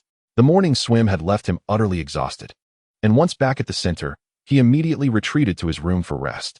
Xiao Yao followed closely behind, having been with Xiaoji's group, and realized she hadn't had a proper shower in days. They were merely camping by the seaside. It was only today that she had ventured out. However, she felt reassured about little Shota, as it was not far away. Without the slightest hesitation, she washed up in John's room and then settled down to rest. From beginning to end, she considered herself to be traveling alongside John and with little Ash. Initially, it seemed tolerable, but their constant bickering was tiresome. John, on the other hand, was accommodating and always yielded to her, though unbeknownst to her, it was merely his aversion to trouble. At 4 in the afternoon, the time John had reserved had arrived, and he arrived punctually at the gym. Xiao Yao was apologizing profusely, having overslept. John, you've finally arrived. I thought you were going to miss the gym challenge. One might mistakenly think that Ash was mocking John, yet he truly felt relieved. If he had missed the battle, rescheduling would have meant waiting an additional week, and another missed opportunity would extend the wait to a month. 3 strikes. And if he failed to show up a third time, this year's S-League conference would be out of reach for him. Just in time, I was watching. John nodded at Ash and Brock, and as the doors swung open, an assistant identifying himself as Fuji appeared. Upon confirming John's identity, he promptly escorted them to the gym, a privilege reserved solely for those battling the gym leader. Be cautious. Fuji's strength is formidable, Ash continuously encouraged John, recalling how he himself had fallen to the might of the Macamp not long ago. John, I've been waiting for you for quite some time. Once John and his companions were ushered into a grand battle arena, the lights illuminated instantly. Fuji was already positioned on one side of the battlefield. Chapter 133, vs Macamp. vs Hercross. John swiftly took his place on the opposite side, and the referee declared, the battle commences now. Pitting John from Wudo Town against the gym trainer Fuji of the Wudo Gym. Each trainer will use 2 Pokémon, and the match concludes when one side's Pokémon can no longer fight. During the match, only the challenger may substitute their Pokémon. Go, my first Pokémon. Fuji immediately tossed out a Pokeball, and Macamp materialized before them. Huh, shouldn't it be Macoke? Ash queried in confusion from the audience, to which even Brock chose not to respond. It was as if Ash and John had swapped roles, with Ash resembling an inexperienced novice. It appeared that all of Ash's previous trump cards had now become John's starters. Go, Kingdra. As per usual, Kingdra made its entrance as the frontline fighter. Oh, it's Kingdra, such a rare Pokémon, Fuji mused, waiting for John to launch the initial assault. John promptly commanded, Kingdra, unleash Dragon Pulse as a greeting. Macamp, block it. Macamp raised its massive hands, crossing them to firmly shield against the Dragon Pulse. However, it was pushed back several meters before halting. Great. It seems John has gained the upper hand. Xiao Yao exclaimed excitedly, cheering for John. No, the power dynamics are different. The outcome remains uncertain, Brock observed keenly. Despite not being particularly strong himself, neither side had yet exerted their full potential. Even if John held an advantage, Fuji's next Pokémon was undoubtedly his ace. John contemplated this, remaining cautious. Macamp, use Bulk Up. Rather than attacking immediately, Fuji opted to enhance Macamp's offensive and defensive capabilities. Use Flamethrower. Kingdra unleashed a searing stream of flames, enveloping Macamp. Break through and charge at Kingdra with Ice Punch. Kingdra, quick on its feet, seized its flamethrower and transformed its claws into green-tinted weapons, standing firm to block the incoming Ice Punch. Macamp, utilizing the momentum, executed an elegant turn and struck Kingdra with Ice Punch from behind. Kingdra, in pain, collapsed to the ground. The Ice-type move had a pronounced effect against its Dragon typing. Deliver the finishing blow, Macamp, with Seismic Toss. Kingdra, retaliate with Dragon Breath. Kingdra swiftly regained its footing and unleashed a powerful Dragon Breath, hitting Macamp squarely. Macamp, seized Kingdra and performed Seismic Toss. Macamp absorbed the Dragon Breath attack and executed a fearsome Seismic Toss. True to its fighting-type expertise, Macamp required no further commands from Fuji, effectively sealing Kingdra's mouth to prevent it from executing any moves that might mitigate the impact of the Seismic Toss. Boom! As the smoke cleared, Kingdra was the first to lose its fighting capability. Xiaosheng became anxious. This was the first time he had witnessed John falter in his initial match. Aside from his battle with Nick, Kingdra has lost its fighting capability. Macamp is victorious. Challenger John, please substitute your Pokémon. Go, Gyarados. Although it was a standard arena, John found himself devoid of any other suitable Pokémon. Roar. Gyarados activated its Intimidate ability, instantly nullifying the attack boost Macamp had just received from Bulk Up. Macamp. Use Dynamic Punch. Gyarados. Counter with Water Tail. Despite Macamp being out of breath, it relentlessly charged at Gyarados. Gyarados' Water Tail effectively repelled Macamp, pushing it back several meters with overwhelming force. Gyarados. Thunderbolt. Roar. Although Electric-type moves are typically less effective, Macamp was soaked, amplifying the damage. With nowhere to evade, Macamp was struck by Thunderbolt and collapsed, unable to rise again. Macamp has lost its fighting capability. Please, Gym Trainer Fuji, substitute your Pokémon. Go Heracross. A flash of white light revealed Fuji's second Pokémon, a robust Heracross. Heracross? Xiaoyao questioned, perplexed as to why a bug-type Pokémon was being used in a fighting gym. Sister, Heracross is a bug and fighting type. Xiaoxing quickly pulled out his sister's Pokédex, which contained detailed information on Heracross. This Pokémon took John by surprise. He had anticipated something like Hitmonlee, Sawk, or Macamp. From a type perspective, neither of Heracross's attributes held an advantage over Gyarados, which was both water and flying type. However, since Fuji dared to employ Heracross, he must have devised a strategy. Unfortunately, Gyarados did not possess any flying type moves, and its signature Hurricane was a dragon type attack. Heracross. Use Horn Attack. The Horn Attack was a normal type move, indicating that Heracross had a diverse skill set. With agility, Heracross flapped its wings and swiftly approached Gyarados. Gyarados. Unleash Hydro Pump. As the adage goes, the best defense is a good offense. The water cannon required no charge and could be unleashed instantaneously. Under the pressure of the water cannon, Heracross was compelled to reevaluate its offensive strategy. Heracross unleashed its signature move, Bug Buzz. As the ultimate attack of a bug-type Pokémon, Bug Buzz exhibited remarkable power. Even though Gyarados had a resistance to bug-type moves, it still sustained considerable damage. However, as an expert in fighting-type Pokémon, shouldn't Satsu employ a fighting-type move to vanquish Gyarados? Chapter 134. A combination move to break the deadlock? The Fighting Badge. Gyarados unleashed Hyper Beam. Heracross confidently cleaved through the Hyper Beam with Horn Attack, gradually causing the effects of Bug Buzz to dissipate, while Gyarados' attack also lost much of its potency. Heracross charged forward and executed a close combat. John furrowed his brow, realizing that Bug Buzz was deployed solely to counter Gyarados' assault. Heracross endured the last vestiges of Hyper Beam's damage and swiftly closed the distance to Gyarados. Gyarados, now considerably sluggish, was struck with significant force by Heracross's close combat. Roar. Gyarados let out a pained roar, evidently, even though bug-type damage was not particularly potent against it. Being hit still inflicted considerable pain. This Heracross was formidable. Ash also possessed a Heracross, yet it paled in comparison to Tsutsu's. In fact, Ash S had already succumbed to a water cannon from Gary's Blastoise. It seemed that this was Tsutsu's trump card. Ash realized that gym leaders choose their Pokémon based on their opponents. Brock could not resist delivering a sharp comment to Ash, yet Ash remained undeterred, his fighting spirit igniting even further. He thought to himself, I cannot allow myself to lose like this. John continually commanded Gyarados to mount an offense, but each attempt was deftly evaded by Heracross's agile movements. Despite both Pokémon sustaining injuries, Gyarados appeared to be in a more dire condition. This demonstrated that Heracross indeed possessed superiority over Gyarados. Although both were gym-level Pokémon, Gyarados lacked the depth of experience. How could he possibly restrain Heracross's speed? Eureka! An idea sparked within John's mind. Gyarados, unleash Water Cannon towards the sky. After dodging one of Heracross's attacks, Gyarados wasted no time and directed its water cannon upwards. Lacking the ability to summon rain, it resorted to this method, allowing the water to cascade down and saturate the battlefield. Has John given up? Mayumi felt anxious, wondering if John would also falter in his gym challenge. Surely not. John was not one to concede easily. While everyone speculated about John's surrender, only Mayumi maintained unwavering faith in him. What is he attempting to do? Satsu was equally perplexed. He could not fathom John's reasoning behind such a strategy. Yet, his intuition told him that John would not engage in meaningless actions. Gyarados, aim at the falling water cannon and unleash Thunderbolt. What? Everyone stared in disbelief at John's command. John's rationale was straightforward. The droplets from the water cannon would be infused with electricity, even if it could not inflict damage on Heracross. It could at least diminish its speed. Oh no. Satsu quickly grasped John's intent, but Heracross was unable to evade it regardless. The coverage of this combination move was too extensive. As anticipated, Heracross was enveloped in a torrent of electricity. Thankfully, Gyarados had a high resistance to electricity, allowing it to withstand the damage. After sustaining the attack, Heracross could no longer maintain flight and plummeted to the ground, where the accumulated electricity intensified.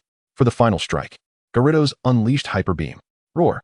Gyarados understood the rarity of this opportunity and erupted with unprecedented speed, unleashing a yellow beam of energy that struck the electrically paralyzed Heracross. Only after Heracross was sent sprawling to the edge of the arena did Gyarados cease its assault. Heracross lost its fighting capability, and Gyarados emerged victorious. Thus, the victor of this clash was John from the fighting town. After a moment of realization, the referee promptly announced the result. All gazes were filled with admiration as they turned towards John. Satsu even contemplated peering into John's mind to discern his secrets. Finally, with a wry smile, he recalled Heracross and approached John, congratulating him with heartfelt sincerity. Congratulations, John. I concede this battle with utmost respect. Do not say that, Satsu. In gym battles, it is impossible to fully ascertain the true strength of gym leaders. John shook his head, devoid of arrogance, which greatly pleased Satsu. Truly, he was a remarkable trainer hailing from our fighting town. Subsequently, Satsu retrieved a badge from his pocket, extending it towards John, placing it in his hand. This is the fighting badge. It belongs to you. Thank you. Upon receiving the badge, John promptly secured it and gazed at Gyarados, which was now gliding towards him, affectionately nuzzling his hand. Well done, Gyarados. Perhaps other Pokémon could not have executed such a flawless combination move, but Gyarados had accomplished it splendidly on its first attempt. This was due to its unwavering trust in itself, even at the cost of sustaining damage. Come back. I will take you to the Pokémon Center for some rest. After recalling Gyarados, Ash and the others descended from the audience seats to congratulate John. That was incredible, John.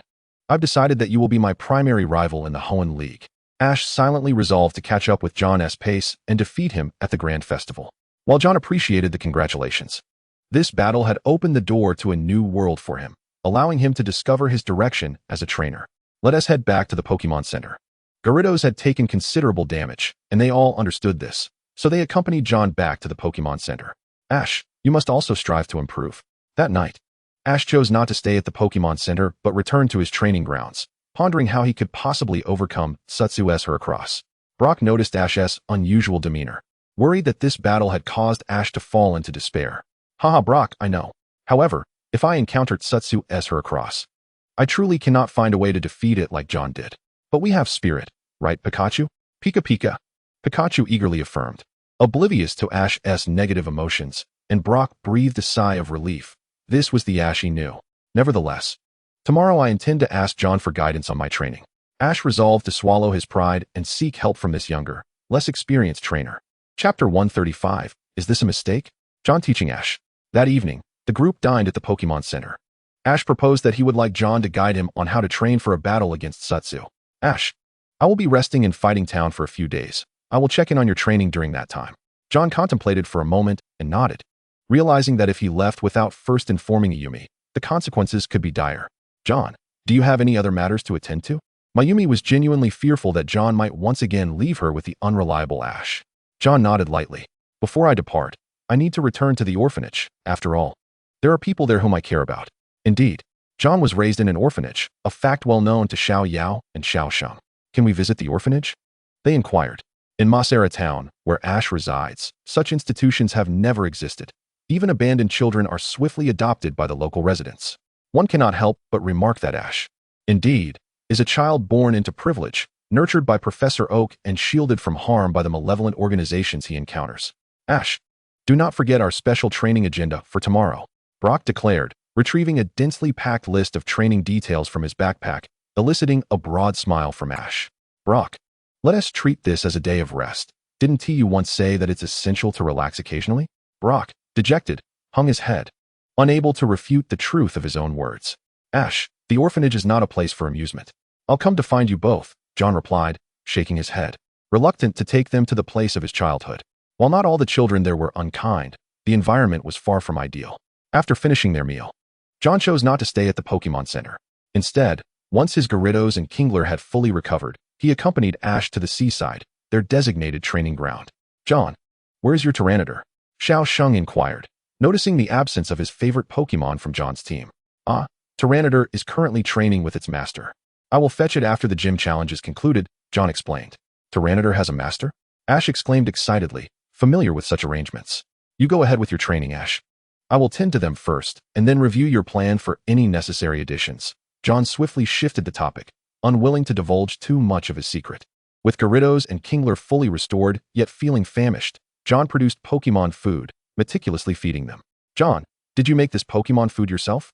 Brock asked, surreptitiously snatching a piece and analyzing its ingredients. No, I commissioned a friend who specializes in it, John replied while continuing to serve the food.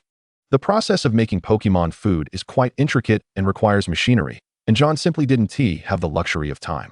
However, the food he possessed was procured through a connection he had with Hami, who liaised with a factory specializing in Pokémon food. Given its higher price compared to regular Pokémon food, few were aware of it. Only those with substantial financial resources could afford such delicacies. After all, many believed that as long as their Pokémon were fed, other nutritional aspects could be fulfilled by energy cubes. Yet, John held a different view. He believed that food was vital, and a balanced diet was essential for future growth. Fortunately, he had purchased it at wholesale prices, saving him quite a bit of money. John, are you ready yet? I've nearly finished my training, Ash said eagerly, having run along the beach with Pikachu and returning to the starting point. John, how did my Trico perform with that move? Ash asked expectantly after Trico executed its special technique. Its power was quite impressive. Trico worked hard. Which indicates that your Trico possesses great potential, John remarked, causing Ash to beam with pride. However, his expression quickly soured as John continued. But Ash, can you ensure that the Pokémon from the forest won't obstruct Trico's attack? But Trico is also quite fast. Ash questioned, perplexed. John could only smile wryly as he called over Kingler, instructing Ash, now, direct your attack at Kingler. Ash promptly commanded Trico to strike Kingler, who remained still, allowing Trico to hit it without inflicting any damage. Ash, did you notice anything? John inquired. Trico's power is too weak? Ash guessed. Correct. John nodded. While I do not deny your approach to training Pokémon without focusing on evolution, the reality is that evolution is the most effective method of enhancing a Pokémon's strength.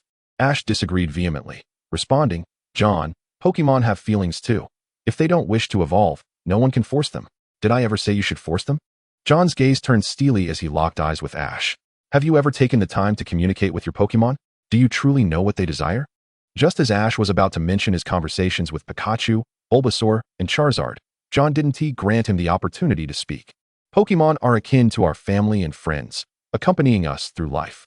But do you understand what they yearn for? They have their own rivals, their aspirations for strength, and, of course, some may lack interest in battles, preferring to maintain their current state of existence. Yet, having spent this time with Trico, I can tell you that it harbors great ambition. It yearns to grow stronger, even at any cost. Indeed, Ash recalled the time he caught Trico, noting its unwavering dedication to training. However, Trico cannot achieve this alone. It needs you to guide its growth and recognize its strengths. Moreover, have you reflected on the reasons behind your failure in the gym challenge? John expressed his frustration, believing that if Trico were in his hands, it would undoubtedly perform better than under Ash's care. Observing Ash's silence, John opted not to press further and instead took Kingler away, allowing Ash some time for contemplation. Chapter 136, Orphanage, Family. John, don't you think you might have gone too far? Xiao Yao remarked cautiously, watching Ash's despondent figure, wary that her words might deepen his disappointment. No, the gym assessments are primarily designed for trainers. Otherwise, how many could truly defeat these gym leaders?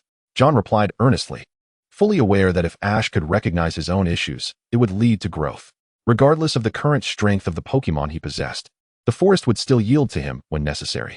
John paid no heed to Ash and set up his tent, cuddling Kingler as he drifted into slumber.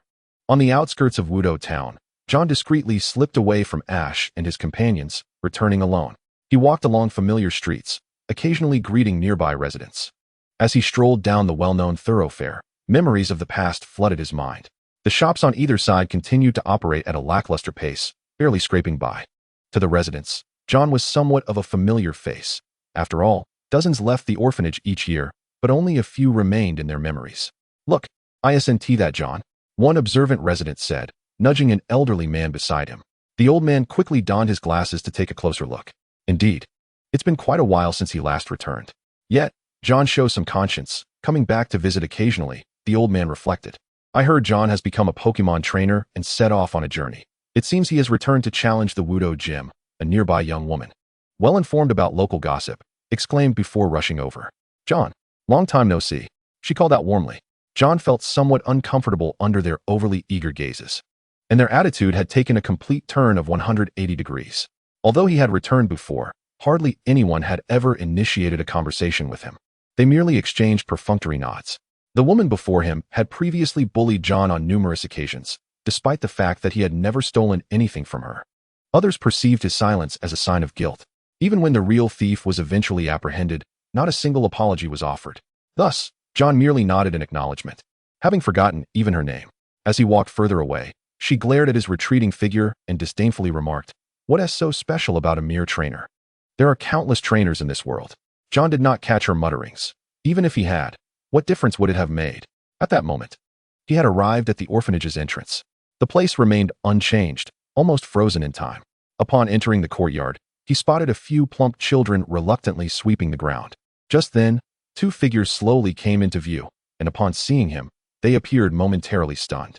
With a thud, a book fell to the ground, and a younger girl stammered, John, when did you come back?" Before John could respond, she turned away, revealing a displeased expression. "Director Risha and Bume, it's been a while," John smiled warmly. Director Risha also beamed with joy, affectionately pulling John closer. "Let us go to my office to talk." The others merely displayed expressions of envy, showing no particularly strong reaction to John's return. John was not surprised. After all, he had always been somewhat of an outsider among them. Having been absent for so long, and with so many experiences under his belt, Bume quickly transformed into a curious child, devoid of any lingering resentment from when she had previously scolded him for leaving without notice. As the day gradually waned, Director Risha took her leave, having her own responsibilities to attend to. The fact that she could spare time for John was a testament to his commendable achievements. An Alliance-certified gym leader, hailing from her managed orphanage, was undoubtedly her crowning glory. "How did your breeder's assessment go?" John inquired gently, gazing at Bume. There was no awkwardness between them. He could sense her reliance on him and absent-mindedly stroked her hair. Bume, unusually, did not shy away, her cheeks flushing as a smile graced her face. "The materials you prepared for me were easy to understand, and now I am a junior Pokémon breeder," she replied excitedly. "Have you thought about what we discussed last time?" John looked at her with anticipation. Bume hesitated, her eyes flickering with indecision, but upon meeting John's expectant gaze, she finally nodded. "Okay." John's face lit up with joy as he embraced her tightly. "If I have second thoughts, you mustn't hold me to it," Bume murmured softly. "I promise." John assured her immediately, and then they registered their outing before heading to a nearby restaurant for a meal. "So we are family, and this is how you treat it so casually?" Bume laughed softly, stirring her juice with a straw. "I never imagined that someone from the orphanage would come back to adopt someone here," she continued. "I also didn't expect you to agree." John had thought Bume would refuse. He had previously discussed adopting her in the capacity of an older brother. As for his character, he had people to vouch for him. So there were no issues with the paperwork. The question lay with Bume. He intended to cultivate her into a skilled breeder, thereby granting himself more time to pursue other endeavors. The responsibilities of caring for Pokémon could be entrusted to Bume, and the need for a familial title arose from the societal implications of a man and a woman living under the same roof, which could damage reputations. "Tomorrow, I will purchase a property. Once you obtain the qualification to independently nurture Pokémon, I will transfer the Pokémon back to you," John stated earnestly. He knew he could not continually trouble Qianli to care for his Pokémon. It was not feasible at this stage. However, once the property was acquired, Bume could move in. He would finally have a home and family in this world. "I want to go too. I want to choose what I like," Bume exclaimed. Her enthusiasm ignited at the mention of the house. She did not ponder whether John had the funds. As long as he did, that sufficed. Chapter 137, Dr. Oda. The Magma Gang appears. Over the past few days, aside from regularly checking on Ash's training progress, John returned to his newly purchased home. He did not make a grand announcement. Rather, he and Bume carefully selected various items to adorn their future cozy abode. This villa was located in the southern part of the town, by the sea, and John was surprised to discover that purchasing property in this world also allowed for installment payments. Fortunately, this home had been on the market for quite some time with little interest, causing the price to drop significantly until John successfully acquired it for 3 million Alliance coins. As for the older parts of the house, John and Bume agreed to renovate them later, once they had sufficient funds and time. Bume readily consented, understanding that John's current profession as a trainer was the most financially demanding of all. She had also saved the money left to her by her parents to assist John in the future. After much contemplation, John discussed the matter with Houndoom, who agreed to remain behind to protect Boumet. He handed Boumet Houndoom's Pokeball and awaited the completion of the paperwork while Boumet moved in ahead of him. Now, John was left with only 4 Pokemon, and after a few days of staying there, he felt it was time to continue his journey. Boumet did not attempt to dissuade him, yet she was filled with growing anticipation for the future. Before his departure, John resolved to assist Ash one last time, as future encounters would be far less likely. Early in the morning, he encountered an amusing scene, Brock cheerfully whistling while running energetically ahead. With Ash and May closely trailing behind him, Pikachu and the others struggling to keep up in the middle, and only Dawn lagging at the back. Why do humans need to join Pokemon training? And what is the purpose of your special training, aside from Ash? John mused, considering that if they regularly exercised, he would keep his thoughts to himself. Everyone stop. Brock suddenly noticed something amiss, halting his whistle and coming to an abrupt stop. What's wrong? Why did you stop so suddenly? Ash panted from behind, with Dawn seizing the opportunity to catch up, gasping for breath. It seems someone is over there, Brock pointed ahead, and everyone turned to follow his gaze. Oh, it's true. But what on earth is that person doing? Ash and Dawn instinctively completed each other's sentence, unaware that John had already positioned himself behind them. By the build, it looks quite like Dr. Oda. John's voice unexpectedly broke in, startling Ash and the others. What? Oh, it's just John. But why is Dr. Oda here? Isn't he in New White Town? As Xiao Yao gazed increasingly at the scene, her curiosity blossomed. With a resigned roll of his eyes, John suggested, why not simply inquire?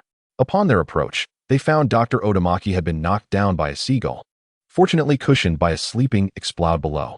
However, the disturbance roused the Exploud, which indignantly sprayed him with a face full of its anger. While he lay there lamenting his misfortune, John and the others walked over. Dr. Odamaki. Huh. Dr. Odamaki's eyes flew open as he quickly sat up, utterly surprised to encounter them here. Subsequently, Ash concluded his special training, eagerly following Dr. Odamaki to conduct field research. John, would you like to join us? Observing John's complete lack of interest, Xiao Yao gently nudged his arm with her elbow. John shook his head, replying, in that case, I think I shall take my leave and head to Slateport City. Good luck with the gym battles, Ash. What about me?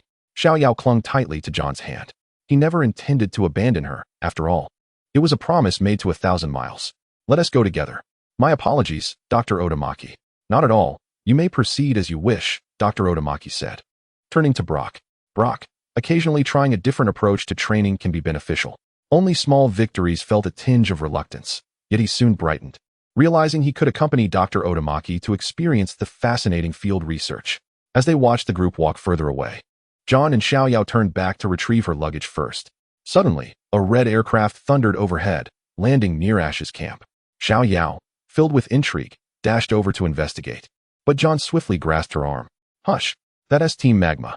Huh, what are they doing here? The plane bore the conspicuous emblem of Team Magma, leaving Xiao Yao astonished at their audacity. At that moment, John recalled that both Team Magma and Team Aqua were slated to appear today, drawn by the presence of a relic linked to the awakening of the ancient Pokémon, Groudon or Kyogre. However, the most critical detail was that both organizations boasted elite-level trainers today. Team Magma was led by a commander named Flannery, while Team Aqua's commander, one of the 3 executives, was named Kyogre. Both were far more formidable than the Tide John had previously encountered. Yet, if things continued down this path, Ash and his friends would likely breach the relic as well. Would the reality align with his knowledge, devoid of peril? John, they're heading towards Dr. Odamaki. Xiao Yao expressed her concern, knowing her brother was still there. I'll report this. Wait here. John was unwilling to gamble. If anything happened to small victories, he could never face the 1,000 miles. After all, he was aware of the situation and failing to seek help would be inexcusable. Thankfully, Team Magma had also been classified as a suspect by Devon Corp, and their search operations had not ceased. John, what's the matter? May inquired wearily. But upon hearing his words, she perked up. Team Magma has appeared on Fighting Island, and Flannery is leading them? Yes, their current trajectory leads to Dr. Odamaki, the children of Mr. 1,000 Miles, and a gym leader from the Kanto region. John detailed the backgrounds of those involved, though May was not affiliated with the League. Such matters warranted reporting. Stay there and do not act recklessly. I'll report this to the League immediately. Chapter 138. Farewell, Stephen, entering the relic. After John relayed the general location, May promptly ended the call. Xiao Yao stood anxiously, pacing back and forth at the camp. John remained composed, waiting quietly as he speculated on what kind of support the League would dispatch. Beep, beep, beep. John, Mr. Stephen just happens to be in the granite cave. Do not act rashly. Wait for him to arrive before proceeding. Understood. John exclaimed excitedly, his eyes sparkling. He had anticipated Stephen's continued presence. With Stephen around, he felt the arrival of others was inconsequential. The former champion of the Hoenn League, who had voluntarily resigned, surely Flannery and Kyogre would be no match for him. After a brief wait, John finally received a call from Stephen. Is that you, John? I'm riding on my Skarmory and have reached the vicinity you reported to May. Where are you? Mr. Stephen, by the seaside. I'll release my Gyarados, and you can descend directly upon seeing it. Since Team Magma's aircraft had already departed, and there was no real-time tracking, Stephen could not pinpoint John immediately. Once he released Gyarados, John soon spotted a figure descending from the sky. It was indeed Stephen. Long time no see, Stephen said with a smile.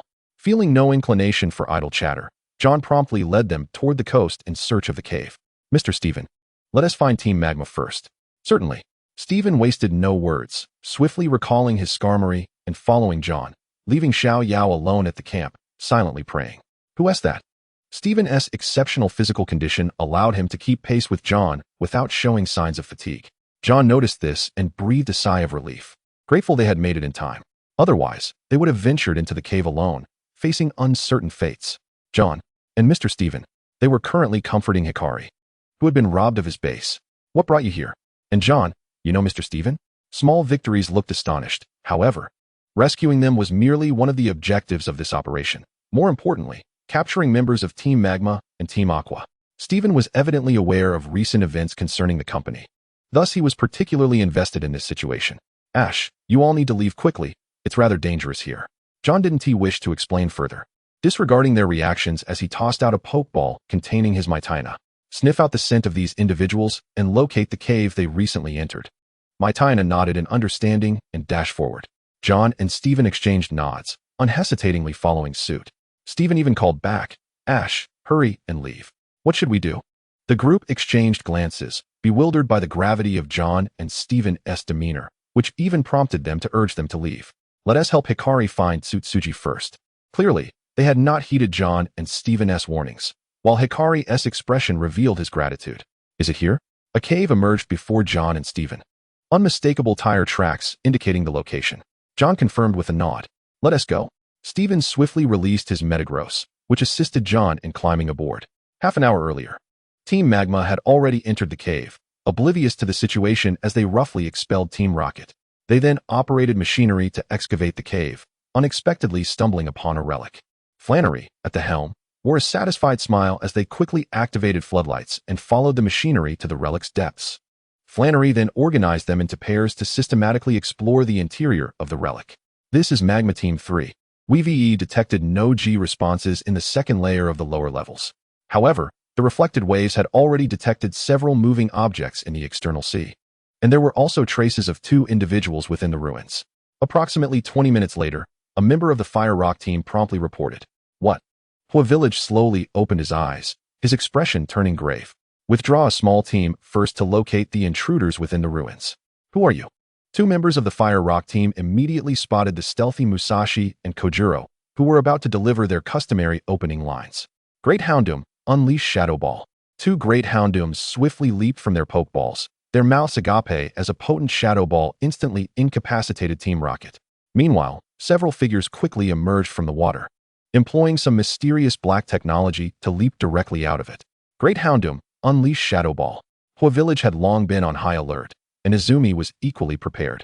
She calmly commanded, Water Cannon. A formidable lantern burst forth from the water, its powerful water cannon directly neutralizing the Shadow Ball. Biomem. The sound of a tremendous explosion echoed, reaching Daigo and John, who had just caught sight of the ruins. It appeared the situation inside was far from harmonious. Daigo murmured, pulling John into hiding, intending to observe discreetly. Has the water fleet arrived? Or is it Izumi? Glancing at the 2 confronting figures, Daigo paid no heed to them. Fortunately, John was no weakling, allowing him to refrain from exerting his full strength to protect him. Moreover, the opposing Fire Rock team was precisely what John referred to as Hua Village. Thank you for your hard work, Fire Rock team. So it is you, Water Fleet. Neither individual dared to act recklessly.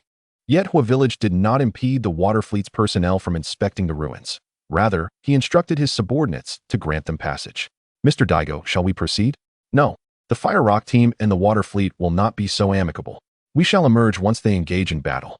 Daigo evidently had a well-thought-out strategy. But as often happens, reality defied expectations. Mr. Daigo, John, what are you doing here?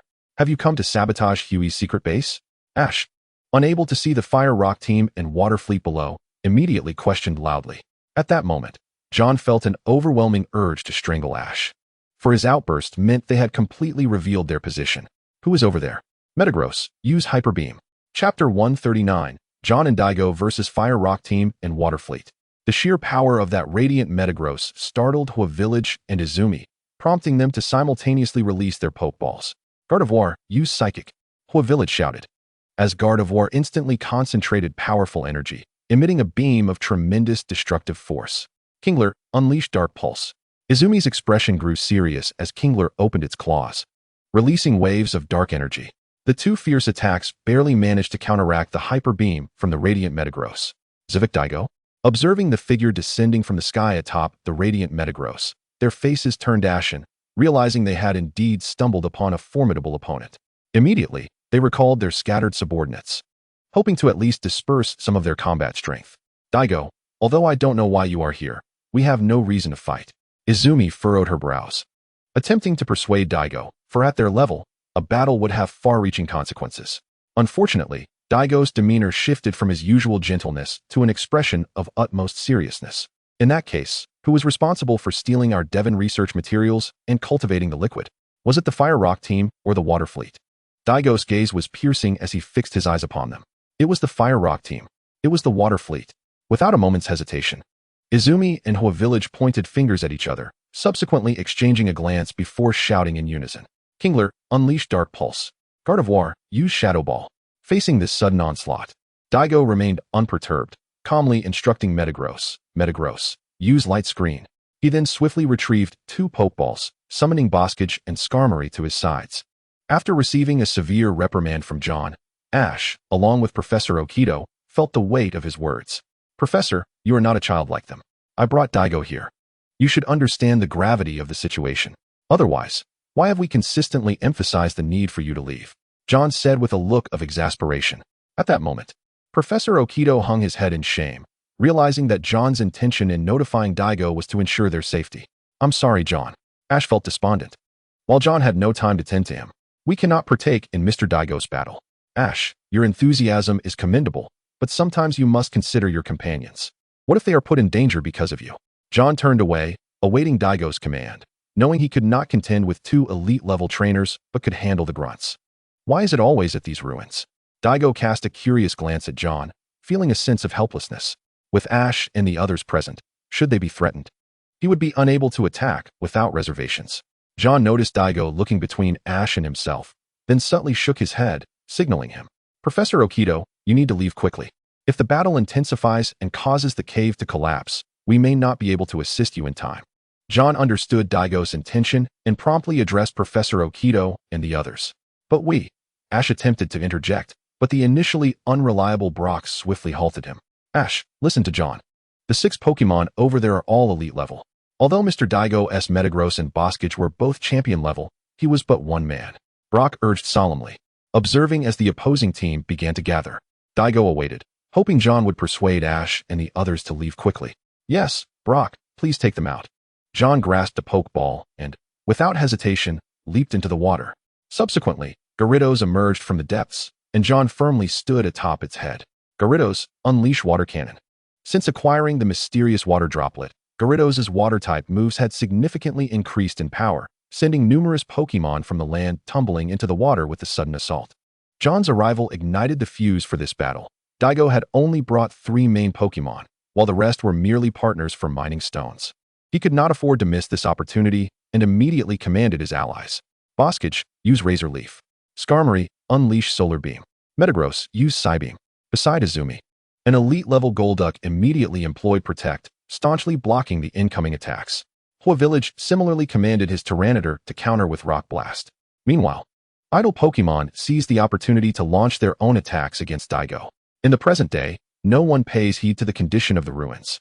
They have long since discerned that this is not a shrine for awakening ancient Pokémon, but merely a tower of blessings designed to befuddle future generations. At this moment, John possesses only a single gym-level Pokémon, the Gyarados, yet he harbors confidence in its ability to perform beyond expectations in aquatic environments. Gyarados use Waterfall. The minions of Team Aqua, led by the Phoeba of Izumi, swiftly surged towards Gyarados. The formidable Gyarados promptly unleashed its water-type energy, summoning the sea to engulf these Pokémon, before leaping into the air to crash down upon them. On land, Daigo finds himself beset by numerous Pokémon, the majority of which are elite level and cannot even approach him. However, his shiny Metagross and Bisharp are both champion-level Pokémon, more than capable of containing the 6 elite-level adversaries. He subsequently released 2 more Pokémon, an elite-level Bisharp and a gym-level Escavalier, both likely newly trained. After Gyarados' assault concluded, many Pokémon were swept into the depths of the ocean. Seizing the opportunity, John released 3 remaining elite-level Pokémon to disperse their fighting power on land. After all, both the Skarmory and the elite Bisharp bore the responsibility of safeguarding Daigo. A glance at their previous position revealed that Ash and his companions had fortunately departed. Chapter 140. Various Reinforcements, Successful Capture. Ash, what brings you here? Ash and his companions lingered outside the cave, hesitant to leave. In the distance, several jeeps sped towards them, led by the fighting gym leader, Fujiki, accompanied by Junsha and the apprentices of the fighting gym. Fujiki, Miss Junsha, John and Mr. Daigo are engaging in battle within. Ash, frantic as a chicken on a hot stove, turned in circles. After speaking, Junsha courteously greeted Professor Okito before decisively commanding Ash and the others to hasten their departure. Daigo was not overly concerned about the cadres of Team Magma or Team Aqua, but he feared for John's safety. Fujiki paid little attention to Ash and his companions.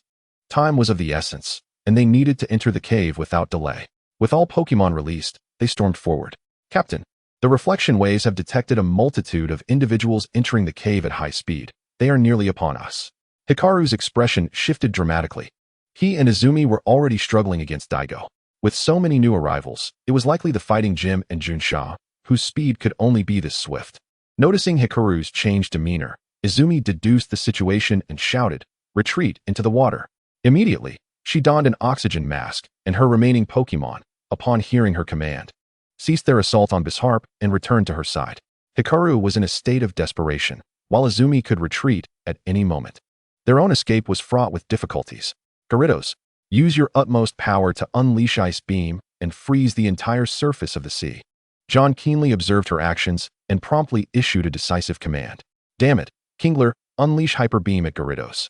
Izumi gritted her teeth in frustration, wishing to eliminate John directly, while Kingler, without hesitation, launched a powerful energy beam at Gyarados. Chimcho, use Psychic to alter the trajectory of Hyper Beam.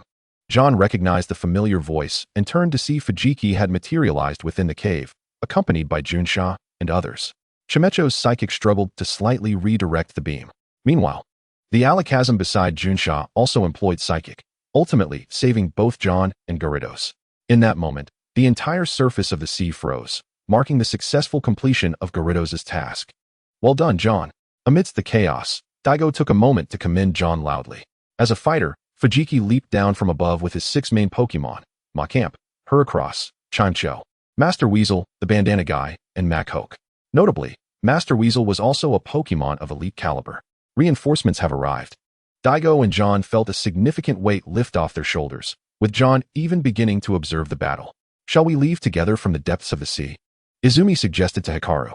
To demonstrate goodwill, her Psyduck retrieved an oxygen tank from a fallen minion and handed it to Hikaru, observing the injured state of his companions. Hikaru reluctantly nodded and commanded, Psychic Golem, use Dig to tunnel through the ice. Psychic Golem instantly teleported away from its battle with Metagross, appearing on the ice surface before promptly utilizing Dig. I want to allow you to succeed. Glalie, use Ice Beam. Junsha's combatants were equally formidable, swiftly sealing the tunnel that had been excavated. Kingdra, unleash Earthquake. Izumi had resigned herself to chaos, knowing that only by creating further disorder could she hope to escape. Metagross, use Thunder Punch. Daigo's shiny Metagross surged forth with astonishing speed, striking Kingdra and sending it flying to the opposite side. Master Weasel, use Aura Sphere. Fujiki followed suit, as Master Weasel seized the opportunity to propel Kingdra deeply into the stone wall. Psychic Golem, teleport.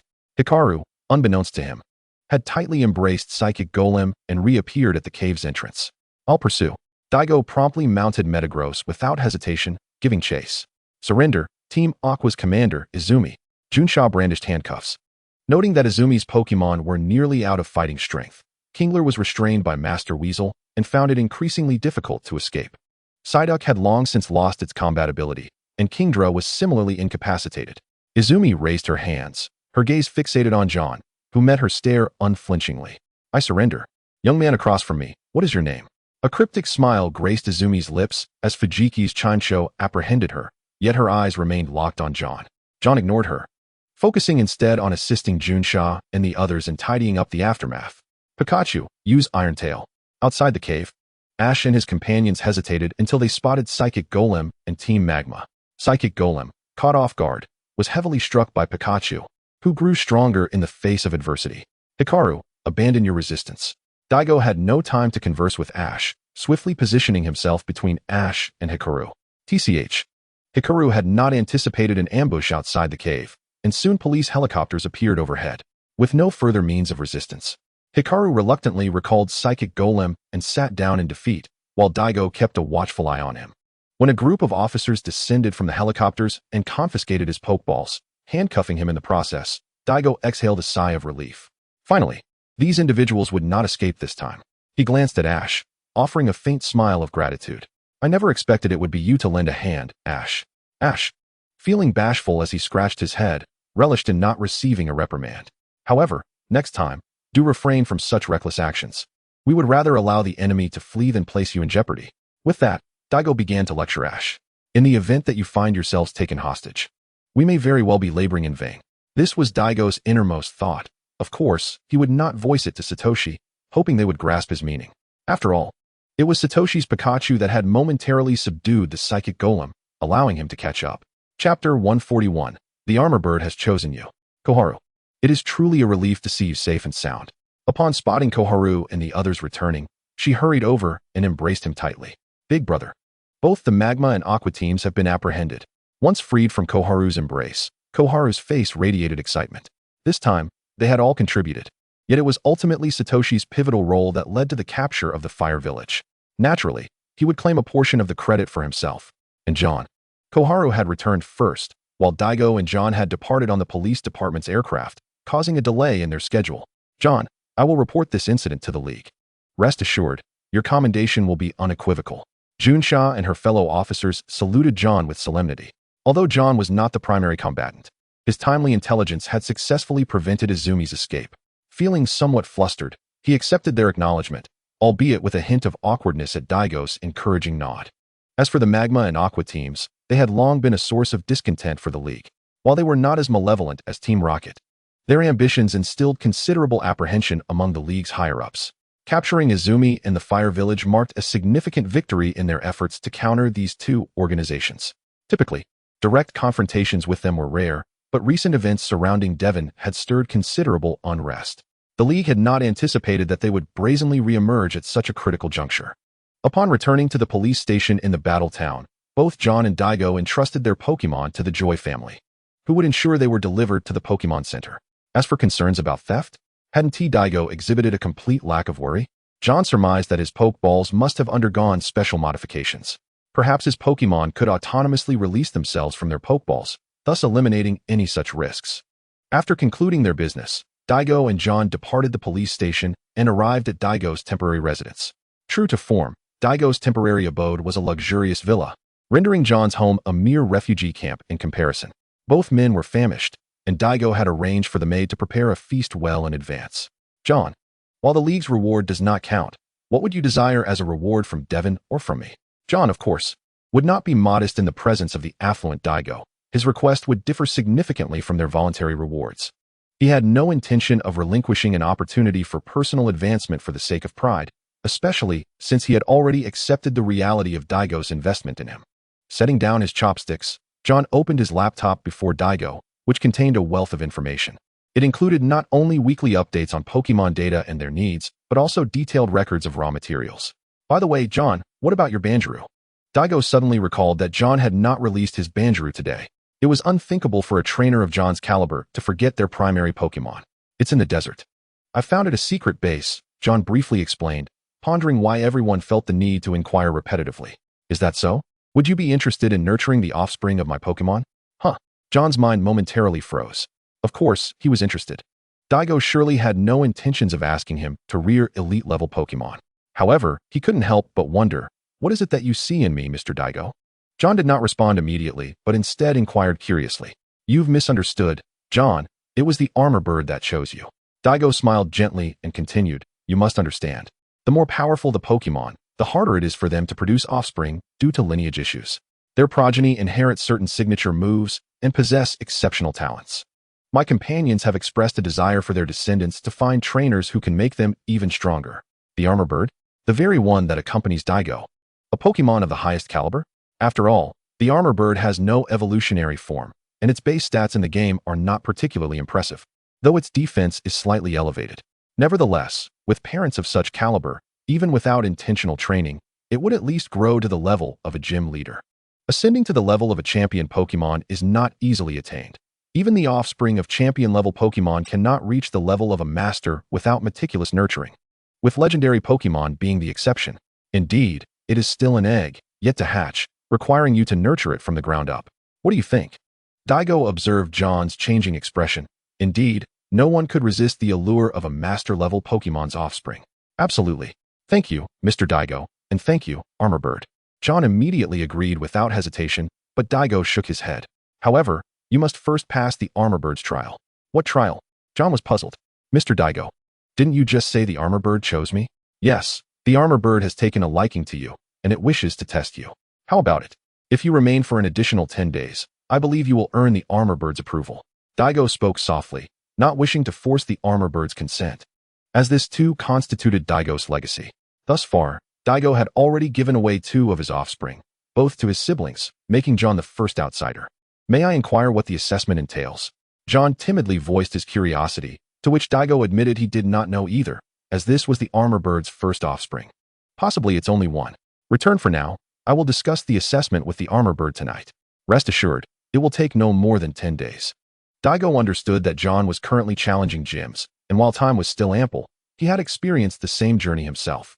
One could only truly relax after acquiring all 8 gym badges. After leaving Daigo's residence, John still felt somewhat dazed by the prospect of the Armor Bird's offspring. Consequently, he now had yet another Pokémon to diligently nurture.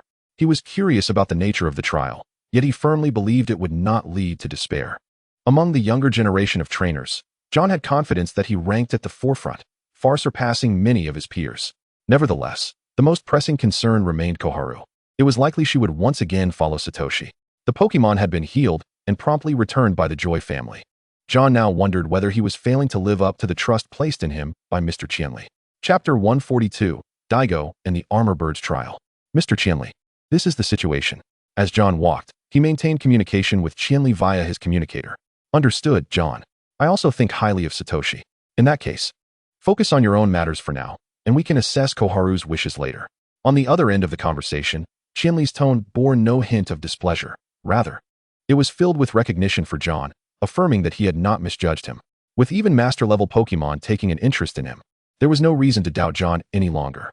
Pokémon often possess a more discerning eye for character than humans themselves. It was evident that John possessed something unique that warranted the Armor Bird's trust in entrusting its offspring to him. Thank you, Mr. Qianli. Rest assured, I will do my utmost to complete the assessment and then catch up, John assured Qianli. Very well, there is one more thing, John. I would like to express my gratitude to you. Qianli's tone swiftly transformed. Xiao Yao and Xiao Sheng have both informed me that if it weren't for you today, they might have been in considerable danger. They also mentioned that had you not ventured into the cave, they would have found themselves there as well. It was my duty. Mr. Qianli, if you insist on thanking me, I feel quite embarrassed, John replied, a joyful smile gracing his face. There is indeed a certain delight in being acknowledged for one's good deeds. Thus, perhaps the true victor today is none other than himself. Not only would the Alliance bestow rewards, but he also secured the assessment of the Armored Bird. Should he succeed in the evaluation, he would have only 2 remaining positions in his primary team. Let us not dwell too much on gratitude, John. Come back to the Changhua Gym sometime. Aunt Mai Jinzi has promised to prepare a sumptuous feast for you, Qianli said warmly.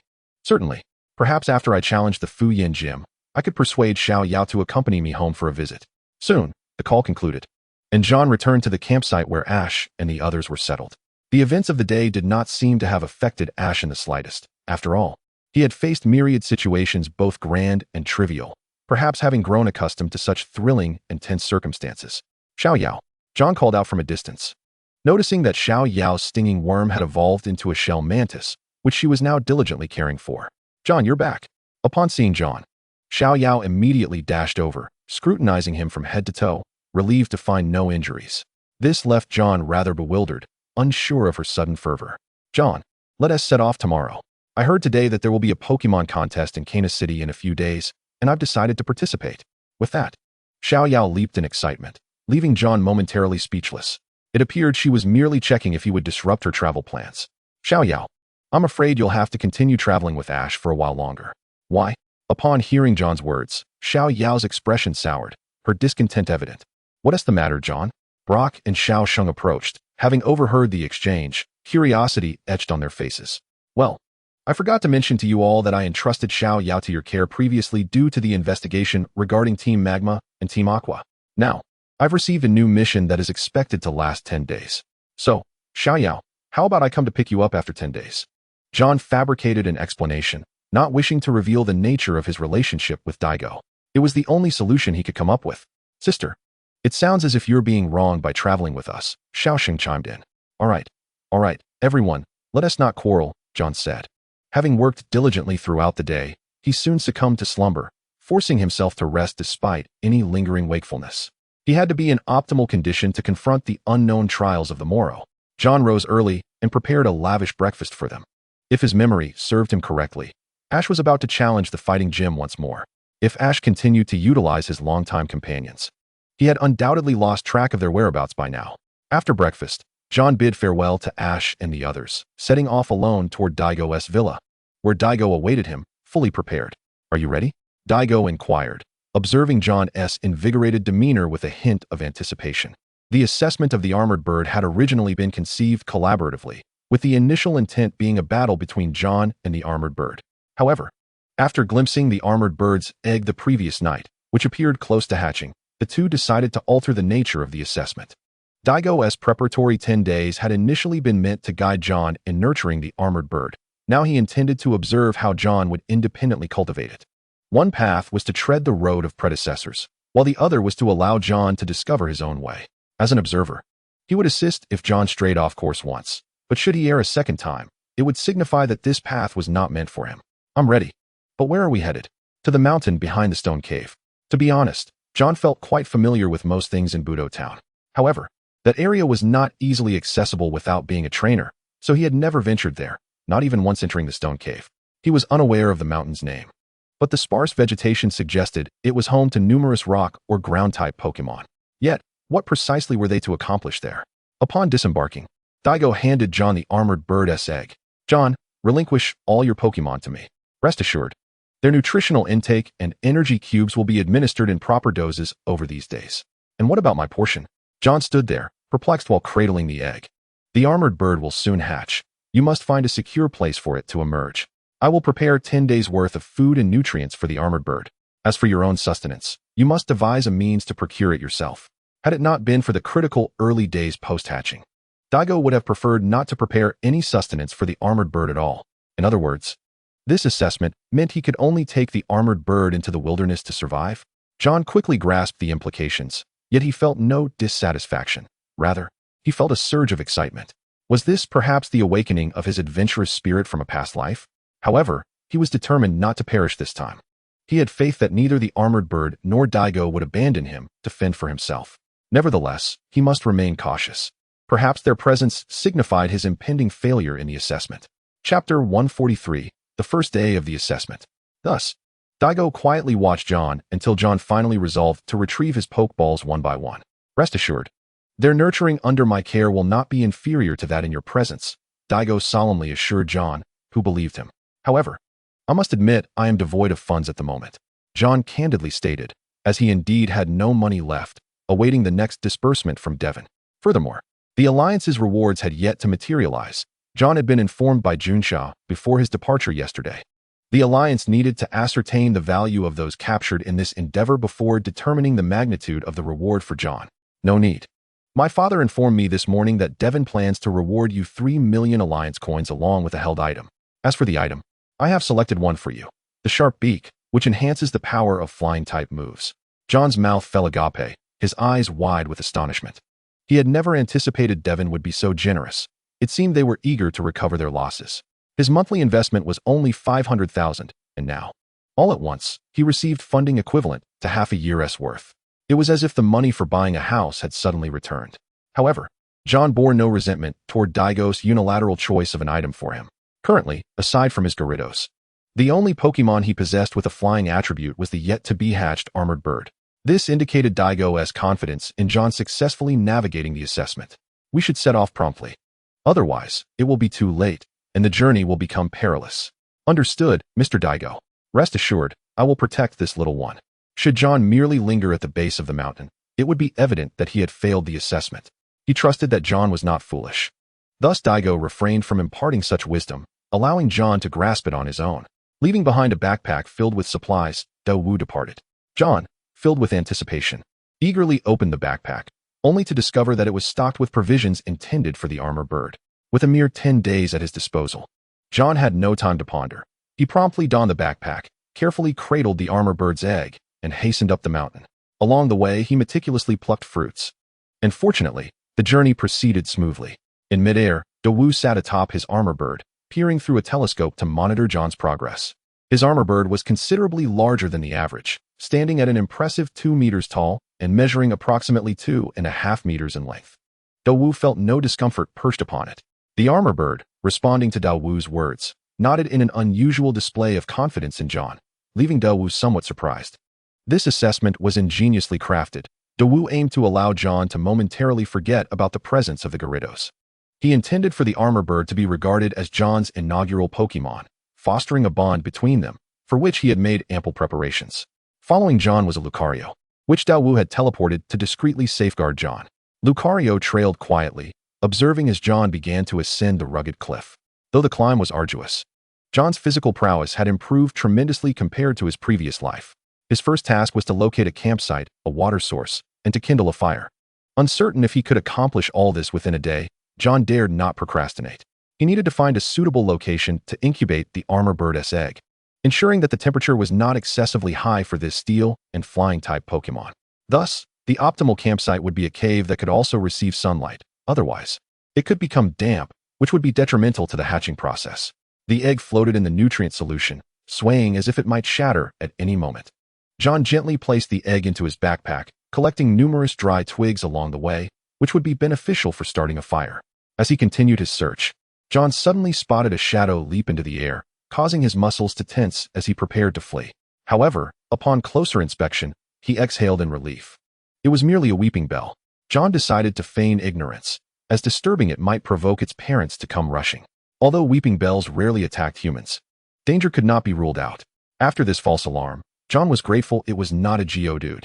If they sought to challenge him, he could only hope for their mercy. Gradually, the vegetation thickened, indicating a nearby water source, and John knew that numerous grass-type Pokémon must inhabit the area. These Pokémon typically possessed a gentler temperament, with bug types also being manageable, provided he did not provoke Beedrills. Eventually, John discovered a pristine stream, its waters crystal clear.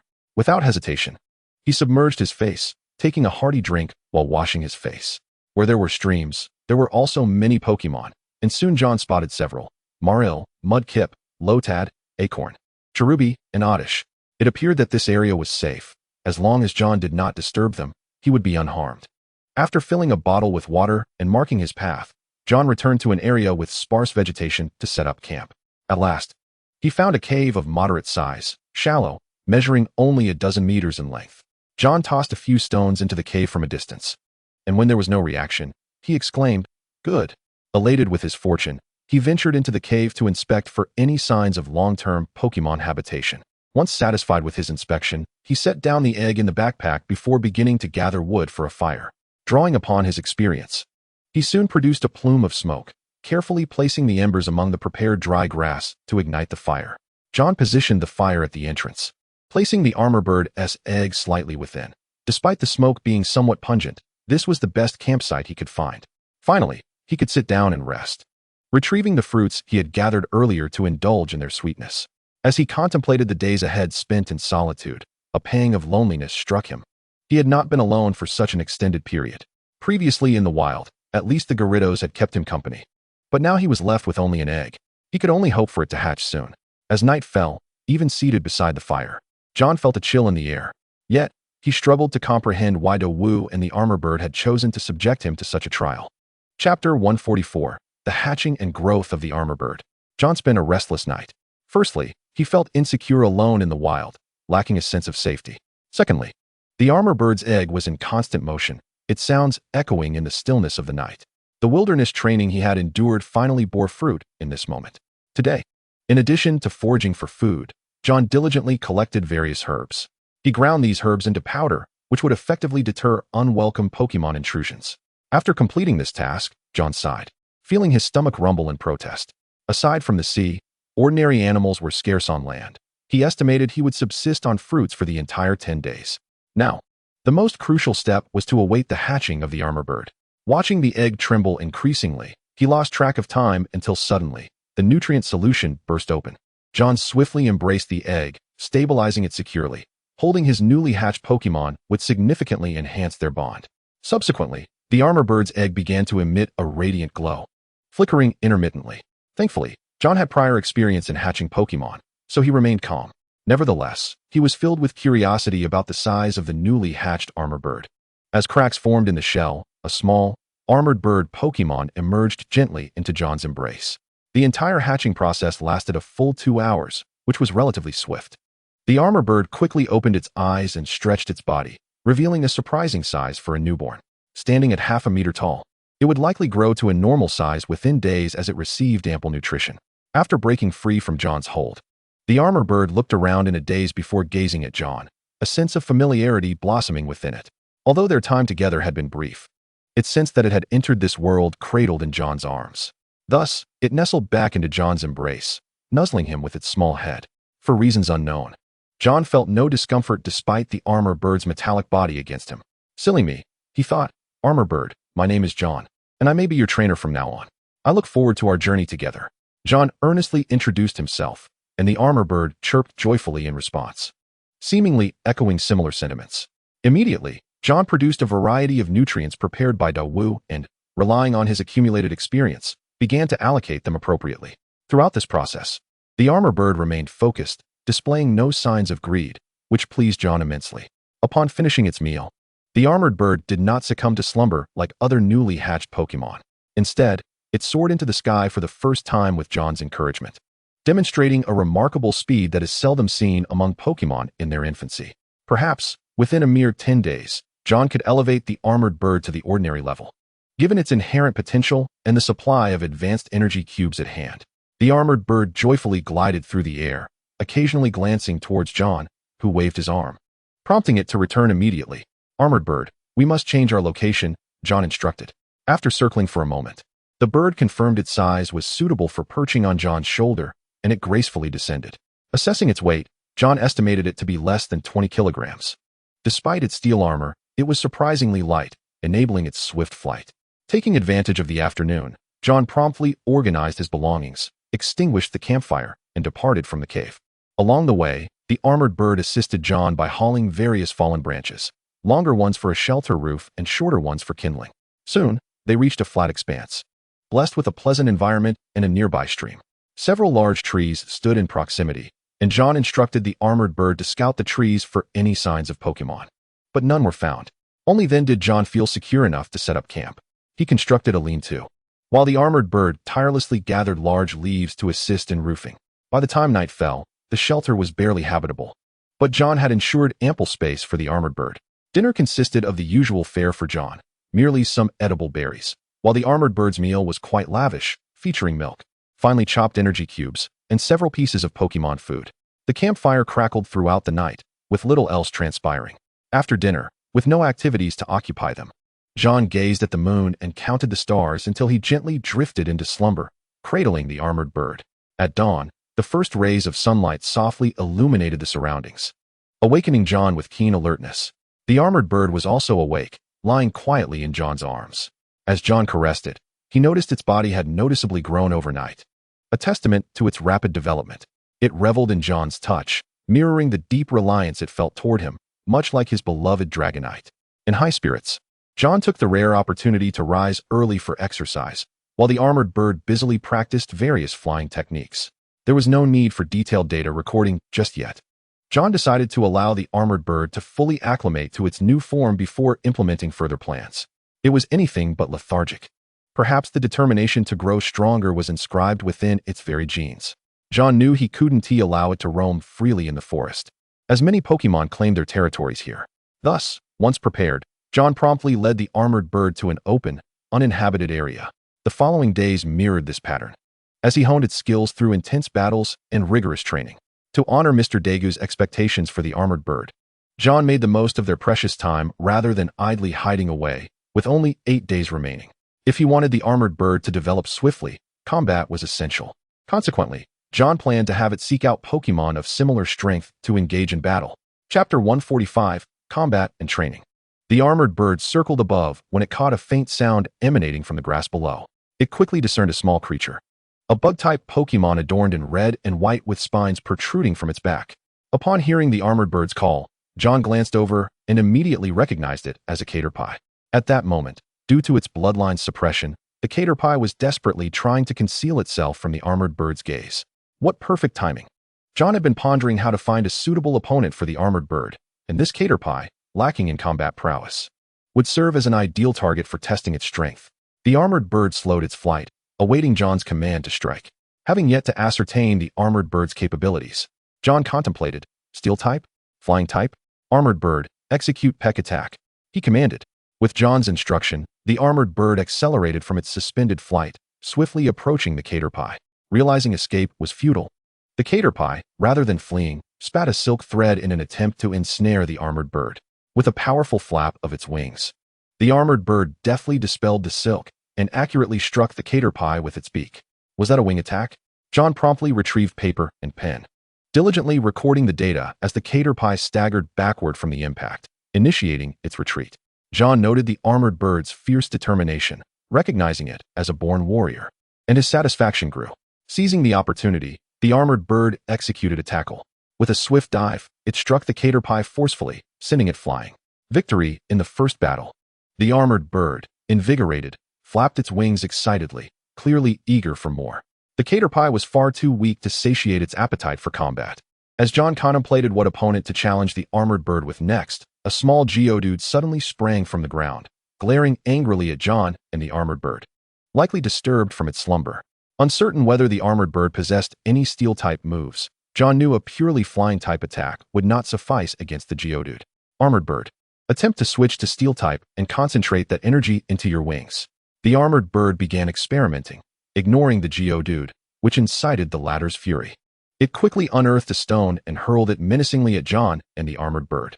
With a sharp cry, the armored bird swiftly flew to John's side, using its sturdy wings to deflect the rock. Armored bird, you handle the combat. I will observe, John instructed. The armored bird nodded and ascended high into the air before diving rapidly, executing this maneuver several times, infuriating the Geodude. What kind of coward flies away when faced with a challenge? Though newly hatched Pokémon possess numerous techniques, they require exploration and understanding, relying solely on their instincts. John could only watch anxiously from the sidelines, mentally simulating the potential moves the armored bird might employ. The battle continued for an extended period until the Geodude, exhausted and frustrated, retreated into its burrow, grumbling as it went. Come, armored bird, your meal is ready. The armored bird, somewhat fatigued, flew to John, who had prepared food for it, and began to feast heartily. Upon finishing, John meticulously examined the armored bird's body, discovering nearly no injuries.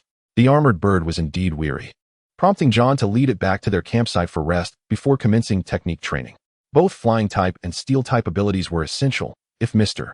Dagu intended to emphasize the development of his armored bird's steel-type moves. John's would ideally master many techniques as well. However, he would have to navigate the intricacies of the flying type on his own. However, from the moment it ascended and then dove, John discerned a glimmer of insight. Could it be that this armored bird had swiftly mastered the aerial prowess of a formidable move? The brave bird attack? Was that a hereditary technique? Time was of the essence. John had much to test, yet he could not afford to be hasty. At present, the priority was to allow the armored bird some rest. Another monotonous day passed, as John and the armored bird sat quietly by the campfire, gazing at the night sky. Armored bird, you have many companions. Don't let the fierce exterior of the Gyarados fool you. Beneath lies the heart of a gentle elder sister. And there's also the Tyranitar. It was not until the armored bird dozed off while standing that John gently lifted it into his arms. The little creature felt noticeably heavier, a fact he could clearly perceive. The armored bird, a worthy descendant of a Pokémon champion, had grown overnight. Not only in stature but also in skill. After this day, it would adeptly employ Steel Wing and Metal Claw. Nevertheless, John placed greater emphasis on physical training, simultaneously seeking to unleash the brave bird technique. In addition, training for aerial maneuvers to evade obstacles was concurrently in progress. In the blink of an eye, 5 days had elapsed since the armored bird's birth, with training spanning 4 days. Although John discreetly bathed every couple of days, he still bore a striking difference from his usual appearance. While he had not yet reached the status of a wild man, he was nearing that mark. With only 4 days remaining until the assessment's conclusion, the armored bird had made remarkable strides in strength. Just yesterday, it encountered the Geodude it had previously battled, effortlessly defeating it with a single metal claw. Following this, it exhibited an insatiable desire to seek out adversaries, prompting John to intervene immediately. This circle was limited. What if the other Pokémon trainers came looking? John was akin to a novice trainer, with the potential of a trainer unfulfilled. It would be unwise to have a still primitive armored bird challenge the leader of an elite group. Throughout these days of training, the armored bird had mastered several techniques, among which the most potent were Brave Bird, Steel Wing, and Metal Claw. Initially, it would utilize these, with plans to learn additional techniques later. For now, enhancing its strength was paramount. Each day, the armored bird had taken on an additional task, assisting John in foraging for berries. Consuming these sustenance, John felt he had shed quite a bit of weight, yet he deemed all of it worthwhile. On the final day, John resolved to lead the armored bird onward, ascending the mountain. In these few days, the armored bird had successfully evolved into a standard Pokémon. Its height had reached a meter, and it was anticipated that in 2 to 3 months, it would gracefully transition past its infancy. Chapter 146, the assessment concludes. Departing the campsite, John journeyed towards the mountain's summit. Along the way, he encountered numerous Pokémon, most of which were relatively docile and did not exhibit aggression towards him. However, not all were so benign. A group of acorns suddenly scattered, alerting John to potential trouble. He turned his gaze to the source, and his heart sank. It was a Snivy. Though merely a standard Pokémon, the Snivy was notorious for its penchant for thievery and violence, making it one of the least desirable encounters for a novice in the wild.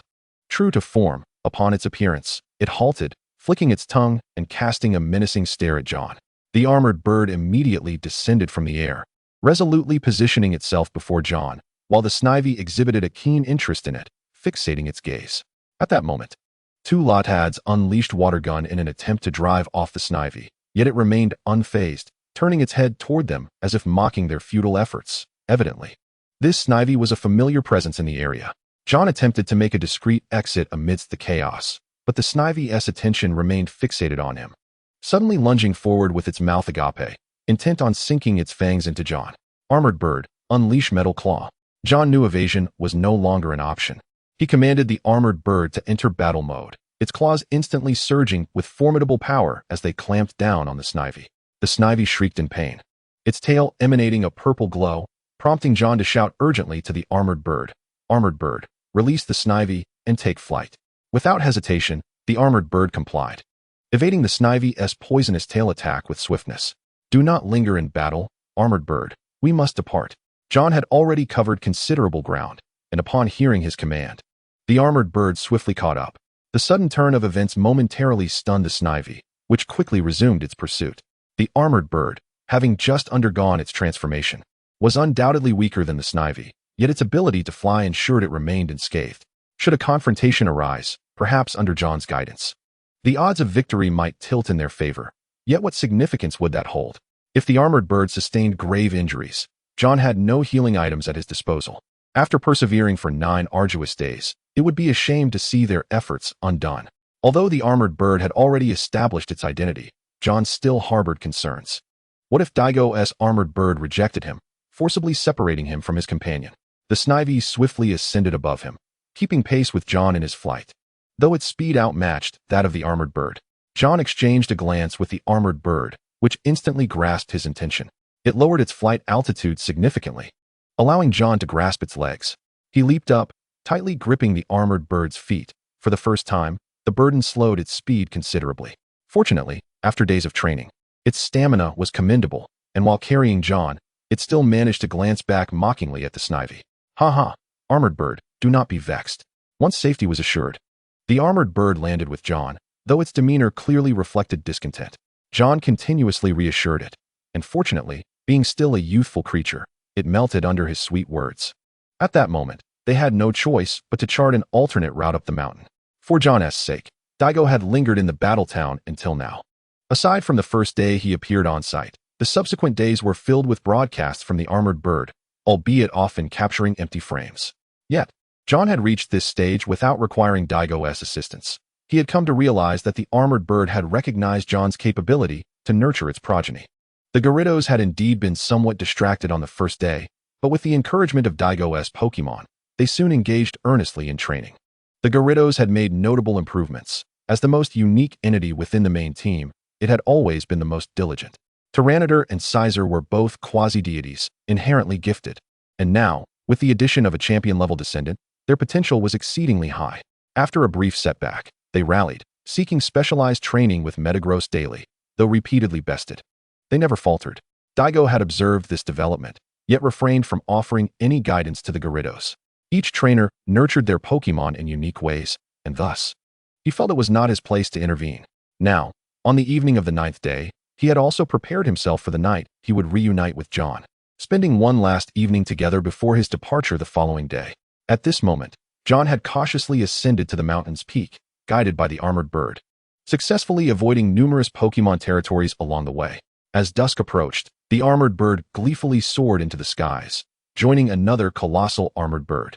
Even without prior acquaintance, it sensed an affinity with this Pokémon that bore its likeness, evoking a sense of warmth akin to that felt with John. Is Daigo here? Shortly thereafter, a colossal Metagross materialized before him, while behind John, a cerulean Pokémon, Lucario, leaped forth.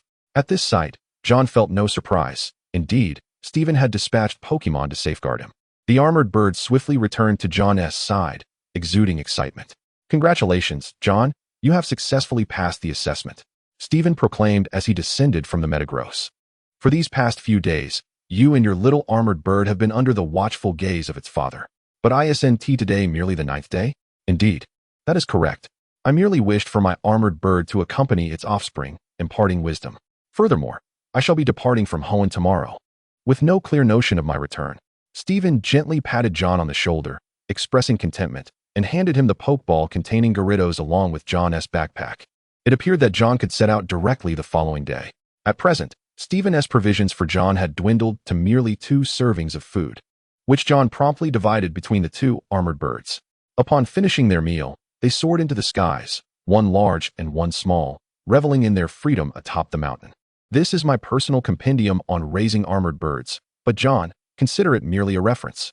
John was taken aback that Steven would entrust him with such a precious resource. After expressing his gratitude to Steven, John eagerly opened the notebook, only to be momentarily speechless. No wonder it was merely a reference. Steven's approach to raising Pokémon could be summarized in 2 traits: diligence and investment. Diligence he could manage, but investment depended on the extent of his resources. Chapter 147, Finding One's Path.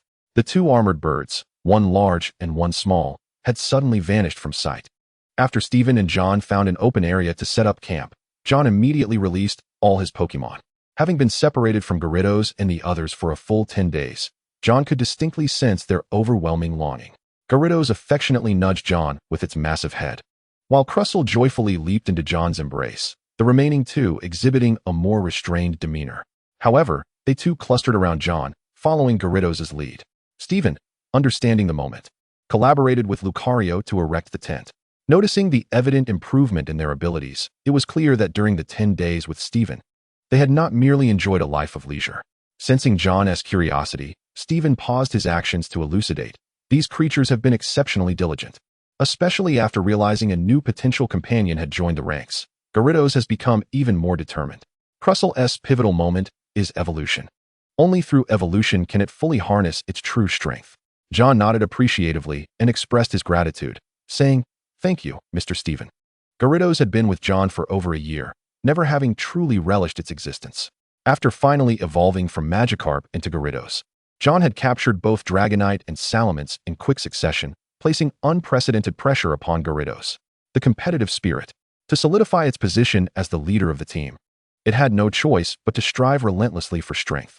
Sensing Gyarados' mindset, John gently caressed it. Once we depart this place, I will endeavor to unlock your true potential. With a thunderous roar, Gyarados startled the surrounding Swablu and Pidgey, causing them to scatter in disarray.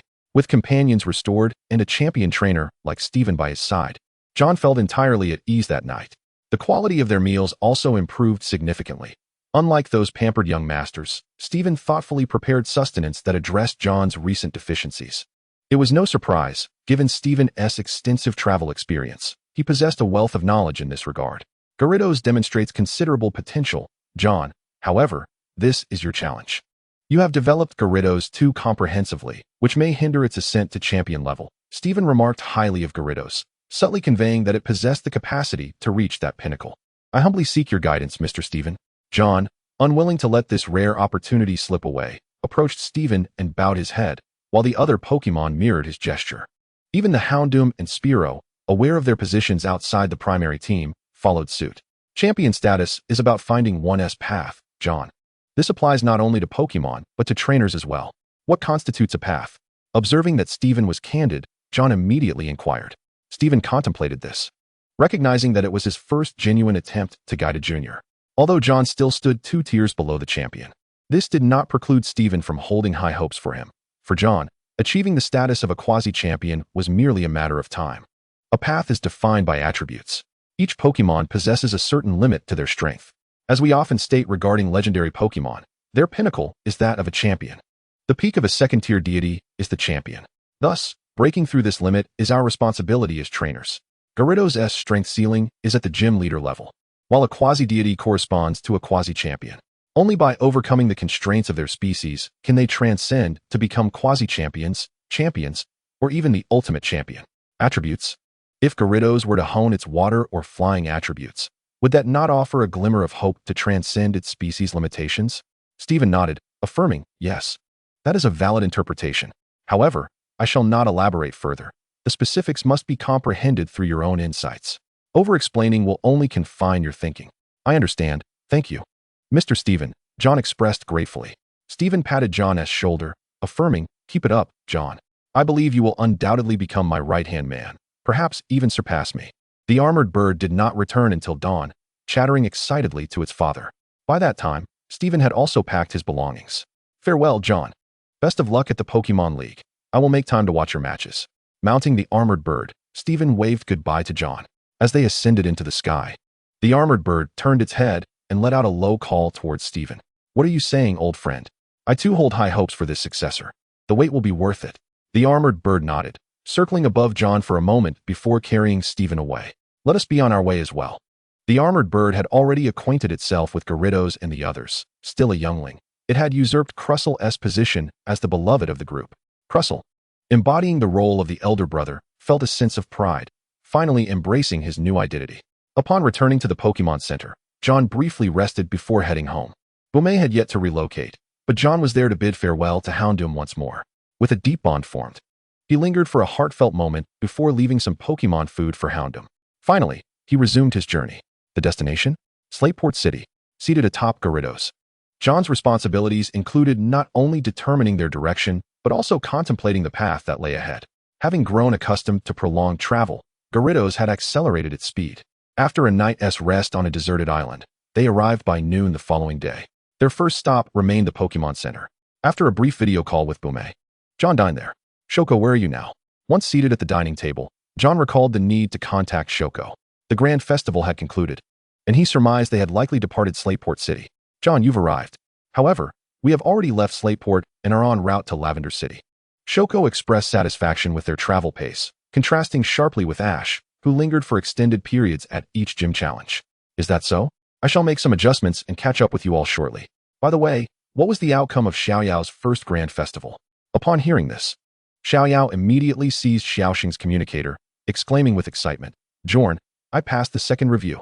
Well done, Xiaoyao. Didn't I tell you that you would find your path? Jorn generously lavished praise upon Xiaoyao, simultaneously embellishing his own image. Chapter 148. It is said that someone captured you entering and exiting his villa. I feel as though Jorn is boasting about himself. Xiaoji, unable to contain his sarcasm, interjected, Jorn, I will definitely obtain the badge from the Purple Orchid Gym before you. Xiaoji's childlike temperament made such comparisons seem trivial. Xiaoxing shook his head in resignation. He was already accustomed to Xiaoji's competitive nature. Xiaojiang remained unfazed, having long since adapted to Xiaoji's character. By the way, Jorn, do you know who won the ribbon badge at the gorgeous contest in Kana City? Xiaoyao's voice suddenly interjected, tinged with an air of mystery. Jorn, bewildered, replied, I don't even know the participants, so how could I possibly know who won? It's Ms. Junko, came the response. A smile crept across Jorn's face. Junko was among the first friends he made after embarking on his journey, aside from Xiaoyao and the others. Are you so pleased because you missed me? Jorn was jolted back to reality, discovering Junko had quietly seated herself across from him at the dining table. Her appearance had undergone a significant transformation. Her once jet black hair now gleamed a captivating burgundy, and her attire had become markedly more fashionable. In response to Jorn's curious gaze, Junko confidently straightened her posture, letting out a soft chuckle. Jorn, realizing he had forgotten that the communicator was still active, Jorn hastily remarked, just a moment. I've encountered an acquaintance. He swiftly ended the call, regaining his composure after the initial shock. It has been a while, Junko. What brings you back to Kana City? I heard from Xiaoyao that you would be arriving around this time, so I waited for you at the Pokémon Center, Junko replied, gently brushing her shoulder-length hair before lowering her head to begin her meal. Jorn curiously observed her surroundings. What is the matter? Junko, puzzled by Jorn's wandering gaze, paused her actions. I recall you had a traveling companion, right? You mean Xiaofeng? He left before you and Captain Ishida were discharged, she explained. The disappearance of the electric-type Pokémon had profoundly affected him. A hint of sorrow flickered across Junko's face. She shared a deep bond with the electric type as well, yet felt powerless in this situation. However, we exchanged contact information. You could have reached out to me. Jorn's comment prompted Junko to put down her chopsticks. Her expression suddenly one of discontent. How can you say that? Tetsuya and Captain Ishida have been in touch with me, but you haven't. Haha. I've been preoccupied with special training, Jorn admitted, feeling a tad sheepish. Indeed, Tetsuya and Ishida had maintained contact. Well, Tetsuya mentioned that you simply do not like to reach out to others. Junko sighed in resignation before inquiring, how many badges have you obtained so far? 3. I'm currently preparing to challenge the gym in Purple Orchid City. What is this? Before Jorn could finish, Junko swiftly produced an object resembling a fossil, quickly concealing it again. Jorn, may I treat you to coffee? Junko smiled bashfully, and Jorn instantly understood she was seeking his assistance. All right. His curiosity piqued. Jorn wondered what Junko required of him. Was she seeking to resurrect the Pokémon within the fossils? Or had she discovered a location that necessitated his aid due to her own limitations? Weren't you just going to treat me to coffee? After finishing their meal, Jorn found himself being led away by Junko. Even though he had never been to the Kana City Pokémon Center before, he could surmise that this path led to the rooms, with a clear array of room numbers lining the corridor. In this world, such sights were not uncommon. Even passers-by showed little interest. Jorn certainly did not think Junko was attempting to seduce him. Rather, the items she had presented were undoubtedly precious. Upon arriving at a single room, Junko swiped her card to open the door. The room was cluttered with personal items, suggesting she had been residing there for several days. Jorn, I have 3 fossils here. I entrusted them to Dr. Chico from our hometown for identification. She has confirmed that these fossils are those of a Cranidos, a Sherelden, and a Turtwig. As Junko eagerly sat in a chair and opened her backpack, she produced the fossils, arranging them neatly on the table. Jorn sat across from her, intrigued as he examined the fossils closely. Were these all discovered in the same location? Junko shot him a glance, internally questioning, Brother, is your focus misplaced? Nevertheless, she answered honestly, No, these are ones I've collected over the years during my travels. What do you need my help with? Jorn placed the fossils down, his gaze fixed intently on Junko. Upon closer inspection, he realized that her carefully styled appearance was quite appealing. Ahem. Jorn cleared his throat, causing Junko to look slightly bewildered. However, since he had already inquired, she felt no need to be coy. I would like to ask you to help me resurrect these fossils. What? Jorn gaped at her in astonishment, prompting Junko to quickly realize her phrasing had been too succinct. You see, Jorn, I know you are acquainted with the heir of Devon Corporation, Daigo, and I heard that recently someone spotted you entering and exiting his villa. Me? Entering his villa? Jorn recalled that after he had dined with Daigo following their meeting at the Battle Frontier, he had indeed visited his villa. Really? Is that gossip? Jorn's relatively short time as a trainer may have contributed to his naivety. He had often seen champions and elite trainers in anime, but had not fully grasped their status in reality. In truth, there were many celebrities in this world. Though many were trainers by trade, and those who gained a certain notoriety often found themselves with devoted fan clubs. You're not making this up, are you? After a moment of contemplation, Jorn finally managed to voice his thoughts. Uft. Junko couldn't help but burst into laughter, playfully pinching his cheek. Is that what you're concerned about? Chapter 149, The Bounty Hunter Association. Of course, if rumors spread about me having an inappropriate relationship with Mr. Daigo, I would be in serious trouble. Jorn's face darkened. His mood soured as he ignored Junko's playful antics until she finally released him. So, Jorn, could you assist me with this? Junko clasped her hands together, adopting a pitifully cute expression, leaving Jorn feeling quite conflicted. Should he help? He was uncertain of his own capabilities and feared he might appear presumptuous, overstepping his bounds in Devon Corporation's affairs. After all, he was merely a trainer invested in by their heir, daring to intervene in the company's matters openly. While refusing to help, Kuriko is a genuine friend who wholeheartedly supports John, standing by him even when they were strangers. Although he may not have needed her assistance at the time, her unwavering loyalty is commendable. Why not ask Tetsuya? He is also acquainted with Mr. Daigo. John attempted to shift the focus of the question to Tetsuya, but Kuriko immediately soured. I've already inquired. But Tetsuya mentioned that he is completely inept in German and thus recommended you to me. So I have been led astray by Tetsuya. Perhaps the photographs of Daigo and me were also leaked to Kuriko by this guy. How about this, Kuriko? Once I get in touch with Mr. Daigo, I will ask him, is that all right? Sure, I've waited this long, so a bit more time won't hurt. Kuriko sighed, her heart filled with worry. What if none of the three fossils could be revived? That would be disastrous. What about the coffee? Noticing Kuriko's despondence, John swiftly changed the subject. Kuriko promptly slapped her forehead. How could I forget? John, please wait a moment. She quickly rose and hurried to a nearby cabinet, turned on the hot water, and grabbed 2 cups, pouring in some instant coffee. Here, let's have some coffee. After bringing the cups over, she gently placed one before John, gazing at him with eager anticipation. John picked up the cup, exhaled softly, and took a delicate sip. Are you interested in becoming a bounty hunter? What on earth are you talking about? John was somewhat amused. Had Kuriko turned into a recruiter? Please don't misunderstand. I'm merely inquiring. I have no intention of pressuring you. Kuriko hastily clarified. I have been a member of the Bounty Hunter Association for several years, where tasks are categorized as solo or group assignments, each with their own level requirements. However, in recent years, the number of trainers aspiring to become bounty hunters has dwindled, resulting in a backlog of tasks. We are currently in a state of personnel shortage, and if each of us could recruit someone into the association, we would receive a bonus. Naturally, the stronger the trainer we bring in, the greater the bonus we receive, and I can provide you with the details of the rewards. Doesn't that seem like a thankless endeavor? John grasped Kuriko's intent, but was perplexed by the significance of her actions. Not really.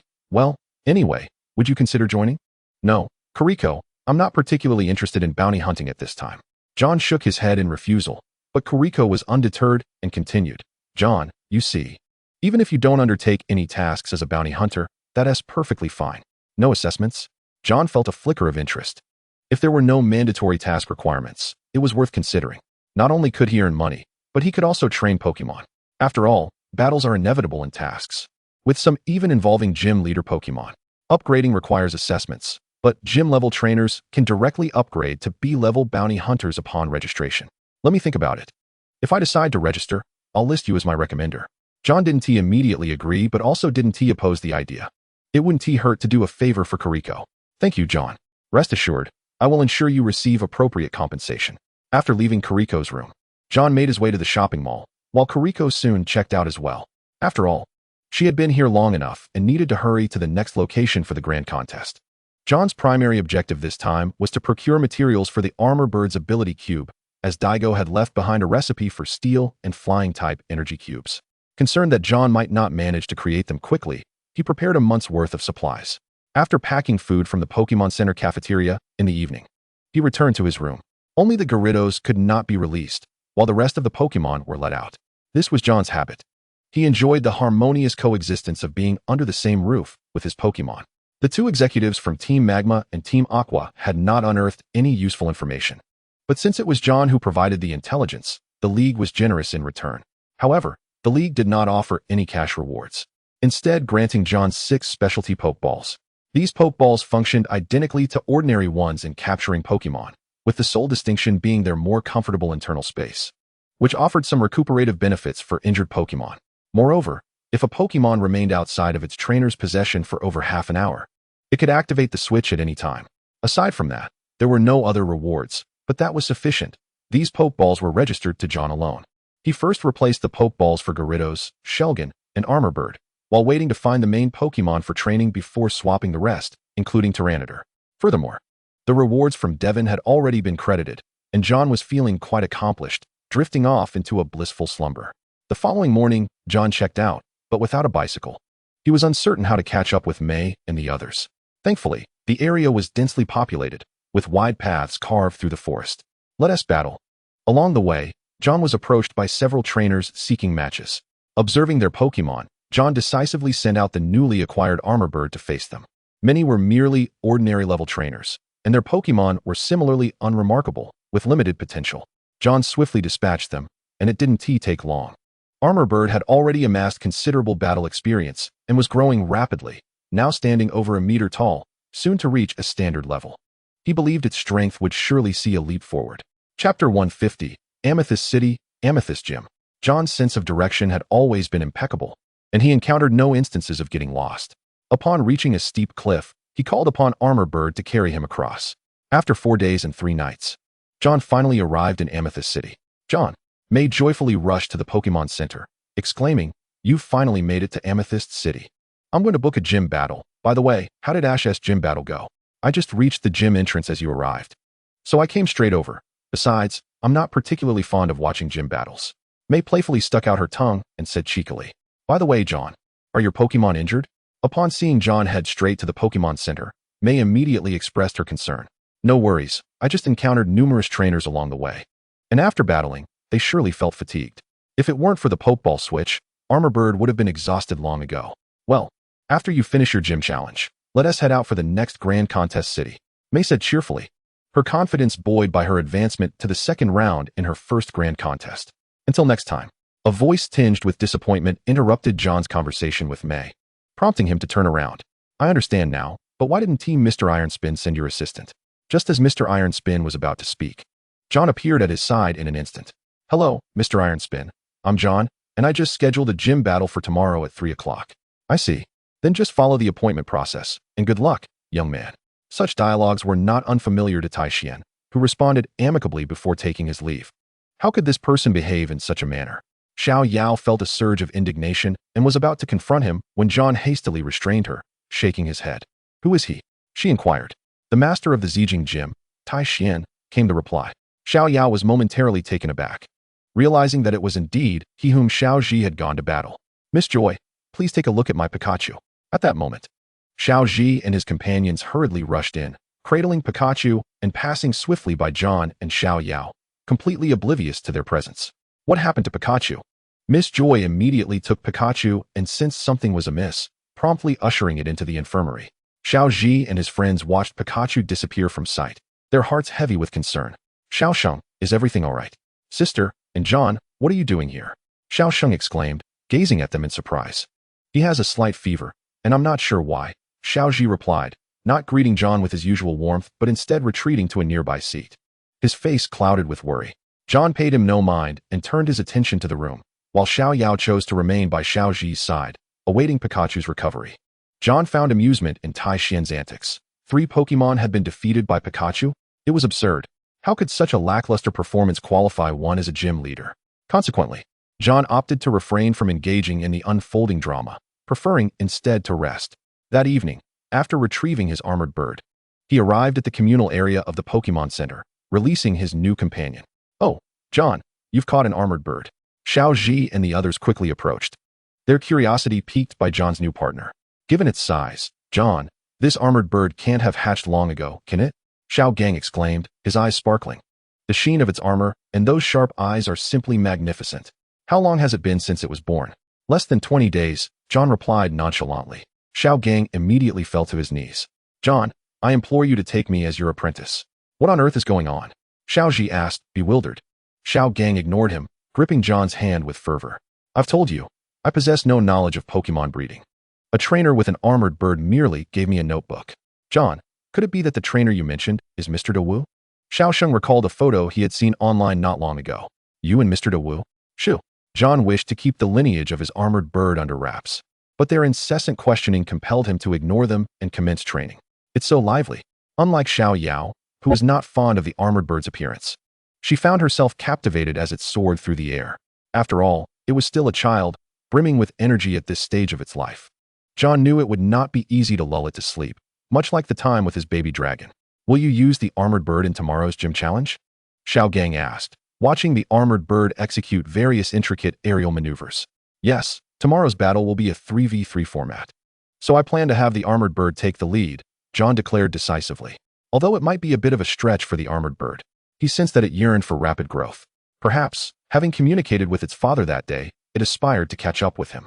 However, as a gym-level trainer, John was acutely aware that Tai Xian would not field a team of ordinary Pokémon as he had against Xiao Ji. The following day, at 3 in the afternoon, John arrived at the Zijing gym right on time. John, this time I managed to obtain the badge a day earlier than you, Xiao Ji remarked, predictably accompanying him, along with Xiao Gang and the others.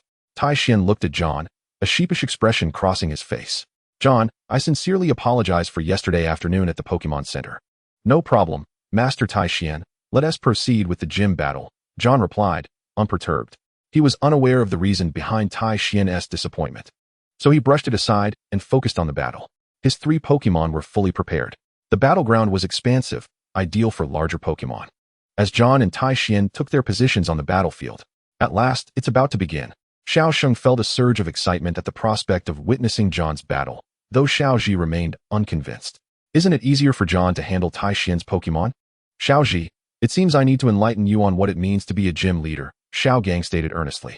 Chapter 151, vs Wobbuffet, vs Raichu. Now commencing the match between the Zijing gym leader and challenger John, announced the official referee, who was never absent from the scene. Each side would use 3 Pokémon, with only the challenger permitted to substitute. Ha! Tai Xian laughed heartily. John, let us see your prowess. As you wish, John replied confidently, prompting the referee to urge the gym leader to release his Pokémon. Alright, go Wobbuffet. Tai Xian unleashed Wobbuffet, and Xiaosheng observed, confirming that John's battles always involved different Pokémon. This Wobbuffet was not the Raichu that had evolved from the one yesterday. It was evidently another Pokémon altogether. Moreover, one could discern from its demeanor and gaze that this was an elite-level Wobbuffet. Armored Bird, it's time for your debut. John summoned his still nascent Armored Bird. Despite its diminutive size, Zijing immediately recognized its extraordinary qualities. Very impressive, John. According to the rules, the challenger attacks first. Wobbuffet, being an electric type, faced off against John's flying and steel-type Armored Bird, which had a disadvantage against electric moves. What is John thinking? Using the Armored Bird, Xiaosheng began to fret from the audience. Xiao Yao grasped his hand tightly, assuring him that John would not engage in a battle without confidence. Armored Bird, unleash your hurricane. The Armored Bird flapped its wings vigorously, summoning a powerful gust in the arena. Wobbuffet, use sound attack. The violent winds did not inflict any substantial damage on Wobbuffet, which countered with a sound attack, directly lowering the Armored Bird's defenses. Armored Bird, use Brave Bird. Without hesitation, John commanded the Armored Bird to execute its most formidable attack, although time constraints prevented him from teaching it more moves. The techniques developed thus far were predominantly steel and flying type. Wobbuffet countered with Protect, and, following the conclusion of the Armored Bird's attack, unleashed Thunder.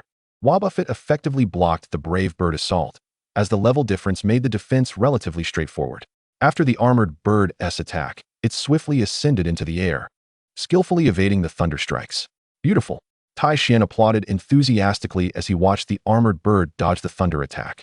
His discerning eye could not overlook the fact that the Armored Bird had only recently hatched, yet he held John in even higher regard. Rarely did gym-level trainers utilize ordinary Pokémon to battle against gym leaders, as leaders typically fielded 1 or 2 core Pokémon to contend with challengers. Aerial Ace. John unleashed his aerial attributes' ultimate technique, opting for a slightly faster approach, which proved to be quite effective. With a spirited charge, he commanded the mischievous creature to perform a reckless tackle. The mischievous creature, brimming with pent-up energy, reacted with remarkable swiftness, hurtling towards the Armored Bird. As anticipated, the Armored Bird was sent flying. However, Despite sustaining injuries, it swiftly regained its composure midair and re-engaged in battle. It darted towards the mischievous creature, deploying its alloy claws. The armored bird exhibited impressive speed, and John, aware that the mischievous creature would bear the burden of injuries from its reckless tackle, decisively countered. The mischievous creature, thus, unleashed a thunderbolt. Without dodging or evading, it allowed the electric current to envelop its entire form, aiming for a trade of injuries. Both combatants absorbed each other's attacks entirely, and due to the previous severe damage, the armored bird was sent sprawling to the edge of the arena by the thunderbolt. Such tenacity from the armored bird. Observing its unwavering spirit, Ash was reminded of his own steadfast swallow. John, Ash's knowledge of Pokémon suggested that the armored bird's ability was sturdy, which prevented it from being knocked out in a single blow. Xiaoxing's extensive Pokémon knowledge far surpassed Ash's, and witnessing Ash's perplexed expression, he continued to elucidate. The sturdy ability allows it to withstand any single attack. Thus, regardless of how significant the assault, the armored bird could rise again, albeit unable to endure a second strike. So, that is how it works. Ash nodded, somewhat enlightened, while John assessed the armored bird's condition and promptly called out, "Return, armored bird." Without a hint of resistance, the armored bird conceded defeat and flew to John's side. "Go, Shelmet. Armored bird, observe the battle of your predecessor closely." The armored bird nodded earnestly as Shelmet appeared on the field, brimming with resolve as it faced the mischievous creature. Shelmet, unleash Thunderbolt. The mischievous creature, readying itself, countered with its own Thunderbolt. The collision of Thunderbolt and Shelmet's electric attack resulted in a fierce clash, as Shelmet intensified its energy, overwhelming the electric beams. However, the mischievous creature, undeterred, augmented its electrical output once more, and a titanic explosion ensued. Boom! The Thunderbolt and electric attacks erupted in a cataclysmic blast, shrouding the arena in smoke and dust, rendering the spectators unable to open their eyes. As the haze dissipated, it became evident that the mischievous creature had lost its fighting capability, prompting the referee to sound the whistle. The mischievous creature is unable to battle. Shelmet emerges victorious. My next contender is this one. Ironchman, having retrieved the mischievous creature, promptly released a Pokeball. It was Raichu. Raichu. Despite Pikachu being as common as stray dogs, Raichu is far less frequently encountered, primarily because few are willing to part with a Thunderstone to evolve their Pikachu. Raichu, use Thunderbolt on Shelmet. Raichu was instantly enveloped in electric energy, launching a tremendous Thunderbolt towards Shelmet. The speed of the lightning was so rapid that Shelmet, despite its size, could not evade Raichu's assault. Shelmet, employ Flamethrower. A fierce column of fire erupted from Shelmet's mouth, just as the lightning was about to strike. The intense flames clashed violently with the electric attack, yet it was evident that Raichu's electric strike was more potent, causing Shelmet's flames to wane gradually. Ultimately, it bore the residual force of the Thunderbolt, but fortunately, Shelmet's resistance to electric attacks meant it suffered no grave injuries. Shelmet, execute a reckless tackle. Use Dig to evade. Shelmet's attack missed entirely, leaving it to scan for Raichu's reappearance. Return, Shelmet. Go, Gyarados. Without hesitation, John switched out his Pokémon. Heart Telepathy versus the Electric Beast. Roar. Gyarados had not anticipated such a swift entry into the fray, excitedly thrashing its tail. Earthquake. Raichu, come up from underground. Ironchman shouted in urgency. Yet John had given no commands. In truth, Gyarados had already grasped John's intent while still in its Pokeball. Thus, Raichu had no time to react as the ground began to collapse, rendering it motionless. Gyarados, rescue Raichu. Upon hearing John's command, Gyarados unleashed a powerful surge from its tail, lifting stones and revealing the unconscious Raichu. A one-hit knockout. This battle was entirely different from Ash's previous encounter. The spectators voiced their astonishment, subtly ribbing Ash. This time, unlike Ash's struggle yesterday, John's victory stemmed from sheer strength. John, this is my old partner. Defeating it earns you the Thunder Badge. Ironchman threw out a Pokeball, revealing a strikingly formidable yellow and white Pokémon. The Electric Beast. The Electric Beast indeed posed a formidable challenge. Roar. Gyarados immediately activated its ability, Intimidate. While the Electric Beast reacted, it did not exhibit the fear typical of other Pokémon. Its eyes burned with fierce determination. Gyarados, use Dragon Dance. John swiftly bolstered Gyarados' attack and speed. But Ironchman would not allow John an easy victory. Electric Beast, use Thunder Punch. The Electric Beast charged forth with impressive speed, undeterred by Gyarados' larger size, which was both an advantage and a disadvantage. Evading the attack was a challenge, and John gave no commands, allowing Gyarados to withstand the Thunder Punch. Thankfully, its high resistance meant no cause for concern. Impressive, John. You managed to have Gyarados overcome its fear of electricity. Ironspin commended John, noting that both water and flying types are typically vulnerable to electric types. Gyarados completed its dragon dance, unleashing a thunderous roar, preparing to retaliate. Gyarados, use Hurricane. Gyarados' massive tail whipped powerfully, conjuring a tornado that surged towards the electric beast. Dodge it and unleash Thunderbolt. The electric beast deftly rolled aside, regaining its footing just as it prepared to use Thunderbolt, only to find Gyarados' fangs closing in. What is happening? The audience watched in disbelief as Gyarados attacked without any commands from John. The electric beast had no opportunity to evade, falling victim to Gyarados' crushing bite. The electric beast flailed desperately, attempting to break free. Electric beast used thunder to escape. It retaliated with a thunder attack, clashing directly with Gyarados. Gyarados, in this position, unleash Hurricane again. Gyarados summoned another whirlwind, lifting the electric beast into the air, followed by a burst of yellow light. Electric beast, counter with Hyper Beam. Ironspin reacted swiftly, but Gyarados' Hyper Beam had already been unleashed. The electric beast had barely gathered its energy when the explosion occurred. Though Gyarados became somewhat sluggish, it was still capable of executing its next move, causing a tempest to sweep through the battlefield, dispersing the smoke from the explosion. What is this, a storm? John merely conveyed his intent to continue attacking, unaware that Gyarados had intuitively learned this technique. The electric beast was hurled into the ceiling, crashing down heavily. The electric beast lost its fighting capability. Gyarados emerged victorious. The referee, though somewhat dazed, displayed commendable professionalism and promptly announced the results of the match. The electric beast, Iron Spin, dejectedly retracted itself, its vacant gaze directed towards John. This was the proof of his victory over the Zijing Gym, the electric badge. I truly feel my age. Perhaps it is time for me to retire. He felt a genuine sense of loss, witnessing his old companion so effortlessly defeated by a countering adversary. Mr. Iron Spin, please don't say that. John consoled him with a few simple words as he accepted the electric badge. John, you were incredible. Tell me, how did you manage it with Gyarados? Ash rushed over, chattering excitedly, completely forgetting Iron Spin's disappointment. Honestly, I don't know. It was just that suddenly. I felt a connection with Gyarados, John admitted, not deceiving them, as he too struggled to articulate the phenomenon. Beyond sensing Gyarados' emotions and conveying battle commands, it seemed that was the extent of their bond. After departing the gym, John hurried to the Pokémon Center. He entrusted Gyarados and the other two Pokémon to Nurse Joy.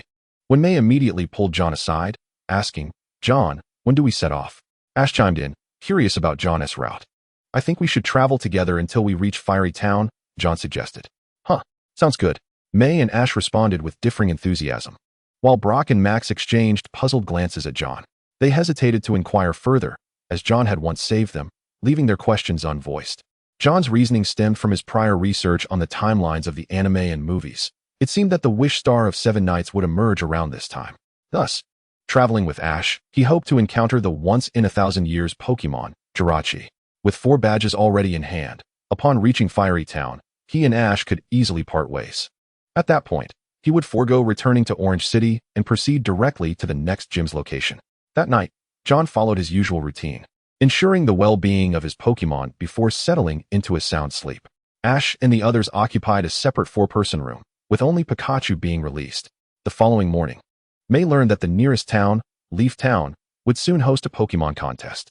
After a series of debates, they ultimately decided to head in the direction of Leaf Town.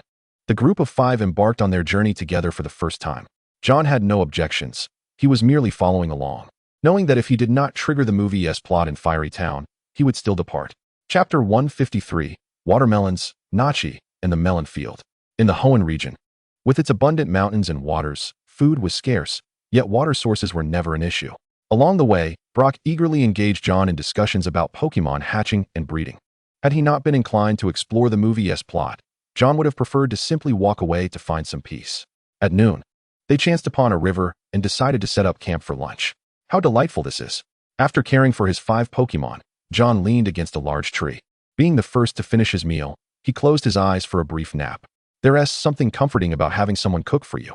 If only he were stronger and didn't need to dedicate more time to training, he could easily continue this leisurely journey. Look over there. Something seems to be floating by, Max exclaimed, pointing upstream at the river, where he spotted something drifting along. Gyarados, block it. John opened his eyes to see 3 watermelons approaching, instantly shaking off his drowsiness. Gyarados used its tail to intercept them, and Brock quickly retrieved the watermelons from the river. He tapped one, and it emitted a crisp sound. What a lovely sound. It must be delicious. After wiping the water off the melons, Brock skillfully sliced them into pieces. The group stared at the vibrant, juicy flesh, dotted with seeds, their mouths watering in anticipation. This is absolutely delicious, May exclaimed joyfully, and John nodded in agreement. The melons, having soaked in the river, were akin to being chilled. It had been ages since he enjoyed such a delightful dessert after a meal. Should we follow the river upstream and see if we can find more? Max suggested. Exactly. Ever since traveling with John, our luck has turned around, he added, standing with a piece of watermelon in hand. Ash, however, was less than pleased and spat out the seeds, retorting, "What do you mean our luck has changed? Spitting out watermelon seeds? Trico, you're up. What are you doing, Ash?" May and the others looked at him in confusion. Ignoring them, Ash addressed Trico. "Trico, it's watermelon. So spit out the seeds and practice your seed machine gun." Seed machine gun? Max chimed in. "I knew it. Not only has our luck changed, but Ash has also gotten smarter." He continued to tease Ash, but refrained from further interruption, allowing Ash and Trico to engage in their training.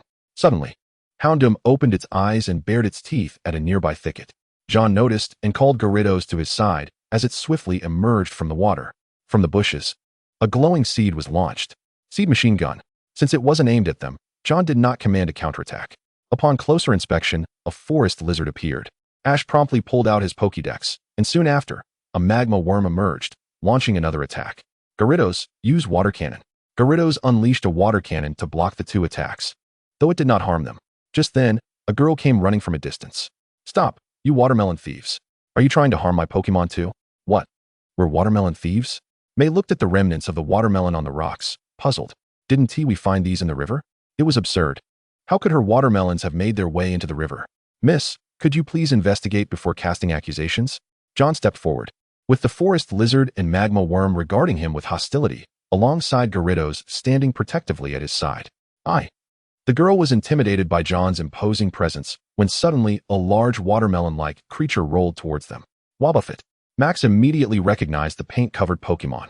The girl, seeming to see a glimmer of hope, pointed at John and the others, asking, "Wobbuffet, were they the watermelon thieves you just knocked away?" Wobbuffet glanced at John and Ash, then quickly shook its head. "Not them." Upon hearing Wobbuffet's denial, the girl immediately felt embarrassed. "Oh dear, I jumped to conclusions. Haha, but thinking about it, you are such powerful trainers. How could you possibly steal watermelons?" Noticing John and the others' lack of reaction, she lowered her head, apologizing profusely. "It's all right. We didn't know and just enjoyed your watermelons," Ash added sheepishly, feeling partially responsible. "So, how was my watermelon?" With the misunderstanding cleared, the girl's demeanor shifted to a more amiable one. "It was incredibly delicious, arguably the best thing I've eaten recently," John praised without reservation. The girl puffed out her chest, exuding confidence about her watermelons. "Of course. Would you like to see my melon field?" With nothing else to occupy their time, John contemplated purchasing a few more watermelons from the farmer, finding them delectable and reasonably priced. After walking a few steps, the girl suddenly turned her head, noticing Ash and his companions looking rather anxious. In a moment of forgetfulness, she introduced herself. "I am Nagi, pleased to make your acquaintance." Realizing she had neglected to introduce herself, John and the others followed suit, and they gradually arrived at their destination. Before John lay a sprawling field of verdant watermelons, their lush green leaves and oversized fruits creating a delightful sight, interspersed with a few mischievous creatures cleverly camouflaged as watermelons. "Is this vast expanse under your management, Nagi?" John inquired. "Indeed," she replied. Suddenly, John posed a question, selecting several watermelons. "Let us buy a few. It's a rare treat to encounter such delicious ones. We could indulge during our journey." "What a splendid idea, John." Brock chimed in, his eyes lighting up. Only those responsible for preparing meals would pay such attention to culinary delights. Nagi hesitated slightly. "I feel a bit awkward accepting your money. How about a battle instead? If you win, the watermelons are yours. If you lose, John, you shall assist me in training my forest lizard and magma worm. What do you think?" "Why me?" John asked, pointing to himself in confusion. "Furthermore, I don't possess any fire or grass-type Pokémon, so I may not be of much help. No, your Gyarados is formidable. I wish to train them further so we can better safeguard this watermelon field." "John, just agree. We have no pressing schedule," Ash interjected promptly, seizing a Pokeball and eagerly challenging Nagi to a duel. "I knew it. What should be a straightforward journey has turned into quite a hassle with your frequent stops. Fine, but I will use my Fiero in the battle. Then we shall engage in a one-on-one match. A tie will count as a victory for you. Nagi was thrilled to encounter a trainer she deemed worthy and was determined not to let this opportunity slip away. All right, I'll go first. Trico, you're up. Stepping onto the cleared ground beside the watermelon field, Ash sent out his Trico, while Nagi promptly summoned her forest lizard to the fray. Isn't forest lizard the evolution of Trico? Why did she choose that? May questioned Ash's decision, perplexed, while Brock, accustomed to such strategies, noted that battling against its evolution would provide Trico with superior training. You may begin, Ash instructed. All right, Trico, use quick attack. John, munching on a half-eaten watermelon while observing the battle, fed some to his Fiero. Meanwhile, Jesse, in the background, asked, what is that ponytailed kid doing here? Meowth. Shall we continue with our plan? With binoculars in hand, James, having been knocked aside by a Tyranitar, shared their concerns. During the battle, Forest Lizard triumphed over Trico. But fortunately, Trico had learned Seed Bomb in the process. Your turn, John, Brock called out. John nodded as Fiero arrived at the battlefield. Once more, Forest Lizard. Unleash Seed Bomb. Fiero, use Aerial Ace. Fiero gracefully dodged the Seed Bomb and swiftly charged toward Forest Lizard. With its stamina nearly depleted, Forest Lizard succumbed to the attack. Return, Forest Lizard. Go, Magma Worm. Given the type advantage, Ash felt confident. Go, Fiero, you got this. Magma Worm, use Flamethrower. The fiery creature unleashed a torrent of flames, forcing Fiero to evade. Fiero, create a sandstorm. Although Fiero's gusts paled in comparison to Gyarados', it was sufficient to stir up a cloud of dust, obscuring the battlefield. Magma Worm, use Heat Wave to disperse the dust. Nagi commanded, and the creature released a scorching blast, clearing the obscurity while searching for Fiero's position. Fiero, go for a Brave Bird attack. Fiero's silhouette emerged behind Magma Worm, catching it off guard and sending it flying. After a single strike, John noticed that Fiero bore a burn mark on its body. Unlucky, just a touch and it got scorched, he sighed, realizing Fiero's speed had significantly diminished. Magma Worm, rally yourself. Fiero's speed has waned. Unleash Flamethrower. Fiero was struck by the flames, but did not immediately lose its combat effectiveness. Fiero, use Air Cutter. With its last ounce of strength, Fiero unleashed a sharp blade of air, causing Magma Worm to fall first, before Fiero finally succumbed. John rushed in to apply burn ointment to Fiero, while Nagi approached, looking regretful. What a pity. I wish to have you help me with training. John, we can't continue our journey now. Why not rest here for the night? Brock suggested, glancing at the sky, which had not yet darkened. But they could not travel far. All right, we shall set off at dawn, John agreed, realizing that they had taken the watermelons for free. And it would be fitting to assist Nagi in the evening. Wonderful. Please do join my family for dinner tonight, Nagi invited. Her home was not far.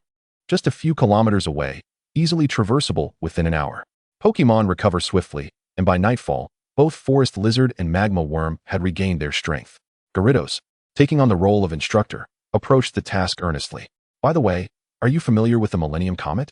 John's eyes sparkled. The wish star of the Seven Knights? I've heard of it, but the news only mentioned it was upcoming without specifying a time, John remarked, surprised when Ash interjected. You knew? Why didn't you say anything? I thought you were indifferent about such matters, Ash retorted, nonchalantly. Is there a major magic show coming up? Yes, just 3 days away. Though I'm not quite sure of the location, it seems to be along the route to Akihabara, Nagi clarified, sharing all that she knew. John's interest piqued. It turned out he had a fascination with comets. May suddenly realized, so John, like me, is curious about what wish he will make. Haha, I got it. John must wish to grow stronger, so I shall wish to be even stronger than John, Ash declared, igniting his competitive spirit. That's our Ash, isn't it? So, should we find a place to witness this once-in-a-lifetime comet? Brock chuckled, taking on the role of the older brother, while Ash nodded eagerly with anticipation. The next day, the group took a few watermelons, along with Nagi's specially prepared watermelon juice, and set off. Along the way, many people were discussing the Millennium Comet, and John's excitement grew. Kyogre and Groudon, aside from Regirock and Latios, this would be his first encounter with legendary Pokémon in reality. Along the journey, numerous individuals sought the location of the festivities. Due to the spontaneous nature of the event, it was not situated within a city, resulting in a gathering of trainers and travelers eager to participate in the celebration. 2 days had passed, and they had nearly confirmed the location of the celebration. Along the way, they had also acquired a brochure detailing the event venue. John and his companions hurried forth, anxious not to miss anything. Haven't we found it yet? Xiao Yao, who had been relentlessly pushing herself over the past 2 days, finally collapsed to the ground. Gazing up at the star-studded night sky, she inquired. Chapter 155, The Celebration, the Magician. Sister, it's not time yet. We have to wait until tomorrow. Xiao Sheng replied as he too settled down beside her. Xiao Gang, check the map. How far are we from the event venue? John asked Xiao Gang. They had not rested all night, continuously on the move, and with Xiao Yao now exhausted, they finally had an excuse to pause and prepare a late-night snack. In truth, calling it a late-night snack was perhaps misleading, as the location drew nearer. They intended to resolve their dining dilemma upon arrival. Just ahead, Xiao Gang was about to retrieve the pots and pans when John interrupted him, pointing ahead. Without hesitation, Xiao Sheng darted forward, exclaiming, "Great! I want to be the first to arrive." Xiao Ji joined in, engaging in a friendly competition devoid of any rewards. Xiao Sheng, wait for me. Xiao Yao lamentably got back on her feet, trailing behind Xiao Sheng and Xiao Ji. Honestly, John and Xiao Gang exchanged glances, both reflecting a sense of resignation. They quickly packed their belongings and dashed forward. Following Xiao Ji's lead, John felt no need to release his Maitana for vigilance. Apart from the occasional Team Rocket encounter, the journey had been devoid of peril. Speaking of Team Rocket, even Xiao Gang was taken aback. It seemed that since John had temporarily allied with them, Team Rocket had vanished from sight. Of course, he was quite pleased with this outcome. Who would relish having pesky little rodents constantly watching them? Upon reaching the hill's crest, Xiao Ji and Xiao Sheng arrived almost simultaneously, only to find themselves confronted with nothing but an empty clearing. There were no signs of life, only a few hunting butterfly and beautifly fluttering through the night sky, scattering shimmering powder and crafting a vivid tableau against the backdrop of the stars.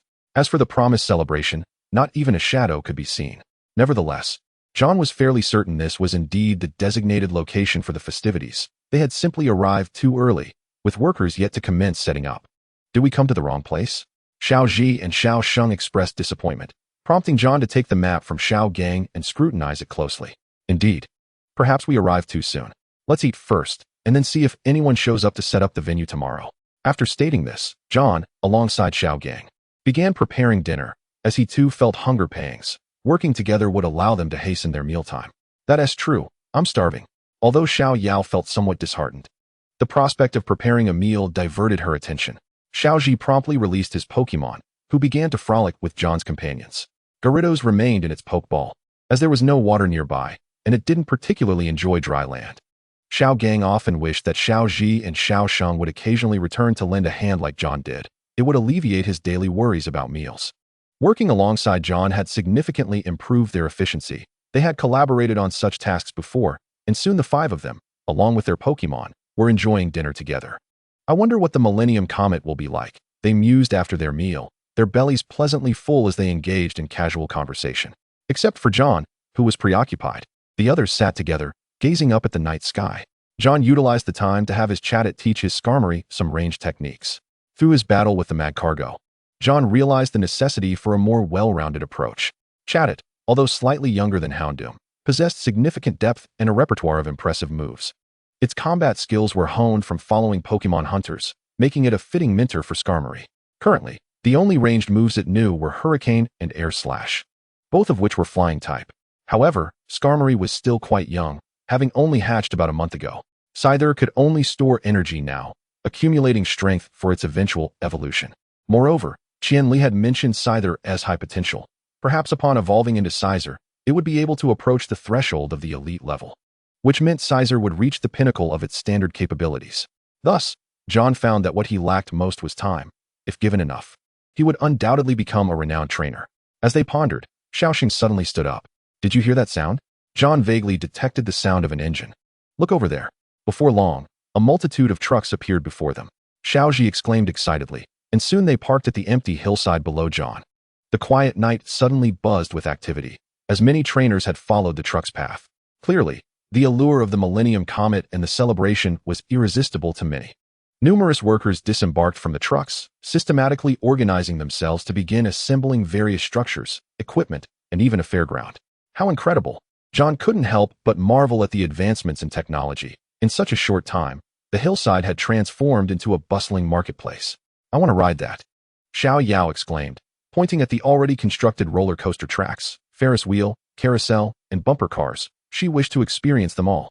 The workers seamlessly transitioned into vendors. And after a few individuals who appeared to be in charge conducted inspections, the festivities finally commenced. John and his companions had already descended from the hill, joining the throng of people gathering below, most accompanied by their Pokémon. As this wasn't a city, there were no restrictions, yet everyone was remarkably self-disciplined, with their Pokémon closely following their trainers and not straying. Except for Xiaoji, of course. What is that? Two more vehicles approached from a distance and came to a halt.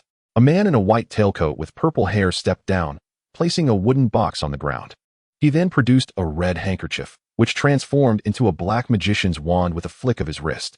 Another vehicle revealed a woman clad in a red dress, wielding a pair of red fans. John glanced at Xiao Gang, who was now gazing at her with heart-shaped eyes. The man began to perform magic, tapping the wooden box, which eerily opened, releasing several pink orbs that rolled toward the woman. With a gentle sweep of her fan, the pink orbs converged, then suddenly burst apart. Chapter 156, Purple Crystal, Pokémon? John and his companions watched in awe as the 8 pink orbs exploded, swiftly forming a dome. The man continued his performance, waving the magician's wand, and from within the dome's iron rods, various cloth-like materials appeared, which he then wrapped around the open sections, creating a grand venue. This extraordinary display captivated the majority of the onlookers, who marveled at the venue and began to applaud. A night without sleep had left John and his companions feeling invigorated. As the sky began to brighten, Xiao Yao, brimming with excitement, pulled John and Xiao Sheng towards the Ferris wheel and bumper cars, eager to partake in the entertainment. In this lifetime, it was John's first visit to such a place, yet once he began to indulge in the festivities, he found himself even more exuberant than Xiao Yao. Not only did he sample every entertainment facility available, but he also savored the culinary delights without reservation. As the crowd gradually swelled, the magic show commenced, and John took his seat in the venue that had just been erected by the magician, Butler, that very morning. Butler confined the Kairu Lien within a box, transforming his wand into a crimson handkerchief before covering the box. With a flourish of his hands, the wand reappeared, its tip ignited with flames, and suddenly, pink smoke billowed forth. This individual appeared to be a researcher from Team Magma, though John had long since forgotten whether that was still the case. Ultimately, the outcome was one of surprise without peril. Even if swallowed by Groudon, one would not perish. He could merely consider it a first-hand experience akin to a theatrical production. And perhaps next time, he could even encounter Rayquaza or Dialga, and how splendid it would be to capture one of them. John chuckled, "You've got drool spilling out." Xiao Yao regarded him with mild disdain, as his gaze fixated on the alluring woman on stage. "Is that so?" John snapped back to reality, hastily wiping the corner of his mouth and swiftly resuming his aloof demeanor. The woman on stage raised a purple crystal high, casting a warm glow that illuminated the entire venue.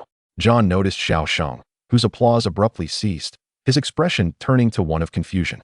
It seemed that this was the awakening of Jirachi, communicating with the pure-hearted Xiao Sheng.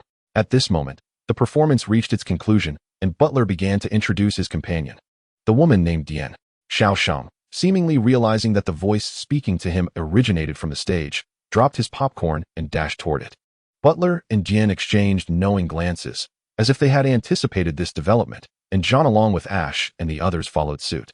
"Damn it, why is that little brat with the ponytail still here?" Musashi, lurking in the shadows, voiced her frustration.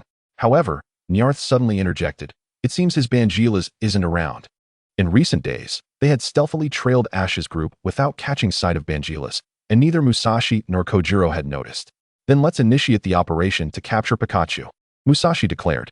Just as Ash intended to apologize for disrupting the performance, a mechanical arm swooped in, seizing Pikachu. "Pikachu!" Ash shouted in alarm, hastily pursuing the commotion outside the venue, only to witness a hydrogen balloon slowly ascending. "Who are you?" Musashi, Kojiro, and Nyarth appeared beneath the blue lettering on the balloon, while Pikachu was ensnared in a glass box, cradled by Kojiro. "Pikachu, we shall take you." It turned out that the two clowns from earlier were indeed Team Rocket, and Ash marveled at their prowess. After traversing this world for so long, he had forgotten many details, yet he had to admire the efficiency of this duo. Their greatest talent lay not in anything else, but in their ability to amass wealth in a short span and then squander it even faster, often accruing substantial debts. No, this is not the time for reflection. John swiftly unleashed a Pokeball. "Go, Spearow and Skarmory." Skarmory, retrieve Pikachu. Spearow, pop their balloon and send them on their way. Both Pokemon acted swiftly, and upon their return, they heard Team Rocket's classic catchphrase, as Skarmory's metallic claws had already shattered Pikachu's glass prison. Thank you, John. John waved his hand dismissively. It's nothing. Just be more cautious next time. I sincerely apologize for interrupting your performance. Ash suddenly turned to Butler and Dian, who shook their heads, their gaze fixed on Xiaosheng. This is not your fault. However, young lad, would you mind staying after the show? Butler, donning a gentle expression, extended an invitation to Xiaosheng, just as the venue began to urge their return to the stage. Xiaosheng, what's the matter? Xiao Yao reprimanded him sternly. Even if you've discovered something or are simply enamored with the magic show, you must not act so recklessly, understand? No, sister, I heard a voice from the stage. Didn't you all hear it? Xiaosheng insisted. Just as Xiao Yao was about to retort, John intervened. Xiaosheng wouldn't lie. Perhaps he truly heard something we did not. John, did none of you hear it? Xiaosheng was touched by John's willingness to believe him. Yet he was also curious as to why the others were oblivious to the sound. Observing their collective head shakes, Xiaosheng was perplexed. John patted him. Return to the performance. Money doesn't grow on trees, you know? Ah, right, we should head back. Xiaosheng suddenly recalled that the show was still ongoing, hastily pulling John and Xiao Yao back into the venue. Until the conclusion of the performance, John and his companions remained quietly seated, while Xiaosheng continued to hear the voice calling for him. Once the audience dispersed, the five of them ascended the stage, where Dian once more cradled the purple crystal. Are you suggesting that the voice I heard emanated from this crystal? Xiaosheng inquired, astonished. Butler nodded. This is not merely a crystal. It is a Pokémon. A Pokémon? Ash and the others gazed at the crystal with curiosity, unable to fathom what Pokémon it might be. No. It should be said that it resides within the crystal. Butler clarified, adjusting his tone. Chapter 157. The Millennium Comet, The Awakening of Jirachi. If I am not mistaken, it should indeed be Jirachi within, correct? John suddenly spoke up, leaving everyone astounded. How do you know? Butler's demeanor shifted to one of caution. John explained, firstly, this does not appear to be an egg, and furthermore, Pokémon eggs cannot convey sound to the outside world. Additionally, your lack of surprise at Xiaosheng's reaction indicates that you were already aware that Miss Diane's crystal would transmit information externally. This form of communication is known as telepathy, a capability possessed solely by psychic-type Pokémon. Lastly, I took a course on legendary Pokémon while at school. If you are not deceiving us, then Jirachi is indeed the most probable candidate. John's words left them all in stunned silence, and Butler and Dian were equally astonished. Impressive, young man, you are indeed correct. The Pokémon within is Jirachi, Butler said as he took the crystal from Dian, a glint of fervor flashing in his eyes. Legend has it that Jirachi awakens once every 1,000 years, a Pokémon capable of granting human wishes, and now it lay dormant within. A Pokémon that can grant wishes? Xiao Yao's eyes sparkled with intrigue as she scrutinized the crystal. Indeed, though it remains a legend, it has been a millennium since Jirachi last awakened. Dian interjected. Her gaze focused on Xiao Gang, who had just realized the implications. 1,000 years, does that mean? Yes, precisely. This indicates that Jirachi is about to awaken, which allows it to communicate with this boy named Xiaosheng through telepathy, Butler affirmed. Xiao Yao immediately asked, why Xiaosheng? It is because Jirachi, having slumbered for a millennium, possesses only 7 days of consciousness. Thus it chooses a pure-hearted boy as its guardian partner. After Butler concluded his words, he turned his gaze directly towards Xiaosheng, who was met with an equally incredulous expression from Xiao Yao. A person of pure heart, Xiaosheng? Sister, Karaki understands me far better than you do. Xiaosheng immediately grew dissatisfied, prompting a chuckle from Butler as he handed the crystal to Xiaosheng. Karaki lacks a partner and cannot awaken. Xiaosheng, I implore you to become Karaki's partner. Otherwise, Karaki shall remain in slumber until the next millennium. Upon hearing this, Xiaosheng promptly nodded in agreement. Xiao Yao reached out, eager to touch the crystal. Hey, Karaki is sleeping inside there. What are you doing, Xiaosheng? I'm just an impure-hearted child. Xiaosheng mumbled, pouting. Frustrated, Xiao Yao immediately initiated a playful chase. Unbeknownst to them, night had fallen. John, however, felt no weariness as the five of them strolled and explored. The number of attendees for the celebration continued to swell, with some stalls becoming so crowded that entry required squeezing through. Xiao Yao purchased a wishing star. Listening to the vendor boast about its significance, it must be used to make a wish on each of the 7 nights during the arrival of the Millennium Comet. After making a wish, it would be fulfilled once the comet's appearance concluded. This enchanting item was called the 7 Nights Wishing Star. John, who had some inkling of the narrative, vaguely recalled that tonight marked the first night of the Millennium Comet, as well as the first night for Karaki's awakening. Thus, They opted not to stay within the structures erected for the celebration, but returned to their makeshift camp from the previous day. This choice was made both to observe the Millennium Comet and to ensure that Karaki's awakening would not attract undue attention in the wilderness. Karaki, let me hear your voice once more. Xiaosheng cradled the crystal, while John sought a comfortable spot to recline and gaze at the sky. He continued to stare until the clouds were blown away by the wind, revealing the vast expanse of the night sky. A shooting star streaked across the heavens, shining like a beam of silver light stretching into the distance, fading beyond sight. That must be the Millennium Comet, John exclaimed, sitting upright, still transfixed by the sky. Though he made no wish, after all, Karaki was still there. It's truly beautiful, Xiaoyao remarked, subsequently retrieving the newly acquired Seven Nights wishing star. Oh, don't forget to make a wish, she said, bending a corner of the star. John, do you think we are fortunate to witness a comet that appears once every 1,000 years? Xiaoyao, having unexpectedly taken a seat beside John, received a nod of agreement. Indeed. But throughout eras unknown to us, who knows how many comets have passed? Perhaps there are comets every 100 years, every 1,000, or even 10,000 years. John, how dreary.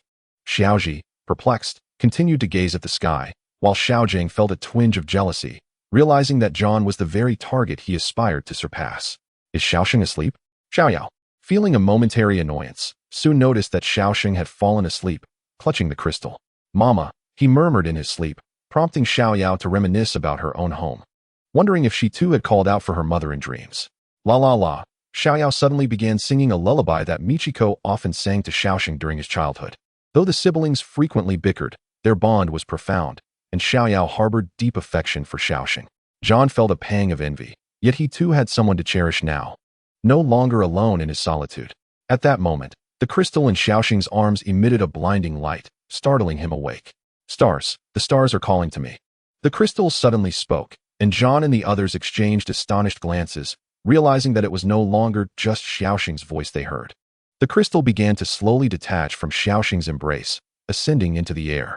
A dazzling light enveloped them, so bright that they could hardly open their eyes, until the brilliance faded, revealing a yellow Pokémon that took the place of the crystal, hovering in midair. It then gently descended, and Xiaosheng rushed forward to embrace Karaki, who resembled a cherubic infant cradled in his arms. Karaki, how adorable. So this is Karaki? Xiaoyao was instantly captivated, her heart stolen by Karaki's charm. At this moment, driven by curiosity, John and the others began to introduce themselves. Meanwhile, Diane, noticing the bright light, dashed over from the accommodations set up for the celebration. Miss Diane, Karaki has awakened.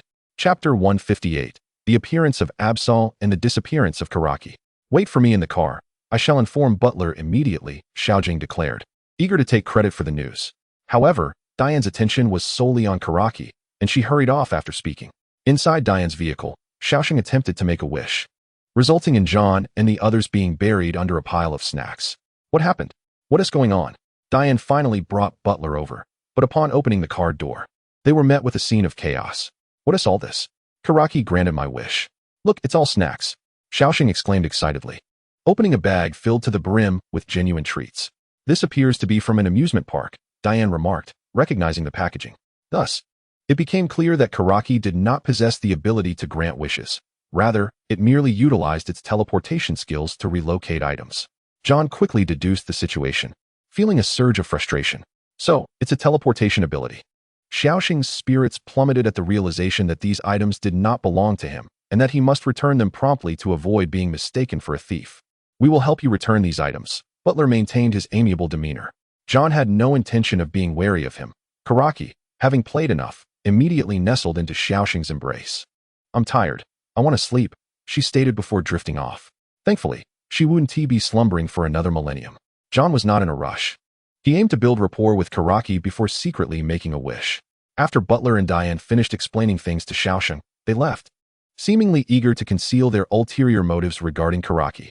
The next day, as more people arrived, the venue faced a severe shortage of manpower, prompting Xiaojing to uncharacteristically agree to stay and help at Diane's request. Xiaoji had no choice but to comply, while John remained indifferent, as long as Karaki was present. A few days held little significance for him. Moreover, they were to receive compensation, albeit modest, which was better than nothing. Xiaosheng spent the day playing with Karaki, while Butler's ambitions remained concealed. Time flew by, and Xiaosheng, eager to assist, soon found himself pursued by Karaki, who snatched his glasses, prompting him to give chase.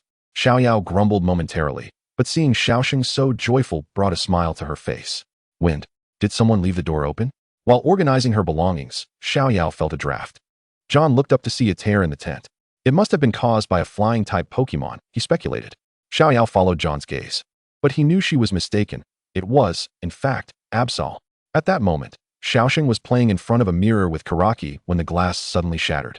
Startled, Xiaosheng collapsed to the ground. John immediately released his Maitayana, positioning it protectively in front of Karaki and Xiaosheng. Absol. Xiaosheng finally recognized the Pokémon's appearance. Feeling reassured by John's presence, as Absol beheld the obstruction to its meeting with Kirachi, it swiftly unleashed 2 razor-sharp wind blades, targeting the Great Hound. The Great Hound, however, deftly deflected the attack with its steel tail. Upon hearing John's words, Xiaosheng immediately whisked Kirachi away, ostensibly to summon assistance. Absol, perceiving John's leniency, evaded the Great Hound and pursued Xiaosheng relentlessly. What transpired? Was it not the embodiment of calamity, the Pokémon Absol? Butler hastened over, catching only a glimpse of Absol's retreating form in John's pursuit. Xiaosheng dashed through the venue, finding no one to aid him. Absol's speed was remarkable, leaping ahead of Xiaosheng in an instant. Just as it prepared to strike, a voice resonated. Absol, halt. Do not harm Xiaosheng. Absol came to an abrupt stop. Yet upon noticing John and Butler's arrival, it immediately assumed a combative stance. John, reluctant to engage, found himself unable to explain the situation, compelling the Great Hound to advance despite its apprehension. Butler summoned his own Great Hound, and together they flanked Absol, encircling it. However, Butler's intention was not to vanquish it, but to buy time. He produced his staff and activated a switch, summoning a cage that ensnared Absol. It is over, Absol. Curlia, unleash hypnosis. Upon Butler's command, he tossed a Pokeball, and as Curlia emerged, Absol succumbed to the effects of hypnosis. What is this?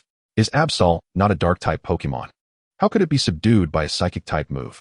Moreover, none present seemed to notice the anomaly. What was amiss? Was the realm they occupied not the same as before? Why had Absol appeared here? Xiaoyao arrived, relieved to find Xiaosheng and the others unscathed. Kirachi summoned Absol, did it not? Kirachi, is Absol your companion? Xiaosheng rushed to embrace Kirachi in an attempt to explain, but Kirachi, exhausted, simply murmured, I am tired, before falling asleep.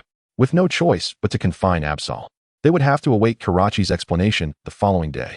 As events settled, Xiaoyao ventured outside to make a wish upon a shooting star, only to notice Butler's furtive actions.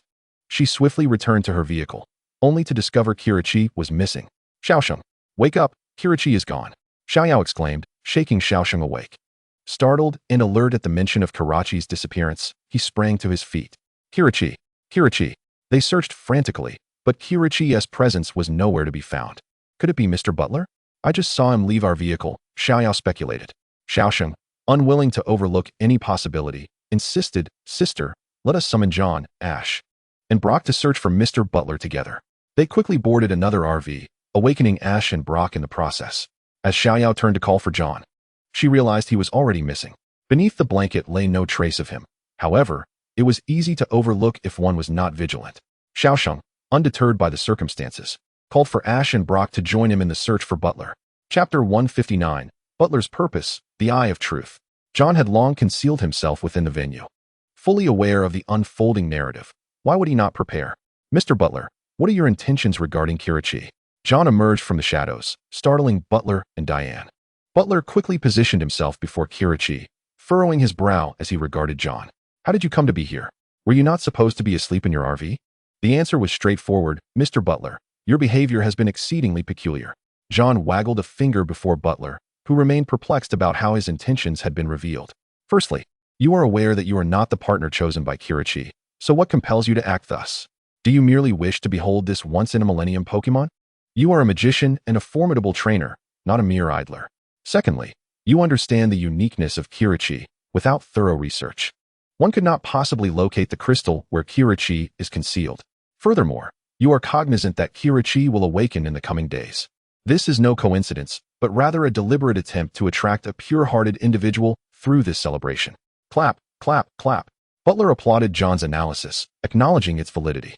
But how could you presume that I would find someone like Xiaosheng to become Kirachi's companion?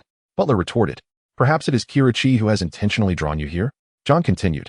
Moreover, as the one who has found Kirachi and aided in its awakening, do you not find your demeanor rather ordinary? And Absol, it remains confined by you. Does it not? Go, Curlia. John had always been cautious, never letting his guard down despite his discourse. Earlier, he had summoned his Pokémon. As Curlia emerged, Pidgeot, the Great Hound, and Skarmory materialized from behind the stage curtains. Your preparations are quite thorough, but do you truly believe these Pokémon can save your life? Butler glared coldly at John as his own Great Hound and Darkrai appeared, initiating a battle against John's trio. Just as John prepared to advance, he suddenly found himself ensnared. He had neglected the myriad of traps hidden upon the stage. Now, he, like Absol, found himself imprisoned within an iron cage. How careless of me. I should have anticipated the many traps within your stage. As John spoke, he retrieved the Pokeball of Gyarados from his waist. But do you think this will confine me? You may attempt it, Butler replied confidently. John paused, realization dawning upon him as he pressed the button to release his Pokeball, yet he remained unresponsive. Had you not released those Pokemon beforehand, this would have concluded already. Butler expressed his frustration. Like John, he possessed formidable Pokemon that were not easily unleashed. What sorcery is this? How can you interfere with the Pokeballs? Butler glared at the battling Pokemon while simultaneously maintaining his grip on the situation. This is a product of my invention, capable of emitting electromagnetic waves that disrupt Pokeballs. Thus, all our Pokeballs are currently in a closed state. Even if your Pokeballs are extraordinary, the electromagnetic waves will not alter the outcome. John could only place his hopes in his 3 Pokemon while seeking a means of escape. Futile. Even Absol cannot escape this cage, and humans are even more powerless. Besides, what would it matter if you did escape? A human without Pokemon is utterly unremarkable. The time has come. Now witness the performance of me, the magician Butler. Butler sneered at John's attempts to analyze the cage and then activated the switch, causing Kirachi to be ensnared by a mysterious force, slowly levitating. As currents of energy coursed through it, Kirachi's expression twisted in agony. Come, Kirachi, open your true eye and absorb the energy from the Millennial Comet. Butler approached Kirachi with fervor, while Kirachi struggled in vain. No, you find yourself unable to refuse, having slumbered for a millennium. Unaware of the advancements humanity has made in technology. Your Pokemon, ensnared, remains powerless, yet he can still compel Jirachi to open its eyes. As the mechanism whirs to life, Jirachi lets out a pained cry, prompting Absol to furiously batter against its cage upon hearing its voice. Stop it, Butler, you will harm Jirachi. At this juncture, John can only hope that Ash and his companions will arrive soon. Suddenly, Jirachi's abdomen bursts open, revealing the true eye. The true eye emits a beam of light that shoots directly toward the location of the Millennium Comet, which then responds with its own burst of light. The speed is astounding. Before John can discern where it has been directed, a tremendous explosion ensues, blinding him with its brilliance. A cloud of dust envelopes the venue, and instruments are reduced to mere fragments, with Butler and Jirachi collapsing to the ground. Ash and his friends arrive, immediately spotting the injured Jirachi lying on the ground. Jirachi! Shout out Mikey, rushing over to scoop Jirachi into his arms. John, are you alright? May, noticing John's confinement, calls out with concern. Coughing. Having inhaled a significant amount of dust, John responds, while May begins searching the cage for a switch to release him. What is happening, John? Ash and Brock do not rush to assist Butler, instead adopting a cautious stance as they turn to John. I, too, am unsure. I merely noticed Mr. Butler's abnormality. And then the result you see before you, John replies, struggling to speak. Mikey immediately interrogates, Mr. Butler, what have you done to Jirachi? Butler rises from the ground, dusting himself off, murmuring, such immense energy. Next time, I must harness it. Upon noticing Mikey cradling Jirachi, he extends his hand, saying, hand it over to me. No. Chapter 160, Butler's Past, The Journey to Farns. No. Mikey bellows in anger, vehemently rejecting the request, while Diane approaches, seizing Butler's arm in a plea. Butler, enough. You see that you cannot control this power. Let it go. Diane, I will not relent. Next time, I shall succeed. We are merely one step away, Butler declares, consumed by ambition, shoving Diane aside, deaf to reason. John, how did you end up imprisoned? There are no switches here, May exclaims, growing increasingly frantic as John's 3 Pokemon return. However, their attacks prove ineffective against the iron cage, and he shakes his head, sighing. Just like Absol, I am trapped by Butler's mechanisms on stage. Furthermore, he has developed electromagnetic waves that disrupt Pokeball functions, rendering me unable to summon Gyarados. I wish to return to Farns. John gazes at the standoff between Butler and Mikey, and suddenly, he finds himself emerging from the cage, now perched atop it. It was Jirachi who activated this ability. May notices this, and, in an instant, Jirachi loses consciousness. Absol immediately charges at Butler, while Mikey seizes the opportunity to flee. Thankfully, John's Houndoom and his 3 Pokémon are released. Otherwise, facing Pokémon solely as humans would yield little chance of success. With a roar and the sound of an explosion, John and his companions finally escape the venue, just as a car pulls up before them. Getting quickly, they see Diane behind the wheel, and after a moment's hesitation, they recall her previous efforts to thwart Butler. After a brief pause, realizing there are no other options, Mikey hastily carries Jirachi into the vehicle, followed closely by John and the others. Absol, having evaded Butler, wisely chooses to retreat. Once John has recalled his Pokémon and settled into the car, he notices no movements from Butler. He understands that Butler initially discovered Jirachi in Falora and is well aware of its location. However, knowing this is of little consequence. He cannot simply remain absent.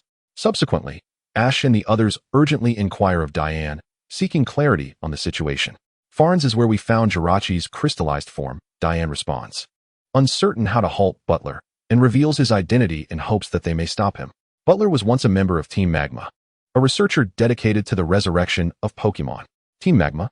May exclaims in astonishment, glancing at John, who had previously collaborated with Mr. Steven to apprehend several members of Team Magma and Team Aqua. Is that true? Diane looks at John with hope. John, can you contact Mr. Steven? No, Mr. Steven has departed from Hoenn, and besides, seeking outside assistance might land Butler in prison. John shakes his head, unwilling to see Butler captured, for he is fundamentally good, merely ensnared by his own inner demons. Oh. Diane gazes at John with a hint of gratitude. Thank you. I, too, do not wish for Butler to be taken away. He is merely desperate to prove his experiment's validity. Miss Diane, may I ask what caused Butler's departure from Team Magma? Brock inquires seriously. It was because Butler once attempted to resurrect a Pokémon but failed, leading to ridicule from many. What Pokémon was it? May questions with curiosity, and after a moment's contemplation, Diane chooses to divulge everything. It was the legendary Pokémon that created the land, Groudon. Groudon? The embodiment of the earth, the legendary Pokémon?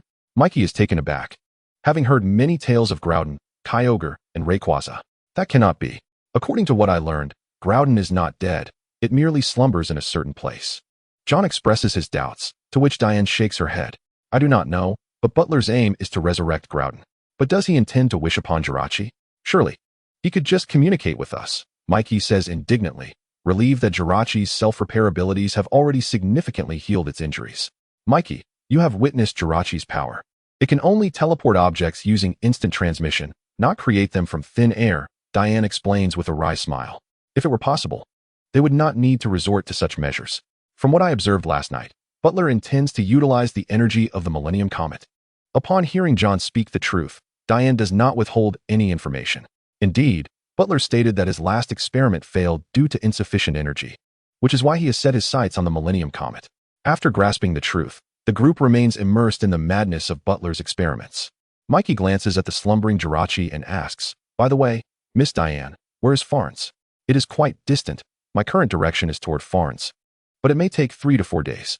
However, if we can safely navigate these 7 days, I believe Butler will return to his former self. Diane grips the steering wheel with determination etched upon her face.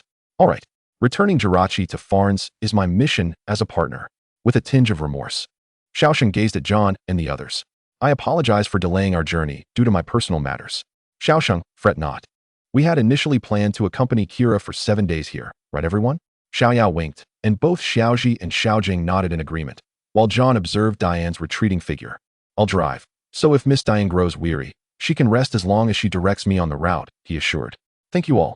Xiaosheng expressed his heartfelt gratitude, tears glistening in the corners of his eyes, which Xiaoyao hurriedly wiped away. The following day, Kira was rejuvenated, having forgotten the unpleasant experiences, and once again engaged in playful antics with Xiaosheng. Meanwhile, Xiaojing received the heart-wrenching revelation that Diane and Butler were childhood sweethearts, having fallen in love at a tender age. Unable to resist, John quipped, Xiaojing, just how many hearts do you possess? It seems they shatter with each revelation. Chapter 161 Xiaosheng, may I ask Kira for a favor? Only 2 days remain. Xiaoyao, having just made a wish, crumpled another corner of her wish star, leaving only 2 corners intact. Sister, Please refrain from such talk. Upon hearing this, Xiaoxing suddenly felt dejected and ran off, leaving Xiaoyao momentarily stunned, unsure of what she had said wrong. Xiaoyao. Perhaps Xiaoxing does not wish to part with Kira so soon, John suggested, standing beside her as they watched Xiaoxing's silhouette fade, with Kira chasing after him. Xiaoyao merely lowered her gaze at her wish star, reflecting on her countdown, which indicated that Kira still had time to remain with Xiaoxing. Xiaoxing, she whispered softly, laden with deep remorse. It is of no consequence. This is Kira's destiny. It will venture to Fanes to fulfill its mission, John remarked, taking a step forward. I shall go and comfort Xiaoxing. Rest assured, he will heed my words. John, Xiaoyao suddenly called, prompting him to pivot. What is it? Nothing at all, thank you, she replied, her voice slightly hoarse, gazing at John with gratitude.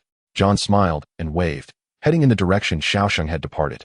Xiaoxing, it is time for rest, otherwise you shall lack the energy to play with Kira tomorrow. John soon found Xiaoxing, who was seated on the ground with his knees drawn up, while Kira perched on his shoulder, playfully trying to cheer him up. Suddenly, a warm hand brushed through his hair. Yet, soon enough, Kira would be out of sight. Xiaoxing, not pushing John's hand away, whimsically remarked, John, do you think if we do not take Kira to Fanes, it won't fall into slumber until its tasks are complete? Kira looked at Xiaoxing in confusion, while John sighed, sensing Xiaoxing's delusion. Do not be foolish, Xiaoxing.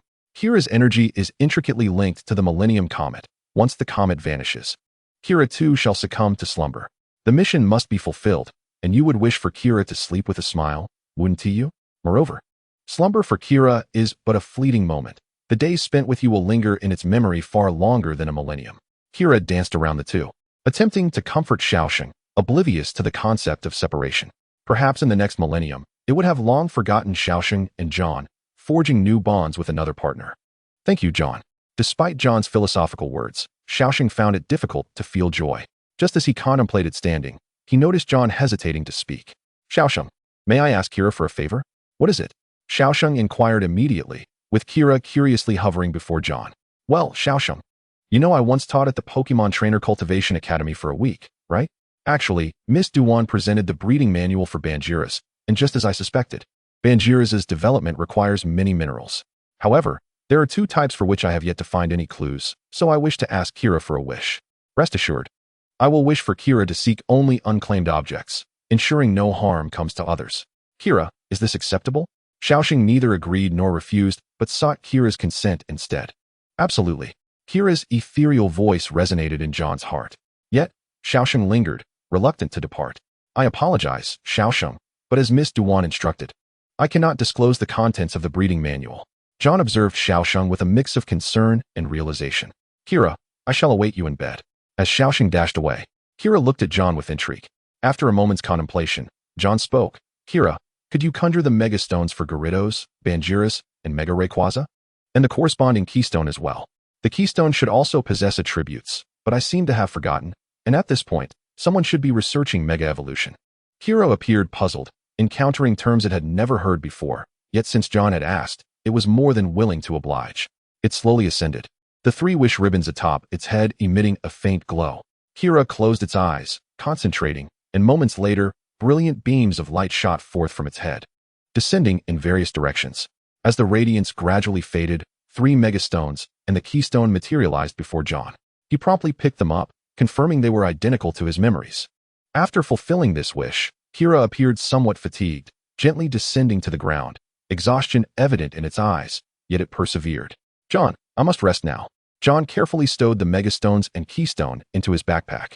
He turned to Kira and softly said, Thank you, Kira. You may sleep peacefully. I shall carry you back to Xiaoxing. Kira nodded and then fell into a deep slumber in John's embrace. Little did he realize he had acquired such crucial items for temporary enhancement through this manner. Ha ha.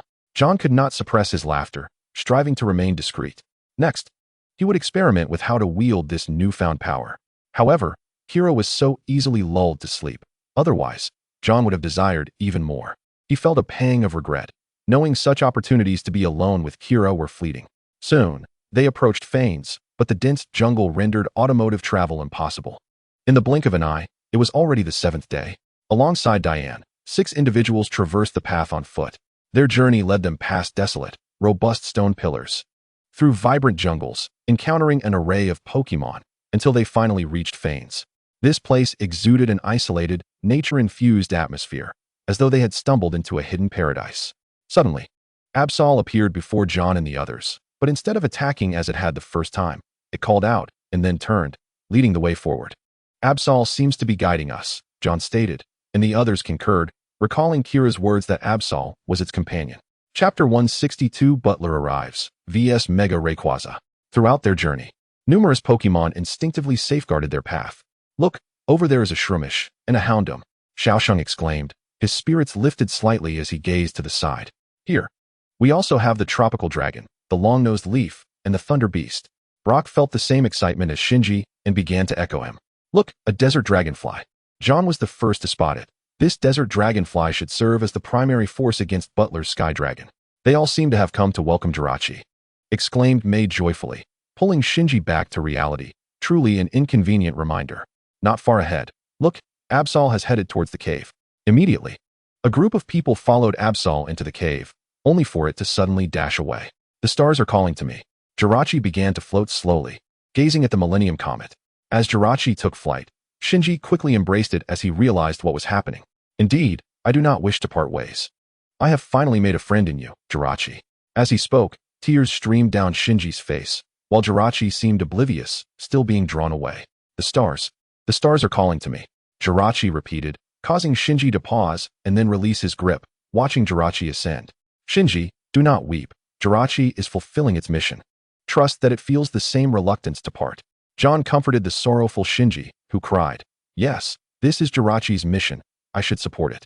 Look, Jirachi is about to open its true eye, Diane remarked, feeling a sense of relief. It is finally coming to an end, and surely Butler will find peace. What is the true eye? May asked in confusion, prompting Diane to explain.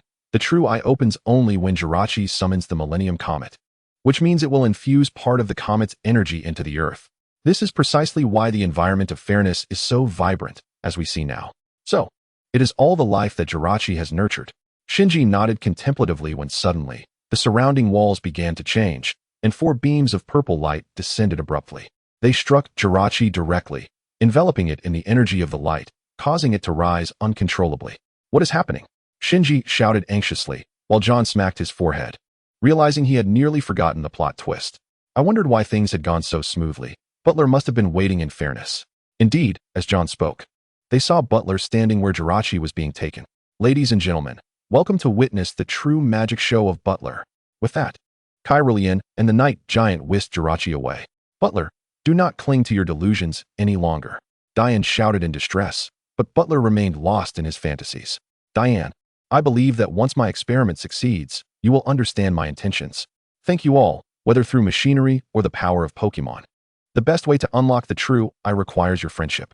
For this reason, I present this magic show to express my gratitude. Butler, cease this at once. Diane pleaded, her voice tinged with tears. Hearing her words, Butler felt the sting of being misunderstood once more.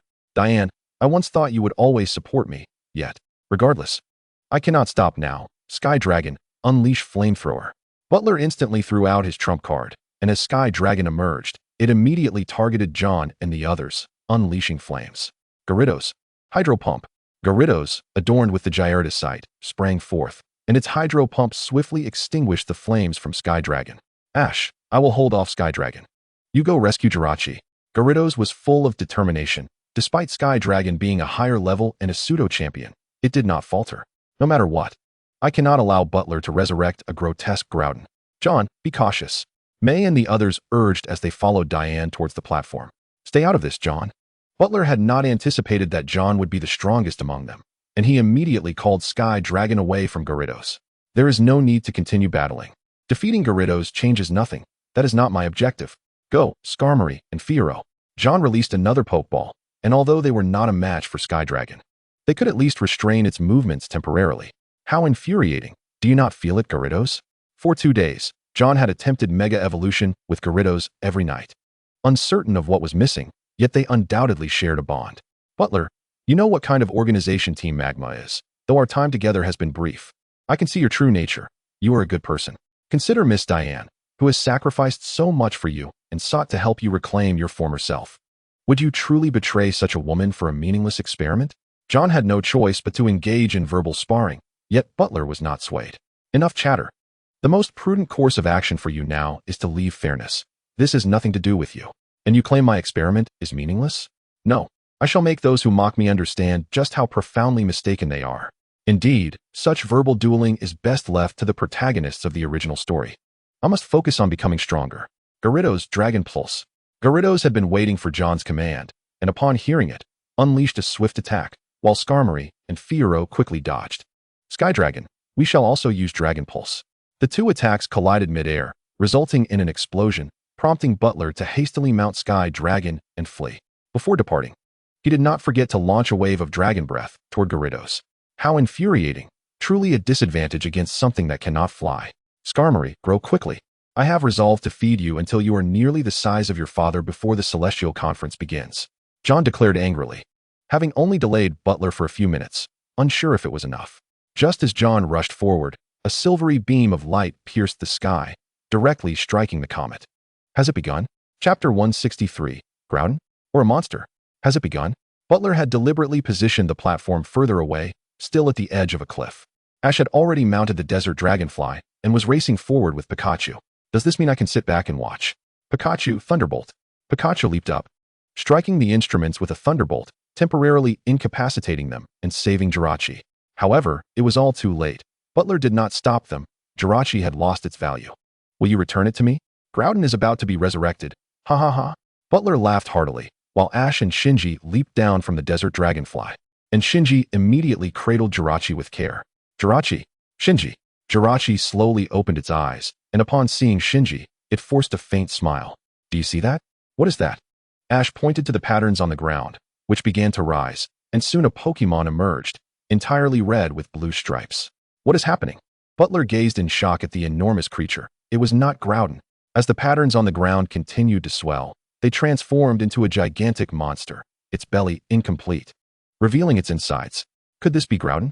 John was not far away, yet the current situation seemed ill-suited for his presence. Aside from Karaki, no one could contend with this formidable adversary. As the colossal creature began to advance, the flora surrounding it withered with each step it took. Was it towering at least 20 to 30 meters high? Was this behemoth truly a Groudon? Yet, from his recollection, Groudon appeared to be only 3 to 4 meters in height. As the monstrous entity continued to ravage the vegetation, the forest guardian, Absol, was the first to strike. It leapt onto a rocky ledge, using its strength to ascend even higher, and launched a probing attack, but alas, it was completely absorbed by the creature. Suddenly, its fingers transformed into a liquid-like substance, swiftly extending towards Absol.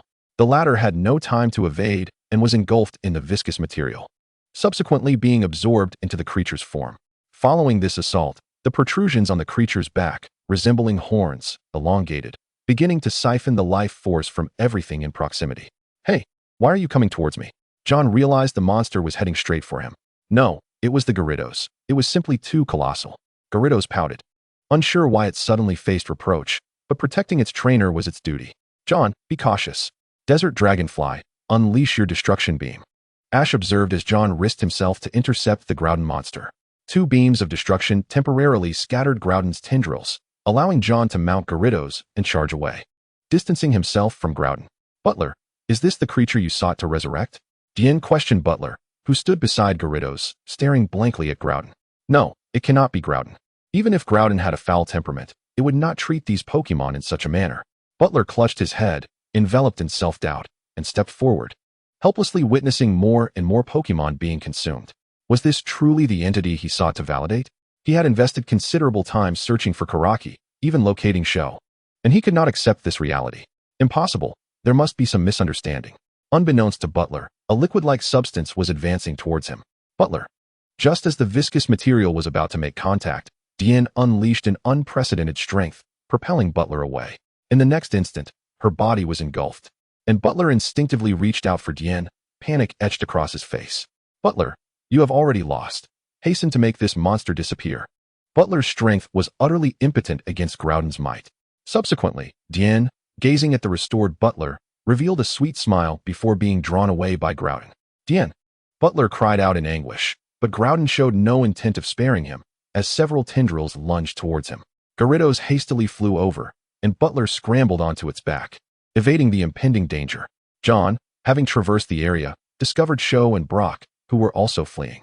Gyarados swiftly approached, and John helped them aboard. Despite Gyarados' slower speed, it far surpassed that of humans sprinting at full capacity. That was close. Sho and Brock exhaled in relief. John, where have you been? I couldn't stop Butler. He had no intention of fighting with me and took off on Gyarados. I followed and arrived just in time to witness this scene. John explained, omitting the earlier incident. Sho, Brock, we need to find a place to hide. Observing the tendrils approaching, Gyarados fled while also shattering the oncoming attacks. However, they had undoubtedly attracted Groudon's attention, and the assaults against them intensified. John, what now? After deflecting several attacks, Desert Dragonfly successfully regrouped with John and the others. John, Sho, I need your assistance. Only Karaki can confront this monster now. Gyarados moved swiftly, reuniting with John and his companions. Upon seeing Butler, Sho immediately adopted a stern expression and interrogated him. Are you trying to deceive us again? I want to save Diane. She was absorbed by this monster while trying to rescue me. Sho, I believe Mr. Butler's words.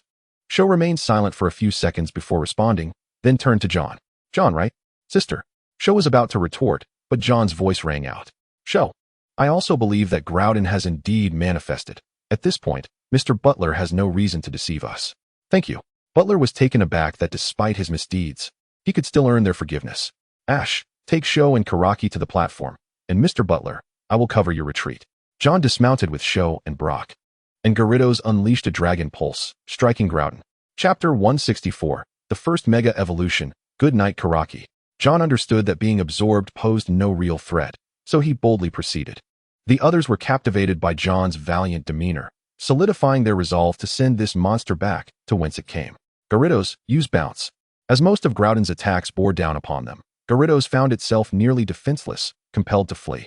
Gyarados was already panting heavily, exerting its last ounce of strength to leap into the air. Suddenly, one of the Mega Stones around John's neck and the Gyarados on Gyarados radiated a brilliant, multicolored light. The brilliance dispersed all of Groudon's tendrils. What is that? Sho gazed at the light from afar, while Brock wore an expression of disbelief. Is that evolution light? How can Gyarados possibly evolve? Do you feel it, Gyarados? Roar. Gyarados seemed to regain its vigor, responding to John. Ready, Gyarados, Mega Evolve. As the radiant light fully dissipated, a brand new Gyarados hovered in the air. Its fierce appearance and length remained unchanged, yet its dorsal fins had grown to more than double their original size. Its belly turned a dark shade, and its previously yellow spots transformed into a vivid red. Its whiskers elongated, resembling ribbons that floated in the wind. Utilizing the jet ports on its side, it expelled water, achieving a mode of flight. John knew that Mega Gyarados' flight speed surpassed the speed of sound, meaning it could reach Groudon in less than a second, inflict damage, and immediately retreat. Most importantly, Mega Gyarados' power had escalated from gym leader level to that of a quasi-champion. Mega Gyarados, have you learned any new moves? Mega Gyarados nodded, and the jet ports on its side released a torrent of water, propelling it directly at Groudon. After colliding, it swiftly distanced itself, showcasing its unique flight technique reliant on water. However, this form could not be sustained for long, as its body would soon become immobilized due to water depletion. Mega Gyarados' actions thoroughly infuriated Groudon, which had completely forgotten about Ash and the others. Yet, it possessed no intellect to realize that Sho and Karaki were its greatest foes. With John restraining Groudon, Ash and the others proceeded smoothly, quickly reaching the platform and positioning Karaki at the center of the apparatus. Butler promptly reversed the fragments he had obtained from Groudon, subsequently turning the valve in the opposite direction. He then pressed several buttons, the purpose of which remained a mystery to Ash and his companions. Once more, the pointer beneath the platform illuminated with energy. This time, rather than absorbing it, the energy was redirected back to Jirachi. Groudon, which had been in pursuit of the mighty Gyarados, sensed the dissipation of energy and began to roar in anguish. Upon noticing the actions of the individuals on the platform above, it hastily abandoned its chase of Gyarados and shifted its focus towards them. Gyarados, unleash Ice Beam. Gyarados concentrated a significant amount of ice energy within its maw and launched it at Groudon. Although the attack was not particularly damaging, its primary function was to hinder Groudon's progress. As the turquoise energy gradually waned, Groudon's body began to weaken, eventually melting away like mud. It then erupted explosively. Yet this detonation caused no harm. Instead, it resulted in the emergence of numerous Pokémon that had been absorbed by it, as well as Anna, who had been drawn in by Team Rocket at some point unbeknownst to them. Gyarados reverted to its original form, standing quietly beside John. its recent mega evolution invigorating its spirit. Dian. Butler promptly mounted his dragon, descending swiftly to embrace Dian tightly. Jirachi, having absorbed all the energy, also radiated a brilliant glow as it descended from the heavens. "We are all friends, eternal friends," remarked Satoshi as he cradled Jirachi, attuned to the psychic communication it conveyed. "Indeed, we shall always be friends. Would you care to hear my wish? I wish to hear you sing, for I am about to sleep." With that, Jirachi floated from Satoshi's arms into the air. "Jirachi!" Satoshi cried out in despair, while John grasped his shoulder. "Satoshi, this is Jirachi's wish for us, a wish among friends."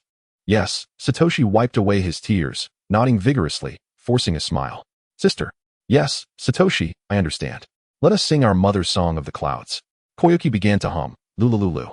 Following her lead, Satoshi joined in, and soon Ash, Brock, and even John, who had never heard it before, found the rhythm and collectively offered their blessings to Jirachi. Gradually, Jirachi closed its eyes, enveloped in ribbons, emanating a soft purple glow. After transforming back into a purple crystal, it began to sink slowly into the earth. Jirachi. Satoshi could no longer contain his sorrow and broke into loud tears, and even John felt his eyes dampen. After Jirachi vanished underground, it instantly radiated a surge of green energy, bringing forth a renewed hope for the entire Fanes. "It has truly been a blessing to meet you, Jirachi," Satoshi whispered gently as he knelt upon the ground. Koyuki approached and wrapped her arms around him from behind. Just as John said, a once-in-a-thousand-years encounter. Who knows what the next millennium will bring? The comet, having lingered for 7 days, eventually departed, and as sunlight bathed the earth once more, it became evident that Jirachi had infused Fanes with new vitality. "My sincerest apologies, everyone. Due to the damage we have caused to Fanes, Dian and I have decided to remain here to research methods for rejuvenating the land." Butler and Dian expressed their deep regrets, yet Ash and his friends forgave them. "When you get married, be sure to let us know. My contact number is XXX. John provided his contact information before waving them farewell. "By the way, Koyuki, where's your wishing star?" John suddenly recalled that he had not had the chance to make a wish the previous night. "Huh, I forgot." Koyuki quickly retrieved the wish paper that was just one wish away from closure. "It does not matter. True wishes must be achieved through one's own efforts." "Indeed. Let us go. We have lingered here long enough. Our next destination is Pewter City." John led the way, and Satoshi turned back, catching a whisper meant for his ears alone. "I will always watch over you, Satoshi, forever."